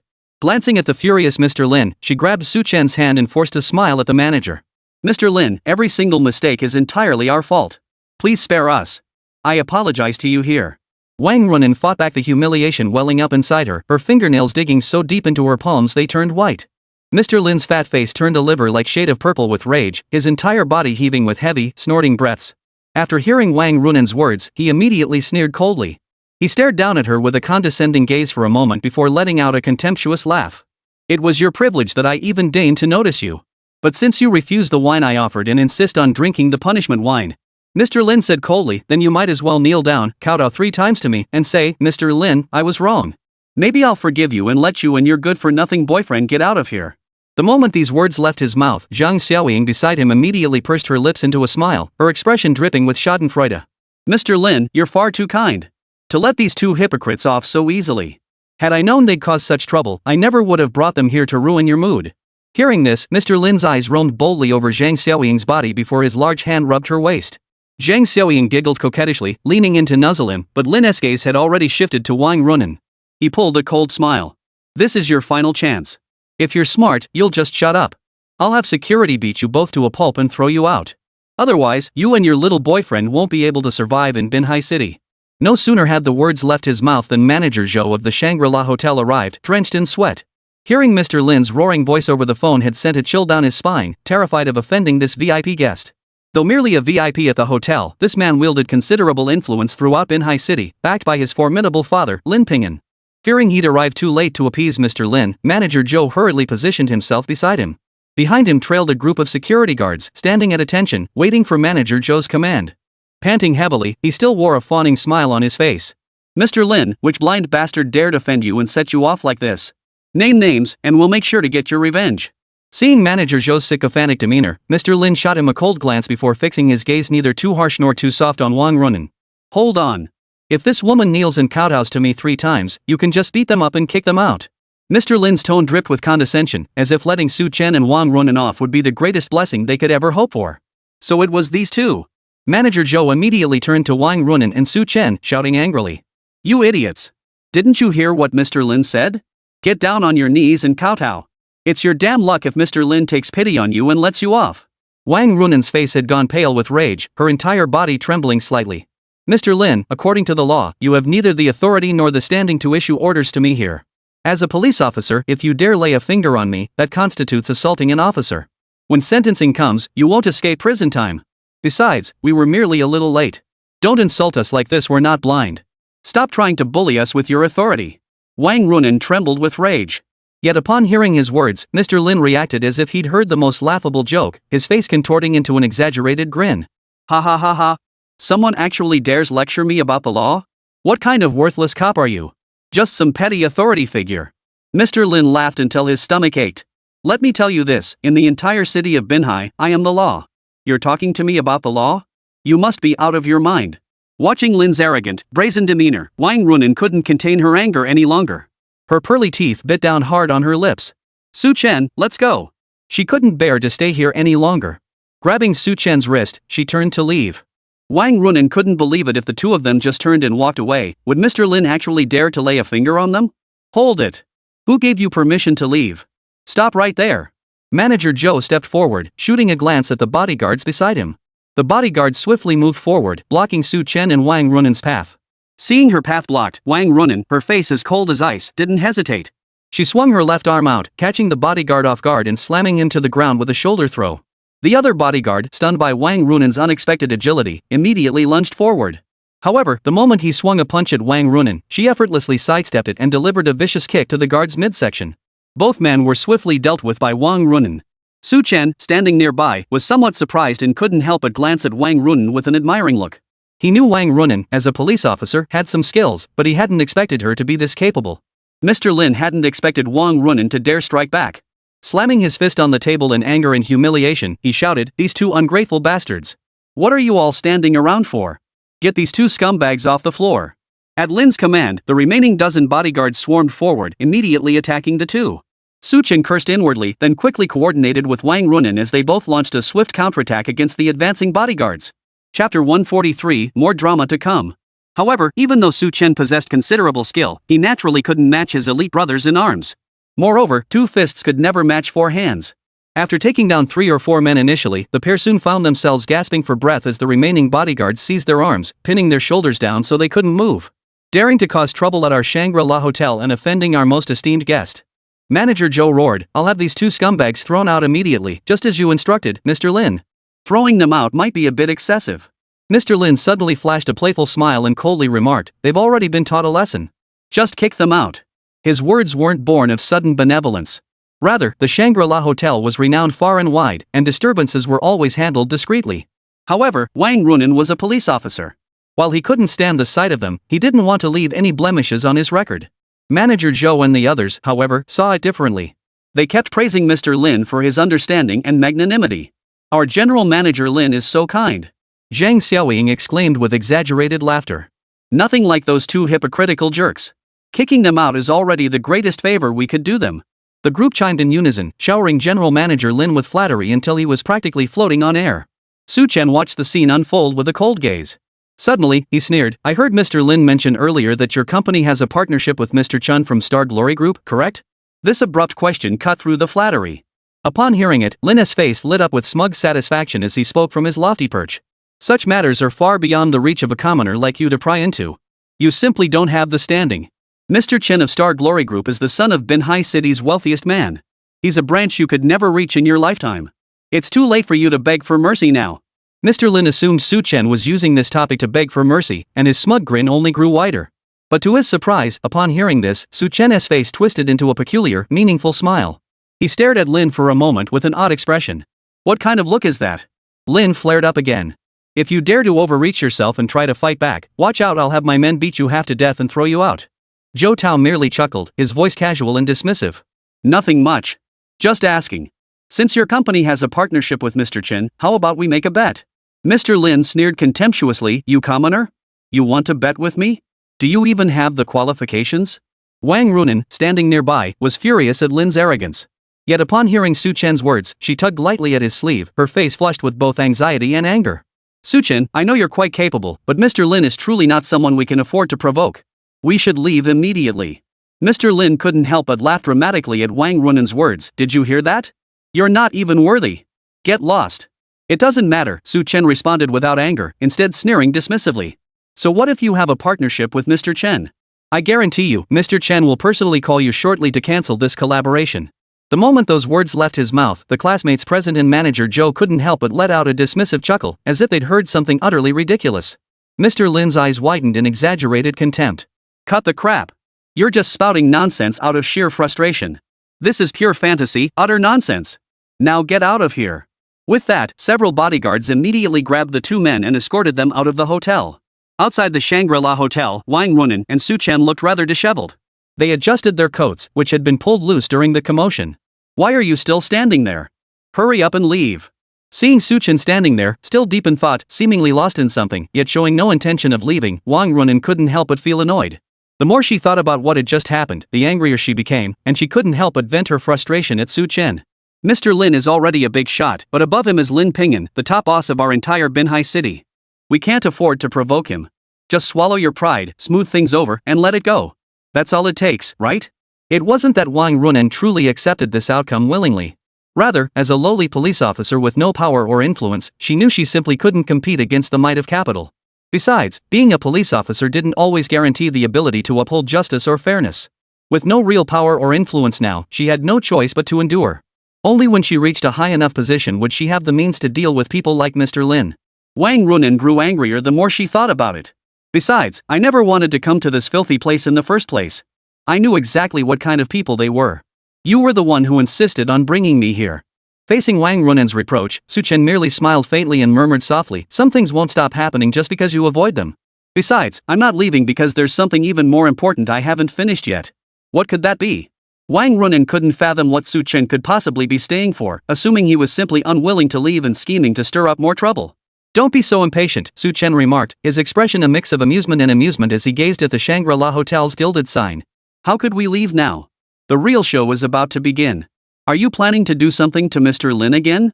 Wang Runen was furious, but before she could say more, Chen gave a faint smile. Nothing. It's just that Mr. Lin will be coming out soon to apologize to us. If we leave now, we'll miss the whole thing. We've come this far, can you please stop talking big? Wang Runen had never liked Chen, his very presence annoyed her. Hearing his words now, she found him even more insufferable, convinced he was still putting on airs. But Chen said nothing. Facing Wang Runen's skeptical gaze, he offered no explanation. Instead, he pulled out his phone and swiftly sent a text message. He tucked the phone back into his pocket and offered Wang Runen a faint smile. Chapter 144, Apologize Quickly. It's all just posturing. Wang Runen couldn't help but curl her lips in disdain, turning her head away in a huff. Chen merely smiled silently, his gaze fixed thoughtfully on the hotel entrance before him. Meanwhile, inside the flowering prosperity private room, Mr. Lin sat smugly in his seat, surrounded by women on both sides, reveling in his pleasure. Though it was supposed to be a class reunion, anyone unaware might mistake the scene for Lin inviting some girls over. Especially since he was holding Zhang Xiaoying, who clearly had a boyfriend on his left, wearing a lecherous grin. What's so great about your boyfriend? Why not just come with me? I'll give you everything you could ever want, far better than some corporate executive. Mr. Lin chuckled with immense satisfaction as he spoke, and the girl on his right promptly downed a glass of wine for him, refusing to be outdone. As for the other classmates, they were surrounded on all sides, showering him with flattery and praise as if it cost them nothing. Any earlier unpleasantness had long been cast aside by Mr. Lin. Having dealt with the likes of Chen and Wang Runen, he now felt utterly elated. That brat actually dared to threaten me with Mr. Chen, saying that Mr. Chen would immediately terminate our cooperation. Mr. Lin couldn't help but chuckle at the memory of Chen's earlier words. Zhang Xiaoying chimed in quickly, yeah, he's just some broke schmuck making a measly 1,000 or 2 a month, yet he dares to make such big claims? Doesn't he fear shooting himself in the foot? The classmates chimed in immediately. Exactly. Mr. Chen is the son of the richest man in the country. Not just anyone can compare to him. Only someone like our Mr. Lin could even come close. No wonder she's such a tomboy, her taste in men is just as bad. Maybe she really is unattractive, forced to pick the best of a bad bunch. He's just some pretty boy, not even that good looking. Pretty boy? What good is just a pretty face? He's just a freeloader. Besides, that tomboy probably doesn't make much money either. They're 2 peas in a pod. Everyone joined in mocking the pair. Zhang Xiaoying pulled out all the stops to butter up Mr. Lin, leaving him beaming with delight. Everyone, relax. Mr. Lin's face glowed crimson from excessive drinking, and he even let out a drunken burp. With me here, I won't forget the bonds of our time as classmates. We must hold more class reunions in the future, burp. Stay in touch more often. Zhang Xiaoying promptly nestled close to Mr. Lin, her face adorned with a coquettish smile.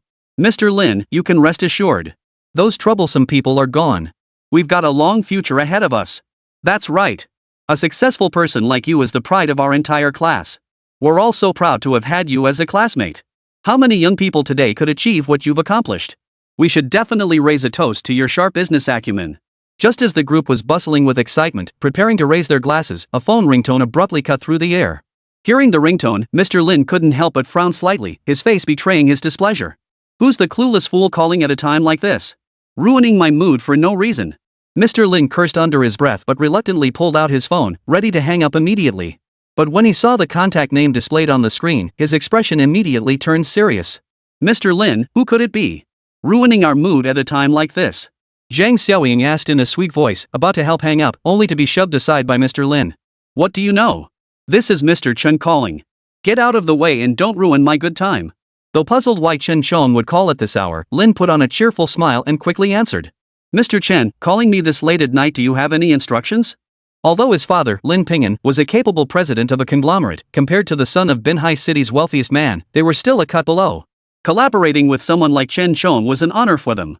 Therefore, the smile on Lin's face was exceptionally warm, his chubby cheeks nearly squishing together so tightly his eyes were barely visible. I don't care how you offended Su Chen. He's my good brother and friend. How dare you treat him like this? Apologize to my friend immediately. And regarding this partnership, if I don't see your sincerity, we'll cancel it right now. With that, Chen Chong hung up without giving Lin any chance to respond.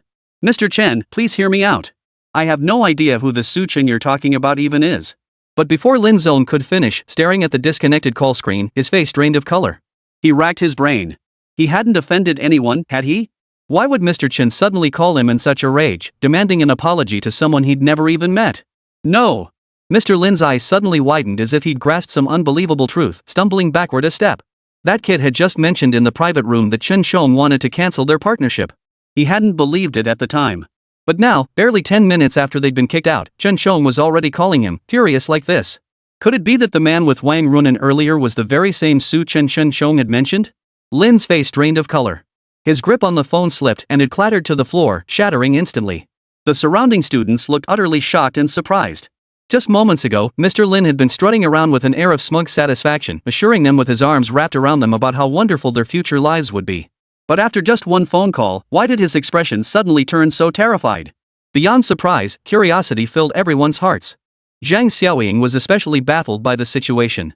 Thinking it might be a work-related issue, she quickly wrapped her arm around Mr. Lin's, smiling as she tried to reassure and appease him. Mr. Lin, if something urgent came up at the company, please go handle it right away. We won't mind at all. Chapter 145, Kneel and Apologize. Get the hell out of my way. Before Zhang Xiaoying could finish her sentence, Mr. Lin rudely cut her off. His eyes fixed on her with pure venom as he spat, "It's all your fault I've offended that big shot. If you dare ruin my plans over this, I'll make sure you regret it." Zhang Xiaoying looked utterly bewildered and surprised, completely unaware of what she had done wrong. A look of hurt washed over her face as she gazed at Mr. Lin with tear-filled eyes. Though unaware of the reason, she hoped her pitiful expression might soften his heart. Mr. Lin was a big shot far superior to her current boyfriend, that executive from Star Glory Group. If she could be with Mr. Lin, she'd truly go from rags to riches. Mr. Lin, I genuinely don't know what I said wrong. Just tell me now, and I'll fix it immediately. Shut your mouth. Mr. Lin's furious hand slapped Zhang Xiaoying across the face. How dare you waste my breath here? Get moving, follow me to find Su Chen. With that, he stormed out amid stunned gazes. He truly had no idea that this Su Chen fellow actually had connections with President Chen, and not just any connections, but deep ones. Otherwise, how could Chen, the CEO, agree to terminate this contract just because Su Chen casually mentioned it? This contract could have brought in tens of millions in profits. Honestly, if it fell through like this, Mr. Chen could have simply paid the penalty and found another partner. But if word got out that their company had lost this partnership with Mr. Chen, it could spell trouble. The more General Manager Lin thought about it, the more regretful he became, wishing he could appear before Su Chen immediately. He recalled how, just moments ago in the private room, he had even ordered Wang Runan to kneel and polish his shoes, then hurled those humiliating words at Su Chen. The mere thought of it filled Lin with overwhelming regret and a deep sense of unease, gripped by fear. Mr. Lin, where are you headed now? The other woman clinging to Lin's arm, seeing Zhang Xiaoying's pale, tear-streaked face, flashed a smug smile and quickly asked him with feigned concern. Who else would I go find but that Su Chen? Zhang Xiaoying, hurry up and come with me. His words carried a clear warning. The classmates exchanged bewildered glances, seemingly unprepared for Mr. Lin's sudden outburst of rage. Combined with what Mr. Lin had just said, shock and surprise spread across everyone's faces. Su Chen, was he the boyfriend that tomboy Wang Runan had brought along earlier? Mr. Lin had been perfectly fine just moments ago. Why had he suddenly lost his temper? Could it be all this had something to do with that phone call? Everyone assumed Zhou Tao had offended Lin once again. When they heard Lin insist on dragging Zhang Xiaoying outside, their faces lit up with schadenfreude. This promised to be quite the spectacle. After all, offending a big shot like Mr. Lin meant Su Chen and his companion were bound to get their comeuppance. Such prime entertainment, how could they possibly miss it? Especially Zhang Xiaoying. Even though she'd just been slapped for no apparent reason, hearing Mr. Lin speak like that instantly lifted her spirits. That kid must have crossed Mr. Lin again, hopefully this time he'd get a proper lesson for those two jerks earlier. In that instant, Zhang Xiaoying forgot the stinging pain of the slap on her face. She let Lin Zong tug her arm as he led her outside the Shangri-La Hotel.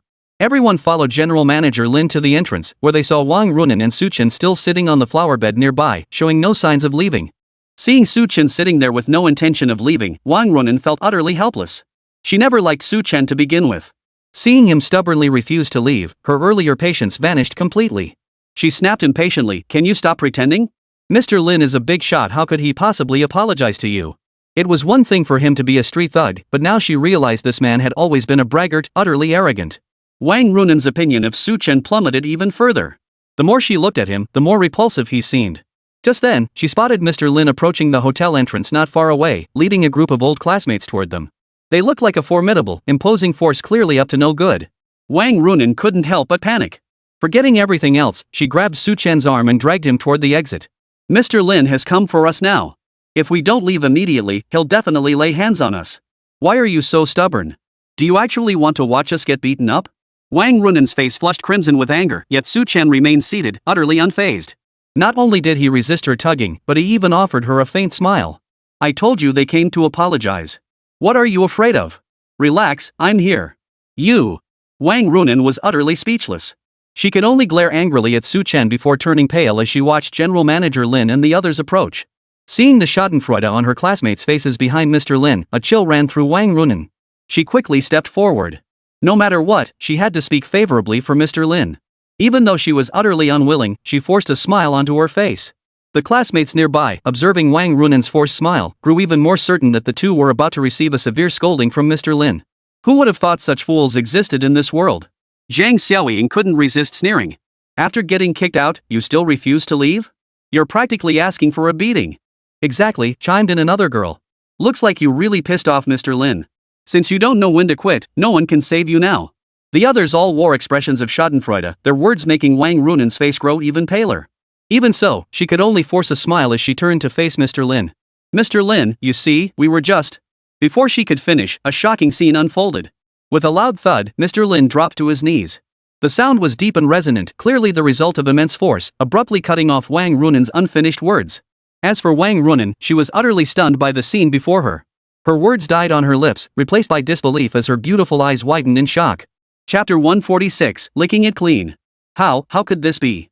Wang Runan suddenly recalled Su Chen's solemn vows from moments before. As if seeing him anew, she slowly turned toward his position. Wasn't Mr. Lin here to confront him?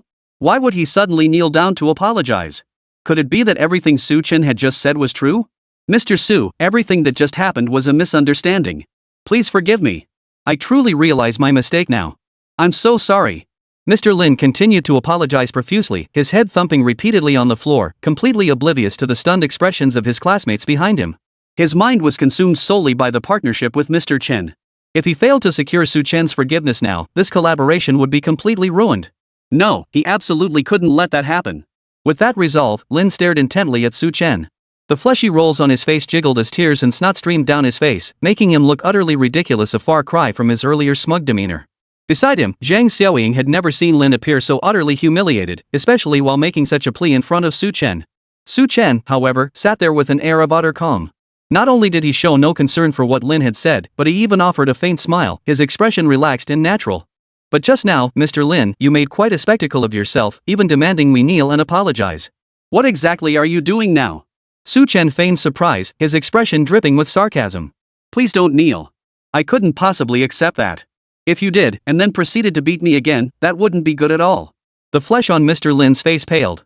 He could only scramble to plaster on a smile, completely disregarding any semblance of dignity. "Mr. Su, what are you saying? You're Mr. Chen's honored guest. Earlier, I failed to recognize your importance. It was utterly inappropriate. I'll slap myself 5 times right here, hoping Mr. Su will forgive me."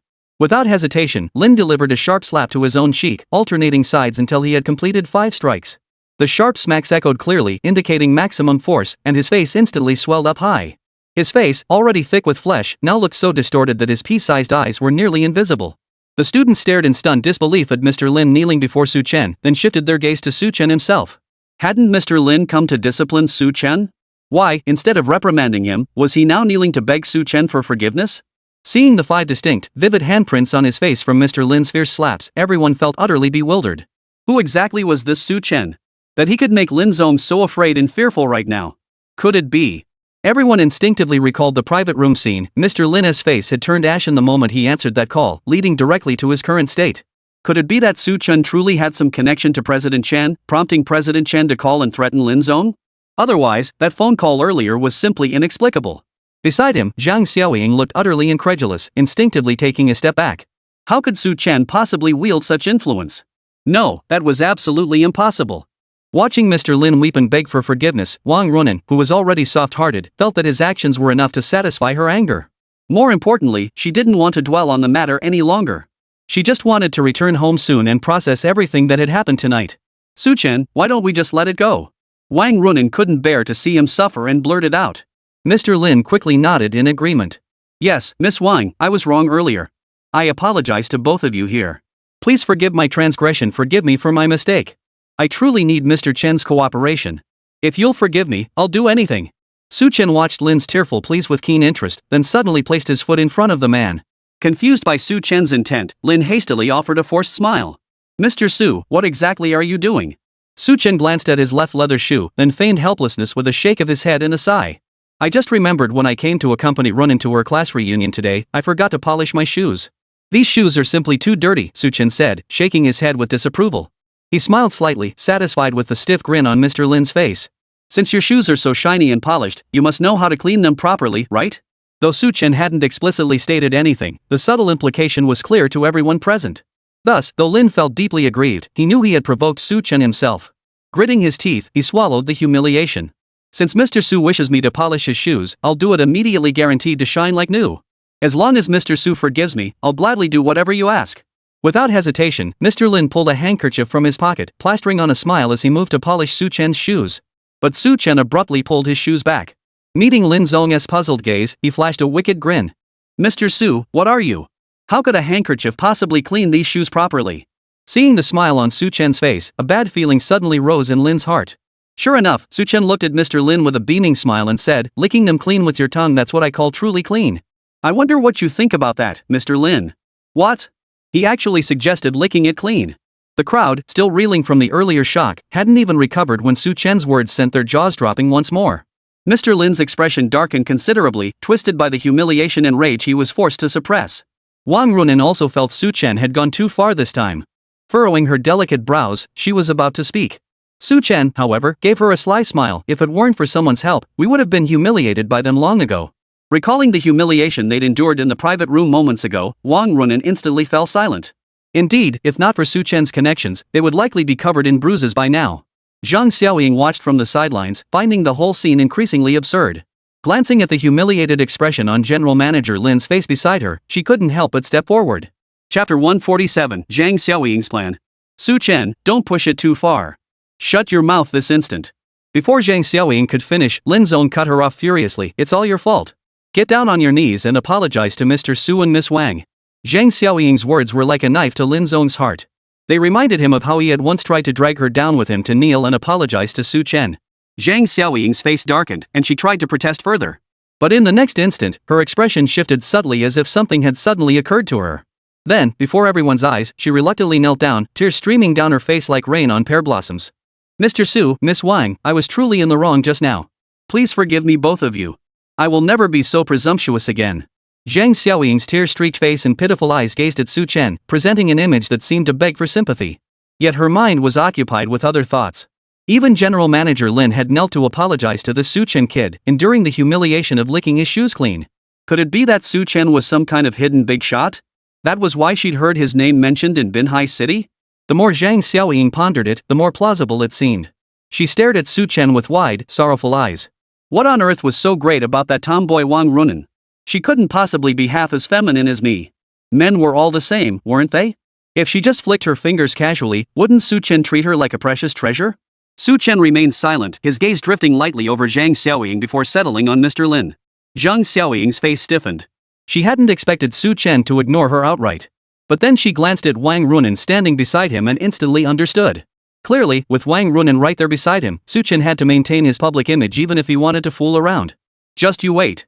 Once she got back, she'd dig into Su Chen's background. No matter what, she'd uncover exactly who this Su Chen really was. At that moment, Lin immediately understood Su Chen's gaze. Gritting his teeth, he endured the humiliation and licked Su Chen's shoes clean. Not only did he clean them, but he even flashed Su Chen a fawning smile. Mr. Su, is this satisfactory? Su Chen cast a disdainful glance at his leather shoes and curled his lips. This is barely passable. Alright, I suppose I'll forgive you. Now get out of here. Mr. Lin's expression froze again, but grateful for the forgiveness, he hastily thanked Su Chen profusely. With that matter resolved, Su Chen felt rather pleased. Watching Lin's own slink away, Su Chen thoughtfully withdrew his gaze and caught Wang Runen's complex expression fixed on him. Su Chen, what exactly? Before Wang Runen could finish, Su Chen smiled faintly. It was just a coincidence that I met Mr. Chen from Starlight Group. He was more than willing to help with this small favor. Watching Su Chen brush it off so casually, Wang Runen felt a mix of belief and doubt. In the end, she didn't dwell on it and simply nodded. Deeply moved by today's events, she had been on the verge of saying something throughout their journey, yet ultimately kept her mouth shut, saying nothing. Su Chen naturally noticed the slight change in Wang Runen's expression compared to usual, but he simply smiled and averted his gaze, pretending not to see. Only after seeing Wang Runen home did Su Chen turn to her with a warm smile. I'm sorry for scaring you today. As your boyfriend, I've been inadequate. I promise this won't happen again. Before today's events, Wang Runen would have been both embarrassed and furious, firing back at Su Chen in anger. But after what happened that night, for some reason, Wang Runen's view of Su Chen had shifted slightly. Her expression held a touch of awkwardness and a rare, suspicious blush. You helped me today too. If it weren't for you, Mr. Lin would have kept giving us a hard time. Wang Runen had long forgotten that it was Su Chen who had insisted she accompany him to the class reunion, which had led to today's events. The memory of Su Chen standing up for her earlier kept replaying in her mind, warming her heart. Watching Wang Runen's rare, softened expression, Su Chen smiled faintly. He watched her walk away before returning home. Meanwhile, after returning home, Zhang Xiaoying kept replaying the events at the hotel entrance in her mind. The more she thought about it, the more convinced she became that Su Chen's background was anything but ordinary. Without hesitation, she opened her phone and typed in Su Chen. She pressed the search button, and the screen instantly filled with every piece of information available about Su Chen. Her eyes widened in shock upon seeing the results, followed by a surge of wild excitement and bitter regret. The elation stemmed from the unexpected revelation that this man was none other than Su Chen, the president of Red Elephant Group. This knowledge would undoubtedly make it easier for her to get closer to him. The regret stemmed from the fact that she had just offended Su Chen at this very reunion. She had no idea if he would ever forgive her. Su Chen, current president of Red Elephant Group. Zhang Xiaoying murmured Su Chen's profile to herself, realizing how his value had skyrocketed recently and that he was also a renowned philanthropist for national brands. She could no longer contain the restless thoughts stirring within her. Without hesitation, she dialed Wang Runen's number. Hello? Seeing Zhang Xiaoying's name on the screen, Wang Runen's face flashed a hint of displeasure, but she answered the call nonetheless. After all, the events in the private room were still vivid in her mind. Even though General Manager Lin had apologized in the end, she still couldn't forget Zhang Xiaoying's actions at the time. Is this Runen? Zhang Xiaoying quickly tried to smooth things over with a smile, her voice both gentle and apologetic. What do you want? Wang Runen asked, frowning. This sudden shift to such familiarity made Wang Runen feel something was off about Zhang Xiaoying. It's like this, Runen, Zhang Xiaoying said guiltily. The more I think about it, the more I realize tonight's events were all my fault. I shouldn't have thought that way about you too. So I thought I'd come here to apologize first, and also get Mr. Su's contact information so I can call him personally to apologize. Zhang Xiaoying's voice trembled with unease. I know I overstepped tonight. Could you give me a chance to make amends? I need to clear my conscience completely. Chapter 148. Do we need women like her? Perhaps it was the sincerity in Zhang Xiaoying's words, or perhaps Wang Runen was simply too soft-hearted by nature. After a moment's hesitation, she nodded in agreement. Alright, write down his number. It's 135. Zhang Xiaoying's heart leapt with joy. She quickly jotted down the number, repeatedly thanking Wang Runen. Finally, fearing Wang Runen might harbor doubts, she apologized incessantly. Only after receiving forgiveness did she hang up. Staring at the target, Zhang Xiaoying's face lit up with a smug smile as she imagined the future herself perched on a high branch, transformed into a phoenix. Wang Runen, you're the one who pushed Su Chen into my hands. If he dumps you later, don't blame me. Zhang Xiaoying held her phone triumphantly, but instead of dialing Su Chen's number, she opened WeChat and sent him a friend request. As for the message field, Zhang Xiaoying, afraid Su Chen might reject her, left it blank and sent the request. The moment Su Chen arrived home, his phone buzzed. Seeing an unknown contact requesting to add him on WeChat, he frowned slightly, about to reject it. But then he remembered that only people he knew seemed to have his WeChat. Maybe this person knew him. Su Chen clicked to accept the request, then tossed his phone aside, dismissing the incident as insignificant. Meanwhile, Zhang Xiaoying had been anxiously waiting for the acceptance. Upon seeing her request approved, her face lit up with delight. Without hesitation, she sent Su Chen a WeChat message. Su Chen, I'm Zhang Xiaoying from tonight's class reunion. I'm truly sorry about what happened earlier. Could you give me a chance to make it up to you? If you're willing, how about we meet at the Shangri-La Hotel tomorrow night? After dinner, we can get a room and have a proper chat about our life goals. What do you say? Zhang Xiaoying believed the innuendo in her voice message was already quite obvious. Her voice was sweet and seductive, any man would find it irresistible. After all, she'd used this tactic to snag numerous wealthy men, never once failing. Su Chen was just an ordinary man, surely he couldn't be immune to such charms. With that thought, Zhang Xiaoying sent 2 more voice messages. Su Chen, I truly admire you so much. I'd love to hear about your entrepreneurial journey, it would definitely inspire me. Could you help this greenhorn girl who's just starting out? After all, I truly admire powerful people like you. Zhang Xiaoying knew men loved compliments and adoration from young women. She was certain that if he found her attractive, her sweet voice would captivate him. Zhang Xiaoying felt thoroughly pleased with herself. Meanwhile, Su Chen was walking into the house with Lin Wanner in his arms. As soon as he sat down on the sofa, a series of WeChat messages came through. Thinking it might be work-related, Su Chen picked up his phone only to find a string of voice messages from the WeChat contact he'd just added. Curious, and not at all suspecting it was Zhang Xiaoying, he casually tapped the first one. Immediately, that affected, coquettishly sweet voice filled the ears of both Su Chen and Lin Wanner. Su Chen's expression darkened. He hadn't expected it to be Zhang Xiaoying who had added him as a friend. Without listening to the rest, he immediately shut off the screen. I thought brother Su Chen was out on business today, Lin Wanner pouted jealously upon hearing the female voice, her expression sour. But it turns out you were meeting a pretty girl instead. Tell me the truth, have you been hiding a secret lover somewhere else? Watching Lin Wanner's pouting expression, her face grew even more radiant and alluring. Su Chen couldn't help but groan softly as he shook his head, pulling her close once more and soothing her gently. Of course not. I don't even know who she is. If I knew what kind of fly she was, I definitely wouldn't have accepted her friend request. As he soothed her, Su Chen found Zhang Xiaoying utterly tedious. He genuinely couldn't fathom where Zhang Xiaoying got the audacity to think he'd be attracted to such a promiscuous, world-weary woman. He already had 3 beautiful women at home, why would he need someone like her, with such a scandalous private life? Since brother Su Chen says so, I believe you wouldn't lie to me. I'll reluctantly believe you then. Lin Wanner's eyes widened as she gently kissed Su Chen's cheek.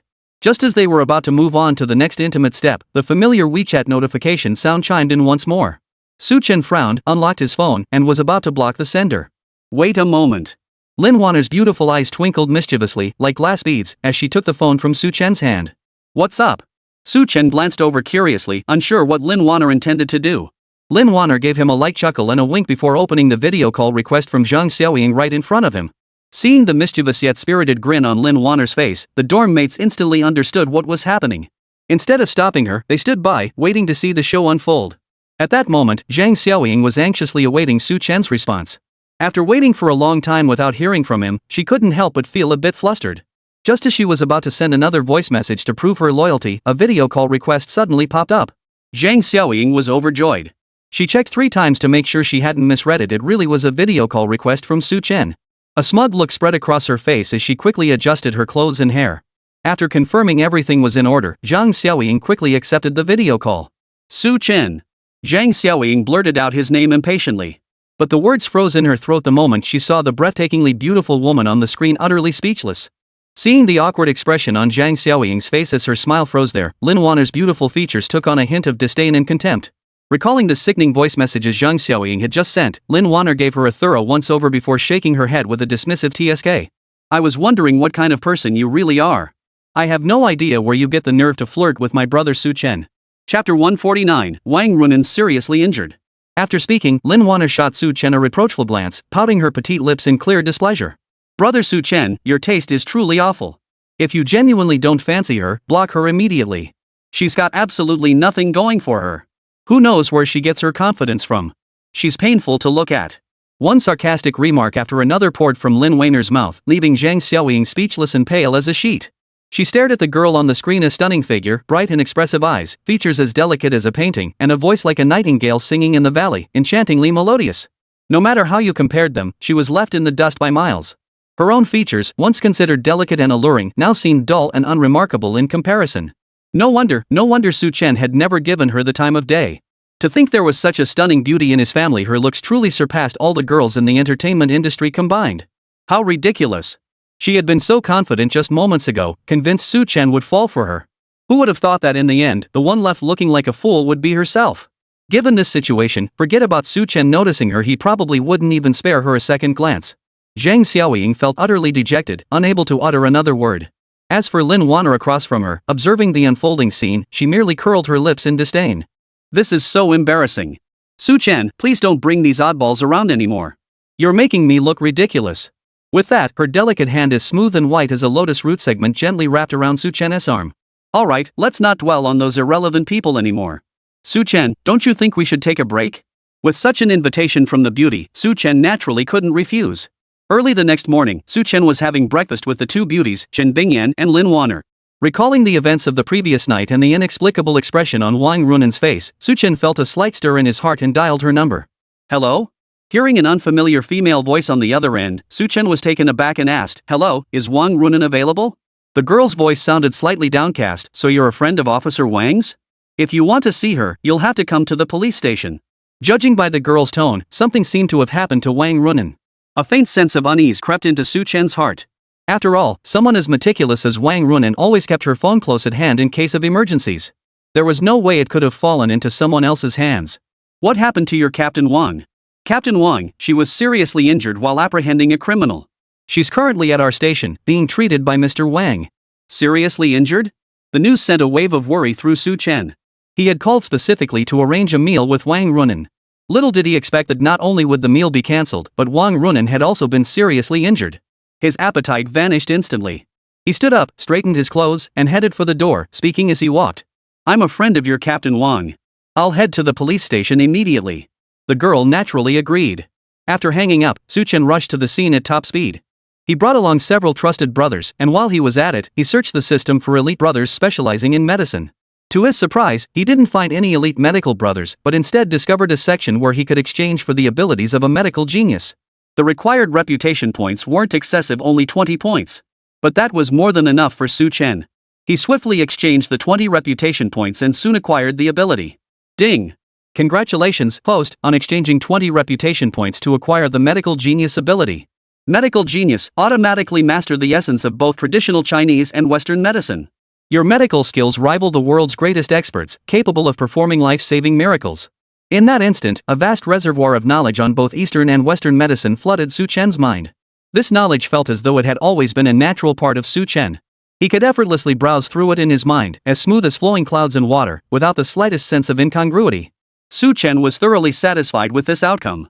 It was indeed a remarkable skill. Since the young girl had mentioned Wang Runen's severe injuries, acquiring this medical expertise might prove useful.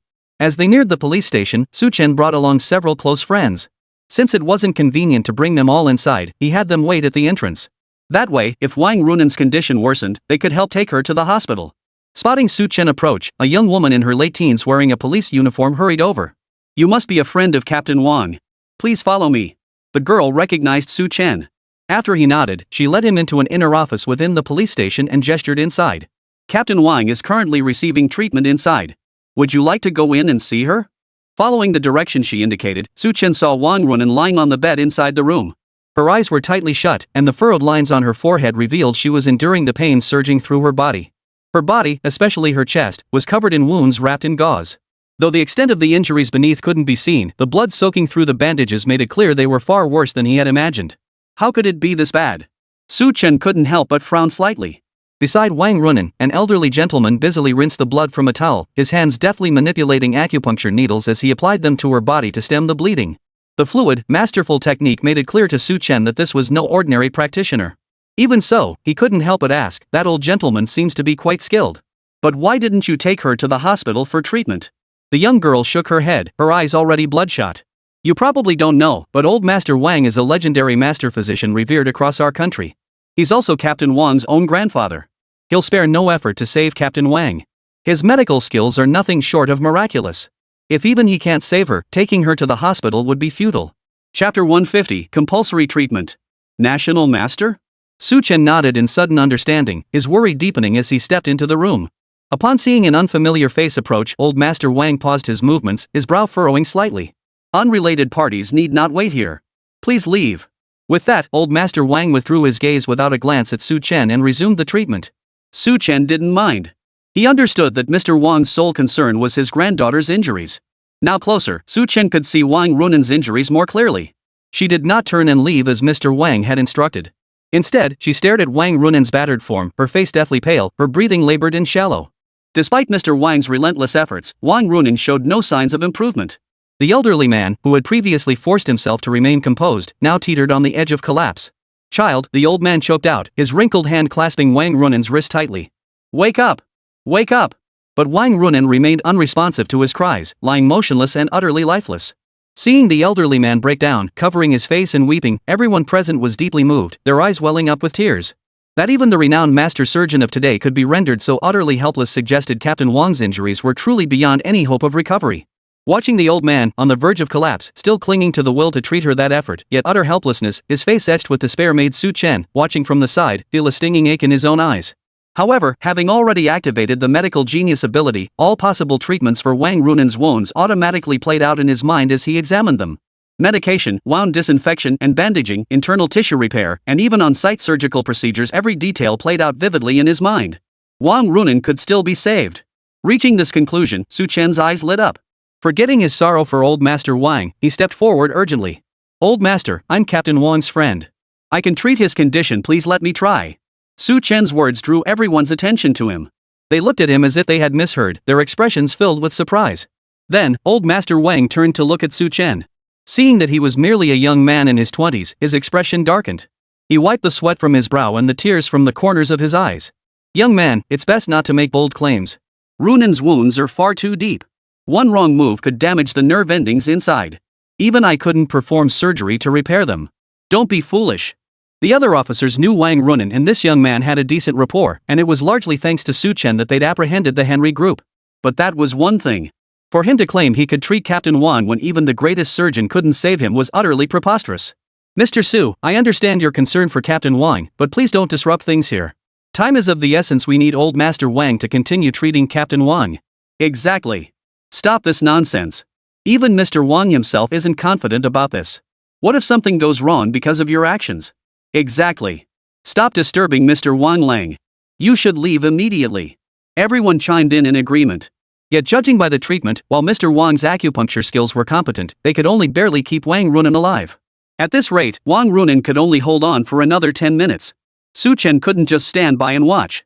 Ignoring the distrust from others, he pulled out his phone without hesitation and called Wu Tao and the others waiting outside. "Come over here first." Wu Tao promptly led his group of brothers into the police station, positioning himself directly behind Chen. Watching the group of burly men, tall and muscular, burst in, old Mr. Wang turned pale with anger.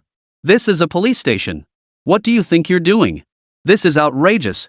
Chen knew that no matter how he explained himself, no one would believe him. Therefore, he had no choice but to resort to this forceful measure. Once he had treated Wang Runen, everyone would understand his intentions. "Since you refuse to believe me, I'll let the facts speak for themselves. My deepest apologies, Mr. Wang." Chen shot an apologetic glance at the old man and the other officers in the room, who were clearly on high alert. He then calmly instructed Wu Tao behind him. "Please escort everyone out. I need a quiet environment to treat Wang Runen."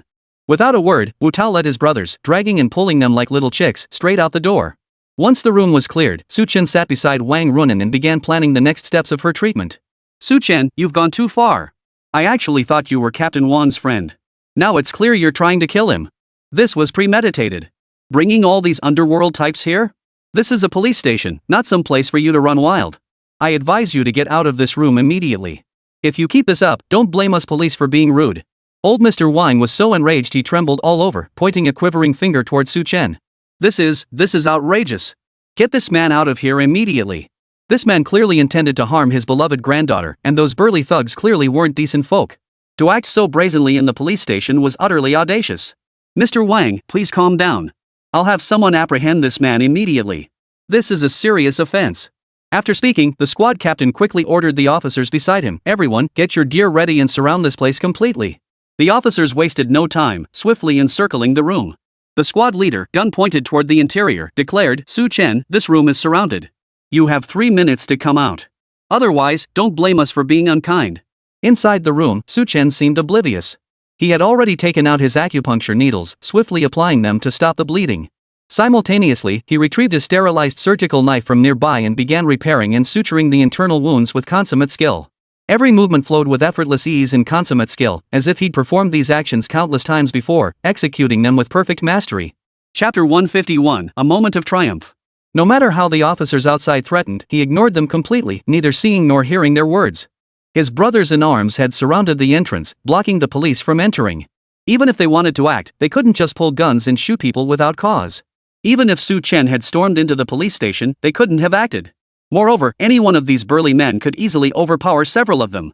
They were no match for these tall, muscular figures.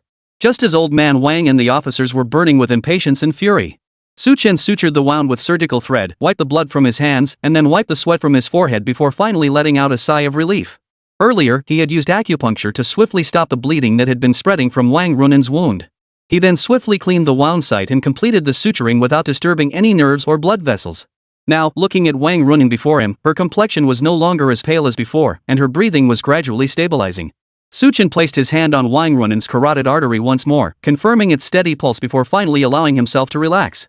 Having finally pulled Wang Runen back from the brink of death, Su Chen stood up and glanced at the anxious and angry crowd outside. Signaling his brothers to make way, Su Chen walked to the doorway only to be grabbed by the collar by Old Master Wang. If anything had happened to Runen. Captain Wang, you're awake. Before Old Master Wang could finish his sentence, the brigade captain behind him widened his eyes in surprise and rushed over to Wang Runen's side in 2 strides. Mr. Wang quickly released his grip and hurried over as well. Su Chen turned to watch Wang Runen slowly open her eyes, unable to suppress a faint smile. Though her breath still seemed faint, at least her life was saved. Truly, a product of the system was bound to be exceptional. Relying on his medical genius ability from moments ago, even Su Chen couldn't believe how much more powerful he had been than he had imagined. Runen, how are you feeling now? Is there anywhere that hurts? Watching Wang Runen awaken, Old Master Wang's eyes welled up with tears. His hands clasped hers tightly as he stared intently at her, unwilling to look away even for a moment. Wang Runen's delicate brows furrowed slightly as her voice sounded weak. I just feel so weak all over. Grandpa, did you cure me? The moment she mentioned it, all eyes instantly turned to Su Chen standing beside her. Their gazes were filled with astonishment and disbelief, yet they all stared at him with expressions of utter incredulity. Young man, did you truly cure my granddaughter? Old Master Wang looked at Su Chen, his face brimming with gratitude yet tinged with shock and surprise. Seeing this, Su Chen merely smiled modestly. Mr. Wang, you're too kind. It was nothing more than a small favor. I'm truly glad I could help Wang team leader regain consciousness. Seeing this young man not only harbor no resentment over the earlier misunderstanding but instead remain so humble and composed. Mr. Wang's gaze toward Su Chen brimmed with admiration and gratitude. Regardless, you saved Runen. I've lived a long life, yet I ended up judging you by appearances thinking you were just a young man spouting empty boasts. I was wrong, old man that I am. I nearly cost my granddaughter her life. Su Chen merely shook his head and smiled. It's perfectly understandable, Mr. Wang. Captain Wang has just regained consciousness and is still very weak. He needs proper recuperation. I'm sure you know what kind of treatment he requires. For now, Captain Wang must rest in bed. You're right. Mr. Wang nodded in deep agreement. As he examined the meticulously stitched surgical sutures across Wang Runen's chest, his admiration for Su Chen grew with every glance. Even he had been helpless against that wound, yet Su Chen had not only tackled the most challenging repair with lightning speed but also neatly sutured it closed. He, a master of traditional Chinese medicine who had spent most of his life researching both Chinese and Western medicine, still couldn't match a young upstart just starting out. It seemed the younger generation truly did surpass their elders. He really was getting old. The officers, having processed their initial shock, now looked at Su Chen with profound respect. Mr. Su, we misunderstood you earlier. Please don't be angry. We thought you were actually going to harm Captain Wang. We never imagined you weren't boasting at all. To possess such medical skill at such a young age. Captain Wang's recovery is entirely thanks to you. Thank you so much, Mr. Su. You're a benefactor to all of us officers. Faced with their gratitude, Su Chen merely smiled and offered a few modest words in response. At that moment, Wang Runen slowly opened her eyes. Hearing everyone say Su Chen had saved her, she stared at him in disbelief. She never imagined the person who saved her wasn't her grandfather, but someone she'd never even dared to dream about. Su Chen. Recalling the events between them earlier and her misunderstandings toward him, Wang Runen felt a complex mix of emotions. Grandfather had mentioned earlier that she had nearly not been saved. The man before her didn't seem as bad as she had imagined. He had even saved her life. Thank you, Su Chen. This time, Wang Runen expressed her gratitude sincerely. Su Chen merely smiled and replied, no need to thank me. Saving you was my duty. Just focus on getting well and don't overexert yourself during this recovery period. Wang Runen nodded gently. Following everyone's advice, she closed her eyes and drifted off to sleep. Everyone followed her out of the room. When they turned to look at Wu Tao and the other brothers, the earlier hostility had vanished. Instead, they greeted each other with smiles. Before long, the police officers and the brothers were mingling freely, chatting and laughing in lively camaraderie. Mr. Su, old Master Wang followed Su Chen to the police station entrance, his expression filled with profound respect. I have an unreasonable request. Would Mr. Su be willing to grant it? Mr. Wang, please speak freely. If it is within my power, I will certainly assist you. A look of delight flashed across Mr. Wang's face. He then smiled shyly at Su Chen, his expression sincere and earnest. It's like this. I've seen your extraordinary medical skills. With such complex wounds and that level of difficulty, even the best hospitals in our country, with their top surgeons performing the operations, wouldn't have a 100% chance of success. At best, they'd only have about a 10% chance. But you, Mr. Su, are so skilled at such a young age. Across the entire country, there's no one whose medical skills can match yours. I wonder, would you consider taking me as your disciple? Chapter 152, Wang Runen's Visit. Mr. Wang's eyes burned with intensity as he looked at Su Chen. Su Chen was taken aback. He never imagined old Master Wang would make such a request. He had considered other possibilities, perhaps an invitation to treat patients. Such requests he would readily agree to without hesitation, as they were noble deeds of healing and saving lives. But taking on such an elderly disciple? That was a mental hurdle Su Chen simply couldn't clear. After all, this man was a contemporary master of traditional Chinese medicine, possessing genuine skill and expertise. The vast age gap between them weighed heavily on Su Chen's mind. After careful consideration, he ultimately shook his head and declined the offer. I'm sorry, Su Chen said, meeting old Master Wang's disappointed yet urgent gaze with a casual excuse, his face unflushed and his tone calm. This is my family's ancestral medical art, passed only within our own kin. I cannot pass it on to you, old Master Wang. Though my heart is willing, my hands are bound. I cannot violate our ancestral teachings. My sincerest apologies. Mr. Wang paused, then smiled a smile tinged with helplessness and bitterness. In that case, this old man won't press the matter further. I wouldn't dream of forcing you to break your ancestral vows, Mr. Su. It's just that this old man is unable to master such medical skills, and I truly feel regret in my heart. But then again, with medical talents like Mr. Su, our nation has hope for the future. This sentiment was shared by most of the older generation. They cherished talent deeply whenever they encountered it. Following Mr. Wang's lead, Su Chen chatted for a while longer until dusk fell, then took his leave. Another 3 or 5 days passed. Su Chen remained preoccupied with company affairs and did not specifically inquire about Wang Runen's current condition, though he called every evening to check on her. Yet Wang Runen felt a peculiar sensation each time Su Chen called. An unnoticed smile would flicker across her face, one she herself didn't fully recognize. Even old Master Wang, observing from the sidelines, couldn't help but shake his head inwardly. Truly, girls grow up and leave home. It seemed his granddaughter had taken a liking to that young man surnamed Su. Still, Su Chen was a fine young man, polite and well-mannered, neither arrogant nor conceited. And with his exceptional medical skills, he truly was a prodigy, a rare talent for the future. If Runen were to marry a young man like Su Chen, she would surely live a life of comfort and happiness. Su Chen, Wang Runen called him after recovering from her injuries, her voice tinged with nervousness and a hint of hope. Thanks to you, my wounds have healed completely. Would you be available now? Su Chen pretended not to hear the hint of longing in her voice, instead teasing her playfully, what's this? Haven't seen me in a few days and you're already pining for me? So Captain Wan wants to see me now? Don't read too much into it. A faint blush spread across Wang Runen's snow-white cheeks. Just tell me if you're free. Stop shooting the breeze. Since it's Captain Wang inviting me, I certainly have time. Where should we meet? Are you at home now? Wang Runen blinked, suddenly worried Su Chen might not be there. The implication in Wang Runen's words was all too obvious. Su Chen immediately understood and smiled faintly. Whenever Captain Wang seeks me out, I'm always at home, ready and waiting. What a scoundrel. She thought after what happened the other day, he'd behave himself a bit more. Who knew he'd still be so full of jokes? Wang Runen mentally cursed Su Chen a few times, yet her face couldn't help but break into a smile. All right then, she said, remembering the purpose of her call, a flicker of nervousness crossing her mind. I'll be at your place in half an hour. There's something I need to discuss with you. After they made plans, Su Chen hung up, feeling a bit curious. He knew Wang Runen was coming over to express her gratitude, but if that were the case, she could have simply invited him out for a meal. Instead, she had specifically called ahead to confirm he was home before deciding to come over. So Su Chen was pretty sure that besides expressing gratitude, Wang Runen definitely had other business to discuss with him. Brother Su. Chen Bingyan, standing behind him, stepped forward. Her icy cold face bore a hint of displeasure. Earlier, Brother Su seemed to be chatting quite happily with Miss Wang. Is she coming over later? Surprisingly, this Ice Queen's jealous expression was rather adorable. Su Chen raised an eyebrow slightly and replied with a smile, that's right. Captain Wang saved my life not long ago, so she's coming over today to express her gratitude. Seems Brother Su Chen's romantic luck is truly thriving. But what can I say, he is my favorite big brother after all. Sitting beside them, Lin Wanner pouted slightly, her entire demeanor radiating displeasure. Since she's someone my brother likes, I'll go prepare some snacks for Captain Wang right now. With that, she planted a light kiss on Su Chen's cheek before turning to head toward the kitchen to prepare the snacks. Leaning back on the sofa, Su Chen couldn't help but reflect having so many beauties around was indeed a sweet kind of trouble for him. By now, Wang Runen had finished preparing the gifts. She glanced at the person beside her and offered a faint, reassuring smile. Don't worry. Su Chen's medical skills are truly exceptional. Just a few days ago, even my grandfather was at a loss for me. In the end, it was he who pulled me back from the brink of death. We have a certain rapport.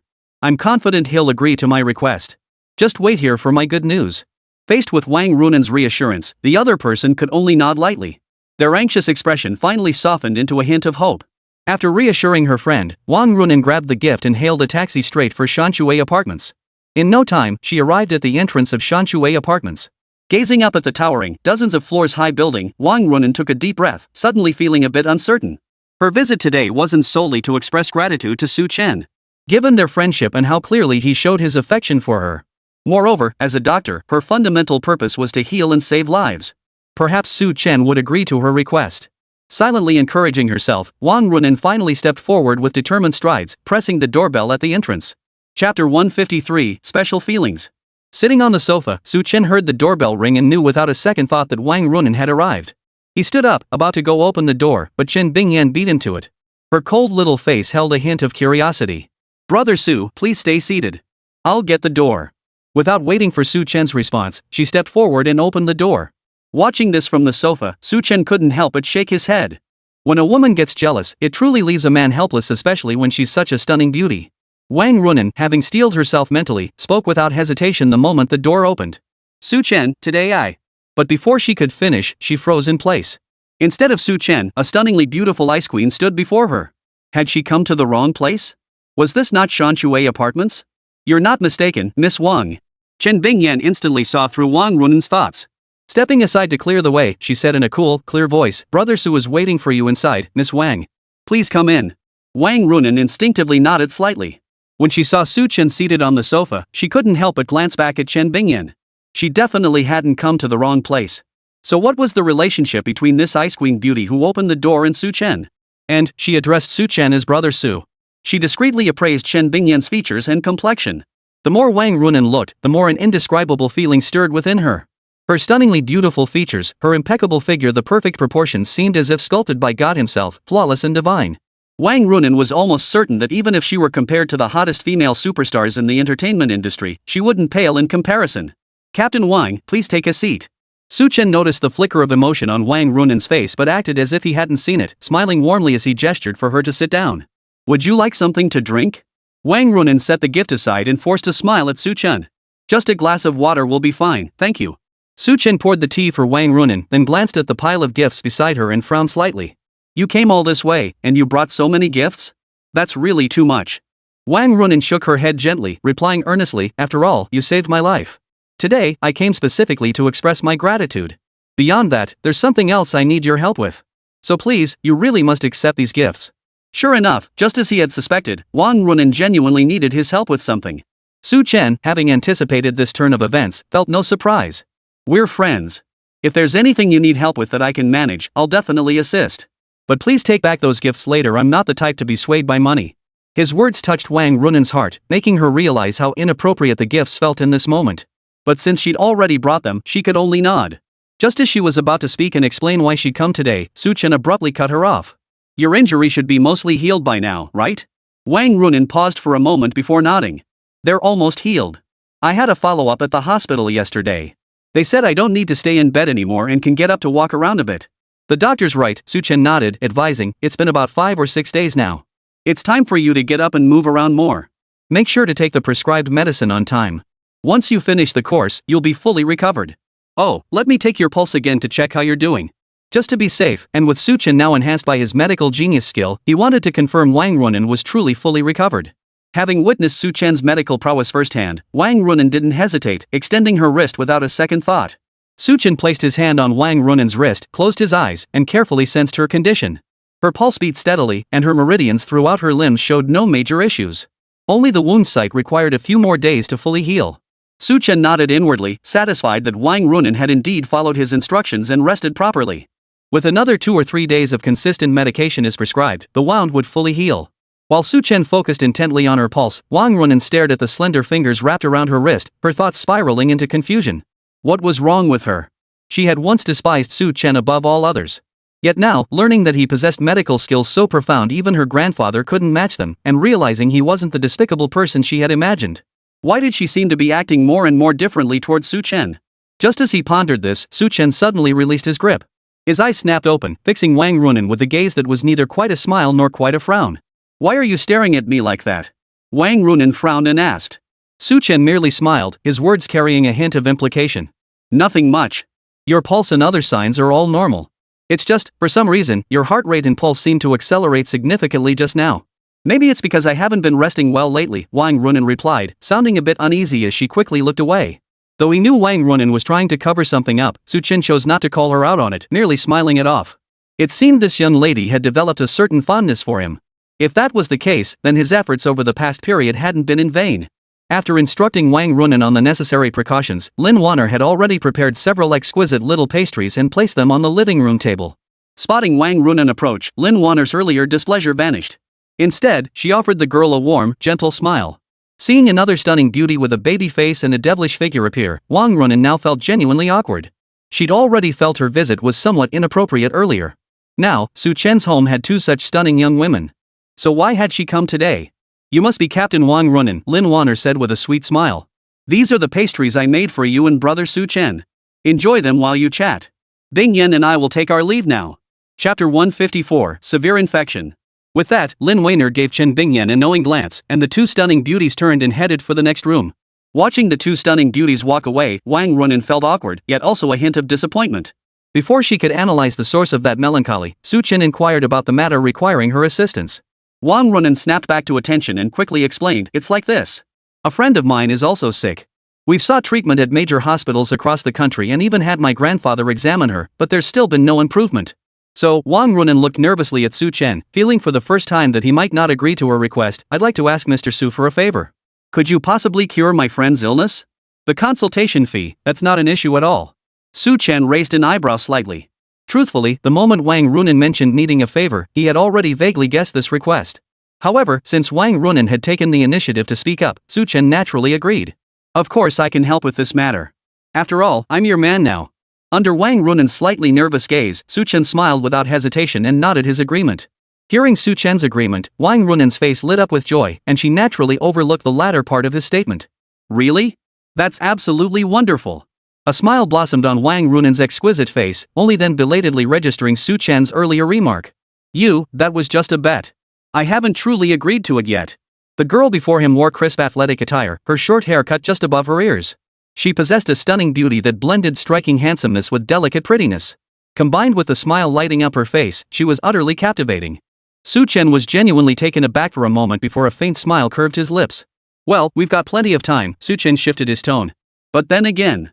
He suddenly stood up and sat beside Wang Runen, his eyes sparkling with amusement as he looked at her. Caught off guard by Su Chen's sudden move, Wang Runen froze momentarily, staring blankly at him, instinctively stuck in place. If I really help you and cure your friend's illness, will you give me some kind of reward? Wang Runen snapped out of her daze, her snow-white cheeks flushing bright red. She hastily took a step back, feeling thoroughly flustered by Su Chen's faintly amused expression. Even so, she forced herself to summon the same assertive demeanor she'd displayed at the police station. Behave yourself, Wang Runen cleared her throat to mask her awkwardness. Of course, if you can save my friend, I'll definitely agree to whatever reward you're talking about. Then might Captain Wang care to give me a hint about what this reward might be? Watching Su Chen press his advantage, Wang Runen bit her lower lip lightly, her voice tinged with vexation. Don't ask. I'll agree to it anyway, and you'll find out when the time comes. After savoring the sight of the beauty flustered and annoyed, Su Chen finally relented, ceasing his teasing of Wang Runen. He gave a faint smile, stood up, and headed toward the door. Su Chen, where are you going? Wang Runen hurriedly stood up to ask. Su Chen lifted his eyelids slightly, tilting his chin toward the doorway. Where else could I go? Take me to your friend's place. Wang Runen's face immediately lit up with a delighted smile as she stood up to follow Su Chen. Oh, right, Su Chen paused slightly, gesturing for Wang Runen to take the gifts too. I'm your man, after all. It's always the man who gives gifts to the woman. It's not right for a woman to suddenly give a man so many things. Seeing Wang Runen hesitating, clearly reluctant to take them, Su Chen added firmly. I won't accept them. Take them now, or I won't treat your friend. With Su Chen speaking so decisively, Wang Runan stopped her hesitation and awkwardness. She promptly and generously carried all the gifts back with her. They took a taxi again this time, stowed the gifts in the trunk, and climbed in. Wang Runan gave an address, and the car sped forward. Hearing the name of a fairly upscale residential complex in Binhai City, Su Chen raised an eyebrow slightly, somewhat surprised. After all, based on his understanding of Wang Runan, this young lady didn't seem particularly wealthy herself, yet she had such affluent friends. No wonder Wang Runan had mentioned earlier that the consultation fees wouldn't be a problem. The two didn't exchange many words during the ride. However, halfway through the journey, Wang Runan's face suddenly turned deathly pale. Su Chen. Wang Runan felt waves of sweetness surge in her throat, while darkness threatened to overwhelm her vision. Had she not clutched the seat back tightly with both hands, she might have collapsed long ago. Wang Runan, what's wrong with you? Su Chen immediately noticed something was wrong and rushed forward to support her with both hands. Her face was frighteningly pale, even her lips devoid of color. Panic surged through Su Chen as he swiftly placed his fingers on Wang Runan's pulse. He had already taken her pulse once earlier at the Shanshui apartments, and at that time, both her pulse and physical condition had been stable. How could such a drastic change occur in less than 10 minutes? But as soon as he felt her pulse, he sensed it was chaotic, even beginning to accelerate slowly. Su Chen's heart sank, and a strong sense of foreboding surged through him. This must be a wound infection. At this moment, Wang Runan was on the verge of losing consciousness. Even as Su Chen held her in his arms, she seemed oblivious to everything around her. A mouthful of blood spurted from her lips. Her eyes closed, and she passed out completely. What's happening? The driver, focused on the road ahead, suddenly caught sight of the scene in the rearview mirror. His entire body jerked in shock, causing the car to slow considerably. Su Chen had no time to explain to the driver. To confirm his suspicions, he immediately reached out and felt the wound through her clothing. Thanks to his innate medical genius, even without tearing open his clothes, Su Chen could still see the exact condition of the wound with his eyes closed. Sure enough, the wound had become infected, and quite severely at that. Chapter 155, Misunderstood. Su Chen's heart sank slightly as he glanced up at the driver. How far is it to the nearest hospital? Are there any medical facilities up ahead? Sir, the place you asked me to drive to was practically on the outskirts of Binhai City. There are some clinics and such around there, but if you're talking about a hospital, there really isn't one. As for the nearest one, even if we turn back now, it'll take half an hour to get there. The driver spoke urgently as he prepared to turn the corner. Why don't we head back immediately? We should get this young lady to the hospital first. Forget half an hour, she won't even last 15 minutes. Su Chen's expression darkened further as he made a decisive decision. Pull over. I know how to handle this. The driver hesitated. But this is a matter of life and death, young man. You're not a doctor, are you sure you can treat this girl? She's my girlfriend. Otherwise, we wouldn't be riding with you to visit friends. And I studied medicine, I know emergency treatment. Call emergency services first. I'll administer immediate treatment to save my girlfriend's life. The ambulance will arrive in time to take her to the hospital. Looking at Su Chen, he didn't seem like a bad guy. Plus, although they hadn't said much in the car earlier, it was clear they were a handsome couple. If they weren't boyfriend and girlfriend, what else could they be? Moreover, what Su Chen had just said was indeed the best solution available. Beyond that, there really wasn't a better way to handle this situation. With that thought, the driver stopped hesitating and quickly nodded. What should we do next? Pull over, Su Chen said, glancing around. Aside from the passing traffic, the area was surprisingly quiet. At least, there weren't many people around. The car is too cramped. I need to treat her outside. The driver quickly nodded and immediately pulled the car over to a stop. Holding the unconscious Wang Runan in his arms, Chen swiftly opened the car door, carried her out, and laid her flat on the roadside. Wang Runan was wearing a tracksuit today, with an open front top. To treat the wound on her chest, the only option was to cut open the clothing. But the driver had no scissors. With no other choice, Chen gritted his teeth and used his lighter to burn an opening in the fabric. Without hesitation, he tore the outer layer of clothing apart through the opening. But the moment he tore it open, passers-by nearby quickly noticed the commotion. Combined with the sight of a person lying motionless on the ground and the blood-soaked teenager crouched nearby, this unsettling scene was impossible for anyone to ignore. Soon, a crowd of onlookers gathered. Aside from CG, the other passers-by who didn't know the truth couldn't help but frown slightly when they saw Su Chen tear open the girl's clothes on the ground and prepare to do something. I've never seen such brazen indecency in broad daylight before. What a disgrace! What a disgrace! How could someone be like this? Facing the pointed stares and whispers, Su Chen remained utterly unfazed, continuing his actions as if he hadn't heard a word. However, while they voiced their disapproval, no one dared step forward to intervene, fearing retaliation. The driver beside them, seeing his customer misunderstood, stepped forward to explain. Suddenly, one passerby frowned, studying Wang Runan's face for a moment before pointing sharply. Isn't that the captain of the police squadron in Changning District, Binhai City? What's she doing here? The word sent ripples through the crowd like a pebble dropped into calm waters. You mean that girl on the ground is a police officer? Someone exclaimed in shock. You bet she is. The young man among the onlookers grew increasingly convinced that Su Chen intended to harm Wang Runan, especially given the alarming redness of the blood on his body. The young man stepped forward decisively, shouting angrily, "How dare you lay a hand on a police officer like that and injure her at that? Your actions amount to assaulting an officer. I'm calling the police right now. This is Changming District, you'd better prepare to rot in jail." The young man shouted angrily, pulling out his phone without hesitation. He glanced at the driver standing beside Su Chen, assuming the driver was an accomplice, which only fueled his rage further. "I can see you're in cahoots with this kid. Captain Wang is seriously injured. If anything happens to him, you won't escape responsibility either." Clearly moved by the injustice, the young man finished berating the driver and then addressed the gathered crowd. "Don't be afraid. Call emergency services now. We're all here together. This is a civilized society governed by law. I'll call the police myself. Even if he tries to fight back, he'll only be able to attack me." Though hesitant, some bystanders finally pulled out their phones and dialed emergency services. Little did they know, the driver had already called for emergency services the moment Su Chen and his men arrived. Su Chen paid no attention to the commotion around him. After tearing open his clothes, he immediately retrieved the alcohol from his body, pouring it over the wound to disinfect it. He then swiftly located the Universal Medical Kit section within the system. Universal Medical Kit, a versatile medical kit containing all essential emergency equipment, capable of curing 100 ailments. Ready for immediate use, it automatically disinfects upon retrieval with no usage limit. It was indeed a valuable item. Although it required 100 biopoints to exchange, Su Chen didn't hesitate for a moment. To treat the infection in Wang Runan's wound, he clicked to exchange it immediately. Ding! Congratulations, host, on exchanging for the Universal Medical Kit. Since he couldn't just pull the kit out of thin air in front of everyone, Su Chen pretended to place his hand on the empty space beside Wang Runan's body. Out of sight, he swiftly exchanged the kit into the collar of his overcoat. Su Chen couldn't help but feel fortunate that he had worn his coat today. Kneeling down, the coat concealed the medical kit from view. Swiftly opening the kit, Su Chen assessed its contents before retrieving a debridement scalpel and other essential instruments. Chapter 156, arriving just in time. Under the watchful eyes of the crowd, Su Chen swiftly incised the wound, revealing the infected area beneath. Even though he had mentally prepared himself, the severity of the infection, far worse than he had imagined, made him suck in a sharp breath. Without further hesitation, he promptly excised the infected tissue with the scalpel and began reconstructive treatment.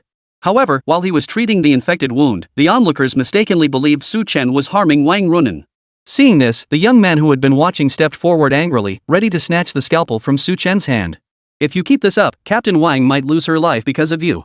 Su Chen snapped his head up, his icy eyes locking onto the young man as he coldly warned, "Keep interfering, and don't blame me for being ruthless." Su Chen's gaze was so icy it could freeze a person to death.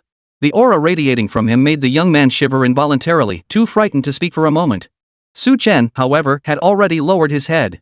After debriding the wound, he swiftly retrieved dressing materials from the medical kit and meticulously tended to the injury. However, being outdoors, he didn't want to arouse suspicion. He also wanted Wang Runan to receive a better examination and treatment at the hospital, so Su Chen didn't treat the wound as thoroughly as possible. After all, while the Universal Medical Kit was useful, it had its limitations. For instance, with so many onlookers gathered, pulling out surgical instruments for deep debridement would have seemed utterly bizarre. Therefore, Su Chen refrained from thoroughly cleaning the infected wound inside Wang Runan's body. Instead, he performed superficial debridement to ensure her temporary safety. After completing all this, Su Chen took a slight breath and paused for a moment. Taking advantage of the moment when no one was paying attention, Su Chen returned the medical kit to the system. He removed his overcoat and draped it over Wang Runan. Placing his hand on Wang Runan's carotid artery, he confirmed its steady pulse. Watching her breathing gradually return to normal, Su Chen finally exhaled, his entire body relaxing. Thankfully, he'd acted in time. Now all that remained was to wait for the ambulance to arrive promptly and transport Wang Runan to the hospital for thorough debridement. He trusted the hospital would handle it more comprehensively than he could. But just as Su Chen began to relax slightly, the young man beside him, who had been expressing skepticism all along, remained furious and continued to rant incessantly. "Didn't you hear a word I said earlier?" The young man was so angry his chest heaved with fury. "If anything happens to Captain Wang, you'll be charged with assaulting an officer. Your attitude is absolutely appalling." Bystanders murmured and pointed fingers at Su Chen, their whispers growing louder. But because of the blood on Su Chen's clothes, no one dared step forward to join the young man in accusing him, likely fearing trouble. The young man, however, grew increasingly furious as he watched Su Chen stand there, his expression unchanged. "I don't care about the others, but I can't stand people like you. The police will be here soon, just wait to go to jail." Su Chen watched the young man's accusations with a cold stare, fully aware that the other believed he had genuinely harmed Wang Runin. Before the police and medics arrived, no matter how he explained himself, this young man probably wouldn't believe a word he said. Therefore, Su Chen remained silent. Instead, he withdrew his gaze and glanced at the driver beside him. "Thank you. She should be able to hold on for about another hour, enough time for the ambulance to arrive." The driver beside him breathed a sigh of relief. Seeing the young man's furious expression, he knew everyone had misunderstood Su Chen. Earlier, when he tried to explain, the young man's voice had been so loud it drowned out everyone else, leaving no chance for clarification. Now, the driver gave Su Chen a slight nod before turning his attention back to the young man. "Sir, I understand your concern for Captain Wang, but I believe there must be some misunderstanding here." "Sir?" Before the driver could finish, an ambulance and a police car arrived at the scene simultaneously. The wailers of the ambulance and the sirens of the police car echoed back and forth, their deafening noise cutting off the driver's words. Seeing the police and ambulance arrive, the onlookers didn't disperse. Instead, they gathered around, their curiosity turning to gossip. "That kid actually assaulted an officer and left Captain Wang like this? I bet the cops are gonna haul him away now. He'll probably rot in jail. I actually wanted to help earlier, but that kid's a dangerous criminal. I've got a wife and kids at home, I'm not taking that risk." "You're telling me? Best if they shoot him dead. Committing such a heinous crime in broad daylight? Karma's gonna get him sooner or later. They should arrest her immediately. Just watching this makes me nervous. I wonder how Captain Wang is doing now." The crowd buzzed with discussion as officers quickly disembarked from the police vehicles. Most of these officers belonged to the Changning District Police Bureau. At a glance, Su Chen recognized them as Wang Runin's colleagues. Leading the group was the female officer who had originally escorted Su Chen into the police station to see the critically injured Wang Runin. She rushed over at top speed, her expression tense with alertness upon seeing Wang Runin lying on the ground, covered by a coat. The other officers, having received reports of Wang Runin being attacked, had already drawn their weapons and shields upon exiting the vehicle. They swiftly formed a line, clearing the area. Only the driver stood there dumbfounded, too frightened to react for a moment, forgetting even to run away. What the hell was going on? This guy clearly healed Captain Wang's injuries, so why did things suddenly? The young man who had called the police hurried over to the female officer at that moment, pointing directly at Su Chen's location. "Officer, that guy assaulted an officer and injured Captain Wang." The moment the words left his mouth, all the officers immediately advanced cautiously, step by step. But just as they were about to aim their guns at Su Chen standing in the center, everyone froze in place upon recognizing the familiar face beside him. Chapter 157, Turning Danger into Safety. Wasn't this Su Chen, the renowned physician who had saved their captain's life? How could he suddenly become the criminal accused of harming Captain Wang? As confusion gripped the officers, the female officer had already stepped before Su Chen. She glanced at him, then shifted her gaze to Captain Wang lying on the ground. His expression immediately turned respectful, his tone gentle throughout. "Mr. Su, this must all be a misunderstanding, right? Did you save Captain Wang?" Su Chen nodded, glancing at the startled young man beside him with a faint smile. "Captain Wang and I were on our way to treat a friend when his wound became infected. With limited resources on hand, I simply cleaned the wound." He paused, glancing toward the doctors and nurses preparing to carry a stretcher nearby. Turning back to the policewoman, he added, "The infected area is quite deep and in a tricky spot. With limited tools at hand, I can only ask you to have the doctors handle it more thoroughly." The female officer nodded quickly, her face lighting up with gratitude as she smiled at Su Chen. "So it was all a misunderstanding. We genuinely thought Captain Wang had been attacked." After a brief pause, the female officer promptly directed her colleagues to lift Wang Runin onto the stretcher. Su Chen briefly explained the specifics of Wang Runin's wound to the doctors. After examining it, the hospital staff were both astonished and amazed, their expressions toward Su Chen filled with admiration and surprise. "Who would have thought a young man like you could possess such remarkable medical skills? That wound was handled exceptionally well. If it had been 3 minutes later, Captain Wang might have been in real danger." The doctor was Wu Tianming, the chief surgeon at Binhai City First People's Hospital, renowned for his exceptional surgical skills. Upon learning of the situation, the police station immediately dispatched Wu Tianming from the hospital that received the emergency call, determined to spare no effort in saving Wang Runin's life. Now, Wu Tianming looked at Su Chen with admiration and asked respectfully, "Mr. Su, where do you currently practice? Would you be interested in joining our hospital?" Su Chen couldn't help but laugh bitterly. He hadn't expected to be mistaken for a hospital doctor. He smiled and shook his head, politely declining Wu Tianming's offer. Though disappointed, Wu Tianming was even more astonished when Su Chen clarified he wasn't affiliated with any hospital. "I hadn't realized you weren't a doctor, Mr. Su. In that case, I won't press the matter. Should you ever change your mind, please let me know. Our hospital would welcome you anytime." After exchanging a few polite words, Wu Tianming recalled his earlier shock upon examining the wound. He couldn't help but marvel inwardly at how far superior the other man's medical skills were to his own. Once the doctor had left, the female police officer turned to Su Chen, her face flushed with excitement. "Mr. Su, we won't keep you much longer. Why don't you ride back with us in the police car? We'll take you home." Su Chen considered the offer, almost nodding in agreement, but ultimately shook his head. "There's no need to take me home. Instead, please take me to the hospital with you." He had indeed intended to have the ambulance take Wang Runan back to the hospital to treat her wounds. However, although he now knew the exact location, it was a luxury residential complex. Moreover, she lived in a villa within the complex. Wang Runan hadn't specified which villa, so even if he went, he'd have to wait until she woke up. "Very well. Mr. Su, please join us in the ambulance." The female officer nodded and prepared to lead Su Chen away. "Sir, wait a moment." The young man who had called the police earlier had watched the entire scene unfold in stunned silence. Only when Su Chen and the others were about to leave did he finally snap out of it. "No way." He thought this guy was going to harm Captain Wang, but it turned out he saved her instead. He'd called the police for nothing.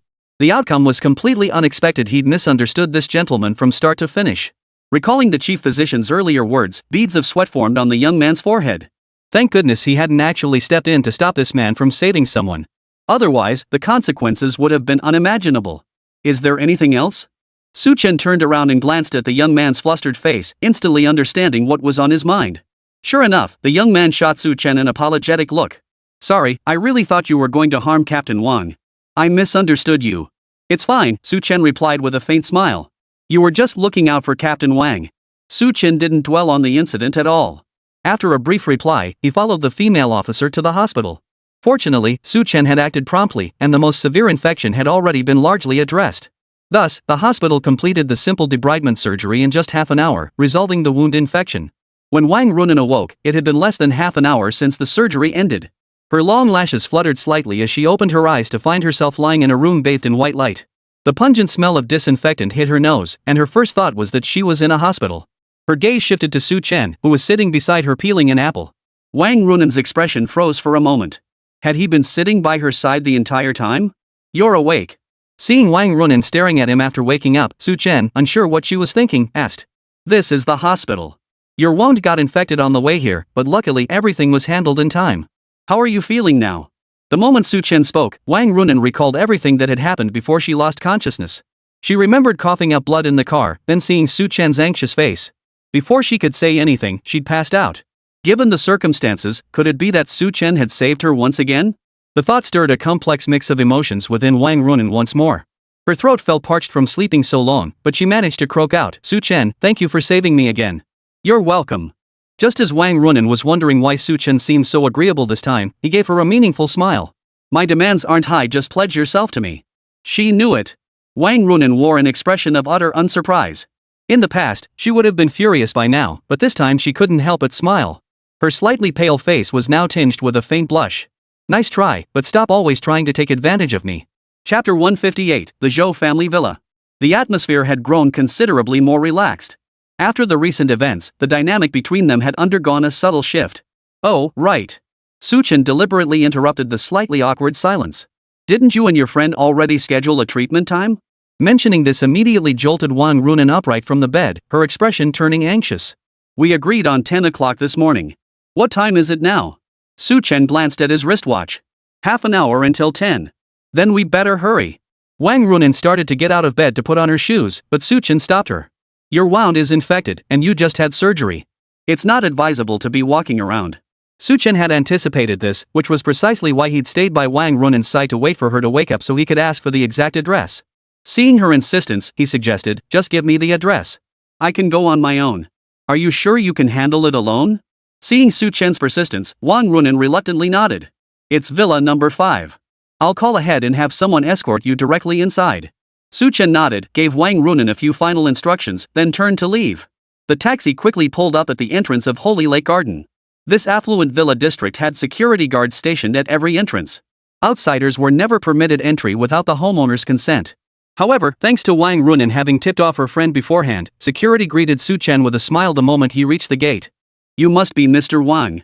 Mr. Zhou informed me in advance. Please follow me." Seeing Su Chen nod, the guard led him forward. After walking a short distance down a tree-lined path, they arrived at the entrance of a luxurious villa. Several bodyguards stood guard at the villa entrance, offering only a slight nod in acknowledgement to the neighborhood security guard. Having fulfilled his duty, the security guard informed Su Chen before turning to leave. Su Chen glanced at the two bodyguards but hadn't yet prepared to enter when one of them stepped forward to block his path. "What are you doing here? Who gave you permission to enter?" Noticing the contempt in the bodyguard's eyes, Su Chen frowned slightly but replied politely, "I'm the owner of this house. I'm here to see Ching today." "Seeing the doctor?" The bodyguard's expression grew even more dismissive. "The only people who come here to treat our CEO are renowned doctors from across the country. You're just a greenhorn in your early 20s. Who gave you permission to enter?" "Exactly." Another bodyguard sneered, "You look like you're just fooling the neighborhood security to sneak in here. I haven't heard of our boss inviting some nobody like you to treat patients. Get out of here before we take action." Su Chen was already in a foul mood due to their attitude.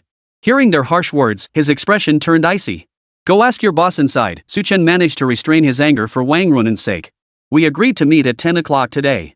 With only 5 minutes left until 10, Su Chen felt no urgency whatsoever. Had Wang Runen not specifically asked him to come, he would have left the moment that bodyguard uttered those words. "Who the hell do you think you are, giving us orders?" The bodyguard who spoke first couldn't help but sneer. "This is the residence of Mr. Zhou, head of our Fanhua Industrial Group. You look like nothing more than a quack doctor to me. Stop trying to swindle people here. Keep causing trouble, and I'll have you thrown out immediately." Before Su Chen could retort, his peripheral vision caught sight of a figure within the courtyard. His words halted mid-sentence. "So this is Mr. Zhou's villa. I never imagined that the esteemed head of Fanhua Group would have such two thugs bullying people at home, especially that one barking like mad. It's truly irritating." This remark thoroughly enraged the two bodyguards. One of them even raised his baton, pointing it directly at Su Chen. "Say that again, you bastard." Facing the bodyguard's furious roar, Su Chen stood there expressionless. Just as he was about to speak again, the man from the courtyard approached, his voice carrying an air of authority. "Both of you, shut your mouths." The two bodyguards immediately shut their mouths at the command, though their faces still bore traces of resentment. Su Chen turned to the newcomer, a man in his 40s with an imposing expression. His square face was framed by a short beard, lending him an air of scholarly refinement. Yet that scholarly demeanor seemed like a protective coloration. His words carried such overwhelming authority that one dared not meet his gaze. It was precisely this commanding presence that silenced the bodyguards, who now stood with heads bowed slightly, clearly filled with respect. "This gentleman must be the doctor recommended by Miss Wan?" The middle-aged man before them had already sized up Su Chen with his words. Seeing the other man standing there, his gaze unwavering and his expression unflustered, he found himself met with an unapologetic stare that held his own. A hint of suppressed tension flickered in his eyes before giving way to a polite, distant smile. "That's correct," Su Chen nodded. "And you are?" "I am Zhou Shaoran, the owner of this residence." Those two bodyguards were utterly unreasonable earlier. "It is my fault for not managing them properly. I sincerely apologize." As he spoke, the middle-aged man named Zhou Shaoyun shot a cold glance at the two bodyguards. The bodyguards immediately trembled in fear, not daring to breathe a word. "Mr. Zhou."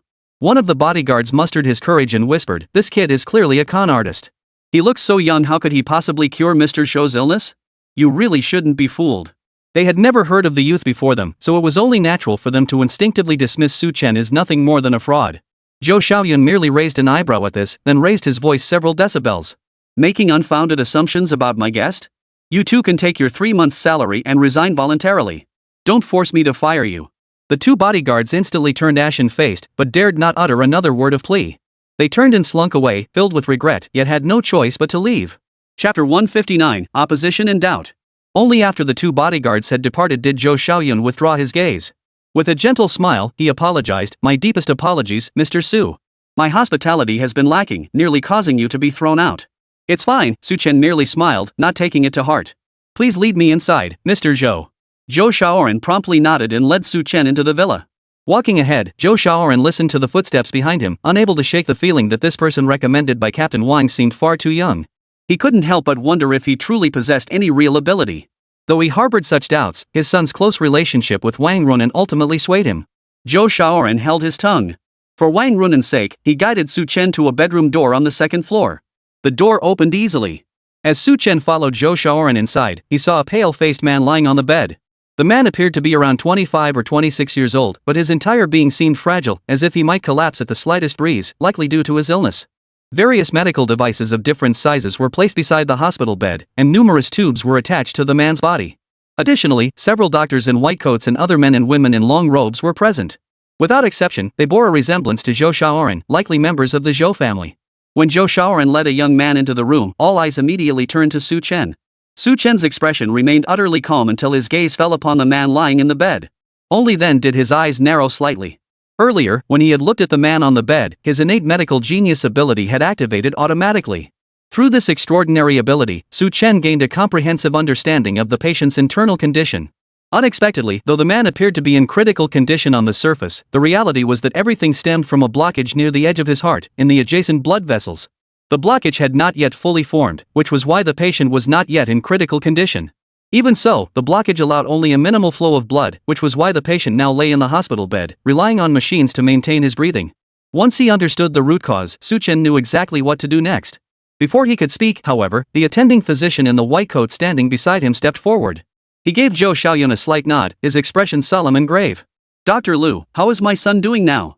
The doctor addressed as Dr. Lu shook his head gently, his voice tinged with regret. "Mr. Zhou's condition is truly critical. Due to myocardial ischemia and the unsatisfactory results of previous treatments, even if we proceed with surgery now, the success rate is only 50%. At these words, the faces of the Zhou family members present paled slightly. Only a few individuals struggled to conceal a fleeting look of relief beneath their forced expressions of sorrow, as if secretly welcoming this outcome. Even so, Su Chen caught the look in their eyes, though he said nothing about it. After all, he had heard of the power struggles among wealthy families. But this matter had nothing to do with him. He had come today solely to treat Mr. Zhou. Once the illness was cured, he would have fulfilled Wang Runan's entrustment and request. Therefore, he was the first to disagree with what Dr. Lu had said. Before he could speak, however, Dr. Lu abruptly shifted his tone. However, Dr. Lu cleared his throat solemnly. "There is another way to resolve this matter. The question is whether the head of the Zhou family would consent to my doing so." At this, Zhou Shaoyun immediately stepped forward, his hands gripping Dr. Lu's arms tightly. "Dr. Lu, please speak freely. As long as it cures my son's illness, I have no objections whatsoever to whatever you propose." Dr. Lu nodded. "Very well." Yet hesitation flickered in his eyes. "However, this method carries significant risk. I must employ traditional Chinese acupuncture to expel the stagnant blood from Mr. Zhou's body. Only then can we secure a sliver of hope for his survival." Then, Zhou Shaoyun visibly wrestled with the decision, but his hesitation lasted only seconds before he declared without reservation, "No matter how risky it is, if Dr. Lu has a way, I'll follow your lead." Dr. Lu could only nod. This acupuncture treatment can buy Mr. Zhou another 6 months, but it won't cure his illness completely. The implication was clear: even if Dr. Lu's method succeeded, Mr. Zhou would only have another 6 months to live. After all, Dr. Lu shook his head and sighed, Mr. Zhou's condition has been neglected for far too long. With multiple surgeries already performed, his body simply cannot endure much more strain. This acupuncture treatment is the most conservative approach I can employ. It won't be able to salvage his organs, which are already nearing complete failure. As the words fell, the color drained from Zhou Shaoyun's face. Yet he clenched his jaw, his expression filled with anguish. "We'll follow everything Dr. Lu has advised." Mid-sentence, Zhou Shaoyun seemed to suddenly remember Su Chen. He turned apologetically toward him. "Oh, Mr. Su, what are your thoughts on my son's condition?" Only now did he recall this Mr. Su, recommended by Wang Runan. Since the man had come, it was at least a gesture of goodwill toward the girl. He ought to give her some face. At that moment, Zhou Shaosun hadn't even considered that Su Chen would actually examine his son. His question was merely a formality. How could Su Chen fail to see through Zhou Shaoyun's thoughts? Yet he said nothing, merely smiled, nodded, and approached the hospital bed. No sooner had he stood there than Su Chen was about to feign taking the pulse and voice his thoughts. Dr. Lu couldn't help but frown slightly. Looking at Su Chen's youthful face, he was the first to voice his doubts and objections. "Mr. Zhou, I understand your love for your son, but how could this young gentleman possibly treat Mr. Zhou's illness?" Chapter 160, The Bet. After a pause, Dr. Lu observed the slightly awkward expression on Zhou Shaoyun's face, and his own expression softened considerably. "If the head of the Zhou family does not trust my team, we can leave immediately. Let this Mr. Su handle the treatment." Having spoken to this extent, it was clear Dr. Lu was leaving Zhou Shaoyun with only one choice. Either their medical team would leave, or Su Chen would. A look of deep reluctance spread across Zhou Shaosun's face. After a long moment of hesitation and inner struggle, he finally seemed to make up his mind. Turning to Su Chen with an apologetic expression, he said, "Mr. Su, perhaps we should let Dr. Lu examine my son first. As for you." Zhou Shaosun truly didn't know how to proceed, but he had no other choice. After all, this Dr. Lu was a renowned chief surgeon not just in Binhai City, but throughout the entire Jiangbei province. This Mr. Su Chen, on the other hand, was a relative unknown. For his son's life, he had to proceed with caution. Su Chen felt no surprise at Zhou Shaosun's decision. But then he reconsidered. The treatment method Dr. Lu had just mentioned was indeed one of the current options. But if they truly allowed him to force out the blood clots like that, it would place immense pressure on the blood vessels near Mr. Zhou's heart that were on the verge of being blocked by the clots. Should the pressure escalate, the vessel could become increasingly clogged by the accumulating blood. Combined with the excessive strain, a rupture would occur, a truly irreversible catastrophe. Since he had already promised Wang Runan, he couldn't just ignore General Manager Zhou's name at this point. But Dr. Lu, he shot Su Chen a cold glance. He's merely a quack doctor. Master Zhou, I advise you not to be deceived by such charlatans. After speaking, Dr. Lu stood beside the hospital bed, pulling out his emergency kit as he continued in a cold tone. If you follow my method, Mr. Zhou should regain consciousness in about 2 minutes. Rest assured, Mr. Zhou will be fine. Su Chen could no longer hold back. He immediately voiced his strong disagreement. The blood stasis Dr. Lu mentioned is located in other organs. Forcibly expelling it would only place immense pressure on the heart, potentially leading to irreversible consequences. Therefore, when performing acupuncture, it's best to avoid techniques that force out the blood stasis. Otherwise, with Dr. Lu's approach, Mr. Zhou will likely suffer another sudden complication within 3 minutes of waking. The moment Su Chen uttered these words, he faced immediate opposition from those present. This kid looks so young, could he really be some quack? How dare he question Dr. Lu? Does he even know who Dr. Lu is? Dr. Lu is second only to the legendary Master Wang in our country. How dare he make such bold claims? Mr. Zhou's condition can't afford any delays. Hey, kid, you better get out of here fast. Don't waste Dr. Lu's time treating patients. Keep causing trouble and we'll throw you out. Everyone chimed in with their opinions, but the gist was clear: they wanted Su Chen gone. Beyond that, Dr. Lu's medical team was piling on the pressure against Su Chen. Our Dr. Lu has performed countless surgeries in his lifetime without a single mistake. How dare you question my master? It's people like you charlatans who've ruined the reputation of traditional Chinese medicine. And now you have the nerve to come here peddling your fraud? Mr. Zhou, you should have this man thrown out immediately. Zhou Shaoxin's expression darkened. He hadn't expected the young man recommended by Wang Runan to be so audacious. Master Lu had practiced medicine for years without a single mistake. Here stood a mere upstart in his 20s questioning Dr. Lu's expertise. No one in their right mind would believe Su Chen's medical skills surpassed Dr. Lu's. Zhou Shaoxin was no exception. But before he could utter a word, Dr. Lu let out a cold laugh. Mr. Su, since you're so absolutely certain, why don't we make a wager? Su Chen showed no fear, for he had long seen through Dr. Lu's scheme. Though the doctor possessed some skill, his actions would truly harm General Manager Zhou. Without hesitation, he nodded his agreement. Certainly, no problem. Apparently caught off guard by Su Chen's swift agreement, Dr. Lu first looked surprised, then let out a cold snort. If I win, you will personally apologize to our medical team right here. Then you will go directly to the police station to turn yourself in.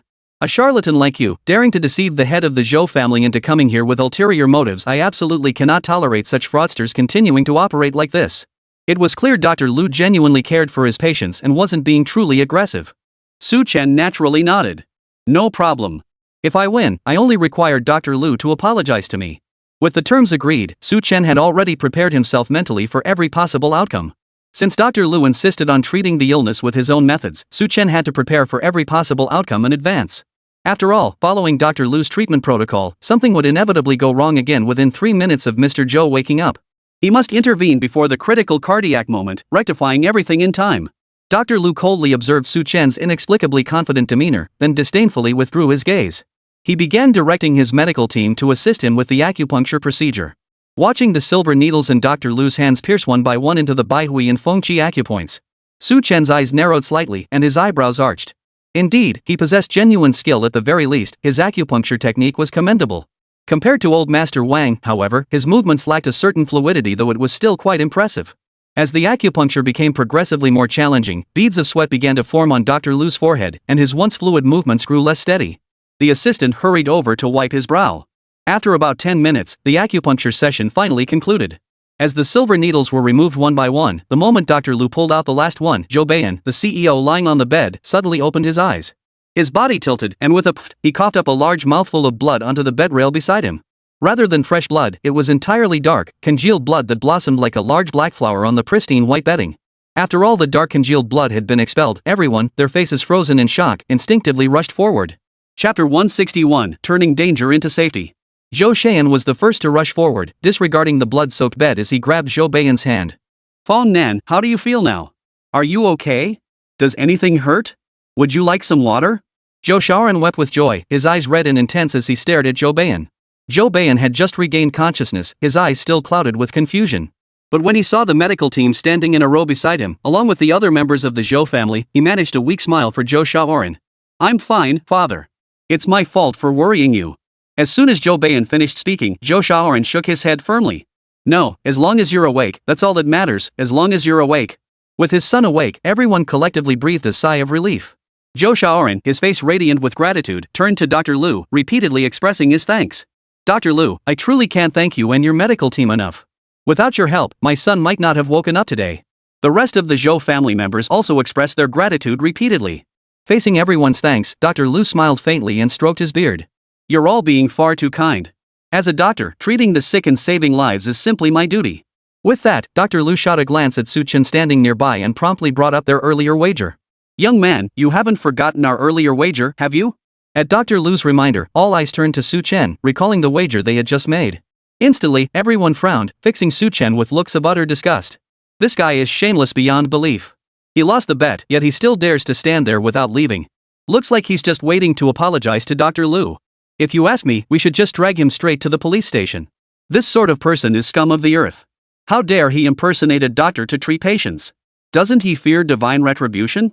As for Zhou Xiaoyun, he regarded Su Chen before him with a complex and awkward expression, unsure whether to proceed with such harsh measures. After all, this was the doctor recommended by Wang Runan. No matter what course of action he took, as the head of the Zhou family, he felt a certain degree of difficulty. Facing the crowd's accusations and a barrage of harsh insults, Su Chen remained unmoved. He merely looked calmly at Dr. Lu, then glanced at Zhou Beiyan, who sat on the bed, seemingly recovered. To his surprise, Zhou Beiyan had managed to hold on for 5 whole minutes after this acupuncture session. This outcome caught Su Chen off guard. It seemed this Dr. Lu was quite capable, at least Zhou Beiyan showed no immediate signs of trouble. Of course, being fine now didn't guarantee he'd remain so later. Using his medical genius's golden finger, Su Chen could see that the blood vessels near Zhou Beiyan's heart, already clogged with stasis, now had only a tiny gap left to allow blood to pass through. In another 30 seconds, the blockage would become complete, causing insufficient blood supply. Therefore, this Mr. Zhou was about to die from cardiac arrest.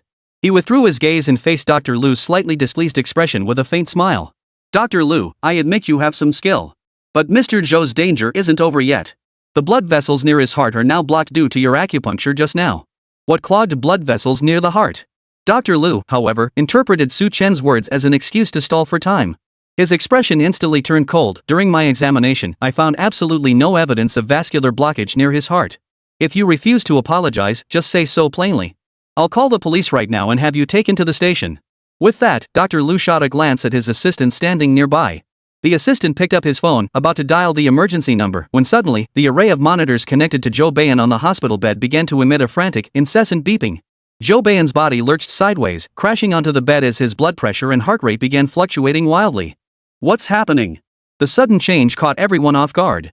Dr. Lu, utterly taken aback by Zhou Beiyan's collapse, rushed forward to assess the situation. But the moment he reached out, Su Chen shoved him aside. "What are you doing?" Dr. Lu demanded, furious. "If you keep treating him like this, Mr. Zhou will truly be joining the king of hell." After standing idly by moments ago, Su Chen coldly delivered his warning before stepping forward to grab the first aid kit Dr. Lu had been using and began administering emergency treatment. "Seize this man immediately." Dr. Lu ordered his medical team. This kid clearly knows nothing about medicine, yet he insists on causing trouble at a time like this. If anything happens to Mr. Zhou, who will take responsibility? The medical team members immediately moved to restrain Su Chen. Su Chenxue lifted her head, her icy gaze sweeping coldly over each person before her. "I already told you all Mr. Zhou's blood vessels near his heart are blocked. If you keep blocking me and something happens to him, it won't be my fault." Perhaps it was the sheer intensity of Su Chen's gaze, but everyone was stunned into silence. Just as everyone realized what was happening, Su Chen had already lowered his head to open his acupuncture kit. The silver needles inside were laid out in a row, each sterilized by Su Chen before being swiftly inserted into acupoints like Shenmen and Neiguan that protect the heart. Next, he firmly secured needles at points like Yinbai and Higu, which rapidly halt blood flow, temporarily preventing the blocked vessel from rupturing. Only after completing these steps did he insert the needles into the Shanzhong point near the heart, causing them to vibrate rapidly. Thanks to his innate medical genius, the rapid vibration of the needles stimulated blood flow within the vessels. The obstructed areas gradually began to clear, and the spot that had been blocked and nearly ruptured quickly returned to normal. Having completed all this, Su Chen exhaled a long breath and withdrew the silver needles to the side. When he looked up, he found everyone staring at him with expressions of shock and disbelief. For the entire procedure had taken Su Chen less than a minute. Within that brief span, the monitoring equipment had already indicated that Zhou Beiyan's vital signs had returned to normal. Dr. Lu and the medical team hadn't even had time to process their astonishment before it was all over. Chapter 162, Father's Call. Su Chen hadn't exerted himself excessively.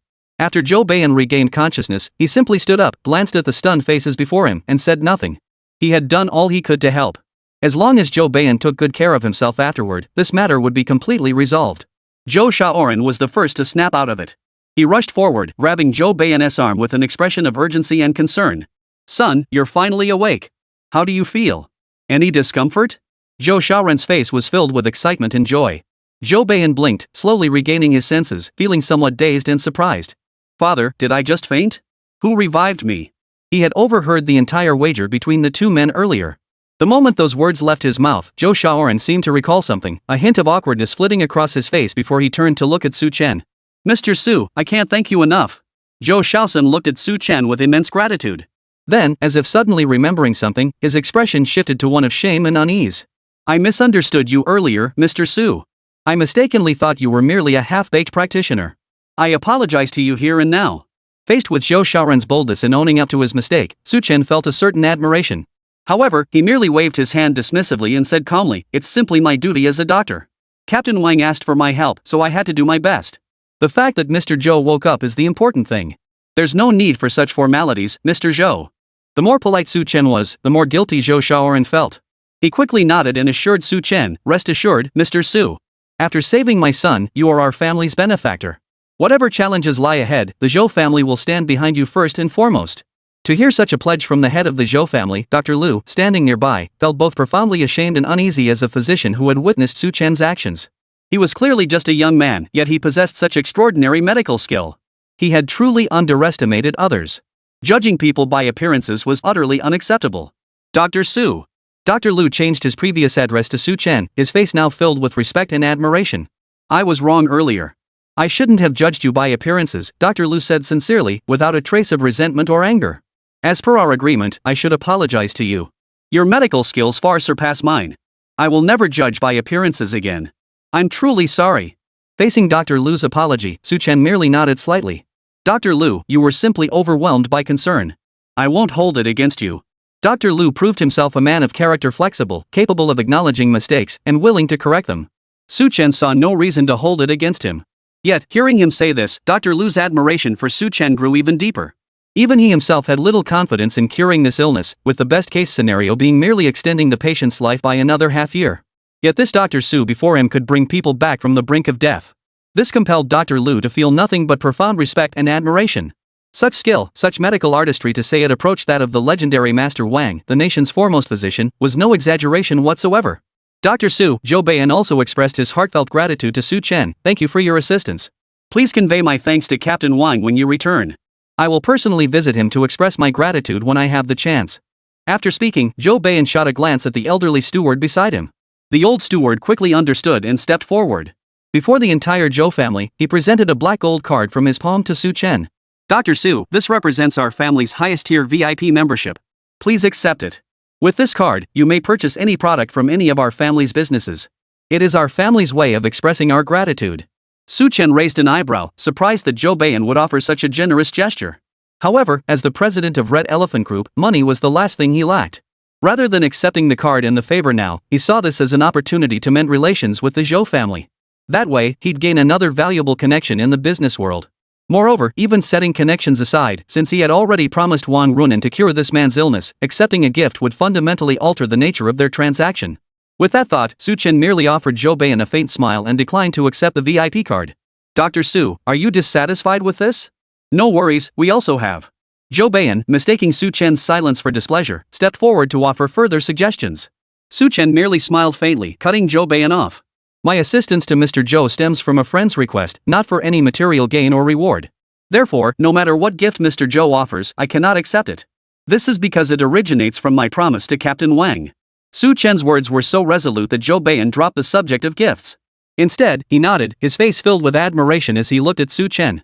"Dr. Su, your integrity is truly admirable. Captain Wang is truly fortunate to have a friend like you." Zhou Beiyan solemnly assured Su Chen, "Dr. Su, rest assured. Should you ever need assistance in the future, the Zhou family will spare no effort to support you."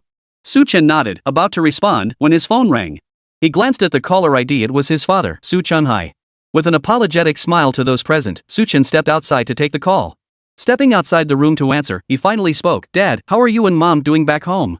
Back home, Su Chen had been coordinating with the villagers to plan the tourism village project. He had entrusted the planning to Zhu Tao, and he wondered how things were progressing now. His father's call provided a convenient opportunity to inquire about the village's current status. But the moment he asked, Su Chunghai on the other end couldn't help but shake his head and sigh. Hearing his father's sigh, Su Chen's heart sank. He quickly asked, Dad, what's going on? He knew his father well. Unless something truly significant had occurred, he would never call him out of the blue like this. It was either good news from the village or some kind of accident. Given the current situation, it was clearly the latter. Chapter 163, Greed Knows No Bound. Xiao Chun, if you're free right now, why don't you come back to the village? The villagers are all in an uproar, and we just can't handle it. The villagers were in an uproar? Hearing his father's anxious voice on the phone, Su Chen nodded without hesitation. Dad, don't worry. I'll head back immediately. Tell me the details when I get there.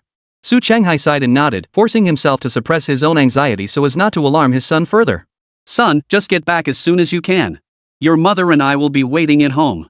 After hanging up, Su Chen turned back to the room and apologized to the Zhou family. Mr. Zhou, I have some urgent matters to attend to and must leave immediately.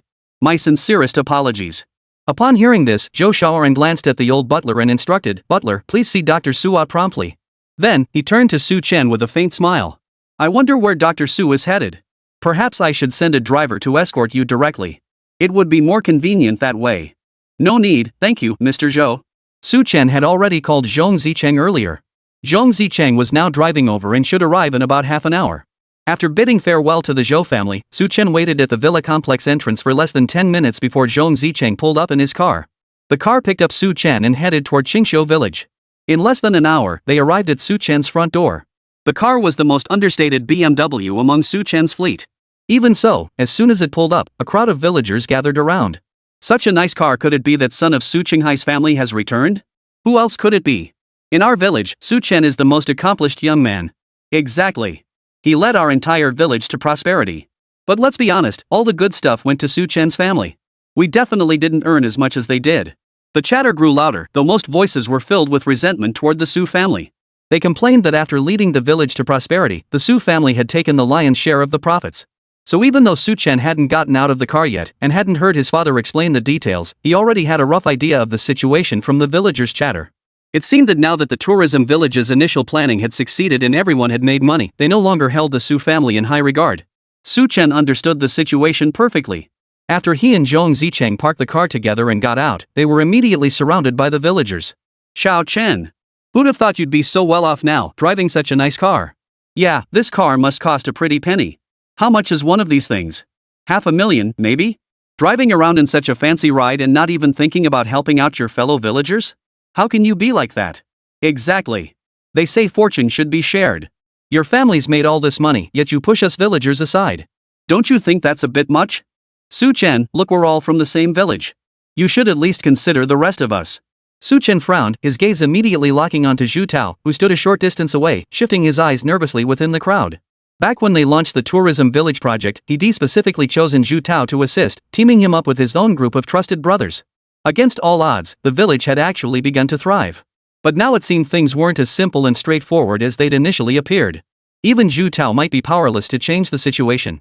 After listening to their complaints, Su Chen realized they were essentially blaming his family for receiving too large a share of the dividends. The other villagers, whose shares were smaller than Su Chen's family's, naturally harbored resentment. Everyone, please quiet down. Su Chen's loud command instantly silenced the crowd, whose eyes now bore into him with intense scrutiny. Su Chen looked at these usually simple villagers, now united by self-interest in their opposition to his family. To say his heart didn't grow cold would be impossible. He had already made up his mind.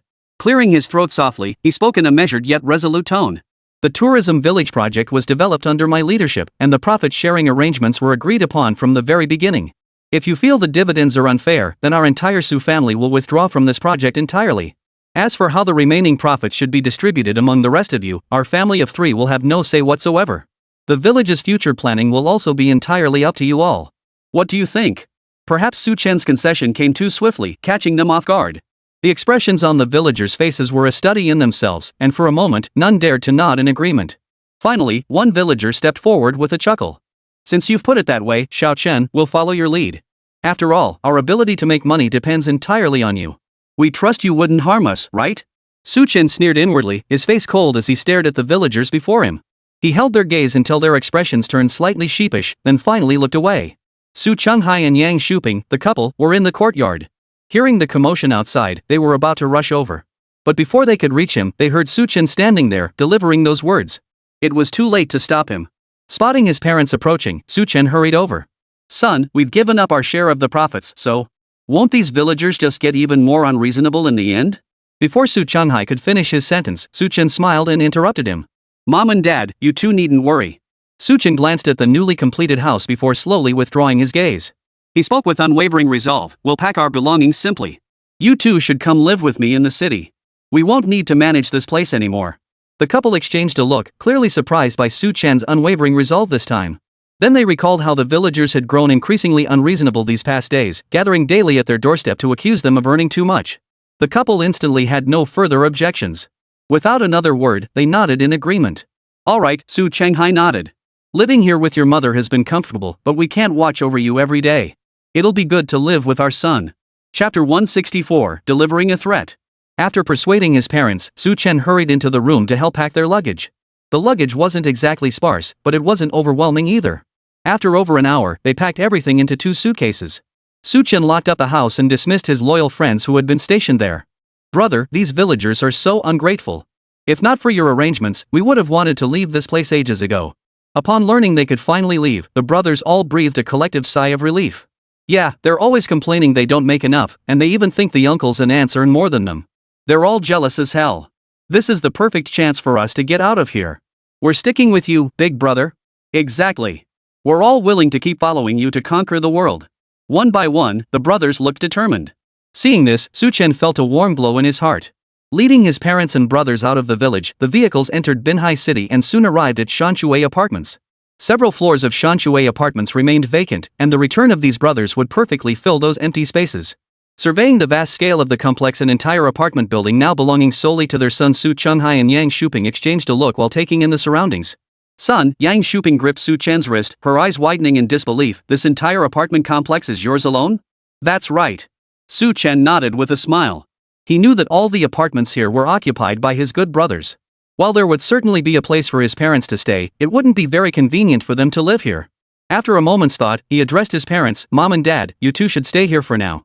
We'll move into the new place in a few days. Oh, this place is perfectly fine. Son, you really don't need to spend any more money on us. At the mention of moving them into a new home, Su Chenghai waved his hands repeatedly. You work hard for your money. While we're more comfortable now, we shouldn't be reckless with it. Knowing his father meant well, Su Chen merely smiled. I've actually been planning to buy a new place. You two don't need to worry about it. Knowing their son's stubborn nature, they realized that once he'd made up his mind, no amount of persuasion would change it. Besides, Lin Wanner, smiling brightly, slipped her arm through Yang Shuping's and added, Oh, auntie, don't worry. Brother Su Chen has more money than he knows what to do with. This is just his way of showing filial piety. You two should accept it. Seeing such a lovely young lady, Yang Shuping couldn't help but feel pleased. She nodded in agreement, her smile stretching so wide she could barely close her mouth. Since they were buying a house, naturally they would choose the finest villa available. Su Chen made his decision and quickly zeroed in on the prime, high-priced villa district in the city center, Guanlan Villa District. The villas there boasted an exceptionally prime location, and the property management was reputed to be the finest in Binhai City. Taking advantage of having nothing else planned for the day, Su Chen brought Lin Wanner along to view properties. Upon arriving at the sales office of Guanlan Villa District, the moment they stepped into the lobby, they saw the manager joking around with several sales ladies. Oh, Manager Zhao. One of the saleswomen cooed sweetly at the manager, then attempted to lean into his embrace. But before she could reach him, she spotted Su Chen and Lin Wanner entering. Instantly, she awkwardly stepped back, her expression shifting to one of unease. Spotting the clients, the man called Manager Zhao immediately noticed Lin Wanner walking beside Su Chen, her arm linked through his. His eyes lit up. But when his gaze fell upon Su Chen's attire, a hint of contempt flickered in his eyes. Another country bumpkin. He could bet his bottom dollar that the total value of his clothes didn't even reach 200 yuan. The girl beside him was indeed beautiful, with a figure that was top-notch. But her clothes were utterly ordinary, clearly indicating the pair had little money to spare. Having reached this conclusion, Manager Zhao didn't even bother to move. The sales ladies nearby, who judged people by their appearance, didn't bother to greet them either. The moment Su Chen and Lin Wanner entered the sales office, they immediately noticed the staff's blatant lack of enthusiasm. Su Chen frowned slightly but remained patient. He pointed to one of the buildings he liked and said, "Could you please take me to see the units there?" Manager Zhao merely lifted his eyelids slightly at Su Chen's request, not even bothering to look up. "Sorry, but since your financial verification failed, even if we showed you the units, you wouldn't be able to buy them anyway." Failed the financial verification? That was probably the most ridiculous joke Su Chen had ever heard. His gaze turned cold as he observed Manager Zhao's contemptuous attitude, his expression immediately hardening. He stepped forward and demanded, "How can you claim we failed verification without even conducting it? Is that even a question?" Manager Zhao finally lifted his head to glance at Su Chen, curling his lips in disdain. "You probably can't even afford a house in the suburbs. This villa complex in the city center? That's not something just anyone can buy." Facing Manager Zhao's words, Su Chen gave a cold laugh. Just as he was about to speak, a message suddenly popped up in his mind. Ding! Future information regarding the Guanlan Villa complex detected. Host, do you wish to spend reputation points to foresee the future? Having experienced this multiple times before, Su Chen knew that the system only popped up alerts when the matter directly concerned him. Without hesitation, he selected yes. Ding! Future prediction successful. Due to substandard construction practices, the Guanlan Villa complex will experience a building collapse in 3 days. Su Chen raised an eyebrow slightly upon hearing this. The words he had been about to speak were replaced by a different phrase at the last moment. Fine, Su Chen said with a cold smile. In 3 days, your development will face major problems.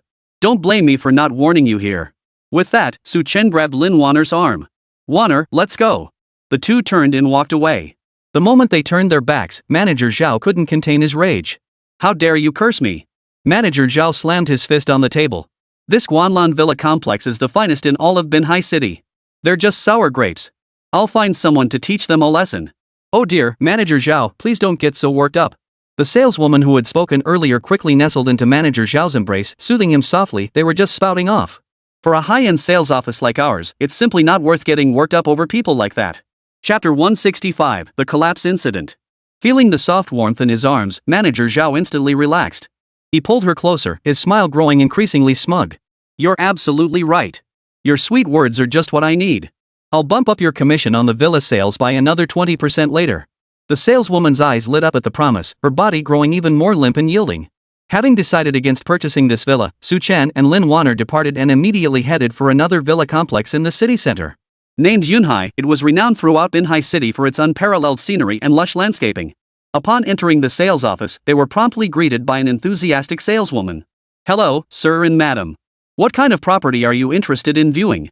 We have Yunhai Villas here, the finest properties in all of Binhai City. Currently, only Villas 6 and 8 remain, both offering the most prime locations. Since this was for his parents, Su Chen naturally wanted the best location. After carefully examining the model homes, Su Chen immediately set his sights on Villa number 6. Its prime location offered the most expansive views, complemented by the finest landscaping in the vicinity. Originally, Su Chen had planned to bring his parents along today, but they insisted they were too old and just wanted to relax at home. Only Su Chen knew the real reason they wanted to spend time chatting with Chen Bingyan. With 2 beautiful young women now in the household, each showing clear interest in Su Chen. Su Chen didn't want to dampen their spirits. After selecting Villa number 6, he went to inspect the property himself. The villa boasted 4 floors, each a spacious open-plan level. The top floor featured a massive balcony with an open-air garden, complemented by an exceptionally large backyard. The interior was fully furnished and decorated, practically ready to move into. Su Chen was thoroughly satisfied. After personally confirming there were no shortcuts in the construction, he paid the full amount upfront and received the property deed on the spot. The saleswoman beamed with delight, her teeth practically showing. After escorting him out with utmost respect, she gazed at the hefty commission slip in her hand, her face lighting up with joy. Word is they just came over from Guanlan. Wonder what happened over there, another saleswoman approached, her face brimming with envy. Anyway, they stormed out of Guanlan's sales office. Seems like they were treated differently based on who they were. But seriously, I'm so jealous. Selling a 50 million villa and getting a 500,000 commission right away. The saleswoman, still basking in her joy, couldn't help but look curious when she heard her colleague's words. You mean they just got upset at Guanlan? You bet. Our sales circle is so small, Guanlan is only half an hour away from us. Word is their manager looked down on people, and that customer even cursed Guanlan's properties, saying accidents would happen. Is that so? The rest of the conversation devolved into gossip among the group. Su Chen and his companions happened to overhear these remarks as they were leaving, but they merely smiled faintly. It was Lin Wanner, arm in arm with Su Chen, who heard the gossip and couldn't help but feel both puzzled and surprised. Brother Su Chen, word sure spreads fast around here. But speaking of which, you mentioned earlier that something bad might happen to the Guanlan property. Is that true? Su Chen gently wrapped his arm around Lin Wanner's waist, offering an enigmatic smile. We'll see soon enough. Come on, let's head back. 3 days later, Su Chen brought his parents to Villa Yunhai number 6 and gestured toward the living room. Mom and Dad, this is the house I just bought. You two will live here from now on. Let me know if there's anything you're not satisfied with, and I'll have people come in to make adjustments. Su Chonghai and Yang Shuping, the couple, had long been stunned by the villa's opulence. The European-style villa featured an open-concept living room on the first floor. Large floor-to-ceiling windows could be freely opened, leading to the backyard and creating an exceptionally spacious and bright atmosphere. Outside, it bordered a large artificial lake, offering picturesque scenery that was truly beautiful. A place like this must have cost a fortune, Yang Shuping said. Though she loved it, she still felt it was too extravagant for her son. Your father and I just need somewhere to live. This is far too much. Your son has money now. Buying this place doesn't cost much at all. Su Chen brushed it off with a laugh as he personally turned on the television for his parents. This TV is part of a home theater system I installed especially for you, Dad. I know you like watching the news. Now you can sit here and catch up after breakfast. Su Chen smiled warmly with thoughtful consideration. Su Chunhai nodded with deep satisfaction, about to say something. Just then, the channel switched to Binhai City's local news, where a breaking report began airing. Breaking news, just half an hour ago, a sudden collapse occurred at Villa number 8 in Guanlan, a renowned villa district in our city. The newly constructed and sold villa collapsed instantly when the second-floor balcony area gave way with a loud crash, apparently due to insufficient load-bearing capacity. Fortunately, the homeowners were away on vacation at the time, preventing any casualties. As the female anchor held her microphone, connecting live with the news team on site, the TV screen simultaneously showed several furious homeowners confronting the authorities. Behind them, the collapsed villa lay in ruins, a stark contrast to its former luxurious appearance. The homeowners were furious, their faces dark with anger. Thank God I took my wife and kids on vacation. If we'd been home, our whole family would have been buried alive. Exactly, a woman beside him exclaimed, cradling her child in one arm while pointing at the screen with the other. If anything happened to our kids, I'll hold the entire villa complex manager accountable. As the couple raged on, the other homeowners stared at the villa's desolate state, each feeling a chill run down their spine. The construction quality is so poor. I just took possession of mine, and now I'm too scared to live there. We should hurry to the sales office and cancel the purchase. Yeah, let's get our money back right away. This house must be substandard. How else could a perfectly built home collapse like this? Exactly. Let's file complaints against these unscrupulous developers and demand our money back. The enraged homeowners swarmed toward the sales office. Reporters on the scene couldn't hold them back, fearing another accident might occur. They hurriedly followed the furious homeowners to the sales office outside the villa complex. Chapter 166, Collapsing House Crisis. At that moment, Manager Zhao stood smugly with his arm around the former saleswoman. He nibbled on refreshments while staring at the massive commission he'd just received on his phone. Lately, his luck had been decent. He'd just closed 4 villa sales. The commission for one villa was 500,000 yuan. 4 villas meant 2 million. The more Manager Zhao thought about it, the more excited he became, his hands growing increasingly bold as they roamed over the saleswoman's body. He remained utterly unaware of the collapse incident unfolding at Guanlan Villas, completely immersed in the euphoria of his sudden wealth. Honey.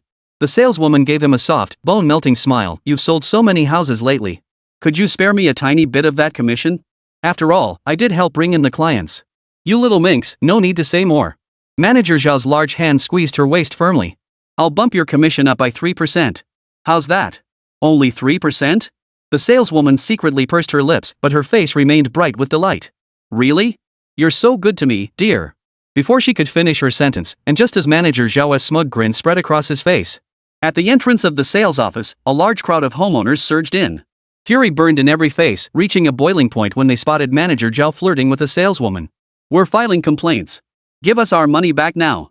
Exactly. We don't want this house anymore. If a perfectly good house can collapse, I'm not risking my life living in it. If this villa suddenly collapses one day, my whole family could be buried alive. I refuse to gamble with my family's lives. Who would dare live in a house like this? You must have cut corners. Just wait for the regulators to come investigate you. The homeowners spoke one after another, every sentence circling back to refunds and complaints, leaving Manager Zhao completely dumbfounded. What was going on? Refunds? Collapsing houses? Manager Zhao hadn't seen the news, so being surrounded and berated by this group of homeowners left him completely bewildered. Everyone, please calm down. Hold on a moment. Manager Zhao weakly opened his mouth, trying to get everyone to shut up. But no one listened. Seeing his innocent expression only made them angrier. Now you're pretending to be clueless? As the sales office manager, you didn't know about the shoddy construction? Here's a joke, Villa 8 collapsed. Would you believe me if I told you that? Even if Manager Zhao was slow to react, hearing these words finally brought him back to reality. But how could that be possible? A perfectly good villa couldn't just collapse. Not only did Manager Zhao refuse to believe it, but even if he did, he would never think it was his own Guannan villa complex that collapsed. Yet everyone spoke with such conviction, and not far away, TV crews were filming the scene with cameras pointed right at them. Seeing the homeowners so furious, Manager Zhao was genuinely panicking now. If word got out that the villas had collapsed, it would deal a devastating blow to their Guanlan development. The property owner is so furious right now that this news has surely spread far and wide. At this thought, Manager Zhao felt a chill run down his spine, his heart pounding wildly. He had always been in charge of operations here. If such an incident truly occurred, the property developer would never let him off the hook. Manager Zhao's first instinct wasn't to calm the homeowners, but to worry about his own career. His face drained of color. Yet no matter what he said, even if he offered every possible apology, he couldn't quell the owner's fury. It was clear that the construction crew had cut corners during the project. That's it, cutting corners.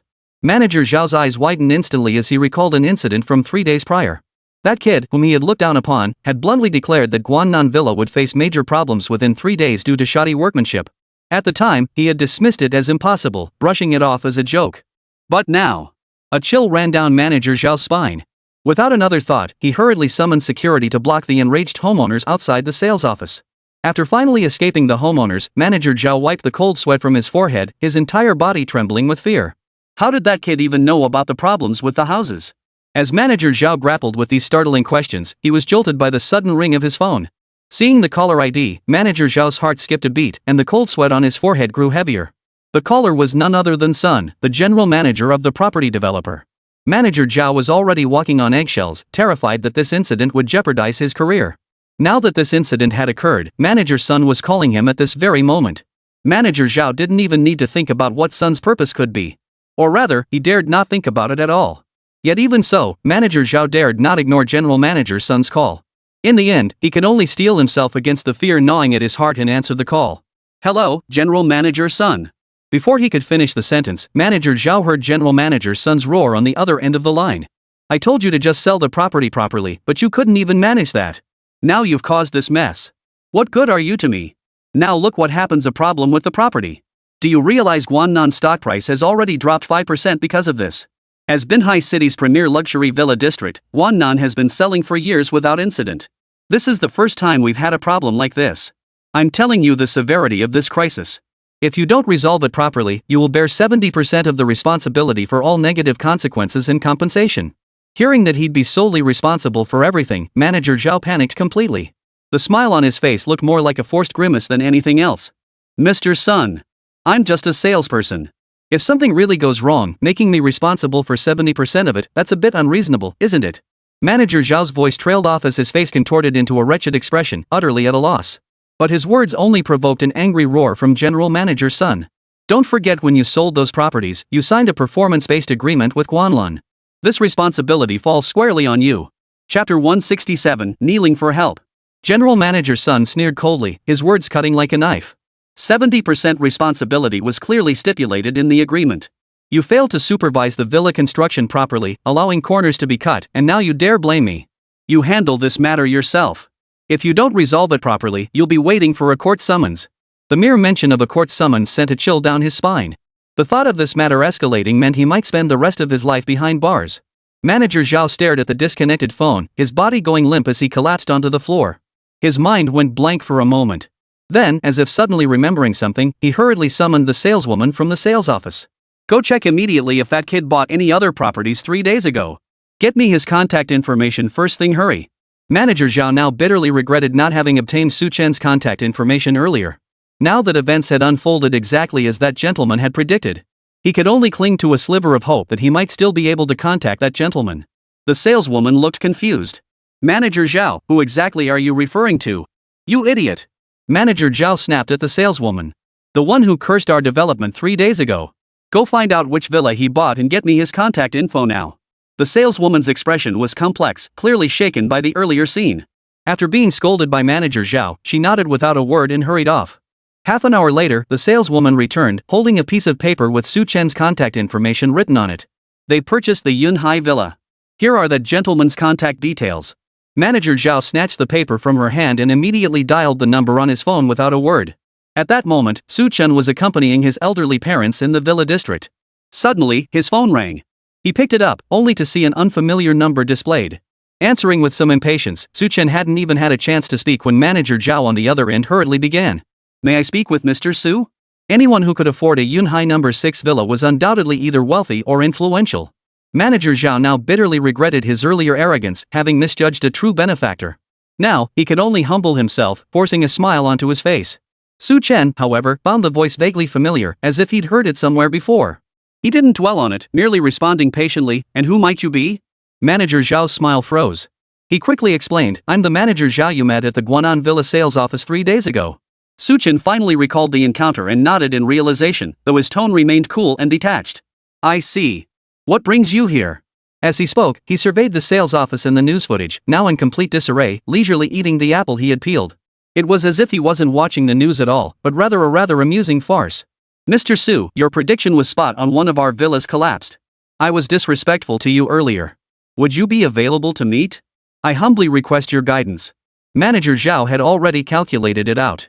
After years as the sales office manager at Guanlan, he had accumulated savings of 10 million yuan. After all, each property sold netted him a 500,000 yuan commission, plus various kickbacks. This 10 million was essentially his retirement fund. If the other party wanted money, he could bite the bullet and offer 1,000,000 yuan. As long as it resolved the immediate crisis, nothing else mattered. Chen raised an eyebrow.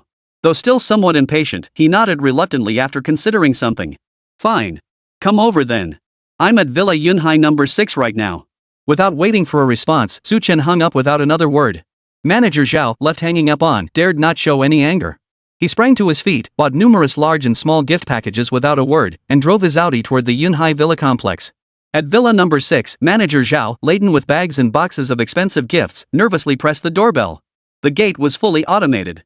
Seeing that the person waiting at the entrance was indeed Manager Zhao, Chen pressed the remote control and the gate opened.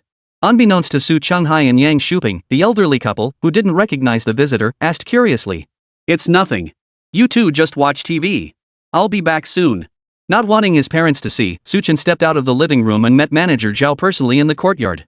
Manager Zhao was stunned by the opulence of the villa. Envy and admiration mingled within him.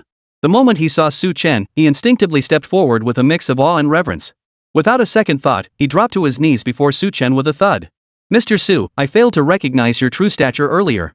Please forgive my rashness and incompetence." Chen looked down at Manager Zhao, who was constantly begging for mercy and smiling apologetically before him. His expression remained indifferent throughout. He understood perfectly well that if Manager Zhao didn't have something to ask of him, there was no way he would ever kneel before him like this, so utterly submissive and groveling. "I don't recall having done anything to offend Manager Zhao, nor do I deserve such fawning apologies from him," Chen remarked. Chen feigned ignorance, taking a curious step back and waving his hands repeatedly, adopting an expression of deep embarrassment. "Mr. Su, please don't joke about this," Manager Zhao said, his face flushing with embarrassment as he forced a smile. "I was blind to your true worth back then. You are a magnanimous man, please don't hold such petty matters against someone like me." Chen crossed his arms leisurely, raising an eyebrow slightly. "Then what exactly brings you here today?" His tone was deliberately feigned ignorance. Though reluctant, Manager Zhao could only voice his plea. "Mr. Su, Villa No. 6 at Guanlan has collapsed exactly as you predicted 3 days ago. Please, show me a way forward. I'm truly at my wit's end. If you have a solution, I'll do whatever you ask." Seeing that the groundwork had been laid, Chen glanced at Manager Zhao, who was now teary-eyed and sniffling, and curled his lip in disgust. "Helping you isn't impossible, but it depends on how much sincerity you're willing to show." Hearing Chen soften his stance, Manager Zhao's eyes lit up as if he'd glimpsed hope. Chapter 168, Keep Borrowing. Without hesitation, he blurted out, "As long as you help me, Mr. Su, I'll give you whatever you want." Manager Zhao spoke, first pushing forward the large and small gift packages in his hands, then making a promise to Chen. "I have another 1,000,000 here," he said, placing the pre-prepared bank card forward. "If you can help me with this matter, Mr. Su, this 1,000,000 is yours." As he spoke these words, Manager Zhao felt a sharp pang of regret. He knew that although he had 10 million saved up, parting with 1,000,000 was something he wouldn't do unless absolutely necessary. At the mention of 1,000,000, Chen raised an eyebrow slightly. He hadn't expected Manager Zhao to be so generous, offering 1,000,000 yuan as compensation. However, Chen remained unmoved, simply standing there without accepting or refusing. Manager Zhao, thinking the offer might be too low, gritted his teeth in frustration and spoke again. If 1 million seems too low, Mr. Su, I can add another million. Su Chen remained unmoved, merely observing the beads of sweat forming on Manager Zhao's forehead before finally relenting. 2 million isn't exactly small change, but it still falls short of my expected price. For someone like Manager Zhao, whose eyes were fixed solely on money, if he didn't seize this chance to make a hefty profit, who knew what else the other party might do with that money? Therefore, 2 million yuan was nowhere near Su Chen's target. His goal was naturally set much higher. 4 million. Manager Zhao felt as if his heart were bleeding, but the thought of facing imprisonment if this matter wasn't resolved properly weighed heavily on him. He steeled himself to swallow the pain, hoping this sum would buy him freedom from incarceration. 4 million won't do. Su Chen smiled, clearly dismissing the sum. You think 4 million will resolve this crisis? Manager Zhao, you're overestimating your own worth. Manager Zhao's face drained of color. With a mournful expression, he pleaded, Mr. Su, just name your price. Whatever it takes, I'll pay it. He couldn't afford to think about it any longer. With Guanlan real estate now in such dire straits, if this matter truly couldn't be resolved, he would be the first to bear the responsibility for inadequate oversight. As long as Su Chen's demand didn't exceed 7 million, anything was negotiable. Su Chen had been waiting for Manager Zhao to say exactly that. Hearing it, he merely smiled warmly. Since Manager Zhao is so sincere, I'll make it a one-time offer. 10 million, Su Chen stated without hesitation. If Manager Zhao gives me 10 million, I'll resolve this crisis for you. How does that sound? 10 million? Manager Zhao looked up in disbelief, his eyes wide as he stared at Su Chen. He'd worked tirelessly for over a decade to finally save up that entire 10 million in his current position. And now this young man stood before him, demanding his entire life savings in one fell swoop. The price far exceeded Manager Zhao's expectations. As he met Su Chen's mocking gaze, he snapped back to reality. So you're trying to scam me? The more he studied Su Chen's expression, the more certain he became that the man was merely toying with him. Without a second thought, Manager Zhao stood up, his voice boiling with fury. I see you can't help me at all. Those words you spoke 3 days ago were nothing but a fluke. You're just a con artist, and you had the nerve to make me kneel? You're completely out of your mind. Su Chen couldn't be bothered to explain further. Seeing Zhao Jingli's furious expression, he merely shrugged indifferently. If you believe me, hand over the 10 million. If you don't, then get out of here. Don't waste my time. He had said all he needed to say. If Manager Zhao thought he was nothing but a con artist, then there was nothing more to discuss. Manager Zhao stormed to his feet, gathering all the gifts he'd prepared. He shot Su Chen one last venomous glare. 10 million? Not a chance. Try scamming me in your next life. With that, Manager Zhao turned on his heel without a backward glance, storming out while cursing under his breath. Only after Manager Zhao had completely disappeared did Su Chen withdraw his gaze, his expression now carrying a hint of deep meaning. Su Chen had laid out his terms, but the other party simply didn't believe him. Well then, if he did something later, he couldn't be blamed for not warning them beforehand. With that thought, Su Chen pulled out his phone and called Zhou Yuan and Nye Tian separately. Nye Tian answered. As Su Chen walked back, he gave his instructions. Look into what business projects Guanlan Real Estate has. Report back to me the moment you find out. Nye Tian and Zhou Yuan were together, so after Su Chen gave the order to Nye Tian, the two immediately set to work. 10 minutes later, Nye Tian called Su Chen back immediately. Got it, boss, Nye Tian said while scanning the results on his computer. Guanlan Real Estate still has quite a few vacant properties. Besides that, they also handle loan projects. Whatever you need done next, just give the order and I'll get the guys moving on it immediately. As a top-tier professional in finance, Nye Tian was the perfect person for the job. Su Chen had complete confidence in him. Watching the TV screen, he saw Guanlan Real Estate's stock price had plummeted significantly, nearly falling off a cliff. A subtle plan formed in Su Chen's mind. Without hesitation, he instructed, here's what we'll do. Have the guys head straight to Guanlan Real Estate's loan projects.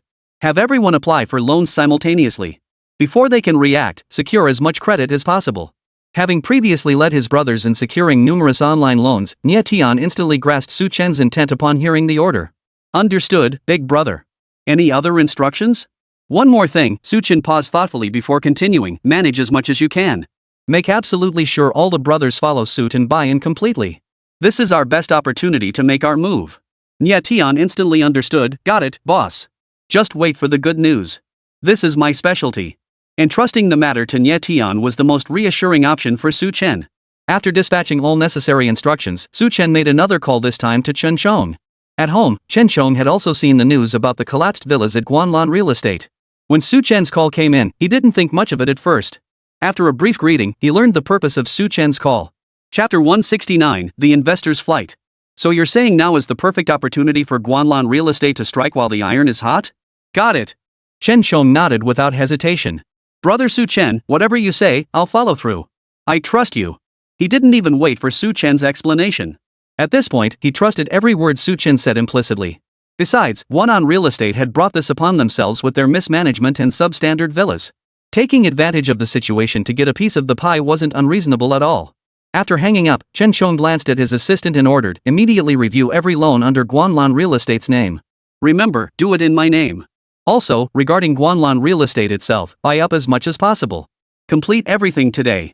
By 8 p.m., both Su Chen and Chen Chong had thoroughly milked Guanlan Real Estate for every last drop. Meanwhile, at the general manager's office of Guanlan Real Estate, General Manager Sun was frantically grappling with the negative fallout from the Guannan Villa incident, utterly at a loss on how to handle the PR crisis. As if misfortune never comes singly, just as he was overwhelmed by the situation, his assistant entered with more bad news. Mr. Sun. The assistant, seeing the general manager's face darkening with anger, instinctively lowered his voice, this afternoon. The rest of the sentence died on his lips. Sun's face remained icy as he glared at the assistant. Spit it out. Another homeowner causing trouble? If they're causing trouble, just kick them out. Have you forgotten what I told you? The assistant's body trembled involuntarily as he whispered, this afternoon, a large number of people suddenly registered for our loan software. The total amount applied for is 90 million. What? General Manager Sun's voice cracked with shock, his expression twisted in disbelief.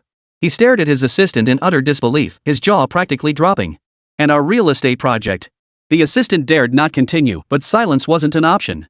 Forcing himself to speak, he added, we lowered the prices significantly as you requested, and suddenly a flood of buyers rushed in and purchased. Regarding the loans, Sun understood that some people had taken out substantial amounts. But their project was already struggling in the market, and negative news about substandard materials and shoddy construction had already surfaced. No matter how much the price was slashed, it was utterly impossible for anyone to buy anymore. Yet somehow, someone had seized this opportunity to snap up a large number of units. Just thinking about it, General Manager Sun knew something was seriously off. Have you identified who exactly made these purchases? General Manager Sun was so anxious he couldn't even muster anger. He stepped forward, grabbed his assistant by the collar, and demanded loudly. The assistant jumped in fright and could only answer nervously. I've investigated. Most of the buyers are migrant workers with an average education level not exceeding high school. Upon learning that the buyers were individuals with extremely low educational backgrounds, General Manager Sun did not feel relieved. Not only did he not feel relieved, but his heart was filled with regret. Because when Guanlan Real Estate ran into trouble with its properties and blew up, he should have shut down the loan project ahead of time. But he had forgotten this crucial point. Now, with funds already tight, a large sum had been loaned out. General Manager Sun felt his breath catch in his throat, darkness swirling before his eyes. Mr. Sun. The assistant hurried over to help General Manager Sun to his feet, guiding him to the nearby executive chair.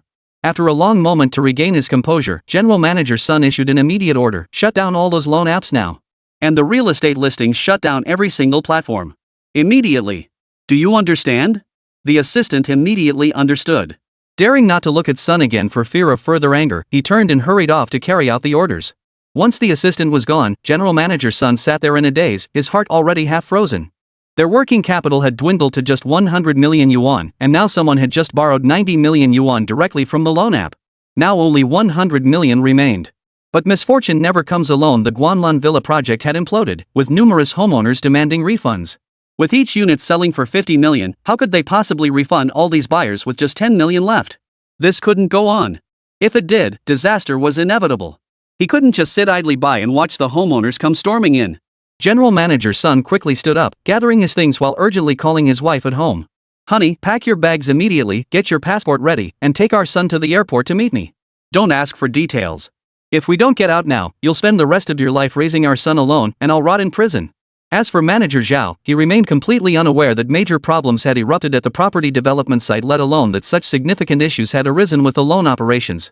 Faced with homeowners coming to the sales office daily to cause trouble, Manager Zhao dared not show his face anymore.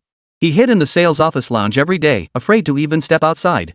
The saleswoman who had always been by his side had long since quit due to the villa incident and vanished without a trace.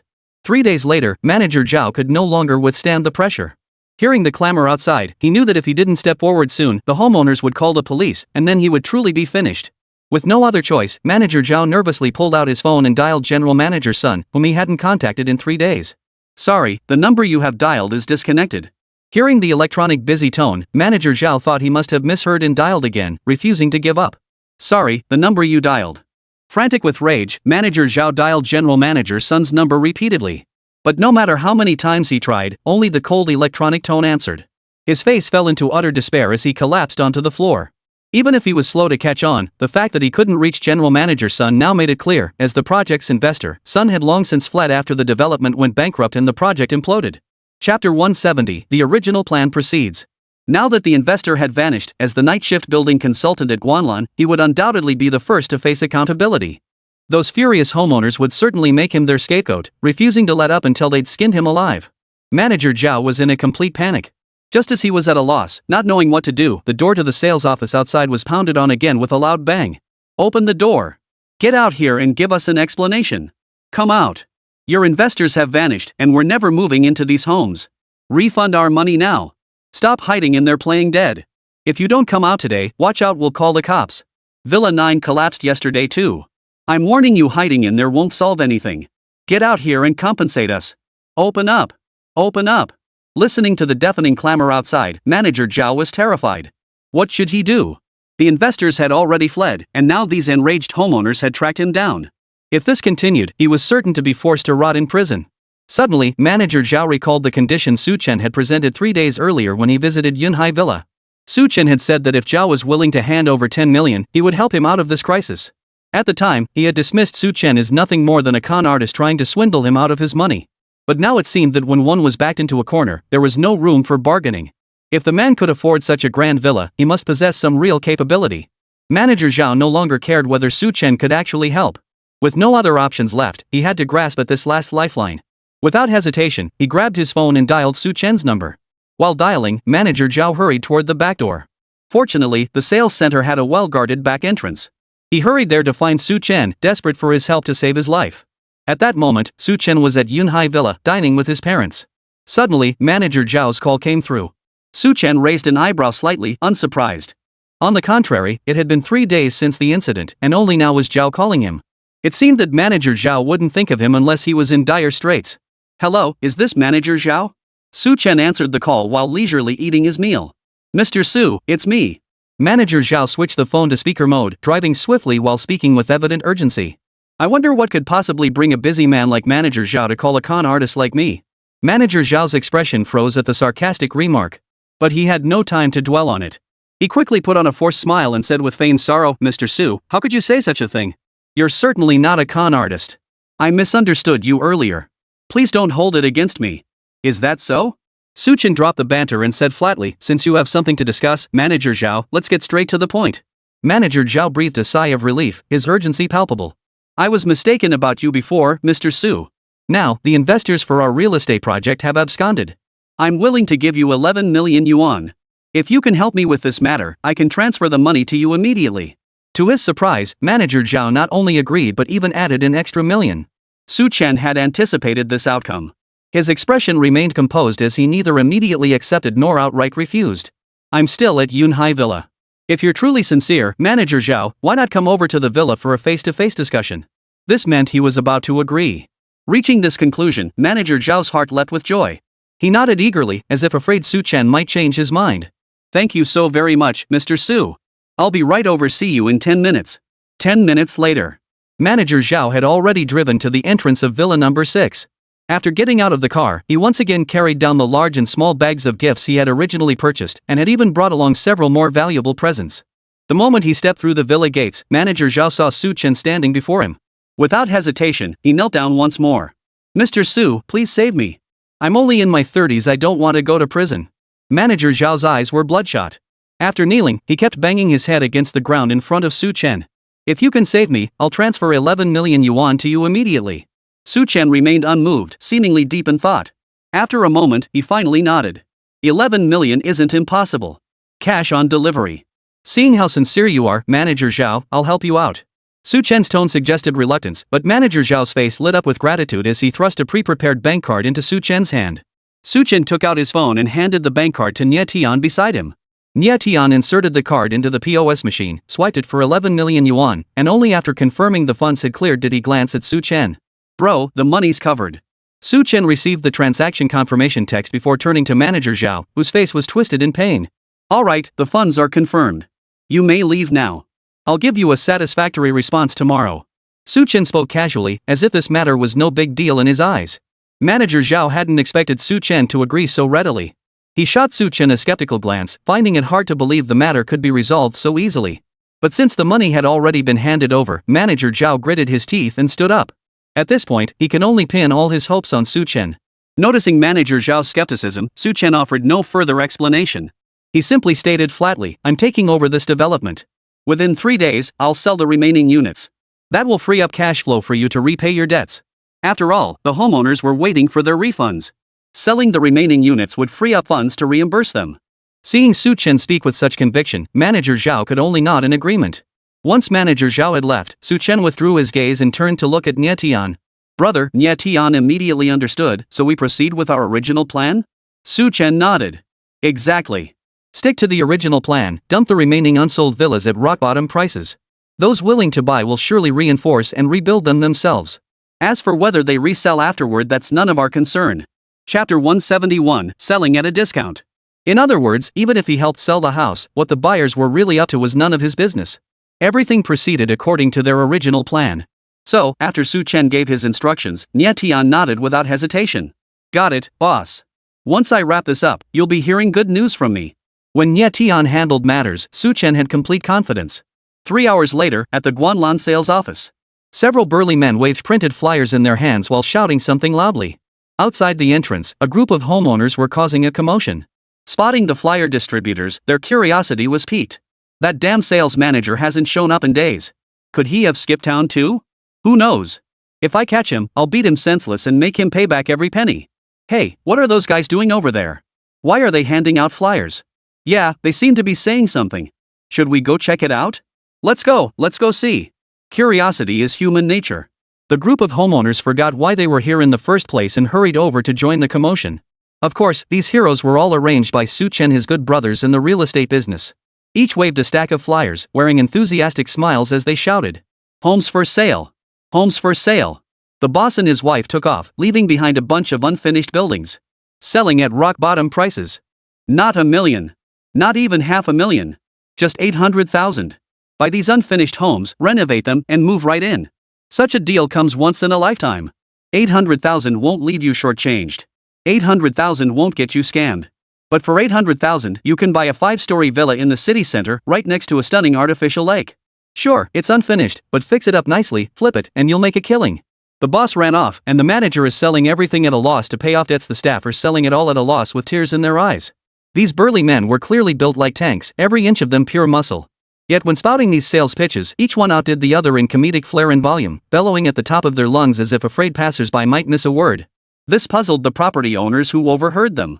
Instead of rushing to demand refunds, they stood there bewildered. Why is the manager still trying to sell units at this stage? No way. They actually sold it for 800,000?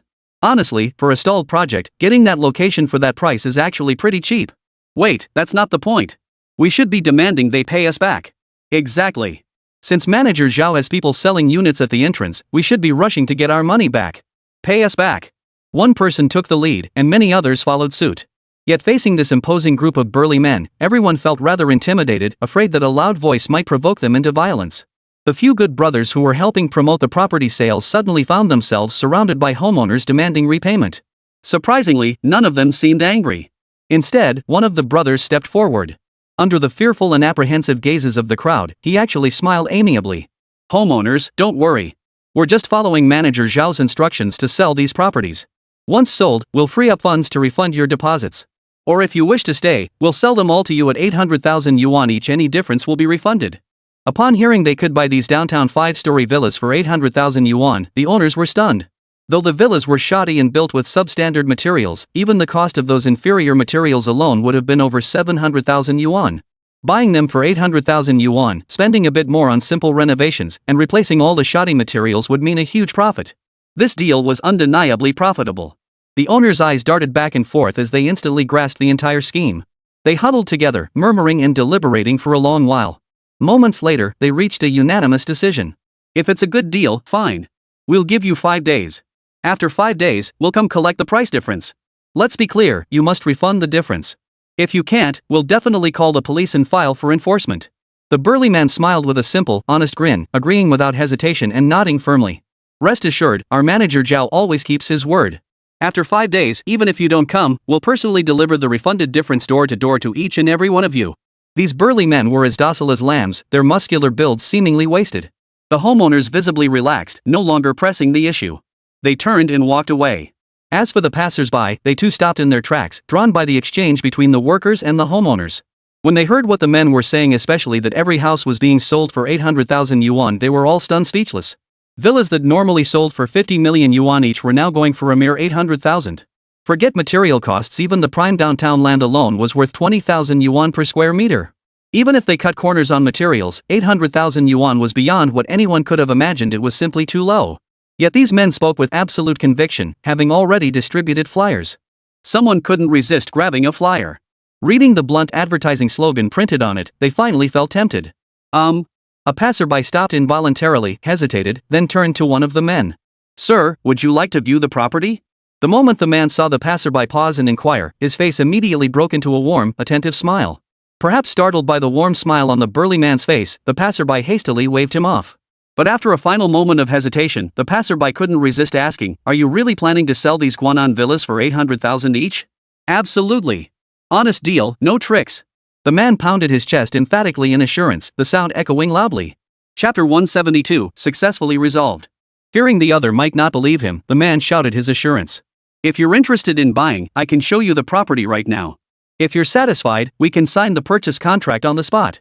The passerby was taken aback, not expecting it to be true. He had merely asked a question, yet the man was genuinely prepared to sell it outright for 800,000 yuan. The passerby couldn't deny feeling tempted, especially since the surrounding crowd, including his brother, had also become intrigued and conflicted by their conversation. While the house's quality was admittedly poor, buying it for 800,000 yuan meant they could spend just a few 100,000 more to rebuild it simply. Under normal circumstances, 50 million yuan wouldn't even buy a villa like this. Now, with it going for 800,000, they could spend another million or so to fix it up. This was a surefire moneymaker. Reselling it would guarantee them a huge profit. Some quickly weighed the pros and cons and made their decision without hesitation. "What are we waiting for? Take us to see the house right now. I want to see it too. If the location and everything else are really good, I can pay cash for it right now." "Me too. Let me take a look. If it's suitable, I'll have my wife come over and swipe the card right away." Everyone was visibly tempted. The men beamed like flowers, eagerly leading the group to the back of the development to view the properties. As for Manager Zhao, who had been hiding in the sales office, he remained holed up in the inner lounge, too scared to step outside. To figure out what was really going on outside, he occasionally peeked out for a quick glance or two. And what he saw was a group of men leading several people to the rear, seemingly to show them the units. Manager Zhao froze for a moment, then his first thought was of the words Su Chen had spoken to him before leaving. Su Chen had assured him that he had everything under control and would handle the matter flawlessly. At this thought, a hint of joy flashed across Manager Zhao's face. That kid Su Chen really had a way with things. It had only been a few hours, and he was already bringing people to view the properties. If he could sell off the remaining units, he wouldn't have to worry about refunding the troublemaking owners. That would mean his current predicament would be resolved in no time. With this thought, the gloom that had weighed on Manager Zhao's heart for days finally lifted completely. Feeling refreshed, he adjusted his collar and realized he hadn't changed his clothes in days, his face perpetually furrowed with worry over this matter.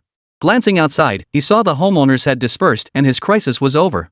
Manager Zhao breathed a sigh of relief, hurried to the break room to change into fresh clothes, and then swung the sales office doors wide open. With the crisis resolved, he no longer worried about being seen or homeowners demanding refunds. In his relaxed state, Manager Zhao never even considered nor could he have imagined how Su Chen had resolved the situation.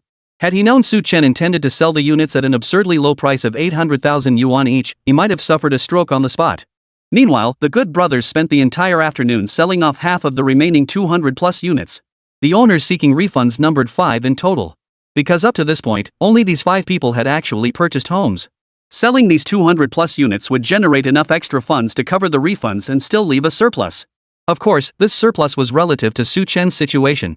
As for Manager Zhao, based on Su Chen's understanding, as long as it wasn't a complete loss, this matter would be considered thoroughly resolved. 3 days later, Manager Zhao arrived at Yunhai No. 6 villa at the time agreed upon with Su Chen. 3 days prior, he recalled Su Chen telling him that within 3 days, he would help sell all the villas. And over these 3 days, he had indeed witnessed numerous people being led by the burly men Su Chen brought to purchase properties. Buyers arrived in a constant stream, day after day, the numbers never ceasing. Given this, the villas must be nearly sold out. The thought of not only refunding the owners but also pocketing a hefty sum filled Manager Zhao with immense satisfaction. One apartment sold for 50 million yuan, and there were over 200 units. Just imagining this astronomical sum made manager Zhao feel it would be more than enough to secure his financial future for the rest of his life, freeing him from the grind of working for others. Then he thought about how he'd only spent 11 million yuan to resolve this matter. What had once felt like an excruciatingly painful expense now seemed incredibly worthwhile. At the very least, he was now a man worth over 100 million yuan. Standing in the garden, Chen observed manager Zhao's smug expression and knew exactly what was on his mind. He probably had no idea what price they'd actually sold the house for, did he? Chen felt no urgency to reveal it immediately. Instead, he glanced at Nie Tian beside him. Nie Tian immediately understood and handed over a bank card. Here's the remaining proceeds from the recent sales, Manager Zhao. Please take a look. The amount should be more than enough to cover the refunds to those homeowners. Manager Zhao's eyes lit up. He hadn't expected Chen to hand over the money so readily. He had assumed that with all the properties sold, such a large sum would inevitably involve Chen wanting a share of the profits. To his surprise, Chen handled the matter with remarkable generosity, not only resolving the issue but also handing over the funds. Manager Zhao, wearing a satisfied smile, was about to say something else. Chen cut him off before he could finish, replying with a faint smile, "Since I've resolved this for you, Manager Zhao, don't you intend to show your appreciation for the extra profits from the sales?" The implication was clear. He hoped Manager Zhao would share a bit more of the commission with him. Of course, Chen made no mention of the actual sale price. As soon as the words left his mouth, a hint of reluctance flashed across Manager Zhao's face. Nevertheless, he nodded, swallowing the slight sting of regret. Of course, Manager Zhao replied with feigned generosity. "Mr. Su, you've truly been a tremendous help this time. I can offer you a 10% commission. What do you think?" Chapter 173, Got Duped. "Thank you very much, Manager Zhao." Manager Zhao had expected Chen to exchange a few polite words, but to his surprise, Chen agreed without hesitation.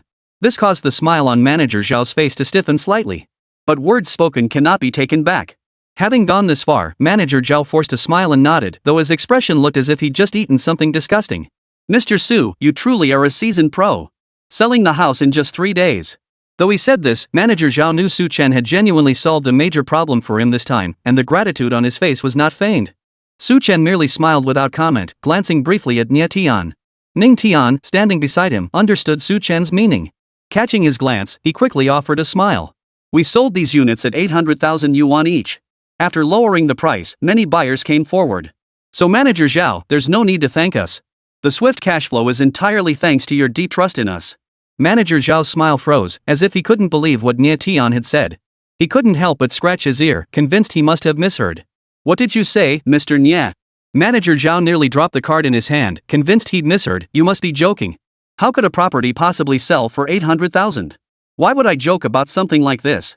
Nie Tian smiled, observing Manager Zhao's face suddenly turn ashen, yet he didn't pause before finishing his sentence. "The reputation of Guanlan Leaf has already hit rock bottom. We tried lowering the price from 50 million to 10 million, but no one was buying. Besides, the shoddy workmanship and substandard construction are undeniable facts.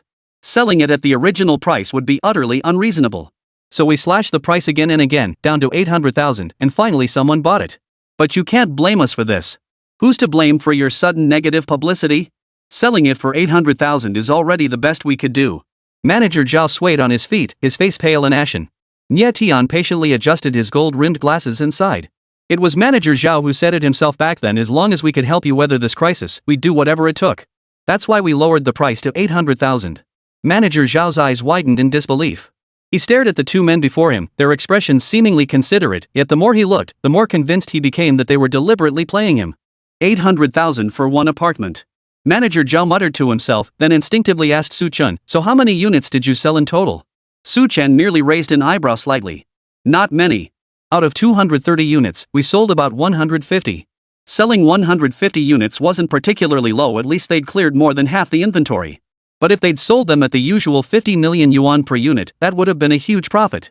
Now, with each unit selling for only 800,000 yuan, he couldn't even recoup his costs, let alone for 150 units at once." Manager Zhao's entire body swayed as if about to collapse. But Chen hadn't finished. Seeing his reaction, he kindly added, "Fortunately, those owners were reasonable. They agreed not to demand refunds and let us sell the units back to them at the discounted price of 800,000 yuan each. So there's still 10 million yuan left in the account." "But Mr. Su." Manager Zhao's voice was thick with difficulty as he managed to say, "Selling so many at once, why didn't you discuss this with me beforehand?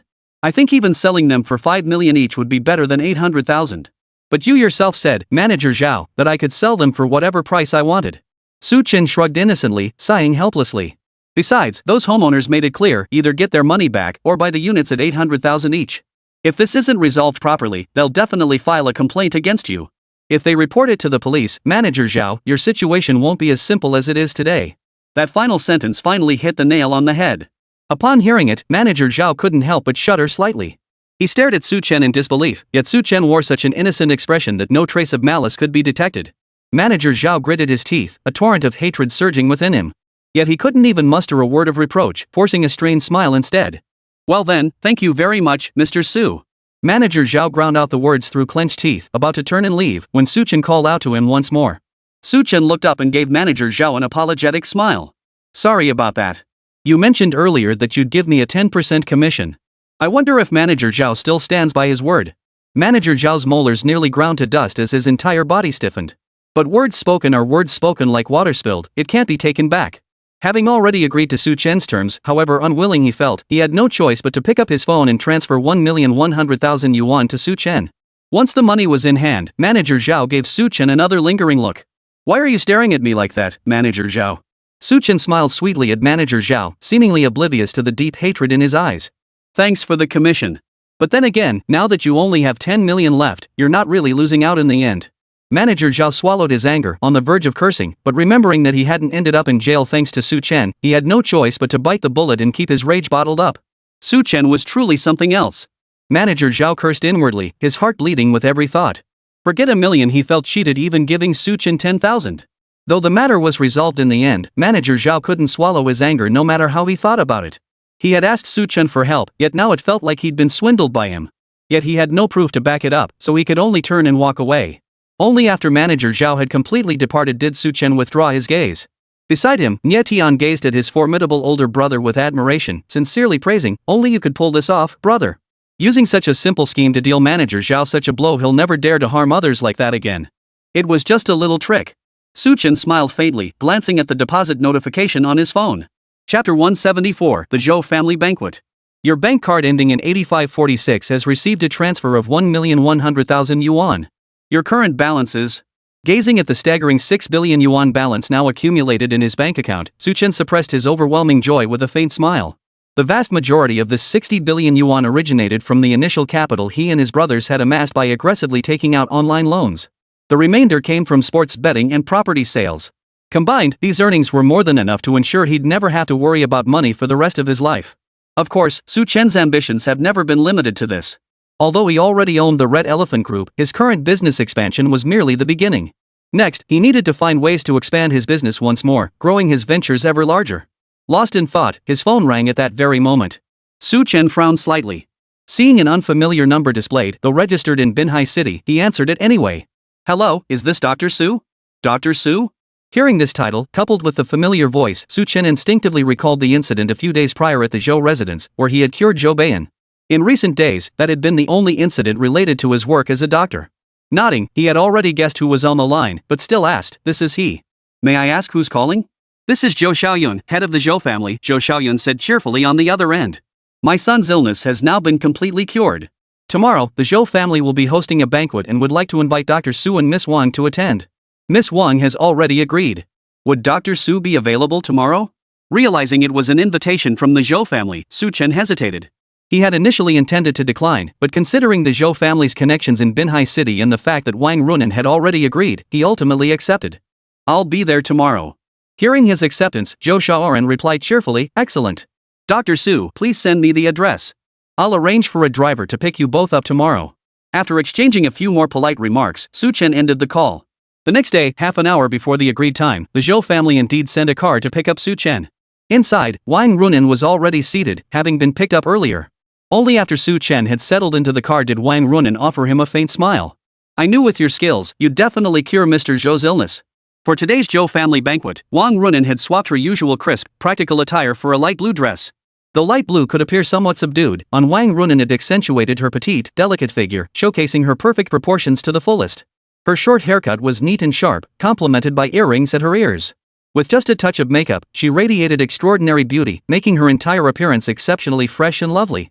Even Su Chen, who had seen countless beauties, was momentarily stunned by Wang Runen's appearance today. After a brief moment of distraction, Su Chen quickly regained his composure, smiling at Wang Runen without hiding the admiration in his eyes. Captain Wang looks stunning today. Faced with Su Chen's unreserved compliment, Wang Runen's cheeks flushed a rare blush. She shot him a playful glare. Always so smooth with your words, she said, though a hint of amusement played at the corners of her mouth. If you can cure Mr. Zhou's illness, you'll undoubtedly become a valued guest in the Zhou household. That would be extremely beneficial for the future development of your Red Elephant Group. Su Chen understood Wang Runen's meaning. He didn't let it go to his head, nor did he wave it off with false modesty. After all, he was fulfilling a duty entrusted to him. As a doctor, healing the sick was simply his calling. However, recalling that Wang Runen, a mere police officer, had connections with the wealthy Zhou family, Su Chen couldn't help but ask out of curiosity. By the way, Captain Wang, how did you come to know the Zhou family? It was clear Wang Runen and Mr. Zhou had a good relationship, otherwise, she wouldn't have personally sought his help. Wang Runen noticed the confusion in Su Chen's eyes and explained with a smile, years ago, the head of the Zhou family suffered a severe injury that defied all medical treatment. It was my grandfather who pulled him back from the brink of death. So, our two families have maintained a fairly good relationship. Mr. Zhou and I grew up together, so we share a bond that goes back to childhood. I see. Su Chen nodded, his expression clearing as understanding dawned. No wonder you came to me personally for help. So that's the connection behind it. As they chatted and laughed, the car soon pulled up at the Shangri-La Hotel. Nearly half a month had passed since their last dinner here. He recalled the class reunion where Mr. Lin had knelt before him to apologize. Su Chen slowly pulled his thoughts back to the present and entered the Shangri-La Hotel's entrance alongside Wang Runen, where luxury cars were parked in abundance. Guided by the Zhou family's driver, they entered without a hitch. Inside, the banquet hall was adorned with unparalleled opulence. Amidst the swirling scents of perfume and the clinking of glasses, everything radiated extravagance, showcasing the refined elegance of high society. Runen, you're here. Just as Su Chen took a wineglass and engaged in casual conversation with Wang Runen, a man with greasy hair and a powdered face approached from a distance. He stood before them, wearing an overly enthusiastic smile. Upon seeing him, Wang Runen's expression visibly hardened with disgust and displeasure. However, mindful of the crowd around them, she merely gave a faint nod, maintaining a surface calm. Good evening, Mr. Zhao. The man addressed as young Master Zhao quickly smiled back. Only then did he seem to notice Su Chen beside Wang Runen. His smile faded slightly, and a flash of jealousy crossed his eyes. It's been ages since I last saw Runen. May I ask who this gentleman is that Runen has brought today? Young Master Zhao spoke with a hint of puzzlement. I don't recall ever seeing this gentleman in Binhai City. Did Mr. Zhou invite him today? This is Su Chen, the benefactor who cured Mr. Zhou's illness. Wang Runen instinctively stood beside Su Chen, her right arm slipping through his. Mr. Zhou specifically invited Su Chen today. Do you have any objections? Feeling the soft warmth of her presence beside him, Su Chen's breath caught slightly. Damn it. She could have just talked to him normally. Why did she suddenly link arms with him in front of everyone?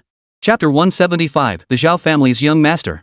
Though he thought this, Su Chen graciously didn't push Wang Runen away. Instead, a faint smile graced his face. As a man himself, he could see the hostility in the eyes of the Zhao young master when he looked at him. So, the Zhao young master fancied Wang Runen. Too bad it was a case of unrequited love. So you're the legendary miracle doctor. Zhao Kaiyong's eyes darted briefly before he deliberately ignored Su Chen, turning instead to Wang Runen with a smile. But speaking of which, Runen, it's been ages since we last met. After the banquet, might I have the honor of inviting you to dinner? Wang Runen's expression remained impassive, a hint of annoyance flickering between her brows. Her words were polite yet distant. No need. I have to return to the police station for night duty. There's no need for Mr. Zhao to trouble himself.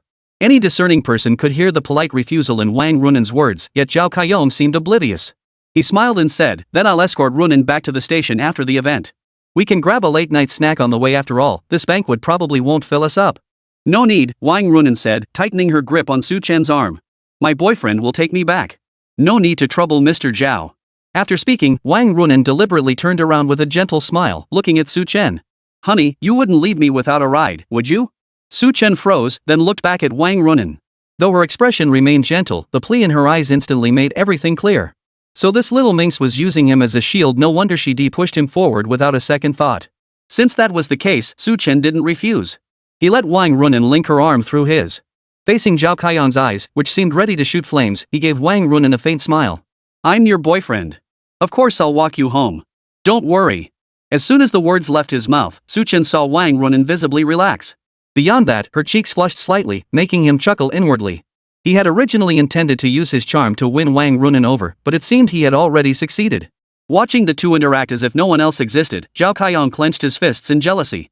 So the lady already has plans. Zhao Kaiyong abruptly changed the subject. Since Mr. Su is such a renowned physician, honored as a guest of honor by the Zhou family head, the patient must come from a distinguished background, right? I'm no one special, just a humble merchant. It was clear Zhao Kaiyong was deliberately picking a fight over his background. Su Chen's expression grew distant. If you're merely a merchant, then you're utterly unworthy of Runan. Zhao Kaiyong looked Su Chen up and down with utter contempt, sneering coldly. Ruanan's grandfather is the foremost master of traditional Chinese medicine in this era. Even though Ruanan is just a lowly police officer, she's far beyond someone like you could ever hope to touch. Having repeatedly confirmed that no one by the name of Su Chen existed in Binhai City, and having never encountered him at any major banquets or business gatherings, Zhao Kaiyong grew increasingly bold. His tone grew increasingly arrogant. I advise you not to reach beyond your station. Don't delude yourself into thinking that knowing how to treat illnesses and possessing some medical skills makes you worthy of Ruanan's attention. Runan, Zhao Kaiyong turned to Wang Runan, his face still wearing a smile, but one now thick with menace. I advise you to think carefully before making any decisions. Someone like Su Chen is utterly beneath you. With the Zhao family backing you, you'll never want for anything in this life. I promise I'll make you happy. Wang Runan's face twisted with disgust. She stepped forward abruptly, shielding Su Chen behind her. Who I like and who I choose as my boyfriend is my own business. Mr. Zhao, please stay away from me. And stay away from my boyfriend. The commotion drew the attention of several people nearby, who instinctively turned toward Su Chen and his companion. Naturally, they had all heard Zhao Kaiyong's earlier words directed at Su Chen. Some began sizing Su Chen up from head to toe, whispering and murmuring among themselves. That gentleman looks unfamiliar. I don't think I've seen him around Binhai City before. Someone actually dares to compete with young Master Zhao for a woman? Looks like he's tired of living.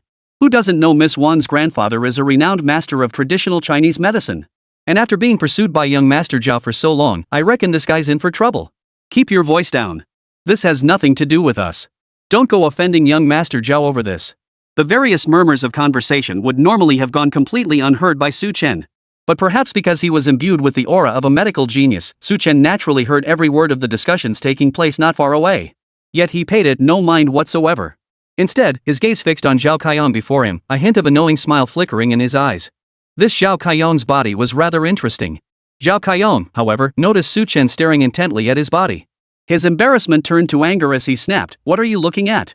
Let go of Runan right now. She's not someone you can hope to get involved with. With death staring you in the face, you should stop worrying about trivial matters. Better focus on how to amuse yourself before you go." Su Chen cast a cold glance at Zhao Kaiyong, his words cutting like a knife. "What the hell are you talking about?" Zhao Kaiyong's eyes widened with fury. Su Chen raised an eyebrow and repeated his words. "I said, your illness is terminal. You're about to die. You won't live past a month at most." A cold smile froze on Zhao Kaiyong's face. He sneered, "Don't think just because you're a doctor, I'll believe a word of this. I know my own body better than anyone. Let me tell you something. You think just because you're a benefactor to the Zhou family, I won't dare touch you, huh? I'm not easily intimidated, you little insect. Believe me, I could crush you with a single kick." "If you don't believe me, fine," Su Chen said indifferently. "It's just that I suffer from insomnia and vivid dreams at night. I wake up after sleeping less than 2 hours. Anyway, you only think it won't kill you, right?" Zhao Kaiyong's face betrayed an uncontrollable shock, tinged with disbelief. How did this kid find out? He hadn't even told his own father about this matter. There was no way anyone else could have known. But then, as if struck by some thought, Zhao Kaiyong twisted his mouth into a cold sneer. "Just a lucky guess, you blind cat stumbling upon a dead rat. Everyone has nights of insomnia and vivid dreams. It's nothing more than poor sleep. Stop spreading alarmist nonsense here. Dare to curse me to death? Looks like you're the one who wants to die." Chapter 176, Immediate Incontinence. Su Chen couldn't be bothered with lengthy explanations. His eyes fixed intently on Zhao Kaiyong's lower abdomen as he silently activated his medical genius abilities. This time, right through his clothes, Su Chen saw that Zhao Kaiyong's bladder area was already slightly engorged with blood. The region connecting to his large and small intestines had even developed some bruising. If this continued, Zhao Kaiyong would be in critical condition within a week. Yet now, with his rosy complexion and appearance that showed no sign of illness, Su Chen shook his head with a hint of regret. "What's that look on your face?" When Su Chen looked at him as if he were already dead, Zhao Kaiyong instantly flew into a rage. This brat dared to curse him to death right in front of him. He'd skin the bastard alive. "Nothing," Su Chen shook his head. "In less than half a minute, your vital energy will be completely drained. Not even a god could save you then." Based on Su Chen's understanding of Binhai City, aside from the Chen family, the city's wealthiest clan, the Zhou family, to which Zhou Xiaoyan belonged, and the Zhao family, were the next most influential. Seeing Zhao Kaiyong act so arrogantly and tyrannically at the Zhou family banquet, yet hardly anyone dared to intervene, Su Chen surmised that Zhao Kaiyong must be a member of the Zhao family. But as Zhao Kaiyong listened to Su Chen's increasingly outrageous words, his face turned pale with rage. He lunged forward, aiming a punch straight for Su Chen's chest. "Su Chen, watch out!" Wang Runan reacted first, quickly shielding Su Chen behind her. But before Zhao Kaiyong could advance, his feet suddenly halted mid-step. Clutching his lower abdomen, his face contorted in agony. Ugh! The next second, Zhao Kaiyong was drenched in sweat, clutching his stomach as he suddenly crouched down, moaning in agony.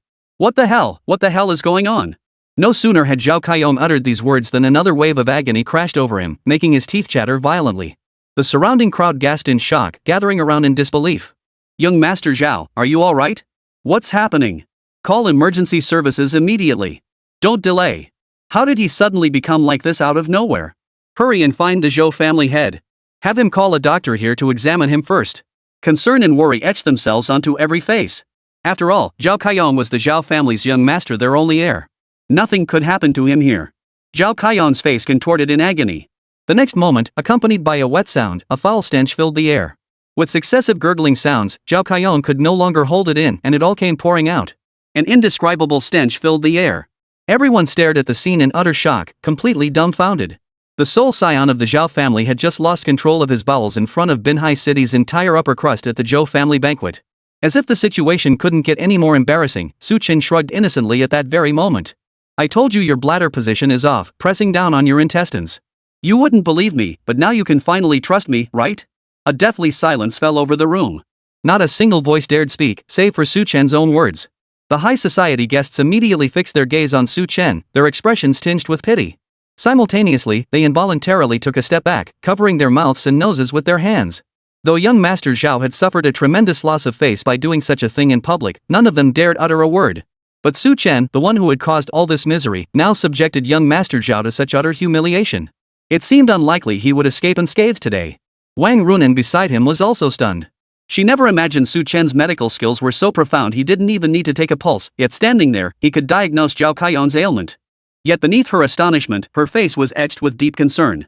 After all, the Zhao family was no small player.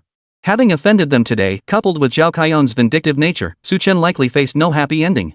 Sure enough, once Zhao Kaiyong regained his senses, the sticky, sour stench in his pants filled his eyes with murderous intent. His rage boiled over as he glared at Su Chen. "Su Chen, you little bastard, you're practically begging for death." With that, Zhao Kaiyong immediately summoned the bodyguards he'd brought along today, pointing his finger at the unidentifiable mess on the floor. "Get down on your knees right now and lick that filth clean off the floor. Maybe I'll just have my bodyguards beat you up and throw you out and that'll be the end of it. Otherwise," Zhao Kaiyong sneered coldly, "you won't be leaving here alive today." No sooner had the words left his mouth than a middle-aged man's voice echoed from nearby. The voice carried a certain weight, tinged with authority and steadiness. "What's going on here?" The brief question instantly drew everyone's gaze to the figure standing not far behind Zhao Kaiyong. Their expressions instantly shifted to one of respect and solemnity. The man who arrived was none other than Zhou Shaoan, father of Zhou Beiyan, head of the Zhou family and president of the Zhou group. Today, he wore a simple Zhongshan suit. Though ordinary in appearance, it was impeccably tailored, accentuating Zhou Shaoan's naturally commanding presence and the powerful aura he commanded. Everyone felt the weight of his presence, holding their breath in awe. Even Zhao Kaiyong's expression tightened slightly, his audacity tempered. Only Su Chen seemed entirely unaffected by the oppressive pressure. He calmly lifted his head and looked at the newcomer. Wang Runan, standing beside him, couldn't help but breathe a slight sigh of relief. Thankfully, the Zhou family head had arrived in time. Otherwise, Zhao Kaiyong might have caused even more trouble. Recognizing the newcomer as Zhou Shaoyun, Zhao Kaiyong's expression softened somewhat, though his brow still furrowed slightly. "Head of the Zhou family, I know this brat is your family's benefactor, but he humiliated me, that's a fact. Don't interfere with this matter. Today, I'm going to teach him a lesson." Zhou Shaoyun cast a cool glance at Zhao Kaiyong before turning his attention to Su Chen. His expression softened instantly. "Dr. Su, you saved my son's life. You are a benefactor to the Zhou family, and we hold this debt of gratitude close to our hearts." Zhou Shaoran spoke, then turned his smiling gaze back to Zhao Kaiyong, seemingly oblivious to the indescribable tension hanging in the air. "Young Master Zhao, I can vouch for Dr. Su's character. There must be some misunderstanding here." Chapter 177, Apology on the Spot. Misunderstanding? Zhao Kaiyong sneered coldly. "Out of respect for the Zhou family head, I shouldn't dwell on this matter. But when they've gone so far as to insult my Zhao family, if I were to simply let it slide, it would make us look far too easy to deal with." Zhou Shaoyun frowned slightly, his expression equally unsettled. As the sole heir of the Zhao family, Zhao Kaiyong was a man whose character Zhou Shaoran knew all too well. Zhao Kaiyong was notorious throughout Binhai City as a spoiled brat who committed every conceivable misdeed, his temperament utterly incorrigible. Under normal circumstances, Zhou Shaoyun couldn't care less about Zhao Kaiyong's antics.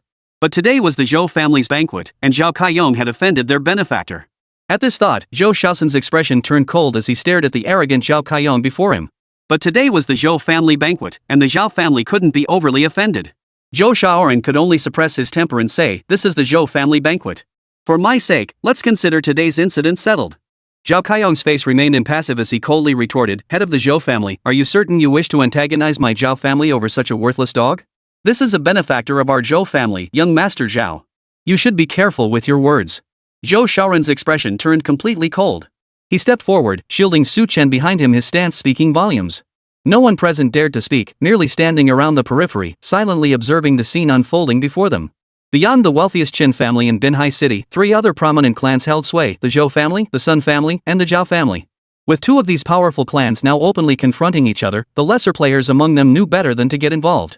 It was best to stay out of the fray and avoid unnecessary trouble. Zhou Shaoyun's current actions had undoubtedly made the Zhou family's stance crystal clear. Even though Zhao Kaiyong was seething with rage, he could only weigh the consequences of provoking the Zhou family's wrath due to Zhou Shaoyun's stance. Head of the Zhou family, Zhao Kaiyong had regained his composure, though his anger remained palpable. "You truly needn't antagonize my Zhao family over such a minor figure. It would be best for you to stay out of this." This was already offering the Zhou family a way out. Zhao Kaiyong looked at Zhou Shaoran, certain in his mind that the other would take the hint. But just as this thought crossed his mind, a voice echoed from the doorway. "From this far away, I could hear the commotion here. Has the Sun family arrived too late?" The moment these words were spoken, all eyes turned toward the doorway, their expression shifting to one of deep respect. The reason was simple: the man entering was none other than Sun Jiheng, the head of the Sun family, one of the 3 great clans. He appeared to be around 30, radiating the vigor of his prime. With a hearty laugh, he strode forward. Even Zhao Kaiyong's arrogant expression softened considerably at his arrival.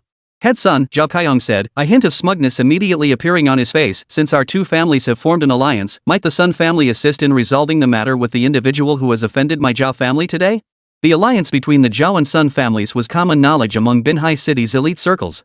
Thus, when Zhao Kaiyong made his request, the expressions on everyone present were entirely as expected. The alliance between the Zhao and Sun families was a union of 2 formidable forces. The consequences for this young man who had offended the Zhao family were now clear to see. Upon hearing Zhao Kaiyong's words, Sun Jihang's gaze instinctively fell upon Su Chen. After hearing the full account of the incident, Sun Jihang remained silent for a moment. Instead, Zhou Shaoran stepped forward, meeting Sun Jihang's gaze directly. Sun Jihang's expression paused slightly. "Head Zhou, since the other party has offended young Master Zhao and caused him to lose his composure in public." Enduring the lingering, indescribable stench in the air, Sun Jihang seemed lost in thought before saying, "However, I believe this must be a misunderstanding. Young Master Zhao, where forgiveness is possible, show mercy." "What did you say?" Zhao Kaiyong looked as if he'd misheard, instinctively reaching to scratch his ear as he frowned. Sun Jihang cast a faint glance at Zhao Kaiyong before turning to Su Chen with a smile.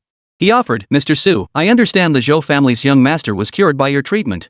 Might I request your presence at my residence to tend to an ailing individual? Should you succeed, the Sun family shall reward you handsomely." Having heard the entire account earlier, Sun Jihang had already reached his conclusion. If he could cure the Zhou family's young master, he must possess considerable skill. After all, Zhou Beian's illness had exhausted every renowned physician in Binhai City, indeed, across the entire nation, yet remained beyond cure. Yet after just one treatment from Su Chen, he was radiant and completely cured. This proved beyond doubt that the young man before him possessed extraordinary medical skill. Calling him the living incarnation of Hua Tuo would be no exaggeration whatsoever. That fool Zhao Kaiyong actually managed to offend such a figure over a woman. That alone was bad enough, but he nearly dragged him down with him too. Fortunately, Sun Jihang had made his stance clear beforehand. Otherwise, they would have completely alienated Su Chen long ago. But it wasn't too late now. With the Zhao family having such a fool, if it weren't for the long-standing friendship between the 2 families, the Sun family wouldn't have bothered forming an alliance with them. This alliance can be dissolved without delay. We can't let this matter interfere with the old master's treatment. The moment Sun Jihang spoke these words, everyone present was startled. Given the Sun family's standing, for Sun Jihang to utter such words spoke volumes about their weight. Su Chen raised his eyes indifferently and said, "Treatment is possible, but it's this Zhao young master." He didn't finish his sentence, merely casting a mocking glance at Zhao Kaiyong, whose face was twisted with rage. Sun Jihang immediately understood, shooting Zhao Kaiyong a cold glare. "Apologize to Mr. Su. No, Dr. Su, at once."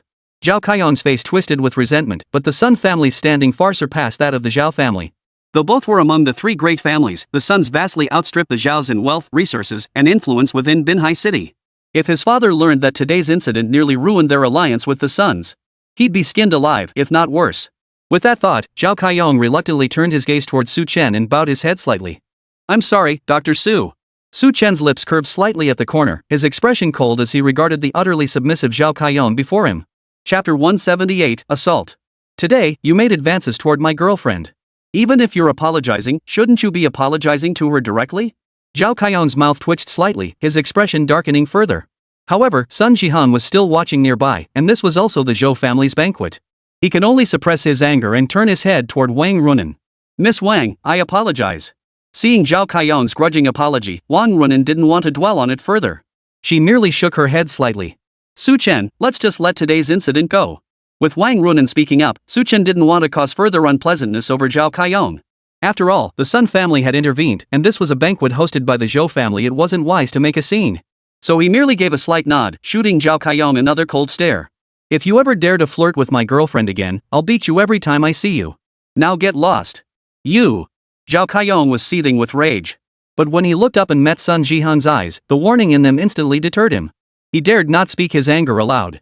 After glaring viciously at Su Chen, he slunk away, his tail between his legs. Once Zhao Kaiyong was gone, Sun Jihan turned his attention to Su Chen. "Dr. Su, when might you be available? I'll personally send someone to fetch you to treat my father." "In 3 days. Su Chen paused briefly before replying. Sun Jihan nodded quickly, as if afraid Su Chen might change his mind. "Very well. In 3 days, I will personally send someone to fetch Dr. Sunday. We will be relying on your expertise then." Taking the business card Sun Jihan offered, Su Chen glanced at it before exchanging a few more polite words with him. As for Wang Runan, her mind was still dwelling on what Su Chen had just said. Su Chen had told Zhao Kaiyong that she was his girlfriend. The thought made Wang Runan's cheeks flush slightly, as if something she'd been reluctant to acknowledge was finally surfacing. After the banquet concluded, Zhou Xian and Zhou Beian, who had just finished his duties, escorted Su Chen and Wang Runan out together. "Mr. Su, I sincerely apologize for everything that happened today.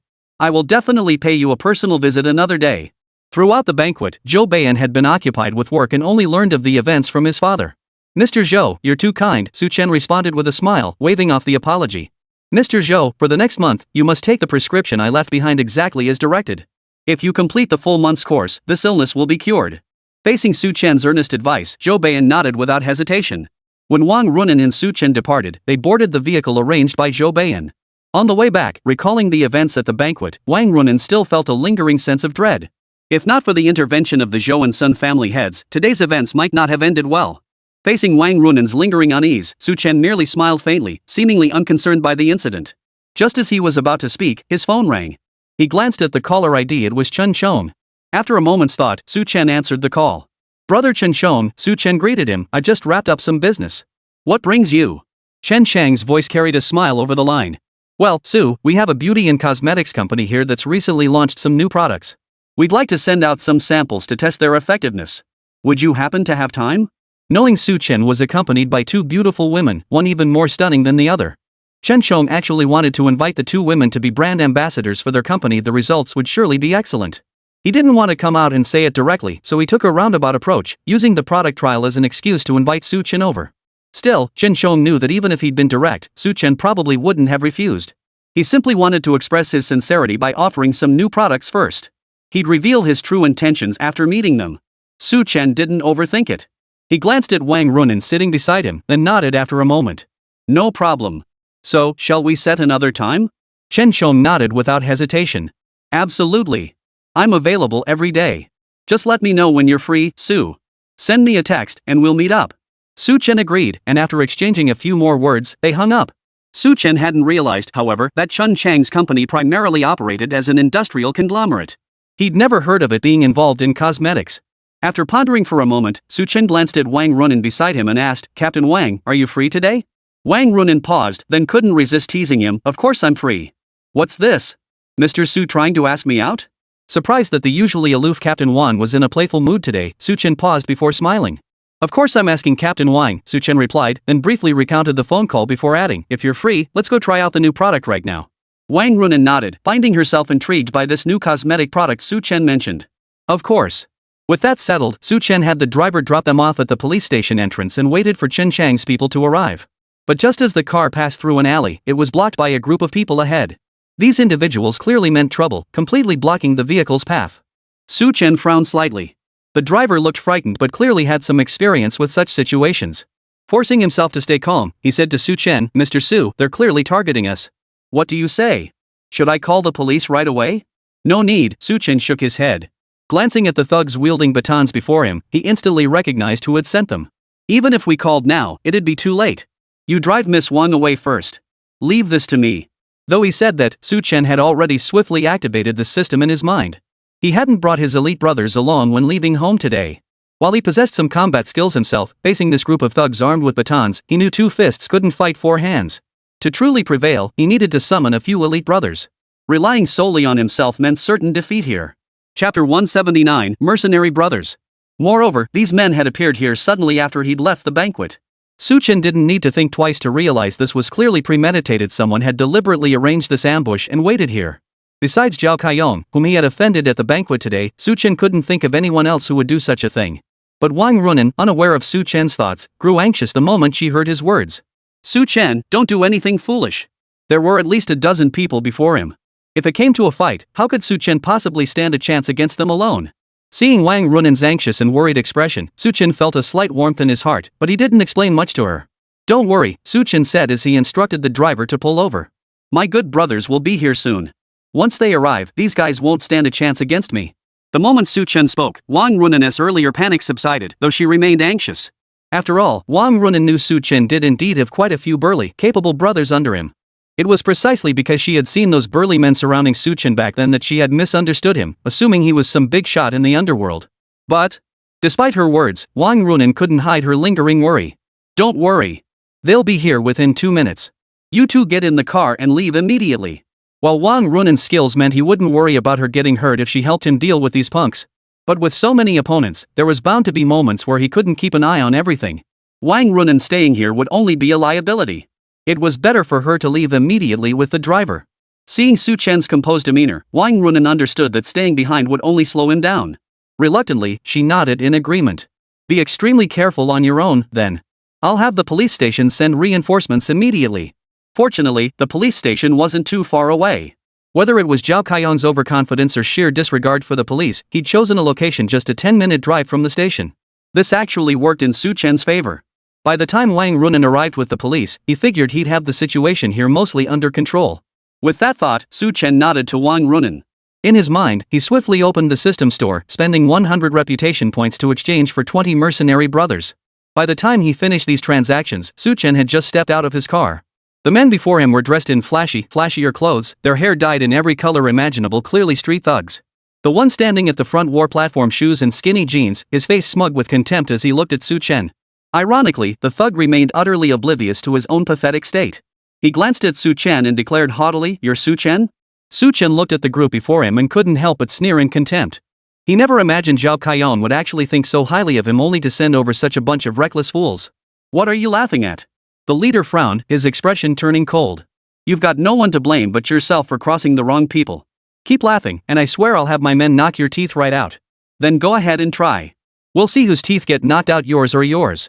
Out of the corner of his eye, Su Chen saw his newly exchanged mercenary brothers arriving at the alley entrance. This sight filled him with confidence. He crossed his arms, his expression cold and indifferent. Yet, he couldn't help but feel a twinge of regret. Had he known these were such low-caliber scum, he wouldn't have wasted so much reputation points to exchange for mercenary brothers in arms. Against scum like this, he could have easily exchanged for a few ordinary brothers and still dominated them completely. But it didn't matter. These brothers were redeemed for future use, they weren't meant for just this one time. "You think you can take on all of us alone?" The thug sneered, twisting his mouth in contempt. "Alright then, what are you guys waiting for? Get moving." At the leader's command, the gangsters charged toward Su Chen, batons raised high, swinging them down with all their might. "Who dares lay a hand on our boss?" But before the thugs could reach Su Chen, a voice boomed like a temple bell, accompanied by an imposing presence. 3 burly men, each standing over 6 feet tall, instantly blocked the path in front of Su Chen. One of them grabbed a baton with a single hand. With a casual flick, the thug was sent flying, crashing into the wall before tumbling to the ground. The pain left him curled up like a shrimp.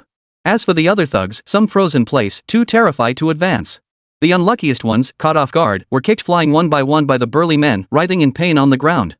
The sudden appearance of these burly men not only froze the thugs in terror but also left the once arrogant leader gaping in shock, unable to move a muscle. Chen, however, stepped forward. His expression remained calm as he surveyed the thugs before him, each wearing a different look of shock. "Big brother." Johnson, the leader, gave Chen a slight fist salute, his eyes narrowing slightly. "My brother arrived too late. He almost let you get hurt. Big brother, are you okay?" Looking at his fair-haired, blue-eyed brother, Chen merely gave a casual nod before personally stepping forward to help him up. "No need for formalities, brother. These men are likely seasoned bullies who prey on the weak. Just give them a proper beating, no need to kill them. The police will be here soon to handle this." Johnson nodded immediately. "Don't worry, boss. We know what we're doing." Turning to the gang leader, who was already trembling with fear yet too paralyzed to flee, Johnson gave a cold smile. "You dared lay a hand on my boss. If he hadn't warned you off earlier, you'd be dead today." The moment Johnson spoke, a chilling, murderous intent spread through the air. After all, these were mercenaries by trade. With the brothers appearing, the air thickened with an aura so intense it was hard to look at. They were all men who had licked blood off the edge of a blade. How could the thug possibly withstand such overwhelming pressure? Chapter 180, No Results. Seeing the murderous intent flash in Johnson's eyes, the thug leader's bladder instantly gave way. An indescribable stench filled the air. Unable to withstand the crushing pressure in Johnson's overwhelming aura any longer, the thug leader collapsed to his knees with a thud. "Big brother. Big brother, please spare me. Big brother." The gang leader wept bitterly, utterly abandoning any semblance of dignity as he repeatedly banged his head on the ground. Within moments, his forehead was split open, blood streaming down his face. Johnson paid him no mind whatsoever. He strode forward and stood directly before the gang leader. Each step felt like a stomp on the thug leader's heart, causing his entire body to tremble uncontrollably. "Boss, I truly made a mistake. I'll never dare again." Merely the sheer presence of this hulking figure standing there, without even raising a hand, had the gang leader terrified out of his wits. He could only sob and beg for mercy, desperate to undo everything. "The boss said earlier that he'd spare your lives, just your lives." Johnson licked his back teeth and sneered coldly. "You should be grateful my boss said that earlier. Otherwise, you'd never see tomorrow's sun." With that, Johnson shot a glance at his men behind him. Several of his men stepped forward simultaneously, and the beating began with a flurry of blows. It didn't even take all of his dozens of men. Just Johnson and the three brothers behind him were enough to beat the dozen or so thugs senseless. Within just 2 or 3 minutes, several thugs were writhing on the ground in agony, begging for mercy. We really know we're wrong. Please, spare us. I'm sorry, we'll never do it again." Listening to the thugs' pleas for mercy, Johnson seemed unsatisfied, letting out a cold snort before turning to Chen and clasping his fists in a salute. "Boss, we've handled it exactly as you requested. Are you satisfied with this outcome?" Chen glanced at the thugs before him, sprawled on the ground begging for mercy. Despite being beaten all over, there were no obvious wounds visible on their bodies. It was clear his elite brothers in arms had understood his earlier instructions. Though the wounds inflicted were severe, they were deliberately concealed. True martial artists, their technique was in a league of its own.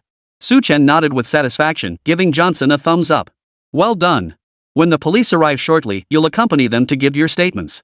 Johnson, a towering figure nearing 2 meters tall, scratched his head sheepishly at the praise, looking nothing like a mercenary. "You flatter us, boss.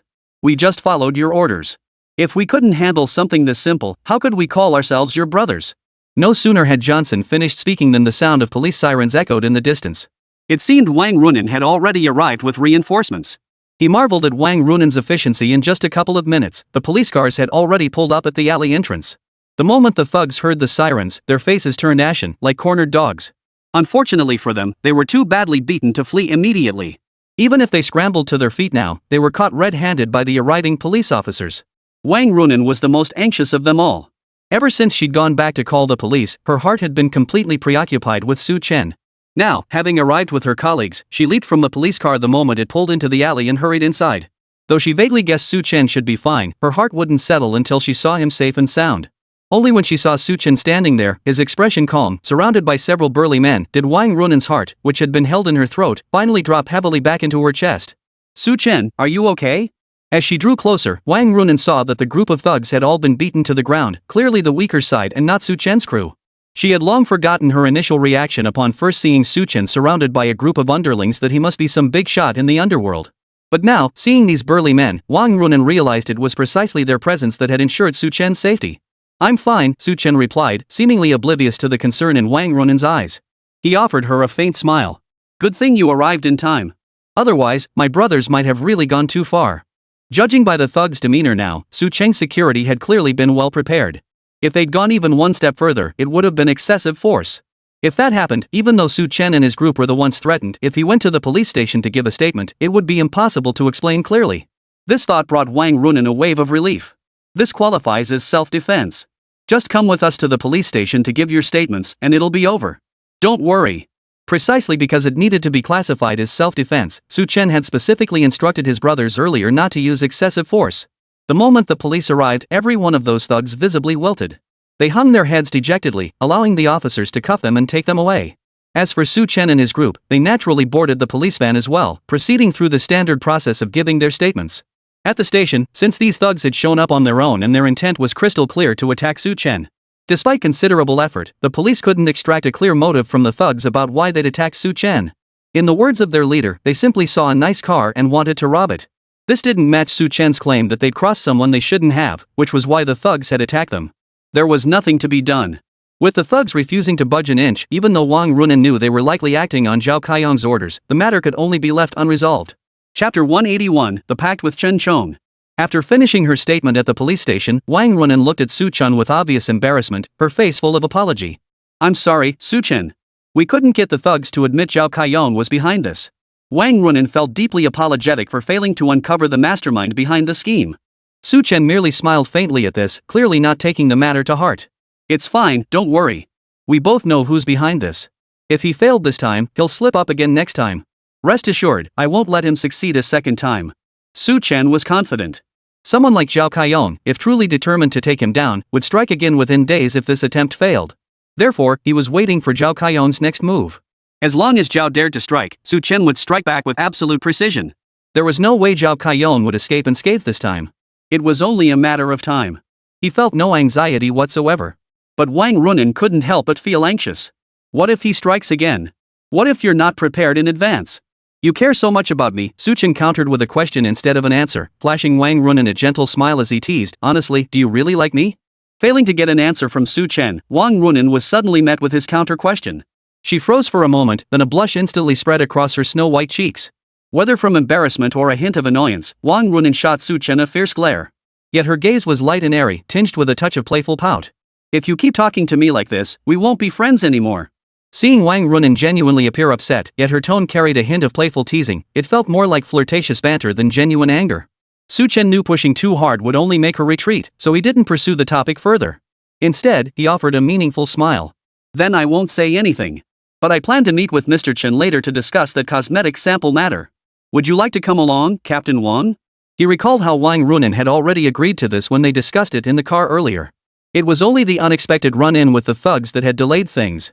Wang Runen had no reason to refuse, especially since she'd grown curious about the new cosmetics line.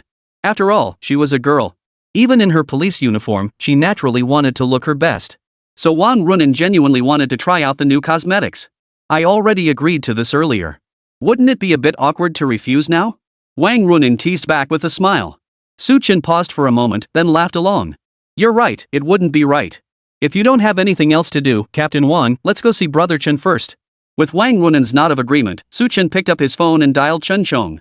Hello, is this Brother Su? Chen Chong answered Su Chen's call with a cheerful greeting. Brother Chen, we're free right now.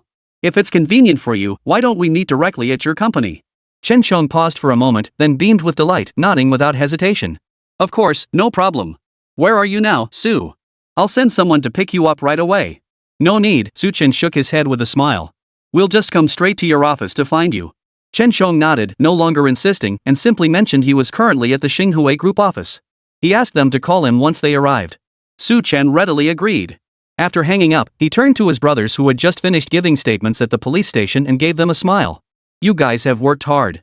Su Chen said, pulling a stack of cash from his pocket and slipping it into Johnson's hand. Brother, what are you doing? Johnson's first reaction upon seeing the money wasn't to gladly accept it. Instead, he frowned and pushed it back, saying earnestly, we work for you willingly, big brother, out of gratitude for your kindness back then. We don't expect anything in return. Johnson and the other elite brothers all had loyalty ratings of 100, so Su Chen knew full well they would never accept the money once he offered it. Even so, Su Chen stubbornly pushed the money back into his hands, insisting earnestly, I have some business to attend to shortly. This is for your taxi fare. I've arranged rooms for you at Shanshui Apartments. Go back and rest a bit first. Take this money. Seeing Su Chen's insistence, Johnson's eyes even welled up with emotion. Brother, back when we were fighting for our lives, if it weren't for you supporting us from the rear, telling us this place would always be our home, we probably wouldn't have held on. Recalling those past events, Johnson felt increasingly moved.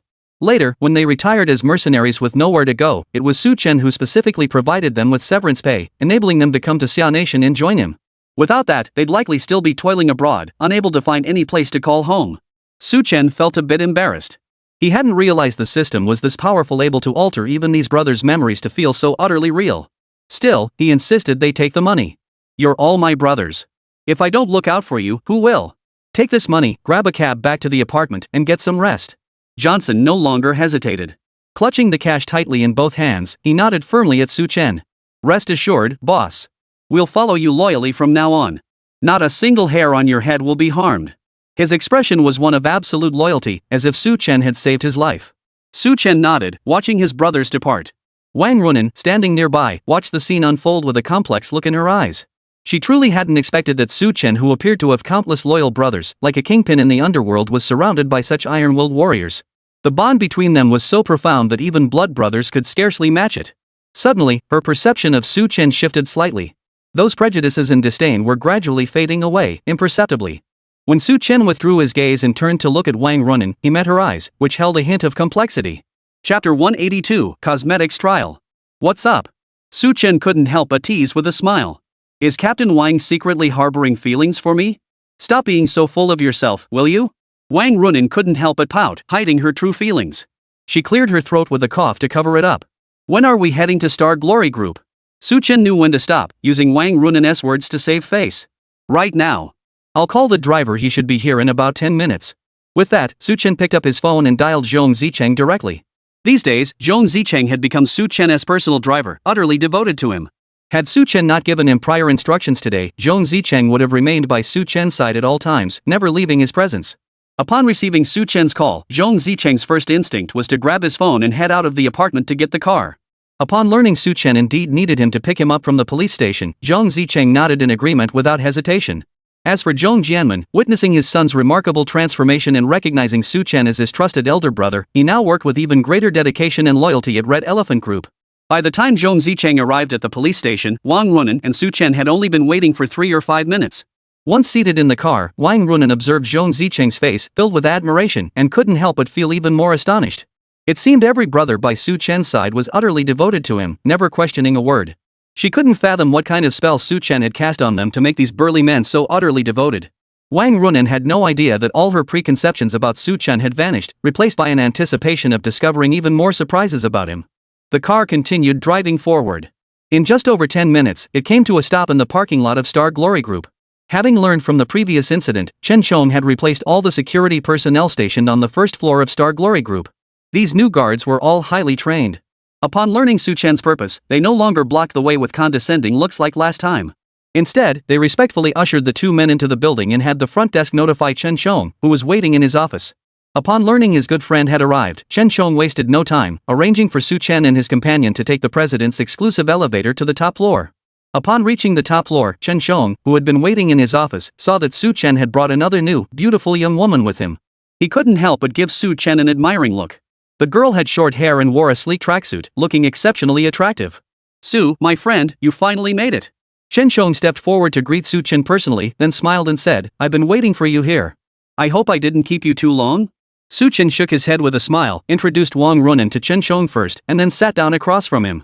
Learning that the young woman he'd brought today was Captain Wang from the police station, Chen wore a courteous smile. He then gestured toward an exquisitely packaged box on the table and said with a smile, these are some of our company's latest products. I hear they're quite effective, so I thought maybe Brother Su could give them a try. At this point, Chen paused briefly before turning his smile toward Wang Runan. But since Captain Wang is here, I figured women would know more about cosmetics than men. Why don't you take some samples too, Captain? If you have any feedback on the products, feel free to share your thoughts with us. Wang Runan nodded, glancing curiously at the box before her. Su Chen, however, was genuinely curious.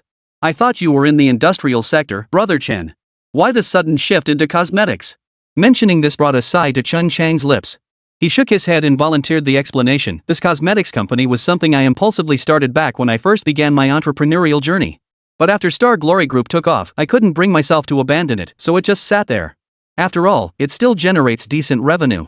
While our products aren't top-tier luxury brands, they perform quite well and have built a solid reputation among domestic brands.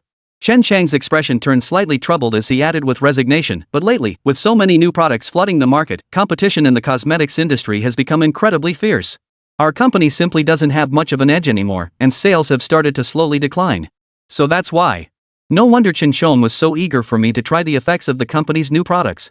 It seemed Chen Chong was also searching for a way to save the company he had founded. Su Chen thought carefully for a moment, then stepped forward and picked up one of the new product boxes. He admittedly knew little about cosmetics, but Wang Runan was a woman she might have some insight. She placed the cosmetics in front of Wang Runan, who reached out to take it and glanced at it. After obtaining consent from both men, she finally opened the outer packaging and lifted the lid. Inside was a snow-white cream with a faint, refreshing botanical scent. Wang Runan glanced at the brand name and couldn't help but express her surprise. It's actually Snow Jade. I've used this brand before, and it works pretty well. Su Chen had also heard of Snow Jade.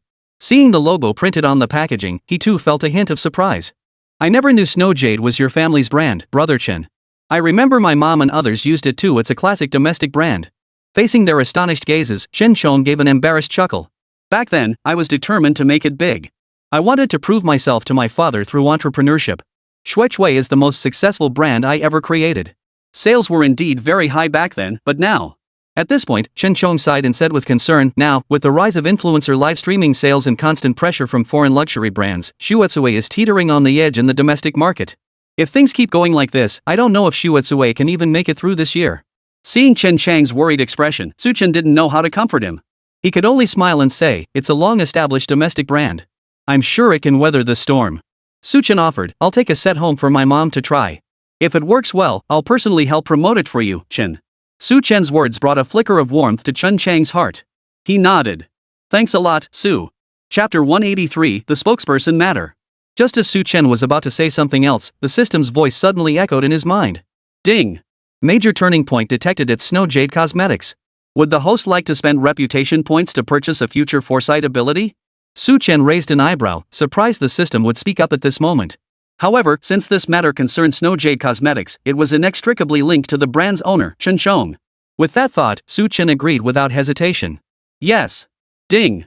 Host has spent reputation points and successfully obtained a major turning point event for Snow Green Cosmetics. 3 days hence, Snow Jade Cosmetics will launch its new product line.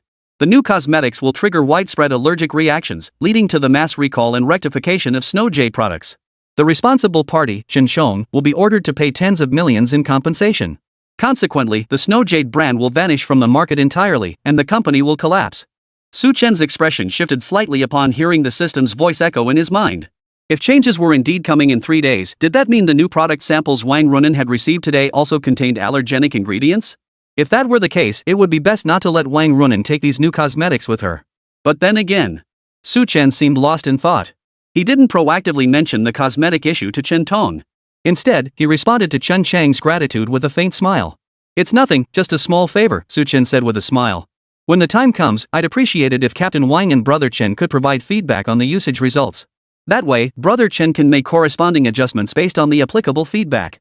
Wang Runan naturally nodded in agreement, replying with a faint smile, no problem at all. Shui is a beloved national brand that performs exceptionally well. If these new products prove effective, I'll definitely recommend them to my colleagues. With Wang Runan's assurance, Chen Chong felt even more grateful. Glancing at his wristwatch, he extended an invitation. It's almost noon, and I'm feeling a bit peckish. If Brother Su and Miss Chen have no plans for lunch, why don't we grab a bite together? Su Chen naturally had no objections. After all, in his eyes, Chen Chong had become like a good brother to him. It was just a meal, and it wouldn't take up much time. Wang Runan, however, being the captain of the police station, might be busy this afternoon. Therefore, Su Chen didn't immediately agree. Instead, he turned to look at Wang Runan. Captain Wang, if you're not too busy today, why not join Brother Chen for lunch? Wang Runan didn't decline their invitation outright. After a moment's thought, she accepted. I'd be honored to accept. It was clear that Chen Chong and Su Chen had a good relationship. Moreover, Wang Runan was well aware that the reason she had managed to escape from Mr. Lin at the Shangri-La Hotel during their class reunion last time was largely due to the crucial phone call Su Chen had made to Chen Chong. Without Chen Chang's intervention, the situation likely wouldn't have been resolved so smoothly. With this in mind, Wang Runan personally thanked Chen Chong. I almost forgot last time, it was thanks to Mr. Chen stepping in that Su Chen and I could escape Mr. Lin's clutches. Truly, thank you, Mr. Chen. Chen Chong froze upon hearing this, then realized Wang Runan was referring to the Mr. Lin who had offended Su Chen that night, the business partner from his own company. He nodded in understanding, then waved his hand dismissively with a carefree smile. It was no trouble at all. Brother Su asked for my help, so such a small matter isn't worth mentioning. Mr. Lin brought this upon himself. Our company has already terminated our partnership with him. Seeing how close Chen Chong and Su Chen seemed, Wang Runan felt it would be awkward to dwell on the gratitude. The three left the company and headed to a nearby restaurant for a meal. The meal was a thoroughly enjoyable affair for both host and guests. As it drew to a close, Chen Chong glanced at the two of them with an expression that seemed to want to say something, yet ultimately remained silent. But even if Chen Chong kept quiet, Su Chen wasn't exactly a little angel. He instantly saw through Chen Chang's hesitation. Considering their relationship and knowing Chen Chong wasn't the type to need help without mentioning it, especially since he'd already assisted him on numerous occasions, Su Chen understood. Today's meeting was clearly about more than just handing over some new makeup samples. So Su Chen cleared his throat and took the initiative. Brother Chen, I can tell you have something on your mind. There's no need to beat around the bush between us. Just say what you need to say. If I can help, I definitely will. Su Chen's initiative to broach the subject made it clear to Chen Chong that hiding anything was futile. After all, his earlier expression had been unmistakable, anyone with eyes could see it. Since concealment was futile, Chen Chong sighed helplessly and shook his head. I knew I couldn't hide it from you, Brother Su. The truth is, we have a new cosmetic product launching soon, and we're about to kick off its promotional campaign. I thought, if you had a suitable candidate, I'd love to ask you to recommend a young lady to be our cosmetics spokesperson. It's that simple. But I was afraid to trouble you, so... Watching Chen Chong grow visibly flustered toward the end of his explanation, Su Chen suddenly understood. I thought it was something major. Turns out it's just a minor thing, no big deal at all. Su Chen laughed heartily. The first names that sprang to mind were Lin Wanner and Chen Bingyan. Both possessed angelic faces and devilish figures, their skin flawless and snow white. Beyond them, there was also Zhao Xining, whose beauty was equally striking. Any one of these three, let alone all three together, could easily become spokesmodels for Xuechui Cosmetics. Even if they entered the entertainment industry, their looks would instantly outshine today's top-tier celebrities and popular young stars. As for why Wang Runan wasn't considered, it was simply because she held a public office position. As the captain of the police station, having her endorse cosmetics would be somewhat inappropriate. Moreover, given Wang Runan's personality, she would certainly refuse. Still, to foster goodwill with Wang Runan, Su Chen smiled and turned his gaze toward her. Chapter 184, The Secret Formula for Advanced Beauty. Captain Wang, I think you have a great image. Would you consider becoming the spokesperson for Snow Green Cosmetics? Su Chen's words were merely a polite inquiry. Even Chen Chong beside him felt it was inappropriate for Wang Runan, a public official, to take such a role. Yet Wang Runan hadn't considered this. Facing Su Chen's graceful, courteous smile, her heartbeat inexplicably quickened. No, thank you. Wang Runan smiled apologetically at Chen Chong and declined politely. I work at the police station as a public official. It wouldn't be quite appropriate for me to be an image ambassador. Chen Chong quickly chimed in with a supportive smile. Captain Wang is absolutely right. In that case, Brother Su, do you have any more suitable candidates in mind? Of course I do, Su Chen replied with a cheerful smile. I have 3 candidates in mind. I'll discuss it with them and let Brother Chen know the outcome as soon as possible. Chen Chong was naturally filled with gratitude. That would be incredibly helpful, Brother Su. Our new product launch is in a week. Once you've confirmed the candidates, let's meet again in 3 days to discuss further. With this matter settled, the last weight lifted from Chen Chang's mind. It wasn't that he was unwilling to approach celebrities in the entertainment industry. The problem was that those popular young actresses tended to favor more glamorous, high-end international skincare brands. Naturally, they looked down on Snow Jade, a rather ordinary domestic product. If not for this situation, he wouldn't have wanted to trouble Su Chen. Still, the dinner had solidified their partnership. Afterward, Chen Chong specifically arranged for several sets of the new products to be slipped to Su Chen, saying they were for the potential endorsers to try. Su Chen accepted them without hesitation, nodding with a smile. Once Chen Chong departed, Su Chen finally withdrew his gaze. He glanced at the cosmetics in his hands, then shifted his eyes to the packaging box in Wang Runan's hands. Still seated in the car, Wang Runan followed his gaze when she noticed his look and saw the skincare products in her hands, puzzled. It seemed Su Chen already had several trial sets of the new products in his hands, so why was he staring at hers? Why are you staring at that makeup? Do you want it? It wasn't surprising that Wang Runan thought this.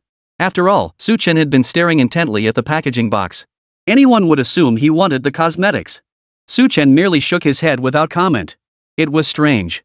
If he didn't want it, why was he staring at the box? Wang Runan murmured to herself in puzzlement, but didn't dwell on it. What she had no idea about was that the moment Su Chen pulled his gaze away, he immediately called out to the system in his mind. System, can I ask if the trial-size cosmetic product Wang Runen and I are holding contains any highly allergenic ingredients? If Wang Runen's new product sample also had issues, he'd need to call Chen immediately and have him suspend distribution of the new items. Host requires 10 reputation points to detect cosmetic safety issues. Are you willing to spend 10 reputation points? Chen was speechless. He hadn't expected the system to be so greedy. Just wanting to know if the cosmetics were problematic required 10 reputation points. Clearly, an elite good brother only required 15 reputation points for direct exchange. To get intelligence on a single cosmetic product cost 2/3 of his reputation points. But complaints aside, Chen knew that determining whether the new trial product in Wang Runen's hands was problematic was crucial for Chun Chang's cosmetics company. Besides, he had an endless supply of reputation points. So he didn't care at all and chose to exchange without hesitation. Ding! Host successfully spent 10 reputation points for cosmetic testing. System verification confirms no safety hazards in the trial products held by the host and Wang Runen. They are safe for normal use. Upon hearing the system confirm there were no safety concerns, Chen finally breathed a sigh of relief. As long as there were no problems, at least it meant that all the new products manufactured before the official launch in a week's time would be flawless. Even so, he still needed to find a way to contact Chen Chong. He wanted to see if he could get direct access to the cosmetics manufacturer, ideally to confirm on the spot that those skincare products were indeed defective. With this thought, a plan began to form in his mind. He knew exactly what to do next. Beside him, Wang Runen couldn't shake the feeling that the man sitting next to her had seemed anxious and tense just moments ago. But now, Chen seemed perfectly fine. She couldn't tell if it was just her imagination. Honestly, she'd been acting a bit neurotic lately. Why did she keep thinking Chen cared about her? She was definitely overthinking it. Yes, that had to be it. Wang Runen kept repeating this mantra to herself, completely unaware that she had already carved out a place for Chen in her heart without realizing it. After dropping Wang Runen off at the police station, Chen slid back into the rear seat and deftly activated the system. Now that he knew Shui Cosmetics would face trouble in a week, he needed to prepare in advance. That way, he could respond in advance and help President Chen weather this crisis. He scrolled through the system store relentlessly until, after flipping through nearly half a page, he finally found what he sought in one of the options. Premium Skincare Formula delivers the world's most advanced skincare effects. After application, skin becomes silky smooth and creamy. Requires 50 reputation points. Good grief, just this skincare formula alone required 50 reputation points. Chen was startled by the steep price, but he currently had no shortage of reputation points. Even purchasing this formula wouldn't cause him any heartache. Moreover, he already had a plan in mind. Without a moment's hesitation, he selected the exchange. Ding! Congratulations, host, on spending 50 reputation points to acquire the advanced skincare formula. The moment the formula landed in his hands, a vast new mass of information flooded Chen's mind. This vast amount of content felt as though it had always existed within his mind, fitting seamlessly without any sense of incongruity. It included several beauty-enhancing skincare formulas, dietary therapies, and topical treatments, a comprehensive collection. Simply purchasing this one advanced formula felt like acquiring every conceivable beauty and skincare knowledge formula in absolute steel. Chapter 185, Sun Jihong's Invitation. Chen was overjoyed. He sifted through the formulas in his mind repeatedly before finally selecting one. If he could successfully implement this formula, the impending cosmetics crisis in a week's time would surely be resolved without a hitch. At this thought, Chen felt a slight sense of relief. Solving this problem would make all the points he spent today worthwhile. 3 days later, Sun Jihong personally called Chen. Chen had just woken up that morning. Although he had received Sun Jihong's business card, he hadn't saved the number. So when an unknown number appeared on his phone, he didn't recognize it at first.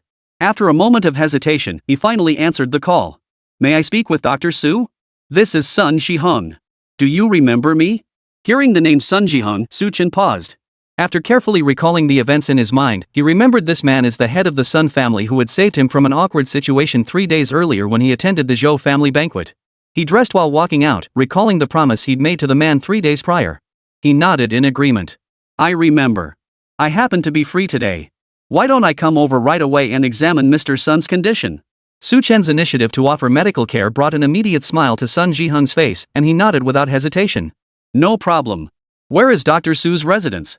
I'll personally send someone to fetch you. That won't be necessary, Chen shook his head. No need for such trouble. Just give me the address, Mr. Sun, and I'll have my driver take me there. Although Chen could drive himself, Zhong Zicheng had been by his side every day since becoming his driver, willingly fulfilling that role. This made Chen, who had initially intended to use Zhong Zicheng merely as practice to reform him, see little reason to insist otherwise. Sun Jihong was about to say something else, but upon hearing Chen's firm tone, he could only nod his thanks and give him the address. After exchanging a few more polite words with the man, Su Chen had a simple breakfast at home. Zhong Zicheng then drove them away from Shanshui apartments toward Yunhai Villas. Indeed, Sun Jiheng's residence was also in Yunhai Villa number 9. However, while waiting at a red light along the way, a sudden commotion erupted at the intersection outside. Catch the thief! Catch the thief! Hearing the commotion, Su Chen instinctively looked in that direction. He saw a man clutching an elegant handbag, sprinting frantically down the street. Not far behind him, a girl with flowing long hair gave chase. But her high heels hampered her progress, causing the distance between her and the thief to widen. Through the car window, Su Chen could clearly see the girl had an excellent figure and a pure, natural beauty, like a lotus blossom untouched by makeup. Despite the crowd on the street, few people came to the girl's aid in chasing the thief. In fact, hardly anyone could even keep up. Witnessing this scene, Su Chen instinctively glanced at the traffic light. Seeing only 10 seconds left before it turned green, he didn't hesitate. Without a second thought, he opened the car door. "Brother Su, the light's about to turn green. Where are you going?" Zhong Zicheng asked urgently. Su Chen nearly waved him off, too pressed for time to explain further. "Just park the car nearby and wait for me. I'll be back soon." With that, Su Chen swiftly slammed the door shut and turned to chase after the direction the thief had fled. After all, this was a thief he'd encountered. If he hadn't witnessed it, he might have let it go. But today, he had clearly seen a thief pass right by him. If he didn't do anything about it, he simply couldn't live with himself. Su Chen sprinted forward at full speed. Thanks to the system's enhancement, his stamina far surpassed what it had been before. Within just 3 or 5 minutes, he was closing in on the thief. Just as he was about to catch up, Su Chen suddenly lunged forward with his left leg, using his right leg to block the thief's escape route. Caught completely off guard, never expecting anyone to catch up, the thief's right leg, still poised to step forward, was tripped by Su Chen. His entire body lurched forward, crashing to the ground in a sprawling heap with a loud thud. His head slammed down with a thud, making intimate contact with the pavement. The impact sent stars dancing before his eyes, leaving him momentarily unable to rise. Seeing this, Su Chen swiftly snatched the elegant handbag from the thief's grasp. Just then, the breathless young woman whose purse had been snatched arrived at the scene. Bystanders who had joined the chase saw the thief sprawled on the ground and the bag recovered.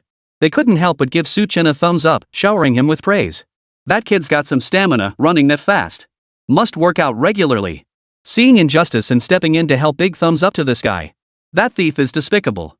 Robbing people in broad daylight? We need to call the police immediately and have him arrested." "Exactly. I already called the police. They should be here any minute." Everyone kept praising Su Chen. Some even pulled out their phones to film the scene and upload it to the Magic Voice app. The moment the video went live, it spread like wildfire through word of mouth. With views skyrocketing, within just a couple of hours, news of Su Chen catching the thief began to gain traction and spread far and wide. Of course, that was 3 hours later. Faced with everyone's praise, Su Chen felt a bit embarrassed. He then looked at the girl panting heavily before him and handed her the bag he was holding. "Miss, this is your bag, right? Check if anything's missing." The girl snatched the bag back as if it were a treasure, too flustered to even say thank you. She fumbled it open, confirmed everything was intact, and finally let out a long sigh of relief. With her belongings safe, she finally lifted her head and studied Su Chen intently. Seeing the young man who had returned her bag with his sharp, handsome features and striking features, she was momentarily stunned by his appearance. Then, she gave Su Chen a gentle, soft smile. "Thank you, sir. Everything inside is accounted for." Hearing her reply, Su Chen nodded and brushed imaginary dust off his clothes. "Glad nothing's missing. I've got other business to attend to. When the police arrive later, just follow their lead for the statement. I won't be joining you." Chapter 186, Street Robbery. With half an hour left before his meeting with Sun Jiheng, going to give a statement would definitely delay him. Besides, the thief had been caught and the girl hadn't lost anything.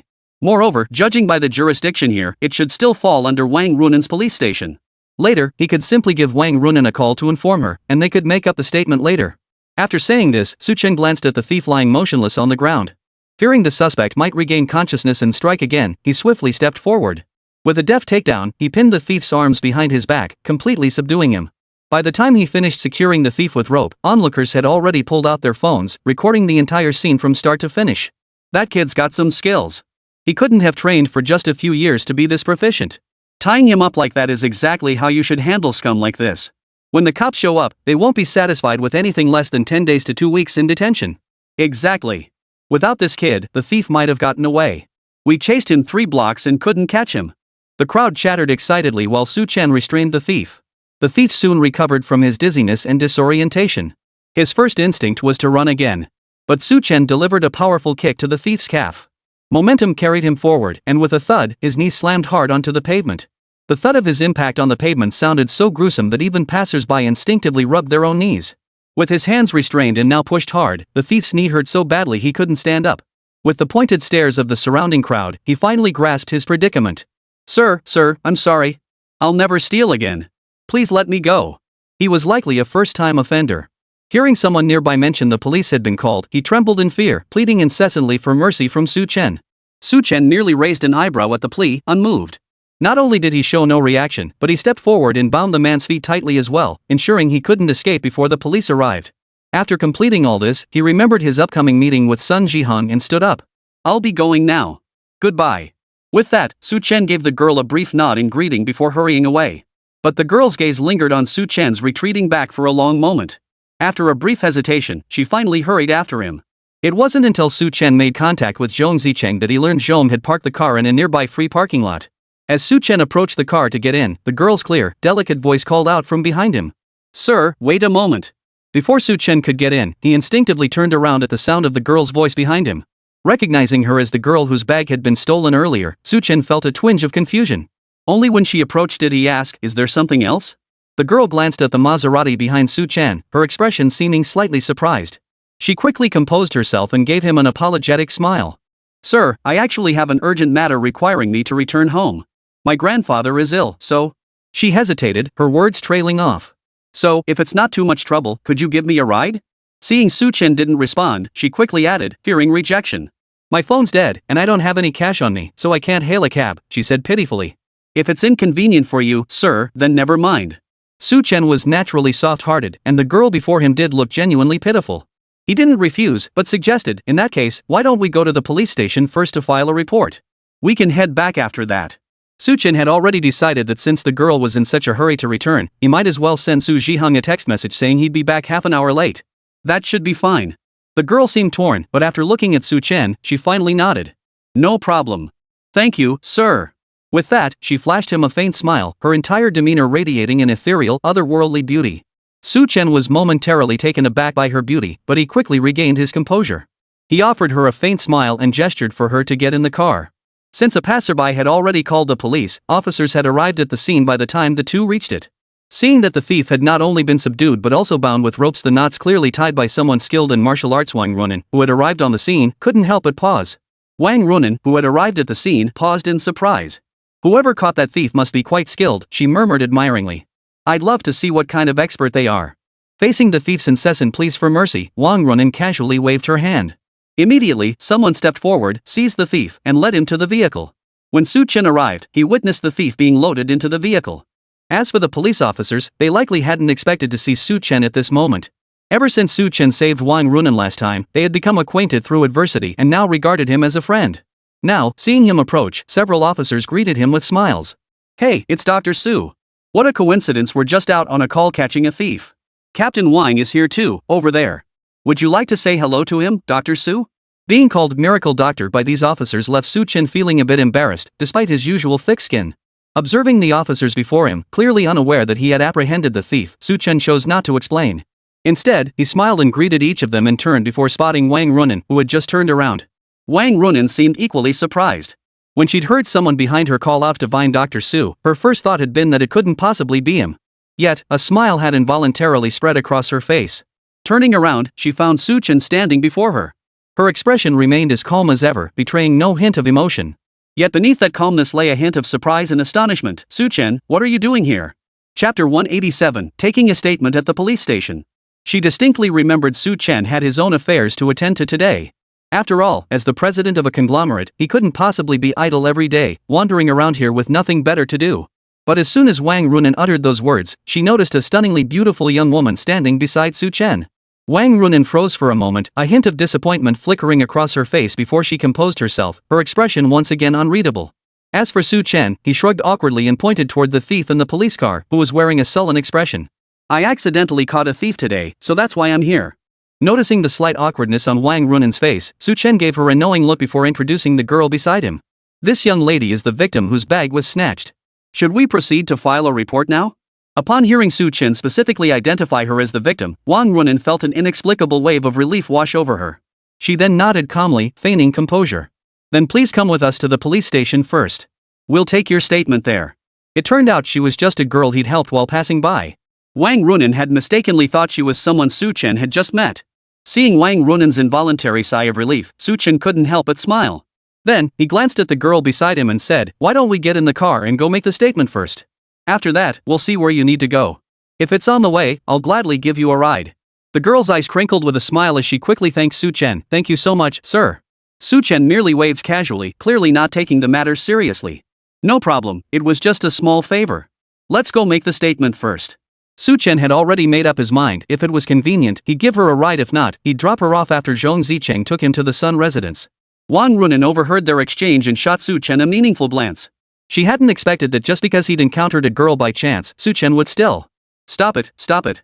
Wang Runan slammed on the mental brakes, quickly forbidding herself from dwelling on the thought.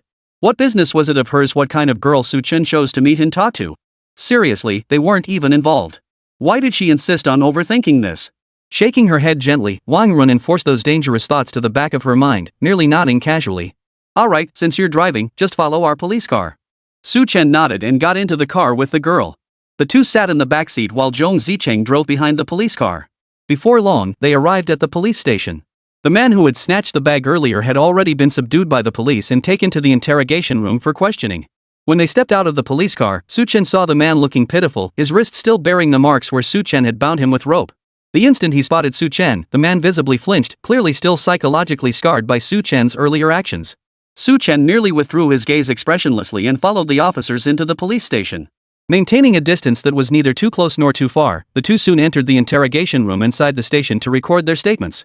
Since Su Chen was recognized as a good Samaritan and the girl was the victim, after a brief statement, the girl provided her contact information, and the matter was largely resolved. When they emerged from the station, Wang Runan accompanied them outside.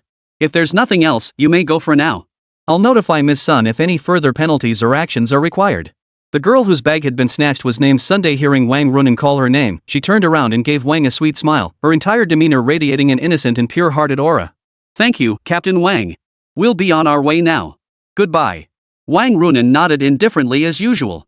Just as Su Chen was about to leave, he paused abruptly. Wang Runan looked slightly puzzled.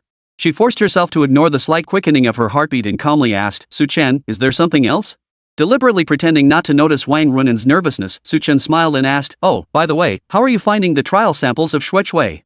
If there are no issues, I can mention it to Brother Chen later." Wang Runan froze, having assumed Su Chen was about to ask her out. Hearing his words, she finally snapped back to reality. To cover her awkwardness, she flicked a strand of hair behind her ear before nodding casually. It's okay. It seems to work better than regular cosmetics." Su Chen smiled warmly and nodded. "Glad it suits you. We'll be heading out now. Goodbye, Captain Wang." Wang Runan stared blankly at the sudden smile on Su Chen's face, nodding belatedly. By the time she snapped back to reality, Su Chen and the girl were already seated in the car. And on her own face, there seemed to be a faint, lingering smile. How embarrassing. Why did she suddenly smile like that? Wang Runan shot a flustered glare in the direction of the departing car, yet a faint smile slipped onto her own face despite herself. As for Su Chen inside the car, his mind was entirely occupied with how he would treat the elderly patriarch of the Sun family. The way Sun Jihang had looked at him earlier, as if he'd grasped a lifeline, suggested the old man's illness was far from simple. The girl beside him shot him a curious glance. Unable to contain her curiosity, she finally asked, "By the way, Mr. Su, you seem to be quite close with that Captain Wang?" The girl, seemingly encountering someone with police connections for the first time, asked with genuine curiosity. Su Chen turned to face her and gave a casual nod. "We get along pretty well. By the way, where were you planning to go later?" Her question jogged Su Chen's memory. He was supposed to give her a ride. She thought for a moment, then gave Su Chen an embarrassed smile, though it seemed a bit forced, tinged with a hint of anxiety. "I was planning to go to Yunhai Villa. Would it be convenient for you, Mr. Su?" "Yunhai Villa?" Su Chen was taken aback at the mention of those 4 words, then smiled. Chapter 188, Coincidence. What a coincidence! He was indeed headed to Villa 9 at Yunhai Villa. This wasn't just convenient, it meant he could simply drop someone off on his way to the Sun family estate. Well, that is quite a coincidence. I was also planning to go to Yunhai Villa. Sun Nini looked taken aback at first, then her eyes crinkled with amusement as she replied, "It is quite a coincidence indeed. In that case, I'll have to rely on you, Mr. Su. If it weren't for the difficulty of hailing a cab around here and my lack of cash, I wouldn't want to trouble you with this ride." "No problem at all. It's just a detour for me."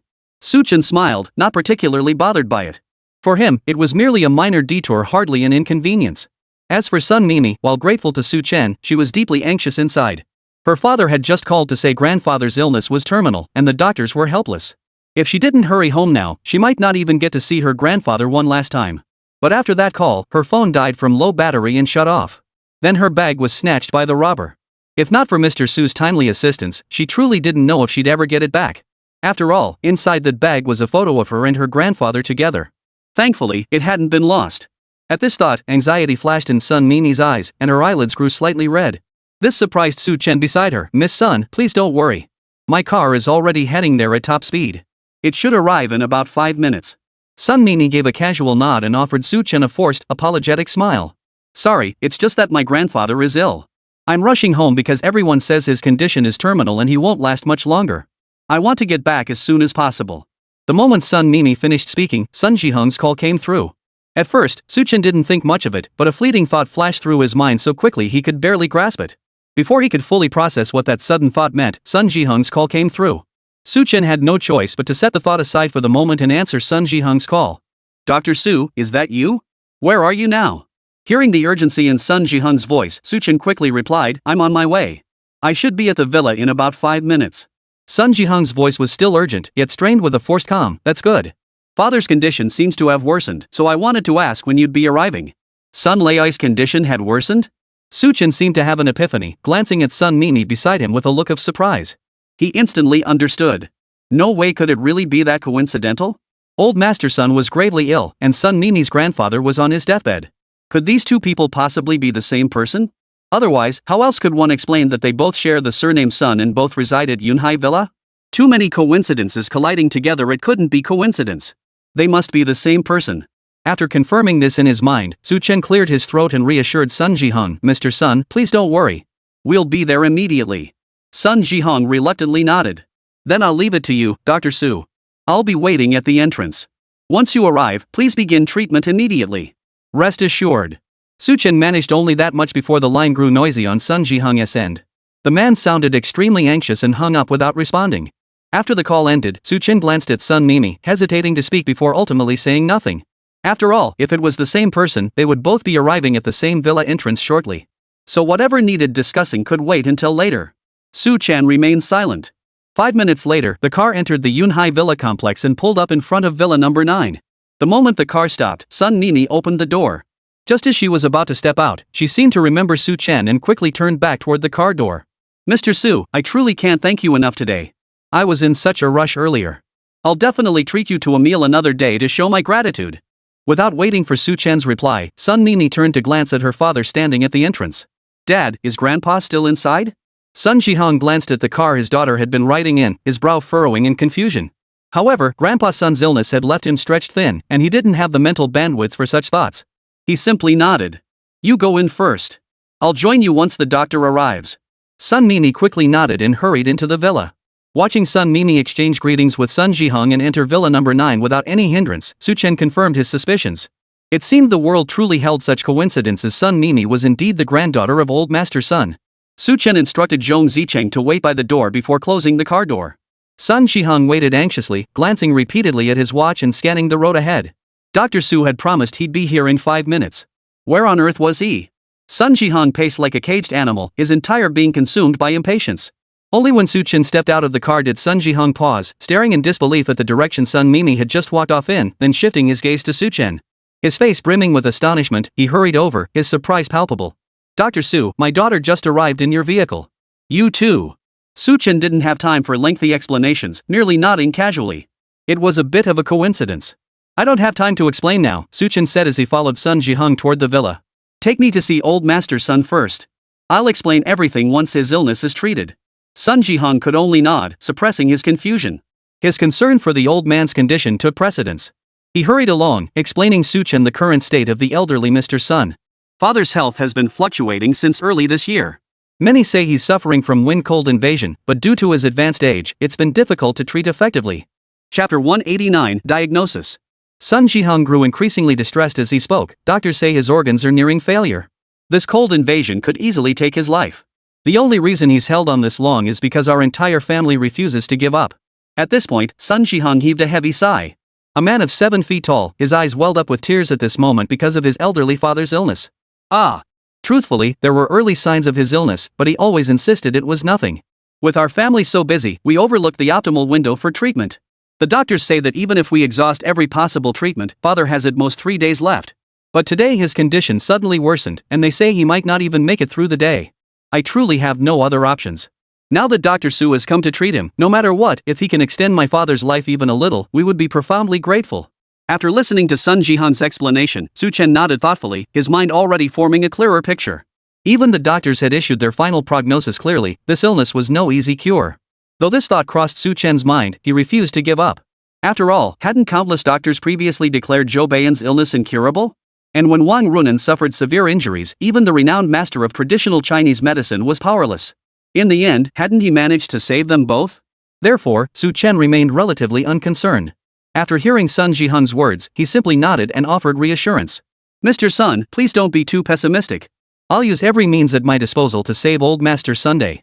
No sooner had the words left his mouth than Sun Jihan led Su Chen to the door of a room and opened it. Upon entering, Su Chen immediately saw the room filled with people and an elderly man lying in a hospital bed, his body visibly weakened by illness. Various life support machines stood beside the bed, each emitting a cold, piercing beep. At least they were barely sustaining the old man's vital signs. As for Sun Mimi, she stood weeping before the bed, her eyes fixed intently on the old man, unable to even blink. The moment Su Chen entered, many eyes turned to Sun Jihong and Su Chen.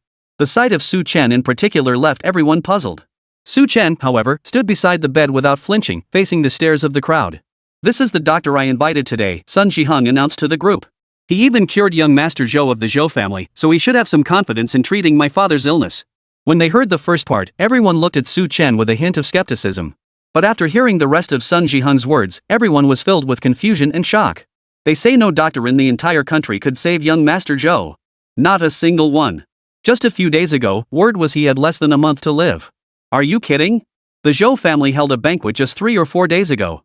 How could young Master Zhou not have appeared at the banquet? Clearly, this Dr. Su must possess some skill.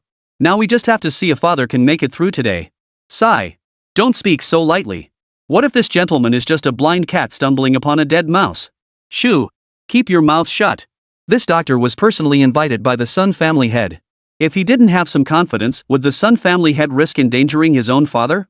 Whispers of all kinds filled his ears. As for Su Chen, he paid them little mind, slowly withdrawing his gaze to fix it upon the sickbed where old Master Sun lay. The old man's breath was faint as a thread, his energy seemingly spent. According to Sun Jihong, the old man had been afflicted by cold qi. But upon closer inspection, that didn't seem to be the case. Superficially, it resembled cold qi invasion, compounded by the elderly man's advanced age and declining organ function worsening his condition. Yet in reality, while the two conditions shared some similarities, there existed an extremely subtle difference. Therefore, Su Chen calmly lifted his head and smiled at Sun Jihong. "Master Sun, there's no need for concern. Old Master Sun isn't suffering from ordinary cold invasion. Rather, his advanced age and weakened constitution, compounded by exposure to wind and cold, have exacerbated his pre-existing severe asthma. It's only because of the cold invasion symptoms that his asthma has been mistakenly treated as a common cough. Therefore, after I perform some simple acupuncture and prescribe a month's worth of herbs for the old gentleman to take, his condition should improve significantly." Hearing Su Chen's words, Sun Jihong's face lit up with a hint of relief. "Dr. Su, are you certain of this?" Hearing Su Chen suggest the elderly man who had been given only 1 day to live might be cured, Sun Jihong clung to this hope like a last lifeline, his face brimming with anticipation and expectation. As for Sun Mimi, her eyes were fixed entirely on old Master Sunday. Even when Su Chen arrived, she didn't lift her gaze once. Suddenly hearing that familiar voice, she instinctively looked up and saw Su Chen, who should have already left, standing right there in the hospital room. She was utterly surprised. "You? What are you doing here?" Sun Mimi's face was filled with disbelief. Beside her, Sun Jihong looked even more puzzled. Hadn't his daughter just gotten out of Su Chen's car? Logically, these two shouldn't even know each other. So what was going on now? But Sun Jihong had no mind to question their relationship now. His thoughts were entirely focused on his father. Su Chen also didn't have time to explain much to Sun Mimi, merely giving a slight nod. "I'll explain everything later. Right now, treating Mr. Sun's illness is the priority." At the mention of her grandfather, Sun Mimi looked at the young face before her, her expression tinged with unease and doubt. "Mr. Su, are you truly confident you can cure my grandfather's illness?" Noting the doubt on Sun Mimi's face, Su Chen didn't feel like explaining further. He simply smiled. "Miss Sun, rest assured. I pledge on my honor that Mr. Sun's illness will be cured." Sun Jihong, standing nearby, was also focused entirely on Mr. Sun. "Mimi, just trust Dr. Su. I'm confident in this matter. After all, he cured young Master Zhou. Nothing is impossible for him. Earlier, Sun Mimi had indeed overheard her father mention that this young man had cured young Master Zhou's illness. Chapter 190, Resurrection. It wasn't that she didn't trust Su Chen, it was that Su Chen was so young, while young Master Zhou was already beyond saving. If he truly could cure young Master Zhou, Sun Mimi's first thought was that Su Chen had merely stumbled upon a miracle by sheer luck. Even when the head of the Zhou family scoured the nation for renowned physicians including the legendary master of traditional Chinese medicine, old Master Su, they had all been utterly helpless. So, could it truly be that Su Chen had cured young Master Zhou with genuine skill? Sun Mimi harbored some doubts in her heart. Yet seeing her father's expression so resolutely certain, it was clear he placed his faith in Su Chen's medical skills. So she held her tongue. After all, there was no one in the entire country who could save her grandfather now. Whether Su Chen could actually help or not, at least there was still a glimmer of possibility. She could seize this chance even if it meant treating a dead horse as a live one. Nothing worse could happen. Besides, he had helped her retrieve her bag today. His character seemed sound, he probably wasn't a fraud. With that thought, Sun Mimi bit her lip and lifted her head to look at Su Chen. Then, Dr. Su, I'm counting on you today. A hint of doubt lingered on Sun Mimi's face, but Su Chen didn't elaborate. He merely gave a slight nod. Everyone, please make some space. I need to take Mr. Sun's pulse first. The crowd parted to let Su Chen step forward and stand beside the hospital bed. After all, the head of the Sun family had stated that this man had even saved young Master Zhou of the Zhou family from the brink of death. Perhaps today, he could also save old Master Sun. With this hope in mind, Su Chen stood beside the bed and personally took old Master Sun's pulse. After taking the pulse, Su Chen had a clear understanding. Indeed, just as he had observed, old Master Sun was afflicted by cold energy invading his body. Compounded by advanced age and frailty, along with the lingering effects of an unremarkable asthma condition, these factors had led to his current bedridden state. Having already formulated several plans in his mind, Su Chen offered a faint smile to Sun Jihung under the tense gazes of the crowd. Head Sun, there's no need for excessive worry. I'll perform acupuncture on old Master Sun, and with a month of continuous herbal treatment, he should be well on his way to recovery. Hearing Su Chen say the old gentleman could recover, Sun Jihung's face lit up with excitement. He nodded without hesitation. That's truly wonderful. Thank you, Dr. Su. Sun Jihung's face radiated excitement, while Sun Mimi beside him looked on with hopeful anticipation. As for Su Chen, he retrieved the small red cloth pouch from his robe and laid it open on the table beside him.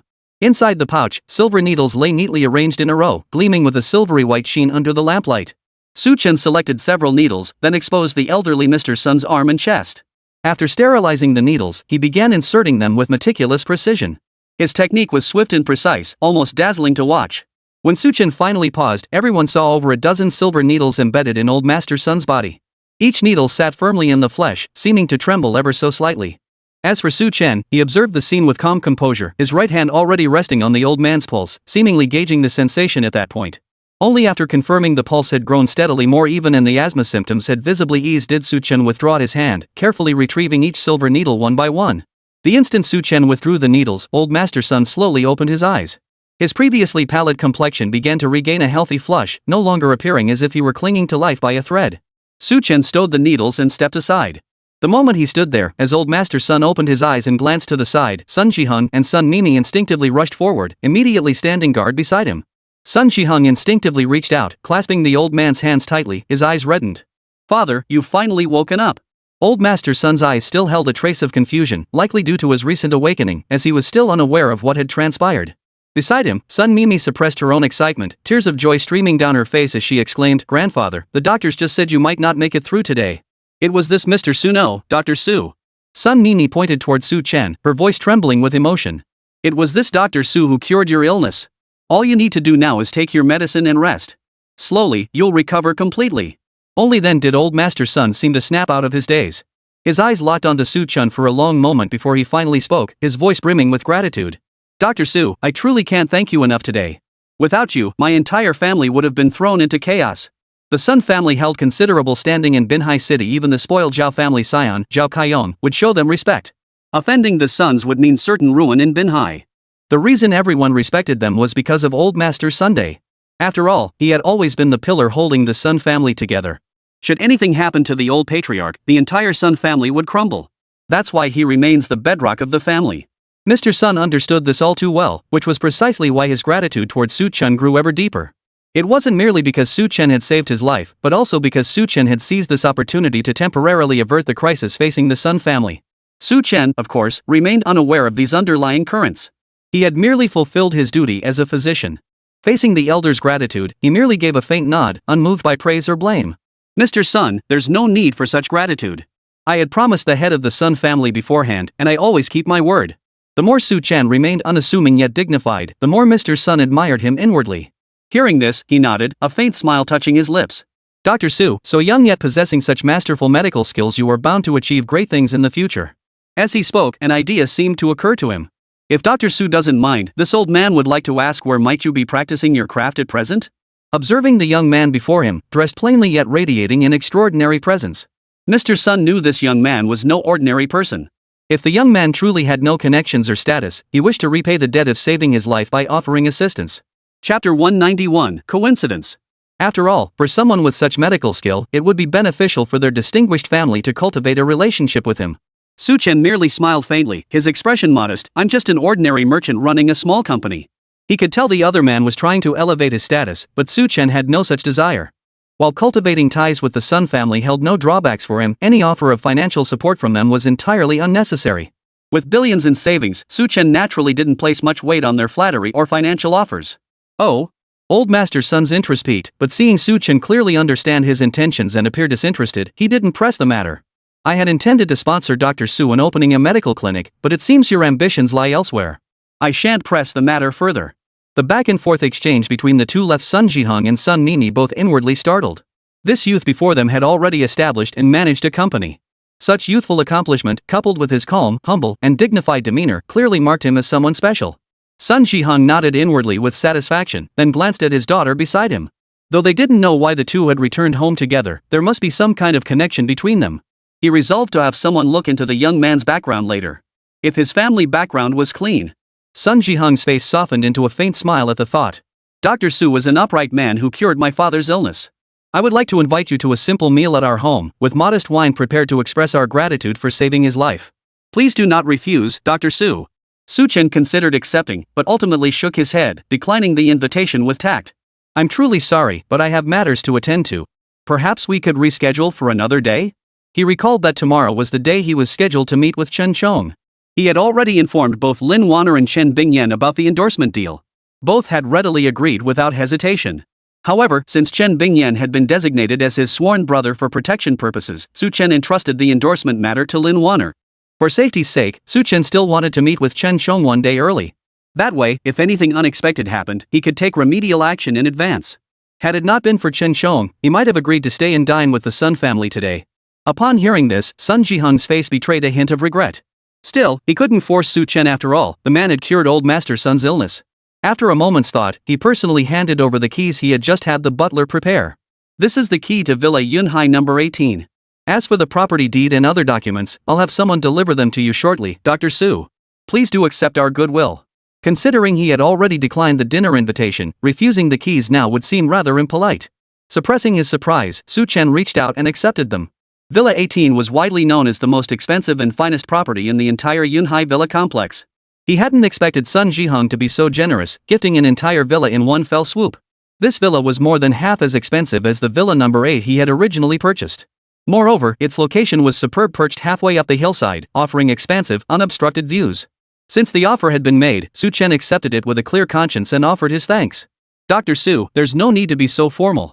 Now that his father was well again, Sun Jihong's complexion had brightened considerably, his face radiant with joy. Dr. Su, you have cured my father's illness. You are a benefactor to our entire family. This house is merely a small token of our gratitude. Once the transfer paperwork is finalized, we sincerely hope you'll find it to your liking. Su Chen nodded, exchanged a few more polite words with Sun Jihong and the others, then turned to leave. Just as Su Chen was about to head for the door, Sun Jihong shot a glance at Sun Nini. Sun Nini instantly understood. Watching Su Chen about to leave, her gaze fixed on his retreating figure, she instinctively took a step forward. Mr. Suno, Dr. Su, allow me to see you out. Sun Nini stepped forward and offered a faint smile to Su Chen. Su Chen gave a non-committal nod, allowing Sun Nini to walk beside him as they walked out together. They walked in silence until they reached the doorway. Only then did Sun Nini offer Su Chen a faint smile, her face radiating in indescribable gratitude. Dr. Su, thank you so much for everything today, for retrieving my bag earlier and for saving my grandfather. Saying this made her realize she now owed him 2 favors. Although her father had repaid one earlier, Sun Nini subconsciously felt she still owed him a favor for the bag incident. With this thought, the smile on Sun Nini's face grew even more sincere. Su Chen, however, didn't dwell on the matter. He merely smiled faintly. It was nothing more than a small gesture. Since I could be of assistance, I wouldn't stand idly by. After speaking, Su Chen glanced at the car parked by the door and said, "If there's nothing else, I'll be on my way."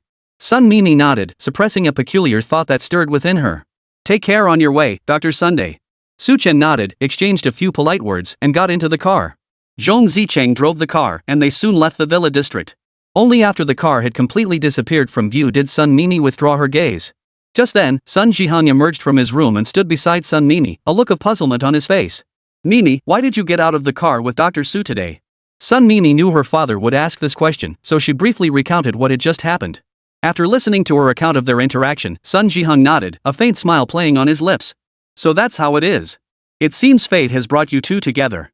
After a pause, he shifted the conversation. "Nini, what do you think of Dr. Su?" Having learned about their interaction from Sun Nini, Sun Jihang now understood Dr. Su Chen a bit better and found himself growing more impressed with him. Chapter 192, Zhao Kaiyong's scheme. If his daughter had feelings for the man, he wouldn't mind bringing them together. He just needed to see what his daughter thought of him. A father knows his daughter best. Hearing her father's inquiry, Sun Nini immediately discerned his intentions. "Father, he is indeed a fine young man. But please don't rush into matchmaking. We've only just met. It's best to hold back for now."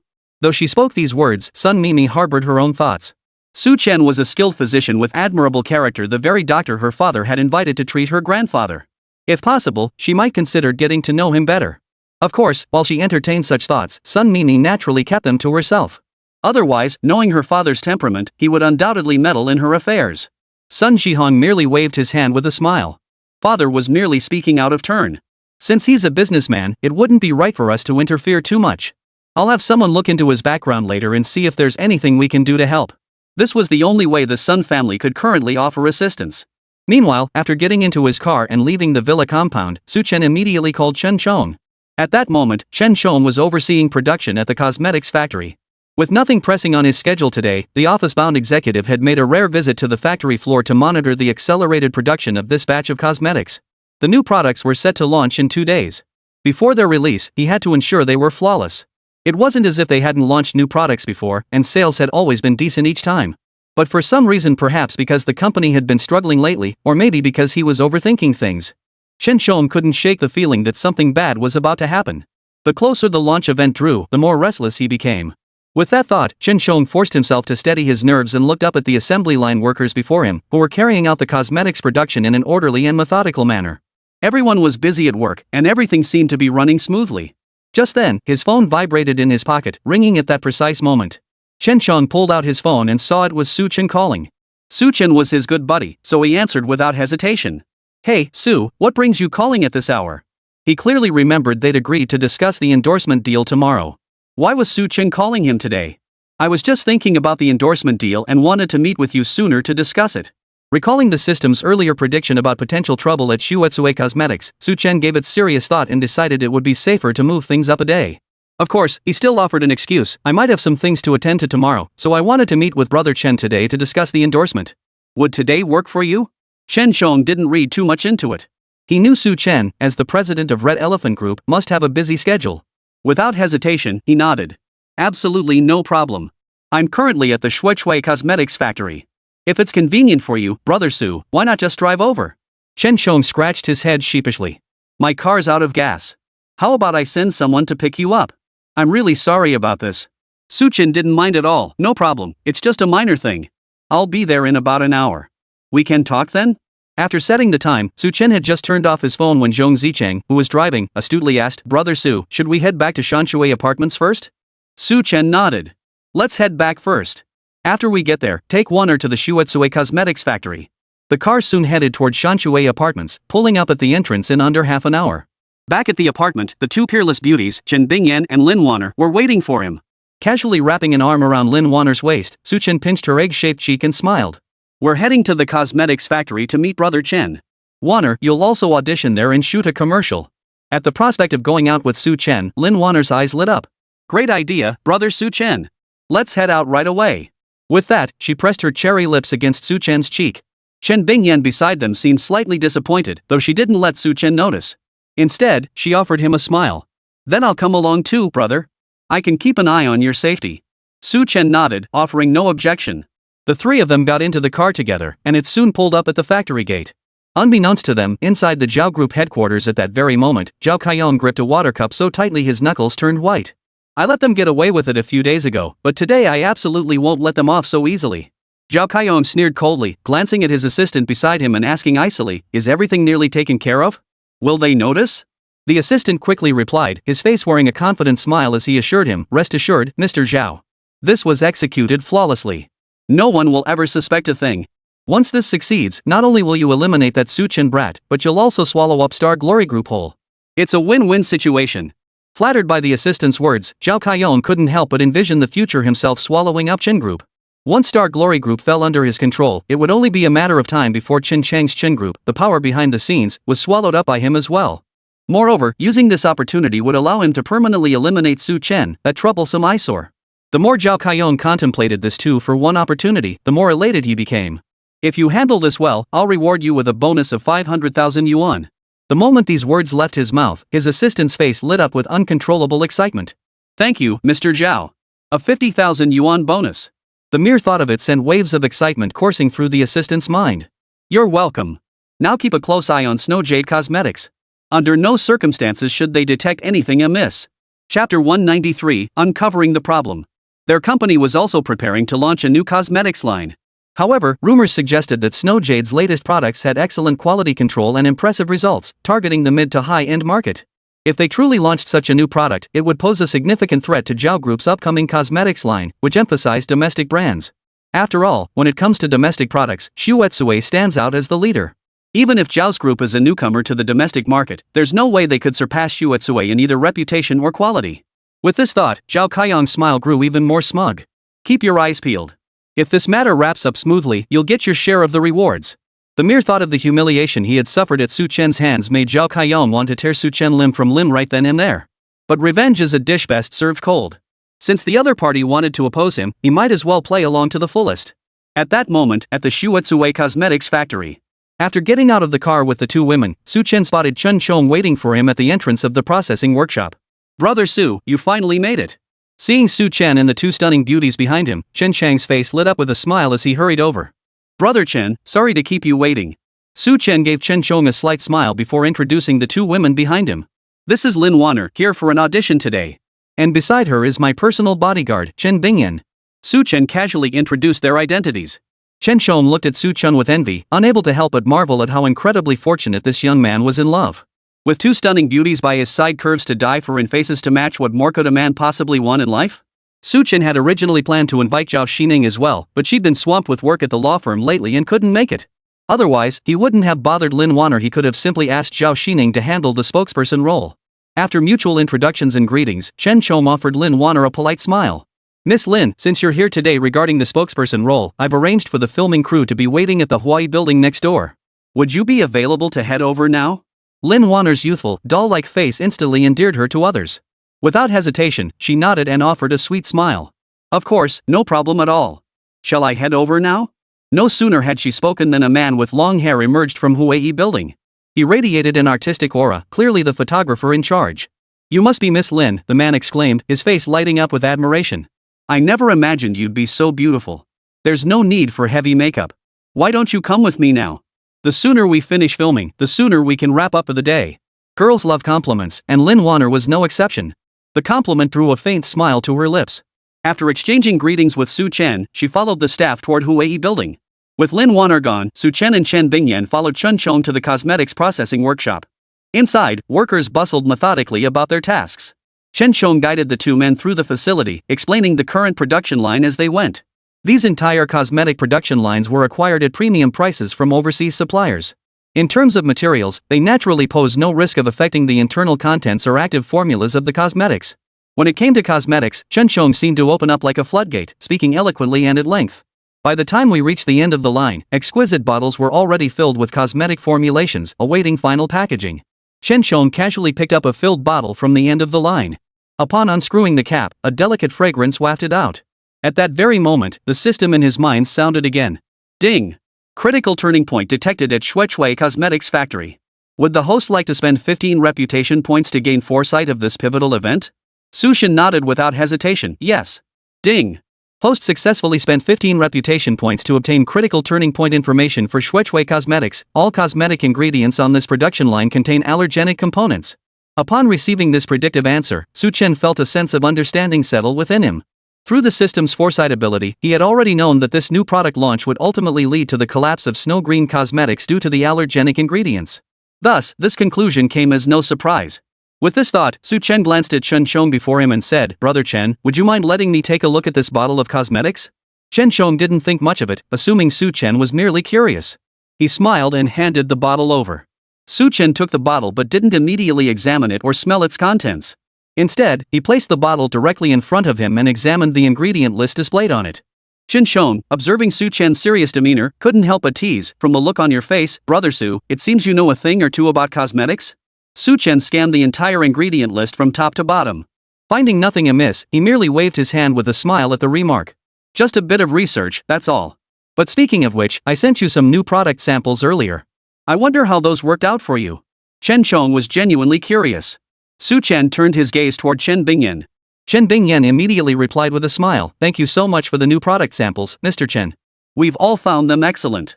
Lately, I've noticed my skin condition has improved significantly." This wasn't flattery, it was the honest truth. Hearing this, Chen Chong couldn't help but breathe a sigh of relief. As long as the quality is up to par, I'll invest heavily in influencer promotions later. Combined with Miss Lin's endorsement, these new products are bound to be a huge hit. The moment those words left his mouth, Su Chen had already lifted the sample to his nose and took a careful sniff. But what he smelled sent a chill down his spine. Earlier, Su Chen had obtained advanced cosmetic formulas and knowledge from the system. Thus, the moment he inhaled, he immediately detected something amiss. Chapter 194, Manager Zhao appears. Beyond the allergenic substances the system had warned him about, he detected other peculiarities in the scent. Frowning at the specific ingredients, Su Chen decided it would be best to inform Chen Chong directly. Chen Chang's expression darkened. After all, this was the cosmetics production line under his responsibility. Even without Su Chen saying anything, the mere sight of his furrowed brow made it clear something was amiss with the product. Chen Chong had always held unwavering faith in Su Chen's abilities. Even though Su Chen had never paid attention to the cosmetics industry, Chen Chong had a gut feeling that whatever Su Chen was about to say would be incredibly important. "Brother Su, that frown." Chen Chong couldn't help but ask nervously, "Is there a problem with the cosmetics?" Su Chen was about to nod and speak when. But just then, a portly man emerged from the workshop entrance, followed by several staff members in uniformed work attire. From their demeanor, Su Chen instantly recognized them as workshop supervisors and team leaders. The man at the front approached with an air of smug superiority. It was as if receiving Su Chen and welcoming Chen Chong here was a task they should be overjoyed to perform, rushing forward to express their gratitude. Of course, as the factory owner, Chen Chong stood there calmly for the moment. Su Chen, too, held his cosmetics expressionlessly, standing by without uttering a word. The manager-like figure at the front now approached Su Chen and Chen Chong with a warm smile, his face radiating enthusiasm. But just as he was about to speak, his gaze fell upon the cosmetics box in Su Chen's hand. His expression faltered slightly. Then, he finally spoke with a warm smile, "Mr. Chen, you suddenly arrived at the factory without informing us beforehand. If you had told us earlier, I would have definitely arranged for someone to welcome you." The flattery practically overflowed from his mouth, and the warm smile plastered across his face made his fawning intentions painfully obvious. Su Chen stood silently to the side. After all, this wasn't his company. He remained composed, his eyes fixed on the cosmetics box in his hand. Since this cosmetic issue was more serious than he'd anticipated, he needed to find an opportunity to address it immediately. He had to resolve this today. Otherwise, by tomorrow, the uproar it caused might rival the impact of the allergic reactions. Lost in thought, Chen Chong casually gave a faint nod. "The new product launch is tomorrow afternoon. I'll bring a friend over to take a look a day early." Chen Chong paused slightly, then emphasized his words as he looked at the portly man before him. "But Manager Zhao, where did you suddenly appear from in broad daylight? Shouldn't you be busy in the workshop during the day? What are you doing out here?" The tone was casual, but Manager Zhao, upon hearing it, visibly trembled from head to toe. His substantial frame trembled along with his words, creating a comical and greasy appearance. Yet Manager Zhao seemed oblivious, his smile growing even more enthusiastic. "Well, Mr. Chen," Manager Zhao said cheerfully, "I heard yesterday that you brought in an exceptional spokesperson. So I was just heading upstairs to check on the filming progress." Though his words sounded perfectly reasonable, Su Chen caught a fleeting look of guilt in Manager Zhao's eyes as he spoke. Recalling that Lin Wanner must be on the second floor filming at this very moment, Su Chen held his tongue for now. He trusted that given her personality and attitude, she wouldn't gain any advantage from this situation. If anything, she'd likely suffer a loss. Of course, as for what Manager Zhao had said today, it was probably 9/10 false. However, since the other party had no intention of stepping forward, Su Chen couldn't be bothered to dwell on it.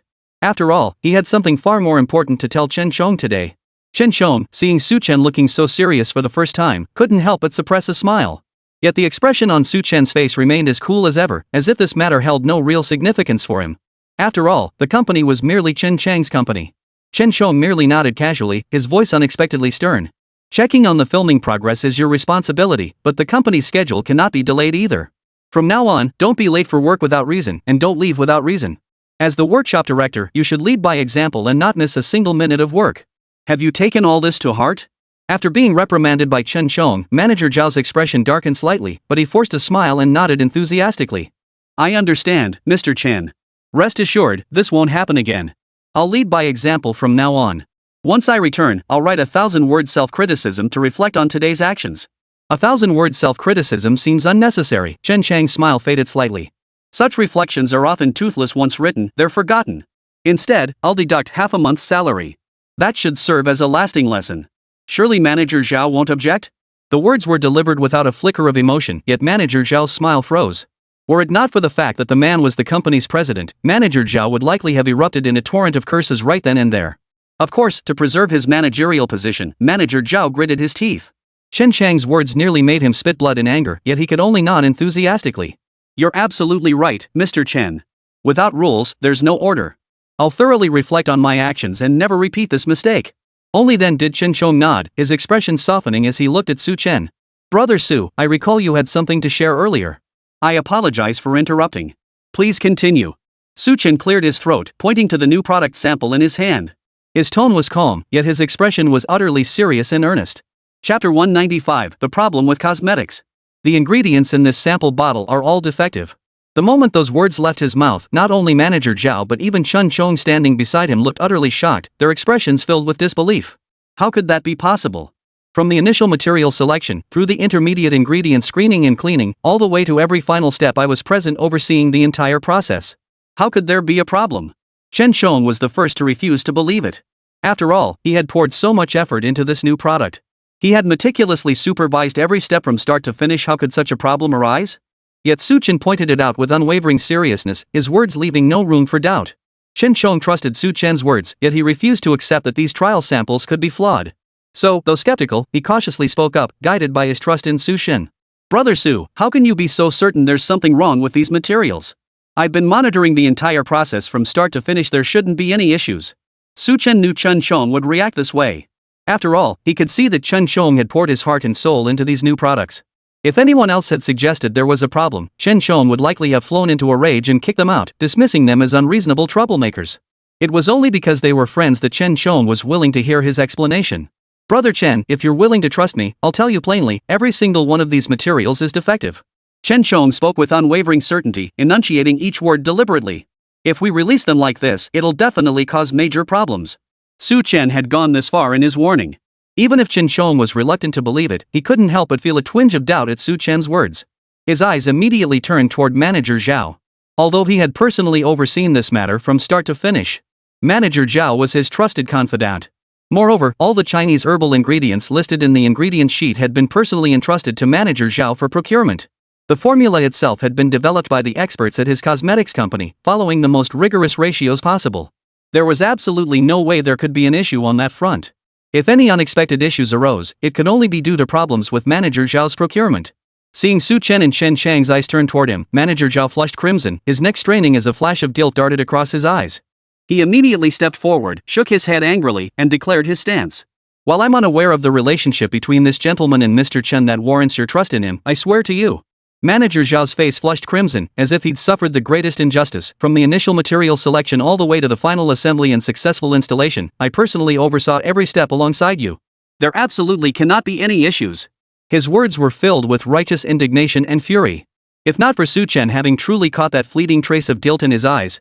Plus, the system had alerted him to issues with the cosmetics. And aside from Chen Chong, Manager Zhao was the prime suspect in this matter. Otherwise, Su Chen might have actually believed the man's words were true. Chen Chong naturally trusted Manager Zhao. Though the man spoke without thinking, was prone to flattery, and occasionally cut corners. But when it came to professional matters, this man was absolutely reliable. Yet Su Chen was also a trusted brother he held in high regard. With Su Chen having spoken so plainly, Chen Shong couldn't help but ponder the implications. On one side stood a veteran employee of his company, on the other, a trusted brother. For a moment, Chen Shong felt torn about whom to believe. But when he saw the bottle of cosmetic ingredients in Su Chen's hand, his expression paused slightly, as if something had occurred to him. He stepped forward. "Since you say there's a problem with this formula, Brother Su," Chen Shong said, pointing at the cosmetic box, "why don't you tell us exactly what's wrong with it?" This wasn't meant to put Su Chen on the spot. Chen Shong genuinely wanted to know what was wrong. He simply refused to believe these new trial products could be defective. If there truly was a problem, tomorrow's product launch would have to be postponed indefinitely. After all, if the new products were defective, they'd have to rush to develop a solution, and this entire batch of trial cosmetics would need to be recalled and destroyed. Fortunately, they had only produced a small batch, just 500 bottles in total. Even if they were lost, the financial damage would amount to only tens of thousands of yuan. Otherwise, Chen Shong would have found this reality truly unbearable.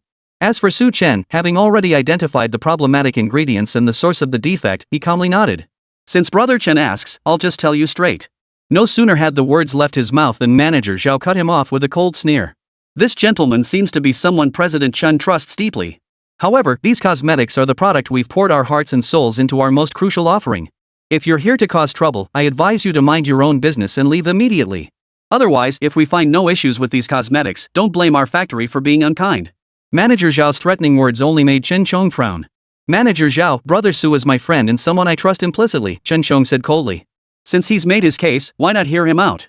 Jumping to conclusions before any findings are in, isn't that a bit premature?" While he said this, Chen Shong didn't actually believe Manager Zhao was behind it. After all, Manager Zhao had been by his side for years. Though he had his minor flaws, the company and he had always shared in each other's fortunes, rising and falling together. Therefore, if such a major problem had truly occurred, Manager Zhao would be the first to bear responsibility. He simply wouldn't dare to do something like this. On this side, Manager Zhao seemed taken aback by Chen Shong's rebuke, his expression shifting to surprise before he forced a strained smile. "Mr. Chen, you're being too hard on me. I was only thinking of what's best for our company. Please don't be angry. As for whether there's anything wrong with these cosmetics, we'll have professionals inspect them shortly. Won't that settle it?" Chapter 196, Last-Ditch Effort. Though he spoke these words, Manager Zhao felt immense satisfaction inside. Although he had indeed tampered with the cosmetics, the inspectors were his own people. Even if the inspectors were from a third-party agency hired by Chen Shong, Manager Zhao wasn't worried.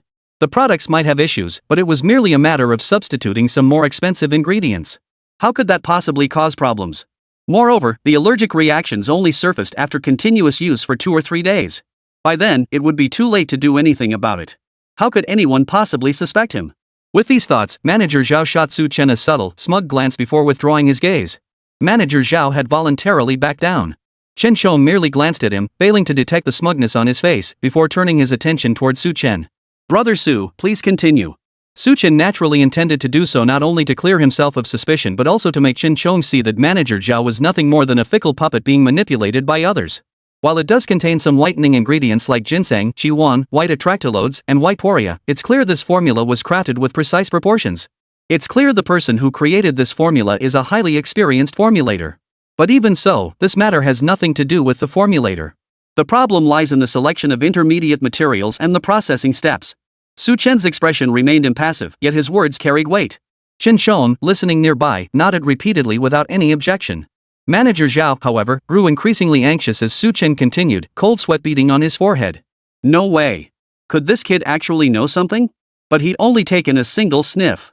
Could this guy have a nose like a dog, able to detect something just by smelling it?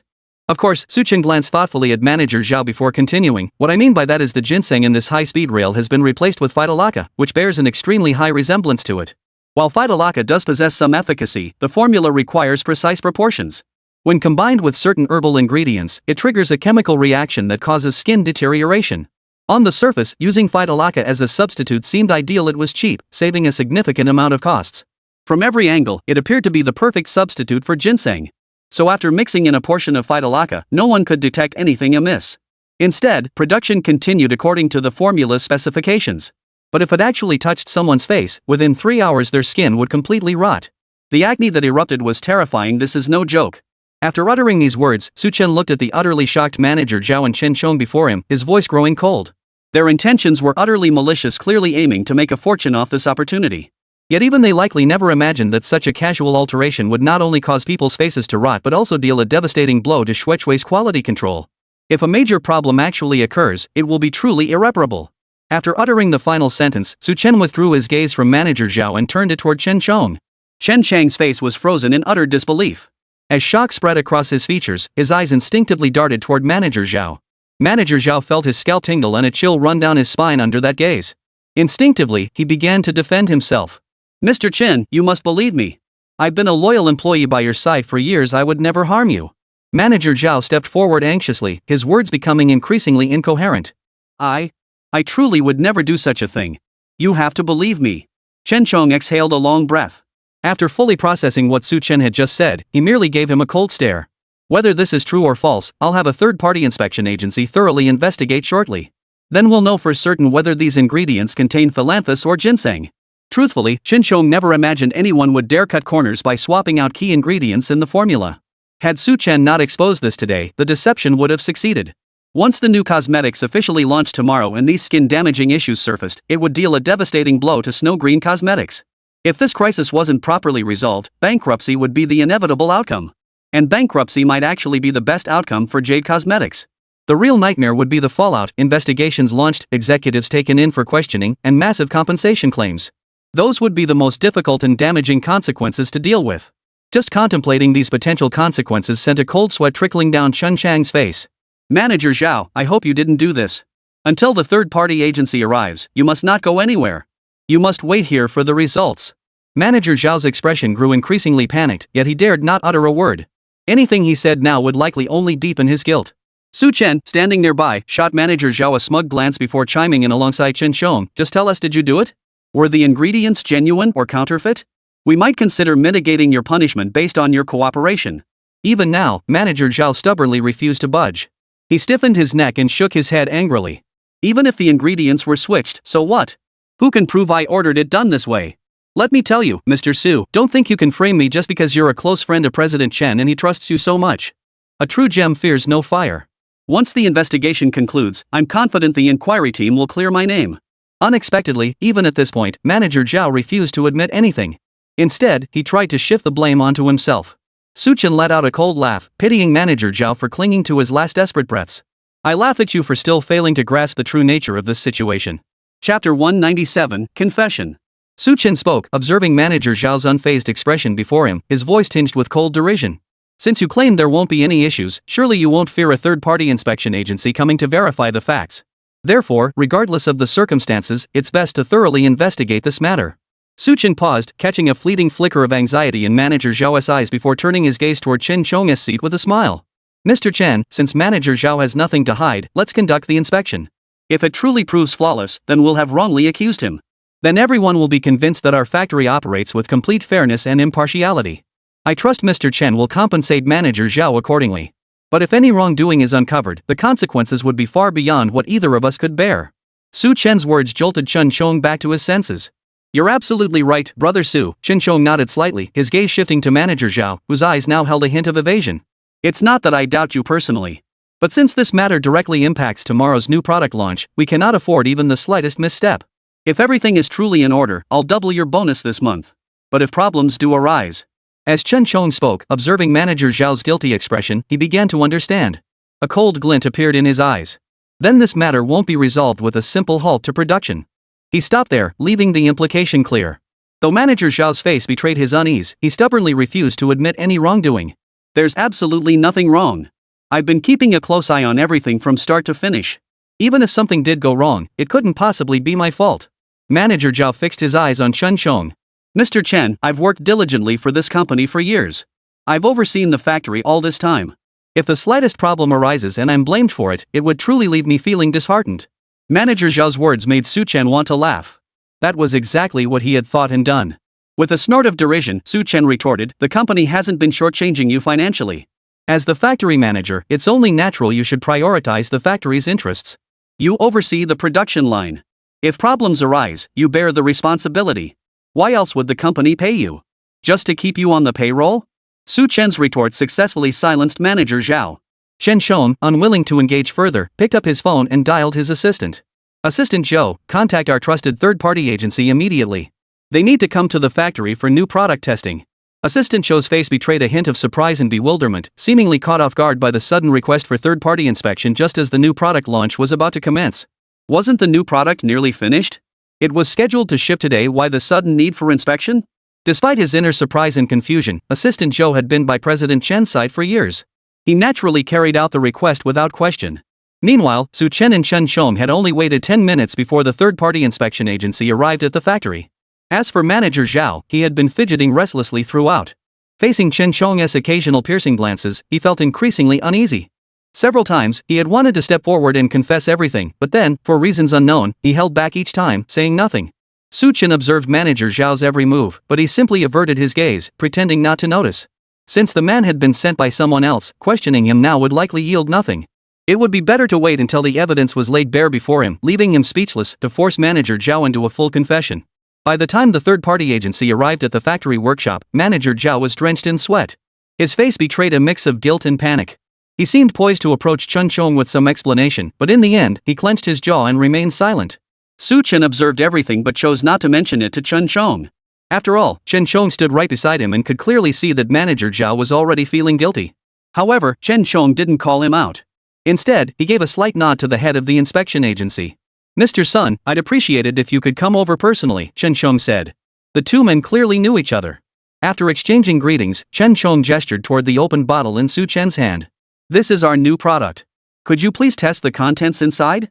Mr. Sun appeared sharp and efficient. After hearing Chen Chang's request, he reached out and took the bottle. "Then I'll need to trouble Mr. Chen to wait 2 hours. We need to take the bottle back to our testing facility. We'll inform Mr. Chen of the results as soon as they're ready." Chen Shong wasn't particularly bothered by this. What mattered to him was the final outcome. Hearing Mr. Sun's words, he merely gave a slight nod. "No problem. Thank you for your help, Mr. Sunday." After exchanging pleasantries, Mr. Sun requested 2 additional bottles from the production line as samples to account for potential data discrepancies before finally leaving the factory. Once everyone had completely departed, Chen Shong turned his gaze to Manager Zhao, who appeared flustered yet feigned composure.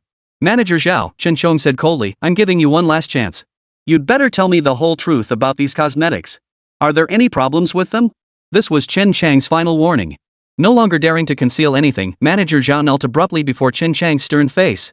"Mr. Chen," Manager Zhao wiped the cold sweat from his forehead, his forced smile looking more like a grimace than a genuine expression. "I admit there are indeed some problems with the products, but they're nowhere near as severe as Mr. Su claims." Manager Zhao's face was drawn with despair.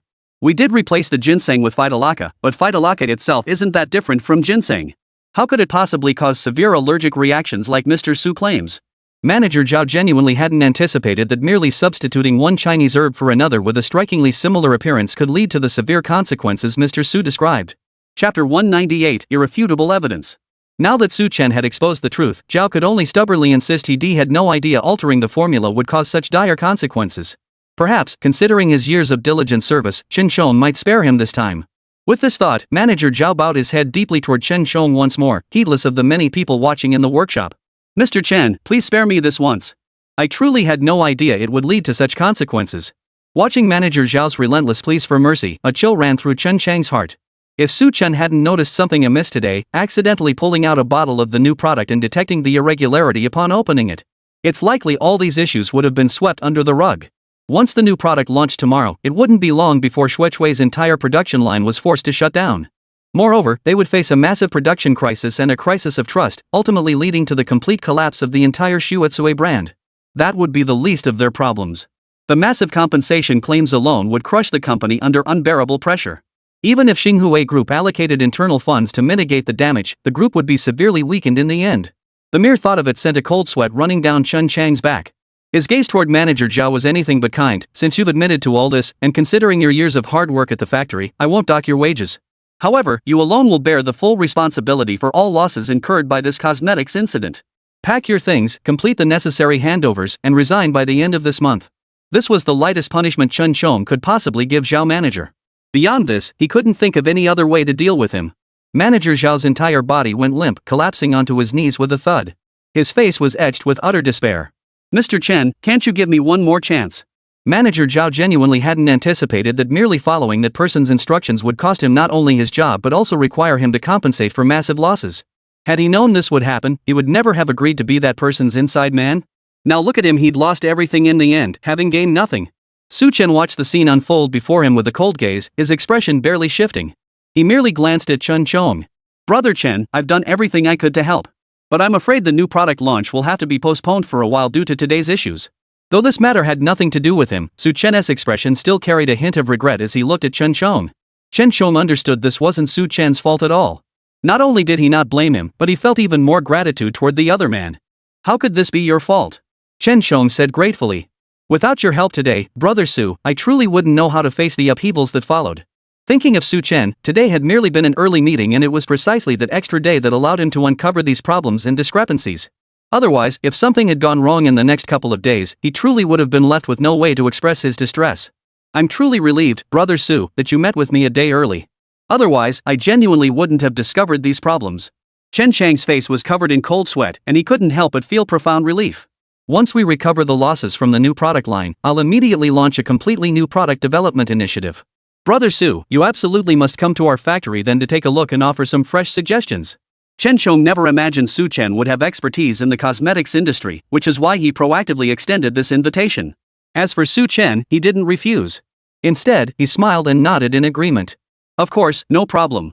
Since you hold me in such high regard, Mr. Chen, I'd be happy to contribute whatever modest assistance I can. Amidst their banter, they had long since forgotten about Manager Zhao. Manager Zhao stood there with a long face, unsure what to say. The fact that they hadn't called the police to deal with him was already the greatest kindness Chen Chong could show him. Otherwise, given his own overconfidence, a police report would have landed him at least a few years behind bars. Watching Manager Zhao leave with utter despair etched on his face, Chen showed no trace of pity.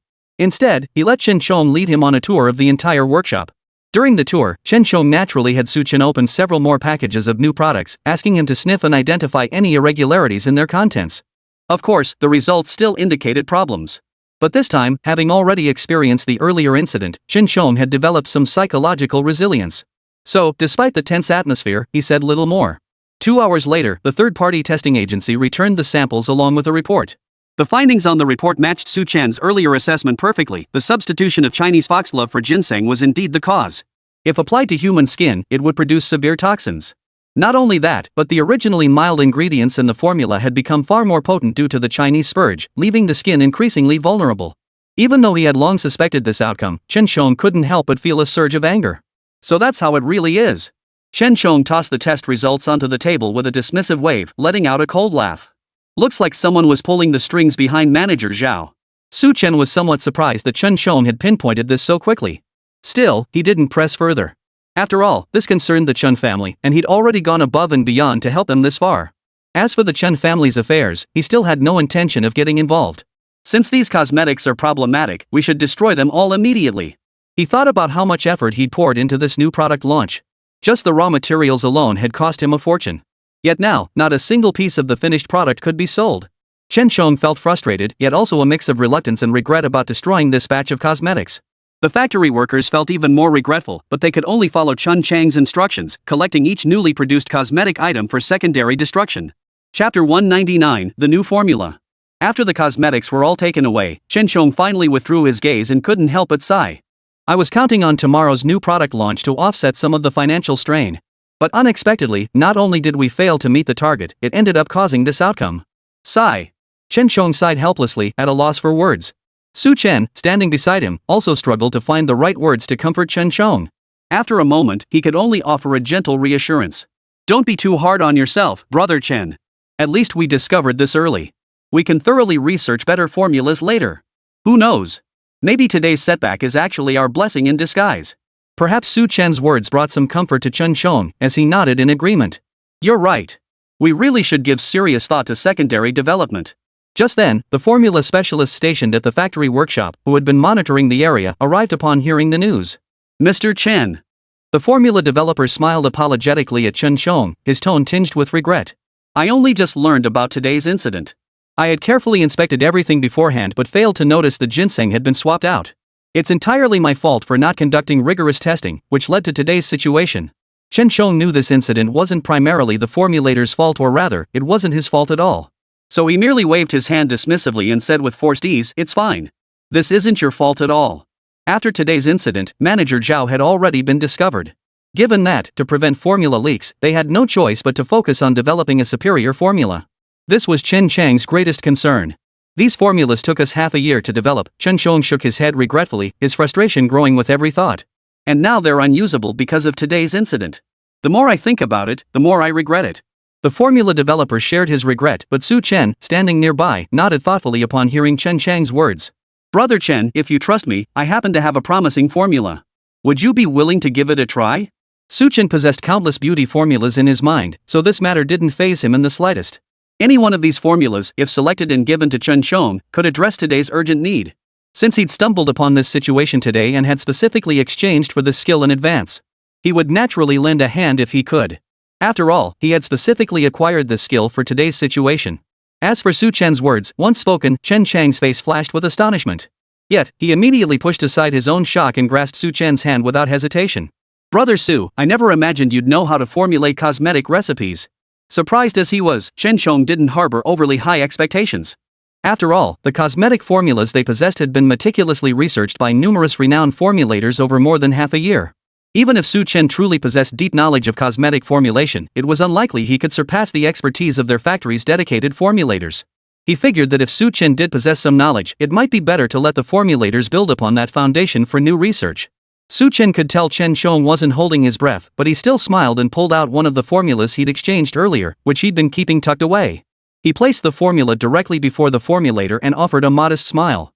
Please take a look. If feasible, this formula could be developed into a second option. Su Chen's words didn't draw much attention from the formula specialist. He merely accepted the formula out of courtesy to Chen Chang's friend, nodding with a faint smile that betrayed little interest. He himself had spent so much time perfecting this formula. This young man before him likely knew little more than the basics of cosmetics. He'd only offer a few perfunctory words out of respect for Mr. Chen. That was his thought, but the moment the formula developer's gaze fell upon the sheet, his eyes widened in utter astonishment as he stared at the ratios and ingredient list, his expression one of utter disbelief. The ratios were truly flawless, utterly astonishing. Not only the ingredients themselves, but even the precise quantities and the production techniques behind the formulation were advanced and meticulously calibrated. If cosmetics were actually produced using these ingredients, the results would undoubtedly be even more powerful. Without exaggeration, it would surpass the formula they'd spent half a year developing. The formula developer's eyes widened as he scanned the entire document from start to finish. His expression was one of sheer excitement. Chen Chong, standing nearby, couldn't quite figure out why the formula master was so excited. Master Zhou, is there something wrong with this formula? Even if there were, he shouldn't be reacting this strongly. Chen Chang's face was filled with puzzlement. At that moment, the formula master addressed as Master Zhou snapped back to his senses and turned to Chen Chong with an intensely excited expression. Mr. Chen, there's absolutely nothing wrong with this gentleman's formula, it's an absolutely top-notch recipe. The moment Master Zhou uttered those words, Chen Chang's face fell with utter shock, and even Su Chen wore a look of surprise.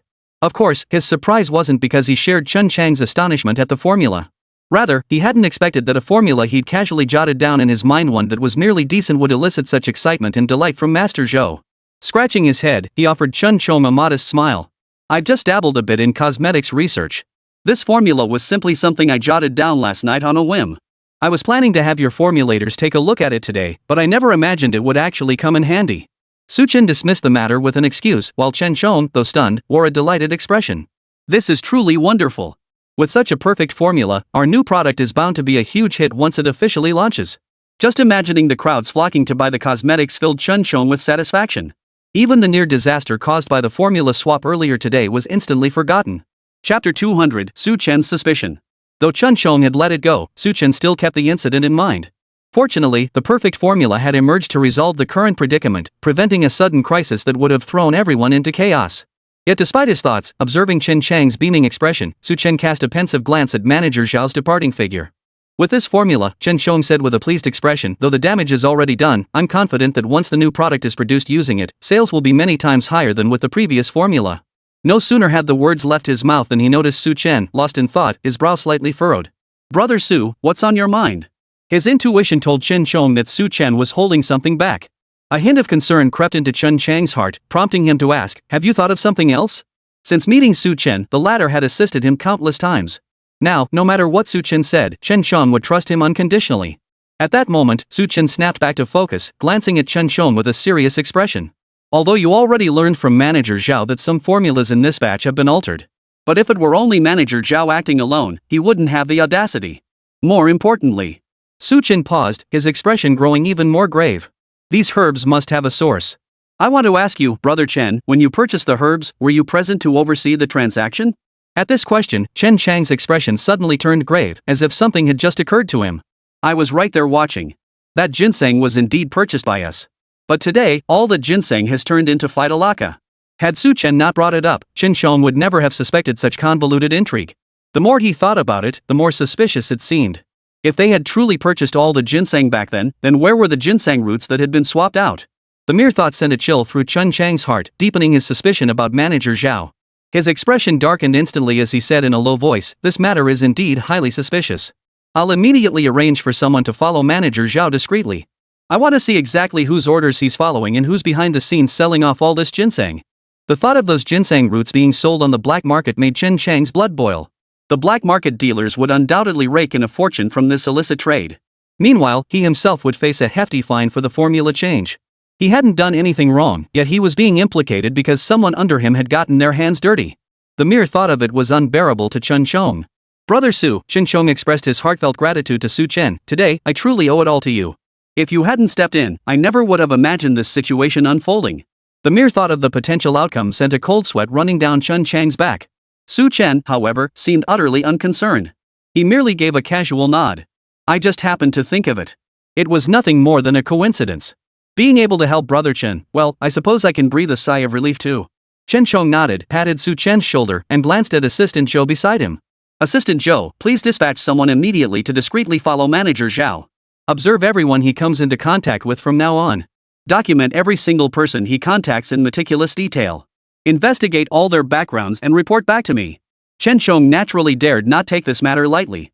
Assistant Zhou understood the gravity of the situation and nodded solemnly before turning to carry out the order. "Brother Chen, in your opinion, who could be behind this?" When Su Chen asked this, Chen Chong merely shook his head with a bitter smile, tugging at the corner of his mouth. "I do have some business rivals in this industry. They've been eyeing my Starlight Group, and their sights are set on Snow Jade Cosmetics. With so many rivals, even though I've never intentionally wronged anyone, it's possible someone struck from the shadows. So I can't say for certain who it might be." At this point, Chen Chang's expression betrayed a hint of shame. "However, if we can trace who manager Zhao has been in contact with, the person he represents behind the scenes should become clear." Su Chen nodded in deep agreement. When Red Elephant Group faced its own crisis earlier, it was Su Chen who single-handedly turned the tide and restored the company's reputation. Now, with Chen Chong facing this predicament, though the perpetrator remained unknown, it underscored a business truth: in the marketplace, there are only permanent interests, no permanent enemies, and certainly no permanent friends. Having helped Chen Chong resolve all the critical turning points today, the future trajectory would depend entirely on Chen Chang's next moves. With this thought, Su Chen glanced outside and remarked, "Warner should still be filming the promotional video. Brother Chen, since this skincare product is being redesigned, what about Warner's shoot today?" At this mention, Chen Chong nodded in sudden realization. "You're right, I'd completely forgotten about that. Since the new product can't launch today, I'm truly indebted to you, Brother Su, and Miss Lin. I'll definitely come by to apologize in person another day." Su Chen merely smiled faintly, unconcerned. "I consider Brother Chen a friend. Today's visit wasn't entirely fruitless, at least we learned someone was trying to harm you. Rescheduling the shoot isn't a problem." The two shared a knowing smile and headed together to the conference room on the second floor of the office building outside the factory. The conference room had been cleared to make ample space. Makeup artists, costume designers, lighting boards, and various equipment were all set up and ready. The scene alone looked highly professional. Chen Chong guided Su Chen forward while smiling and explaining. "Though this is technically a conference room, the adjacent open space has been converted into our daily live streaming venue. Our brand, Shuetsue, almost always chooses this location for our live stream sales. The equipment before them was exceptionally comprehensive, all brand new this year." Watching from the sidelines, Su Chen couldn't help but silently marvel at the setup.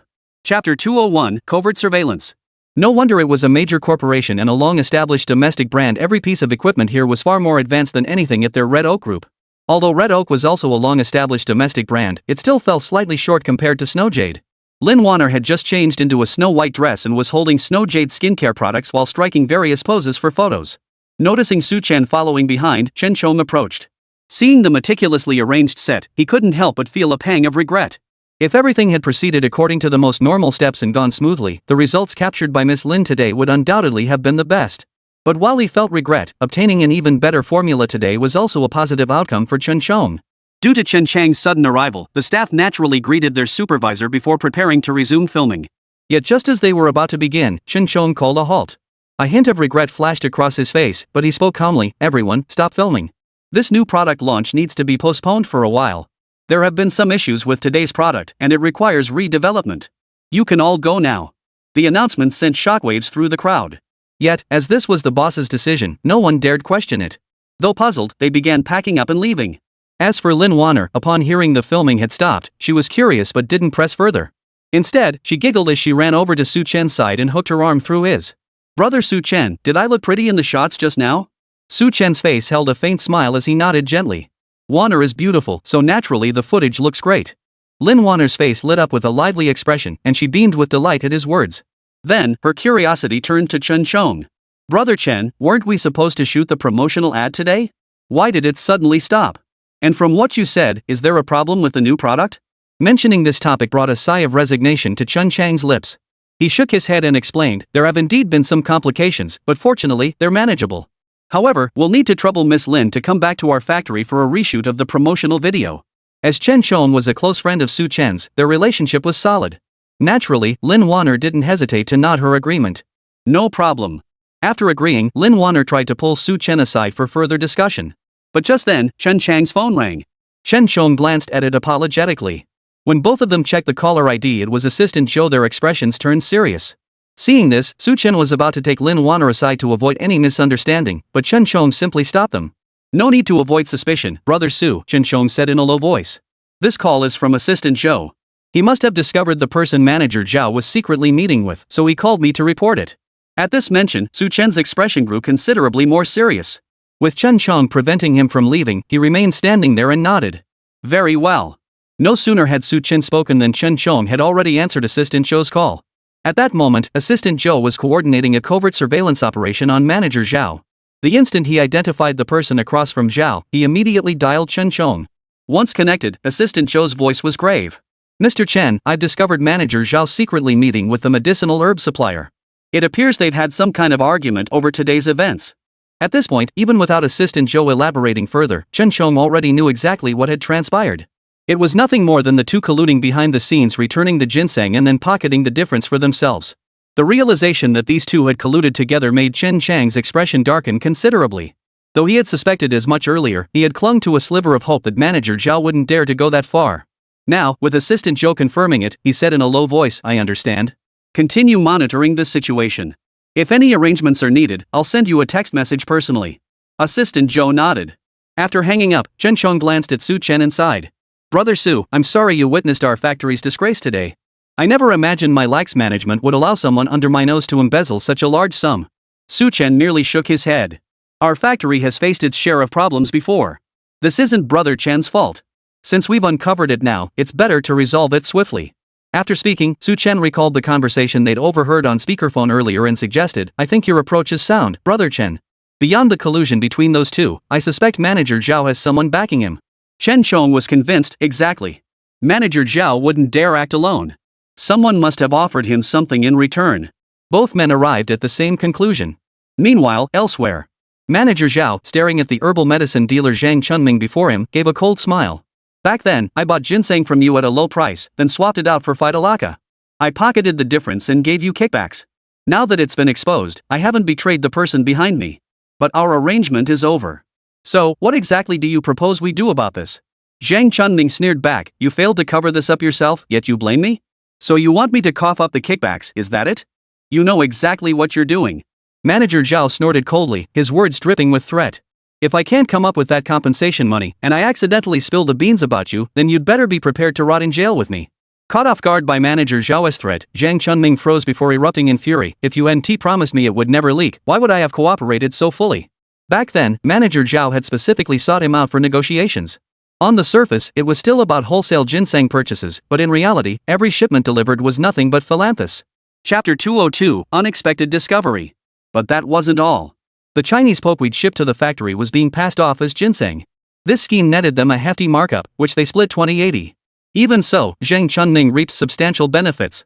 After all, the Shuatsue Cosmetics factory was a prime target, a plump fish ripe for the taking. Not exploiting it thoroughly would have been unthinkable. And then there was Manager Zhao's tempting offer of additional benefits. It was impossible for Zhang Chunming not to be swayed. If only he'd known this scheme would be exposed today, he never would have risked it for such a paltry sum. The thought filled him with bitter regret. Yet, seeing Manager Zhao's threatening expression, he couldn't help but let out a cold laugh. I'll put up the money, but don't even think about pocketing it all yourself. Zhang Chunming's words struck a nerve with Manager Zhao, causing his expression to freeze momentarily as he was rendered speechless. His original plan had been to pocket the money after getting it back, and if push came to shove, he'd simply take the remaining funds and flee overseas. But who would have thought the other party would see right through his scheme and even use it to blackmail him? Manager Zhao nearly choked on his breath before stammering out, "Of course I wouldn't pocket it. How could you think that of me?" Seeing Manager Zhao's expression, Zhang Chunming wasn't fooled. He merely threatened, "You'd better not have considered it. Before coming to see you, I already suspected the truth had come out. So, I've handed all the evidence to my assistant. As long as you return the money and everything else to Mr. Chen, he'll be willing to talk. But if you haven't done that and instead push me into the spotlight before taking the money and running, don't blame me for being ruthless." Neither of them realized that every word of their conversation had been overheard by Assistant Zhou. Moreover, Assistant Zhou hoped to learn from them the identity of the person behind it all. Of course, Manager Zhao was unaware of this. After being threatened by Zhang Chunming, he could only back down, naturally. You can rest assured. By this point, his face betrayed genuine anxiety. While the compensation issue is resolved, I truly have no idea what our backer will do if he finds out. He won't let this slide easily. Mentioning this sent a chill down Zhang Chunming's spine as well, as if he'd envisioned the consequences. Just as he was about to speak, he glanced around frantically. Assistant Zhou startled, fearing discovery, and hastily directed people to hide in the shadows. Fortunately, his reaction was swift. The instant he vanished, Zhang Chunming confirmed the area was clear, and he breathed a sigh of relief. "Though no one's here, this isn't the place to talk," Zhang Chunming said, grabbing Manager Zhao's arm and pulling him a few steps forward. He whispered, "We should find somewhere else to continue this conversation. It'd be best to inform that gentleman." He dared not utter the rest of the sentence, as if suddenly remembering the consequences. A shiver ran through his entire body. Manager Zhao, too, felt a cold sweat break out on his skin. Yet, without a word, he nodded in agreement. The two men did not say what Assistant Zhou wanted to hear. Instead, they quickly left the area. Seeing this, Assistant Zhou naturally arranged for someone to continue following him while he himself left the area. Fearing that too many tailing agents might attract attention, he chose to hurry back to the factory to report to Chen Chong. Immediately after Assistant Zhou departed, Manager Zhao and Zhang Chunming swiftly made their way to a nearby hotel. They booked a room and then pulled out their phones to make a call. The moment the call connected, the man on the other end urgently asked, "What's the status? Is everything nearly settled?" Hearing the inquiry, Manager Zhao's heart sank with dread at the consequences of delivering the news. Yet he steeled himself and spoke. "Mr. Zhao, everything was done exactly as you instructed, but things went wrong." When the man on the other end heard the first part of the sentence, a smug smile still played on his face. But the moment he heard the words "it went wrong," the man's expression darkened instantly, his face filled with disbelief. "What the hell happened? Explain it to me clearly," not a single word left out. The man's expression was furious as he clenched the phone in his hand so tightly that the knuckles turned white. This man was none other than Zhao Kaiyong, the very same individual who had nearly antagonized the Zhou family at their banquet by making an enemy of Su Chen. After leaving that gathering, he had arranged for someone to intercept Su Chen, intending to have him dealt with. But the plan had failed. Not only had his men failed to see orange, they'd nearly blurted out that he was the one behind it. That alone would have been bad enough. Upon learning of Su Chen's close relationship with Chen Chong, he went even further. He bribed connections to have Zhao Mingcheng, the manager at Xuetzue factory, a distant relative he'd planted there years ago, tamper with the medicinal ingredients. But today, the very person he'd called reported that the operation had failed. Originally brimming with confidence, Zhao Kaiyong had envisioned this as a two-for-one opportunity. Now, his face darkened with frustration. Zhao Mingcheng, trembling under Zhao Kaiyong's furious shouting, could only stammer out a response. He recounted the entire sequence of events to Zhao Kaiyong, including how Su Chen had detected irregularities with the herbs at the factory and the findings from the third-party testing agency they had hired. He recounted every detail, down to the last word, including how he'd been ordered to return all the compensation money. After hearing the entire account, Zhao Kaiyong's expression darkened like storm clouds gathering. "I only asked you to handle a simple task, yet you couldn't even manage that. You're useless." Zhao Kaiyong sneered coldly. "You failed at this task, yet you had the nerve to call me today. You'll handle the compensation money yourselves. If you dare expose me, don't blame me for being unkind to you and your family." Hearing these threatening words, Zhao Mingcheng trembled in fear. He hastily pledged his loyalty to Zhao Kaiyong, terrified that Zhao Kaiyong might take action against his entire family. Chapter 203, Playing Along with the Scheme. "Rest assured, Mr. Zhao. I would never betray you. This scheme was entirely my own doing, a plan to pocket some money for myself. You had absolutely nothing to do with it. You'd better think that way. Zhao Kaiyong said coldly, you failed to execute this properly and have no further use to us. Don't bother coming back to the Zhao group when the time comes. These words made it clear Zhao Mingcheng was now a discarded pawn, a piece cast aside and never to be reused. Zhao Mingcheng understood this all too well. Despair flooded his heart, deepening his regret. Had he known this day would come, he never would have helped Zhao Kaiyong with such a scheme. But now, no amount of regret could change anything. Zhao Mingcheng's legs gave way beneath him, and with no strength left to support himself, he collapsed onto the floor, his face twisted with remorse. Zhang Chunming, watching from the side, merely sighed. Yet deep down, he couldn't help but feel a tinge of relief. Thankfully, he had already made his position clear beforehand. Even if Zhao Mingcheng tried to drag him into this, he would have to weigh the consequences of the threats he had just made. Just as these thoughts crossed his mind, Zhang Chunming's phone rang. Seeing the caller ID flash on the screen, Zhang Chunming's brow twitched. He instinctively looked up at Zhao Mingcheng. Zhao Mingcheng was so distraught that he naturally failed to notice Zhang Chunming's expression. Zhang Chunming, on the other hand, hesitated over whether to answer or not. In the end, he gritted his teeth and picked up the call. By this point, Chen Chong had already learned the entire conversation between Zhang Chunming and Zhao Mingcheng from Assistant Zhou. This call, naturally, was also placed by him to Zhang Chunming. However, this call wasn't intended to threaten or warn Zhang Chunming about his connection to the matter. Instead, he was following Su Chen's advice to have Zhang Chunming return first. Mr. Chen, Zhang Chunming took a deep breath, forcing her voice to sound calm and detached, as if she knew nothing about it. What can I do for you? Chen Shang's voice was remarkably gentle, yet his expression remained icy. Nothing much, just hoping to purchase some more ginseng from you. Would it be convenient for you now, Mr. Zhang? If so, let's meet at the U Cafe to discuss the details of our cooperation. Upon hearing it was merely about herbal medicine cooperation and that the other party hadn't mentioned the issues with the new product, Zhang Chunming breathed a sigh of relief, yet something felt off. He couldn't quite pinpoint what it was, no matter how hard he thought about it. In the end, he could only nod. Understood. Mr. Chen, if it works for you, how about we meet at 3 p.m. this afternoon? As long as it wasn't about settling scores or questioning him about that batch of herbs, Zhang Chunming was more than happy to make another profit off Chen Chong.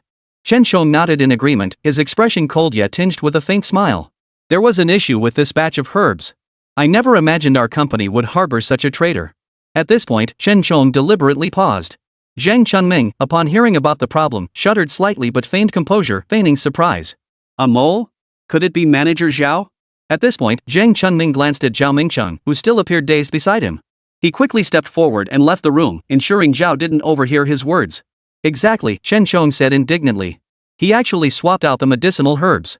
So I plan to purchase more ginseng from you, Mr. Zhang, to make up for the shortfall. Do you have enough ginseng available? We'll take whatever quantity you can provide. Hearing he wasn't under suspicion and sensing a golden opportunity, Zhang Chunming eagerly nodded his agreement. Of course we have it. Whatever quantity you need, we can supply. Zhang Chunming's voice was eager. After arranging a meeting time, Chen Chong hung up. Brother Su, Chen Chong asked anxiously, do you think Mr. Zhang will really show up? Although he had followed Su Chen's instructions, he couldn't guarantee Zhang Chunming would actually show up. After all, Zhang Chunming now knew everything. What if he thought it was a trap and refused to come? Then all the groundwork laid with that phone call would be for nothing. Su Chen remained calm. He won't. Since he's here for the money, he'll take the risk to make more. Besides, he doesn't see it as a risk. Su Chen's words eased Chen Chang's mind, and he nodded in agreement. Good, he said, glancing at his wristwatch. With half an hour left until the 3 p.m. deadline, he stepped forward. It's almost time.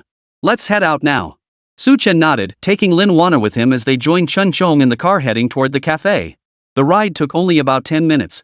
As for Zhang Chunming, he couldn't be bothered with Zhao Mingcheng sitting idly in the hotel. Zhang Chunming merely gave him a casual nod, paying no heed to whether the dazed Zhao Mingcheng had even heard him, before driving straight to the cafe without hesitation. Upon arriving at the cafe, Zhang Chunming immediately spotted Chen Chong waiting for him, accompanied by a man he hadn't seen before. The young man appeared to be around 20, with a gentle and handsome appearance. Zhang Chunming felt he had seen him somewhere before, but no matter how hard he tried, he couldn't quite place him. Mr. Chen, Zhang Chunming approached with a smile, greeting him proactively. I'm terribly sorry to have kept you waiting. Chen Chong merely smiled faintly in response. It's fine. We just arrived ourselves, and besides, it's not even 3 o'clock yet. You can't really call it being late. Still preoccupied with the business deal, Zhang Chunming failed to notice the unusual subdued quality of Chen Chong's smile. Instead, he nodded quickly in agreement. You're right, Mr. Chen. Let's get down to business then. As Zhang Chunming spoke, he glanced at Su Chen beside Chen Chong, his voice tinged with hesitation. And this gentleman is?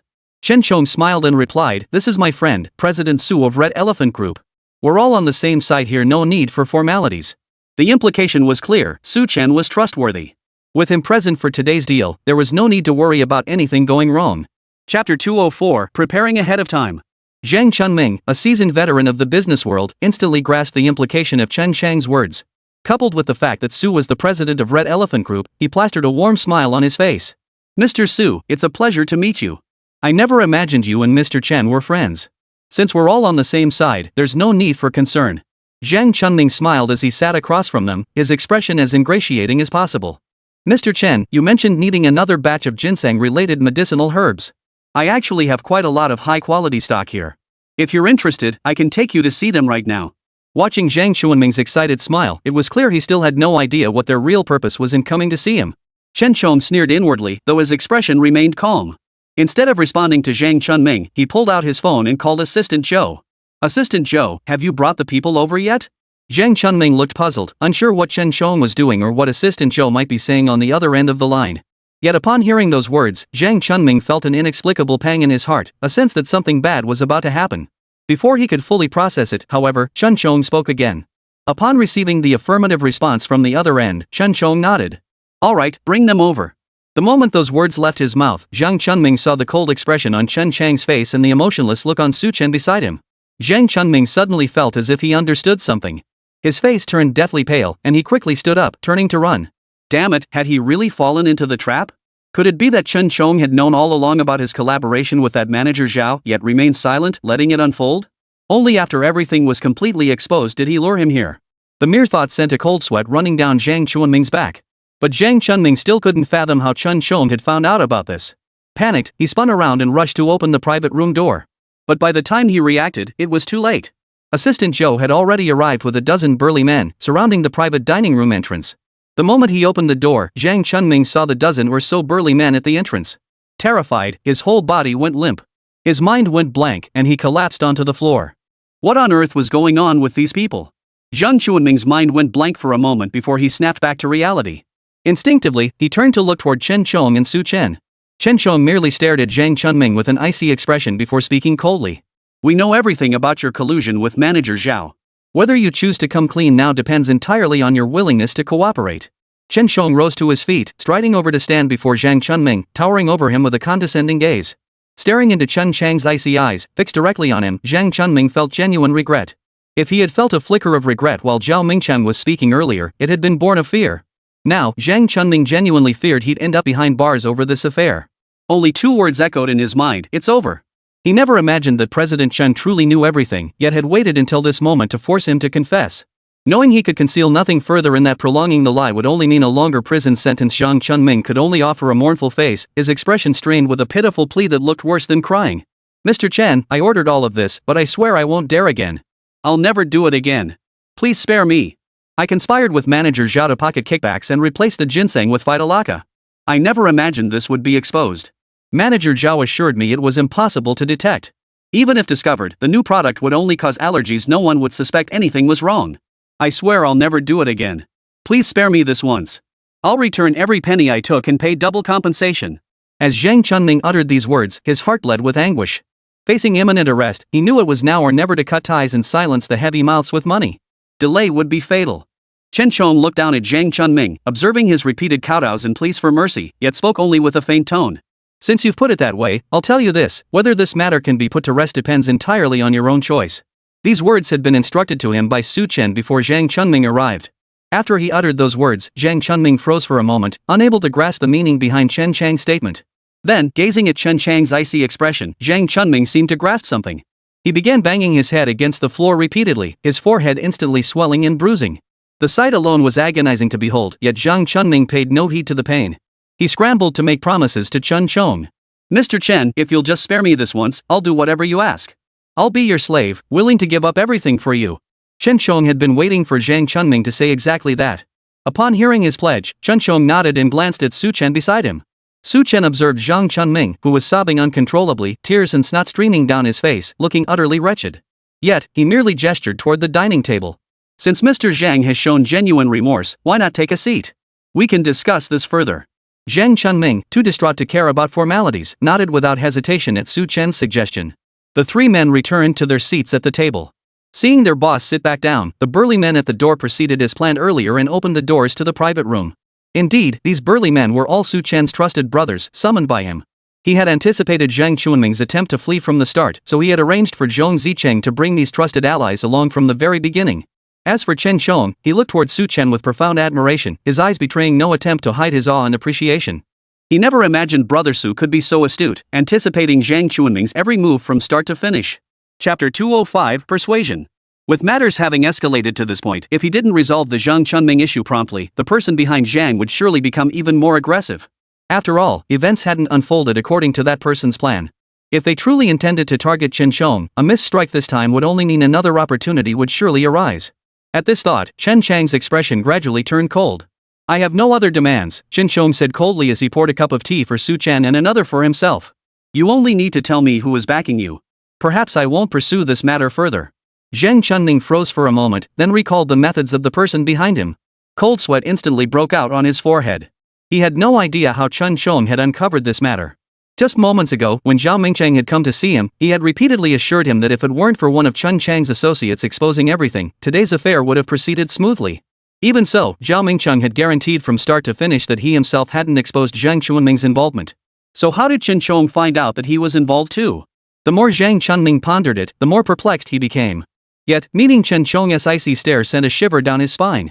"Mr. Chen, to be perfectly honest," Zhang Chunming explained, his face drawn with fear and anxiety, "it's not that I don't want to speak up.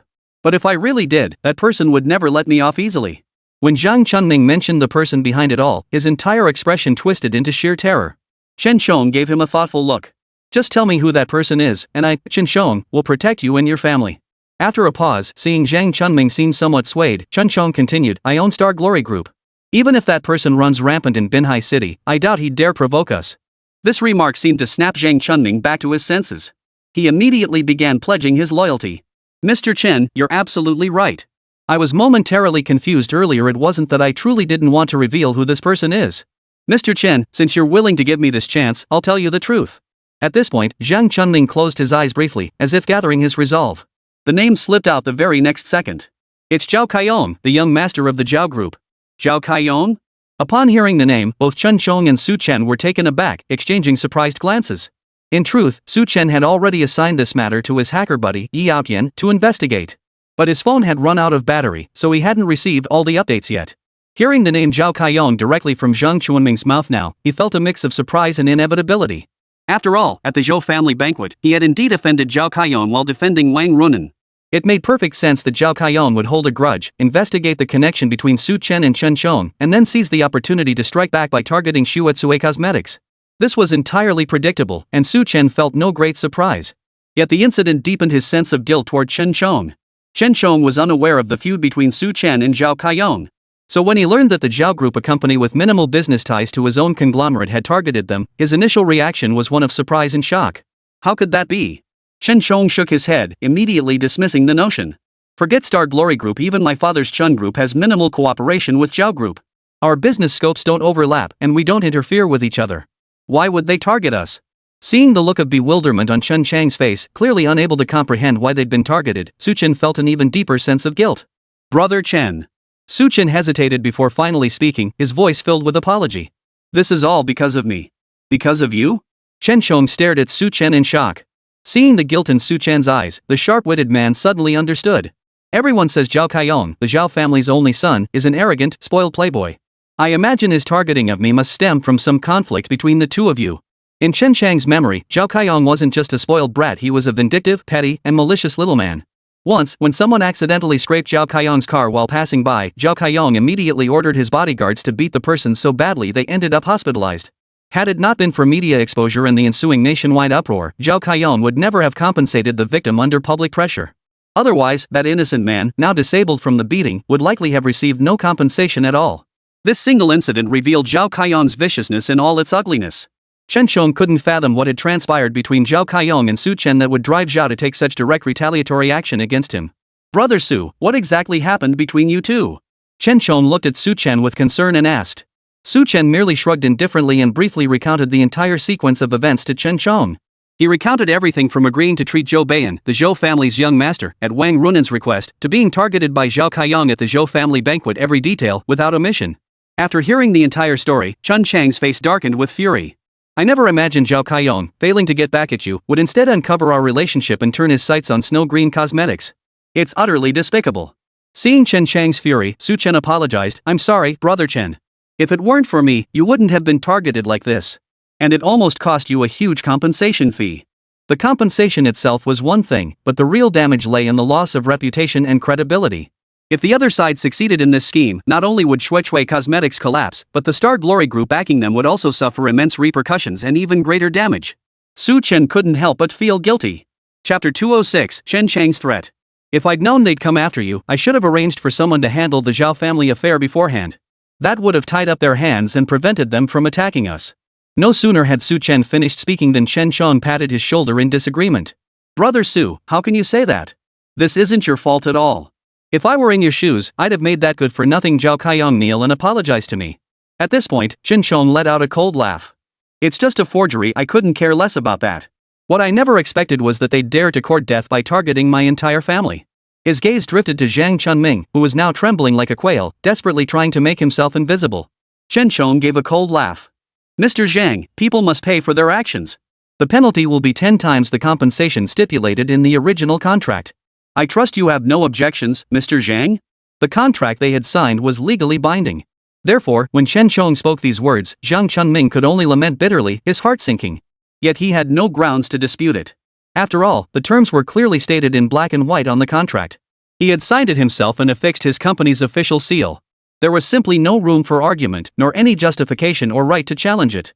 He could only plaster on a smile that looked worse than crying and hurriedly expressed his profound gratitude to Chen Shong. Of course I have no objections whatsoever. As long as you spare me from prison, Mr. Chen, I'll do whatever you ask. At that moment, Zhang Chunming would have gladly paid a fortune to avoid prison. Though it felt like a piece of his flesh was being torn away, he could only nod in agreement. Chen Shong withdrew his gaze upon hearing this and turned to Su Chen, asking consultatively, Brother Su, what should we do next? Although Su Chen had outlined the general approach before arriving, he hadn't revealed the specific plan or countermeasures. Curiosity piqued, Chen Shong couldn't help but wonder how Su Chen would proceed. It's simple, Su Chen took up the thread, glancing at Zhang Chunming, who sat nearby with a deathly pallor. Mr. Zhang, I'm giving you one last chance to make amends. If you seize it, I'll persuade Mr. Chen to settle for 6 times the compensation. It's entirely up to you. After Su Chen spoke, Zhang Chunming looked up in disbelief, as if he'd misheard. He even reached up to scratch his ear. Then, seeing both men before him remain utterly composed, Chen Shong offering no rebuttal to Su Chen's words. Only then did Zhang Chunming realize how ridiculous his earlier actions had been. He quickly withdrew his hand, knelt once more, and began banging his head on the floor repeatedly. Mr. Su, just tell me what to do. As long as I can make amends and reduce the compensation, whatever you ask of me, I'll follow your lead in Mr. Chen's every command. He had come to realize that Mr. Chen held this Mr. Su in exceptionally high regard. Even when Mr. Su suggested reducing the compensation amount, Mr. Chen merely showed a hint of surprise on his face without voicing any objection. This meant he still had a chance to redeem himself. With this thought, Zhang Chunming bowed his head even more fervently, hoping to earn Chen Chang's approval and forgiveness. Though clearly astonished, Chen Shong remained silent, making it clear he was willing to leave the matter to Su Chen. This showed just how much trust he placed in Su Chen. Very well, Su Chen nodded calmly. I'll summon Manager Zhao shortly. The two of you will cooperate with us to put on a show. If this succeeds, you'll have redeemed yourself. The moment those words left his mouth, Chen Shong instantly understood Su Chen's plan. Since Manager Zhao Mingcheng had already called Zhao Kaiyong, it meant today's scheme had been exposed. Then why not play along with the scheme and keep up the charade? Who knows, it might even yield unexpected results. With that thought, Chen Shong nodded in agreement. Exactly. If you two can cooperate and play this part well, I'll not only reduce the compensation to 5 times the amount but also drop the lawsuit against you. Otherwise, we'll see each other in court. The threat in those words was unmistakable, and Zhang Chunming naturally dared not voice any objection. At that moment, Su Chen proactively suggested to Chen Shong, Brother Chen, shouldn't we have brought Manager Zhao here? Chen Shong quickly nodded. That's correct. After Mr. Zhang arrived, I had someone bring Manager Zhao over from the hotel. Upon learning Manager Zhao was present, Su Chen nodded. In that case, it's no longer appropriate for Manager Zhao to oversee the upcoming product launch. Chen Shong, a seasoned veteran of the business world and a shrewd operator, instantly grasped Su Chen's meaning. He immediately called Assistant Zhou, bring Manager Zhao in as well. Assistant Zhou, who had been waiting outside for some time, promptly brought Manager Zhao into the private room upon receiving Chen Chang's instructions. Manager Zhao Mingcheng, still looking utterly distraught, stood in the private room. But when he saw Zhang Chunming standing there looking equally disheveled, along with Chen Chong and Su Chen sitting inside, staring at him expressionlessly, he instantly snapped out of it. Mr. Chen, Mr. Su. Zhao Mingqing's face quickly broke into a smile. What brings you two here? If it's about the compensation payment, I'll go to the bank right now and transfer it to you both. With that, Zhao Mingqing turned to make his escape. Hold on a moment. Chen Chong spoke slowly, his voice tinged with a mocking smile as he called out to Zhao Mingqing. We can discuss the compensation again. If Manager Zhao is willing to play along with us in a little charade, I might even spare him a stint behind bars. What do you say? Chen Chang's words froze Zhao Mingqing in place, unable to move. His body stiffened as he turned back, his face contorted in a tearful expression as he looked at Chen Chong. Mr. Chen, Zhao Mingqing forced a grimace into a smile. I've already promised you the compensation. If you ask me to help, I truly dare not offend that influential figure. The Zhao group, which Zhao Kaiyom ultimately represented, couldn't compare to the Chen family, the wealthiest in Binhai City. They still held considerable influence. Even if the Chen group ultimately spared them, betraying the Zhao family would spell certain ruin for his entire household. Chapter 207, Playing Alone. This thought sent waves of turmoil and conflict through Zhao Mingqing's heart. He truly didn't know what to do next. Chen Chong remained silent, his face cold as he watched Zhao Mingqing about to utter some threatening words. But Su Chen reacted faster than Chen Chong. He pulled a pen straight from his pocket. Brother Chen, please calm down, Su Chen soothed him. I just got this from Assistant Zhou. I believe once you two hear this recording, you'll change your minds. At those words, Chen Chong immediately looked at the object in Su Chen's hand. When he saw it was a pen, and a rather novel-looking one at that, Chen Chong quickly relaxed, a hint of a smile appearing on his face. Brother Su is right. Since he's unwilling to agree, it must mean certain conditions haven't been met. Once those are fulfilled, I believe it should be settled. The smiles on both their faces sent a chill down Zhao Mingqing's spine, an uneasy premonition rising in his heart. Before he could utter a word of protest, Su Chen had already located a hidden button on the pen and pressed it lightly. The next second, the conversation between the two men inside was amplified throughout the private room. Every word, every sentence, rang out crystal clear, impossible for anyone to ignore. Back then, I bought that ginseng from you at a low price, made a profit on the difference, and gave you a kickback. But our arrangement is over now. What exactly do you intend to do about this? Every word, every sentence until the very last syllable played out left Zhao Mingqing frozen in place, his face ashen. Even Zhang Chunming, who had just agreed to play along with the two men, collapsed onto his own legs, his heart filled with nothing but despair. The voice recorder captured every word Zhao Mingqing had spoken during their meeting after leaving the factory. It laid bare their conspiracy and kickback schemes with crystal clarity. There was no way to deny it. Zhang Chunming lifted his head to stare at the two men before him, their faces expressionless. Only now did he grasp the full depth of the trap he had walked into.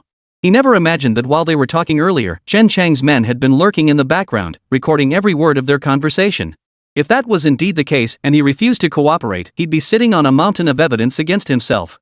Just this batch of medicinal herbs alone meant they'd pocketed over 3 million yuan in kickbacks. If this were exposed and the police got involved, the sheer magnitude of the sum alone would mean they'd never see the light of day again unless they paid 10 times the amount as stipulated in the contract. But where would they possibly find 10 times that amount? It would be 100, 1,000 times harder than taking their lives.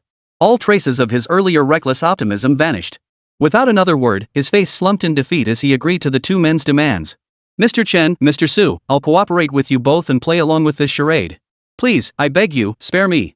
It truly takes a near-death experience to bring tears to one's eyes. Had Assistant Zhou not deliberately pulled out a voice recorder during the surveillance to capture everything, this matter might never have been resolved so easily.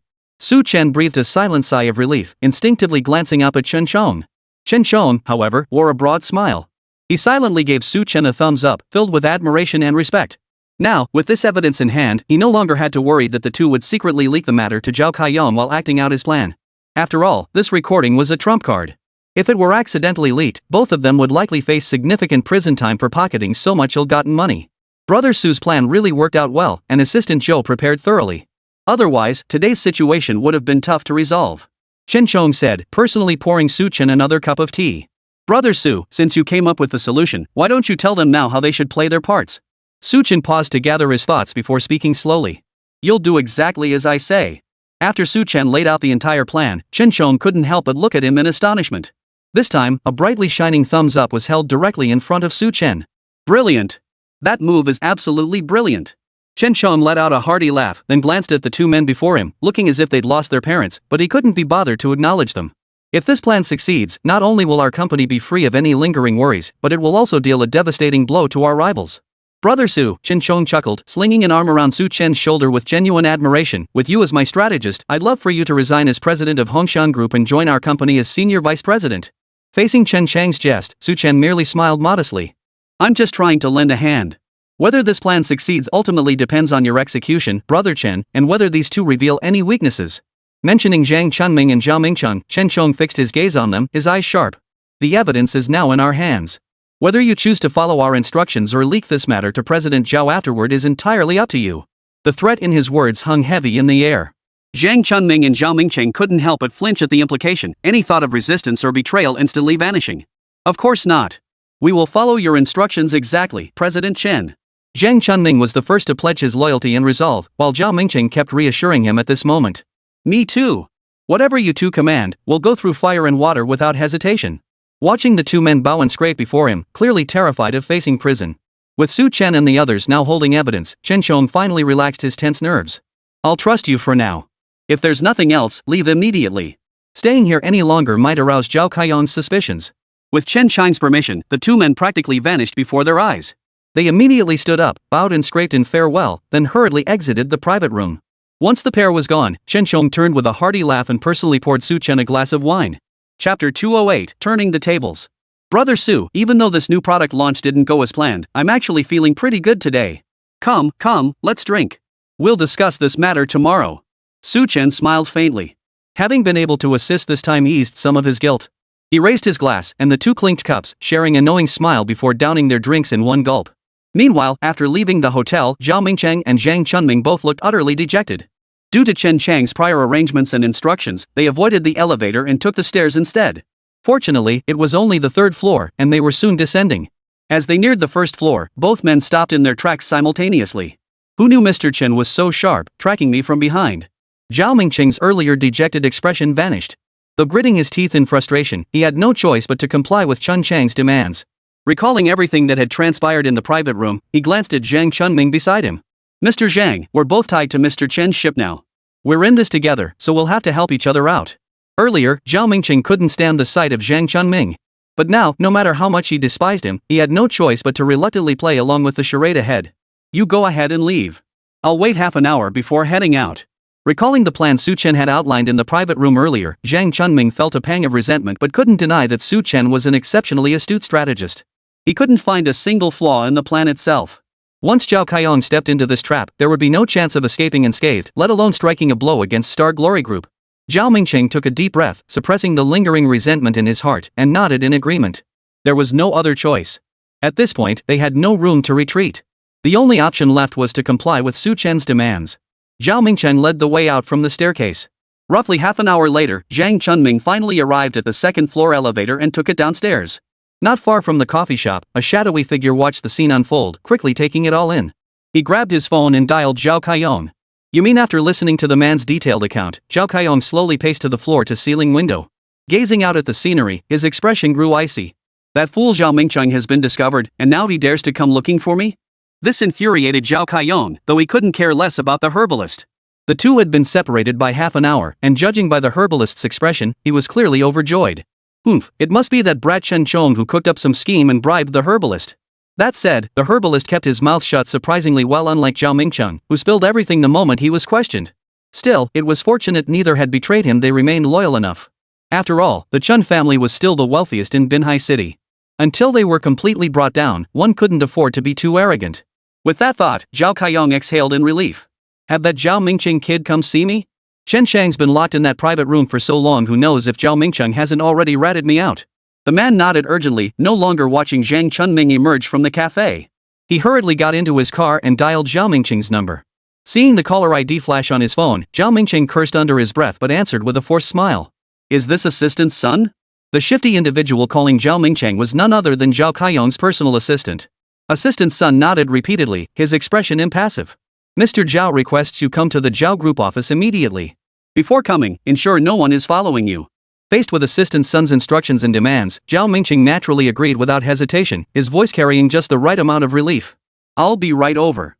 Please convey to Mr. Zhao that I haven't implicated him. They still don't know anything about this. Son was slightly surprised by this, but he nodded professionally without asking further questions. Understood. If there are no further matters, Manager Zhao should arrive at Zhao Group within 10 minutes. Sun's special assistant issued the instruction before hanging up immediately. Zhao Mingcheng, however, slipped his phone back into his pocket. Though the call had lasted only 3 minutes, he was drenched in cold sweat. Fortunately, he hadn't given himself away earlier, nor had Assistant Sun detected anything amiss. Now, Zhao Mingcheng could only hope that when he met Zhao Kaiyong again, the latter wouldn't detect anything amiss. With these thoughts, the taxi sped forward. In less than 5 minutes, it pulled up at the entrance of the Zhao Group. Exhaling a long breath, Zhao Mingcheng replayed Su Chen's instructions in his mind as he stepped forward and entered the Zhao Group office building.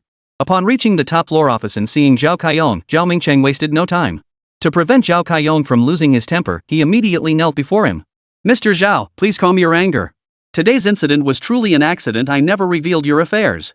Zhao Mingcheng pleaded, his thoughts drifting to the document in his pocket as he bowed his head deeply, his expression one of utter fear and dread.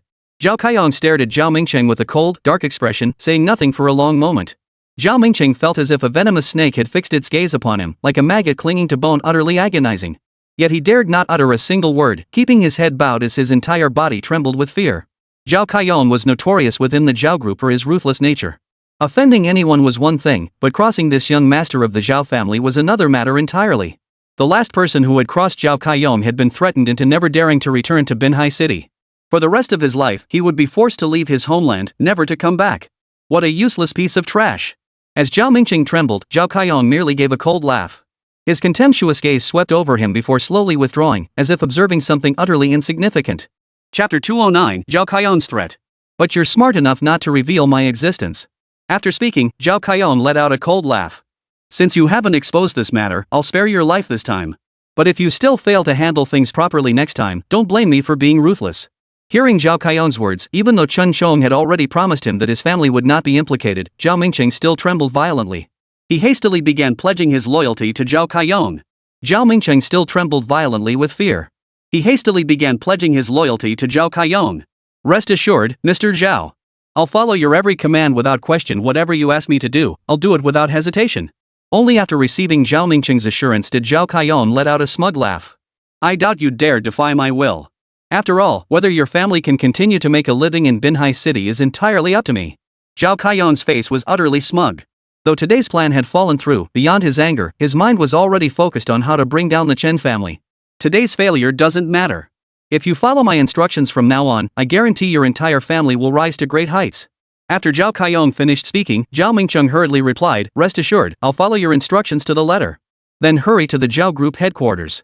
"I'll be waiting in my office. This must be discussed in person. I have arrangements to make, and phone calls aren't secure. We'll talk face to face." Unexpectedly, the other party was quite vigilant. Though Zhao Mingcheng felt a pang of regret at not being able to record the conversation, he recalled Chen Shong's promise to him and nodded without hesitation. "No problem. I'll head over to meet you immediately." After hanging up, Zhao Mingcheng jumped into his car and sped toward the Zhao Group headquarters. 10 minutes later, at the Zhao Group office, Zhao Kaiyong watched Zhao Mingcheng rush in, flustered and drenched in sweat, a cold smile curling at the corners of his mouth. "You're surprisingly quick. I won't hold today's incident against you for now. If you can pull this off, we'll consider today's matter settled." Hearing this, Zhao Mingcheng suppressed the fear welling up inside him at the sight of Zhao Kaiyong and nodded eagerly. "Rest assured, sir. Give me your orders now, and I'll handle it immediately." Zhao Mingcheng's terrified demeanor clearly reassured Zhao Kaiyong considerably. He stepped forward, casually patting Zhao Mingcheng's shoulder. Seeing the man flinch at the touch, he smiled with satisfaction. "If this doesn't go smoothly, I'll settle today's accounts with you and everything else. But judging by your reaction, I doubt you'd dare to mess this up." With that, Zhao Kaiyong cut straight to the point. "First, tell me what Chen Shong and Su Chen asked you after you met them." "Here it comes." Zhao Kaicheng's eyes bore into Zhao Mingcheng, trying to see if he was lying. After all, Zhao Mingcheng had been a manager for many years. Though nervous inside, he forced himself to show no sign of unease. He quickly replied, "They only asked if I'd been completely honest with Mr. Zhang. After all, as a medicinal herb merchant, he wouldn't dare do this without receiving some kickbacks." Beyond that, Zhao Mingcheng also gave Zhao Kaiyong a rough account of what Chen Shong had instructed him to do. Of course, he omitted the part about becoming a double agent. "Mr. Chen instructed me to follow his orders and continue working as he demands. On top of that, I was fined 10 times the penalty for breach of contract, supposedly to ensure my continued cooperation. However, they haven't assigned me any more core tasks." And then, Zhao Mingcheng's face darkened as he forced a wry smile. "For some reason, Mr. Chen didn't ask who was behind me, but he seems to have already guessed that someone else is giving me orders." "Didn't he ask you about it?" Upon hearing this, Zhao Kaiyong immediately shot Zhao Mingqing a skeptical look, his face brimming with distrust. If Chen Chong knew someone was pulling your strings, he'd definitely dig deep to get to the bottom of it. How could he just let it go? Zhao Mingqing shook his head bitterly, tugging at the corner of his mouth helplessly. I definitely didn't say anything. But it seemed like Mr. Chen was just asking casually, not really pressing for answers. Even just now, when I came to see you, Mr. Zhao, someone was secretly following me the whole time. It took me quite an effort to shake them off. Looks like they're trying to tail you to uncover who's backing you. Zhao Kaiyong immediately caught on, his lips curling into a cold smile. Since they want to play along, this young master will gladly keep up the charade with them. Seeing Zhao Kaiyong fall right into the trap, Zhao Mingqing suppressed his nervousness and nodded quickly. I would never dare betray you. Rest assured, how could I possibly go back on my word about the task you assigned me? Only then did Zhao Kaiyong nod in satisfaction, the suspicion in his eyes vanishing swiftly. He extended his left index finger and beckoned Zhao Mingqing over. Come closer. Now do exactly as I say. Zhao Mingqing stepped forward immediately, pressing his ear close to Zhao Kaiyong's. Zhao Kaiyong spoke in a low voice, revealing his entire plan to Zhao Mingqing. After listening intently from start to finish, Zhao Mingqing glanced at Zhao Kaiyong's determined expression and quickly lowered his eyes, afraid the other might catch the panic nearly slipping into his own. Mr. Zhao, Zhao Mingqing forced his voice to steady, lifting his head once more with a flattering smile now plastered across his face. Your move is truly brilliant. He immediately gave Zhao Kaiyong a thumbs up and flattered with a smile. I guarantee I'll handle this matter flawlessly for you. Rest assured, there won't be a single hitch this time. Zhao Kaiyong shot Zhao Mingqing a sidelong glance, a smug smile playing at the corners of his mouth. I doubt you'd dare make any mistakes. I trust you with this task. As long as you serve me wholeheartedly, the rewards will be yours. Zhao Mingqing listened, but inwardly he merely sneered in disbelief. He'd heard such empty promises from Zhao Kaiyong countless times before.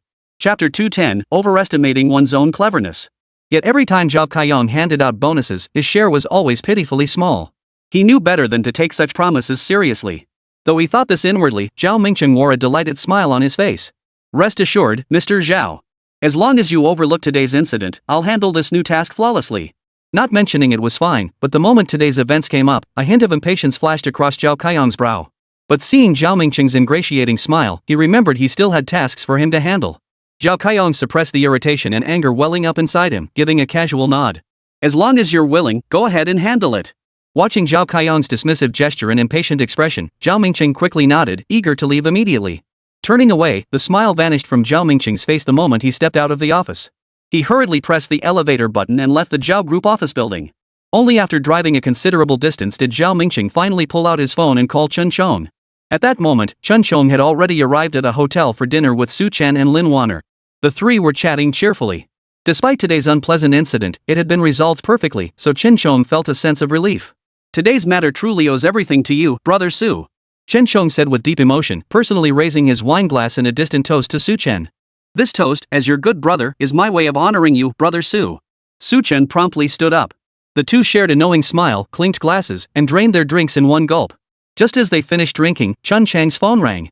Seeing the caller ID displayed as Zhao Mingqing, Chen Chong gave a faint, almost forced smile. He must have met with that Zhao Kaiyong already. I wonder how they plan to deal with us next.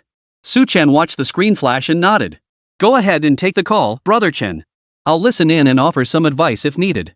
Chen Chong naturally heeded Su Chen's suggestion, swiping his screen to switch the call to speakerphone.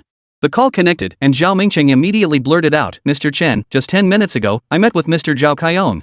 Sure enough, everything unfolded exactly as they had anticipated. The two had already met. The only question was what tactics Zhao Kaiyong would employ this time against their Snow Jade Cosmetics company. Chen Chong showed no fear whatsoever, instead feeling a hint of anticipation. She inquired, oh? What exactly did Mr. Zhao discuss with you? Zhao Mingqing then relayed every detail of Zhao Kaiyong's instructions and arrangements to Chen Chong. It seems Zhao Kaiyong believes we intend to use you for our purposes. Chen Chong wasn't naive. She knew Zhao Kaiyong was nothing more than a spoiled rich kid. The company he ran was merely a position the Zhao family had casually handed him to pass the time. Such a business failure, who did nothing but eat, drink, play, and commit every conceivable vice, surely knew nothing about the intricate workings of the marketplace. Given that, this matter would be much easier to handle. Alright, next step is to get your hands on that formula. Chen Chong nodded, glancing in Su Chen's direction. Brother Su, from here on out, we'll use your formula to make our move. Su Chen naturally nodded in agreement. He had already outlined the plan to Chen Chong earlier. Chen Chong, thrilled by the idea, kept praising his ingenuity. Now that Zhao Mingqing had arrived, it was time to move this plan forward. No problem, Su Chen said, turning his gaze directly toward Zhao Mingqing. I'll hand you another copy of the formula later. Give it to Zhao Kaiyong 2 days from now. Otherwise, someone as suspicious as him will inevitably start doubting again. Though Su Chen hadn't interacted much with Zhao Kaiyong, he had already gained a clear understanding of the man's character and disposition. Therefore, this matter wasn't as difficult to handle as he'd imagined. This man lacked ambition, yet was arrogant and conceited. He was suspicious by nature, yet deluded himself into thinking he was clever. Once you grasped his mindset, the matter proved far easier to handle than he'd anticipated. With that thought, Su Chen looked up at Zhao Mingcheng. Alright, just stick to the plan. Stay at the company for now. Unless something urgent comes up, don't go to the factory. Zhao Mingcheng readily agreed to Su Chen's arrangement without hesitation. After Zhao Mingcheng left, Chen Chong turned to Su Chen with a look of curiosity and confusion. Brother Su, if Zhao Kaiyong's goal is this new formula we have in our hands, then keeping Zhao Mingcheng at the factory is his only chance to get his hands on it. By keeping him at the company all the time, how could he possibly succeed? Facing Chen Chang's puzzled look, Su Chen merely smiled and explained, Brother Chen, think about it. Once they get their hands on the formula, Zhao Kaiyong will inevitably suspect something's wrong with it. If that happens, wouldn't all our efforts have been for nothing? After Su Chen's explanation, Chen Chong nodded in sudden realization, finally grasping the full picture. I see. I didn't catch that earlier, almost missed that crucial point. Su Chen smiled at this, no worries. All we need to do now is wait for the next developments. The two shared a knowing smile. Lin Wan'er promptly stepped forward and poured Su Chen another cup of wine. Brother Chen, Brother Su Chen, come on, let's keep drinking. I'll toast you both. The three chatted and laughed as they resumed their meal, as if the earlier events had been nothing more than a minor interlude, something no one gave a second thought to. Over the next 2 days, Su Chen remained at Shuechui Cosmetics. On the surface, he was assisting Chen Chong, but in reality, he was secretly observing Zhao Mingcheng's every move, guarding against any unexpected incidents. Chapter 211, Coordinating Both Sides. Though half the task was accomplished, someone as impatient for success as Zhao Kaiyong might still assign Zhao Mingcheng more missions. Staying close to Chen Chong would make things much easier for him. Should any unexpected incidents arise, he could respond flexibly. As for Zhao Mingcheng, he spent his days anxiously holed up at the company headquarters, then schemed his way to the factory at night, desperate to get his hands on the new formula. Zhao Kaiyong, already supremely arrogant, learned that Zhao Mingcheng was confined to the company day after day, under constant surveillance. Even Su Chen had come to Chen Chang's cosmetics company just to keep a close eye on Zhao Mingcheng, making it impossible for him to escape. While furious, Zhao Kaiyong's suspicions toward Zhao Mingcheng eased slightly. It seemed they truly intended to turn the tables on him. Yet, fearing Zhao Mingcheng might still obtain the formula, they continued to keep him under constant surveillance. Zhao Kaiyong's doubts vanished completely upon learning Zhao Mingcheng lived under constant surveillance. He grew more anxious than Zhao Mingcheng himself. On the third night, Zhao Mingcheng managed to shake off the tale assigned by Chen Chong. Sweating profusely, he rushed to the villa where Zhao Kaiyong lived. Upon entering the villa, Zhao Mingcheng glanced around to confirm no one was approaching before hastily stepping forward to ring the doorbell. The two had arranged to meet tonight, so Zhao Kaiyong had someone open the door and ushered Zhao Mingcheng into the villa's living room. Spotting Zhao Kaiyong, Zhao Mingcheng stepped forward with a bitter, resigned smile. Mr. Zhao, I'm finally able to see you. The moment he saw Zhao Kaiyong, Zhao Mingcheng began pouring out his grievances. You have no idea how terrified I've been. Every single day these past few days, someone has been tailing me. If I hadn't stopped the car midway and switched to another taxi, I probably still wouldn't have shaken off those tails. His face twisted with fury as he continued, they pretend to let me keep my manager title, but in reality, my authority has been completely stripped away. Just thinking about having to pay 10 times the penalty for breach of contract soon makes me want to shut down Shuechui Cosmetics right now. Seeing Zhao Mingcheng's furious expression, Zhao Kaiyong had long since abandoned any doubts. He now believed Zhao Mingcheng's account 100%. Then tell me, Zhao Kaiyong pressed, how exactly do you plan to obtain the formula while they're tailing you? Zhao Kaiyong's voice carried both urgency and fury as the words left his lips. They dared to keep you under constant surveillance? You're useless.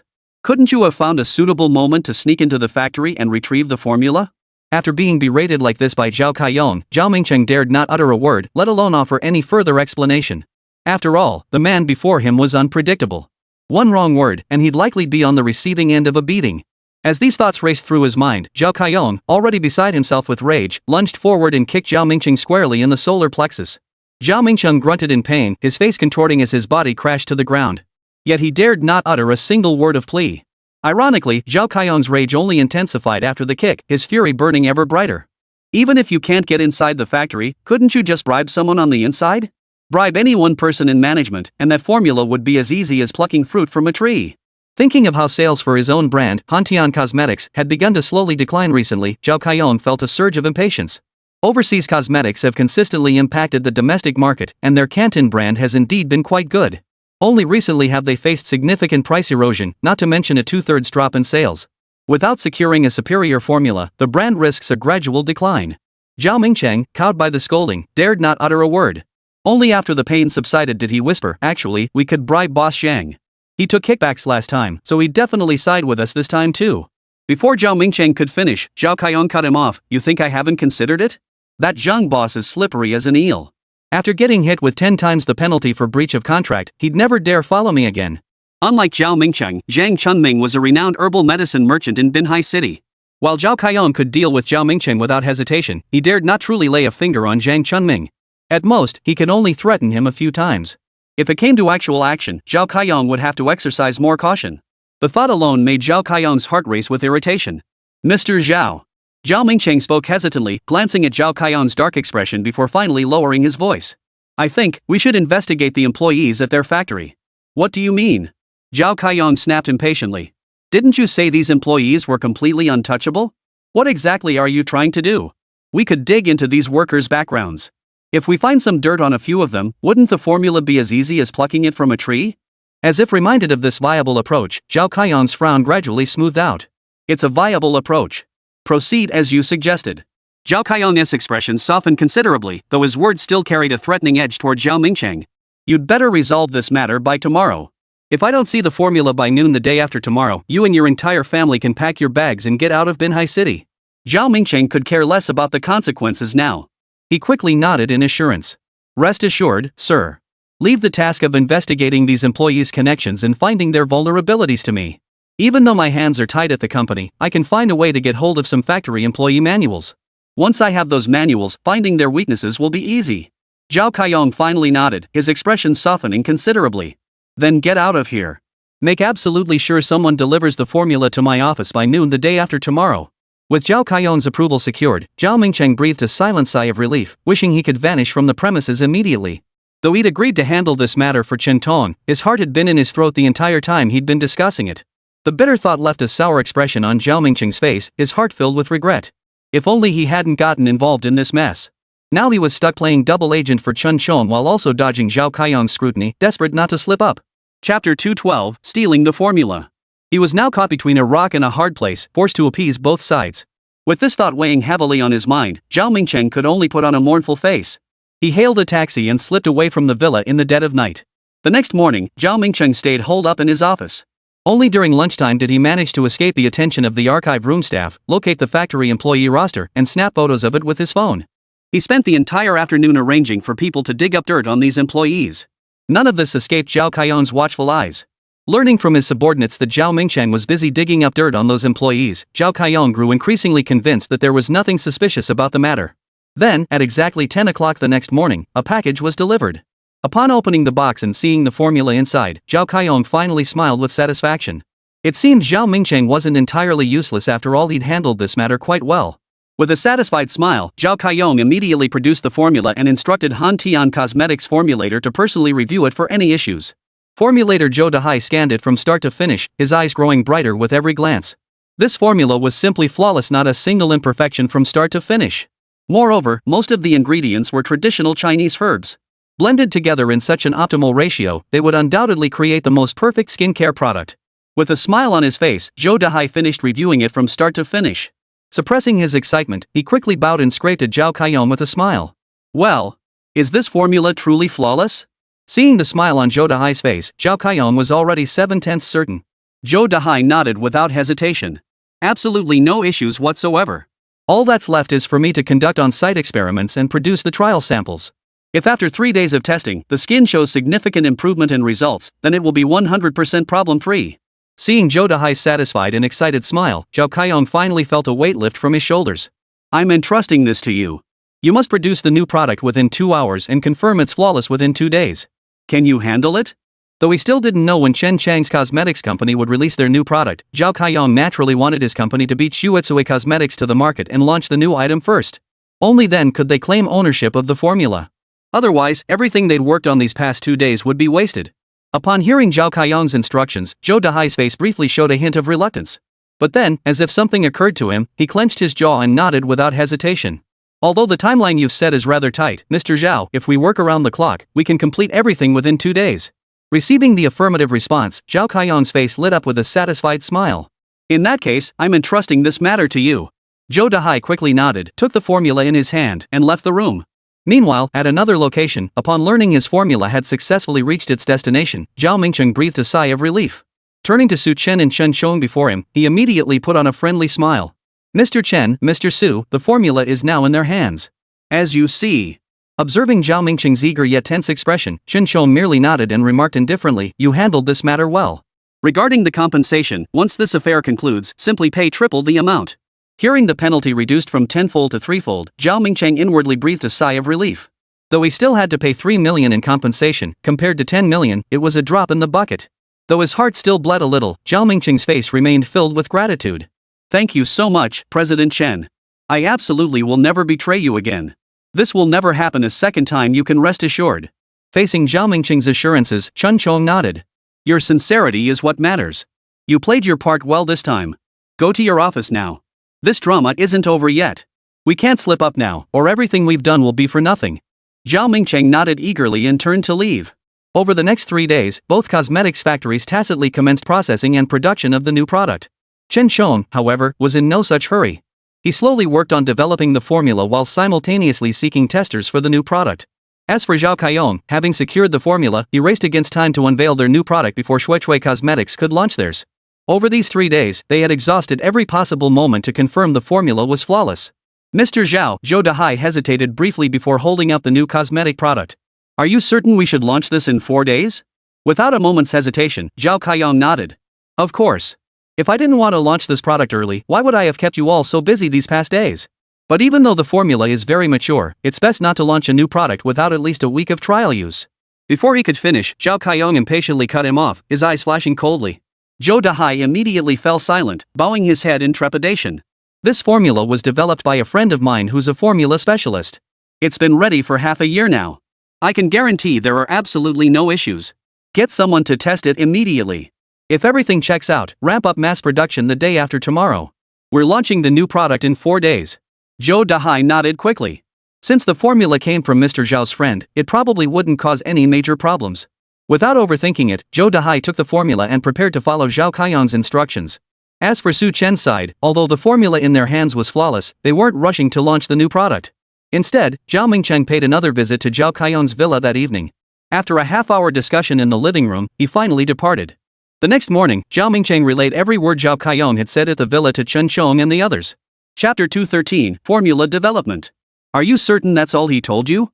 After listening to Zhao Mingcheng's account, Chen Xiong raised his eyebrows slightly, his expression as calm as ever. Before Zhao Mingcheng arrived, Su Chen had already shared most of the relevant details with him.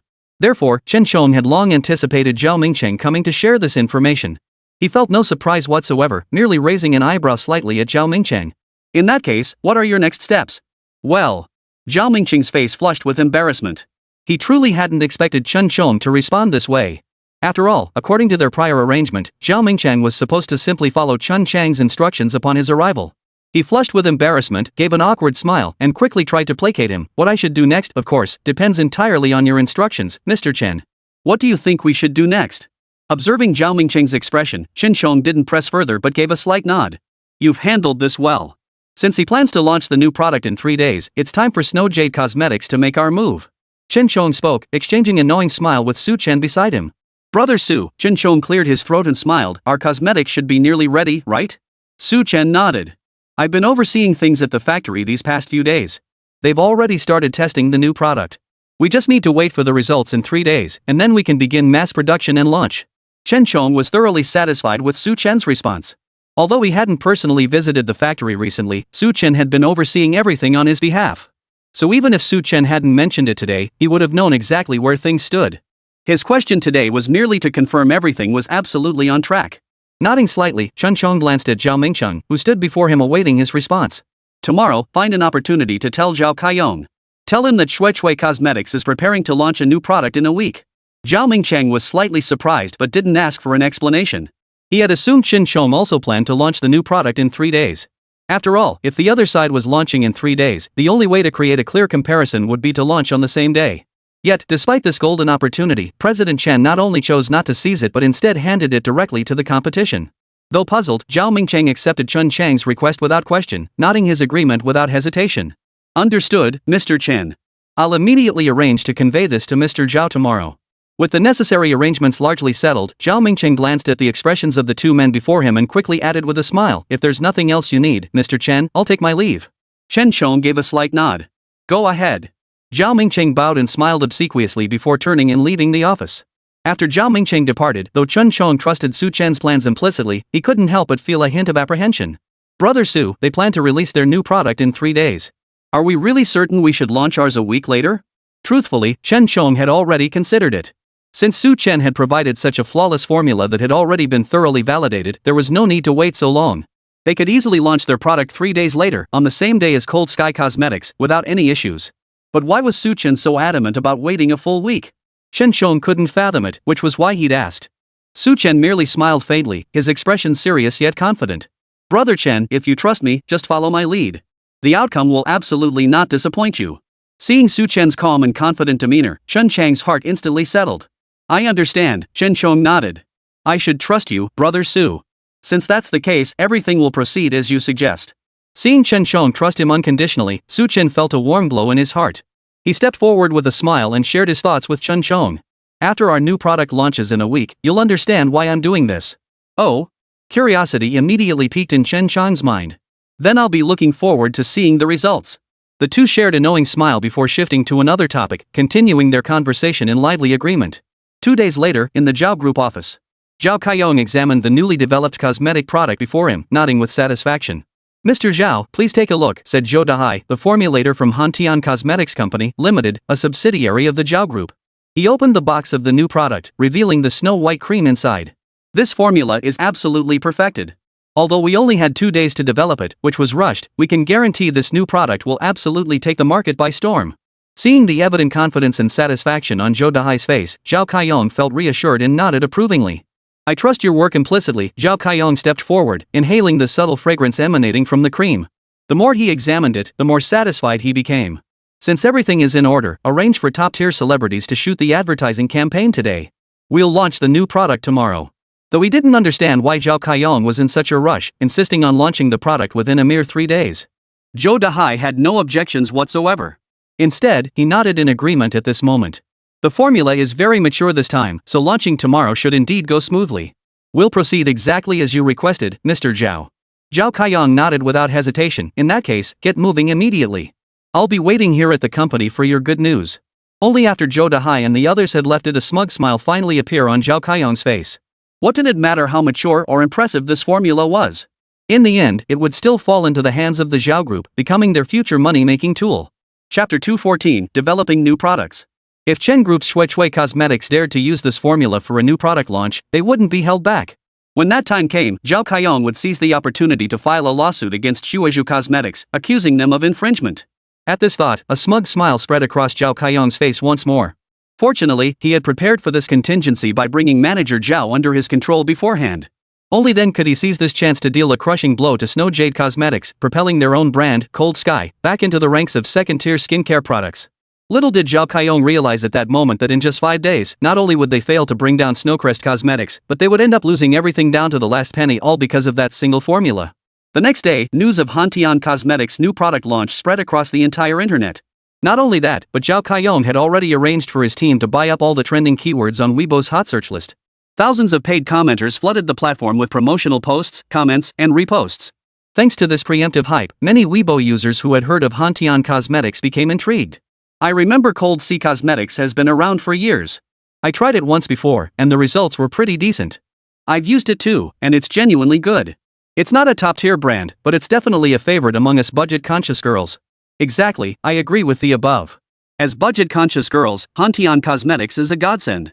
I recall another brand called Shuetsue. Both are domestic cosmetics I really like. Speaking of Hantian and Shuetsue, I personally prefer Shuetsue a bit more. That said, Shuetsue is definitely more affordable, perfect for us students. As soon as they saw someone mention Shuetsue under the Hantian entry, along with cosmetics, and noticed Shuetsue being brought up by some users, she immediately started frantically posting about how great Hantian Cosmetics are. Shuetsue is indeed good, but let's be honest, don't you all think Hantian works better? Sure, it's pricier, but Hantian has always emphasized pure natural ingredients. Honestly, the more affordable Shuetsue just can't compete on that front. Let's show Hantian some love today and look forward to their new product launch. Weibo was a melting pot of opinions, with all sorts of voices chiming in. Paid commenters mingled with genuine users, and with the paid commenters' deliberate steering, all conversations inevitably gravitated toward Hantian's new product. Sitting in his office, Zhao Kaiyong watched the buzz building on his screen, his smug grin growing wider by the second. He hadn't expected the PR department to pull off such a solid job this time, actually pushing Shuetsue out of the spotlight. This definitely added more buzz to the new product launch. Just thinking about it made Zhao Kaiyong nod with satisfaction. Everyone did an excellent job this time. Clearing his throat, Zhao Kaiyong sat in the conference room's main seat, his smile deepening as he looked at the company's key members before him. Now that the buzz is building, have we finalized the timing for the new product launch event? Manager Zhou from the PR department quickly responded, President Zhao, the launch event will commence in half an hour. As for product distribution, we've expedited shipments to all major counters nationwide. We expect sales to commence first thing tomorrow morning. Zhao Kaiyong had no objections to Manager Zhou's arrangements. Clearing his throat again, he seemed to think of something and gave further instructions to Manager Zhou. Proceed exactly as you just outlined. Regarding online promotion, you must immediately begin identifying relevant influencers for live stream sales. Start tonight.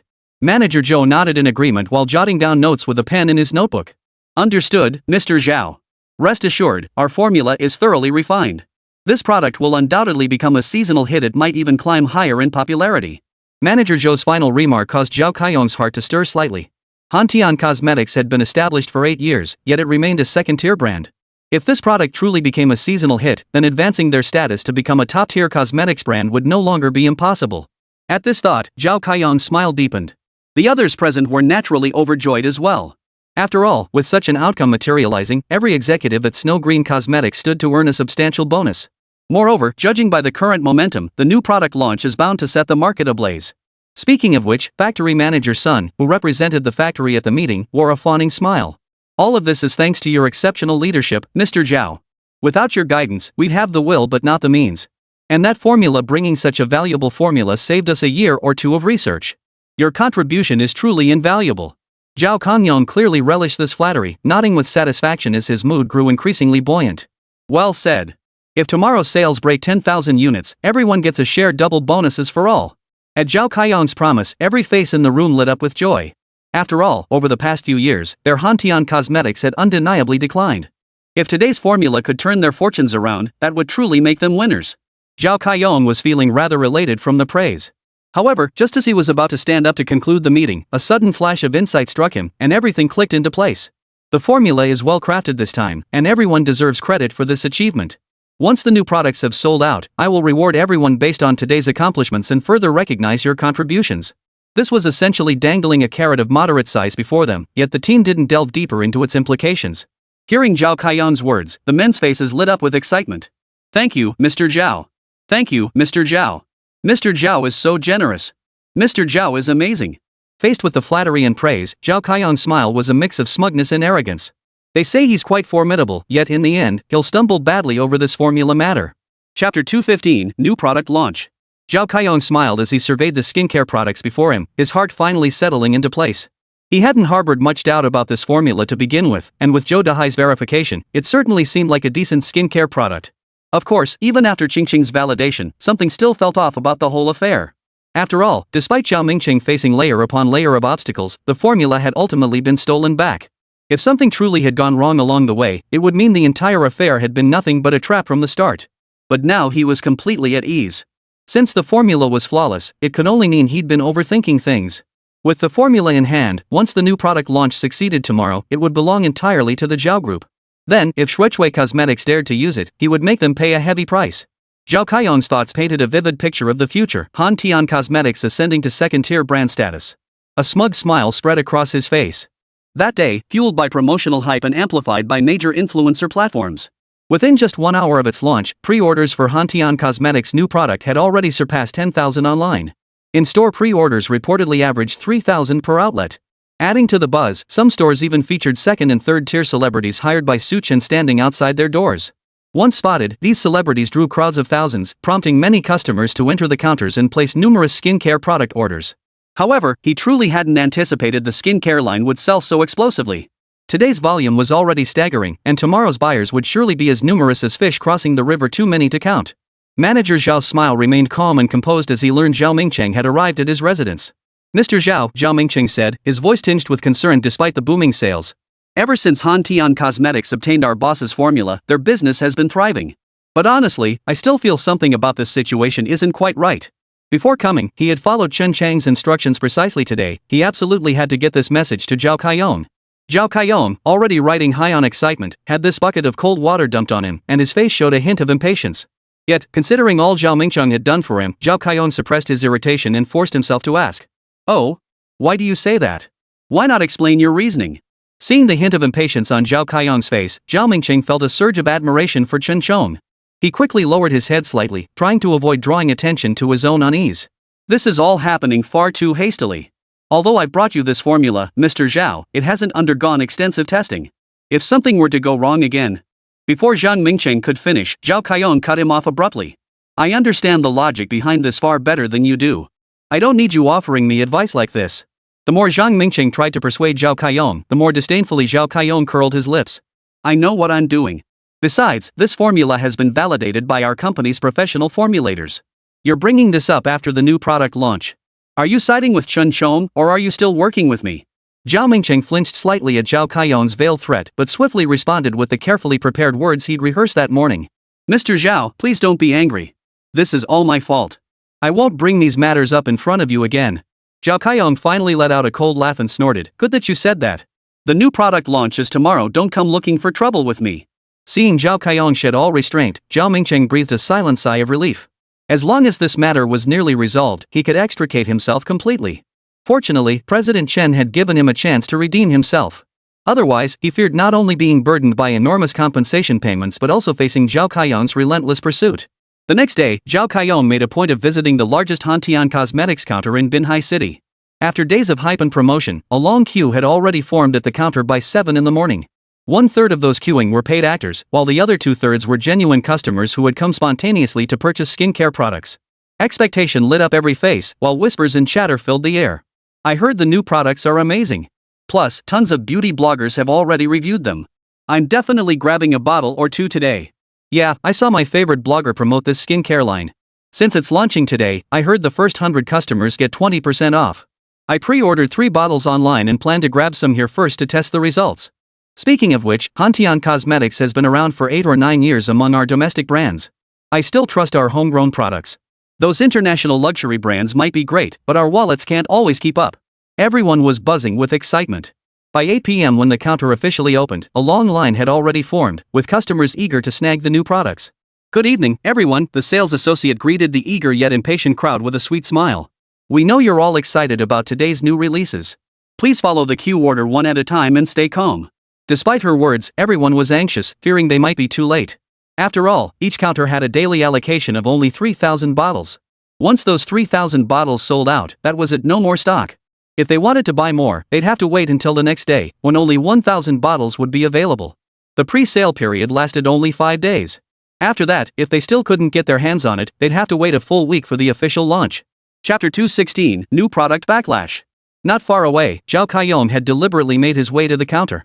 Watching the bustling crowd at the counter entrance, with many people lining up and scrambling to buy the new product, Zhao Kaiyong's face broke into a broad smile, growing increasingly smug. It seemed the formula was indeed effective, otherwise, there wouldn't be this many people lining up for the new product today. Zhao Kaiyong was in an excellent mood.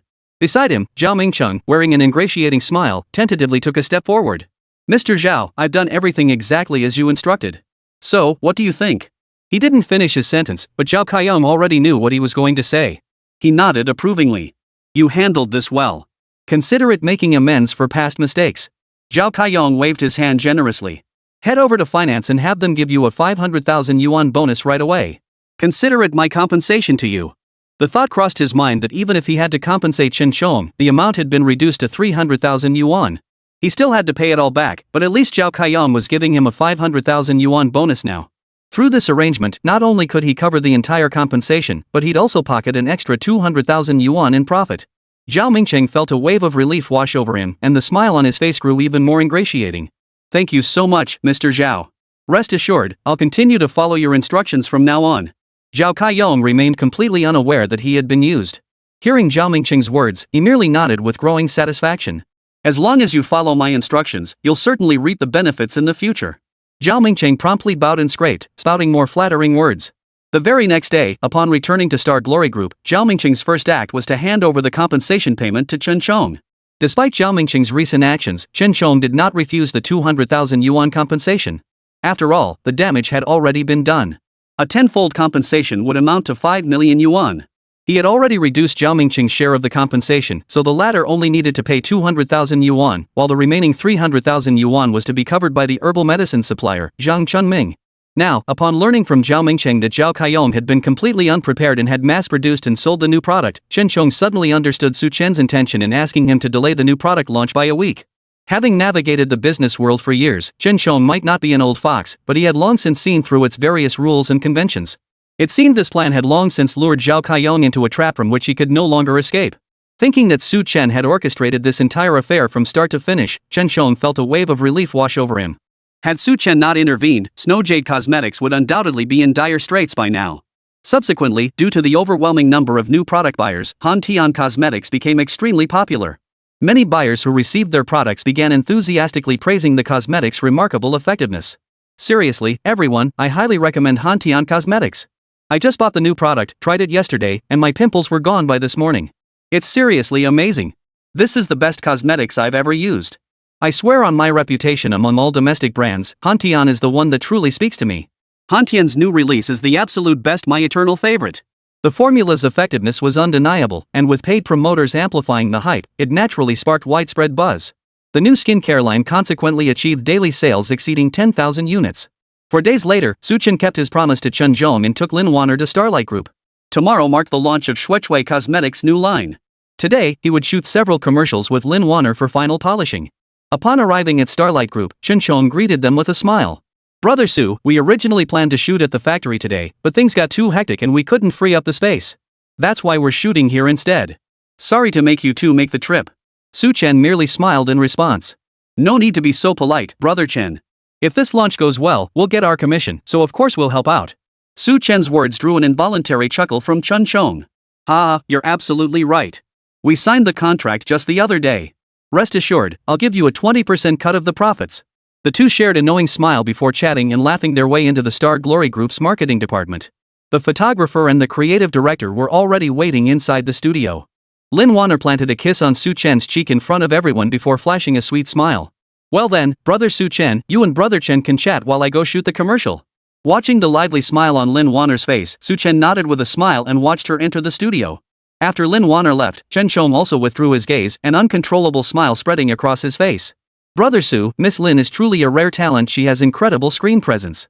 If that new product hadn't flopped last time, she would have become famous through that commercial. Faced with Chen Chang's praise, Su Chen gave a polite smile, about to respond. Inside the office, the continuously playing news channel suddenly interrupted its broadcast with an emergency news flash. On the screen, a local radio host from Binhai City, microphone in hand, delivered the report with grave expression. At exactly 3 p.m. local time, several customers at our city's Canton Cosmetics counter suddenly experienced severe allergic reactions. They claimed these symptoms appeared after using Canton's new product. However, the counter manager refused to acknowledge the claims, leading to a standoff that escalated into a physical altercation. The situation has now been brought under control. The details remain unclear, but our station has received numerous reports alleging that Canton Cosmetics' recent new product does indeed contain banned ingredients. This has yet to be verified. We urge the public to exercise caution. Citizens who have purchased the new products are advised to hold off on using them until definitive information is available, at which point we will make a final determination. As the host continued the report, Su Chen and Chen Chong showed no surprise whatsoever. It seemed they had anticipated this incident all along. Moreover, observing the chaotic scene unfolding behind the anchor, they maintained an unflappable composure, their expressions calm and composed. Chapter 217, Customer Uproar. On screen, every consumer's face was covered in various horrific acne lesions. Even though the lower halves of their faces were covered by masks, the upper half still revealed horrifyingly red and swollen skin. The counter staff, pushed and shoved by the consumers, were at a loss for what to do. They tried to speak up to explain, but before their words could escape their lips, they were already blocked back into their mouths. Security guards tried to intervene, fearing further escalation, but they couldn't hold back the enraged customers, who were on the verge of losing control. Just from the footage alone, they could tell how intense the scene had been. Brother Su, Chen Chong asked, though he already knew the outcome, still harboring a hint of curiosity. They must have double-checked the formula to ensure there were no issues. So why did this allergic reaction occur? Chen knew Chen Xiong would ask this, but he merely smiled. This isn't surprising at all. The formula itself is flawless. The problem lies with the consumers using this particular cream. Consumers who buy these moderately priced skincare products naturally don't have particularly strong purchasing power. The ingredients themselves were most effective during the first day or two. However, a slight imbalance in the ingredient ratios, specifically in excess of ginseng extract combined with the formulation's other components, triggered severe allergic reactions. Their formulators naturally didn't notice this. Otherwise, our plan wouldn't have succeeded. After hearing Su Chen's explanation, Chen Xiong nodded in surprise and sudden understanding. It sounded unexpected, yet the explanation made perfect sense. Indeed, the formula appeared flawless on the surface. Even if a formulator had personally tested it, they would have found nothing amiss. Yet it was precisely that minuscule deviation in the ginseng formula, the tiny discrepancy, which caused the formula, after fusion and chemical reaction, to produce an indissoluble banned substance. And this banned substance was the root cause of the severe allergic reactions. The blame lies squarely with Zhao Kaiyong's short-sighted greed. He never considered the consequences, sacrificing his conscience for profit. Su Chen had no intention of using this formula to harm others. After all, for any formula to be truly put into use, it required at least 1 to 3 years of research. He was confident in his formulas, all of which had been rigorously tested and validated over many years. Therefore, even if it were produced, there would be no issues whatsoever. But Zhao Kaiyong was different. He didn't even bother to ask questions or exercise caution. He rushed the formula tester through a cursory trial before ordering mass production. This only proved his stupidity, arrogance, and sheer foolishness. This outcome had been entirely predictable, and Su Chen felt no surprise whatsoever. On the contrary, Chen Xiong found himself increasingly impressed with Su Chen after witnessing this incident. Meanwhile, at the new product counter of Hantian Cosmetics. Where's your boss? Get him out here to explain this. Yeah. My face is all allergic and swollen like this. I had a modeling audition tomorrow, but because of you, I can't even go now. Who's going to take responsibility for this? There must be banned ingredients, and they're either hormones or excessive drugs you deliberately added. If the boss doesn't come out and explain himself, we're not leaving today. Right, we're not leaving. I think we should call the police right away. Their boss clearly isn't coming out. This situation needs the police to resolve it. As soon as someone suggested calling the police, others quickly chimed in. Then call the police. I already called the police. They should be here any minute. The moment someone mentioned the police, the supervisor of the sales counter staff, the team leader overseeing the salesgirls, completely panicked. As the supervisor of these salesgirls, she'd been grinning from ear to ear these past days due to the surge in sales. She was just thinking about getting a better salary and commission thanks to these sales figures when she never imagined something like this would happen today. Seeing the agitated, noisy customers before her, each with their faces swollen and red, the saleswoman felt both regret and fear. If only she'd known Hantian Cosmetics' quality control was so poor, she should have applied to Shuechui instead. Everyone, please calm down. I'll contact management immediately. The sales floor supervisor didn't have the authority to contact Zhao Kaiyong directly, so she could only call Manager Sun, who was responsible for handling such matters. The phone rang. Standing before Zhao Kaiyong, Manager Sun trembled nervously, too afraid to answer the call. Before him, Zhao Kaiyong wore a grim expression. As he watched the TV screen showing the crowd of customers swarming the counter, his face grew increasingly grim. Didn't you say this formula had no issues?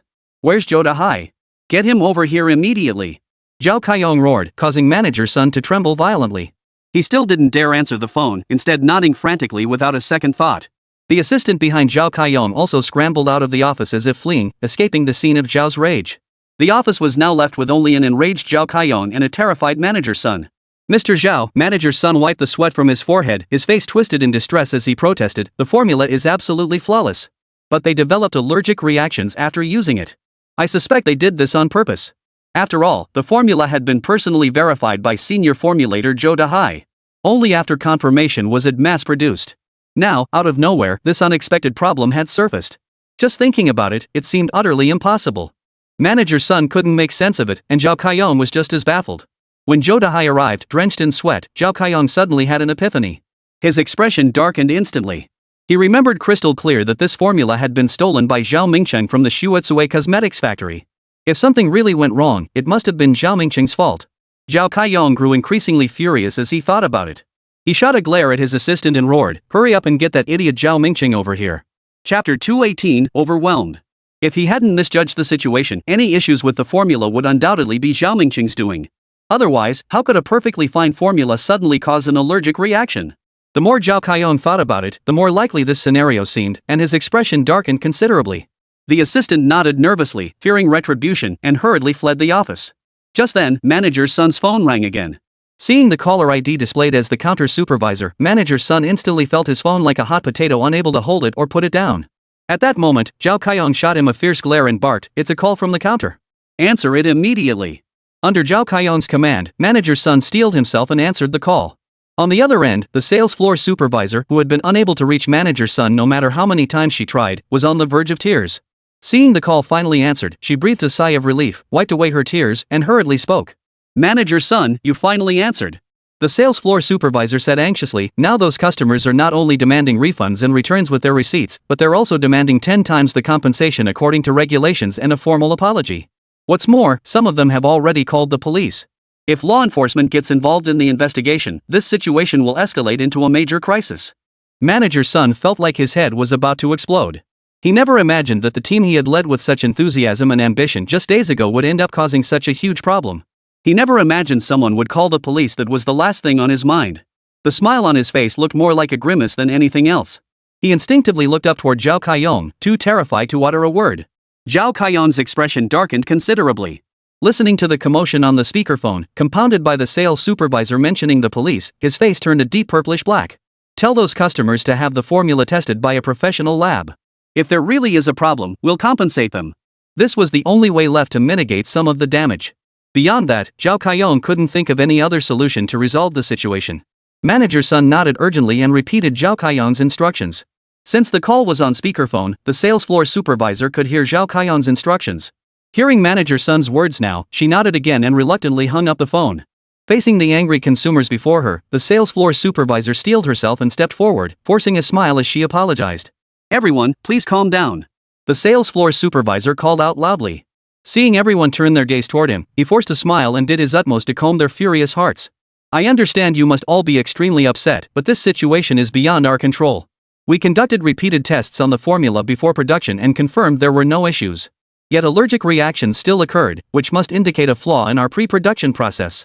Since you all believe there's a problem with this skincare product, if you can provide concrete evidence, we will definitely compensate you tenfold as requested and issue a formal apology." Yet after the sales manager delivered this responsible statement, it garnered no approval whatsoever. Instead, someone seized upon a single point and latched onto it relentlessly. "You claim everything was confirmed fine before shipping, yet now you say a step in the process might have gone wrong. Either way, you're the ones calling the shots." "Exactly. If just one person had an allergic reaction, I'd accept my bad luck. But so many of us reacted? And my friend nearly had her face ruined yesterday only because she got to the hospital in time. Otherwise, you would have disfigured her. Now you're trying to muddle things up. If we hadn't called the police, you probably wouldn't have lifted a finger." "Exactly. We've already called the police. Whether there's an issue or not will be determined by the police and the testing center. Nothing you say now matters." Seeing that the customers weren't buying it and were instead piling on the accusations, the sales assistants panicked, utterly at a loss. After all, they had followed manager Zhao's instructions and said everything they were supposed to. But these consumers simply refused to listen, leaving them with no other options. And this very scene was being broadcast live on the news. Chen Chong and Su Chen, naturally, witnessed every detail. Watching the sales staff caught between a rock and a hard place, with no solution in sight, Su Chen simply withdrew his gaze. "Brother Chen, I think we should be able to proceed with the new product launch tomorrow." Catching Su Chen's glance, Chen Chong immediately understood. "Got it," he nodded instantly, picking up his phone to call Zhao Mingcheng. "I'll call manager Zhao right now and have him discreetly inform Zhao Mingcheng about our product launch tomorrow." As he spoke, Zhao Mingcheng's call connected. He had just been summoned by his assistant and was on his way to Zhao Kaiyong's office. Upon receiving the call, he answered it without showing any emotion, glancing at the young assistant leading the way before maintaining a neutral expression. "Mr. Chen, what can I do for you?" Chen Chong relayed all necessary instructions to Zhao Mingcheng before they hung up. The moment the call ended, Zhao Mingcheng arrived at the office door. He knocked on the door, his face showing no sign of panic.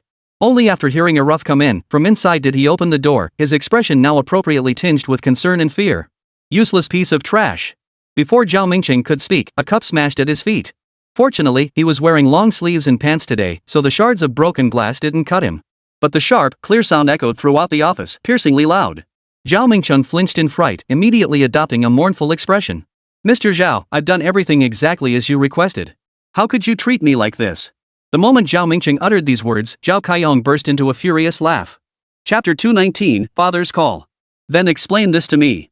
Why does the formula you stole with such effort have these inexplicable problems? Zhao Kaiyong roared, his voice thick with fury. Now these consumers are all complaining about allergic reactions on their faces. You stole this formula, don't you intend to properly explain what exactly happened? Seemingly startled by Zhao Kaiyong's furious words, Zhao Mingqing immediately knelt down without hesitation. Mr. Zhao, I swear I'm innocent. Zhao Mingqing's eyes welled up with tears as he adopted a look of utter loyalty. After I gave you the formula, I specifically told you to make sure there were absolutely no problems with it. You even had teacher Zhou personally mix and test it then, and it worked perfectly. You can't just dump the blame on me. Zhao Mingqing's words suddenly jolted Zhao Kaiyong into realization. Zhao Kaiyong froze for a moment before recalling that he had indeed had Zhou Dahai review it, and everything had been in order.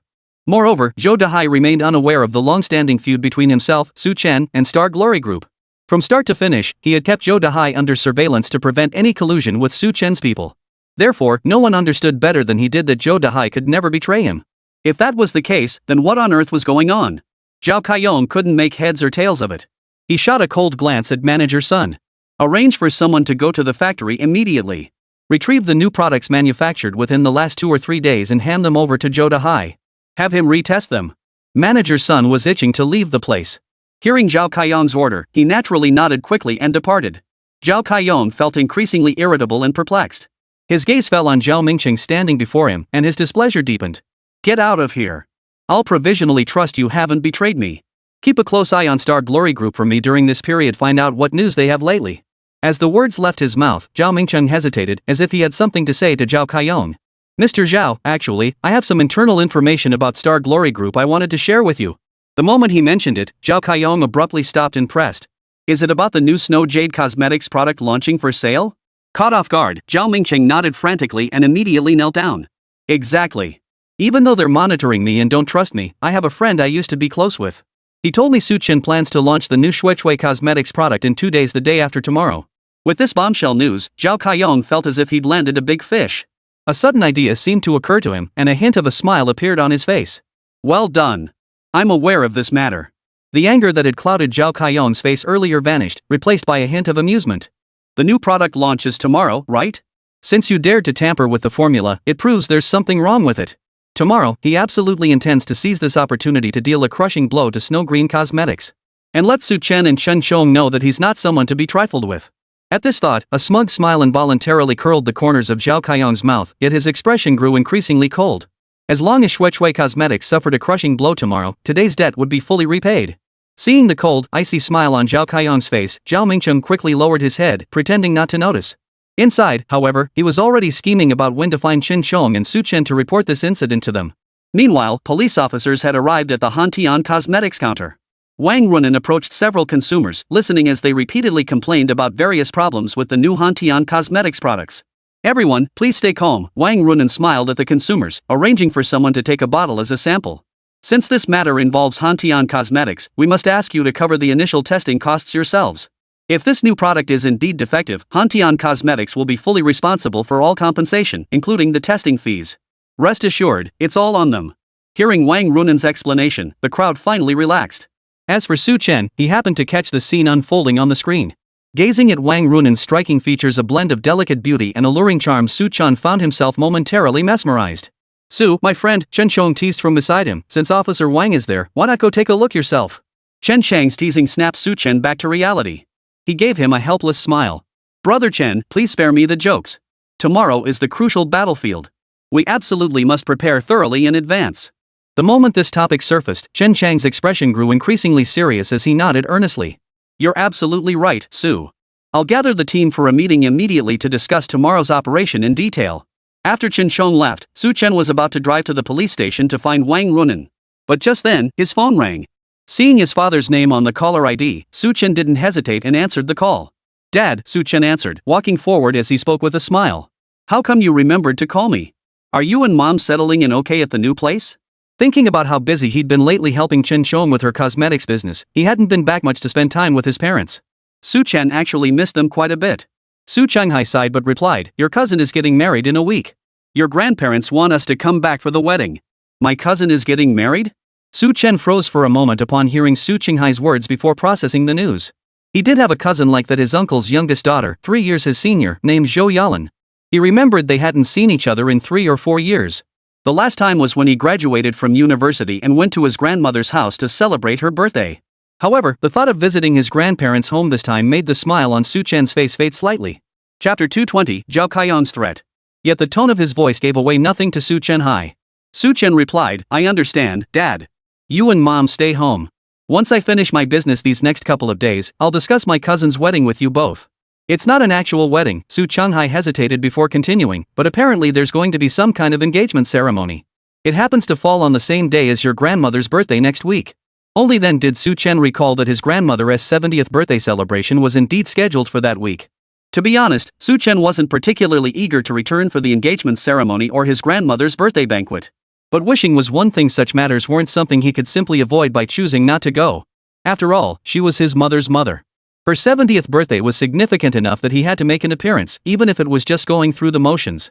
So Su Chen merely gave a faint nod, acknowledging the information. All right. I'll prepare a birthday gift and return with Mom, Dad, and you two elders. With Su Chen's assurance, Su Chenghai finally exhaled in relief, adding with resignation, that's good.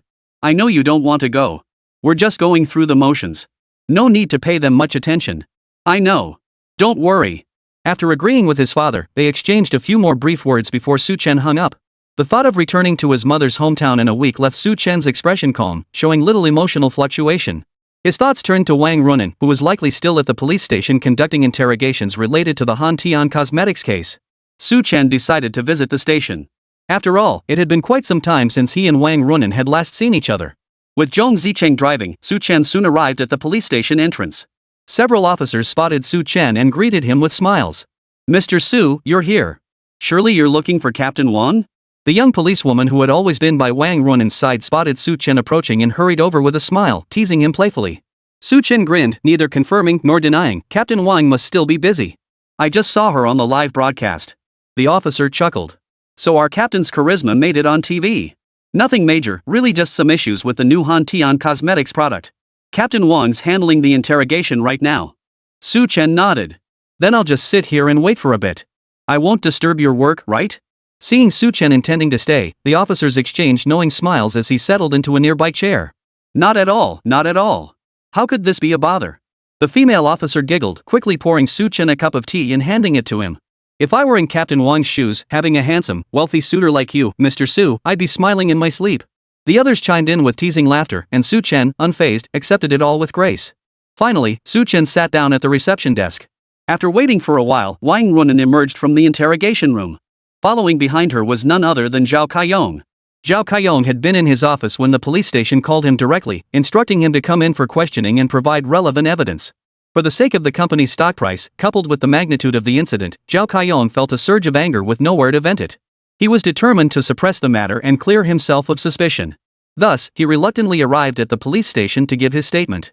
But once inside the interrogation room, no matter what he said, Wang Runnen appeared to nod in agreement on the surface, while her expression remained cold and distant. It was clear she didn't believe a word he said. In the end, the other party had no evidence to prove the company's innocence, nor could they conclusively prove that the allergic reaction was caused by the skincare products. With the official test results still pending, Zhao Kaiyong arranged for bail pending further investigation and temporarily left the station. But the moment he stepped into the lobby, he spotted Su Chen sitting there. How could he not feel hatred welling up inside? On one side was Wang Runnen, whom he longed for but could never have, who treated him with cold indifference. On the other side was Su Chen, who had stolen the woman he loved, and who had even colluded with Chen Chong to trap him in this unjust predicament. The thought alone made Zhao Kaiyong's teeth itch with fury. His eyes nearly blazed with fury as he glared at Su Chen, letting out a cold laugh. Su Chen, you really have some nerve. Zhao Kaiyong spat out the words through gritted teeth, yet Su Chen remained utterly unfazed. Not only that, but he even lifted his head indifferently, offering Zhao Kaiyong a mocking smile. This isn't my doing. The formula clearly belongs to you, Mr. Zhao. Don't try to pin everything on us just because the formula went wrong, okay? Su Chen rose slowly to his feet, glancing at Wang Runnen beside him, whose face held a hint of amusement. He even offered her a smile. Captain Wang, thank you for your hard work in the interrogation. But since the other party is trying to throw the blame squarely on me, these slanderous words. Captain Wang, you've studied law. Wouldn't it be reasonable for me to sue them for defamation? Wang Runnen forced the smile off her face. Su Chen's sudden visit filled her with surprise and delight, tinged with an unacknowledged hope she couldn't quite pinpoint. Unfounded slander and defamation that damages the reputation of the accused party can indeed be prosecuted as defamation. As soon as Wang Runin finished speaking, Zhao Kaiyong beside her let out a cold snort, his eyes fixed on Su Chen like venomous snakes. Su Chen, you've really outdone yourself. That formula showed no issues whatsoever and it was confirmed to be completely problem-free. But I'm absolutely certain this whole affair is a conspiracy between you and that traitor Zhao Mingcheng, deliberately set up to frame me. As soon as Zhao Kaiyong uttered these words, Su Chen raised an eyebrow, feigning surprise and countering with a question. What exactly do you mean by that? The new product from Han Tian Cosmetics uses a formula developed entirely by your company. What possible connection could it have to Snow Green Cosmetics, where President Chen works? Mr. Zhao, think before you speak. Don't just blurt things out carelessly. Captain Wang just said that if you keep talking like this, I can have Mr. Chen sue you for slander and defamation.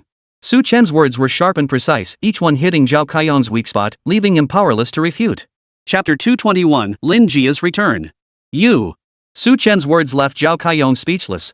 He could only stare at Su Chen with eyes filled with intense hatred. He knew better than anyone else how that formula had come into existence. Since there's absolutely nothing wrong with the formula, someone must have tampered with it. As for who tampered with it, Zhao Kaiyong didn't even need to think about it. He was absolutely certain it had to be someone from Chen Chong and Su Chen's camp. At this moment, Zhao Kaiyong naturally had no idea that no one had tampered with anything from start to finish. The root cause of the allergic reaction was that the formula itself was flawed.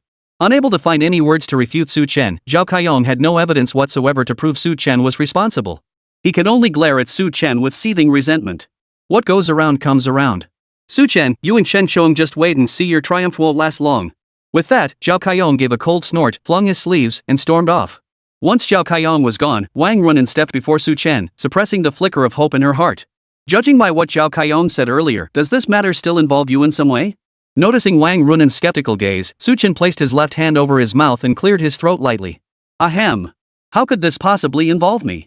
He clearly wanted to take action against us and ended up shooting himself in the foot. I'm a law-abiding citizen. I'd never do something like frame someone. After speaking, Su Chen even offered Wang Runin a smile. I've finally managed to change your impression of me. Surely you don't still think I'd do something like that?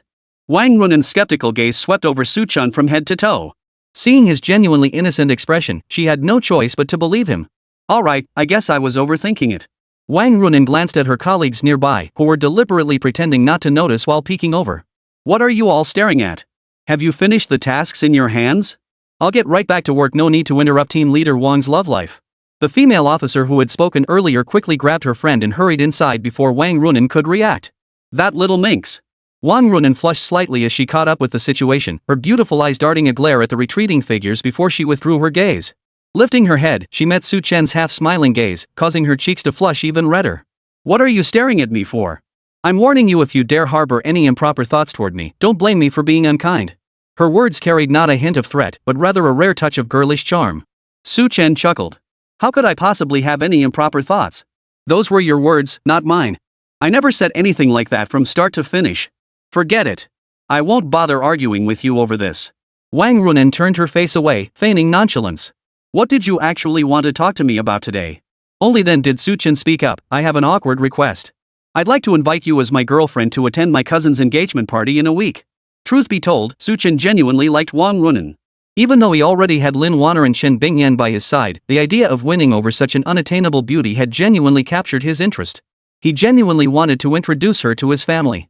Wang Runin, however, heard Su Chen's words and her eyes widened in surprise. Then she immediately refused. I won't go. Su Chen had anticipated Wang Runin's refusal, so he didn't seem upset. He simply nodded in agreement. After all, while he entertained the idea of bringing her to the engagement banquet, he hadn't been entirely certain she'd agree. It would be such a shame if you didn't go. Su Chen propped his chin on his left hand, sounding resigned. Then I'll have to settle for the next best thing. How about dinner instead? Having already turned him down once, Wang Runin finally understood the implication behind his invitation. So this guy had planned to ask her out to dinner all along, but was afraid she'd refuse. That's why he deliberately brought up the earlier incident waiting here for her. Considering he was her savior, Wang Runin couldn't bring herself to refuse. Besides, a flicker of delight had indeed stirred within her heart. Finally, Wang Runin nodded with feigned reserve, her cool eyes glistening with a hint of emotion. All right then. I finish work at 5:30 this afternoon. Come pick me up then. Su Chen finally smiled. No problem. Go ahead and focus on your work. I won't disturb you any longer. Watching Su Chen's figure gradually recede, Wang Runin didn't even realize she'd kept her gaze fixed on him until his silhouette vanished completely. Right after Wang Runen finished work, Su Chen was waiting punctually at the police station entrance. Only after Wang Runen settled into the back seat in her plainclothes did Su Chen speak. "What would you like to eat?" Wang Runen thought carefully for a moment. Noticing Su Chen was dressed in understated clothes, a sudden thought crossed her mind. "Since you're the CEO of the prestigious Red Elephant Group, you must have plenty of cash on you. You've got to treat me to a 5-star hotel feast today, don't you think?" Wang Runen's words were purely a deliberate retaliation for Su Chen's teasing earlier that afternoon. Su Chen froze for a moment before quickly catching on. Far from getting angry, he burst out laughing. "I don't have anything on me right now, all I have is money. Since you want to eat at a 5-star hotel, shall we go to the Shangri-La Hotel or the Apricot Blossom Pavilion? You decide." Both establishments were among Binhai City's most prestigious luxury 5-star hotels. Regardless of which one, the cuisine and service were both top-notch. Of course, the prices were also prohibitively expensive, far beyond what ordinary people could afford. But to Su Chen, none of this mattered in the slightest. After all, it was just a meal at a 5-star hotel, no big deal. Wang Runen froze, then glanced at Su Chen's utterly composed expression. Feeling awkward, she turned her face away and looked out the window. There was no going back now. Words spoken were like water spilled on the floor. Since he'd agreed so readily, there was no way she could take it back now. Fine. She might as well seize this opportunity to fleece Su Chen thoroughly. That was the only way to avenge today's humiliation. Then, let's go to Apricot Blossom Pavilion. I hear their dishes are pretty decent. Chapter 222, Lin Jia's Plea. Wang Runen's slightly awkward voice drifted over, though her face remained turned toward the window, preventing Su Chen from seeing her expression. Seeing this, Su Chen glanced at Wang Runen's awkwardly turned cheek, but only smiled silently before slowly averting his gaze. The fish had already taken the bait, her heart already half captured without her realizing it. Perhaps, through this dinner tonight, he could make Wang Runen see her own true feelings clearly. When the car pulled into the parking lot of Xinghua Lu, Su Chen stepped out and, with impeccable gentlemanly grace, opened the door for Wang Runen to exit. Watching Su Chen's smiling face, Wang Runen feigned composure as she followed him out of the car and into the Apricot Blossom Hotel. Since Su Chen had made reservations in advance but on a whim, they hadn't secured a private room. They could only sit by the window on the second floor. Still, it worked out well. The view outside was lovely, offering a perfect overlook of the vast artificial lake beside Xinghua Lu. The lake sparkled beautifully with lights, dotted with floating boats. Wang Runen didn't know how to talk to Su Chen. To ease the awkwardness, she turned her gaze to the scenery outside the window, pretending not to notice Su Chen's eyes on her. Su Chen, however, didn't seem to mind. After taking the menu handed to him by the waiter, he skimmed through it briefly before passing it to Wang Runen. "See what else you'd like to order?" Instead of ordering first, Su Chen handed the menu to Wang Runen and smiled at her. Wang Runen felt her cheeks flush under his gaze. She quickly took the menu and pretended to study it intently. Distracted, she casually selected a few dishes before returning the menu to Su Chen. After selecting a few dishes himself, Su Chen smiled at Wang Runen. Just as he was about to speak, a familiar voice suddenly rang out from nearby. The speaker seemed somewhat agitated, taking 3 steps in 2 strides before standing directly in front of Su Chen. "Su Chen, I never imagined I'd run into you here." The familiar voice carried a hint of hysteria, as if the sight of Su Chen had stirred intense emotion. Su Chen looked up in confusion, only to realize the voice belonged not to someone else, but to Lin Jia, who had vanished nearly a month ago. Since the collapse of Henry Group, Su Chen hadn't seen this person from Yanqian again. Therefore, upon seeing Lin Jia now, Su Chen frowned slightly. "Lin Jia, what are you doing here?" Lin Jia no longer possessed her former radiant beauty. Now dressed in a waitress uniform, she looked utterly tearful and pitiful. Perhaps it was the loss of her former arrogance, compounded by the blow of past events. Her face had become gaunt, her cheeks sunken and flat as a palm, lending her an eerie appearance.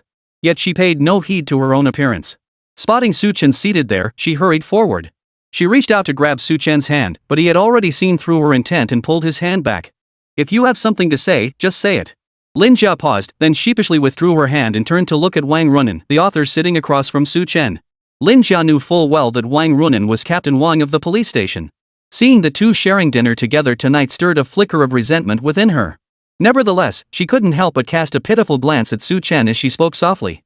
"Chen, I've always known deep down that everything you did before was entirely my fault. Can you forgive me?" Su Chen looked at the pitiful expression on the woman before him, yet it failed to stir even a shred of protective instinct within him. Long ago, after that class reunion, he had already drawn a line between them. And then there was everything she'd done afterward, smearing his name, slandering him. She'd even colluded with Zhao Yusin to drive up the price, ultimately turning his once promising path into a dead end, a good hand played to utter ruin. He couldn't blame anyone else. The smile on Su Chen's face held a touch of detachment and coldness. "There was never any real friendship between us. Out of respect for our past as university classmates, I chose not to pursue the slander you hurled at me that was already showing you mercy. I hope you won't try to claim any connection with me either. Just do what you must." After speaking, Chen lowered his head and glanced once more at the drinks section of the menu. "1 bottle of romantica Coney, 2006 vintage, please." The words were clearly directed at Lin Jia.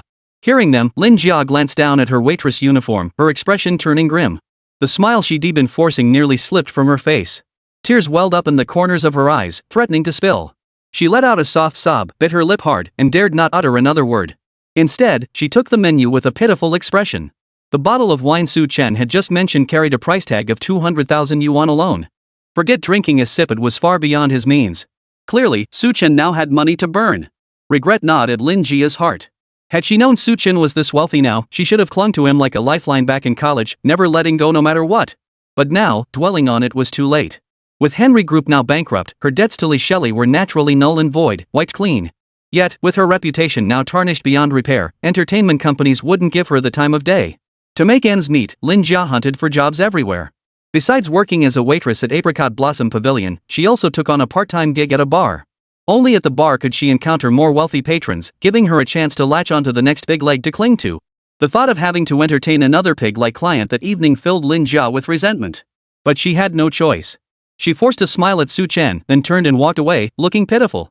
Little did she know that this entire scene had already been observed by one of Zhao Kaiyong's men, who had been following him from a distance. The man memorized every detail before slowly disappearing around the corner. Chen, unaware of any of this, was about to say something to Wang Runen. Wang Runen, however, was already watching Lin Jia's retreating figure with a pensive look. Suddenly, she said, "Back then, among the streamers who collaborated with Henry Group to lure our compatriots to the land of pastries, she was one of them, right?" Chapter 223, Capturing Hearts. This question, once asked, reminded Chen of something he had forgotten. Chen froze for a moment before quickly catching on to what Wang Runen meant. Indeed, she and Zhao Yusin signed with Henry Group as streamers back then, promoting the benefits of Pastry Nation, claiming one could earn a high salary of 10,000 yuan a month there. As for whether any Chinese citizens were actually deceived into going there, I'm not entirely sure about that. At the time, I didn't arrange for my brothers to conduct an in-depth investigation. Chen spoke the truth, he genuinely didn't know. But since Lin Jia and Zhao Yusin had indeed become streamers and made such a big deal about it, it was inevitable that many would be deceived and lured in. Even without Chen sending people to investigate further, this was undoubtedly the case. Wang Runen nodded thoughtfully. Lost in her own thoughts, she suddenly spoke up. "Since she's implicated in the Henry Group case, our police department must have her come in for questioning as well. When we cracked down on Henry Group, most of those influencers were from the other side of the border. Negotiating with them proved complicated, so we could only issue warnings in some cases. But since Lin Jia was also implicated in this case, we still need to be cautious, there could be fish that slip through the net." Wang Runen's concerns were entirely unnecessary. Chen knew that back at the border of the donation, he had already used the system to turn Henry Group's criminal gangs there into loyal subordinates under his command. By now, those loyal brothers were likely all serving labor reform sentences in prison.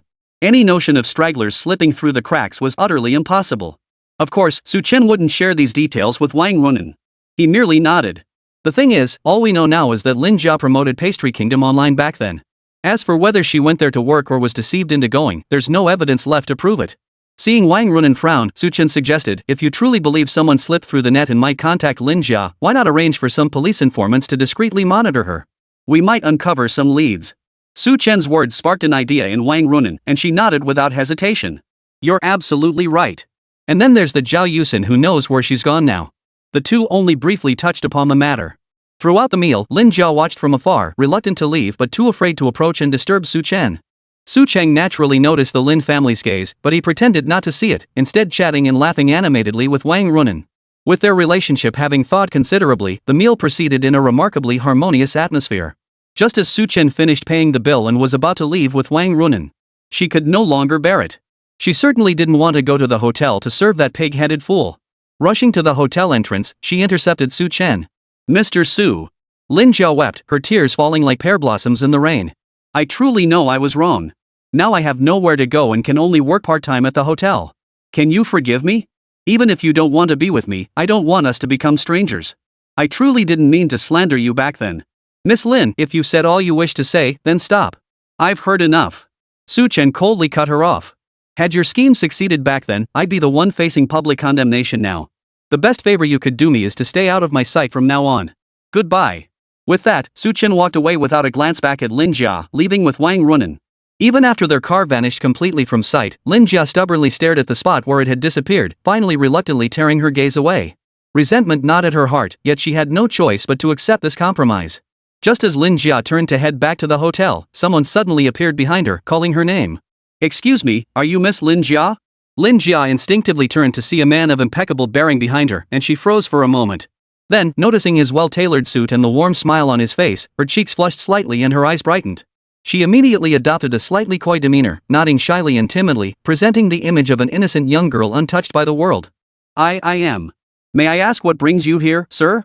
The man stepped forward, gentlemanly and courteous. I'm here for a simple meal. Miss Lin, would you mind letting me in first? Would that be alright? This must be a big fish. That suit he's wearing is clearly custom made. It wouldn't cost less than 100,000. Lin Jia made up her mind instantly, gave a slight nod, and promptly ushered him inside. Meanwhile, since Wang Runen had to work the night shift, Su Chen dropped her off at the police station entrance.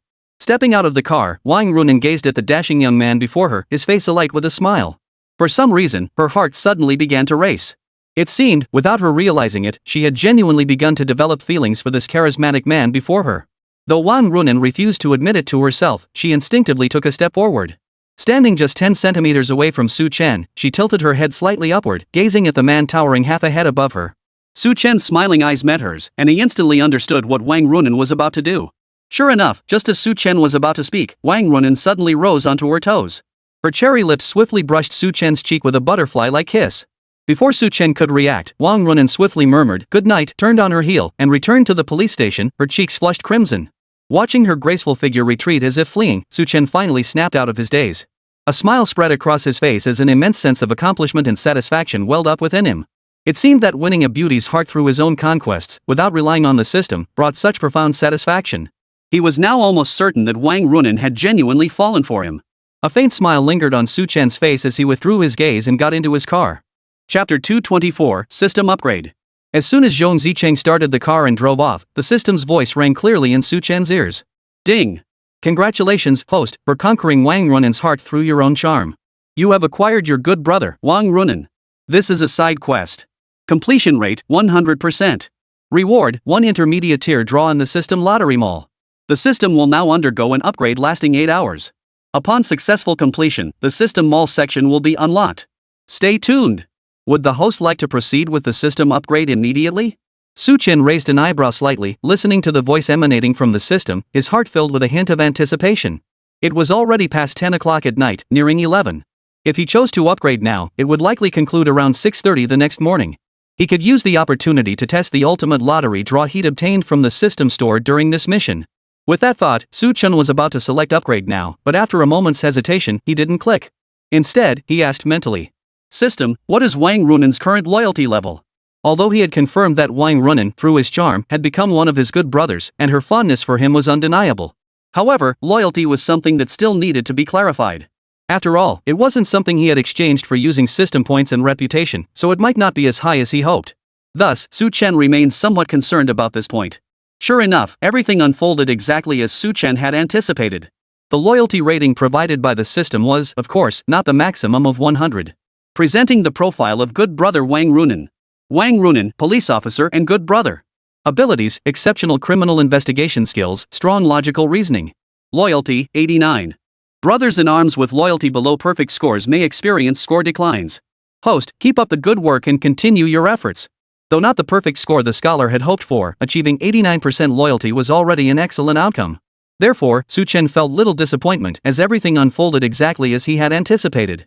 Moreover, investigative skills and logical reasoning were indeed crucial. With Wang Runen now by his side to assist, certain matters would become considerably easier to handle. Having confirmed Wang Runen's current loyalty level, Su Chen finally selected the system upgrade button. Ding! Host has selected tonight at 10:50 p.m. for system upgrade. Upgrade duration, 8 hours. Please wait patiently. Su Chen felt both anticipation and curiosity about the system lottery shop that would appear after this upgrade. He wondered what kind of valuable rewards the system might offer this time, though that was all tomorrow's business. After returning home, Su Chen, exhausted from a full day's work, stretched lazily and collapsed onto his bed. He was fast asleep within moments. The next morning at 8 o'clock sharp, the moment Su Chen opened his eyes, before he could even process what was happening, the system's voice echoed in his mind. Ding! Congratulations, host. The system upgrade has been successful, adding a new section, the system lottery mall. Hearing the system's voice, Su Chen's eyes lit up. He sat up, staring at the various rewards now displayed within the module. His entire being was filled with excitement and anticipation. Before him were 3 small, wheel-like modules, each divided into multiple sections filled with diverse rewards. Unlike the previous system mall, this new lottery mall offered rewards that were often extremely practical. For instance, there was a 3-hour invisibility potion, a divine grade pill that rapidly healed wounds, and even super-powered running shoes that enabled accelerated sprinting. These were all incredible items that were absolutely impossible to obtain in real life. Su Chen's eyes lit up. System, how do I participate in the lottery? The system responded promptly. This system lottery mall is divided into 3 tiers, basic, intermediate, and advanced. Access to these tiers can be obtained through 2 methods. Which are they? Su Chen asked urgently. First, by completing assigned tasks. Based on task completion, you may receive lottery tickets. The second method involves exchanging gold. 1 gold ticket grants 1 entry for the basic tier, 10 gold tickets grant 1 entry for the intermediate tier, and 50 gold tickets grant 1 entry for the advanced tier. It turns out this lottery mall operates quite differently from the system mall. In the system shop, most common items could be exchanged for points. More valuable elite good brothers could only be exchanged using reputation points.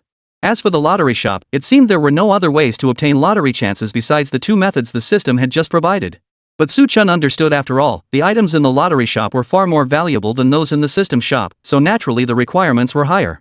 Recalling he still held 1 ultimate lottery chance as a mission reward, Su Chen promptly spoke up. System, can I use that intermediate lottery chance I have now? Certainly.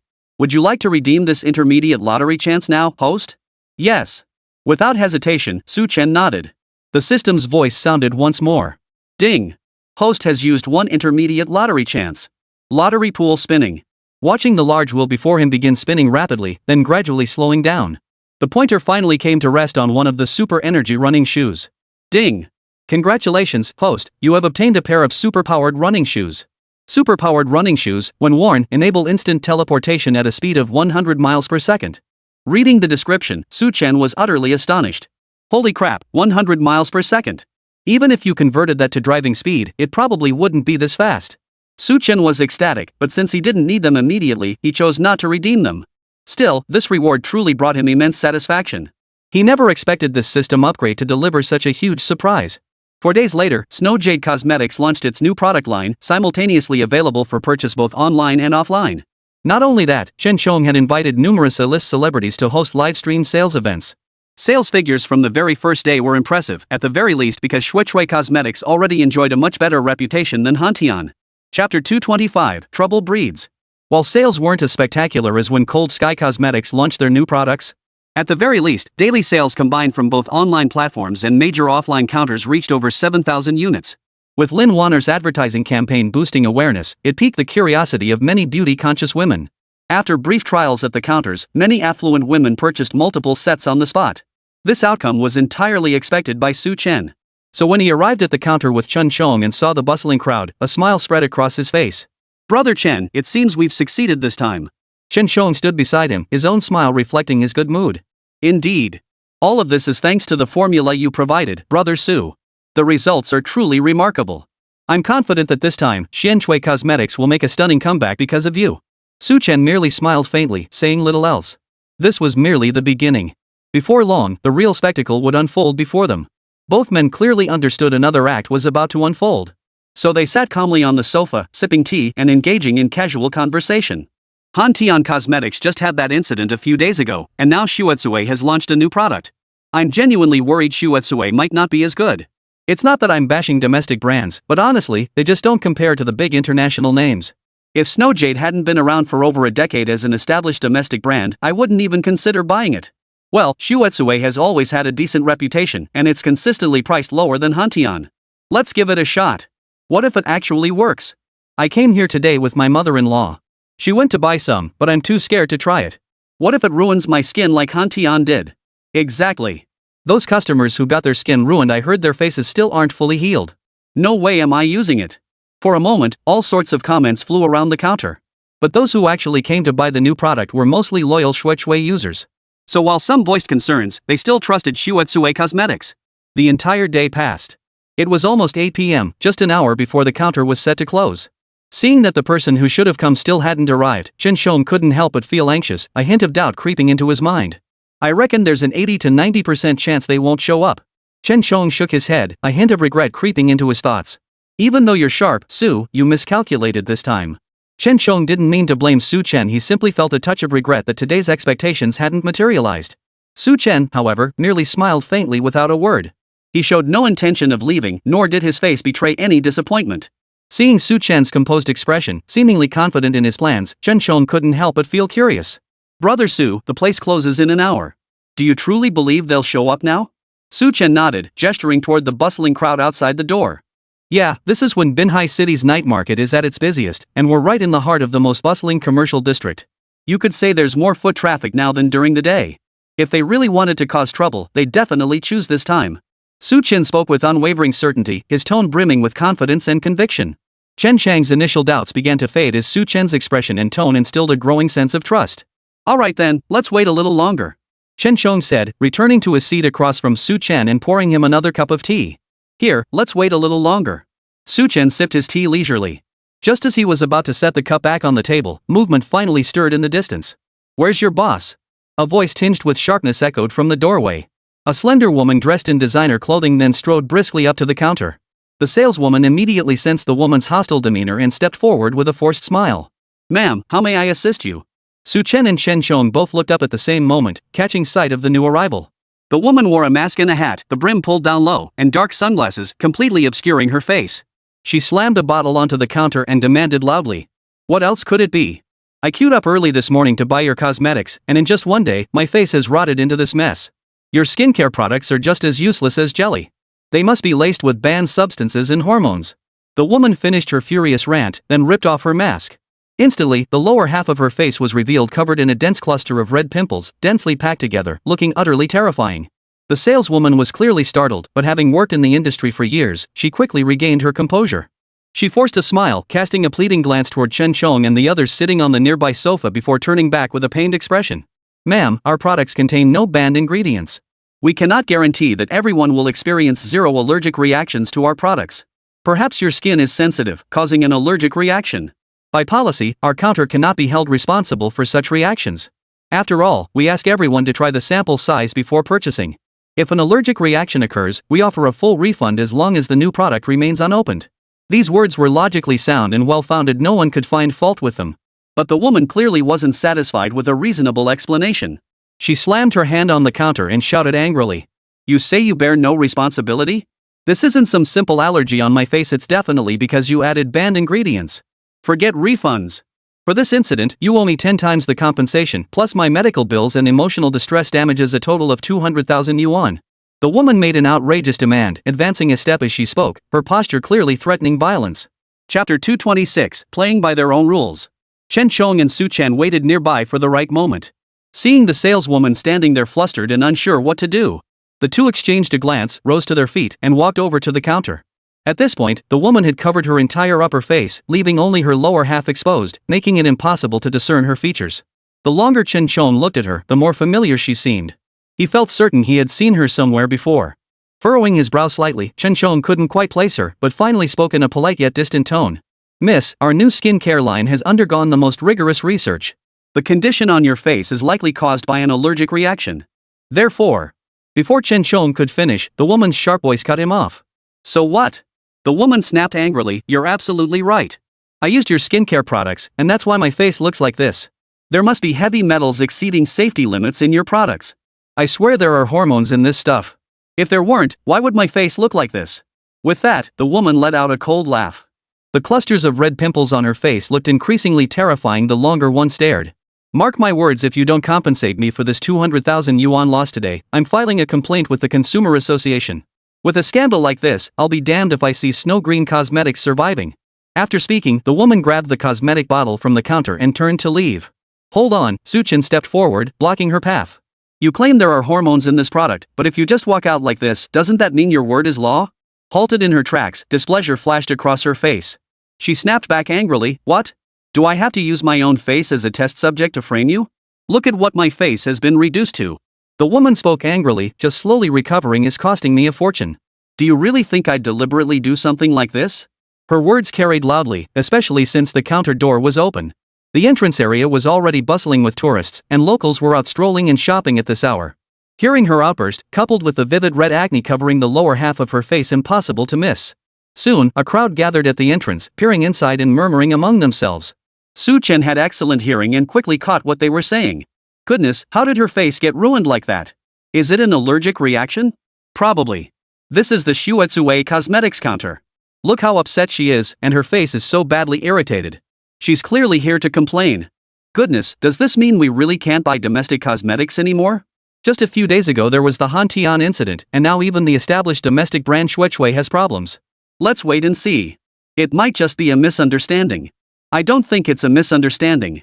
Who would dare joke around with their own face like this? I agree. This could easily ruin her face. No woman would do something so ridiculous. The crowd murmured with various opinions. After listening to their chatter, Chen caught a fleeting look of smug satisfaction flash across the woman's lips. Though the expression vanished in an instant, Chen caught it swiftly. He pretended not to notice, merely glancing at the bottle in her hand. In that case, to ensure fairness, why don't we simply seek a third-party testing agency? As he spoke, Chen keenly noticed the woman's body pause momentarily, a clear sign of guilt. Though he couldn't see her facial expression, Chen was certain this woman was the one Zhao Kaiyong had deliberately sent today to target them. This was nothing more than a scam. They would simply counter each move as it came. With that thought, Chen cleared his throat lightly, about to speak further. The woman, however, cut him off with a cold laugh, her words blunt and direct. Who knows if this third-party agency isn't just another front you've set up to deceive us? I don't buy it. The woman declared with conviction. In short, you must provide an explanation today and issue a public apology online. We can't let more victims suffer disfigured faces like mine because of this incident. Chen had anticipated her response, so his expression remained unruffled, showing no signs of urgency. Chen Shong, however, though he had coordinated with Chen, remained uncertain about the next steps. His anxiety surfaced immediately. We can have the police serve as witnesses for this third-party inspection. Their technical personnel can assist with the collaborative testing. That way, the results will be completely fair. I think you should agree to this. After all, once the investigation concluded, if the woman's claims proved true, she would hold evidence against them, leaving them in a disadvantageous position. He had expected the woman to refuse out of guilt, but to his surprise, upon hearing Chen Chang's words, she nodded in agreement without hesitation. Fine, let's do it your way. The woman stood tall, her head held high, her voice dripping with resentment. I knew you'd try to pull some tricks. With the police present, I trust these results will be completely fair. Once I have the evidence in hand, you'll have to compensate me 200,000 yuan. With the matter laid out so clearly, Chen nodded without hesitation. Alright, Chen glanced at Chen Shong, who gave him a reassuring look. Turning back, his expression calm but his voice stern, he said, we'll proceed as the lady requests. Right and wrong will be determined once the results are in. Chen Shong stood frozen beside him for a moment, his mind blank. Only after a few seconds did he snap back to reality. Wasn't the plan to expose this woman's item as a fake right now? Why wasn't Brother Su following the plan? Why did he agree to her terms? Chapter 227, Reporting to the Police and Negotiating. Chen Shong was utterly baffled. He couldn't fathom why Chen had suddenly changed his mind and chosen this course of action. But when he met Chen's calm gaze, he finally relaxed. In an instant, his own heart settled considerably. Brother Su had handled so many matters for him, resolving each one flawlessly. Based solely on his past deeds, Chen Shong was willing to trust Chen. Today's matter surely had its own logic and reasoning behind it. Since that was the case, why should he worry? With that thought, Chen Shong refrained from asking further questions. Instead, he nodded in agreement with Chen toward the woman before them. In that case, let's report this to the police first. Then, with the police as witnesses, they can select a third-party appraisal agency. With the police acting as witnesses, no one will dare to tamper with the evidence. As Chen Shong spoke these words, his expression remained calm and composed, not a trace of panic visible. The woman, Fan, felt a mix of confusion and bewilderment, but more than anything, a sense of unease crept into her heart. She knew full well that the bottle was a fake. Following this sequence of appraisal would inevitably yield results unfavorable to Chen Shong and his group. Yet he remained so calm, as if completely unconcerned about the matter. The woman's mind was filled with doubt and alarm. Yet, since the charade had already progressed this far according to the gentleman's plan, no matter how much she doubted it, she had no choice but to grit her teeth and play along. So, feigning haughtiness, she nodded and personally dialed the police. The onlookers gathered nearby watched the spectacle unfold, each taking sides as the two parties argued their cases. I reckon this shop owner must be completely innocent. Otherwise, why would they call the police to cooperate with this woman? Not necessarily. Maybe they're just running out of options and playing along with the investigation. Let's just watch from the sidelines. I bought a bottle today, and now this happens. I'm not touching it. What if my face ends up ruined too? It's just so sad for that young girl, her face ending up like this. Both sides are arguing their case, and who knows who's really at fault. When the police station received the call, Wang Runin raised her eyebrows in surprise. This incident had been triggered by Snow Jade Cosmetics, a brand under Chen Chang's umbrella. Chen Chong was also Su Chen's close friend. Wondered if Su Chen was involved. Wang Runin found herself drifting to this thought, her fair cheeks flushing slightly. Why was she suddenly thinking about Su Chen? She was about to head out on a case. Why was she thinking about him now? Wang Runin gently tapped her cheek to compose herself before leading her team out of the station and heading to the Snow Jade Cosmetics counter on the pedestrian street. Stepping out of the police car, Wang Runin looked sharp and poised in her uniform. As soon as she entered the counter, she spotted the man she'd been thinking about standing right in the center of the lobby. Facing them stood a woman. The upper half of her face was tightly covered, while the mask on the lower half had been torn off, revealing a horribly scarred and pockmarked face. Based on the hysterical description from the woman on the phone, Wang Runin had already formed a rough idea in her mind. It seemed the woman before them was the one who had just called the police. What on earth had transpired between these two? How had Su Chen gotten her into such trouble? Wang Runin, already forming these preconceived notions, took a few steps forward. "Officer, you have to help me." The moment she spotted Wang Runin and the others approaching, the woman hurried forward, her voice trembling with emotion. "My face turned out like this after using their cosmetics. I'm sure it'll leave me disfigured. You officers have to stand up for me." Facing the woman's agitated expression, Wang Runin merely nodded, glancing at Su Chen and Chen Chong beside her. "Rest assured, we won't let any criminals get away with it, nor will we wrongly accuse any innocent people." His words were polite yet calm. After speaking, Wang Runin asked, "Could you please explain in detail exactly what happened?" The woman repeated her story with renewed agitation, then demanded, "Bring in a third-party testing agency. The police must witness this. These products definitely contain hormones." Seeing the woman become agitated once more, Wang Runin gently calmed her before instructing a young female officer to escort the distraught woman away. The instant the woman turned to leave, Chen Chong caught a glimpse of her profile as she walked away. His eyes suddenly widened, as if struck by a revelation, his face frozen in disbelief. Su Chen, quick-witted, immediately noticed the unusual expression on Chen Chang's face. He stepped forward and asked, "Brother Chen, what's wrong?" After asking, he watched Chen Chong continue to stare at the disfigured woman's retreating figure until she vanished from sight. He then withdrew his gaze thoughtfully and suddenly asked, "Or could it be, Brother Chen, that you know that woman?" Caught off guard, Chen Chong started to nod. But then, noticing Wang Runin standing before him, he shook his head imperceptibly. "Probably not. Must have been my eyes playing tricks on me." Su Chen didn't dwell on it either, merely nodding in agreement. As for Wang Runin, she dismissed the incident as a minor distraction and put it out of her mind. "This matter is indeed quite complex," Wang Runin said with a serious expression. "I will arrange for an independent third-party testing agency with no vested interests to expedite the testing process. Before that, you must issue an online notice stating that the skincare products require rigorous retesting. Only after the test results are released should people resume using them. Otherwise, similar incidents are bound to occur again." Wang Runin offered this advice with their best interests in mind, and Su Chen, recognizing this, nodded in agreement. "Rest assured, this can't be concealed." Su Chen glanced at the crowd gathered outside the door. "Everyone witnessed today's events. News will spread online rapidly. We'll issue a statement and await the results." Su Chen's calm acceptance surprised Wang Runin somewhat. However, since all necessary arrangements had been made, Wang Runin didn't press further. She simply nodded. "In that case, please accompany me back to the police station first." Chapter 228, Ex-Girlfriend Zhao Yusin. Most of the officers nearby recognized Su Chen. Seeing that he was involved in the incident, they approached one by one to greet him. Before Su Chen could find a moment alone with Wang Runin, officers began approaching them. "Oh my, it's Mr. Su. What a coincidence to run into you here." "Cut it out, don't say that. Our Mr. Su is an upstanding citizen. If he keeps running into us cops every day, you're practically cursing him." "Ah, you're right about that. But regarding today's incident, Mr. Su, even though you're not from Snow Jade Cosmetics, you're still considered a witness. Could you please accompany Mr. Chen to the police station to give a statement?" Su Chen naturally had no objections and nodded in agreement. Soon after, the group got into the police car. Before long, the patrol car arrived at the police station.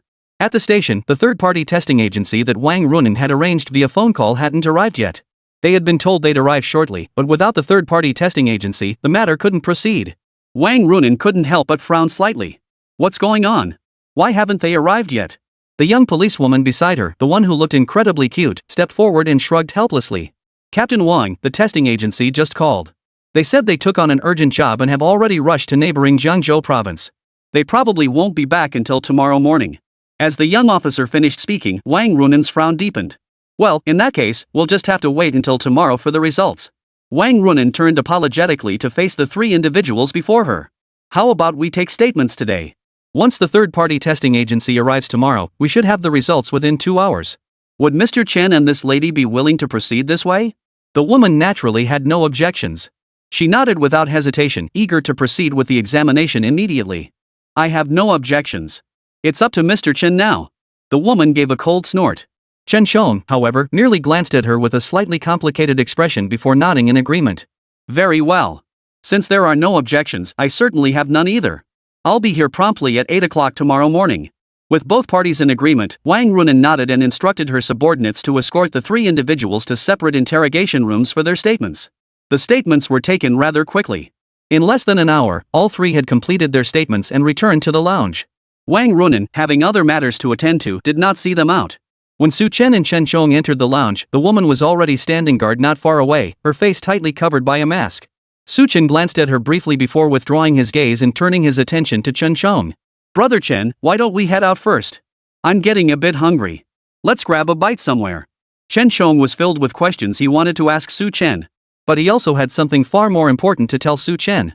Without hesitation, he nodded, shot a complex glance at the woman, and then averted his eyes. If he hadn't misread the situation, the woman who had come looking for trouble today was the very person he knew. Chen Xiong withdrew his gaze and left the police station with Su Chen. As for the woman, recalling the complicated look Chen Xiong had given her as he left, she suddenly felt a pang of guilt mixed with fear. Could it be he had already figured something out? No, impossible.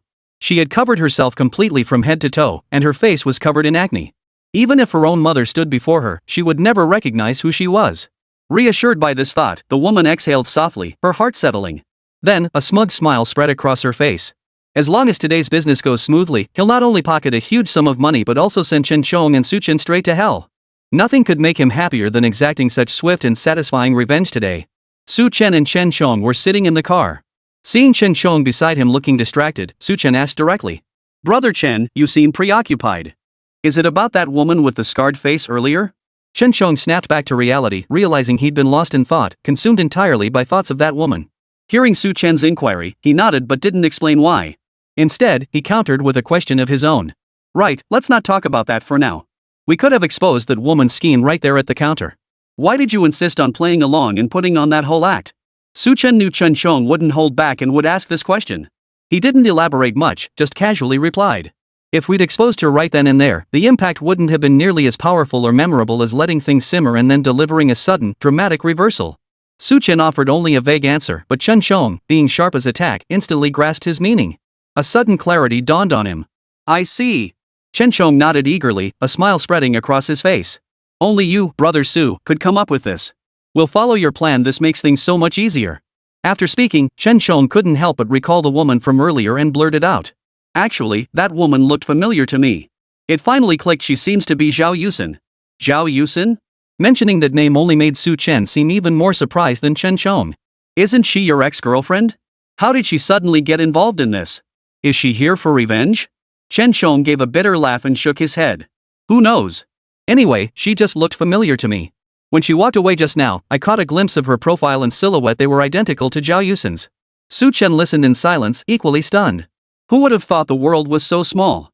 The one who had come to attack them today was none other than Chen Chang's lazy, gold-digging female internet celebrity, Zhao Yusen. But despite the shock, Su Chen quickly accepted the reality. Chapter 229, Wang Runen's Confession. While this outcome was genuinely unexpected, truthfully, if it really was Zhao Yusen, resolving this matter would be far easier than he'd imagined. After all, Zhao Yusen's past scandals were still out there, and she had betrayed Chen Xiong for her own gain. This stain was impossible to wash away. Therefore, by stepping forward to handle this today, they saved themselves the hassle of future maneuvering. With this thought, Su Chen looked at Chen Xiong, whose expression held a hint of complexity.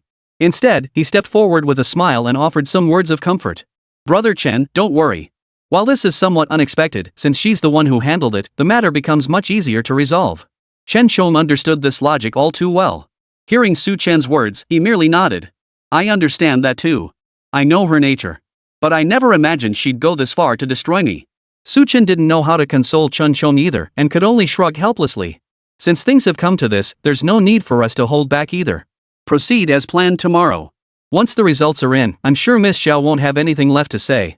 Chen Chong had already let go of his emotions. His earlier words were merely a momentary sigh. Hearing Su Chen's words, he merely smiled. We'll stick to our original plan. Tomorrow, everything proceeds as usual. After the two had essentially reached an agreement, they left the police station. However, just as they were about to get into the car, Wang Runen hurried to the police station entrance after quickly handling some minor tasks. Seeing the familiar figure still standing there, she instinctively took a step forward and spoke. Su Chen. Hearing his name called from behind, Su Chen turned around. Seeing Wang Runen standing there, wearing a slightly shy smile, Su Chen glanced awkwardly at Chen Chong beside him, about to say something. But Chen Chong immediately understood the implication and responded with a smooth, accommodating smile. Brother Su, I just remembered my dad asked me to discuss something with him today. Since we're not going the same way, I'm afraid I can't see you off. I'll have to head out first. With that, Chen Chong gave Su Chen a meaningful look, patted his shoulder, and turned to leave. Su Chen gave a slightly helpless smile, shaking his head as he watched Chen Chong walk away. Only then did he turn and approach Wang Runen. Though he was her own sect leader, when Su Chen actually stood before her, Wang Runen felt unexpectedly shy and bashful, her eyes darting nervously around. Her heart pounded wildly, as if she were an 18 or 19-year-old girl meeting someone she liked. That long-forgotten flutter of excitement surged through her. Taking a deep breath, she gathered her courage and spoke. Su Chen, what do you think of me? She blinked her eyes, her face fixed intently on him. Her handsome, radiant oval face was filled with nervousness and shy unease, clearly awaiting his response. Su Chen froze for a moment, then smiled. He hadn't even had time to figure out how to make Wang Runen like him a little more. Instead, she'd taken the initiative to approach him. This felt like a confession. Though the situation was unexpected, Su Chen didn't refuse the moment unfolding before him. Instead, he smiled and took a step forward, reaching out to grasp Wang Runen's hand. Wang Runen's heart skipped a beat. Momentarily at a loss for how to respond, she stood there like a young girl experiencing her first stirrings of love, making one want to draw closer. Ding! Friendly reminder, good buddy Wang Runen's favorability has increased. Current favorability, 95. At that moment, the system's voice echoed in his mind, informing Su Chen that Wang Runen's affection for him had risen significantly. Though he didn't know exactly how this affection had grown, Su Chen had a pretty good idea. It must have been today's incident with the cosmetics that caused it.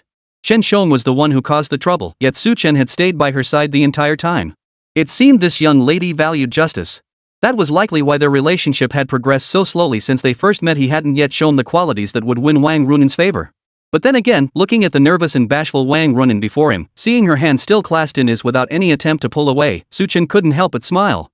Of course, I think Captain Wang is an exceptional police officer. Privately, she's also a meticulous and thoughtful young woman. So, Captain Wang, Su Chen smiled earnestly at Wang Runen, have you truly fallen for me? Expecting a confession, Wang Runen felt her heart skip a beat upon hearing those words, yet a hint of disappointment mingled with her growing attraction. Still, Su Chen's words brought her immense joy. She feigned annoyance and abruptly pulled her hand away from Su Chen's grasp. Who would like a lecher like you? Did I ask you to hold my hand? Su Chen chuckled silently, watching the girl's stubbornly proud expression. He simply stepped forward and took Wang Runen's hand in a possessive grip. Wang Runen struggled a couple of times but couldn't break free. She gave up, letting him hold her hand. Fine. Guess I was just overthinking things. Su Chen smiled faintly. Then I'll come back tomorrow. The test results should be out by then. Wang Runen nodded lightly. Seeing Su Chen still hadn't left, she reluctantly pulled her hand away from his grasp. Alright, you should go rest now. We'll see each other tomorrow. Watching Wang Runen, her expression still tinged with awkwardness and shyness, Su Chen smiled. Then, he suddenly stepped forward and placed a kiss on the center of Wang Runen's forehead.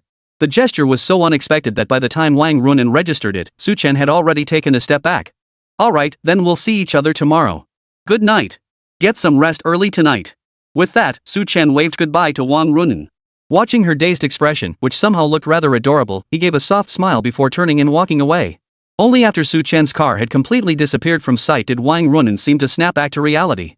She gently brushed her burning cheeks with her hand. If a mirror had been there, she would have seen the faint blush on her cheeks and the subtle, involuntary smile playing at the corners of her mouth. Chapter 230, Lin Jia appears. Her slender fingers touched the center of her forehead. Wang Runen felt the spot where Su Chen had kissed her burn like fire. Su Chen returned home. Before he could fully settle onto the sofa, Lin Wanner, who had been waiting for him, approached and handed him her tablet with a hint of displeasure.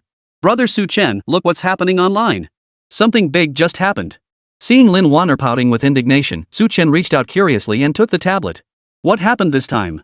Su Chen asked curiously, only to see a Weibo interface displayed on the screen before him. Above it played a video, accompanied by several lines of text. The poster was none other than a blogger named Lin Jia. Seeing the name Lin Jia, Chen frowned at first, then turned his attention to the text above the post. At Lin Jia, hello everyone. I know my past actions have annoyed you all, but there are some things I really need to get off my chest. Please watch the video for details. I hope everyone can discern right from wrong and not immediately side with the perpetrator just because of your preconceived biases against me. Reading those words, Chen felt a chill run down his spine, a bad feeling settling in his stomach. As for Lin Wanner standing before him, she spoke up in a fit of rage at that very moment. I'm absolutely furious right now. Who knew that ugly would dare to keep stirring up trouble online? Last time she nearly dragged you into trouble for no reason, and now she has the nerve to smear your name? What a shameless, trashy woman. Watching Lin Wanner's face flush crimson with rage, Chen gently stroked her hair to calm her. Don't get so worked up. Let me see what's going on first. It shouldn't be too hard to handle. Though he hadn't seen the video yet, Chen was genuinely surprised. After all, so much time had passed. First, Zhao Yusin pretended to be the victim seeking justice tonight. Now Lin Jia was online, slinging mud at him online. But despite his thoughts, Chen had already guessed that this video must be connected to Zhao Yusin's troublemaking earlier that night. Therefore, Zhao Yusin must have come for the same reason. With that thought in mind, Chen clicked on the video. In the video, Lin Jia's face was covered in swollen pimples, her eyes red from crying. Facing the camera, she wept like a rain-soaked pear blossom, looking utterly pitiful. Hello everyone, I'm Lin Jia. I know you all have a negative impression of me, especially regarding my previous false accusations against Mr. Su, the CEO of Red Elephant. What I did was completely wrong. I understand that you all probably despise me as a deceitful woman. But even so, I still need to formally explain the truth to everyone. You must be curious about how I got these pimples on my face. Actually, it's because I bought a new product from Shuetsue Cosmetics that just launched today. Personal grudges between us are one thing, but I must get this off my chest regarding Snowcrest Cosmetics. I actually really like the Snowcrest brand, but I never imagined it would contain excessive amounts of banned substances. I don't have sensitive skin, and after this happened, I went straight to the hospital. The doctor confirmed that the cosmetics I used must have contained excessive banned substances. That's the only explanation for such severe reactions. Moreover, the doctor confirmed this wasn't an allergic reaction. That's why I must expose these unscrupulous businesses to the public. I promise everyone now that everything I've said is true. This represents my personal opinion, and all of this is based on my hospital diagnosis. My name is Lin Jia, and my ID number is 336. After pausing briefly, Lin Jia spoke again with unwavering resolve, her eyes red and swollen from crying. I urge everyone to be vigilant and not fall victim to unscrupulous businesses. I also welcome contact from law enforcement. I will provide all evidence unconditionally. I only hope these ruthless capitalists will stop exploiting ordinary people like us. After delivering this lengthy statement, Lin Jia finally fell silent, and the video concluded. Chen watched the entire thing unfold, his expression remaining largely unchanged. He had already guessed most of this earlier, and what he saw now matched his expectations perfectly. He simply clicked on the comments section and began reading them with relish. This is utterly disgusting. I've never seen such a merchant. Goodness, look at how swollen her face is. She'll probably be disfigured. First Han Tian had issues, and now Shuetsui blows up too? I'm speechless. Are there really no decent domestic brands? I just bought a bottle of Shuetsui cream, now I'm too scared to use it. These were still the more tactful reactions. Some even started sympathizing with Lin Jia and joined in condemning Shuetsui's owner, Chen Chong. Of course, some suggested Lin Jia deliberately seized this opportunity to return to the public eye. Maybe the cosmetics were flawless all along, she was just feigning distress to generate buzz. Supporters of these 2 or 3 viewpoints gathered together, sparking heated arguments over the incident. As for Chen, after reading through the comments, he set his tablet aside and stared thoughtfully at a point in the air before him, lost in his own thoughts. Lin Wanner beside him, however, had already grown anxious. Chen, so many people are attacking Mr. Chen's company now. Aren't you even a little worried? Plus, some people know you and CEO Chen are close. When this blows up, both Red Elephant Group and you will get dragged into it. What if that Lin Jia dredges up the past and maliciously links it to you? Then this situation will be impossible to resolve. Chen knew full well that everything Lin Wanner said was true. But he had already devised a foolproof solution. So, regarding Lin Jia's reckless move to court disaster, he wasn't angry at all, he actually welcomed it. Her reappearance actually makes tomorrow's plan much easier to execute. Don't worry, Wanner. Everything will be perfectly fine. Lin Wanner trusted Chen unconditionally. Hearing this, she immediately nestled into his embrace. That's good. I knew brother Chen was the most capable. Get some rest early, it's getting late. Chapter 231, Standoff at the Police Station. Chen smiled as he gently pinched Lin Wanner's petite nose, then lifted her into his arms and carried her back to the bedroom. Meanwhile, Zhao Kaiyong watched his newly purchased trending topics surge straight into the top 10, then climb to the top 3. A look of immense satisfaction spread across his face. Now that Lin Jia had uploaded the video, he was eager to see how Chen Chong and Su Chen would handle this. With a cold snort, Zhao Kaiyong glanced at Lin Jia sitting across from him, his face covered in acne yet grinning obsequiously, a flicker of disgust crossing his eyes. But he reminded himself the game wasn't over yet, this pawn still had some use. Zhao Kaiyong beckoned him over. Come here. You handled this matter quite well. I intend to reward you. Lin Jia's eyes lit up instantly. He hurried forward, practically burying himself in Zhao Kaiyong's embrace. Her acne-covered face nearly made Zhao Kaiyong push her away, but he restrained himself. Lin Jia flushed with coyness, her usually delicate features now distorted by the acne. Mr. Zhao, just give me the word, and I'll walk through fire for you. Whatever you ask, I'll do. Zhao Kaiyong reluctantly nodded, suppressing his impatience and forcing a perfunctory smile. I know you're loyal to me. Once Shuechui Cosmetics is completely wound up, I'll arrange for you to become an administrative manager at the company. Hearing it was merely an administrative manager, Lin Jia felt a pang of dissatisfaction. But then she thought about Zhao Kaiyong's immense wealth and influence. If she could just latch onto this powerful figure, what did a mere manager position matter? Once she had Zhao Kaiyong in her grasp, wouldn't the entire company become theirs? A life where she could have whatever she wanted, wouldn't that be far better than her days as a hotel employee, enduring cold stares? The two nestled close, each harboring their own unspoken thoughts. Early the next morning, when Su Chen woke up, Lin Wanner had already risen and was busy preparing breakfast in the kitchen. As for Su Chen, he had just stretched lazily and stepped out of the bedroom when he spotted President Bai rushing over, accompanied by Zhou Yuan and Zhong Jianmen. Mr. Bai wore a look of urgency, while only Zhou Yuan and Zhong Jianmen behind them remained calm and unhurried. Zhou Yuan and Zhong Jianmen were both trusted allies within the system, the former acquired through exchange, the latter through conversion. Both possessed sharp business instincts. Seeing Su Chen's unruffled expression, they knew he already had a solution in mind. Mr. Bai, however, seeing Su Chen's unruffled expression, stepped forward anxiously. Mr. Su, the internet is practically exploding. Why aren't you worried? Take a look. Mr. Bai placed his phone in front of Su Chen, his face grim. Everyone has already dug up that you and Mr. Chen have a good relationship. People have started smearing you. Su Chen glanced at the phone. The screens were flooded with claims that Red Elephant Group's products also contained instances of inferior goods being passed off as genuine. The majority of these accusations came from low-level accounts, but the sheer volume of voices made them hard to ignore. Many people were already starting to believe them. Though he'd anticipated this backlash, the sheer volume of exaggerated claims still caught him off guard. Red Elephant Group should just go out of business sooner rather than later. They say birds of a feather flock together. I don't think this Su guy is any good either. A while back, I got diarrhea after eating Red Elephant instant noodles. Who knows what they put in there? Probably not clean either. Su Chen read through the entire thread. Then, glancing at the anxious-looking President Bai before him, he strolled leisurely forward and sat down at the dining table. Everyone, please calm down. It's only 7 o'clock. You all rushed here in such a hurry. I bet none of you have eaten yet. Why don't you all sit down and eat first? Su Chen smiled, gesturing toward the chairs around the table. We can talk over dinner. No need to rush. Seeing Su Chen show no surprise whatsoever upon reading the news, instead sitting there with such composure, Mr. Bai quickly understood and exhaled in relief. Mr. Su, have you found a solution? Given that Su must have already known about last night's incident, his calm demeanor suggested he had undoubtedly figured out how to resolve this crisis. With that thought, the three of them sat down beside or across from Su Chen. They ate a sumptuous breakfast while listening to his explanation. Since Lin Jia has stepped forward to attack us, let's turn the tables on her. Mr. Su, are you saying you knew this was going to happen all along? Su Chen nodded, a smile playing on his lips. That's correct. This entire affair was orchestrated by us from start to finish. To maintain secrecy and ensure authenticity, we didn't inform you beforehand. Everyone, please don't panic or get upset. Within 3 hours at the latest, we'll be able to shift all the blame squarely onto Miss Zhao and Miss Lin. With Su Chen laying everything out, the others relaxed. As for Zhou Yuan and Zhong Jianmen, upon hearing Su Chen's words, they spoke up proactively.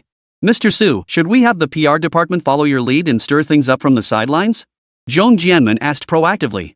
Su Chen considered it for a moment before nodding in agreement. I think that's a good approach. Let's proceed as you suggested. After finalizing the details, Bai and the others headed to the company. As for Su Chen, he had Zhong Zicheng drive him directly to the police station. Zhao Yusin was already waiting in the lobby, while Chen Chong sat across from her, expressionless as he read the newspaper in his hands. Hearing someone approach, Chen Chong looked up and saw Su Chen. He smiled and waved him over. Brother Su, the third-party testing agency has already sent personnel to collect samples. They're being escorted by police personnel and are currently undergoing testing at the lab. Upon hearing the current progress, Su Chen nodded and sat down beside Chen Chong without offering any further comments. However, noticing the dark circles under Chen Chang's eyes, clear signs of poor sleep, Su Chen immediately guessed what was troubling him. Brother Chen, is it because of what happened with Lin Jia last night that you're still feeling uneasy? No sooner had the words left his mouth than Chen Chong nodded, unable to respond. Zhao Yusin, seated across from them, interjected with a sarcastic tone. Miss Lin may have had issues with you, but she used your cosmetics just like I did, and that's what caused the accident. Chapter 232, as expected.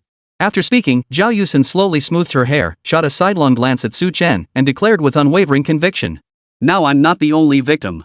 With online public opinion swirling, both our skincare lines will be used as evidence to lock you away for life. Zhao Yusin felt immense satisfaction. The thought of Lin Jia stepping in to personally take down Chen Chong, and now Su Chen being dragged into this mess, filled her with smug delight. As for that Lin Jia, Mr. Zhao definitely doesn't like her. Neither man showed much reaction to Zhao Yusin's rant. Su Chen merely gave her a faint glance, observing how Zhao Yusin still kept her entire face tightly covered, wearing a trace of a sarcastic smile. At that moment, Zhao Yusin likely remained unaware that they had long since deduced her true identity. It seemed even Zhao Yusin herself understood that in resolving this matter, she must not let Chen Chong or herself know she was Zhao Yusin. But that wasn't difficult. Given how much heat the situation had already generated, clarifying everything quickly wouldn't be too hard either. With that thought, Su Chen spoke calmly, "We'll see how things turn out once the forensic results are in. I suggest you don't get too cocky. Until the very end, no one knows what might happen." Su Chen finished his sentence calmly, but Zhao Yusin only snorted derisively. "Final or not, relax, you'll be the ones ending up in jail." Zhao Yusin was utterly smug, while Su Chen and Chen Tong remained silent. The forensic results would be out soon anyway. As for Lin Jia, who was spreading wild rumors online, Su Chen lowered his head to take the newspaper Chen Chong handed him, but inwardly he was thinking, if he hadn't misjudged, Lin Jia would definitely show up within half an hour. And when she did, she'd undoubtedly bring a whole pack of reporters to camp outside the door. Perfect. With Lin Jia here, he wouldn't need to invite any reporters separately. Just as he was thinking this, the sound of high heels clicking on the floor approached from the entrance, growing louder until they stopped right before Su Chen. "Mr. Chen, Mr. Su, it's been ages. Do you remember an old acquaintance?" Lin Jia spoke these words openly, without any pretense, as the entrance to the police station was already swarming with reporters. The reporters, drawn by the buzz, had all been lured over by Lin Jia. With this incident causing such a stir online, if they could snag an exclusive scoop by staking out here, they'd hit the jackpot. Still, this was a police station, and the reporters exercised some restraint. They kept their distance, but their cameras were pointed precisely at the entrance, capturing the scene inside without picking up any audio. Su Chen glanced at Lin Jia's arrival, then withdrew his gaze without surprise, his expression growing even more impassive. "Of course I remember. Please have a seat, Miss Lin." Su Chen's utterly unremarkable reaction left Lin Jia feeling as though she'd punched a pillow, utterly powerless. Fuming with embarrassment, she shot Su Chen a furious glare before handing the bottle of skincare product in her hand, her primary piece of evidence, to the female officer who had come to receive her. "Thank you for your help. Make sure you test for any illegal ingredients inside. These unscrupulous capitalists should all go to jail." The policewoman recognized Su Chen and, not wanting to take sides before the facts were clear, took the bottle and left without comment. Lin Jia seethed with rage but could only glare viciously at Su Chen, who sat down beside Zhao Yusin. She wanted to say something to Zhao Yusin, but remembering Zhao Kaiyong's instructions, Lin Jia forced herself to hold back. She said nothing, only glaring viciously at Su Chen and Chen Chong. The two showed no reaction whatsoever. Roughly 2 hours later, personnel from the testing agency finally arrived at the police station. Netizens had already learned that the items had been sent to the testing agency for examination. And with the police acting as witnesses, anticipation for the results was sky high. Glancing at the eager comments, Lin Jia casually selected a few to reply to. Spotting the arriving testing agency personnel, she quickly typed another message. "Don't worry, everyone. Now that the testing agency is here, the results must be in. I trust the police and the testing agency will deliver justice for us." After typing and sending the message, Lin Jia hurriedly stood up, flashing a warm smile at the testing personnel. "Sir, have the results come in yet?" The inspector nodded at Lin Jia, then turned to look at Su Chen and Chen Chong, his expression turning slightly grim. Chen Chong and Su Chen simply stood up, their expressions unchanged. "Well."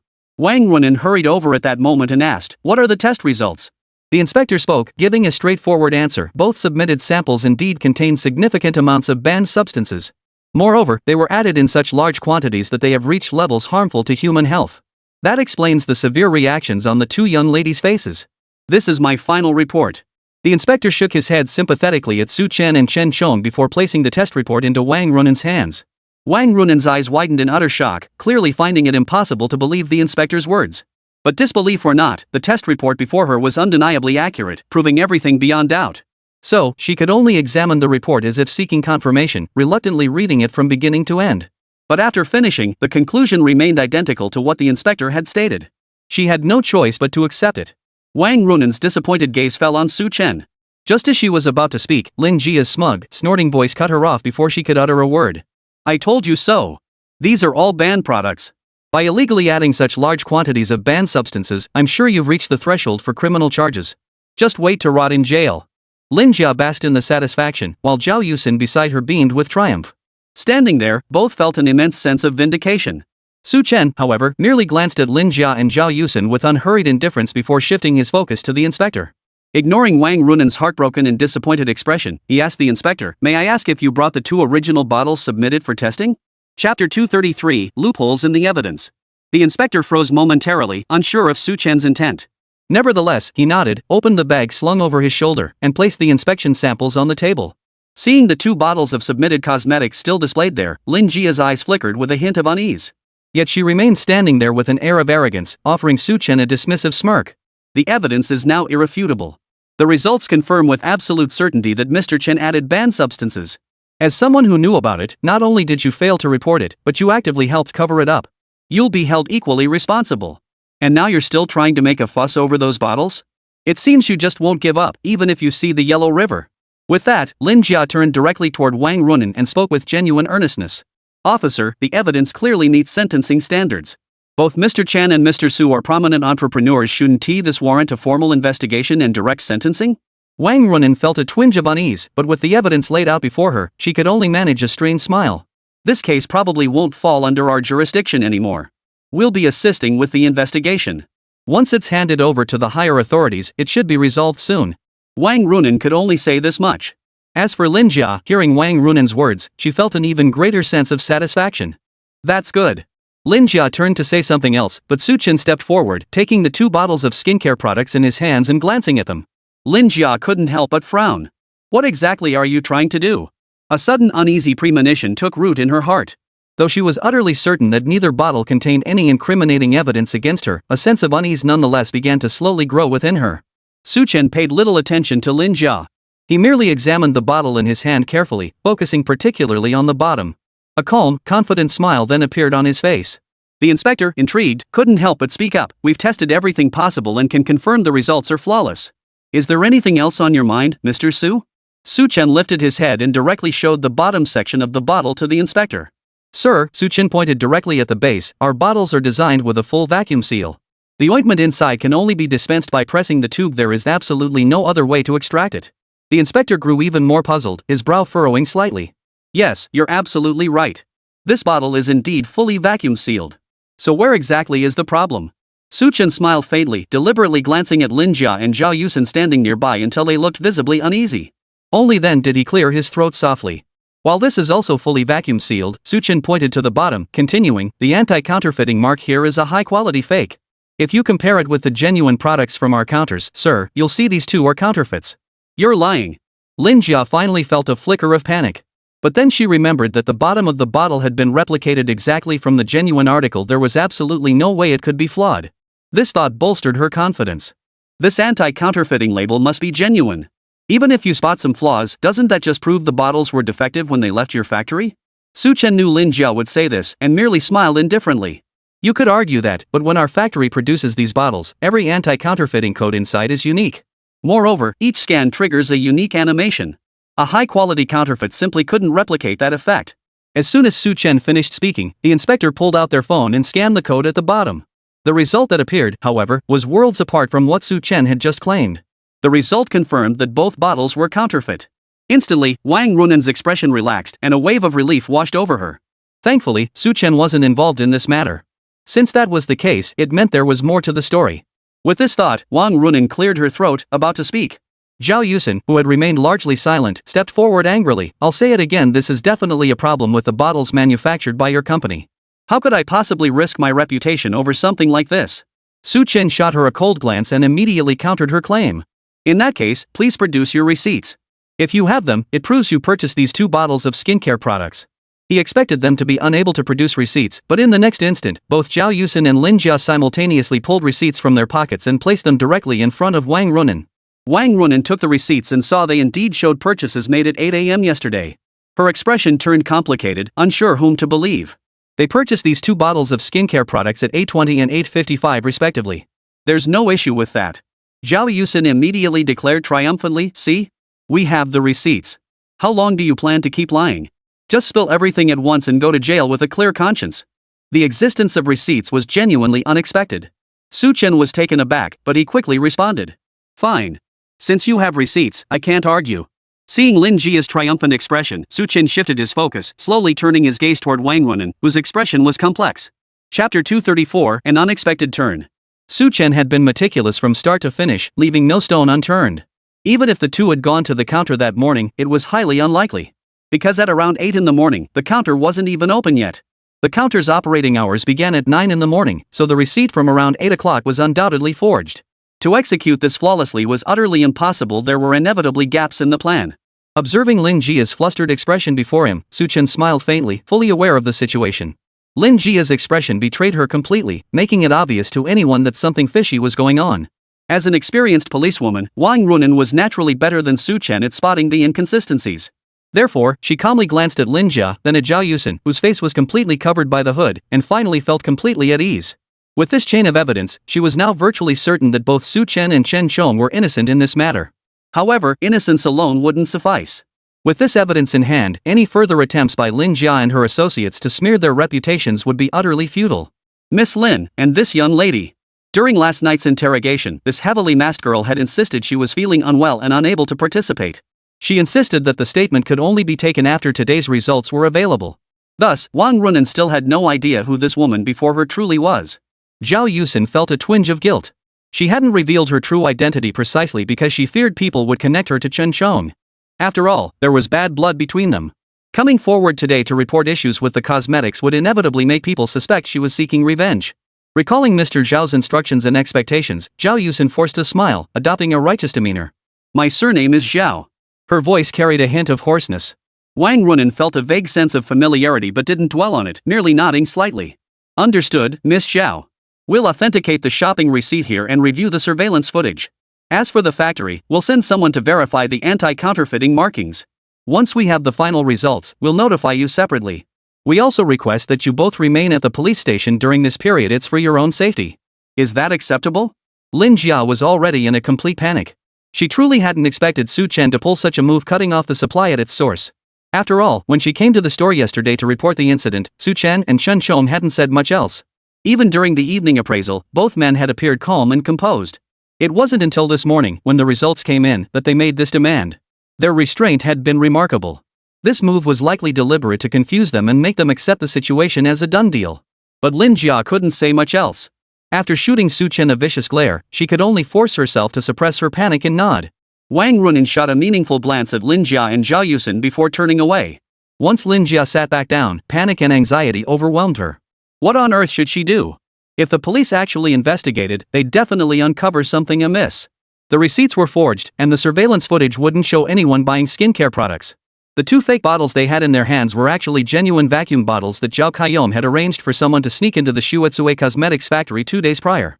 They had used these genuine bottles as templates to create the high-quality counterfeits. Who could have imagined that something as simple as a vacuum-sealed bottle would lead them to tamper with so many details, ultimately exposing such a gaping hole? Chen observed Lin Jia's forced composure before him and offered a faint smile, saying nothing. The truth was about to come out.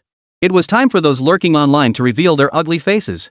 Zhao Yusin was growing increasingly restless, repeatedly trying to rise and leave the police station. But Wang Runen had forewarned her. Each time Zhao Yusin rose, intending to slip toward the door for a chance to slip away, the officers stationed at the entrance would smile at her and instruct her to return to the waiting area for updates. Left with no other choice, Zhao Yusin sat back down, her face anxious. She grabbed her phone and quickly sent a text message to Zhao Kaiyong. Chen, seated across from her, observed her actions but pretended not to notice. He didn't even need to guess. He knew Zhao Yusin was definitely contacting the person behind the scenes. But it didn't matter. The more she reached out to Zhao Kaiyong at this critical moment, the more she'd expose her weaknesses and flaws. He didn't mind if the final outcome ended up dragging Zhao Kaiyong even deeper into the mess. At that very moment, Zhao Kaiyong sat in the president's office of the Zhao Group, smugly awaiting news. In his eyes, the entire operation had been flawless. He probably never imagined that the only flaw was that the Shuetsue Cosmetics counter wouldn't open that early in the morning. Casually twirling a pen in his hand, he glanced at his assistant beside him, a smug smile curling at the corners of his mouth. How's everything going? Are those two women still waiting for news at the police station? The assistant hurried forward, flashing an overly eager smile. Absolutely. The assistant handed Zhao Kaiyong a cup of tea. Judging by the timeline, the third-party testing agency should have delivered the results to the police station by now. Given the sentencing standards for selling banned substances, consequences this severe will undoubtedly deal a massive blow to Snow Jade Cosmetics. Even the Star Glory Group and Chen Group backing them will inevitably suffer significant repercussions. Zhao Kaiyong had anticipated the assistant's analysis all along. He accepted the tea, sipping it leisurely. You've all handled this matter exceptionally well. Once I bring down Chen Chong and secure the entire Chen Group, we'll acquire them outright. Each of you will receive bonuses and red envelopes. The assistant was overjoyed, showering Zhao Kaiyong with flattery and sycophantic remarks. At this moment, Zhao Kaiyong never imagined that not only would the situation take an even greater twist, but it would also draw every single one of them into the fray. Chapter 235, The Truth Surfaces. Just as Zhao Kaiyong chuckled smugly, a text message alert sounded from his phone. In high spirits, he picked up his phone and casually opened the message. But the moment he read its contents, his expression froze completely, his face turning grim. Mr. Zhao, there's been a change in plans. A leak has occurred. Those few words alone were enough to make Zhao Kaiyong's face instantly tense as he sprang to his feet from his executive chair. What on earth was going on? Everything had been proceeding smoothly. How could there possibly be a flaw? Useless bunch. Not even capable of handling such a minor task. The assistant, unaware of the details and utterly confused, dared not breathe a word, taking a step back. As for Zhao Kaiyong, after reading the text message, he immediately dialed Zhao Yusin's number without hesitation. He intended to see exactly what unexpected turn this matter had taken and what kind of loophole had emerged. Zhao Kaiyong's face darkened considerably. Yet when he dialed her number, Zhao Yusin didn't answer for an agonizingly long time. Instead, she hung up on him. Zhao Kaiyong's face darkened like storm clouds as he slammed his phone onto the desk. The force was so great that the screen shattered instantly. Zhao Kaiyong's face was taut, his lips trembling with rage. She won't even answer her phone. They all want to die. His assistant was too frightened to utter a word. A growing sense of foreboding washed over Zhao Kaiyong. His face cold, he strode toward the office exit, barking orders over his shoulder to the assistant. Get the driver ready. Tell him I need to go out immediately. Hurry up.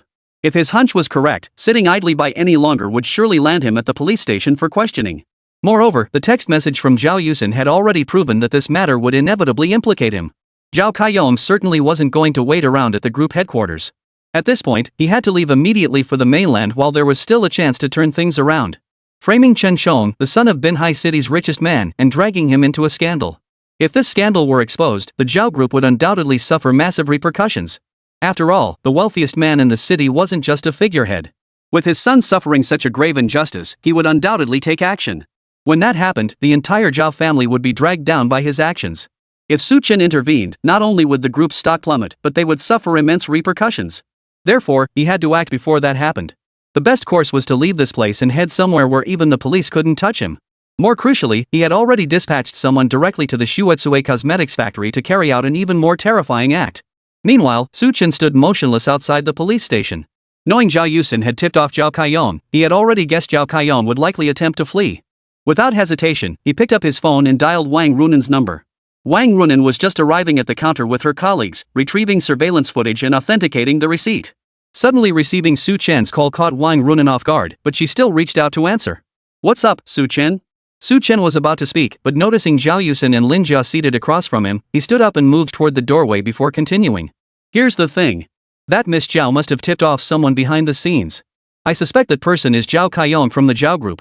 But I don't have any concrete evidence yet. I need to ask your people to keep a close watch on Zhao Kaiyong. Once we have proof, we can take him down. Su Chen didn't give Wang Runan a chance to speak. After delivering his rapid-fire explanation, Wang Runan nodded quickly, her surprise quickly giving way to understanding.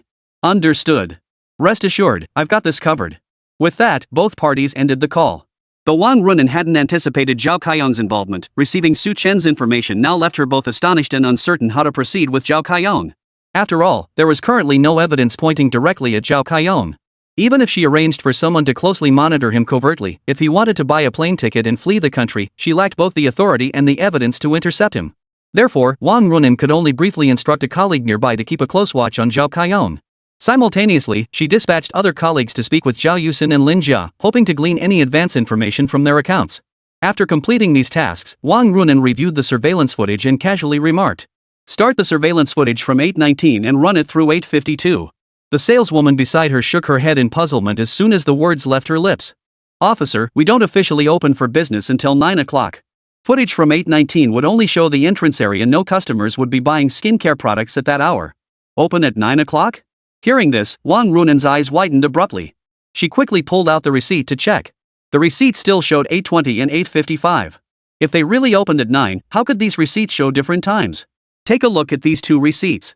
Wang Runen hurriedly handed the receipts to the sales clerk.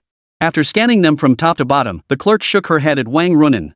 These probably aren't from our counter, but it's strange they look exactly like ours. Yet we definitely didn't open at 8:20. Having investigated this far, Wang Runen had already reached a conclusion in her mind. Though the saleswoman was adamant, Wang Runen double-checked the surveillance footage to confirm her statement. She then visited the two neighboring stores. Sure enough, as Su Chen had claimed, both receipts were counterfeit. With that, the truth had surfaced, crystal clear. Wang Runen immediately called her colleagues, instructing them to thoroughly interrogate Zhao Yusen and Lin Jia to extract any useful information. With all necessary arrangements made, Wang Runen led her team to the Shuechui Cosmetics factory. Chapter 236, An Unexpected Twist. Truthfully, revisiting the factory at this point held little significance, as they now possessed ample evidence proving Chen Chong and Su Chen's innocence in the matter. Since they were not involved, those two cosmetic bottles were undoubtedly high-quality counterfeits. Nevertheless, for the sake of thoroughness in the case, Wang Runen still made the trip. Meanwhile, as Su Chen waited in the police station lobby, the system's voice suddenly echoed in his mind. Ding! Two major events concerning Star Glory Group and Snow Jade Cosmetics have been detected. Would the host like to spend 5 reputation points to predict one of them? The moment the voice sounded, Su Chen immediately guessed that the major events the system referred to must be related to Chen Chong and must also be connected to the impact of this incident involving Snow Green Cosmetics. Since there were two events, Su Chen naturally needed to understand both first. Considering Zhao Kaiyong was likely to make a move at this juncture, Su Chen chose without hesitation to predict. Yes. Ding. Host has spent 5 reputation points to obtain a major event prediction. Zhao Kaiyong, CEO of Zhao Group, is currently attempting to flee overseas. He is only a half-hour drive from the airport. Just as he suspected. Su Chen's expression betrayed no surprise whatsoever. However, if Zhao were to succeed in reaching the airport and fleeing the country, the situation would become considerably more complicated. It was clearly a minor incident. Su Chen couldn't fathom why Zhao Kaiyong would suddenly flee the country over such a trivial matter. After all, it was merely a false accusation against Snow Jade Cosmetics, a scandal for the Zhao Group, but one that would fade with time and carry little lasting impact. After all, the Zhao Group was a well-known enterprise in Binhai City. Though he couldn't make sense of it, Su Chen couldn't shake the feeling that he was overlooking something crucial. Zhao Kaiyong absolutely couldn't have fled over such a minor incident. There must be hidden circumstances he was unaware of. And this hidden truth would undoubtedly bring extremely serious consequences to Chen Chong. Yet the system hadn't predicted this at all. So what exactly was this matter? Confused, Su Chen immediately called upon the system in his mind. System, besides the event you just predicted, what is the second event? Spend 5 reputation points to predict the second event. The moment the words left his mouth, the system responded. Ding! Host successfully spent 5 reputation points to obtain the second major event concerning Shuechui Cosmetics. Zhao Kaiyong bribed one of Shuechui Cosmetics' workers. This worker has now poisoned the factory. After this batch of toxin-laced skincare products hit the market, it directly caused numerous customers to suffer facial skin swelling. Chen Chong was also thrown in jail over this incident. Su Chen's expression suddenly darkened and he sprang to his feet. Given the magnitude of this incident, if it wasn't resolved promptly, Chen Chong would truly face ruin. Chen Chong, sitting beside him, had no idea why Su Chen had reacted so dramatically. Seeing his grim expression, he quickly asked with concern. Brother Su, what's wrong? Are you feeling unwell? Su Chen quickly regained his composure, realizing he'd lost his composure. He merely gave Chen Chong a forced shake of his head. I'm fine, just feeling a bit under the weather. Why don't you guys wait here for the results? I'll call Captain Wang, she should be back soon. I'll ask her to bring me something to eat. Chen Chong didn't think much of it, merely nodding with concern. You really need to take care of yourself. Go ahead and call Captain Wang. Su Chen managed a faint smile, glancing at the restless Lin Jia and the expressionless Zhao Yusen beside her. He then strode quickly to the doorway and dialed Wang Runen once more. But before dialing, Su Chen asked the system one more question. System, how many bottles of skincare products has that poisoner at the factory laced with toxins so far? Host, you must spend 10 reputation points to predict this outcome. Su Chen immediately replied, spend them now. Ding! Host has successfully spent 10 reputation points. Currently, the worker at Shuechui Cosmetics has not yet poisoned the products. There are 20 minutes remaining until the official start of production. After 20 minutes, the production line will begin operation, and the worker will secretly add a massive amount of toxins. Thank goodness. Su Chen couldn't help but breathe a sigh of relief inwardly. Thankfully, the poisoning hadn't officially begun yet. Otherwise, this situation would have been truly difficult to handle.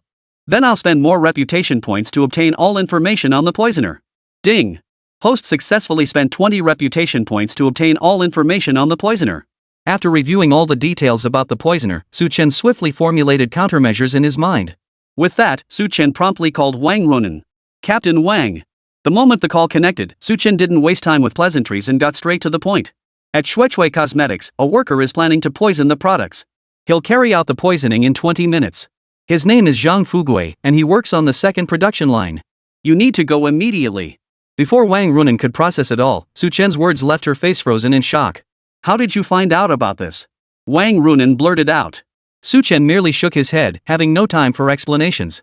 I can't elaborate now. The case isn't resolved yet, and I can't leave the station. If you're already at the factory, rush over and catch him red-handed. At that moment, Wang Runen was in a car, still 5 minutes away from the factory. Though skeptical of Su Chen's words, she knew he was trustworthy. Without pressing further, Wang Runen nodded. Got it. Tell me the details later. I'll be at the factory soon. Su Chen nodded, and they both hung up. Returning to his seat beside Chen Chong, Su Chen felt a slight relief. Yet as long as the suspect remained at large, he couldn't fully relax. At that moment, Wang Runen learned from her colleagues that Chen Chong was en route to the airport, less than half an hour away. Panic gripped her as she immediately called the police station. Are there any patrol cars available? Dispatch officers immediately to intercept Zhao Kaiyong. He's heading toward the airport. Find any excuse to delay him, don't let him leave. Chapter 237, Caught Red-Handed. The officer who received the call looked helplessly toward the door. We just had a crowd disturbance. Both remaining patrol cars are out on that call. We have no vehicles available here. Should I hail a cab and chase after him myself? Wang Runen's heart skipped a beat. Without hesitation, she snapped, according to our latest investigation, Su Chen is innocent. He has a car and excellent combat skills. Stay at the station and have him chase after them immediately. Don't worry. Su Chen is highly capable. With him assisting, nothing will go wrong. Understood. The call ended. A police officer approached Su Chen and whispered something in his ear. Su Chen immediately stood up and nodded. No problem. I'll go with you. He started to follow the officers away, but Lin Jia stopped him. Lin Jia protested, her voice filled with reluctance. He's still a suspect. How can you take him away like this? The officer merely glanced at Lin Jia indifferently, but his words sent a chill through her, causing her to slump back into her chair, drained of all strength. The latest evidence indicates Su Chen is no longer a suspect. As for where he's going with me, that's confidential. You won't be told. With that, Lin Jia watched helplessly as the officers led Su Chen away, her heart pounding with anxiety. What exactly did the officer mean by that statement? Panic gripped Lin Jia, and she instinctively exchanged a frightened glance with Zhao Yusin beside her. At that moment, Su Chen approached the car and saw Zhong Zicheng waiting for him in the driver's seat. Mr. Su, the officer said apologetically, we're short-handed at the station, and I don't have time to change into plainclothes. If Zhao Kaiyong spots me, it'll alert the target. So I'm counting on you two to bring him back. We've already arranged for personnel to intercept them at the airport. So, once you arrive at the airport, someone will be there to assist you. Please take care of this. Su Chen nodded firmly. Rest assured, I guarantee we'll retrieve him swiftly. Seeing Su Chen approach, Zhong Zicheng quickly unlocked the car. Once Su Chen was seated, he immediately drove off to pursue the target as instructed. The car sped along at breakneck pace, but Su Chen knew all too well that even at this speed, there was no guarantee they could catch up to Zhao Kaiyong. Anxiety gnawed at him as his mind raced, searching for a solution. Although there were indeed people intercepting at the airport, if Zhao Kaiyong had played some clever trick and boarded the plane using someone else's identity, then it would truly be difficult to apprehend him. Suddenly, a flash of insight struck Su Chen, and he quickly realized. Right. Why hadn't he thought of this solution before? He still had a pair of super-powered running shoes in the system that he hadn't taken out yet. With the super-speed running shoes' incredible velocity, once he put them on, his speed would undoubtedly surpass that of a car. At 100 miles per second, a 30-minute drive would take him less than a few minutes to reach the airport. With that thought, Su Chen glanced at Zhong Zicheng in the driver's seat and stated directly, pull over and let me out. You go straight to the airport first. I'll handle this part. Zhong Zicheng naturally obeyed Su Chen's every word. Though he had no idea what Su Chen planned to do next, he asked no questions and pulled the car over to the side of the road. As for Su Chen, he got out and immediately sought out an inconspicuous alleyway. After exchanging for his super-powered running shoes, he slipped them on. The moment the shoes were on, Su Chen took 2 quick strides forward. The next second, he found himself standing 500 meters away. These super-powered running shoes were truly extraordinary, utterly amazing. Chen was both shocked and delighted. Without a moment's delay, he immediately broke into a fast run toward the airport. By the time he reached the airport, only 2 minutes had passed. Chen waited like a hunter by the airport entrance, biding his time for the right moment. Finally, a low-key Audi S6 pulled up to the airport entrance. Chen instantly recognized the license plate as belonging to Zhao Kaiyong. After the car came to a complete stop in the parking lot, Chen discreetly followed until he saw a masked man with long hair emerge from the passenger seat, lugging 2 large suitcases. Only then did Chen confirm beyond doubt that this was Zhao Kaiyong, thoroughly disguised. Surprisingly, the man was quite clever, knowing to use a wig to disguise himself. But this still didn't escape Chen's keen eyes. He swiftly followed behind until Zhao Kaiyong reached the airport check-in counter. Seizing the moment when Zhao Kaiyong relaxed his guard, no longer as vigilant as before, Chen suddenly stepped forward and seized Zhao Kaiyong's wrist. Finally, Chen pulled out his phone with his other hand and swiftly dialed Wang Runen's number. "Who are you? What do you want?" Zhao Kaiyong's heart skipped a beat and he instinctively tried to break free. "Listen, if you don't let go of me right now, I'm calling the police." "Call the police?" Chen reacted as if he'd heard the funniest joke, tightening his grip on Zhao Kaiyong's wrist with his left hand. Then, glancing at the dialed call screen on his right hand, he twisted his mouth into a mocking sneer. "My apologies, but I'm actually on the phone with the police right now to have you arrested. Any objections?" Zhao Kaiyong felt a chill run through him upon hearing Chen's familiar voice. Wang Runen on the other end immediately caught on. "Chen, you got to the airport so fast? Did you catch him?" Chen chuckled and nodded. "That's right. He's in my custody now. Get the airport security team to the boarding gate area immediately. I've already detained him in Lounge 3. "Got it. Leave it to me." Less than 2 minutes after the call ended, reinforcements arrived at Lounge 3. As for Zhao Kaiyong, he was furious and tried to struggle, but no matter how hard he tried, he couldn't break free. This was downright unnatural. How could this kid be so strong? Zhao Kaiyong snarled furiously, "You bastard. You set me up with an ambush here at the airport." Before he could finish, a police officer stepped forward, taking over from Chen to restrain Zhao Kaiyong. Chen looked at Zhao Kaiyong, who was seething with anger and frustration, and merely smiled faintly. "My apologies, but my suspicions have been cleared. Mr. Chen is also above suspicion. Instead, we've uncovered evidence of your own plans." Chapter 238, Caught Red-Handed. Chen finished his words with a smile and took a step back. "The evidence is now irrefutable. You've been apprehended and will face the judgment of the law. Even if you attempt to frame me and President Chen, you'll likely find no evidence to support your claims." Zhao Kaiyong glared at Chen with such fury that flames seemed to leap from his eyes. "You bastard, Chen. You were actually waiting for me here." Zhao Kaiyong seethed with fury. "Even if you've caught me now, so what? Mark my words, you and Chen will both pay the ultimate price for this." A torrent of rage surged through Zhao Kaiyong's heart. Yet the thought that in just over 10 minutes, his entire plan would be completed brought him a measure of satisfaction. Even if he was thrown in jail, so what? Chen would pay a terrible price for this. He would wait patiently, eyes wide open, for that day to come. Seeing the calculating gleam in Zhao Kaiyong's eyes, how could Chen fail to discern his true intentions? He was simply waiting for his final gambit. As long as that worker at Shui Cosmetics poisoned the product, Chen would pay the price. But Zhao Kaiyong probably never imagined that Chen had already used the system to foresee all of this. Even if Zhao wanted Chen to pay, it would remain nothing more than a pipe dream. "Say whatever you like," Chen retreated calmly, watching the police take Zhao Kaiyong into custody. "If you have anything to explain, save it for the station. I'm done playing your games." With that, the officers escorted Zhao Kaiyong away from the airport. The young policewoman who'd been following Wang Runen bounced over to Chen, flashing a wide, carefree grin. "Brother Su," Zhao Xiaohong said admiringly, "you truly live up to being the man our captain chose. You're so decisive and incredibly capable. I'm seriously jealous of our captain."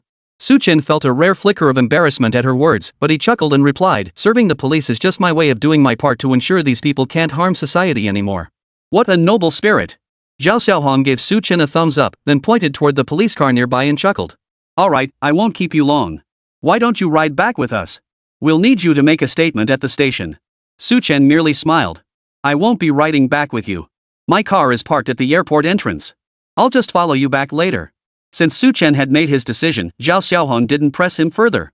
She nodded with a smile, exchanged a few more polite words with him, and then left.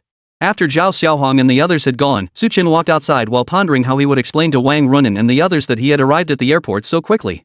After all, even driving at top speed would take at least 10 minutes to reach the airport. Yet he'd arrived in under 5 minutes. Trying to explain it away with some super fast running shoes just wouldn't fly. Besides, Chen couldn't explain any of this to Wang Runen. No matter how hard he racked his brain, he couldn't come up with a plausible solution. Only after getting into his car did he decide to tell Wang Runan that he had gotten out midway and happened upon a supercar parked nearby. Driving to the airport in a supercar would indeed be faster than in a regular vehicle. With that thought, Su Chen settled into the back seat. Before long, driven by Zhong Zicheng, they arrived at the police station. Back at the police station, Su Chen remained in urgent anticipation, while Wang Runan had already arrived at the Shuetsue Cosmetics factory. Glancing at her watch, Wang Runan realized there were less than 5 minutes left until the poisoning time Su Chen had mentioned. She rushed into the factory at top speed. After presenting her credentials and gaining entry, Wang Runan immediately began inquiring about a worker named Zhang Fugue. Zhang Fugue was a middle-aged man in his 30s, appearing honest and simple. From his outward appearance, one would never suspect him of committing such a vicious act as poisoning. Yet Su Chen's words still rang in her ears, spoken with absolute certainty, leaving no room for doubt. Though Wang Runan remained skeptical, she refused to overlook any possibility. Several assistants followed Wang Runan, unobtrusively taking up inconspicuous positions near Zhang Fugue while closely monitoring his every move. As for Zhang Fugue himself, he cautiously glanced left and right, ensuring no one was paying him attention, before finally taking his seat at his workstation. His responsibility lay in the critical step of filling the machines with the skincare cream. After Zhang Fugue loaded the cream into the machine, it was then filled into vacuum bottles. This marked the complete conclusion of the skincare product filling and processing cycle. Watching Zhang Fugue's nervous demeanor, Wang Runan had already come to believe half of what Su Chen had said. After arranging all her subordinates, Wang Runan exchanged a quick glance with several of them. When the assembly line officially started, they saw Zhang Fugue pull something out of his pocket and hastily prepare to pour it into the iron can holding the cream. The instant he made to pour it in, Wang Runan gave a swift signal. Everyone surged forward, immediately subduing Zhang Fugue. As for whatever object he held, it was naturally seized by Wang Runan's men. Caught red-handed, Zhang Fugue's face contorted with terror and despair, his entire body trembling with fear. It was clear Zhang Fugue had never done anything like this before, so seeing Wang Runan and her team appear naturally terrified him. "Hello. You are now under suspicion of intentional poisoning. Please come with us." After flashing her credentials, Wang Runan immediately had her team carry the trembling Zhang Fugue, who was too weak to walk, to the police van. Under the watchful eyes of the crowd, the workers could scarcely believe that Zhang Fugue, a man known for his quiet diligence at the factory, could be capable of such an act. Shock spread across their faces. Chapter 239, Confessing Everything. After waiting for some time at the police station with Su Chen and Chen Chong, Lin Jia could no longer sit still. She abruptly rose from her seat, heading toward the exit in an attempt to leave. Zhao Yusin beside her immediately followed suit, intending to leave with Lin Jia. But before they could take 2 steps forward, someone immediately blocked their path. "What do you think you're doing?" Lin Jia frowned, her expression darkening. "We're clearly the victims here. You haven't even provided any investigation results yet. As victims, aren't we even allowed to leave and move around for a bit?" Zhao Yusin, beside her, added angrily, "Exactly. Look at what they've done to our faces. Instead of dealing with the perpetrators, you're restricting our freedom. What exactly are you trying to accomplish?" Facing their accusations, the officer remained unmoved, standing there with a cold tone. "We sincerely apologize, but the situation has taken an unexpected turn. We now possess new evidence that gives us reason to suspect you two deliberately framed someone else. Therefore," the officer continued, his tone still icy as Lin Jia's face drained of color, "until the investigation is complete, please remain calm. If you are found not to be suspects, we will release you." Lin Jia was rendered speechless by his words. Unable to leave, she could only glare angrily at the 2 officers before turning back to sit down. Seeing Su Chen and Chen Chong sitting there with their usual calm composure, Lin Jia felt a surge of anger welling up inside her, yet she was powerless to do anything about it. Chen Chong, however, couldn't help but ask Su Chen curiously as he returned. Chen Chong lowered his voice, whispering, "Where did you go just now? Why did you take so long to come back?" Facing Chen Chang's inquisitive gaze, Su Chen merely smiled without offering a straightforward answer. "You'll see soon enough," Su Chen gave Chen Chong a reassuring look. "Don't worry. We'll extricate ourselves from this mess quickly. This matter won't have anything to do with me." Seeing Su Chen's calm expression, Chen Chong relaxed and nodded in agreement. "I trust you completely. Let's discuss it once Officer Wang arrives." The 2 fell silent. Meanwhile, Lin Jia watched the pair before her, their confidence only deepening her panic. From the moment Su Chen briefly left the station and had his suspicions cleared, to the 2 officers refusing to let them go, and now seeing these 2 men so utterly calm. Just thinking about it, Lin Jia and Zhao Yusin could barely contain their rising panic. But they had no clue how the situation had unfolded. All they could do was wait, pacing restlessly, for Wang Runan and the others to return. It wasn't until 10 minutes later that Wang Runan and the others finally returned to the police station with Zhang Fugue. The moment Zhang Fugue entered the station, Zhao Yusin and Lin Jia saw the man who had been brought in. Shock spread across both their faces. How could he have been captured? Hadn't Zhao Kaiyong arranged everything so meticulously?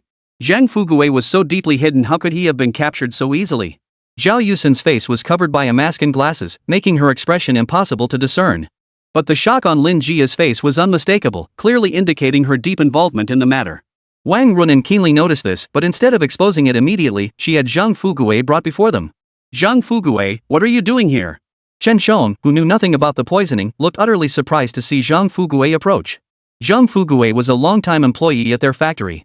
Why had he suddenly been brought here today? What was going on? What had happened? Chen Shong was utterly baffled. Wang Runan stepped forward and patiently explained Zhang Fugui's plan to poison the food to Chen Shong. What? Poison? Chen Chang's eyes widened in shock, while Zhang Fugui hung his head in guilt, overcome with remorse. Mr. Chen, I'm truly sorry. If I hadn't helped them with this, they would have found a way to threaten my son, framing him to send him to prison. Hearing Zhang Fugui's explanation, Chen Shong was momentarily at a loss for words. Though the poisoning was a grave matter, Zhang had been coerced under threat, acting out of desperation. Facing such an honest, upright man as Zhang Fugui, Chen Shong opened his mouth to speak, yet ultimately found no words. He could only let out a long, heavy sigh. Lin Jia beside her, however, wasn't as mentally resilient. She was so startled that she plopped right down onto the chair, her expression completely flustered. Wang Runan, seeing this, stepped forward and kindly helped Lin Jia to her feet. Miss Lin, this matter is now crystal clear. Someone poisoned the factory, and we've confirmed those 2 receipts were forged. As for the bottles, they're obviously high-quality replicas. I suspect you had these bottles counterfeited in advance, then filled them with substandard cosmetics. Am I correct? Lin Jia abruptly lifted her head, her eyes fixed intently on Wang Runan, then shook her head vehemently. No, I didn't do it. I'm innocent. Miss Lin, at this point, there's no use being so stubborn. Wang Runan abruptly abandoned her earlier gentle demeanor, speaking with unyielding firmness. If you truthfully confess everything, we might consider leniency for your cooperation and potentially reduce your sentence. But if you persist in this stance, the difference in sentencing between your voluntary confession and our final investigation findings will be stark. Lin Jia finally seemed shaken, her entire body trembling as she hurriedly blurted out. I and Zhao Yusin, we both did this because we were following Zhao Kaiyong's orders. He told us to do it. Zhao Yusin stepped forward urgently, grabbing Wang Runan's wrist as if clutching a lifeline. That's right. We were following Zhao Kaiyong's orders. He promised us a lot of money if we did this. With this breakthrough finally achieved, Wang Runan exhaled in relief and nodded at the 2 before her. All right then. Since both of you are involved, come with us to the interrogation room. We'll take your statements first. Chapter 240, Clearing Suspicion. The 2 nodded without hesitation, their minds filled with thoughts of earning credit toward reduced sentences. Though resentment still lingered, the 2 women no longer harbored the energy to hold grudges against Su Chen. Their own survival was now the priority. If they didn't spill everything they knew, especially confessing to the poisoning, they risked serving out their entire sentences. Watching the 2 follow Wang Runan away, Zhao Xiaohong, who had been delayed by some business and only just returned, now brought Zhao Kaiyong back to the police station. Zhao Kaiyong's face was flushed with anger, his expression still stubbornly defiant. He showed no sign of acknowledging his own wrongdoing. But when he lifted his eyes and saw Zhang Fugui, who was also under custody, his eyes suddenly widened considerably. His face was filled with disbelief, then twitched visibly, clearly startled. How could they possibly have captured Zhang Fugui too? How could this be? He had given clear instructions. Zhang Fugui absolutely couldn't have turned him in. Yet at this critical juncture, Zhang Fugui had been apprehended, and now he himself was being held at the police station. It must be that Zhang Fugui turned himself in, which is why they dug me up. The thought filled Zhao Kaiyong with fury. His eyes locked onto Su Chen, as if he could bore right through him. Su Chen, I never imagined you had such a massive trap waiting for me. You've got some nerve, trying to take me down with this opportunity. That's quite the move. Su Chen merely responded with a sarcastic twitch of his lips. You flatter me. I'm not nearly as clever as you make me out to be. Now that you're implicated in this poisoning case, even if you wanted to flee abroad, it's unlikely you'd be able to. Mentioning this sent a chill through Zhao Kaiyong. His gaze fell on Zhang Fugui, who was avoiding his eyes nearby. His entire being felt as though plunged into an ice cave, filled with coldness and hatred. The poisoning attempt may not have succeeded completely, but if Captain Wang hadn't discovered it in time, you'd have served your entire sentence without a chance to clear your name. These words, paired with Su Chen's icy stare, poured over him like a bucket of cold water, chilling him to the bone. He stood there in a daze. The rage that had once filled his chest was now completely extinguished by Su Chen's words, leaving him utterly drained and powerless. It's over. The entire Zhao group is finished. Zhao Kaiyong never imagined that the entire Zhao family would be destroyed by his own hands. Seeing Su Chen standing there, coldly watching him, Zhao Kaiyong lost all restraint. He rushed forward, desperate to beg Su Chen. Su Chen, I know you're extremely capable. I admit I fell into your trap this time. I truly made a mistake. Can you show mercy and spare the entire Zhao family? Seeing Zhao Kaiyong finally show weakness and apologize, Su Chen remained unmoved. My apologies, but right and wrong must be judged by the law. I'm just an ordinary citizen, I can't decide matters for you. When the time comes, whatever the law dictates will be done. As for those outside the Zhao family, if they're not implicated, they won't be affected by you. So there's no need to beg me, it's none of my concern. After Su Chen spoke these words, Zhao Kaiyong's face contorted with utter despair. He had no choice but to turn to plead with Chen Shong. Chen Shong coldly turned his face away, refusing even to glance at Zhao Kaiyong. Sorry, I can't return kindness for hatred. You must own up to your actions. I won't retaliate, but I won't forgive you either. Don't beg me, it's useless. Truthfully, Chen Chang's heart was filled with resentment toward Zhao Kaiyong. Yet he understood clearly that if he forgave Zhao so easily, the scheming man would surely strike again. It was best to let the law handle this matter. He still had to believe in justice. Zhao Kaiyong was led away for interrogation. The police paid no heed to his hysterical pleas for mercy as they took him into custody. As for Su Chen and Chen Shong, they were only briefly questioned before patiently waiting in the visitor lounge for the outcome. This had escalated into a criminal case. Once all statements were recorded, Chen Shong had already contacted his company's lawyer. The necessary legal battles must be fought. Meanwhile, the Binhai Municipal Public Security Bureau issued an online announcement. At Binhai Municipal Public Security Bureau, in light of recent allegations concerning counterfeit Shuechui cosmetics and the alleged involvement of Red Elephant Group President Su Chen, our bureau issues the following statement. The recent statements made by the involved parties, Ms. Lin and Ms. Zhao, are entirely false and malicious. This incident was deliberately fabricated by the president of the Zhao Group. The 2 bottles of Shuechui new products implicated were intentionally planted as evidence and are not genuine. Zhao Mumu, president of the Zhao Group, secretly instructed factory workers to poison the production line. Police are currently conducting an intensive investigation. We urge everyone to neither believe nor spread rumors, to keep the internet a clean and peaceful space, and to refrain from further misunderstanding innocent individuals. After the official Weibo account issued this statement, the scandal surrounding Shuehui Cosmetics' alleged counterfeiting once again surged to the top of the trending topics. Many were deeply shocked by the incident, with numerous individuals rushing to apologize under the official microblogs of Chen Shong and Su Chen. Holy crap, I never imagined business rivalries could be like this.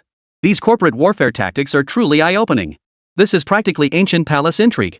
Business battles are just like palace intrigues, no bloodshed, but hidden currents swirling everywhere. If it weren't for the evidence, both CEO Chen and CEO Su would have been wrongfully accused. I never imagined Zhao Group's CEO Zhao would stoop to such tactics. A few days ago, Zhao Group's new agar product caused widespread skin damage. I suspect this fake scandal also used their new agar product a deliberate frame-up. What you said upstairs is highly plausible. It's terrifying when you think about it. Damn. If I were caught up in these business battles, I'd probably be cannon fodder. Online, many had already cleared Su Chen and Chen Shong of suspicion. At that very moment, Wang Runan uncovered a crucial lead during her interrogation of Zhao Yusen. Are you certain what you're saying is true? Facing the questioning, Zhao Yusen nodded firmly. Chapter 241, Returning Home. She declared resolutely, yes, it's all true. I haven't lied to you about a single word. After the interrogation concluded, Wang Runan emerged from the interrogation room with a complex expression, turning to look at Su Chen and Chen Shong. How did it go? Chen Shong and Su Chen approached simultaneously as Wang Runan sighed helplessly.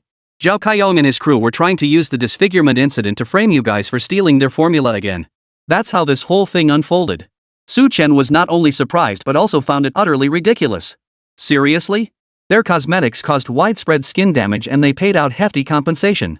We're the Little Cuties brand, would we really steal their formula? Wang Runan couldn't help but chuckle, shrugging helplessly. Exactly. That logic doesn't hold water at all. But thankfully, everything's been exposed today. You two are cleared of suspicion. Leave the rest to us. Regarding compensation, Wang Runan looked up at Chen Shong. If you wish to pursue legal action, it would be wise to retain counsel beforehand. Both our police department and the court will handle this case. Chen Shong nodded, exchanged a few polite words, and prepared to leave the police station. Back home, he saw online sentiment overwhelmingly pointing fingers at the Zhao Group. With Chen Shong and Su Chen cleared of suspicion, they actually gained a significant number of new followers due to the controversy. As for Red Elephant Group's instant noodles and Snow Jade Cosmetics, they received a wave of free publicity, propelling their sales to a new level. Su Chen was naturally delighted with this outcome. After the incident died down, life returned to its usual calm. As for Chen Shong, he launched a counterattack against the Zhao Group over the incident, directly suing Zhao Kaiyong, the head of the Zhao Group, in court.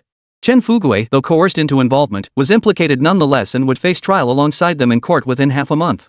As for Su Chen, he enjoyed only 3 or 5 days of peace in Binhai City before his parents called him to Yunhai Villa. The thought of attending his cousin's engagement ceremony with his parents that very day, which also happened to be his grandmother's birthday. A headache came over him, and he instinctively felt a sense of reluctance toward the whole situation. He couldn't refuse his parents' wishes, so after packing lightly elsewhere and purchasing some congratulatory and birthday gifts, the family of three set off early the next morning for Chanhong Town in Binhai City. Chanhong Town was where Su Chen's maternal grandmother lived. It wasn't particularly far from downtown Binhai City. Driving there took just over half an hour. This time, Su Chen didn't drive any particularly luxurious car, just an Audi. He loaded up the car with bags and packages and drove his parents back to his mother's hometown in Changhong Town. Even before reaching the house, the family heard the lively chatter and commotion at the entrance. From a distance, Su Chen spotted a crowd gathered at the entrance of the three-story courtyard house. People stood chatting and laughing, their faces beaming with joy. Su Chen lowered his head slightly, pretending not to notice, and parked the car directly at the entrance. Before he could even open the door, a middle-aged woman in her 40s spotted the Audi S6 pulling up. She immediately approached with a flattering smile. "He must be Yalin's boyfriend. What a promising young man, even his car is top-notch." Indeed, chimed in a man in his 30s with a smile. "Truly accomplished at such a young age. To drive such a fine car at your age is truly enviable. Yalin is truly blessed to be with the young master of the Lin family." The string of compliments and praise made the woman standing at the front feel utterly smug, her whole demeanor becoming slightly giddy. "Everyone, please stop flattering us like this. It's all thanks to our Yalin's good fortune. From now on, we'll be enjoying a life of leisure alongside her." Though she said this, the middle-aged woman was utterly smug, her eyes and brows betraying a petty, triumphant smile. At that moment, a middle-aged man beside Chen Meifang stepped forward. Though his face wore a smile, his words subtly elevated his own family while simultaneously disparaging Su Chen's household. "I wonder when third sister's family will finally return. This is her own niece's engagement ceremony and mother's 70th birthday celebration. How can they still not be back? It's downright rude." As soon as Zhou Guicheng spoke, several people nearby chimed in agreement. "Yeah, I remember third sister's family. They moved to Binhai City recently, but probably just renting. City housing is so expensive, who could afford to buy?" "Exactly. Not like our Yalin, who snagged such a wealthy son-in-law. She'll be living the high life from now on. As her parents, you two will be basking in the glory too." Bathed in such praise and flattery, Zhou Guicheng and Chen Meifang were so overwhelmed they felt like they were floating on air. Su Chen sat inside the car, but since the windows weren't completely sealed, he could still hear the chatter outside.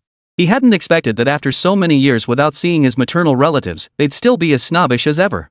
The middle-aged woman standing at the front was none other than his maternal aunt, Chen Meifang, the eldest sister of his mother, Chen Shuping. The man beside her was his uncle, Zhou Guicheng. Tomorrow marked the engagement ceremony for Chen Meifang's daughter, his cousin Zhou Yalin. This entire family was made up of those so-called snobs. Su Chen had seen their true colors since childhood, and naturally, he didn't hold a favorable opinion of them. But he couldn't be bothered to dwell on it. Glancing at his parents in the back seat, their faces tinged with awkwardness, Su Chen ultimately said nothing more. He himself didn't care, but his parents still valued his maternal grandparents' opinions. For their sake, it was best to say no more. With that thought, Su Chen was about to step out of the car when the middle-aged woman in the front seat approached with a warm smile. She tapped on the driver's window. "Young Master Lin, you finally arrived. Yalin said she'd come with you, and we've been waiting at the door the whole time, hoping you'd return soon." After uttering these words, Chen Meifang finally glimpsed through the car window's crack that the person seated in the driver's seat wasn't the so-called young Master Lin, but Su Chen. Chapter 242, Public Humiliation. Su Chen sat there with perfect composure. When he met Chen Meifang's stunned gaze, a mischievous grin suddenly spread across his face. "Auntie, it really has been ages." Chen Meifang's eyes widened in disbelief. She instinctively took a step back as the words tumbled out. "Su Chen? How could it be you? Shouldn't it be the young master of the Lin family? How could Su Chen be sitting in such a luxurious car? Could this car actually belong to Su Chen? But how could that be possible? No, absolutely not." Chen Meifang quickly regained her composure, her face twisting into a sneer. "Who'd have thought it'd be the Su family returning? Fine, they're back, but arriving in a rented car to put on airs? That's just putting on airs." Hearing Chen Meifang's words, the crowd froze in shock before turning to see Su Chen sitting in the driver's seat as the window rolled down. The car was actually driven by Su Chen himself. Everyone was initially surprised, but soon they all chimed in with Chen Meifang's words, pointing fingers at Su Chen. "So young and already so vain. He probably doesn't earn much in a month, yet he insists on putting on airs. Your mother's teachings clearly didn't sink in. Renting a car like this must cost a fortune. How can you justify this to your parents who've worked so hard for you?" Everyone pointed fingers, each standing on their moral high ground to criticize him relentlessly. Su Chen hadn't intended to engage with these people, but hearing their pointed remarks, his expression darkened considerably. "This car is mine. If you don't like it or think it's impossible, then shut up. Su Chen's blunt retort silenced the crowd instantly. Chen Meifong pointed directly at Su Chen, her expression darkening by the second. Su Chen, after just 1 year apart, I see your tongue has grown sharp. People in this small town rarely watch the news, especially entertainment gossip. So they had no idea that Su Chen was now the president of Red Elephant Group. Even the few who might have recognized him merely thought he looked vaguely familiar. None would have connected him to Red Elephant Group, convinced that an ordinary person like Su Chen could never possibly be the CEO of a conglomerate. Facing Chen Meifong's furious glare, Su Chenghai beside her sighed inwardly before finally speaking up. Sis, don't get so worked up. Little Chen's just young and hot-headed. Don't take it personally. The implication was clear, for an older person like you to take offense at a child's words was nothing short of ridiculous. After all, tomorrow was the elderly patriarch's birthday celebration, and their niece was to be engaged. Adhering to the principle that it's better to avoid trouble than seek it, Su Chenghai and Chen Shuping, though not fond of this extended family, ultimately held their tongues. Chen Meifong either genuinely didn't understand Su Chenghai's words or feigned ignorance, merely snorting coldly in response. It's nothing but putting on airs. My daughter Yalan married a man of exceptional talent. On such a joyous occasion, I won't stoop to your level. Oomph. No sooner had Chen Meifong uttered these words than a Volkswagen Phaeton pulled up behind them.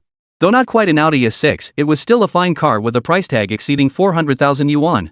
As soon as it pulled up, several pairs of eyes turned to watch. Though a fine vehicle, it paled in comparison to the flashy Audi S6 parked ahead, making it less conspicuous. Chen Meifong shot Su Chen a vicious glare before hurrying over to the Volkswagen Phaeton. It must be young Master Lin and Yalan. Oh my, you must be exhausted from the journey. Please get out quickly. We've prepared hot water and tea inside. Let's discuss matters inside. No sooner had she finished speaking than a man in his early 20s emerged from the driver's seat. He had a greasy, powdered face, yet his features retained a certain delicate handsomeness. His legs carried a slight unsteadiness, and dark circles lingered beneath his eyes. Though he still appeared handsome, it couldn't conceal the hollowed-out state of a body drained by excessive indulgence in wine and women. Others might not have noticed, but Su Chen, with his medical expertise, could instantly tell that this man had indulged excessively, his body now far weaker than before. But this was none of Su Chen's concern. He simply stepped forward to open the door, and his parents followed him out of the car. Facing the crowd's looks of either contempt or disdain, Su Chen's gaze remained clear and composed, as if he hadn't noticed them at all. As for Su Chenghai, he hurriedly ushered Chen Shuping along. The couple followed Su Chen into the courtyard, avoiding the commotion outside. As soon as young Master Lin stepped out of the car, Zhou Yalan, who had been sitting in the passenger seat, hurriedly followed him out. She clung tightly to his arm, her face adorned with a sweet, blissful smile. Mom and Dad, this is my boyfriend and my fiancé Lin Jianrong. We know, Chen Meifong beamed warmly. You brought young Master Lin to our home before. Marrying someone as exceptional as him means you'll live in luxury from now on. It's a blessing for our entire family. Lin Jianrong relished the flattery, but as he surveyed this large family before him, he couldn't help but frown. Typical of people from the sticks. If it weren't for Zhou Yalan's decent looks and her docile, sensible nature, how she never caused trouble at her parents' place even when he played around outside, he'd never have settled down with her. He never would have married Zhou Yalan, a woman from such a lowly background. She had absolutely no vision whatsoever. Though he thought this, Lin Jianrong wore a faint smile on his face, one that was utterly insincere. Yalan is fortunate to have parents like you. Let's discuss this inside. Zhou Guicheng quickly plastered on a smile and nodded eagerly. Right, let's discuss this inside. Inside. The couple wore fawning smiles, while the relatives beside them showered him with flattery as if it cost them nothing. Lin Jianrong relished this adulation, a hint of satisfaction flickering across his face. But his gaze darted away, catching sight of an Audi S6 parked not far off. Is that car yours? Lin Jianrong asked directly, curiosity piqued. Mentioning the car was a mistake. Chen Meifong's smile froze, and she hurried forward with a forced laugh. Chapter 243, Hidden Sarcasm. But it's just that cousin from your third aunt's family, useless as usual. Today he came back home and actually rented a car like this. He's just putting on airs. Best to ignore him. Chen Meifong said this with a hint of disdain on her face, then turned to Lin Jianrong, her smile growing warmer. Let's not dwell on that. Young Master Lin has finally graced us with his presence. Everyone's been eagerly awaiting you. Please come inside. We'll continue our chat indoors. Lin Jianrong listened to Chen Meifong's words, then cast a thoughtful glance at the Audi parked nearby. Though his expression darkened slightly, he nodded politely to save face and followed them inside. Su Chen's maternal grandparents' home in this small town was actually quite well off. Before them stood a 5-story Western-style house with a large front yard. Behind it lay a small garden, and beyond that, another house, a 2-courtyard compound. Su Chen had always known his maternal grandparents were well off, living comfortably for this small town. But seeing how warmly his aunts, second uncle, and fourth uncle welcomed Lin Jianrong, it was clear that the Lin family was likely even wealthier than his grandparents. But none of this mattered much to Su Chen. He had come today merely to attend his cousin's engagement ceremony and his grandmother's 70th birthday celebration. Once these two events were over, he would leave with his parents and family, and might not return even once a year. Therefore, there was no need to burn bridges with them. Upon entering the courtyard, Su Chen and his family spotted his grandmother seated in the first-floor living room, with his grandfather standing beside her. The couple seemed to have been waiting inside all along. Upon seeing Su Chen and his family approach, neither showed much emotion, only a hint of displeasure and disdain. Back already? Only grandfather Chen Jiaxiang showed a slightly better expression. Seeing his third daughter's family return, he merely gave them a slight nod. Chen Shuping suppressed the pang of sadness in her heart, gave her father a slight nod, and set down the large bags and packages she was carrying next to the living room table. Mom and Dad, we're back. These are some health supplements for you too. You. Before she could finish, her grandmother Zhao Fangqin cut her off coldly. You've been good for nothing since childhood, Zhao Fangqin said, shooting a cold glance at Su Chen. And your son hasn't amounted to much either. When will he follow your cousin's example and marry into a wealthy family? At least then I wouldn't have to suffer the shame of people talking about us. Her words made her displeasure abundantly clear. As for Su Chen, his expression was understandably grim. He knew his maternal grandparents had never liked his family of three. They favored his aunt's household and her children above all else. Even his second and fourth uncles held far more standing with his grandparents than his own family did. This was precisely why Su Chen had been reluctant to return. But there was no choice since they were back, they could only maintain a superficial calm. Chen Shuping and Su Chen both turned noticeably grim. Only Su Changhai, their father, stepped forward at that moment, smiling as he tried to smooth things over. It's such a rare occasion for them to come home, and it's a joyous occasion. Mom and Dad, please don't be upset. Perhaps mindful that Zhou Yalan and Lin Jianrong would arrive soon, the Chen Jiaqiang couple ultimately said nothing, merely letting out a cold snort. Su Chen, whose expression had remained cool throughout, sought his maternal grandparents in this state and naturally felt no need to say much to them. Once all the matters back home were settled, they would leave Changhong town. The affairs of his maternal grandparents' family were none of his concern. As the tension in the room grew palpable, Lin Jianrong and the others arrived, following Zhou Guicheng and his group into the living room with a lively commotion. As for Zhou Yalan, she had been clinging intimately to Lin Jianrong's arm the entire time, her face adorned with a sweet smile and a distinctly smug look. Su Chen noticed it too, but he pretended not to see, standing quietly with his parents. He wouldn't speak unless spoken to. At that very moment, Grandpa and Grandma Chen, upon seeing Zhou Yalan and Lin Jianrong arrive, instantly donned warm smiles. The speed of their transformation left Su Chen utterly amazed. Ah, it's little Lan and young Master Lin back. Grandfather Chen Jiaqiang hurried forward with delight, his eyes lighting up as they met Lin Jianrong's. You two truly make a perfect match, a handsome groom and a lovely bride. Our Yalan marrying you is truly a blessing accumulated from a past life. Flattery was music to anyone's ears, especially to a vain man like Lin Jianrong. Looking at the elderly man in his 70s before him, Lin Jianrong's face brimmed with vanity and satisfaction. He nodded calmly with a smile. Thank you for your kind words, grandfather, Lin Jianrong replied with a smile, gesturing toward the Volkswagen Phaeton parked in the courtyard. Now that we're family, there's no need for such formalities. We've brought some gifts today and hope you'll accept them. Young Master Lin, you've gone to such expense for this visit, grandmother Zhao Fangqin immediately responded with a smile. But it's the thought that counts from the younger generation. We'll gladly accept. Please sit down. We'll start cooking right away. Let's have a proper meal at home. Lin Jianrong merely offered a faint smile, his expression betraying little respect for the Chen family. Before we eat, I'd like to discuss something with you, Grandma. At this mention, Zhao Fangqin sat up straight, though her smile never faded. Young Master Lin, whatever you wish to discuss, please speak freely. Our family can deliberate together. Lin Jianrong finally spoke, his tone deliberate. Here's what I've been thinking. Since tomorrow is both our engagement banquet and your 70th birthday celebration, perhaps we should hold these two events separately. The moment these words left his mouth, Zhao Fangqin grew anxious, fearing he might be backing out of the engagement. She quickly interjected with concern. Young Master Lin, has our Yalan done something wrong? Is that why you wish to postpone the engagement? If Yalan truly did something wrong, I'll apologize on behalf of this junior. At this point, Zhao Fangqin glanced at Zhou Yalan again and spoke with a hint of displeasure. Chapter 244, Endurance. Xiaolan, I don't know what you did to upset young Master Lin, but if an apology is needed, you should offer it. Don't you agree? As soon as these words left her mouth, Zhou Yalan adopted a look of deep grievance. She nestled close to Lin Jianrong in a pouty manner, speaking with a hint of displeasure. Honey, everything was fine when we arrived just now. Tell me what I did wrong, and I'll fix it. Lin Jianrong finally wrapped his arm around Zhou Yalan's waist, giving it a firm squeeze before smiling and speaking. There's nothing you did wrong. Everyone just misunderstood. Seeing the entire family visibly relax, Lin Jianrong felt a flicker of disdain, but he spoke calmly. I was thinking we should hold the two celebrations separately. That way, we can clearly distinguish which is the main event. I've already discussed it with the family. We'll hold Grandma Chen's 70th birthday banquet tomorrow, and continue with our engagement banquet the day after. I've even decided on the venue for the birthday banquet, Lin Jianrong said, forcing himself to ignore the discomfort he felt as he saw Zhao Fengqin's eyes light up. We'll hold it at the 100 Flowers Pavilion right here in our town. It's owned by my cousin's family. It's prestigious and has status. What do you all think? No one expected Lin Jianrong to propose this idea. And if they truly held it at the 100 Flowers Pavilion, their family's prestige would soar to unprecedented heights. After all, the 100 Flowers Pavilion was arguably one of the top hotels in the entire town of Changhong. Though only a 3-star establishment, its pricing and service were far beyond what ordinary hotels could offer. In this small town, hosting a banquet there was something that would bring immense prestige to anyone who did it. Upon hearing this, Zhao Fengqin and Chen Jiaqian's eyes lit up even brighter. It seemed Zhou Yalan, the eldest daughter, was truly capable this time she'd really snagged a wealthy husband. Hosting a banquet at the 100 Flowers Pavilion Hotel cost at least over 20,000 yuan. From now on, their entire family could finally rely on Zhou Yalan to live a better life. Well, in that case, young Master Lin is truly going to great expense. Chen Jiaqian said this, but he didn't object to Lin Jianrong's suggestion.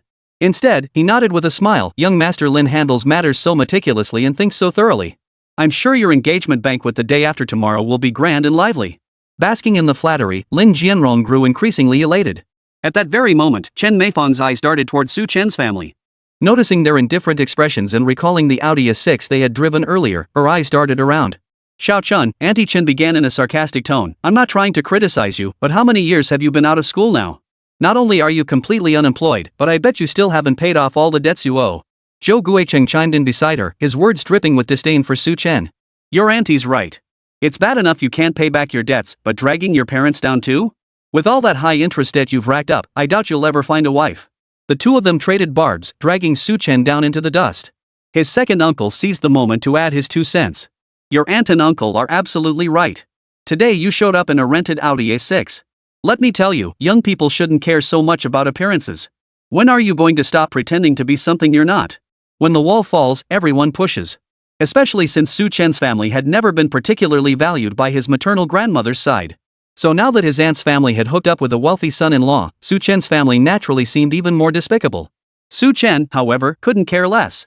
Facing their slander, he took it all in stride, not uttering a single word in response. As long as his parents weren't the targets of their accusations, he couldn't care less what they said about him. But seeing Su Chen standing there expressionless only fueled Chen Meifang's resentment. After all, her third sister had married into a better family than hers, and her brother-in-law had some skill, having made a decent fortune back then. If it weren't for her husband's declining health and Su Chen's mounting debts, it was likely that their entire family would have long since surpassed her own. Now that she finally had the chance to step on the Su family, Chen Meifang wasn't about to let such an opportunity slip away. She shot a glance at her husband, Zhou Guicheng, who immediately understood. Stepping forward, he flashed a fawning smile at Lin Jianrong. Young Master Lin, Zhou Guicheng shook his head with a look of disappointment, pointing toward Su Chen. This boy is my third sister's nephew. He's truly a disappointment, and he's racked up a mountain of high-interest debt. Why not give him a hand? Let him work as a security guard at your company. 2,000 or 3,000 a month would at least give him a way to make a living. On the surface, these words seemed to speak on Su Chen's behalf, but in reality, they were nothing but slander against him. As for Lin Jianrong, today was his first time meeting Su Chen. Yet witnessing this family's slander against Su Chen, he felt a natural sense of superiority welling up inside him. Naturally, he nodded slowly at this moment. Of course it's no problem, Lin Jianrong appraised Su Chen from head to toe. With all that high-interest debt hanging over your head, you shouldn't be borrowing cars from others. Why bother with so-called face? I'll speak to the company manager later and see if we can arrange a security guard position for you. At the very least, that'll guarantee you 2,500 yuan a month. As these words left his mouth, Uncle Air chimed in with constant agreement. Young Master Lin is truly kind-hearted, Uncle Tu declared, shooting a stern glance at the expressionless Su Chen. Don't be ungrateful. Young Master Lin is the deputy sales manager at Lin Group. His word could secure you a steady income each month, freeing your parents from the burden. Exactly, his second aunt chimed in. At the very least, your parents won't be burdened by you anymore. Someone like you, average education, no real skills, getting a security guard job paying over 2,000 is already a blessing. Hurry up and thank young Master Lin. Su Chen, already wearing a blank expression, now turned cold under this barrage of humiliation. Chapter 245, Ostracized. That won't be necessary. Su Chen replied indifferently, glancing expressionlessly at Lin Jianrong, who stood before him brimming with superiority. I have my own job in Binhai City. My parents have a place to live. No need for you all to worry about us. What kind of home could you possibly have? Chen Meifang immediately retorted indignantly, young Master Lin kindly offered you a job. Not only are you ungrateful, but you have the nerve to speak so harshly. Let me tell you, once this opportunity passes, it won't come back. Renting a shabby little place in Binhai City is barely having a home. I reckon your whole family will never amount to anything in this lifetime. That was going a bit too far, and Su Chen's expression turned cold. Where my family lives is none of your business. What kind of job I have is none of your business either. Stop meddling. Lin Jianrong earned over 10,000 yuan monthly plus year-end bonuses and other perks, bringing his annual income to around 150,000 to 160,000 yuan. This time, he had already gone out of his way to lower himself by bringing his fiancée to Changhong Town to meet her parents. Having always been treated with deference, he'd never heard such words before. Now, faced with Su Chen's scathing remark, his expression darkened instantly. Don't be ungrateful. I only got you this job because you're Yalin's cousin. Over 2,000 a month, that's a hell of a lot better than eating bran and vegetables. Su Chen sneered coldly in return. Young Master Lin, you certainly talk big. Without any basis, you decide I'm only worth earning a little over 2,000 a month. If that's the case, why shouldn't I refuse you? Lin Jianrong was rendered speechless, only managing to glare coldly at Su Chen. I thought the Chen family prided themselves on manners, but to have such a piece of trash among you, it's truly disheartening. Seeing Lin Jianrong visibly angered, Chen Meifang hurried forward to appease him, her expression tense with anxiety. Young Master Lin, don't stoop to his level. The day after tomorrow is your big day. It's not worth getting worked up over someone like him. If it weren't for the wedding in 2 days in the hope of securing more wedding gifts, Chen Meifang would have had Su Chen's family kicked out long ago. Seeing Lin Jianrong so enraged today, Chen Meifang feared the wedding might be ruined. She shot a vicious glare at Su Chen's family. Zhao Fangqin, who cared more than anyone about her own granddaughter's marriage, naturally stomped her cane hard on the ground several times. Honestly, they might as well think this old woman is dead. The moment Zhao Fangqin spoke, everyone else fell silent. However, with some neighbors gathered at the doorway watching the spectacle, she couldn't outright chase the third son's family away. So she merely shot Su Chen and his family another vicious glare. Third son's family, what you've done is utterly outrageous. Tomorrow is this old woman's birthday, and you choose this moment to anger me. You'll sleep outside tonight. You're not welcome here. Su Chen had already booked a hotel in Changhong Town in advance. They hadn't planned to stay at home anyway. Hearing Zhao Fangqin's words, Su Chen remained silent, standing there with a cold expression. But while Su Chen remained silent, Su Chenghai and Chen Shuping beside him were deeply displeased. They hadn't come with any ulterior motives. They were simply here to celebrate these two joyous occasions. They had long anticipated their parents and siblings would offer sarcastic remarks. They never imagined the relatives at their parents' home would be so blatantly snobbish. While feeling disheartened and disappointed, Chen Shuping actually felt a sense of relief at that moment. She had clung to a last shred of concern for this family, but now even that faint thread had vanished completely. Mom, don't worry, Chen Shuping forced a smile. We won't cause trouble for your family. The farce came to an end. When it was time to eat, the home-cooked meal was laid out neatly, looking grand and abundant. Yet there was no place for Su Chen and his family of 3 to sit. The 3 of them could only stand awkwardly to the side. Su Chen, however, didn't seem to mind. As soon as the dishes were all on the table, he insisted on bringing over a few stools, allowing his parents and himself to sit at the dining table. They've got no shame at all. Chen Meifang muttered under her breath, her eyes rolling so hard they nearly popped out of her head. Throughout the meal, Lin Jianrong boasted incessantly about his status and wealth. As for the others present, they naturally acted like a crowd fawning over a moon, eager to praise Lin Jianrong as if he were a deity, their voices dripping with flattery. Who would have thought that young Master Lin is not only the deputy financial manager of the Lin Group, but also wields considerable influence here in Changhong Town? Truly admirable. Indeed. And to think this 100 Flowers Grand Hotel is also owned by young Master Lin's cousin's family. Truly a rising star with a bright future ahead. Unlike certain people, Zhou Guicheng chimed in with his trademark sarcasm, who never had a place at today's table but still had the nerve to sit there shamelessly. I wonder what the word shame means to them. Exactly. Chen Meifang chimed in relentlessly, those people should just repent for their sins. Not only are they utterly useless, but they have the nerve to put on that smug look. Don't they realize it's disgusting? Their words carried clear implications, and Su Chen didn't need to guess who they were referring to. He could tell with absolute certainty they were talking about his family of 3. Beside them, Chen Shuping and Su Chenghai couldn't hold back any longer. Their faces darkened instantly, and they tried to stand up and leave. Su Chen, however, remained expressionless. He gently pressed his parents' arms, one on each side, and shook his head softly at them. Xiao Chun, how can you stay so calm when they're insulting us like this? Su Chenghai could no longer bear it. Seeing this family insult his wife and child, his eyes burned red with rage. His mother, Chen Shuping, had tears welling up in her eyes. But Su Chen spoke calmly at that moment. Mom and Dad, let them say whatever they want. Tomorrow is Grandma's birthday. If we start a scene now, it'll never end. Once this is over, let's never come back here again. This isn't our home. Chapter 246, Unexpected Discovery. With just one sentence, Su Chen had awakened his parents. He was absolutely right. If they started a scene now, given the hot-tempered, shrewish dispositions of his aunt and uncle, things would undoubtedly escalate dramatically. They'd witnessed their eldest sister firsthand once. She'd merely scraped her skin, yet she'd stubbornly extorted a hefty sum from someone. That trivial matter had ultimately ended up at the police station. Now, as an entrepreneur, Su Chen had become a respectable figure in his own right. They couldn't risk another police incident over such a trifling matter, lest it damage Su Chen's business. That's what the couple thought, unaware that Su Chen's reluctance to escalate the situation wasn't out of fear for his own reputation. Rather, it was because if the matter truly reached the police, his identity would inevitably be exposed. Then, his grandmother's entire family of leeches would undoubtedly stick to his family like glue, refusing to leave. They'd be like flies impossible to shoo away, only bringing endless trouble to his family. At this thought, Su Chen's expression grew even more composed. As for Su Changhai and Chen Shuping, the couple, they too swallowed their anger at that moment. Sitting on either side of Su Chen, they hadn't left, but they had no appetite for the meal either. Despite all the veiled insults they'd hurled, some particularly harsh, that family stubbornly refused to leave. Chen Meifang seethed with rage, but with Lin Jianrong present, she dared not erupt further. She could only glare venomously at the three of them before withdrawing her gaze and resuming her fawning banter with Lin Jianrong.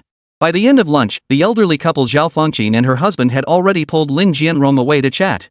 As for Su Chen and his two companions, they couldn't bear to linger a single second longer in that household. Finding a flimsy excuse, they got into their car and drove off. Xiao Chen, we nearly disrupted your business earlier. You're right, we need to be patient at times like this.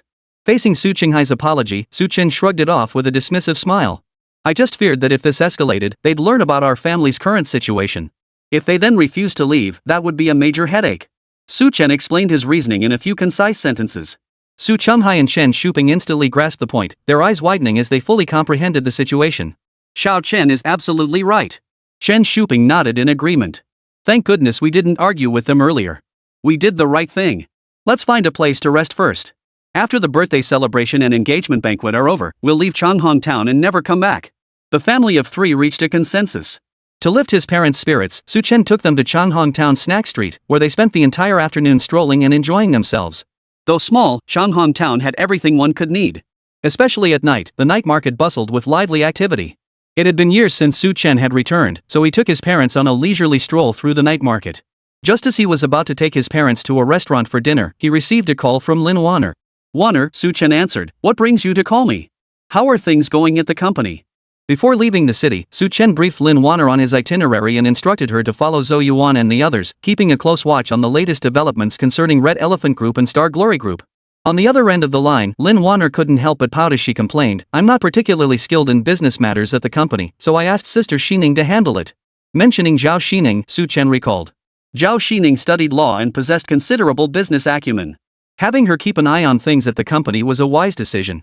Brother Su Chen, I've arrived in Changhong Town now. Where are you? Wanner misses her brother.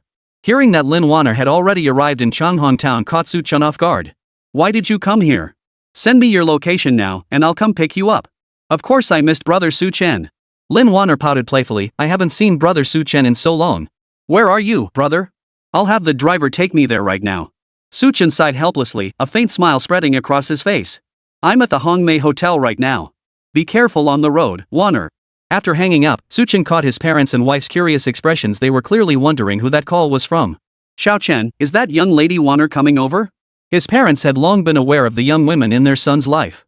They genuinely liked these young women, and seeing the smile on Su Chen's face now brought a sense of satisfaction to the elderly couple. Noticing their inquisitive looks, Su Chen gave a helpless smile and nodded. Yes, Wanner is on her way over. Why don't we all have dinner together?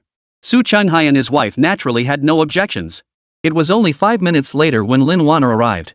The four entered the restaurant together. Just as they finished ordering, Su Chen spotted a figure in the distance that seemed to be his cousin, Zhou Yalan. But sitting beside her, her arm tightly wrapped around his, wasn't her fiancé Lin Jianrong. Instead, it was another tall, heavy-set man.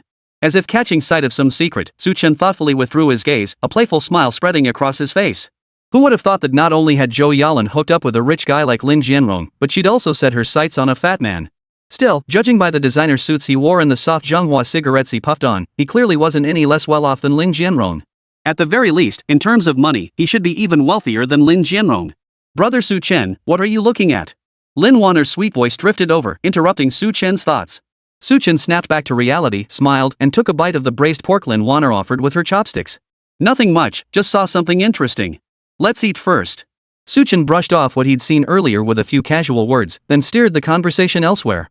Oh, Wainer, since you're here too, why don't you come with us tomorrow to my grandmother's birthday banquet? Chapter 247, Almost Discovered. Lin Wanner naturally agreed without hesitation. Sure. I'm bored anyway. Accompanying you around this little town will be a nice way to pass the time. Su Chen smiled, but his eyes drifted subtly toward the spot diagonally across from him. Since Chen Shuping and Su Changhai were seated directly across from Su Chen, they naturally didn't notice the two people diagonally opposite them. As for Su Chen, watching Zhou Yalan cling so intimately to that fat man's embrace, he felt nothing but nausea and disgust welling up inside him. He hadn't expected his cousin, who was supposedly already with that rich second-generation guy named Lin Jianrong, to actually be cozying up to someone else. He withdrew his gaze without a flicker of emotion, pretending not to notice, and continued chatting with his parents and Lin Wanner. Yet, at that very moment, his hand moved unobtrusively to pick up his phone. After ordering the dishes, Su Chen activated his phone's camera, silently capturing both photos and video of the scene unfolding before him. No one realized that every detail of this scene had already been captured on Su Chen's phone. His motive was purely precautionary. Should any unexpected incidents occur in the coming days, this would serve as leverage in his hands. Su Changhai and Chen Shuping, of course, remained unaware of any of this. Though smiles graced their faces, they carried a hint of forced tension. Su Chen didn't need to ask why. He could guess that the reason his parents wore such expressions was entirely due to the actions of his maternal grandparents' family. Even though they always claimed to have his best interests at heart, they were still his blood relatives. To say he wasn't hurt by it would be a lie. I hear the food here is legendary, Su Chen quickly interjected with a smile, changing the subject. When I was little, I wanted to eat here, but my family was too poor. Now that I have money, I can eat here whenever I want. With Su Chen skillfully steering the conversation, everyone stopped dwelling on tomorrow's troubles and began eating amidst laughter and chatter. Lin Wanner, however, keenly noticed Su Chen's earlier reaction. Her expression turned pensive as she glanced toward Zhou Yalan not far away, instantly grasping what had been on Su Chen's mind. Yet she kept her observations to herself, joining the Su family in their cheerful meal. As for Su Chen, he was chatting and laughing with his parents when suddenly, a system voice echoed in his mind. Ding! Major event detected. Would the host like to spend 10 reputation points to predict future developments? The system's voice sounded again. Su Chen multitasked, responding swiftly to the system's query while continuing his conversation with his parents. Yes. Host has spent 10 reputation points to obtain clues about the major future developments. Zhou Yalan is pregnant with the child of Zhao Yongshan, manager of the Red Plum Hotel. The two conspire to seize Lin Jianrong's estate, after which Zhou Yalan will divorce Lin Jianrong under the guise of mutual consent. After successfully uniting with Zhao Yongshan, Zhou Yalan will devise ways to seize his assets, ultimately leading to tragedy for both men. Hearing this major revelation, Su Chen felt both surprised and yet not entirely shocked. He could tell Zhou Yalan genuinely liked that fat man. Though he couldn't fathom why her tastes leaned this way, preferring the deadweight over the handsome Lin Jianrong. But since it was a case of one willing to strike and the other willing to endure, Su Chen naturally couldn't be bothered to care much. Truly, one scheme led to another. Zhou Yalan was indeed both vicious and cunning. She never rose early without a profit in mind. For men like Lin Jianrong and Zhao Yongshan to cross paths with a venomous woman like Zhou Yalan, that was truly bad luck for 8 lifetimes. But if they hadn't lusted after beauty and tried to grasp both wealth and beauty in their hands, they probably wouldn't have ended up like this. Now that he knew about these schemes, he couldn't be bothered to overthink it. He simply spent a long time rummaging through the system store until he found the feature he wanted. Item: Ears of 1,000 miles. Enables eavesdropping with real-time recording capability. Stores up to 10,000 hours of surveillance data. Requires 100 reputation points. Seeing this feature, Su Chen raised an eyebrow slightly, feeling a wave of relief wash over him. This was precisely the feature he sought, and he hadn't expected the system store to actually carry it. Reputation points were something he had plenty of, so Su Chen didn't hesitate to spend 100 reputation points to exchange for the 1,000-mile ear feature. After completing the exchange, he watched the two people lingering together not far away. Without hesitation, he activated the 1,000-mile ear function and selected real-time recording. Zhou Yalan, however, was exceptionally perceptive. She instantly sensed someone watching her, her expression tightening with tension as she darted her eyes around.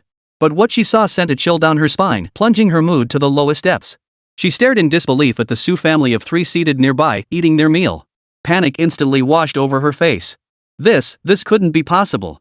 How could Su Chen and his family be dining here? Zhou Yalan's first reaction was utter disbelief. In her mind, the Su family couldn't even afford a regular restaurant, let alone this 2-star hotel in their small town. A casual meal cost thousands, and Su Chen was already deep in debt with compounding high-interest loans. How could he possibly afford meals here that easily reached thousands? The thought sent a wave of unease through Zhou Yalan. They must have used loan shark money to eat here, but right now, Zhou Yalan simply didn't have the energy to argue with these people over such matters. If she had followed Lin Jianrong here today, she would have relished the chance to publicly humiliate Su Chen and his family. But today, she was dining here with none other than the owner of this very restaurant. If Su Chen actually saw her dining with someone other than Lin Jianrong, then... The thought sent a chill running through her entire body, leaving her utterly unable to enjoy her meal. The owner of this restaurant was wealthy and had been the big boss she'd been following before she hooked up with Lin Jianrong. Had Lin Jianrong's family not been wealthier, she never would have pursued him so directly. With that realization, Zhou Yalan suppressed her inner panic and tension, quickly linking her arm through Zhao Yongshuan's while plastering a sweet smile on her face. Chapter 248, Admissions Evidence. Darling, I suddenly feel a bit unwell. I don't think I want to eat here anymore. Could you please accompany me upstairs to rest? Zhou Yalan's voice was thick with sweetness, a tone of coquettishness that would likely leave any man powerless to resist. Zhao Yongshan was no exception. His heart surged, and he instinctively wrapped his arm tightly around the beauty beside him, his face now wearing a sly and scrupulous grin. Hey, sweetheart, why the rush? When you actually marry Lin Jianrong, you better give me something in return. That's the only way I'll agree to take you to rest, you know what I mean? This statement was a blatant threat aimed at Zhou Yalan. Under normal circumstances, Zhou Yalan would have argued her case fiercely, doing everything in her power to make Zhao Yongshan, that fat bastard, drop the subject. But Su Chen's family was standing nearby, and beside Su Chen was a woman even more stunningly beautiful than Zhou Yalan herself. Desperate to leave, Zhou Yalan could only go along with Zhao Yongshuan's words at that moment. Darling, whatever you say goes. Rest assured, even if I marry Lin Jianrong, you'll always be the only one in my heart. Zhou Yalan practically collapsed into Zhao Yongshuan's arms, her eyes narrowing seductively, desperate for him to take her upstairs immediately. As for Zhao Yongshan, he had no idea what Zhou Yalan's true intentions were. A surge of heat instantly rose in his lower abdomen, and without hesitation, he scooped the woman beside him into his arms. Since you want to be with me so badly, I'll grant your wish. Zhao Yongshuan's face broke into an impatient grin. He instantly swept Zhou Yalan into his arms, let out a loud laugh, and carried her straight upstairs. Once upstairs, Zhou Yalan confirmed Su Chen hadn't noticed her presence. Only then did she breathe a sigh of relief, her heart finally settling. What she didn't know was that while she and Zhao Yongshan ascended the stairs, Su Chen, chatting with his family on the other side, had already overheard every word of their conversation. After hearing it all, waves of unspeakable sounds began to echo from behind. How impatient and indecent! Without hesitation, Su Chen turned off the recording function and continued chatting and laughing with his family. It seemed Lin Jianrong, about to become a father, had no clue that the child growing inside his wife's womb actually belonged to the hotel manager. That was his initial thought. After recording it, Su Chen had no intention of getting involved. But then he recalled the humiliating words from his grandparents, the contemptuous expressions of his aunt's family, and the way his cousin had mocked him. He turned to his parents without hesitation, his face breaking into an innocent smile. Mom and Dad, when you two went out earlier today, I overheard my cousin saying she wanted to surprise her husband. She mentioned they might be dining at this hotel. Why don't we tell her husband about this? Su Chenghai frowned slightly at the suggestion, shaking his head in immediate refusal. Why meddle in other people's business? Besides, they probably don't want our help. The more we do, the more we risk messing things up. After these 2 days, we should just leave this place. Su Chen had only suggested it casually. Seeing his parents' disapproval, he dropped the subject. Instead, he silently activated the system once more. Since his parents wouldn't help, he decided to leverage the system's information to give his cousin and her husband a major surprise. With that thought, Su Chen mentally queried the system. System, I wish to spend reputation points to obtain Lin Jianrong's contact information. Ding! Host has successfully spent 50 reputation points to obtain all of Lin Jianrong's contact information. Mobile, 152, email, 152, QQ. It must be said, the system was incredibly powerful. Not only did it provide the mobile number, but also the email, corporate QQ number, and all family contact details. Su Chen was thoroughly satisfied. After obtaining the number, he glanced at his parents eating before him. Both of them ruffled Lin Wanner's hair and smiled as they spoke. Mom and Dad, I'm going to the restroom. You two go ahead and eat. Su Chenghai and his wife naturally didn't think much of it, and Lin Wanner's face remained adorned with a sweet smile. After informing them, Su Chen returned to the restroom and immediately called Yi Aotian.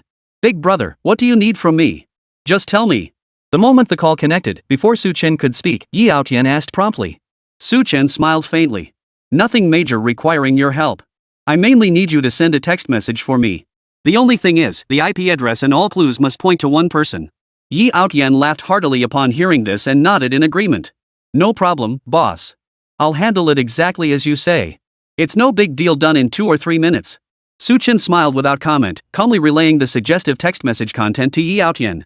Yi Outyan's rugged cheeks flushed crimson upon hearing the words, yet he agreed without hesitation.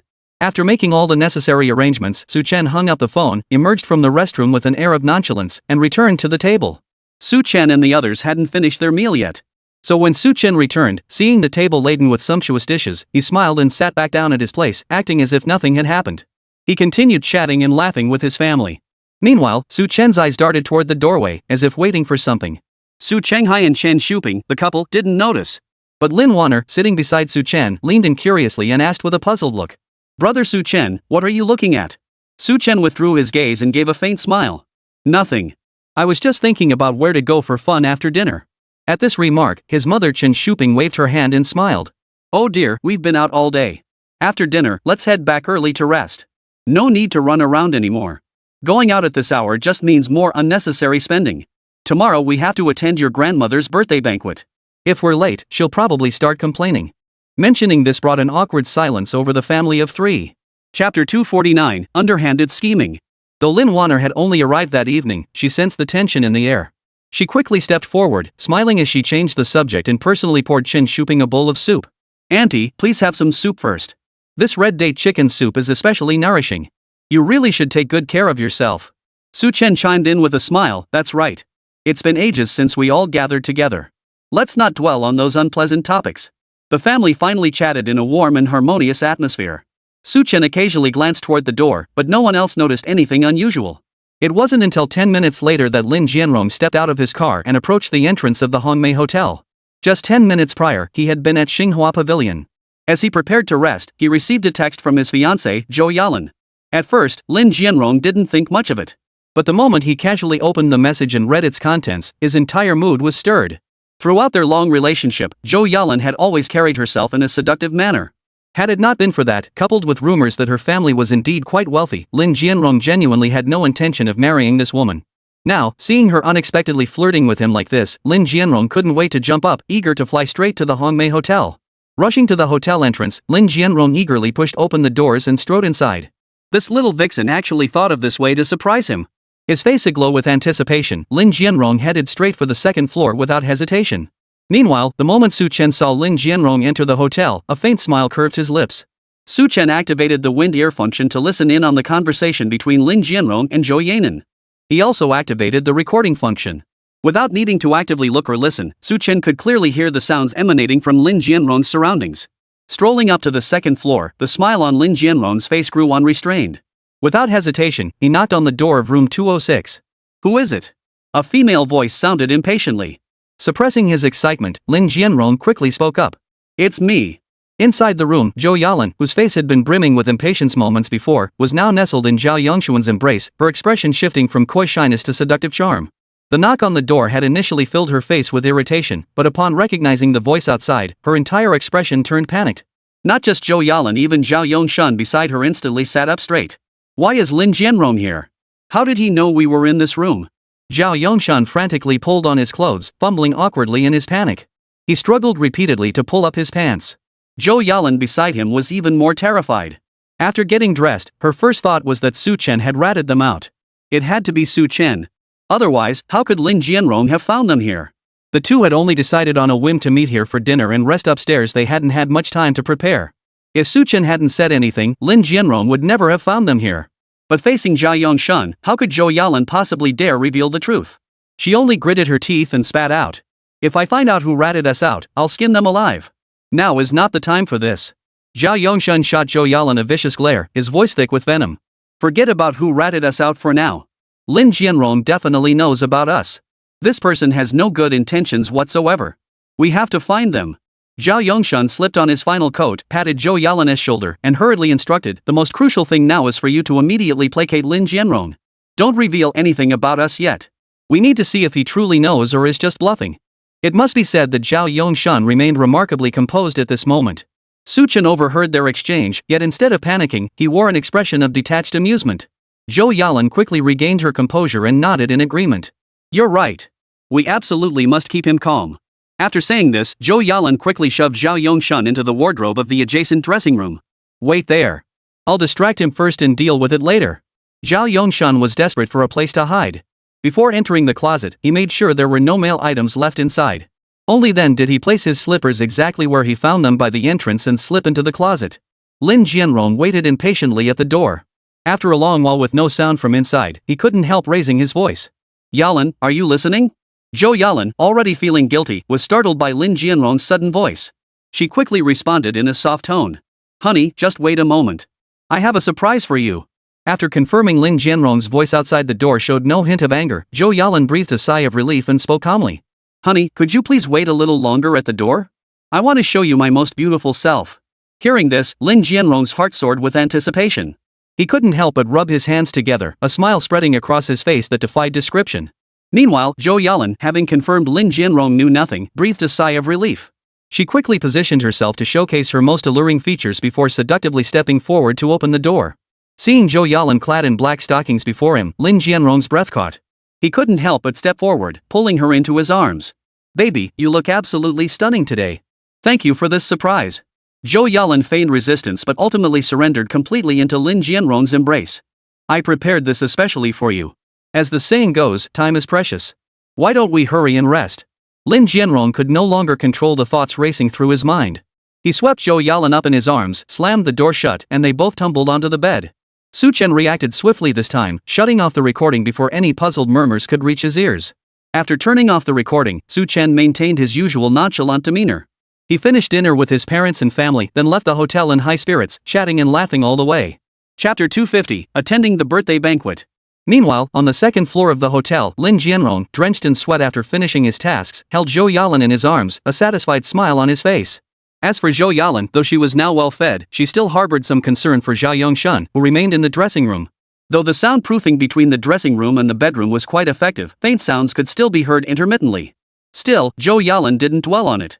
Nestled in Lin Jianrong's embrace, she spoke softly. Honey, I'm not used to sleeping in this bed. Why don't we go back and stay at Xinghua Lu? Xinghua Tower was the hotel they had booked earlier that morning.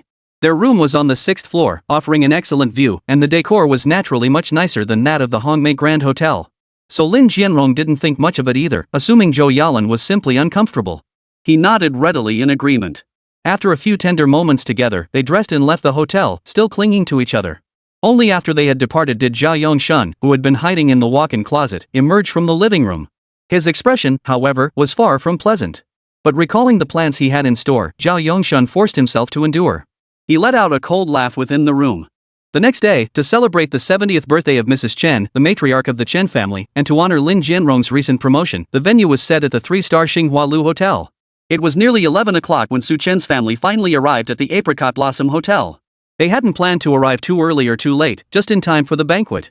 The banquet was scheduled for noon, and by 11 o'clock, most of the Chen family's various relatives had already arrived.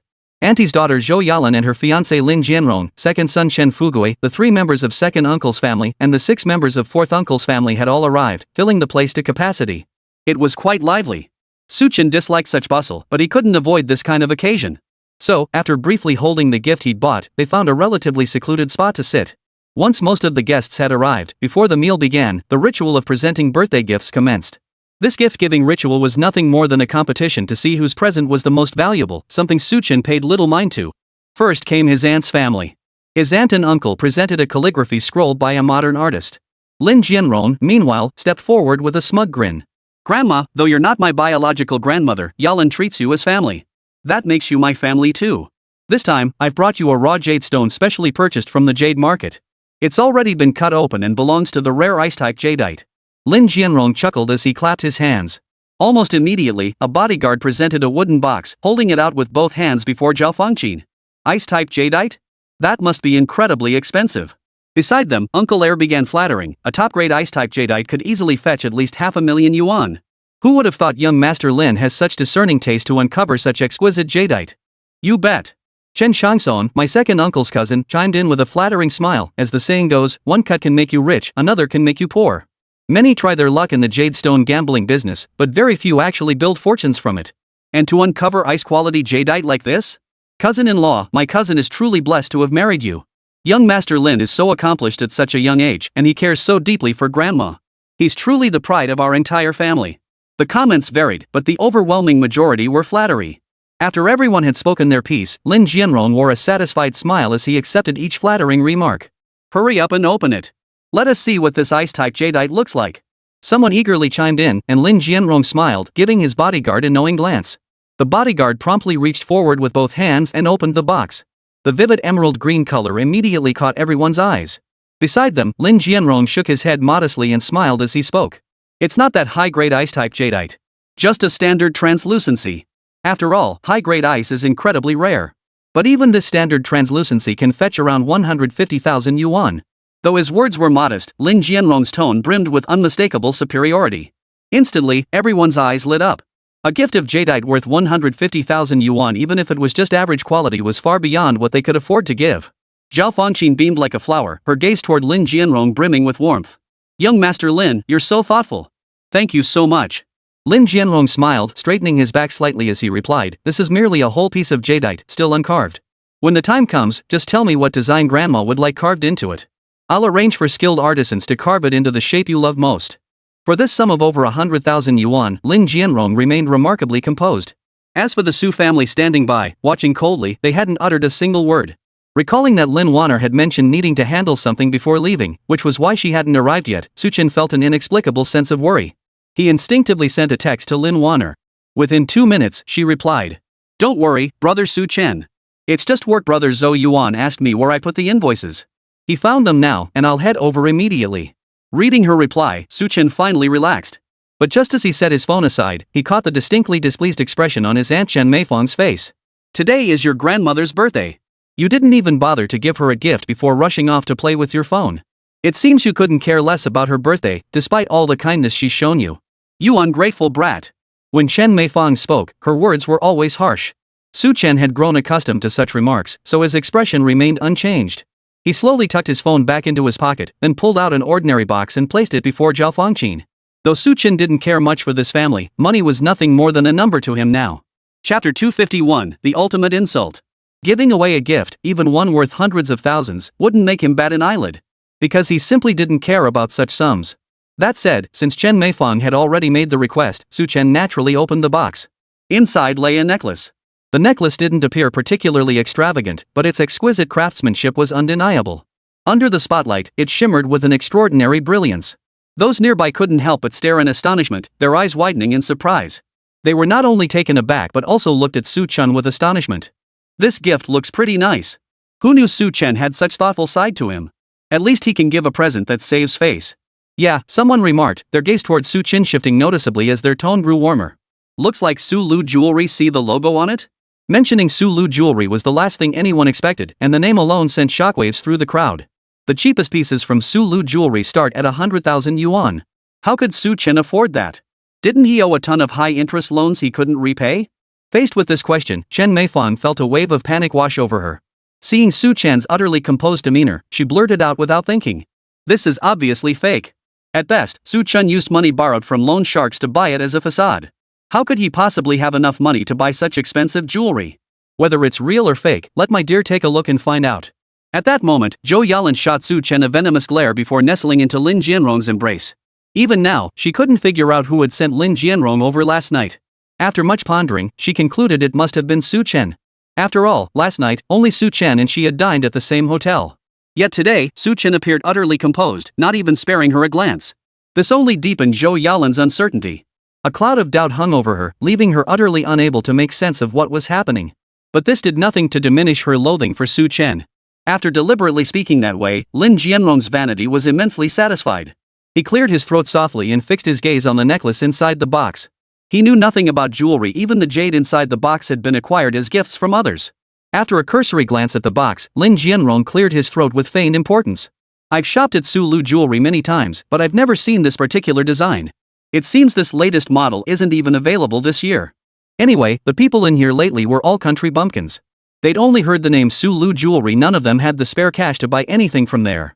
If he casually claimed it was fake, no one would be able to tell. Besides, in everyone's eyes, Chen was a poor man. There was absolutely no way he could afford the real thing. With this thought solidifying his confidence, Lin Jianrong spoke with added conviction, his gaze toward Chen brimming with contempt. Chen remained calm throughout, but now, facing these accusations one after another, his expression darkened considerably. This is genuine merchandise. If anyone doubts its authenticity, take it directly to the counter for verification. He could endure everyone's contempt, but being publicly accused of selling counterfeits was something Chen simply couldn't tolerate. Had he not forgotten to keep the receipt, he would have produced it as proof and flung it in their faces by now. Chen's face darkened further. After he finished speaking, Chen Meifang smugly piped up. Of course you'd say that. There isn't even a Sulu jewelry boutique in this whole town. Whether it's real or fake, you're the only one who gets to decide. Exactly. Your vanity has reached terrifying levels. This is your grandmother's birthday, and you dare give her counterfeit goods? How disloyal and unfilial. Under the strange stares of everyone present, and with all these slanderous accusations being hurled at him, Chen's face darkened. Just as he was about to speak up in defense, Zhao Fengqin's expression turned icy. It's one thing for the younger generation to be penniless, but to present counterfeit goods at this old woman's birthday celebration? I've never seen such an unfilial descendant. Your entire family is nothing but scum. With that, Zhao Fengqin flung the jewelry box and its contents onto the floor. The necklace landed on the ground, snapping cleanly in two. Keep that fake junk for yourself. Don't disgust my mother with it here. Zhou Guicheng stepped forward at that moment and stomped hard on the necklace. As for Chen, he remained silent throughout, not uttering a single word of defense. If the jewelry necklace he'd casually bought for 300,000 yuan at Zhou Sishifu Jewelry wasn't worth anyone's attention, then he couldn't care less. He'd just wait and see if these people regretted it later. What a bunch of blind fools. Chen cursed silently under his breath. Just as he was about to leave with his parents, the manager's voice echoed from the entrance. Today is the birthday of young Master Lin's mother-in-law, isn't it? Manager's son approached with effusive warmth, stopping right before Lin Jianrong with a broad, ingratiating smile. Lin Jianrong merely gave a casual nod, his expression haughty. That's correct. I am Lin Jianrong. Today is my fiancé's grandmother's birthday. What do you need? Manager's son hastily placed the bottle of red wine on the table, bowing and scraping as he spoke. Our boss specifically arranged for me to deliver these 2 bottles of red wine as a congratulatory gift, saying that distinguished guests would be arriving today. Please accept them, young Master Lin. Manager's son had learned of this directly from the boss. Upon learning of the distinguished guest, Manager's son immediately checked the reservation details for today's birthday banquet. What he discovered surprised him. The reservation was made by none other than the deputy finance manager of Star Glory Group. Given that, he must be the distinguished guest the boss mentioned. At this realization, Manager's son's face broke into an even broader smile, one that was nothing short of obsequious. You've been thoughtful, Lin Jianrong remarked, eyeing the 2 bottles of dry red wine on the table, each easily worth over 100,000 yuan. His vanity was thoroughly satisfied. Please convey my thanks to your boss for his kind gesture. Though he didn't know who the hotel's owner was, he assumed the person must have recognized his status, which was why they'd specially arranged someone to show him such hospitality.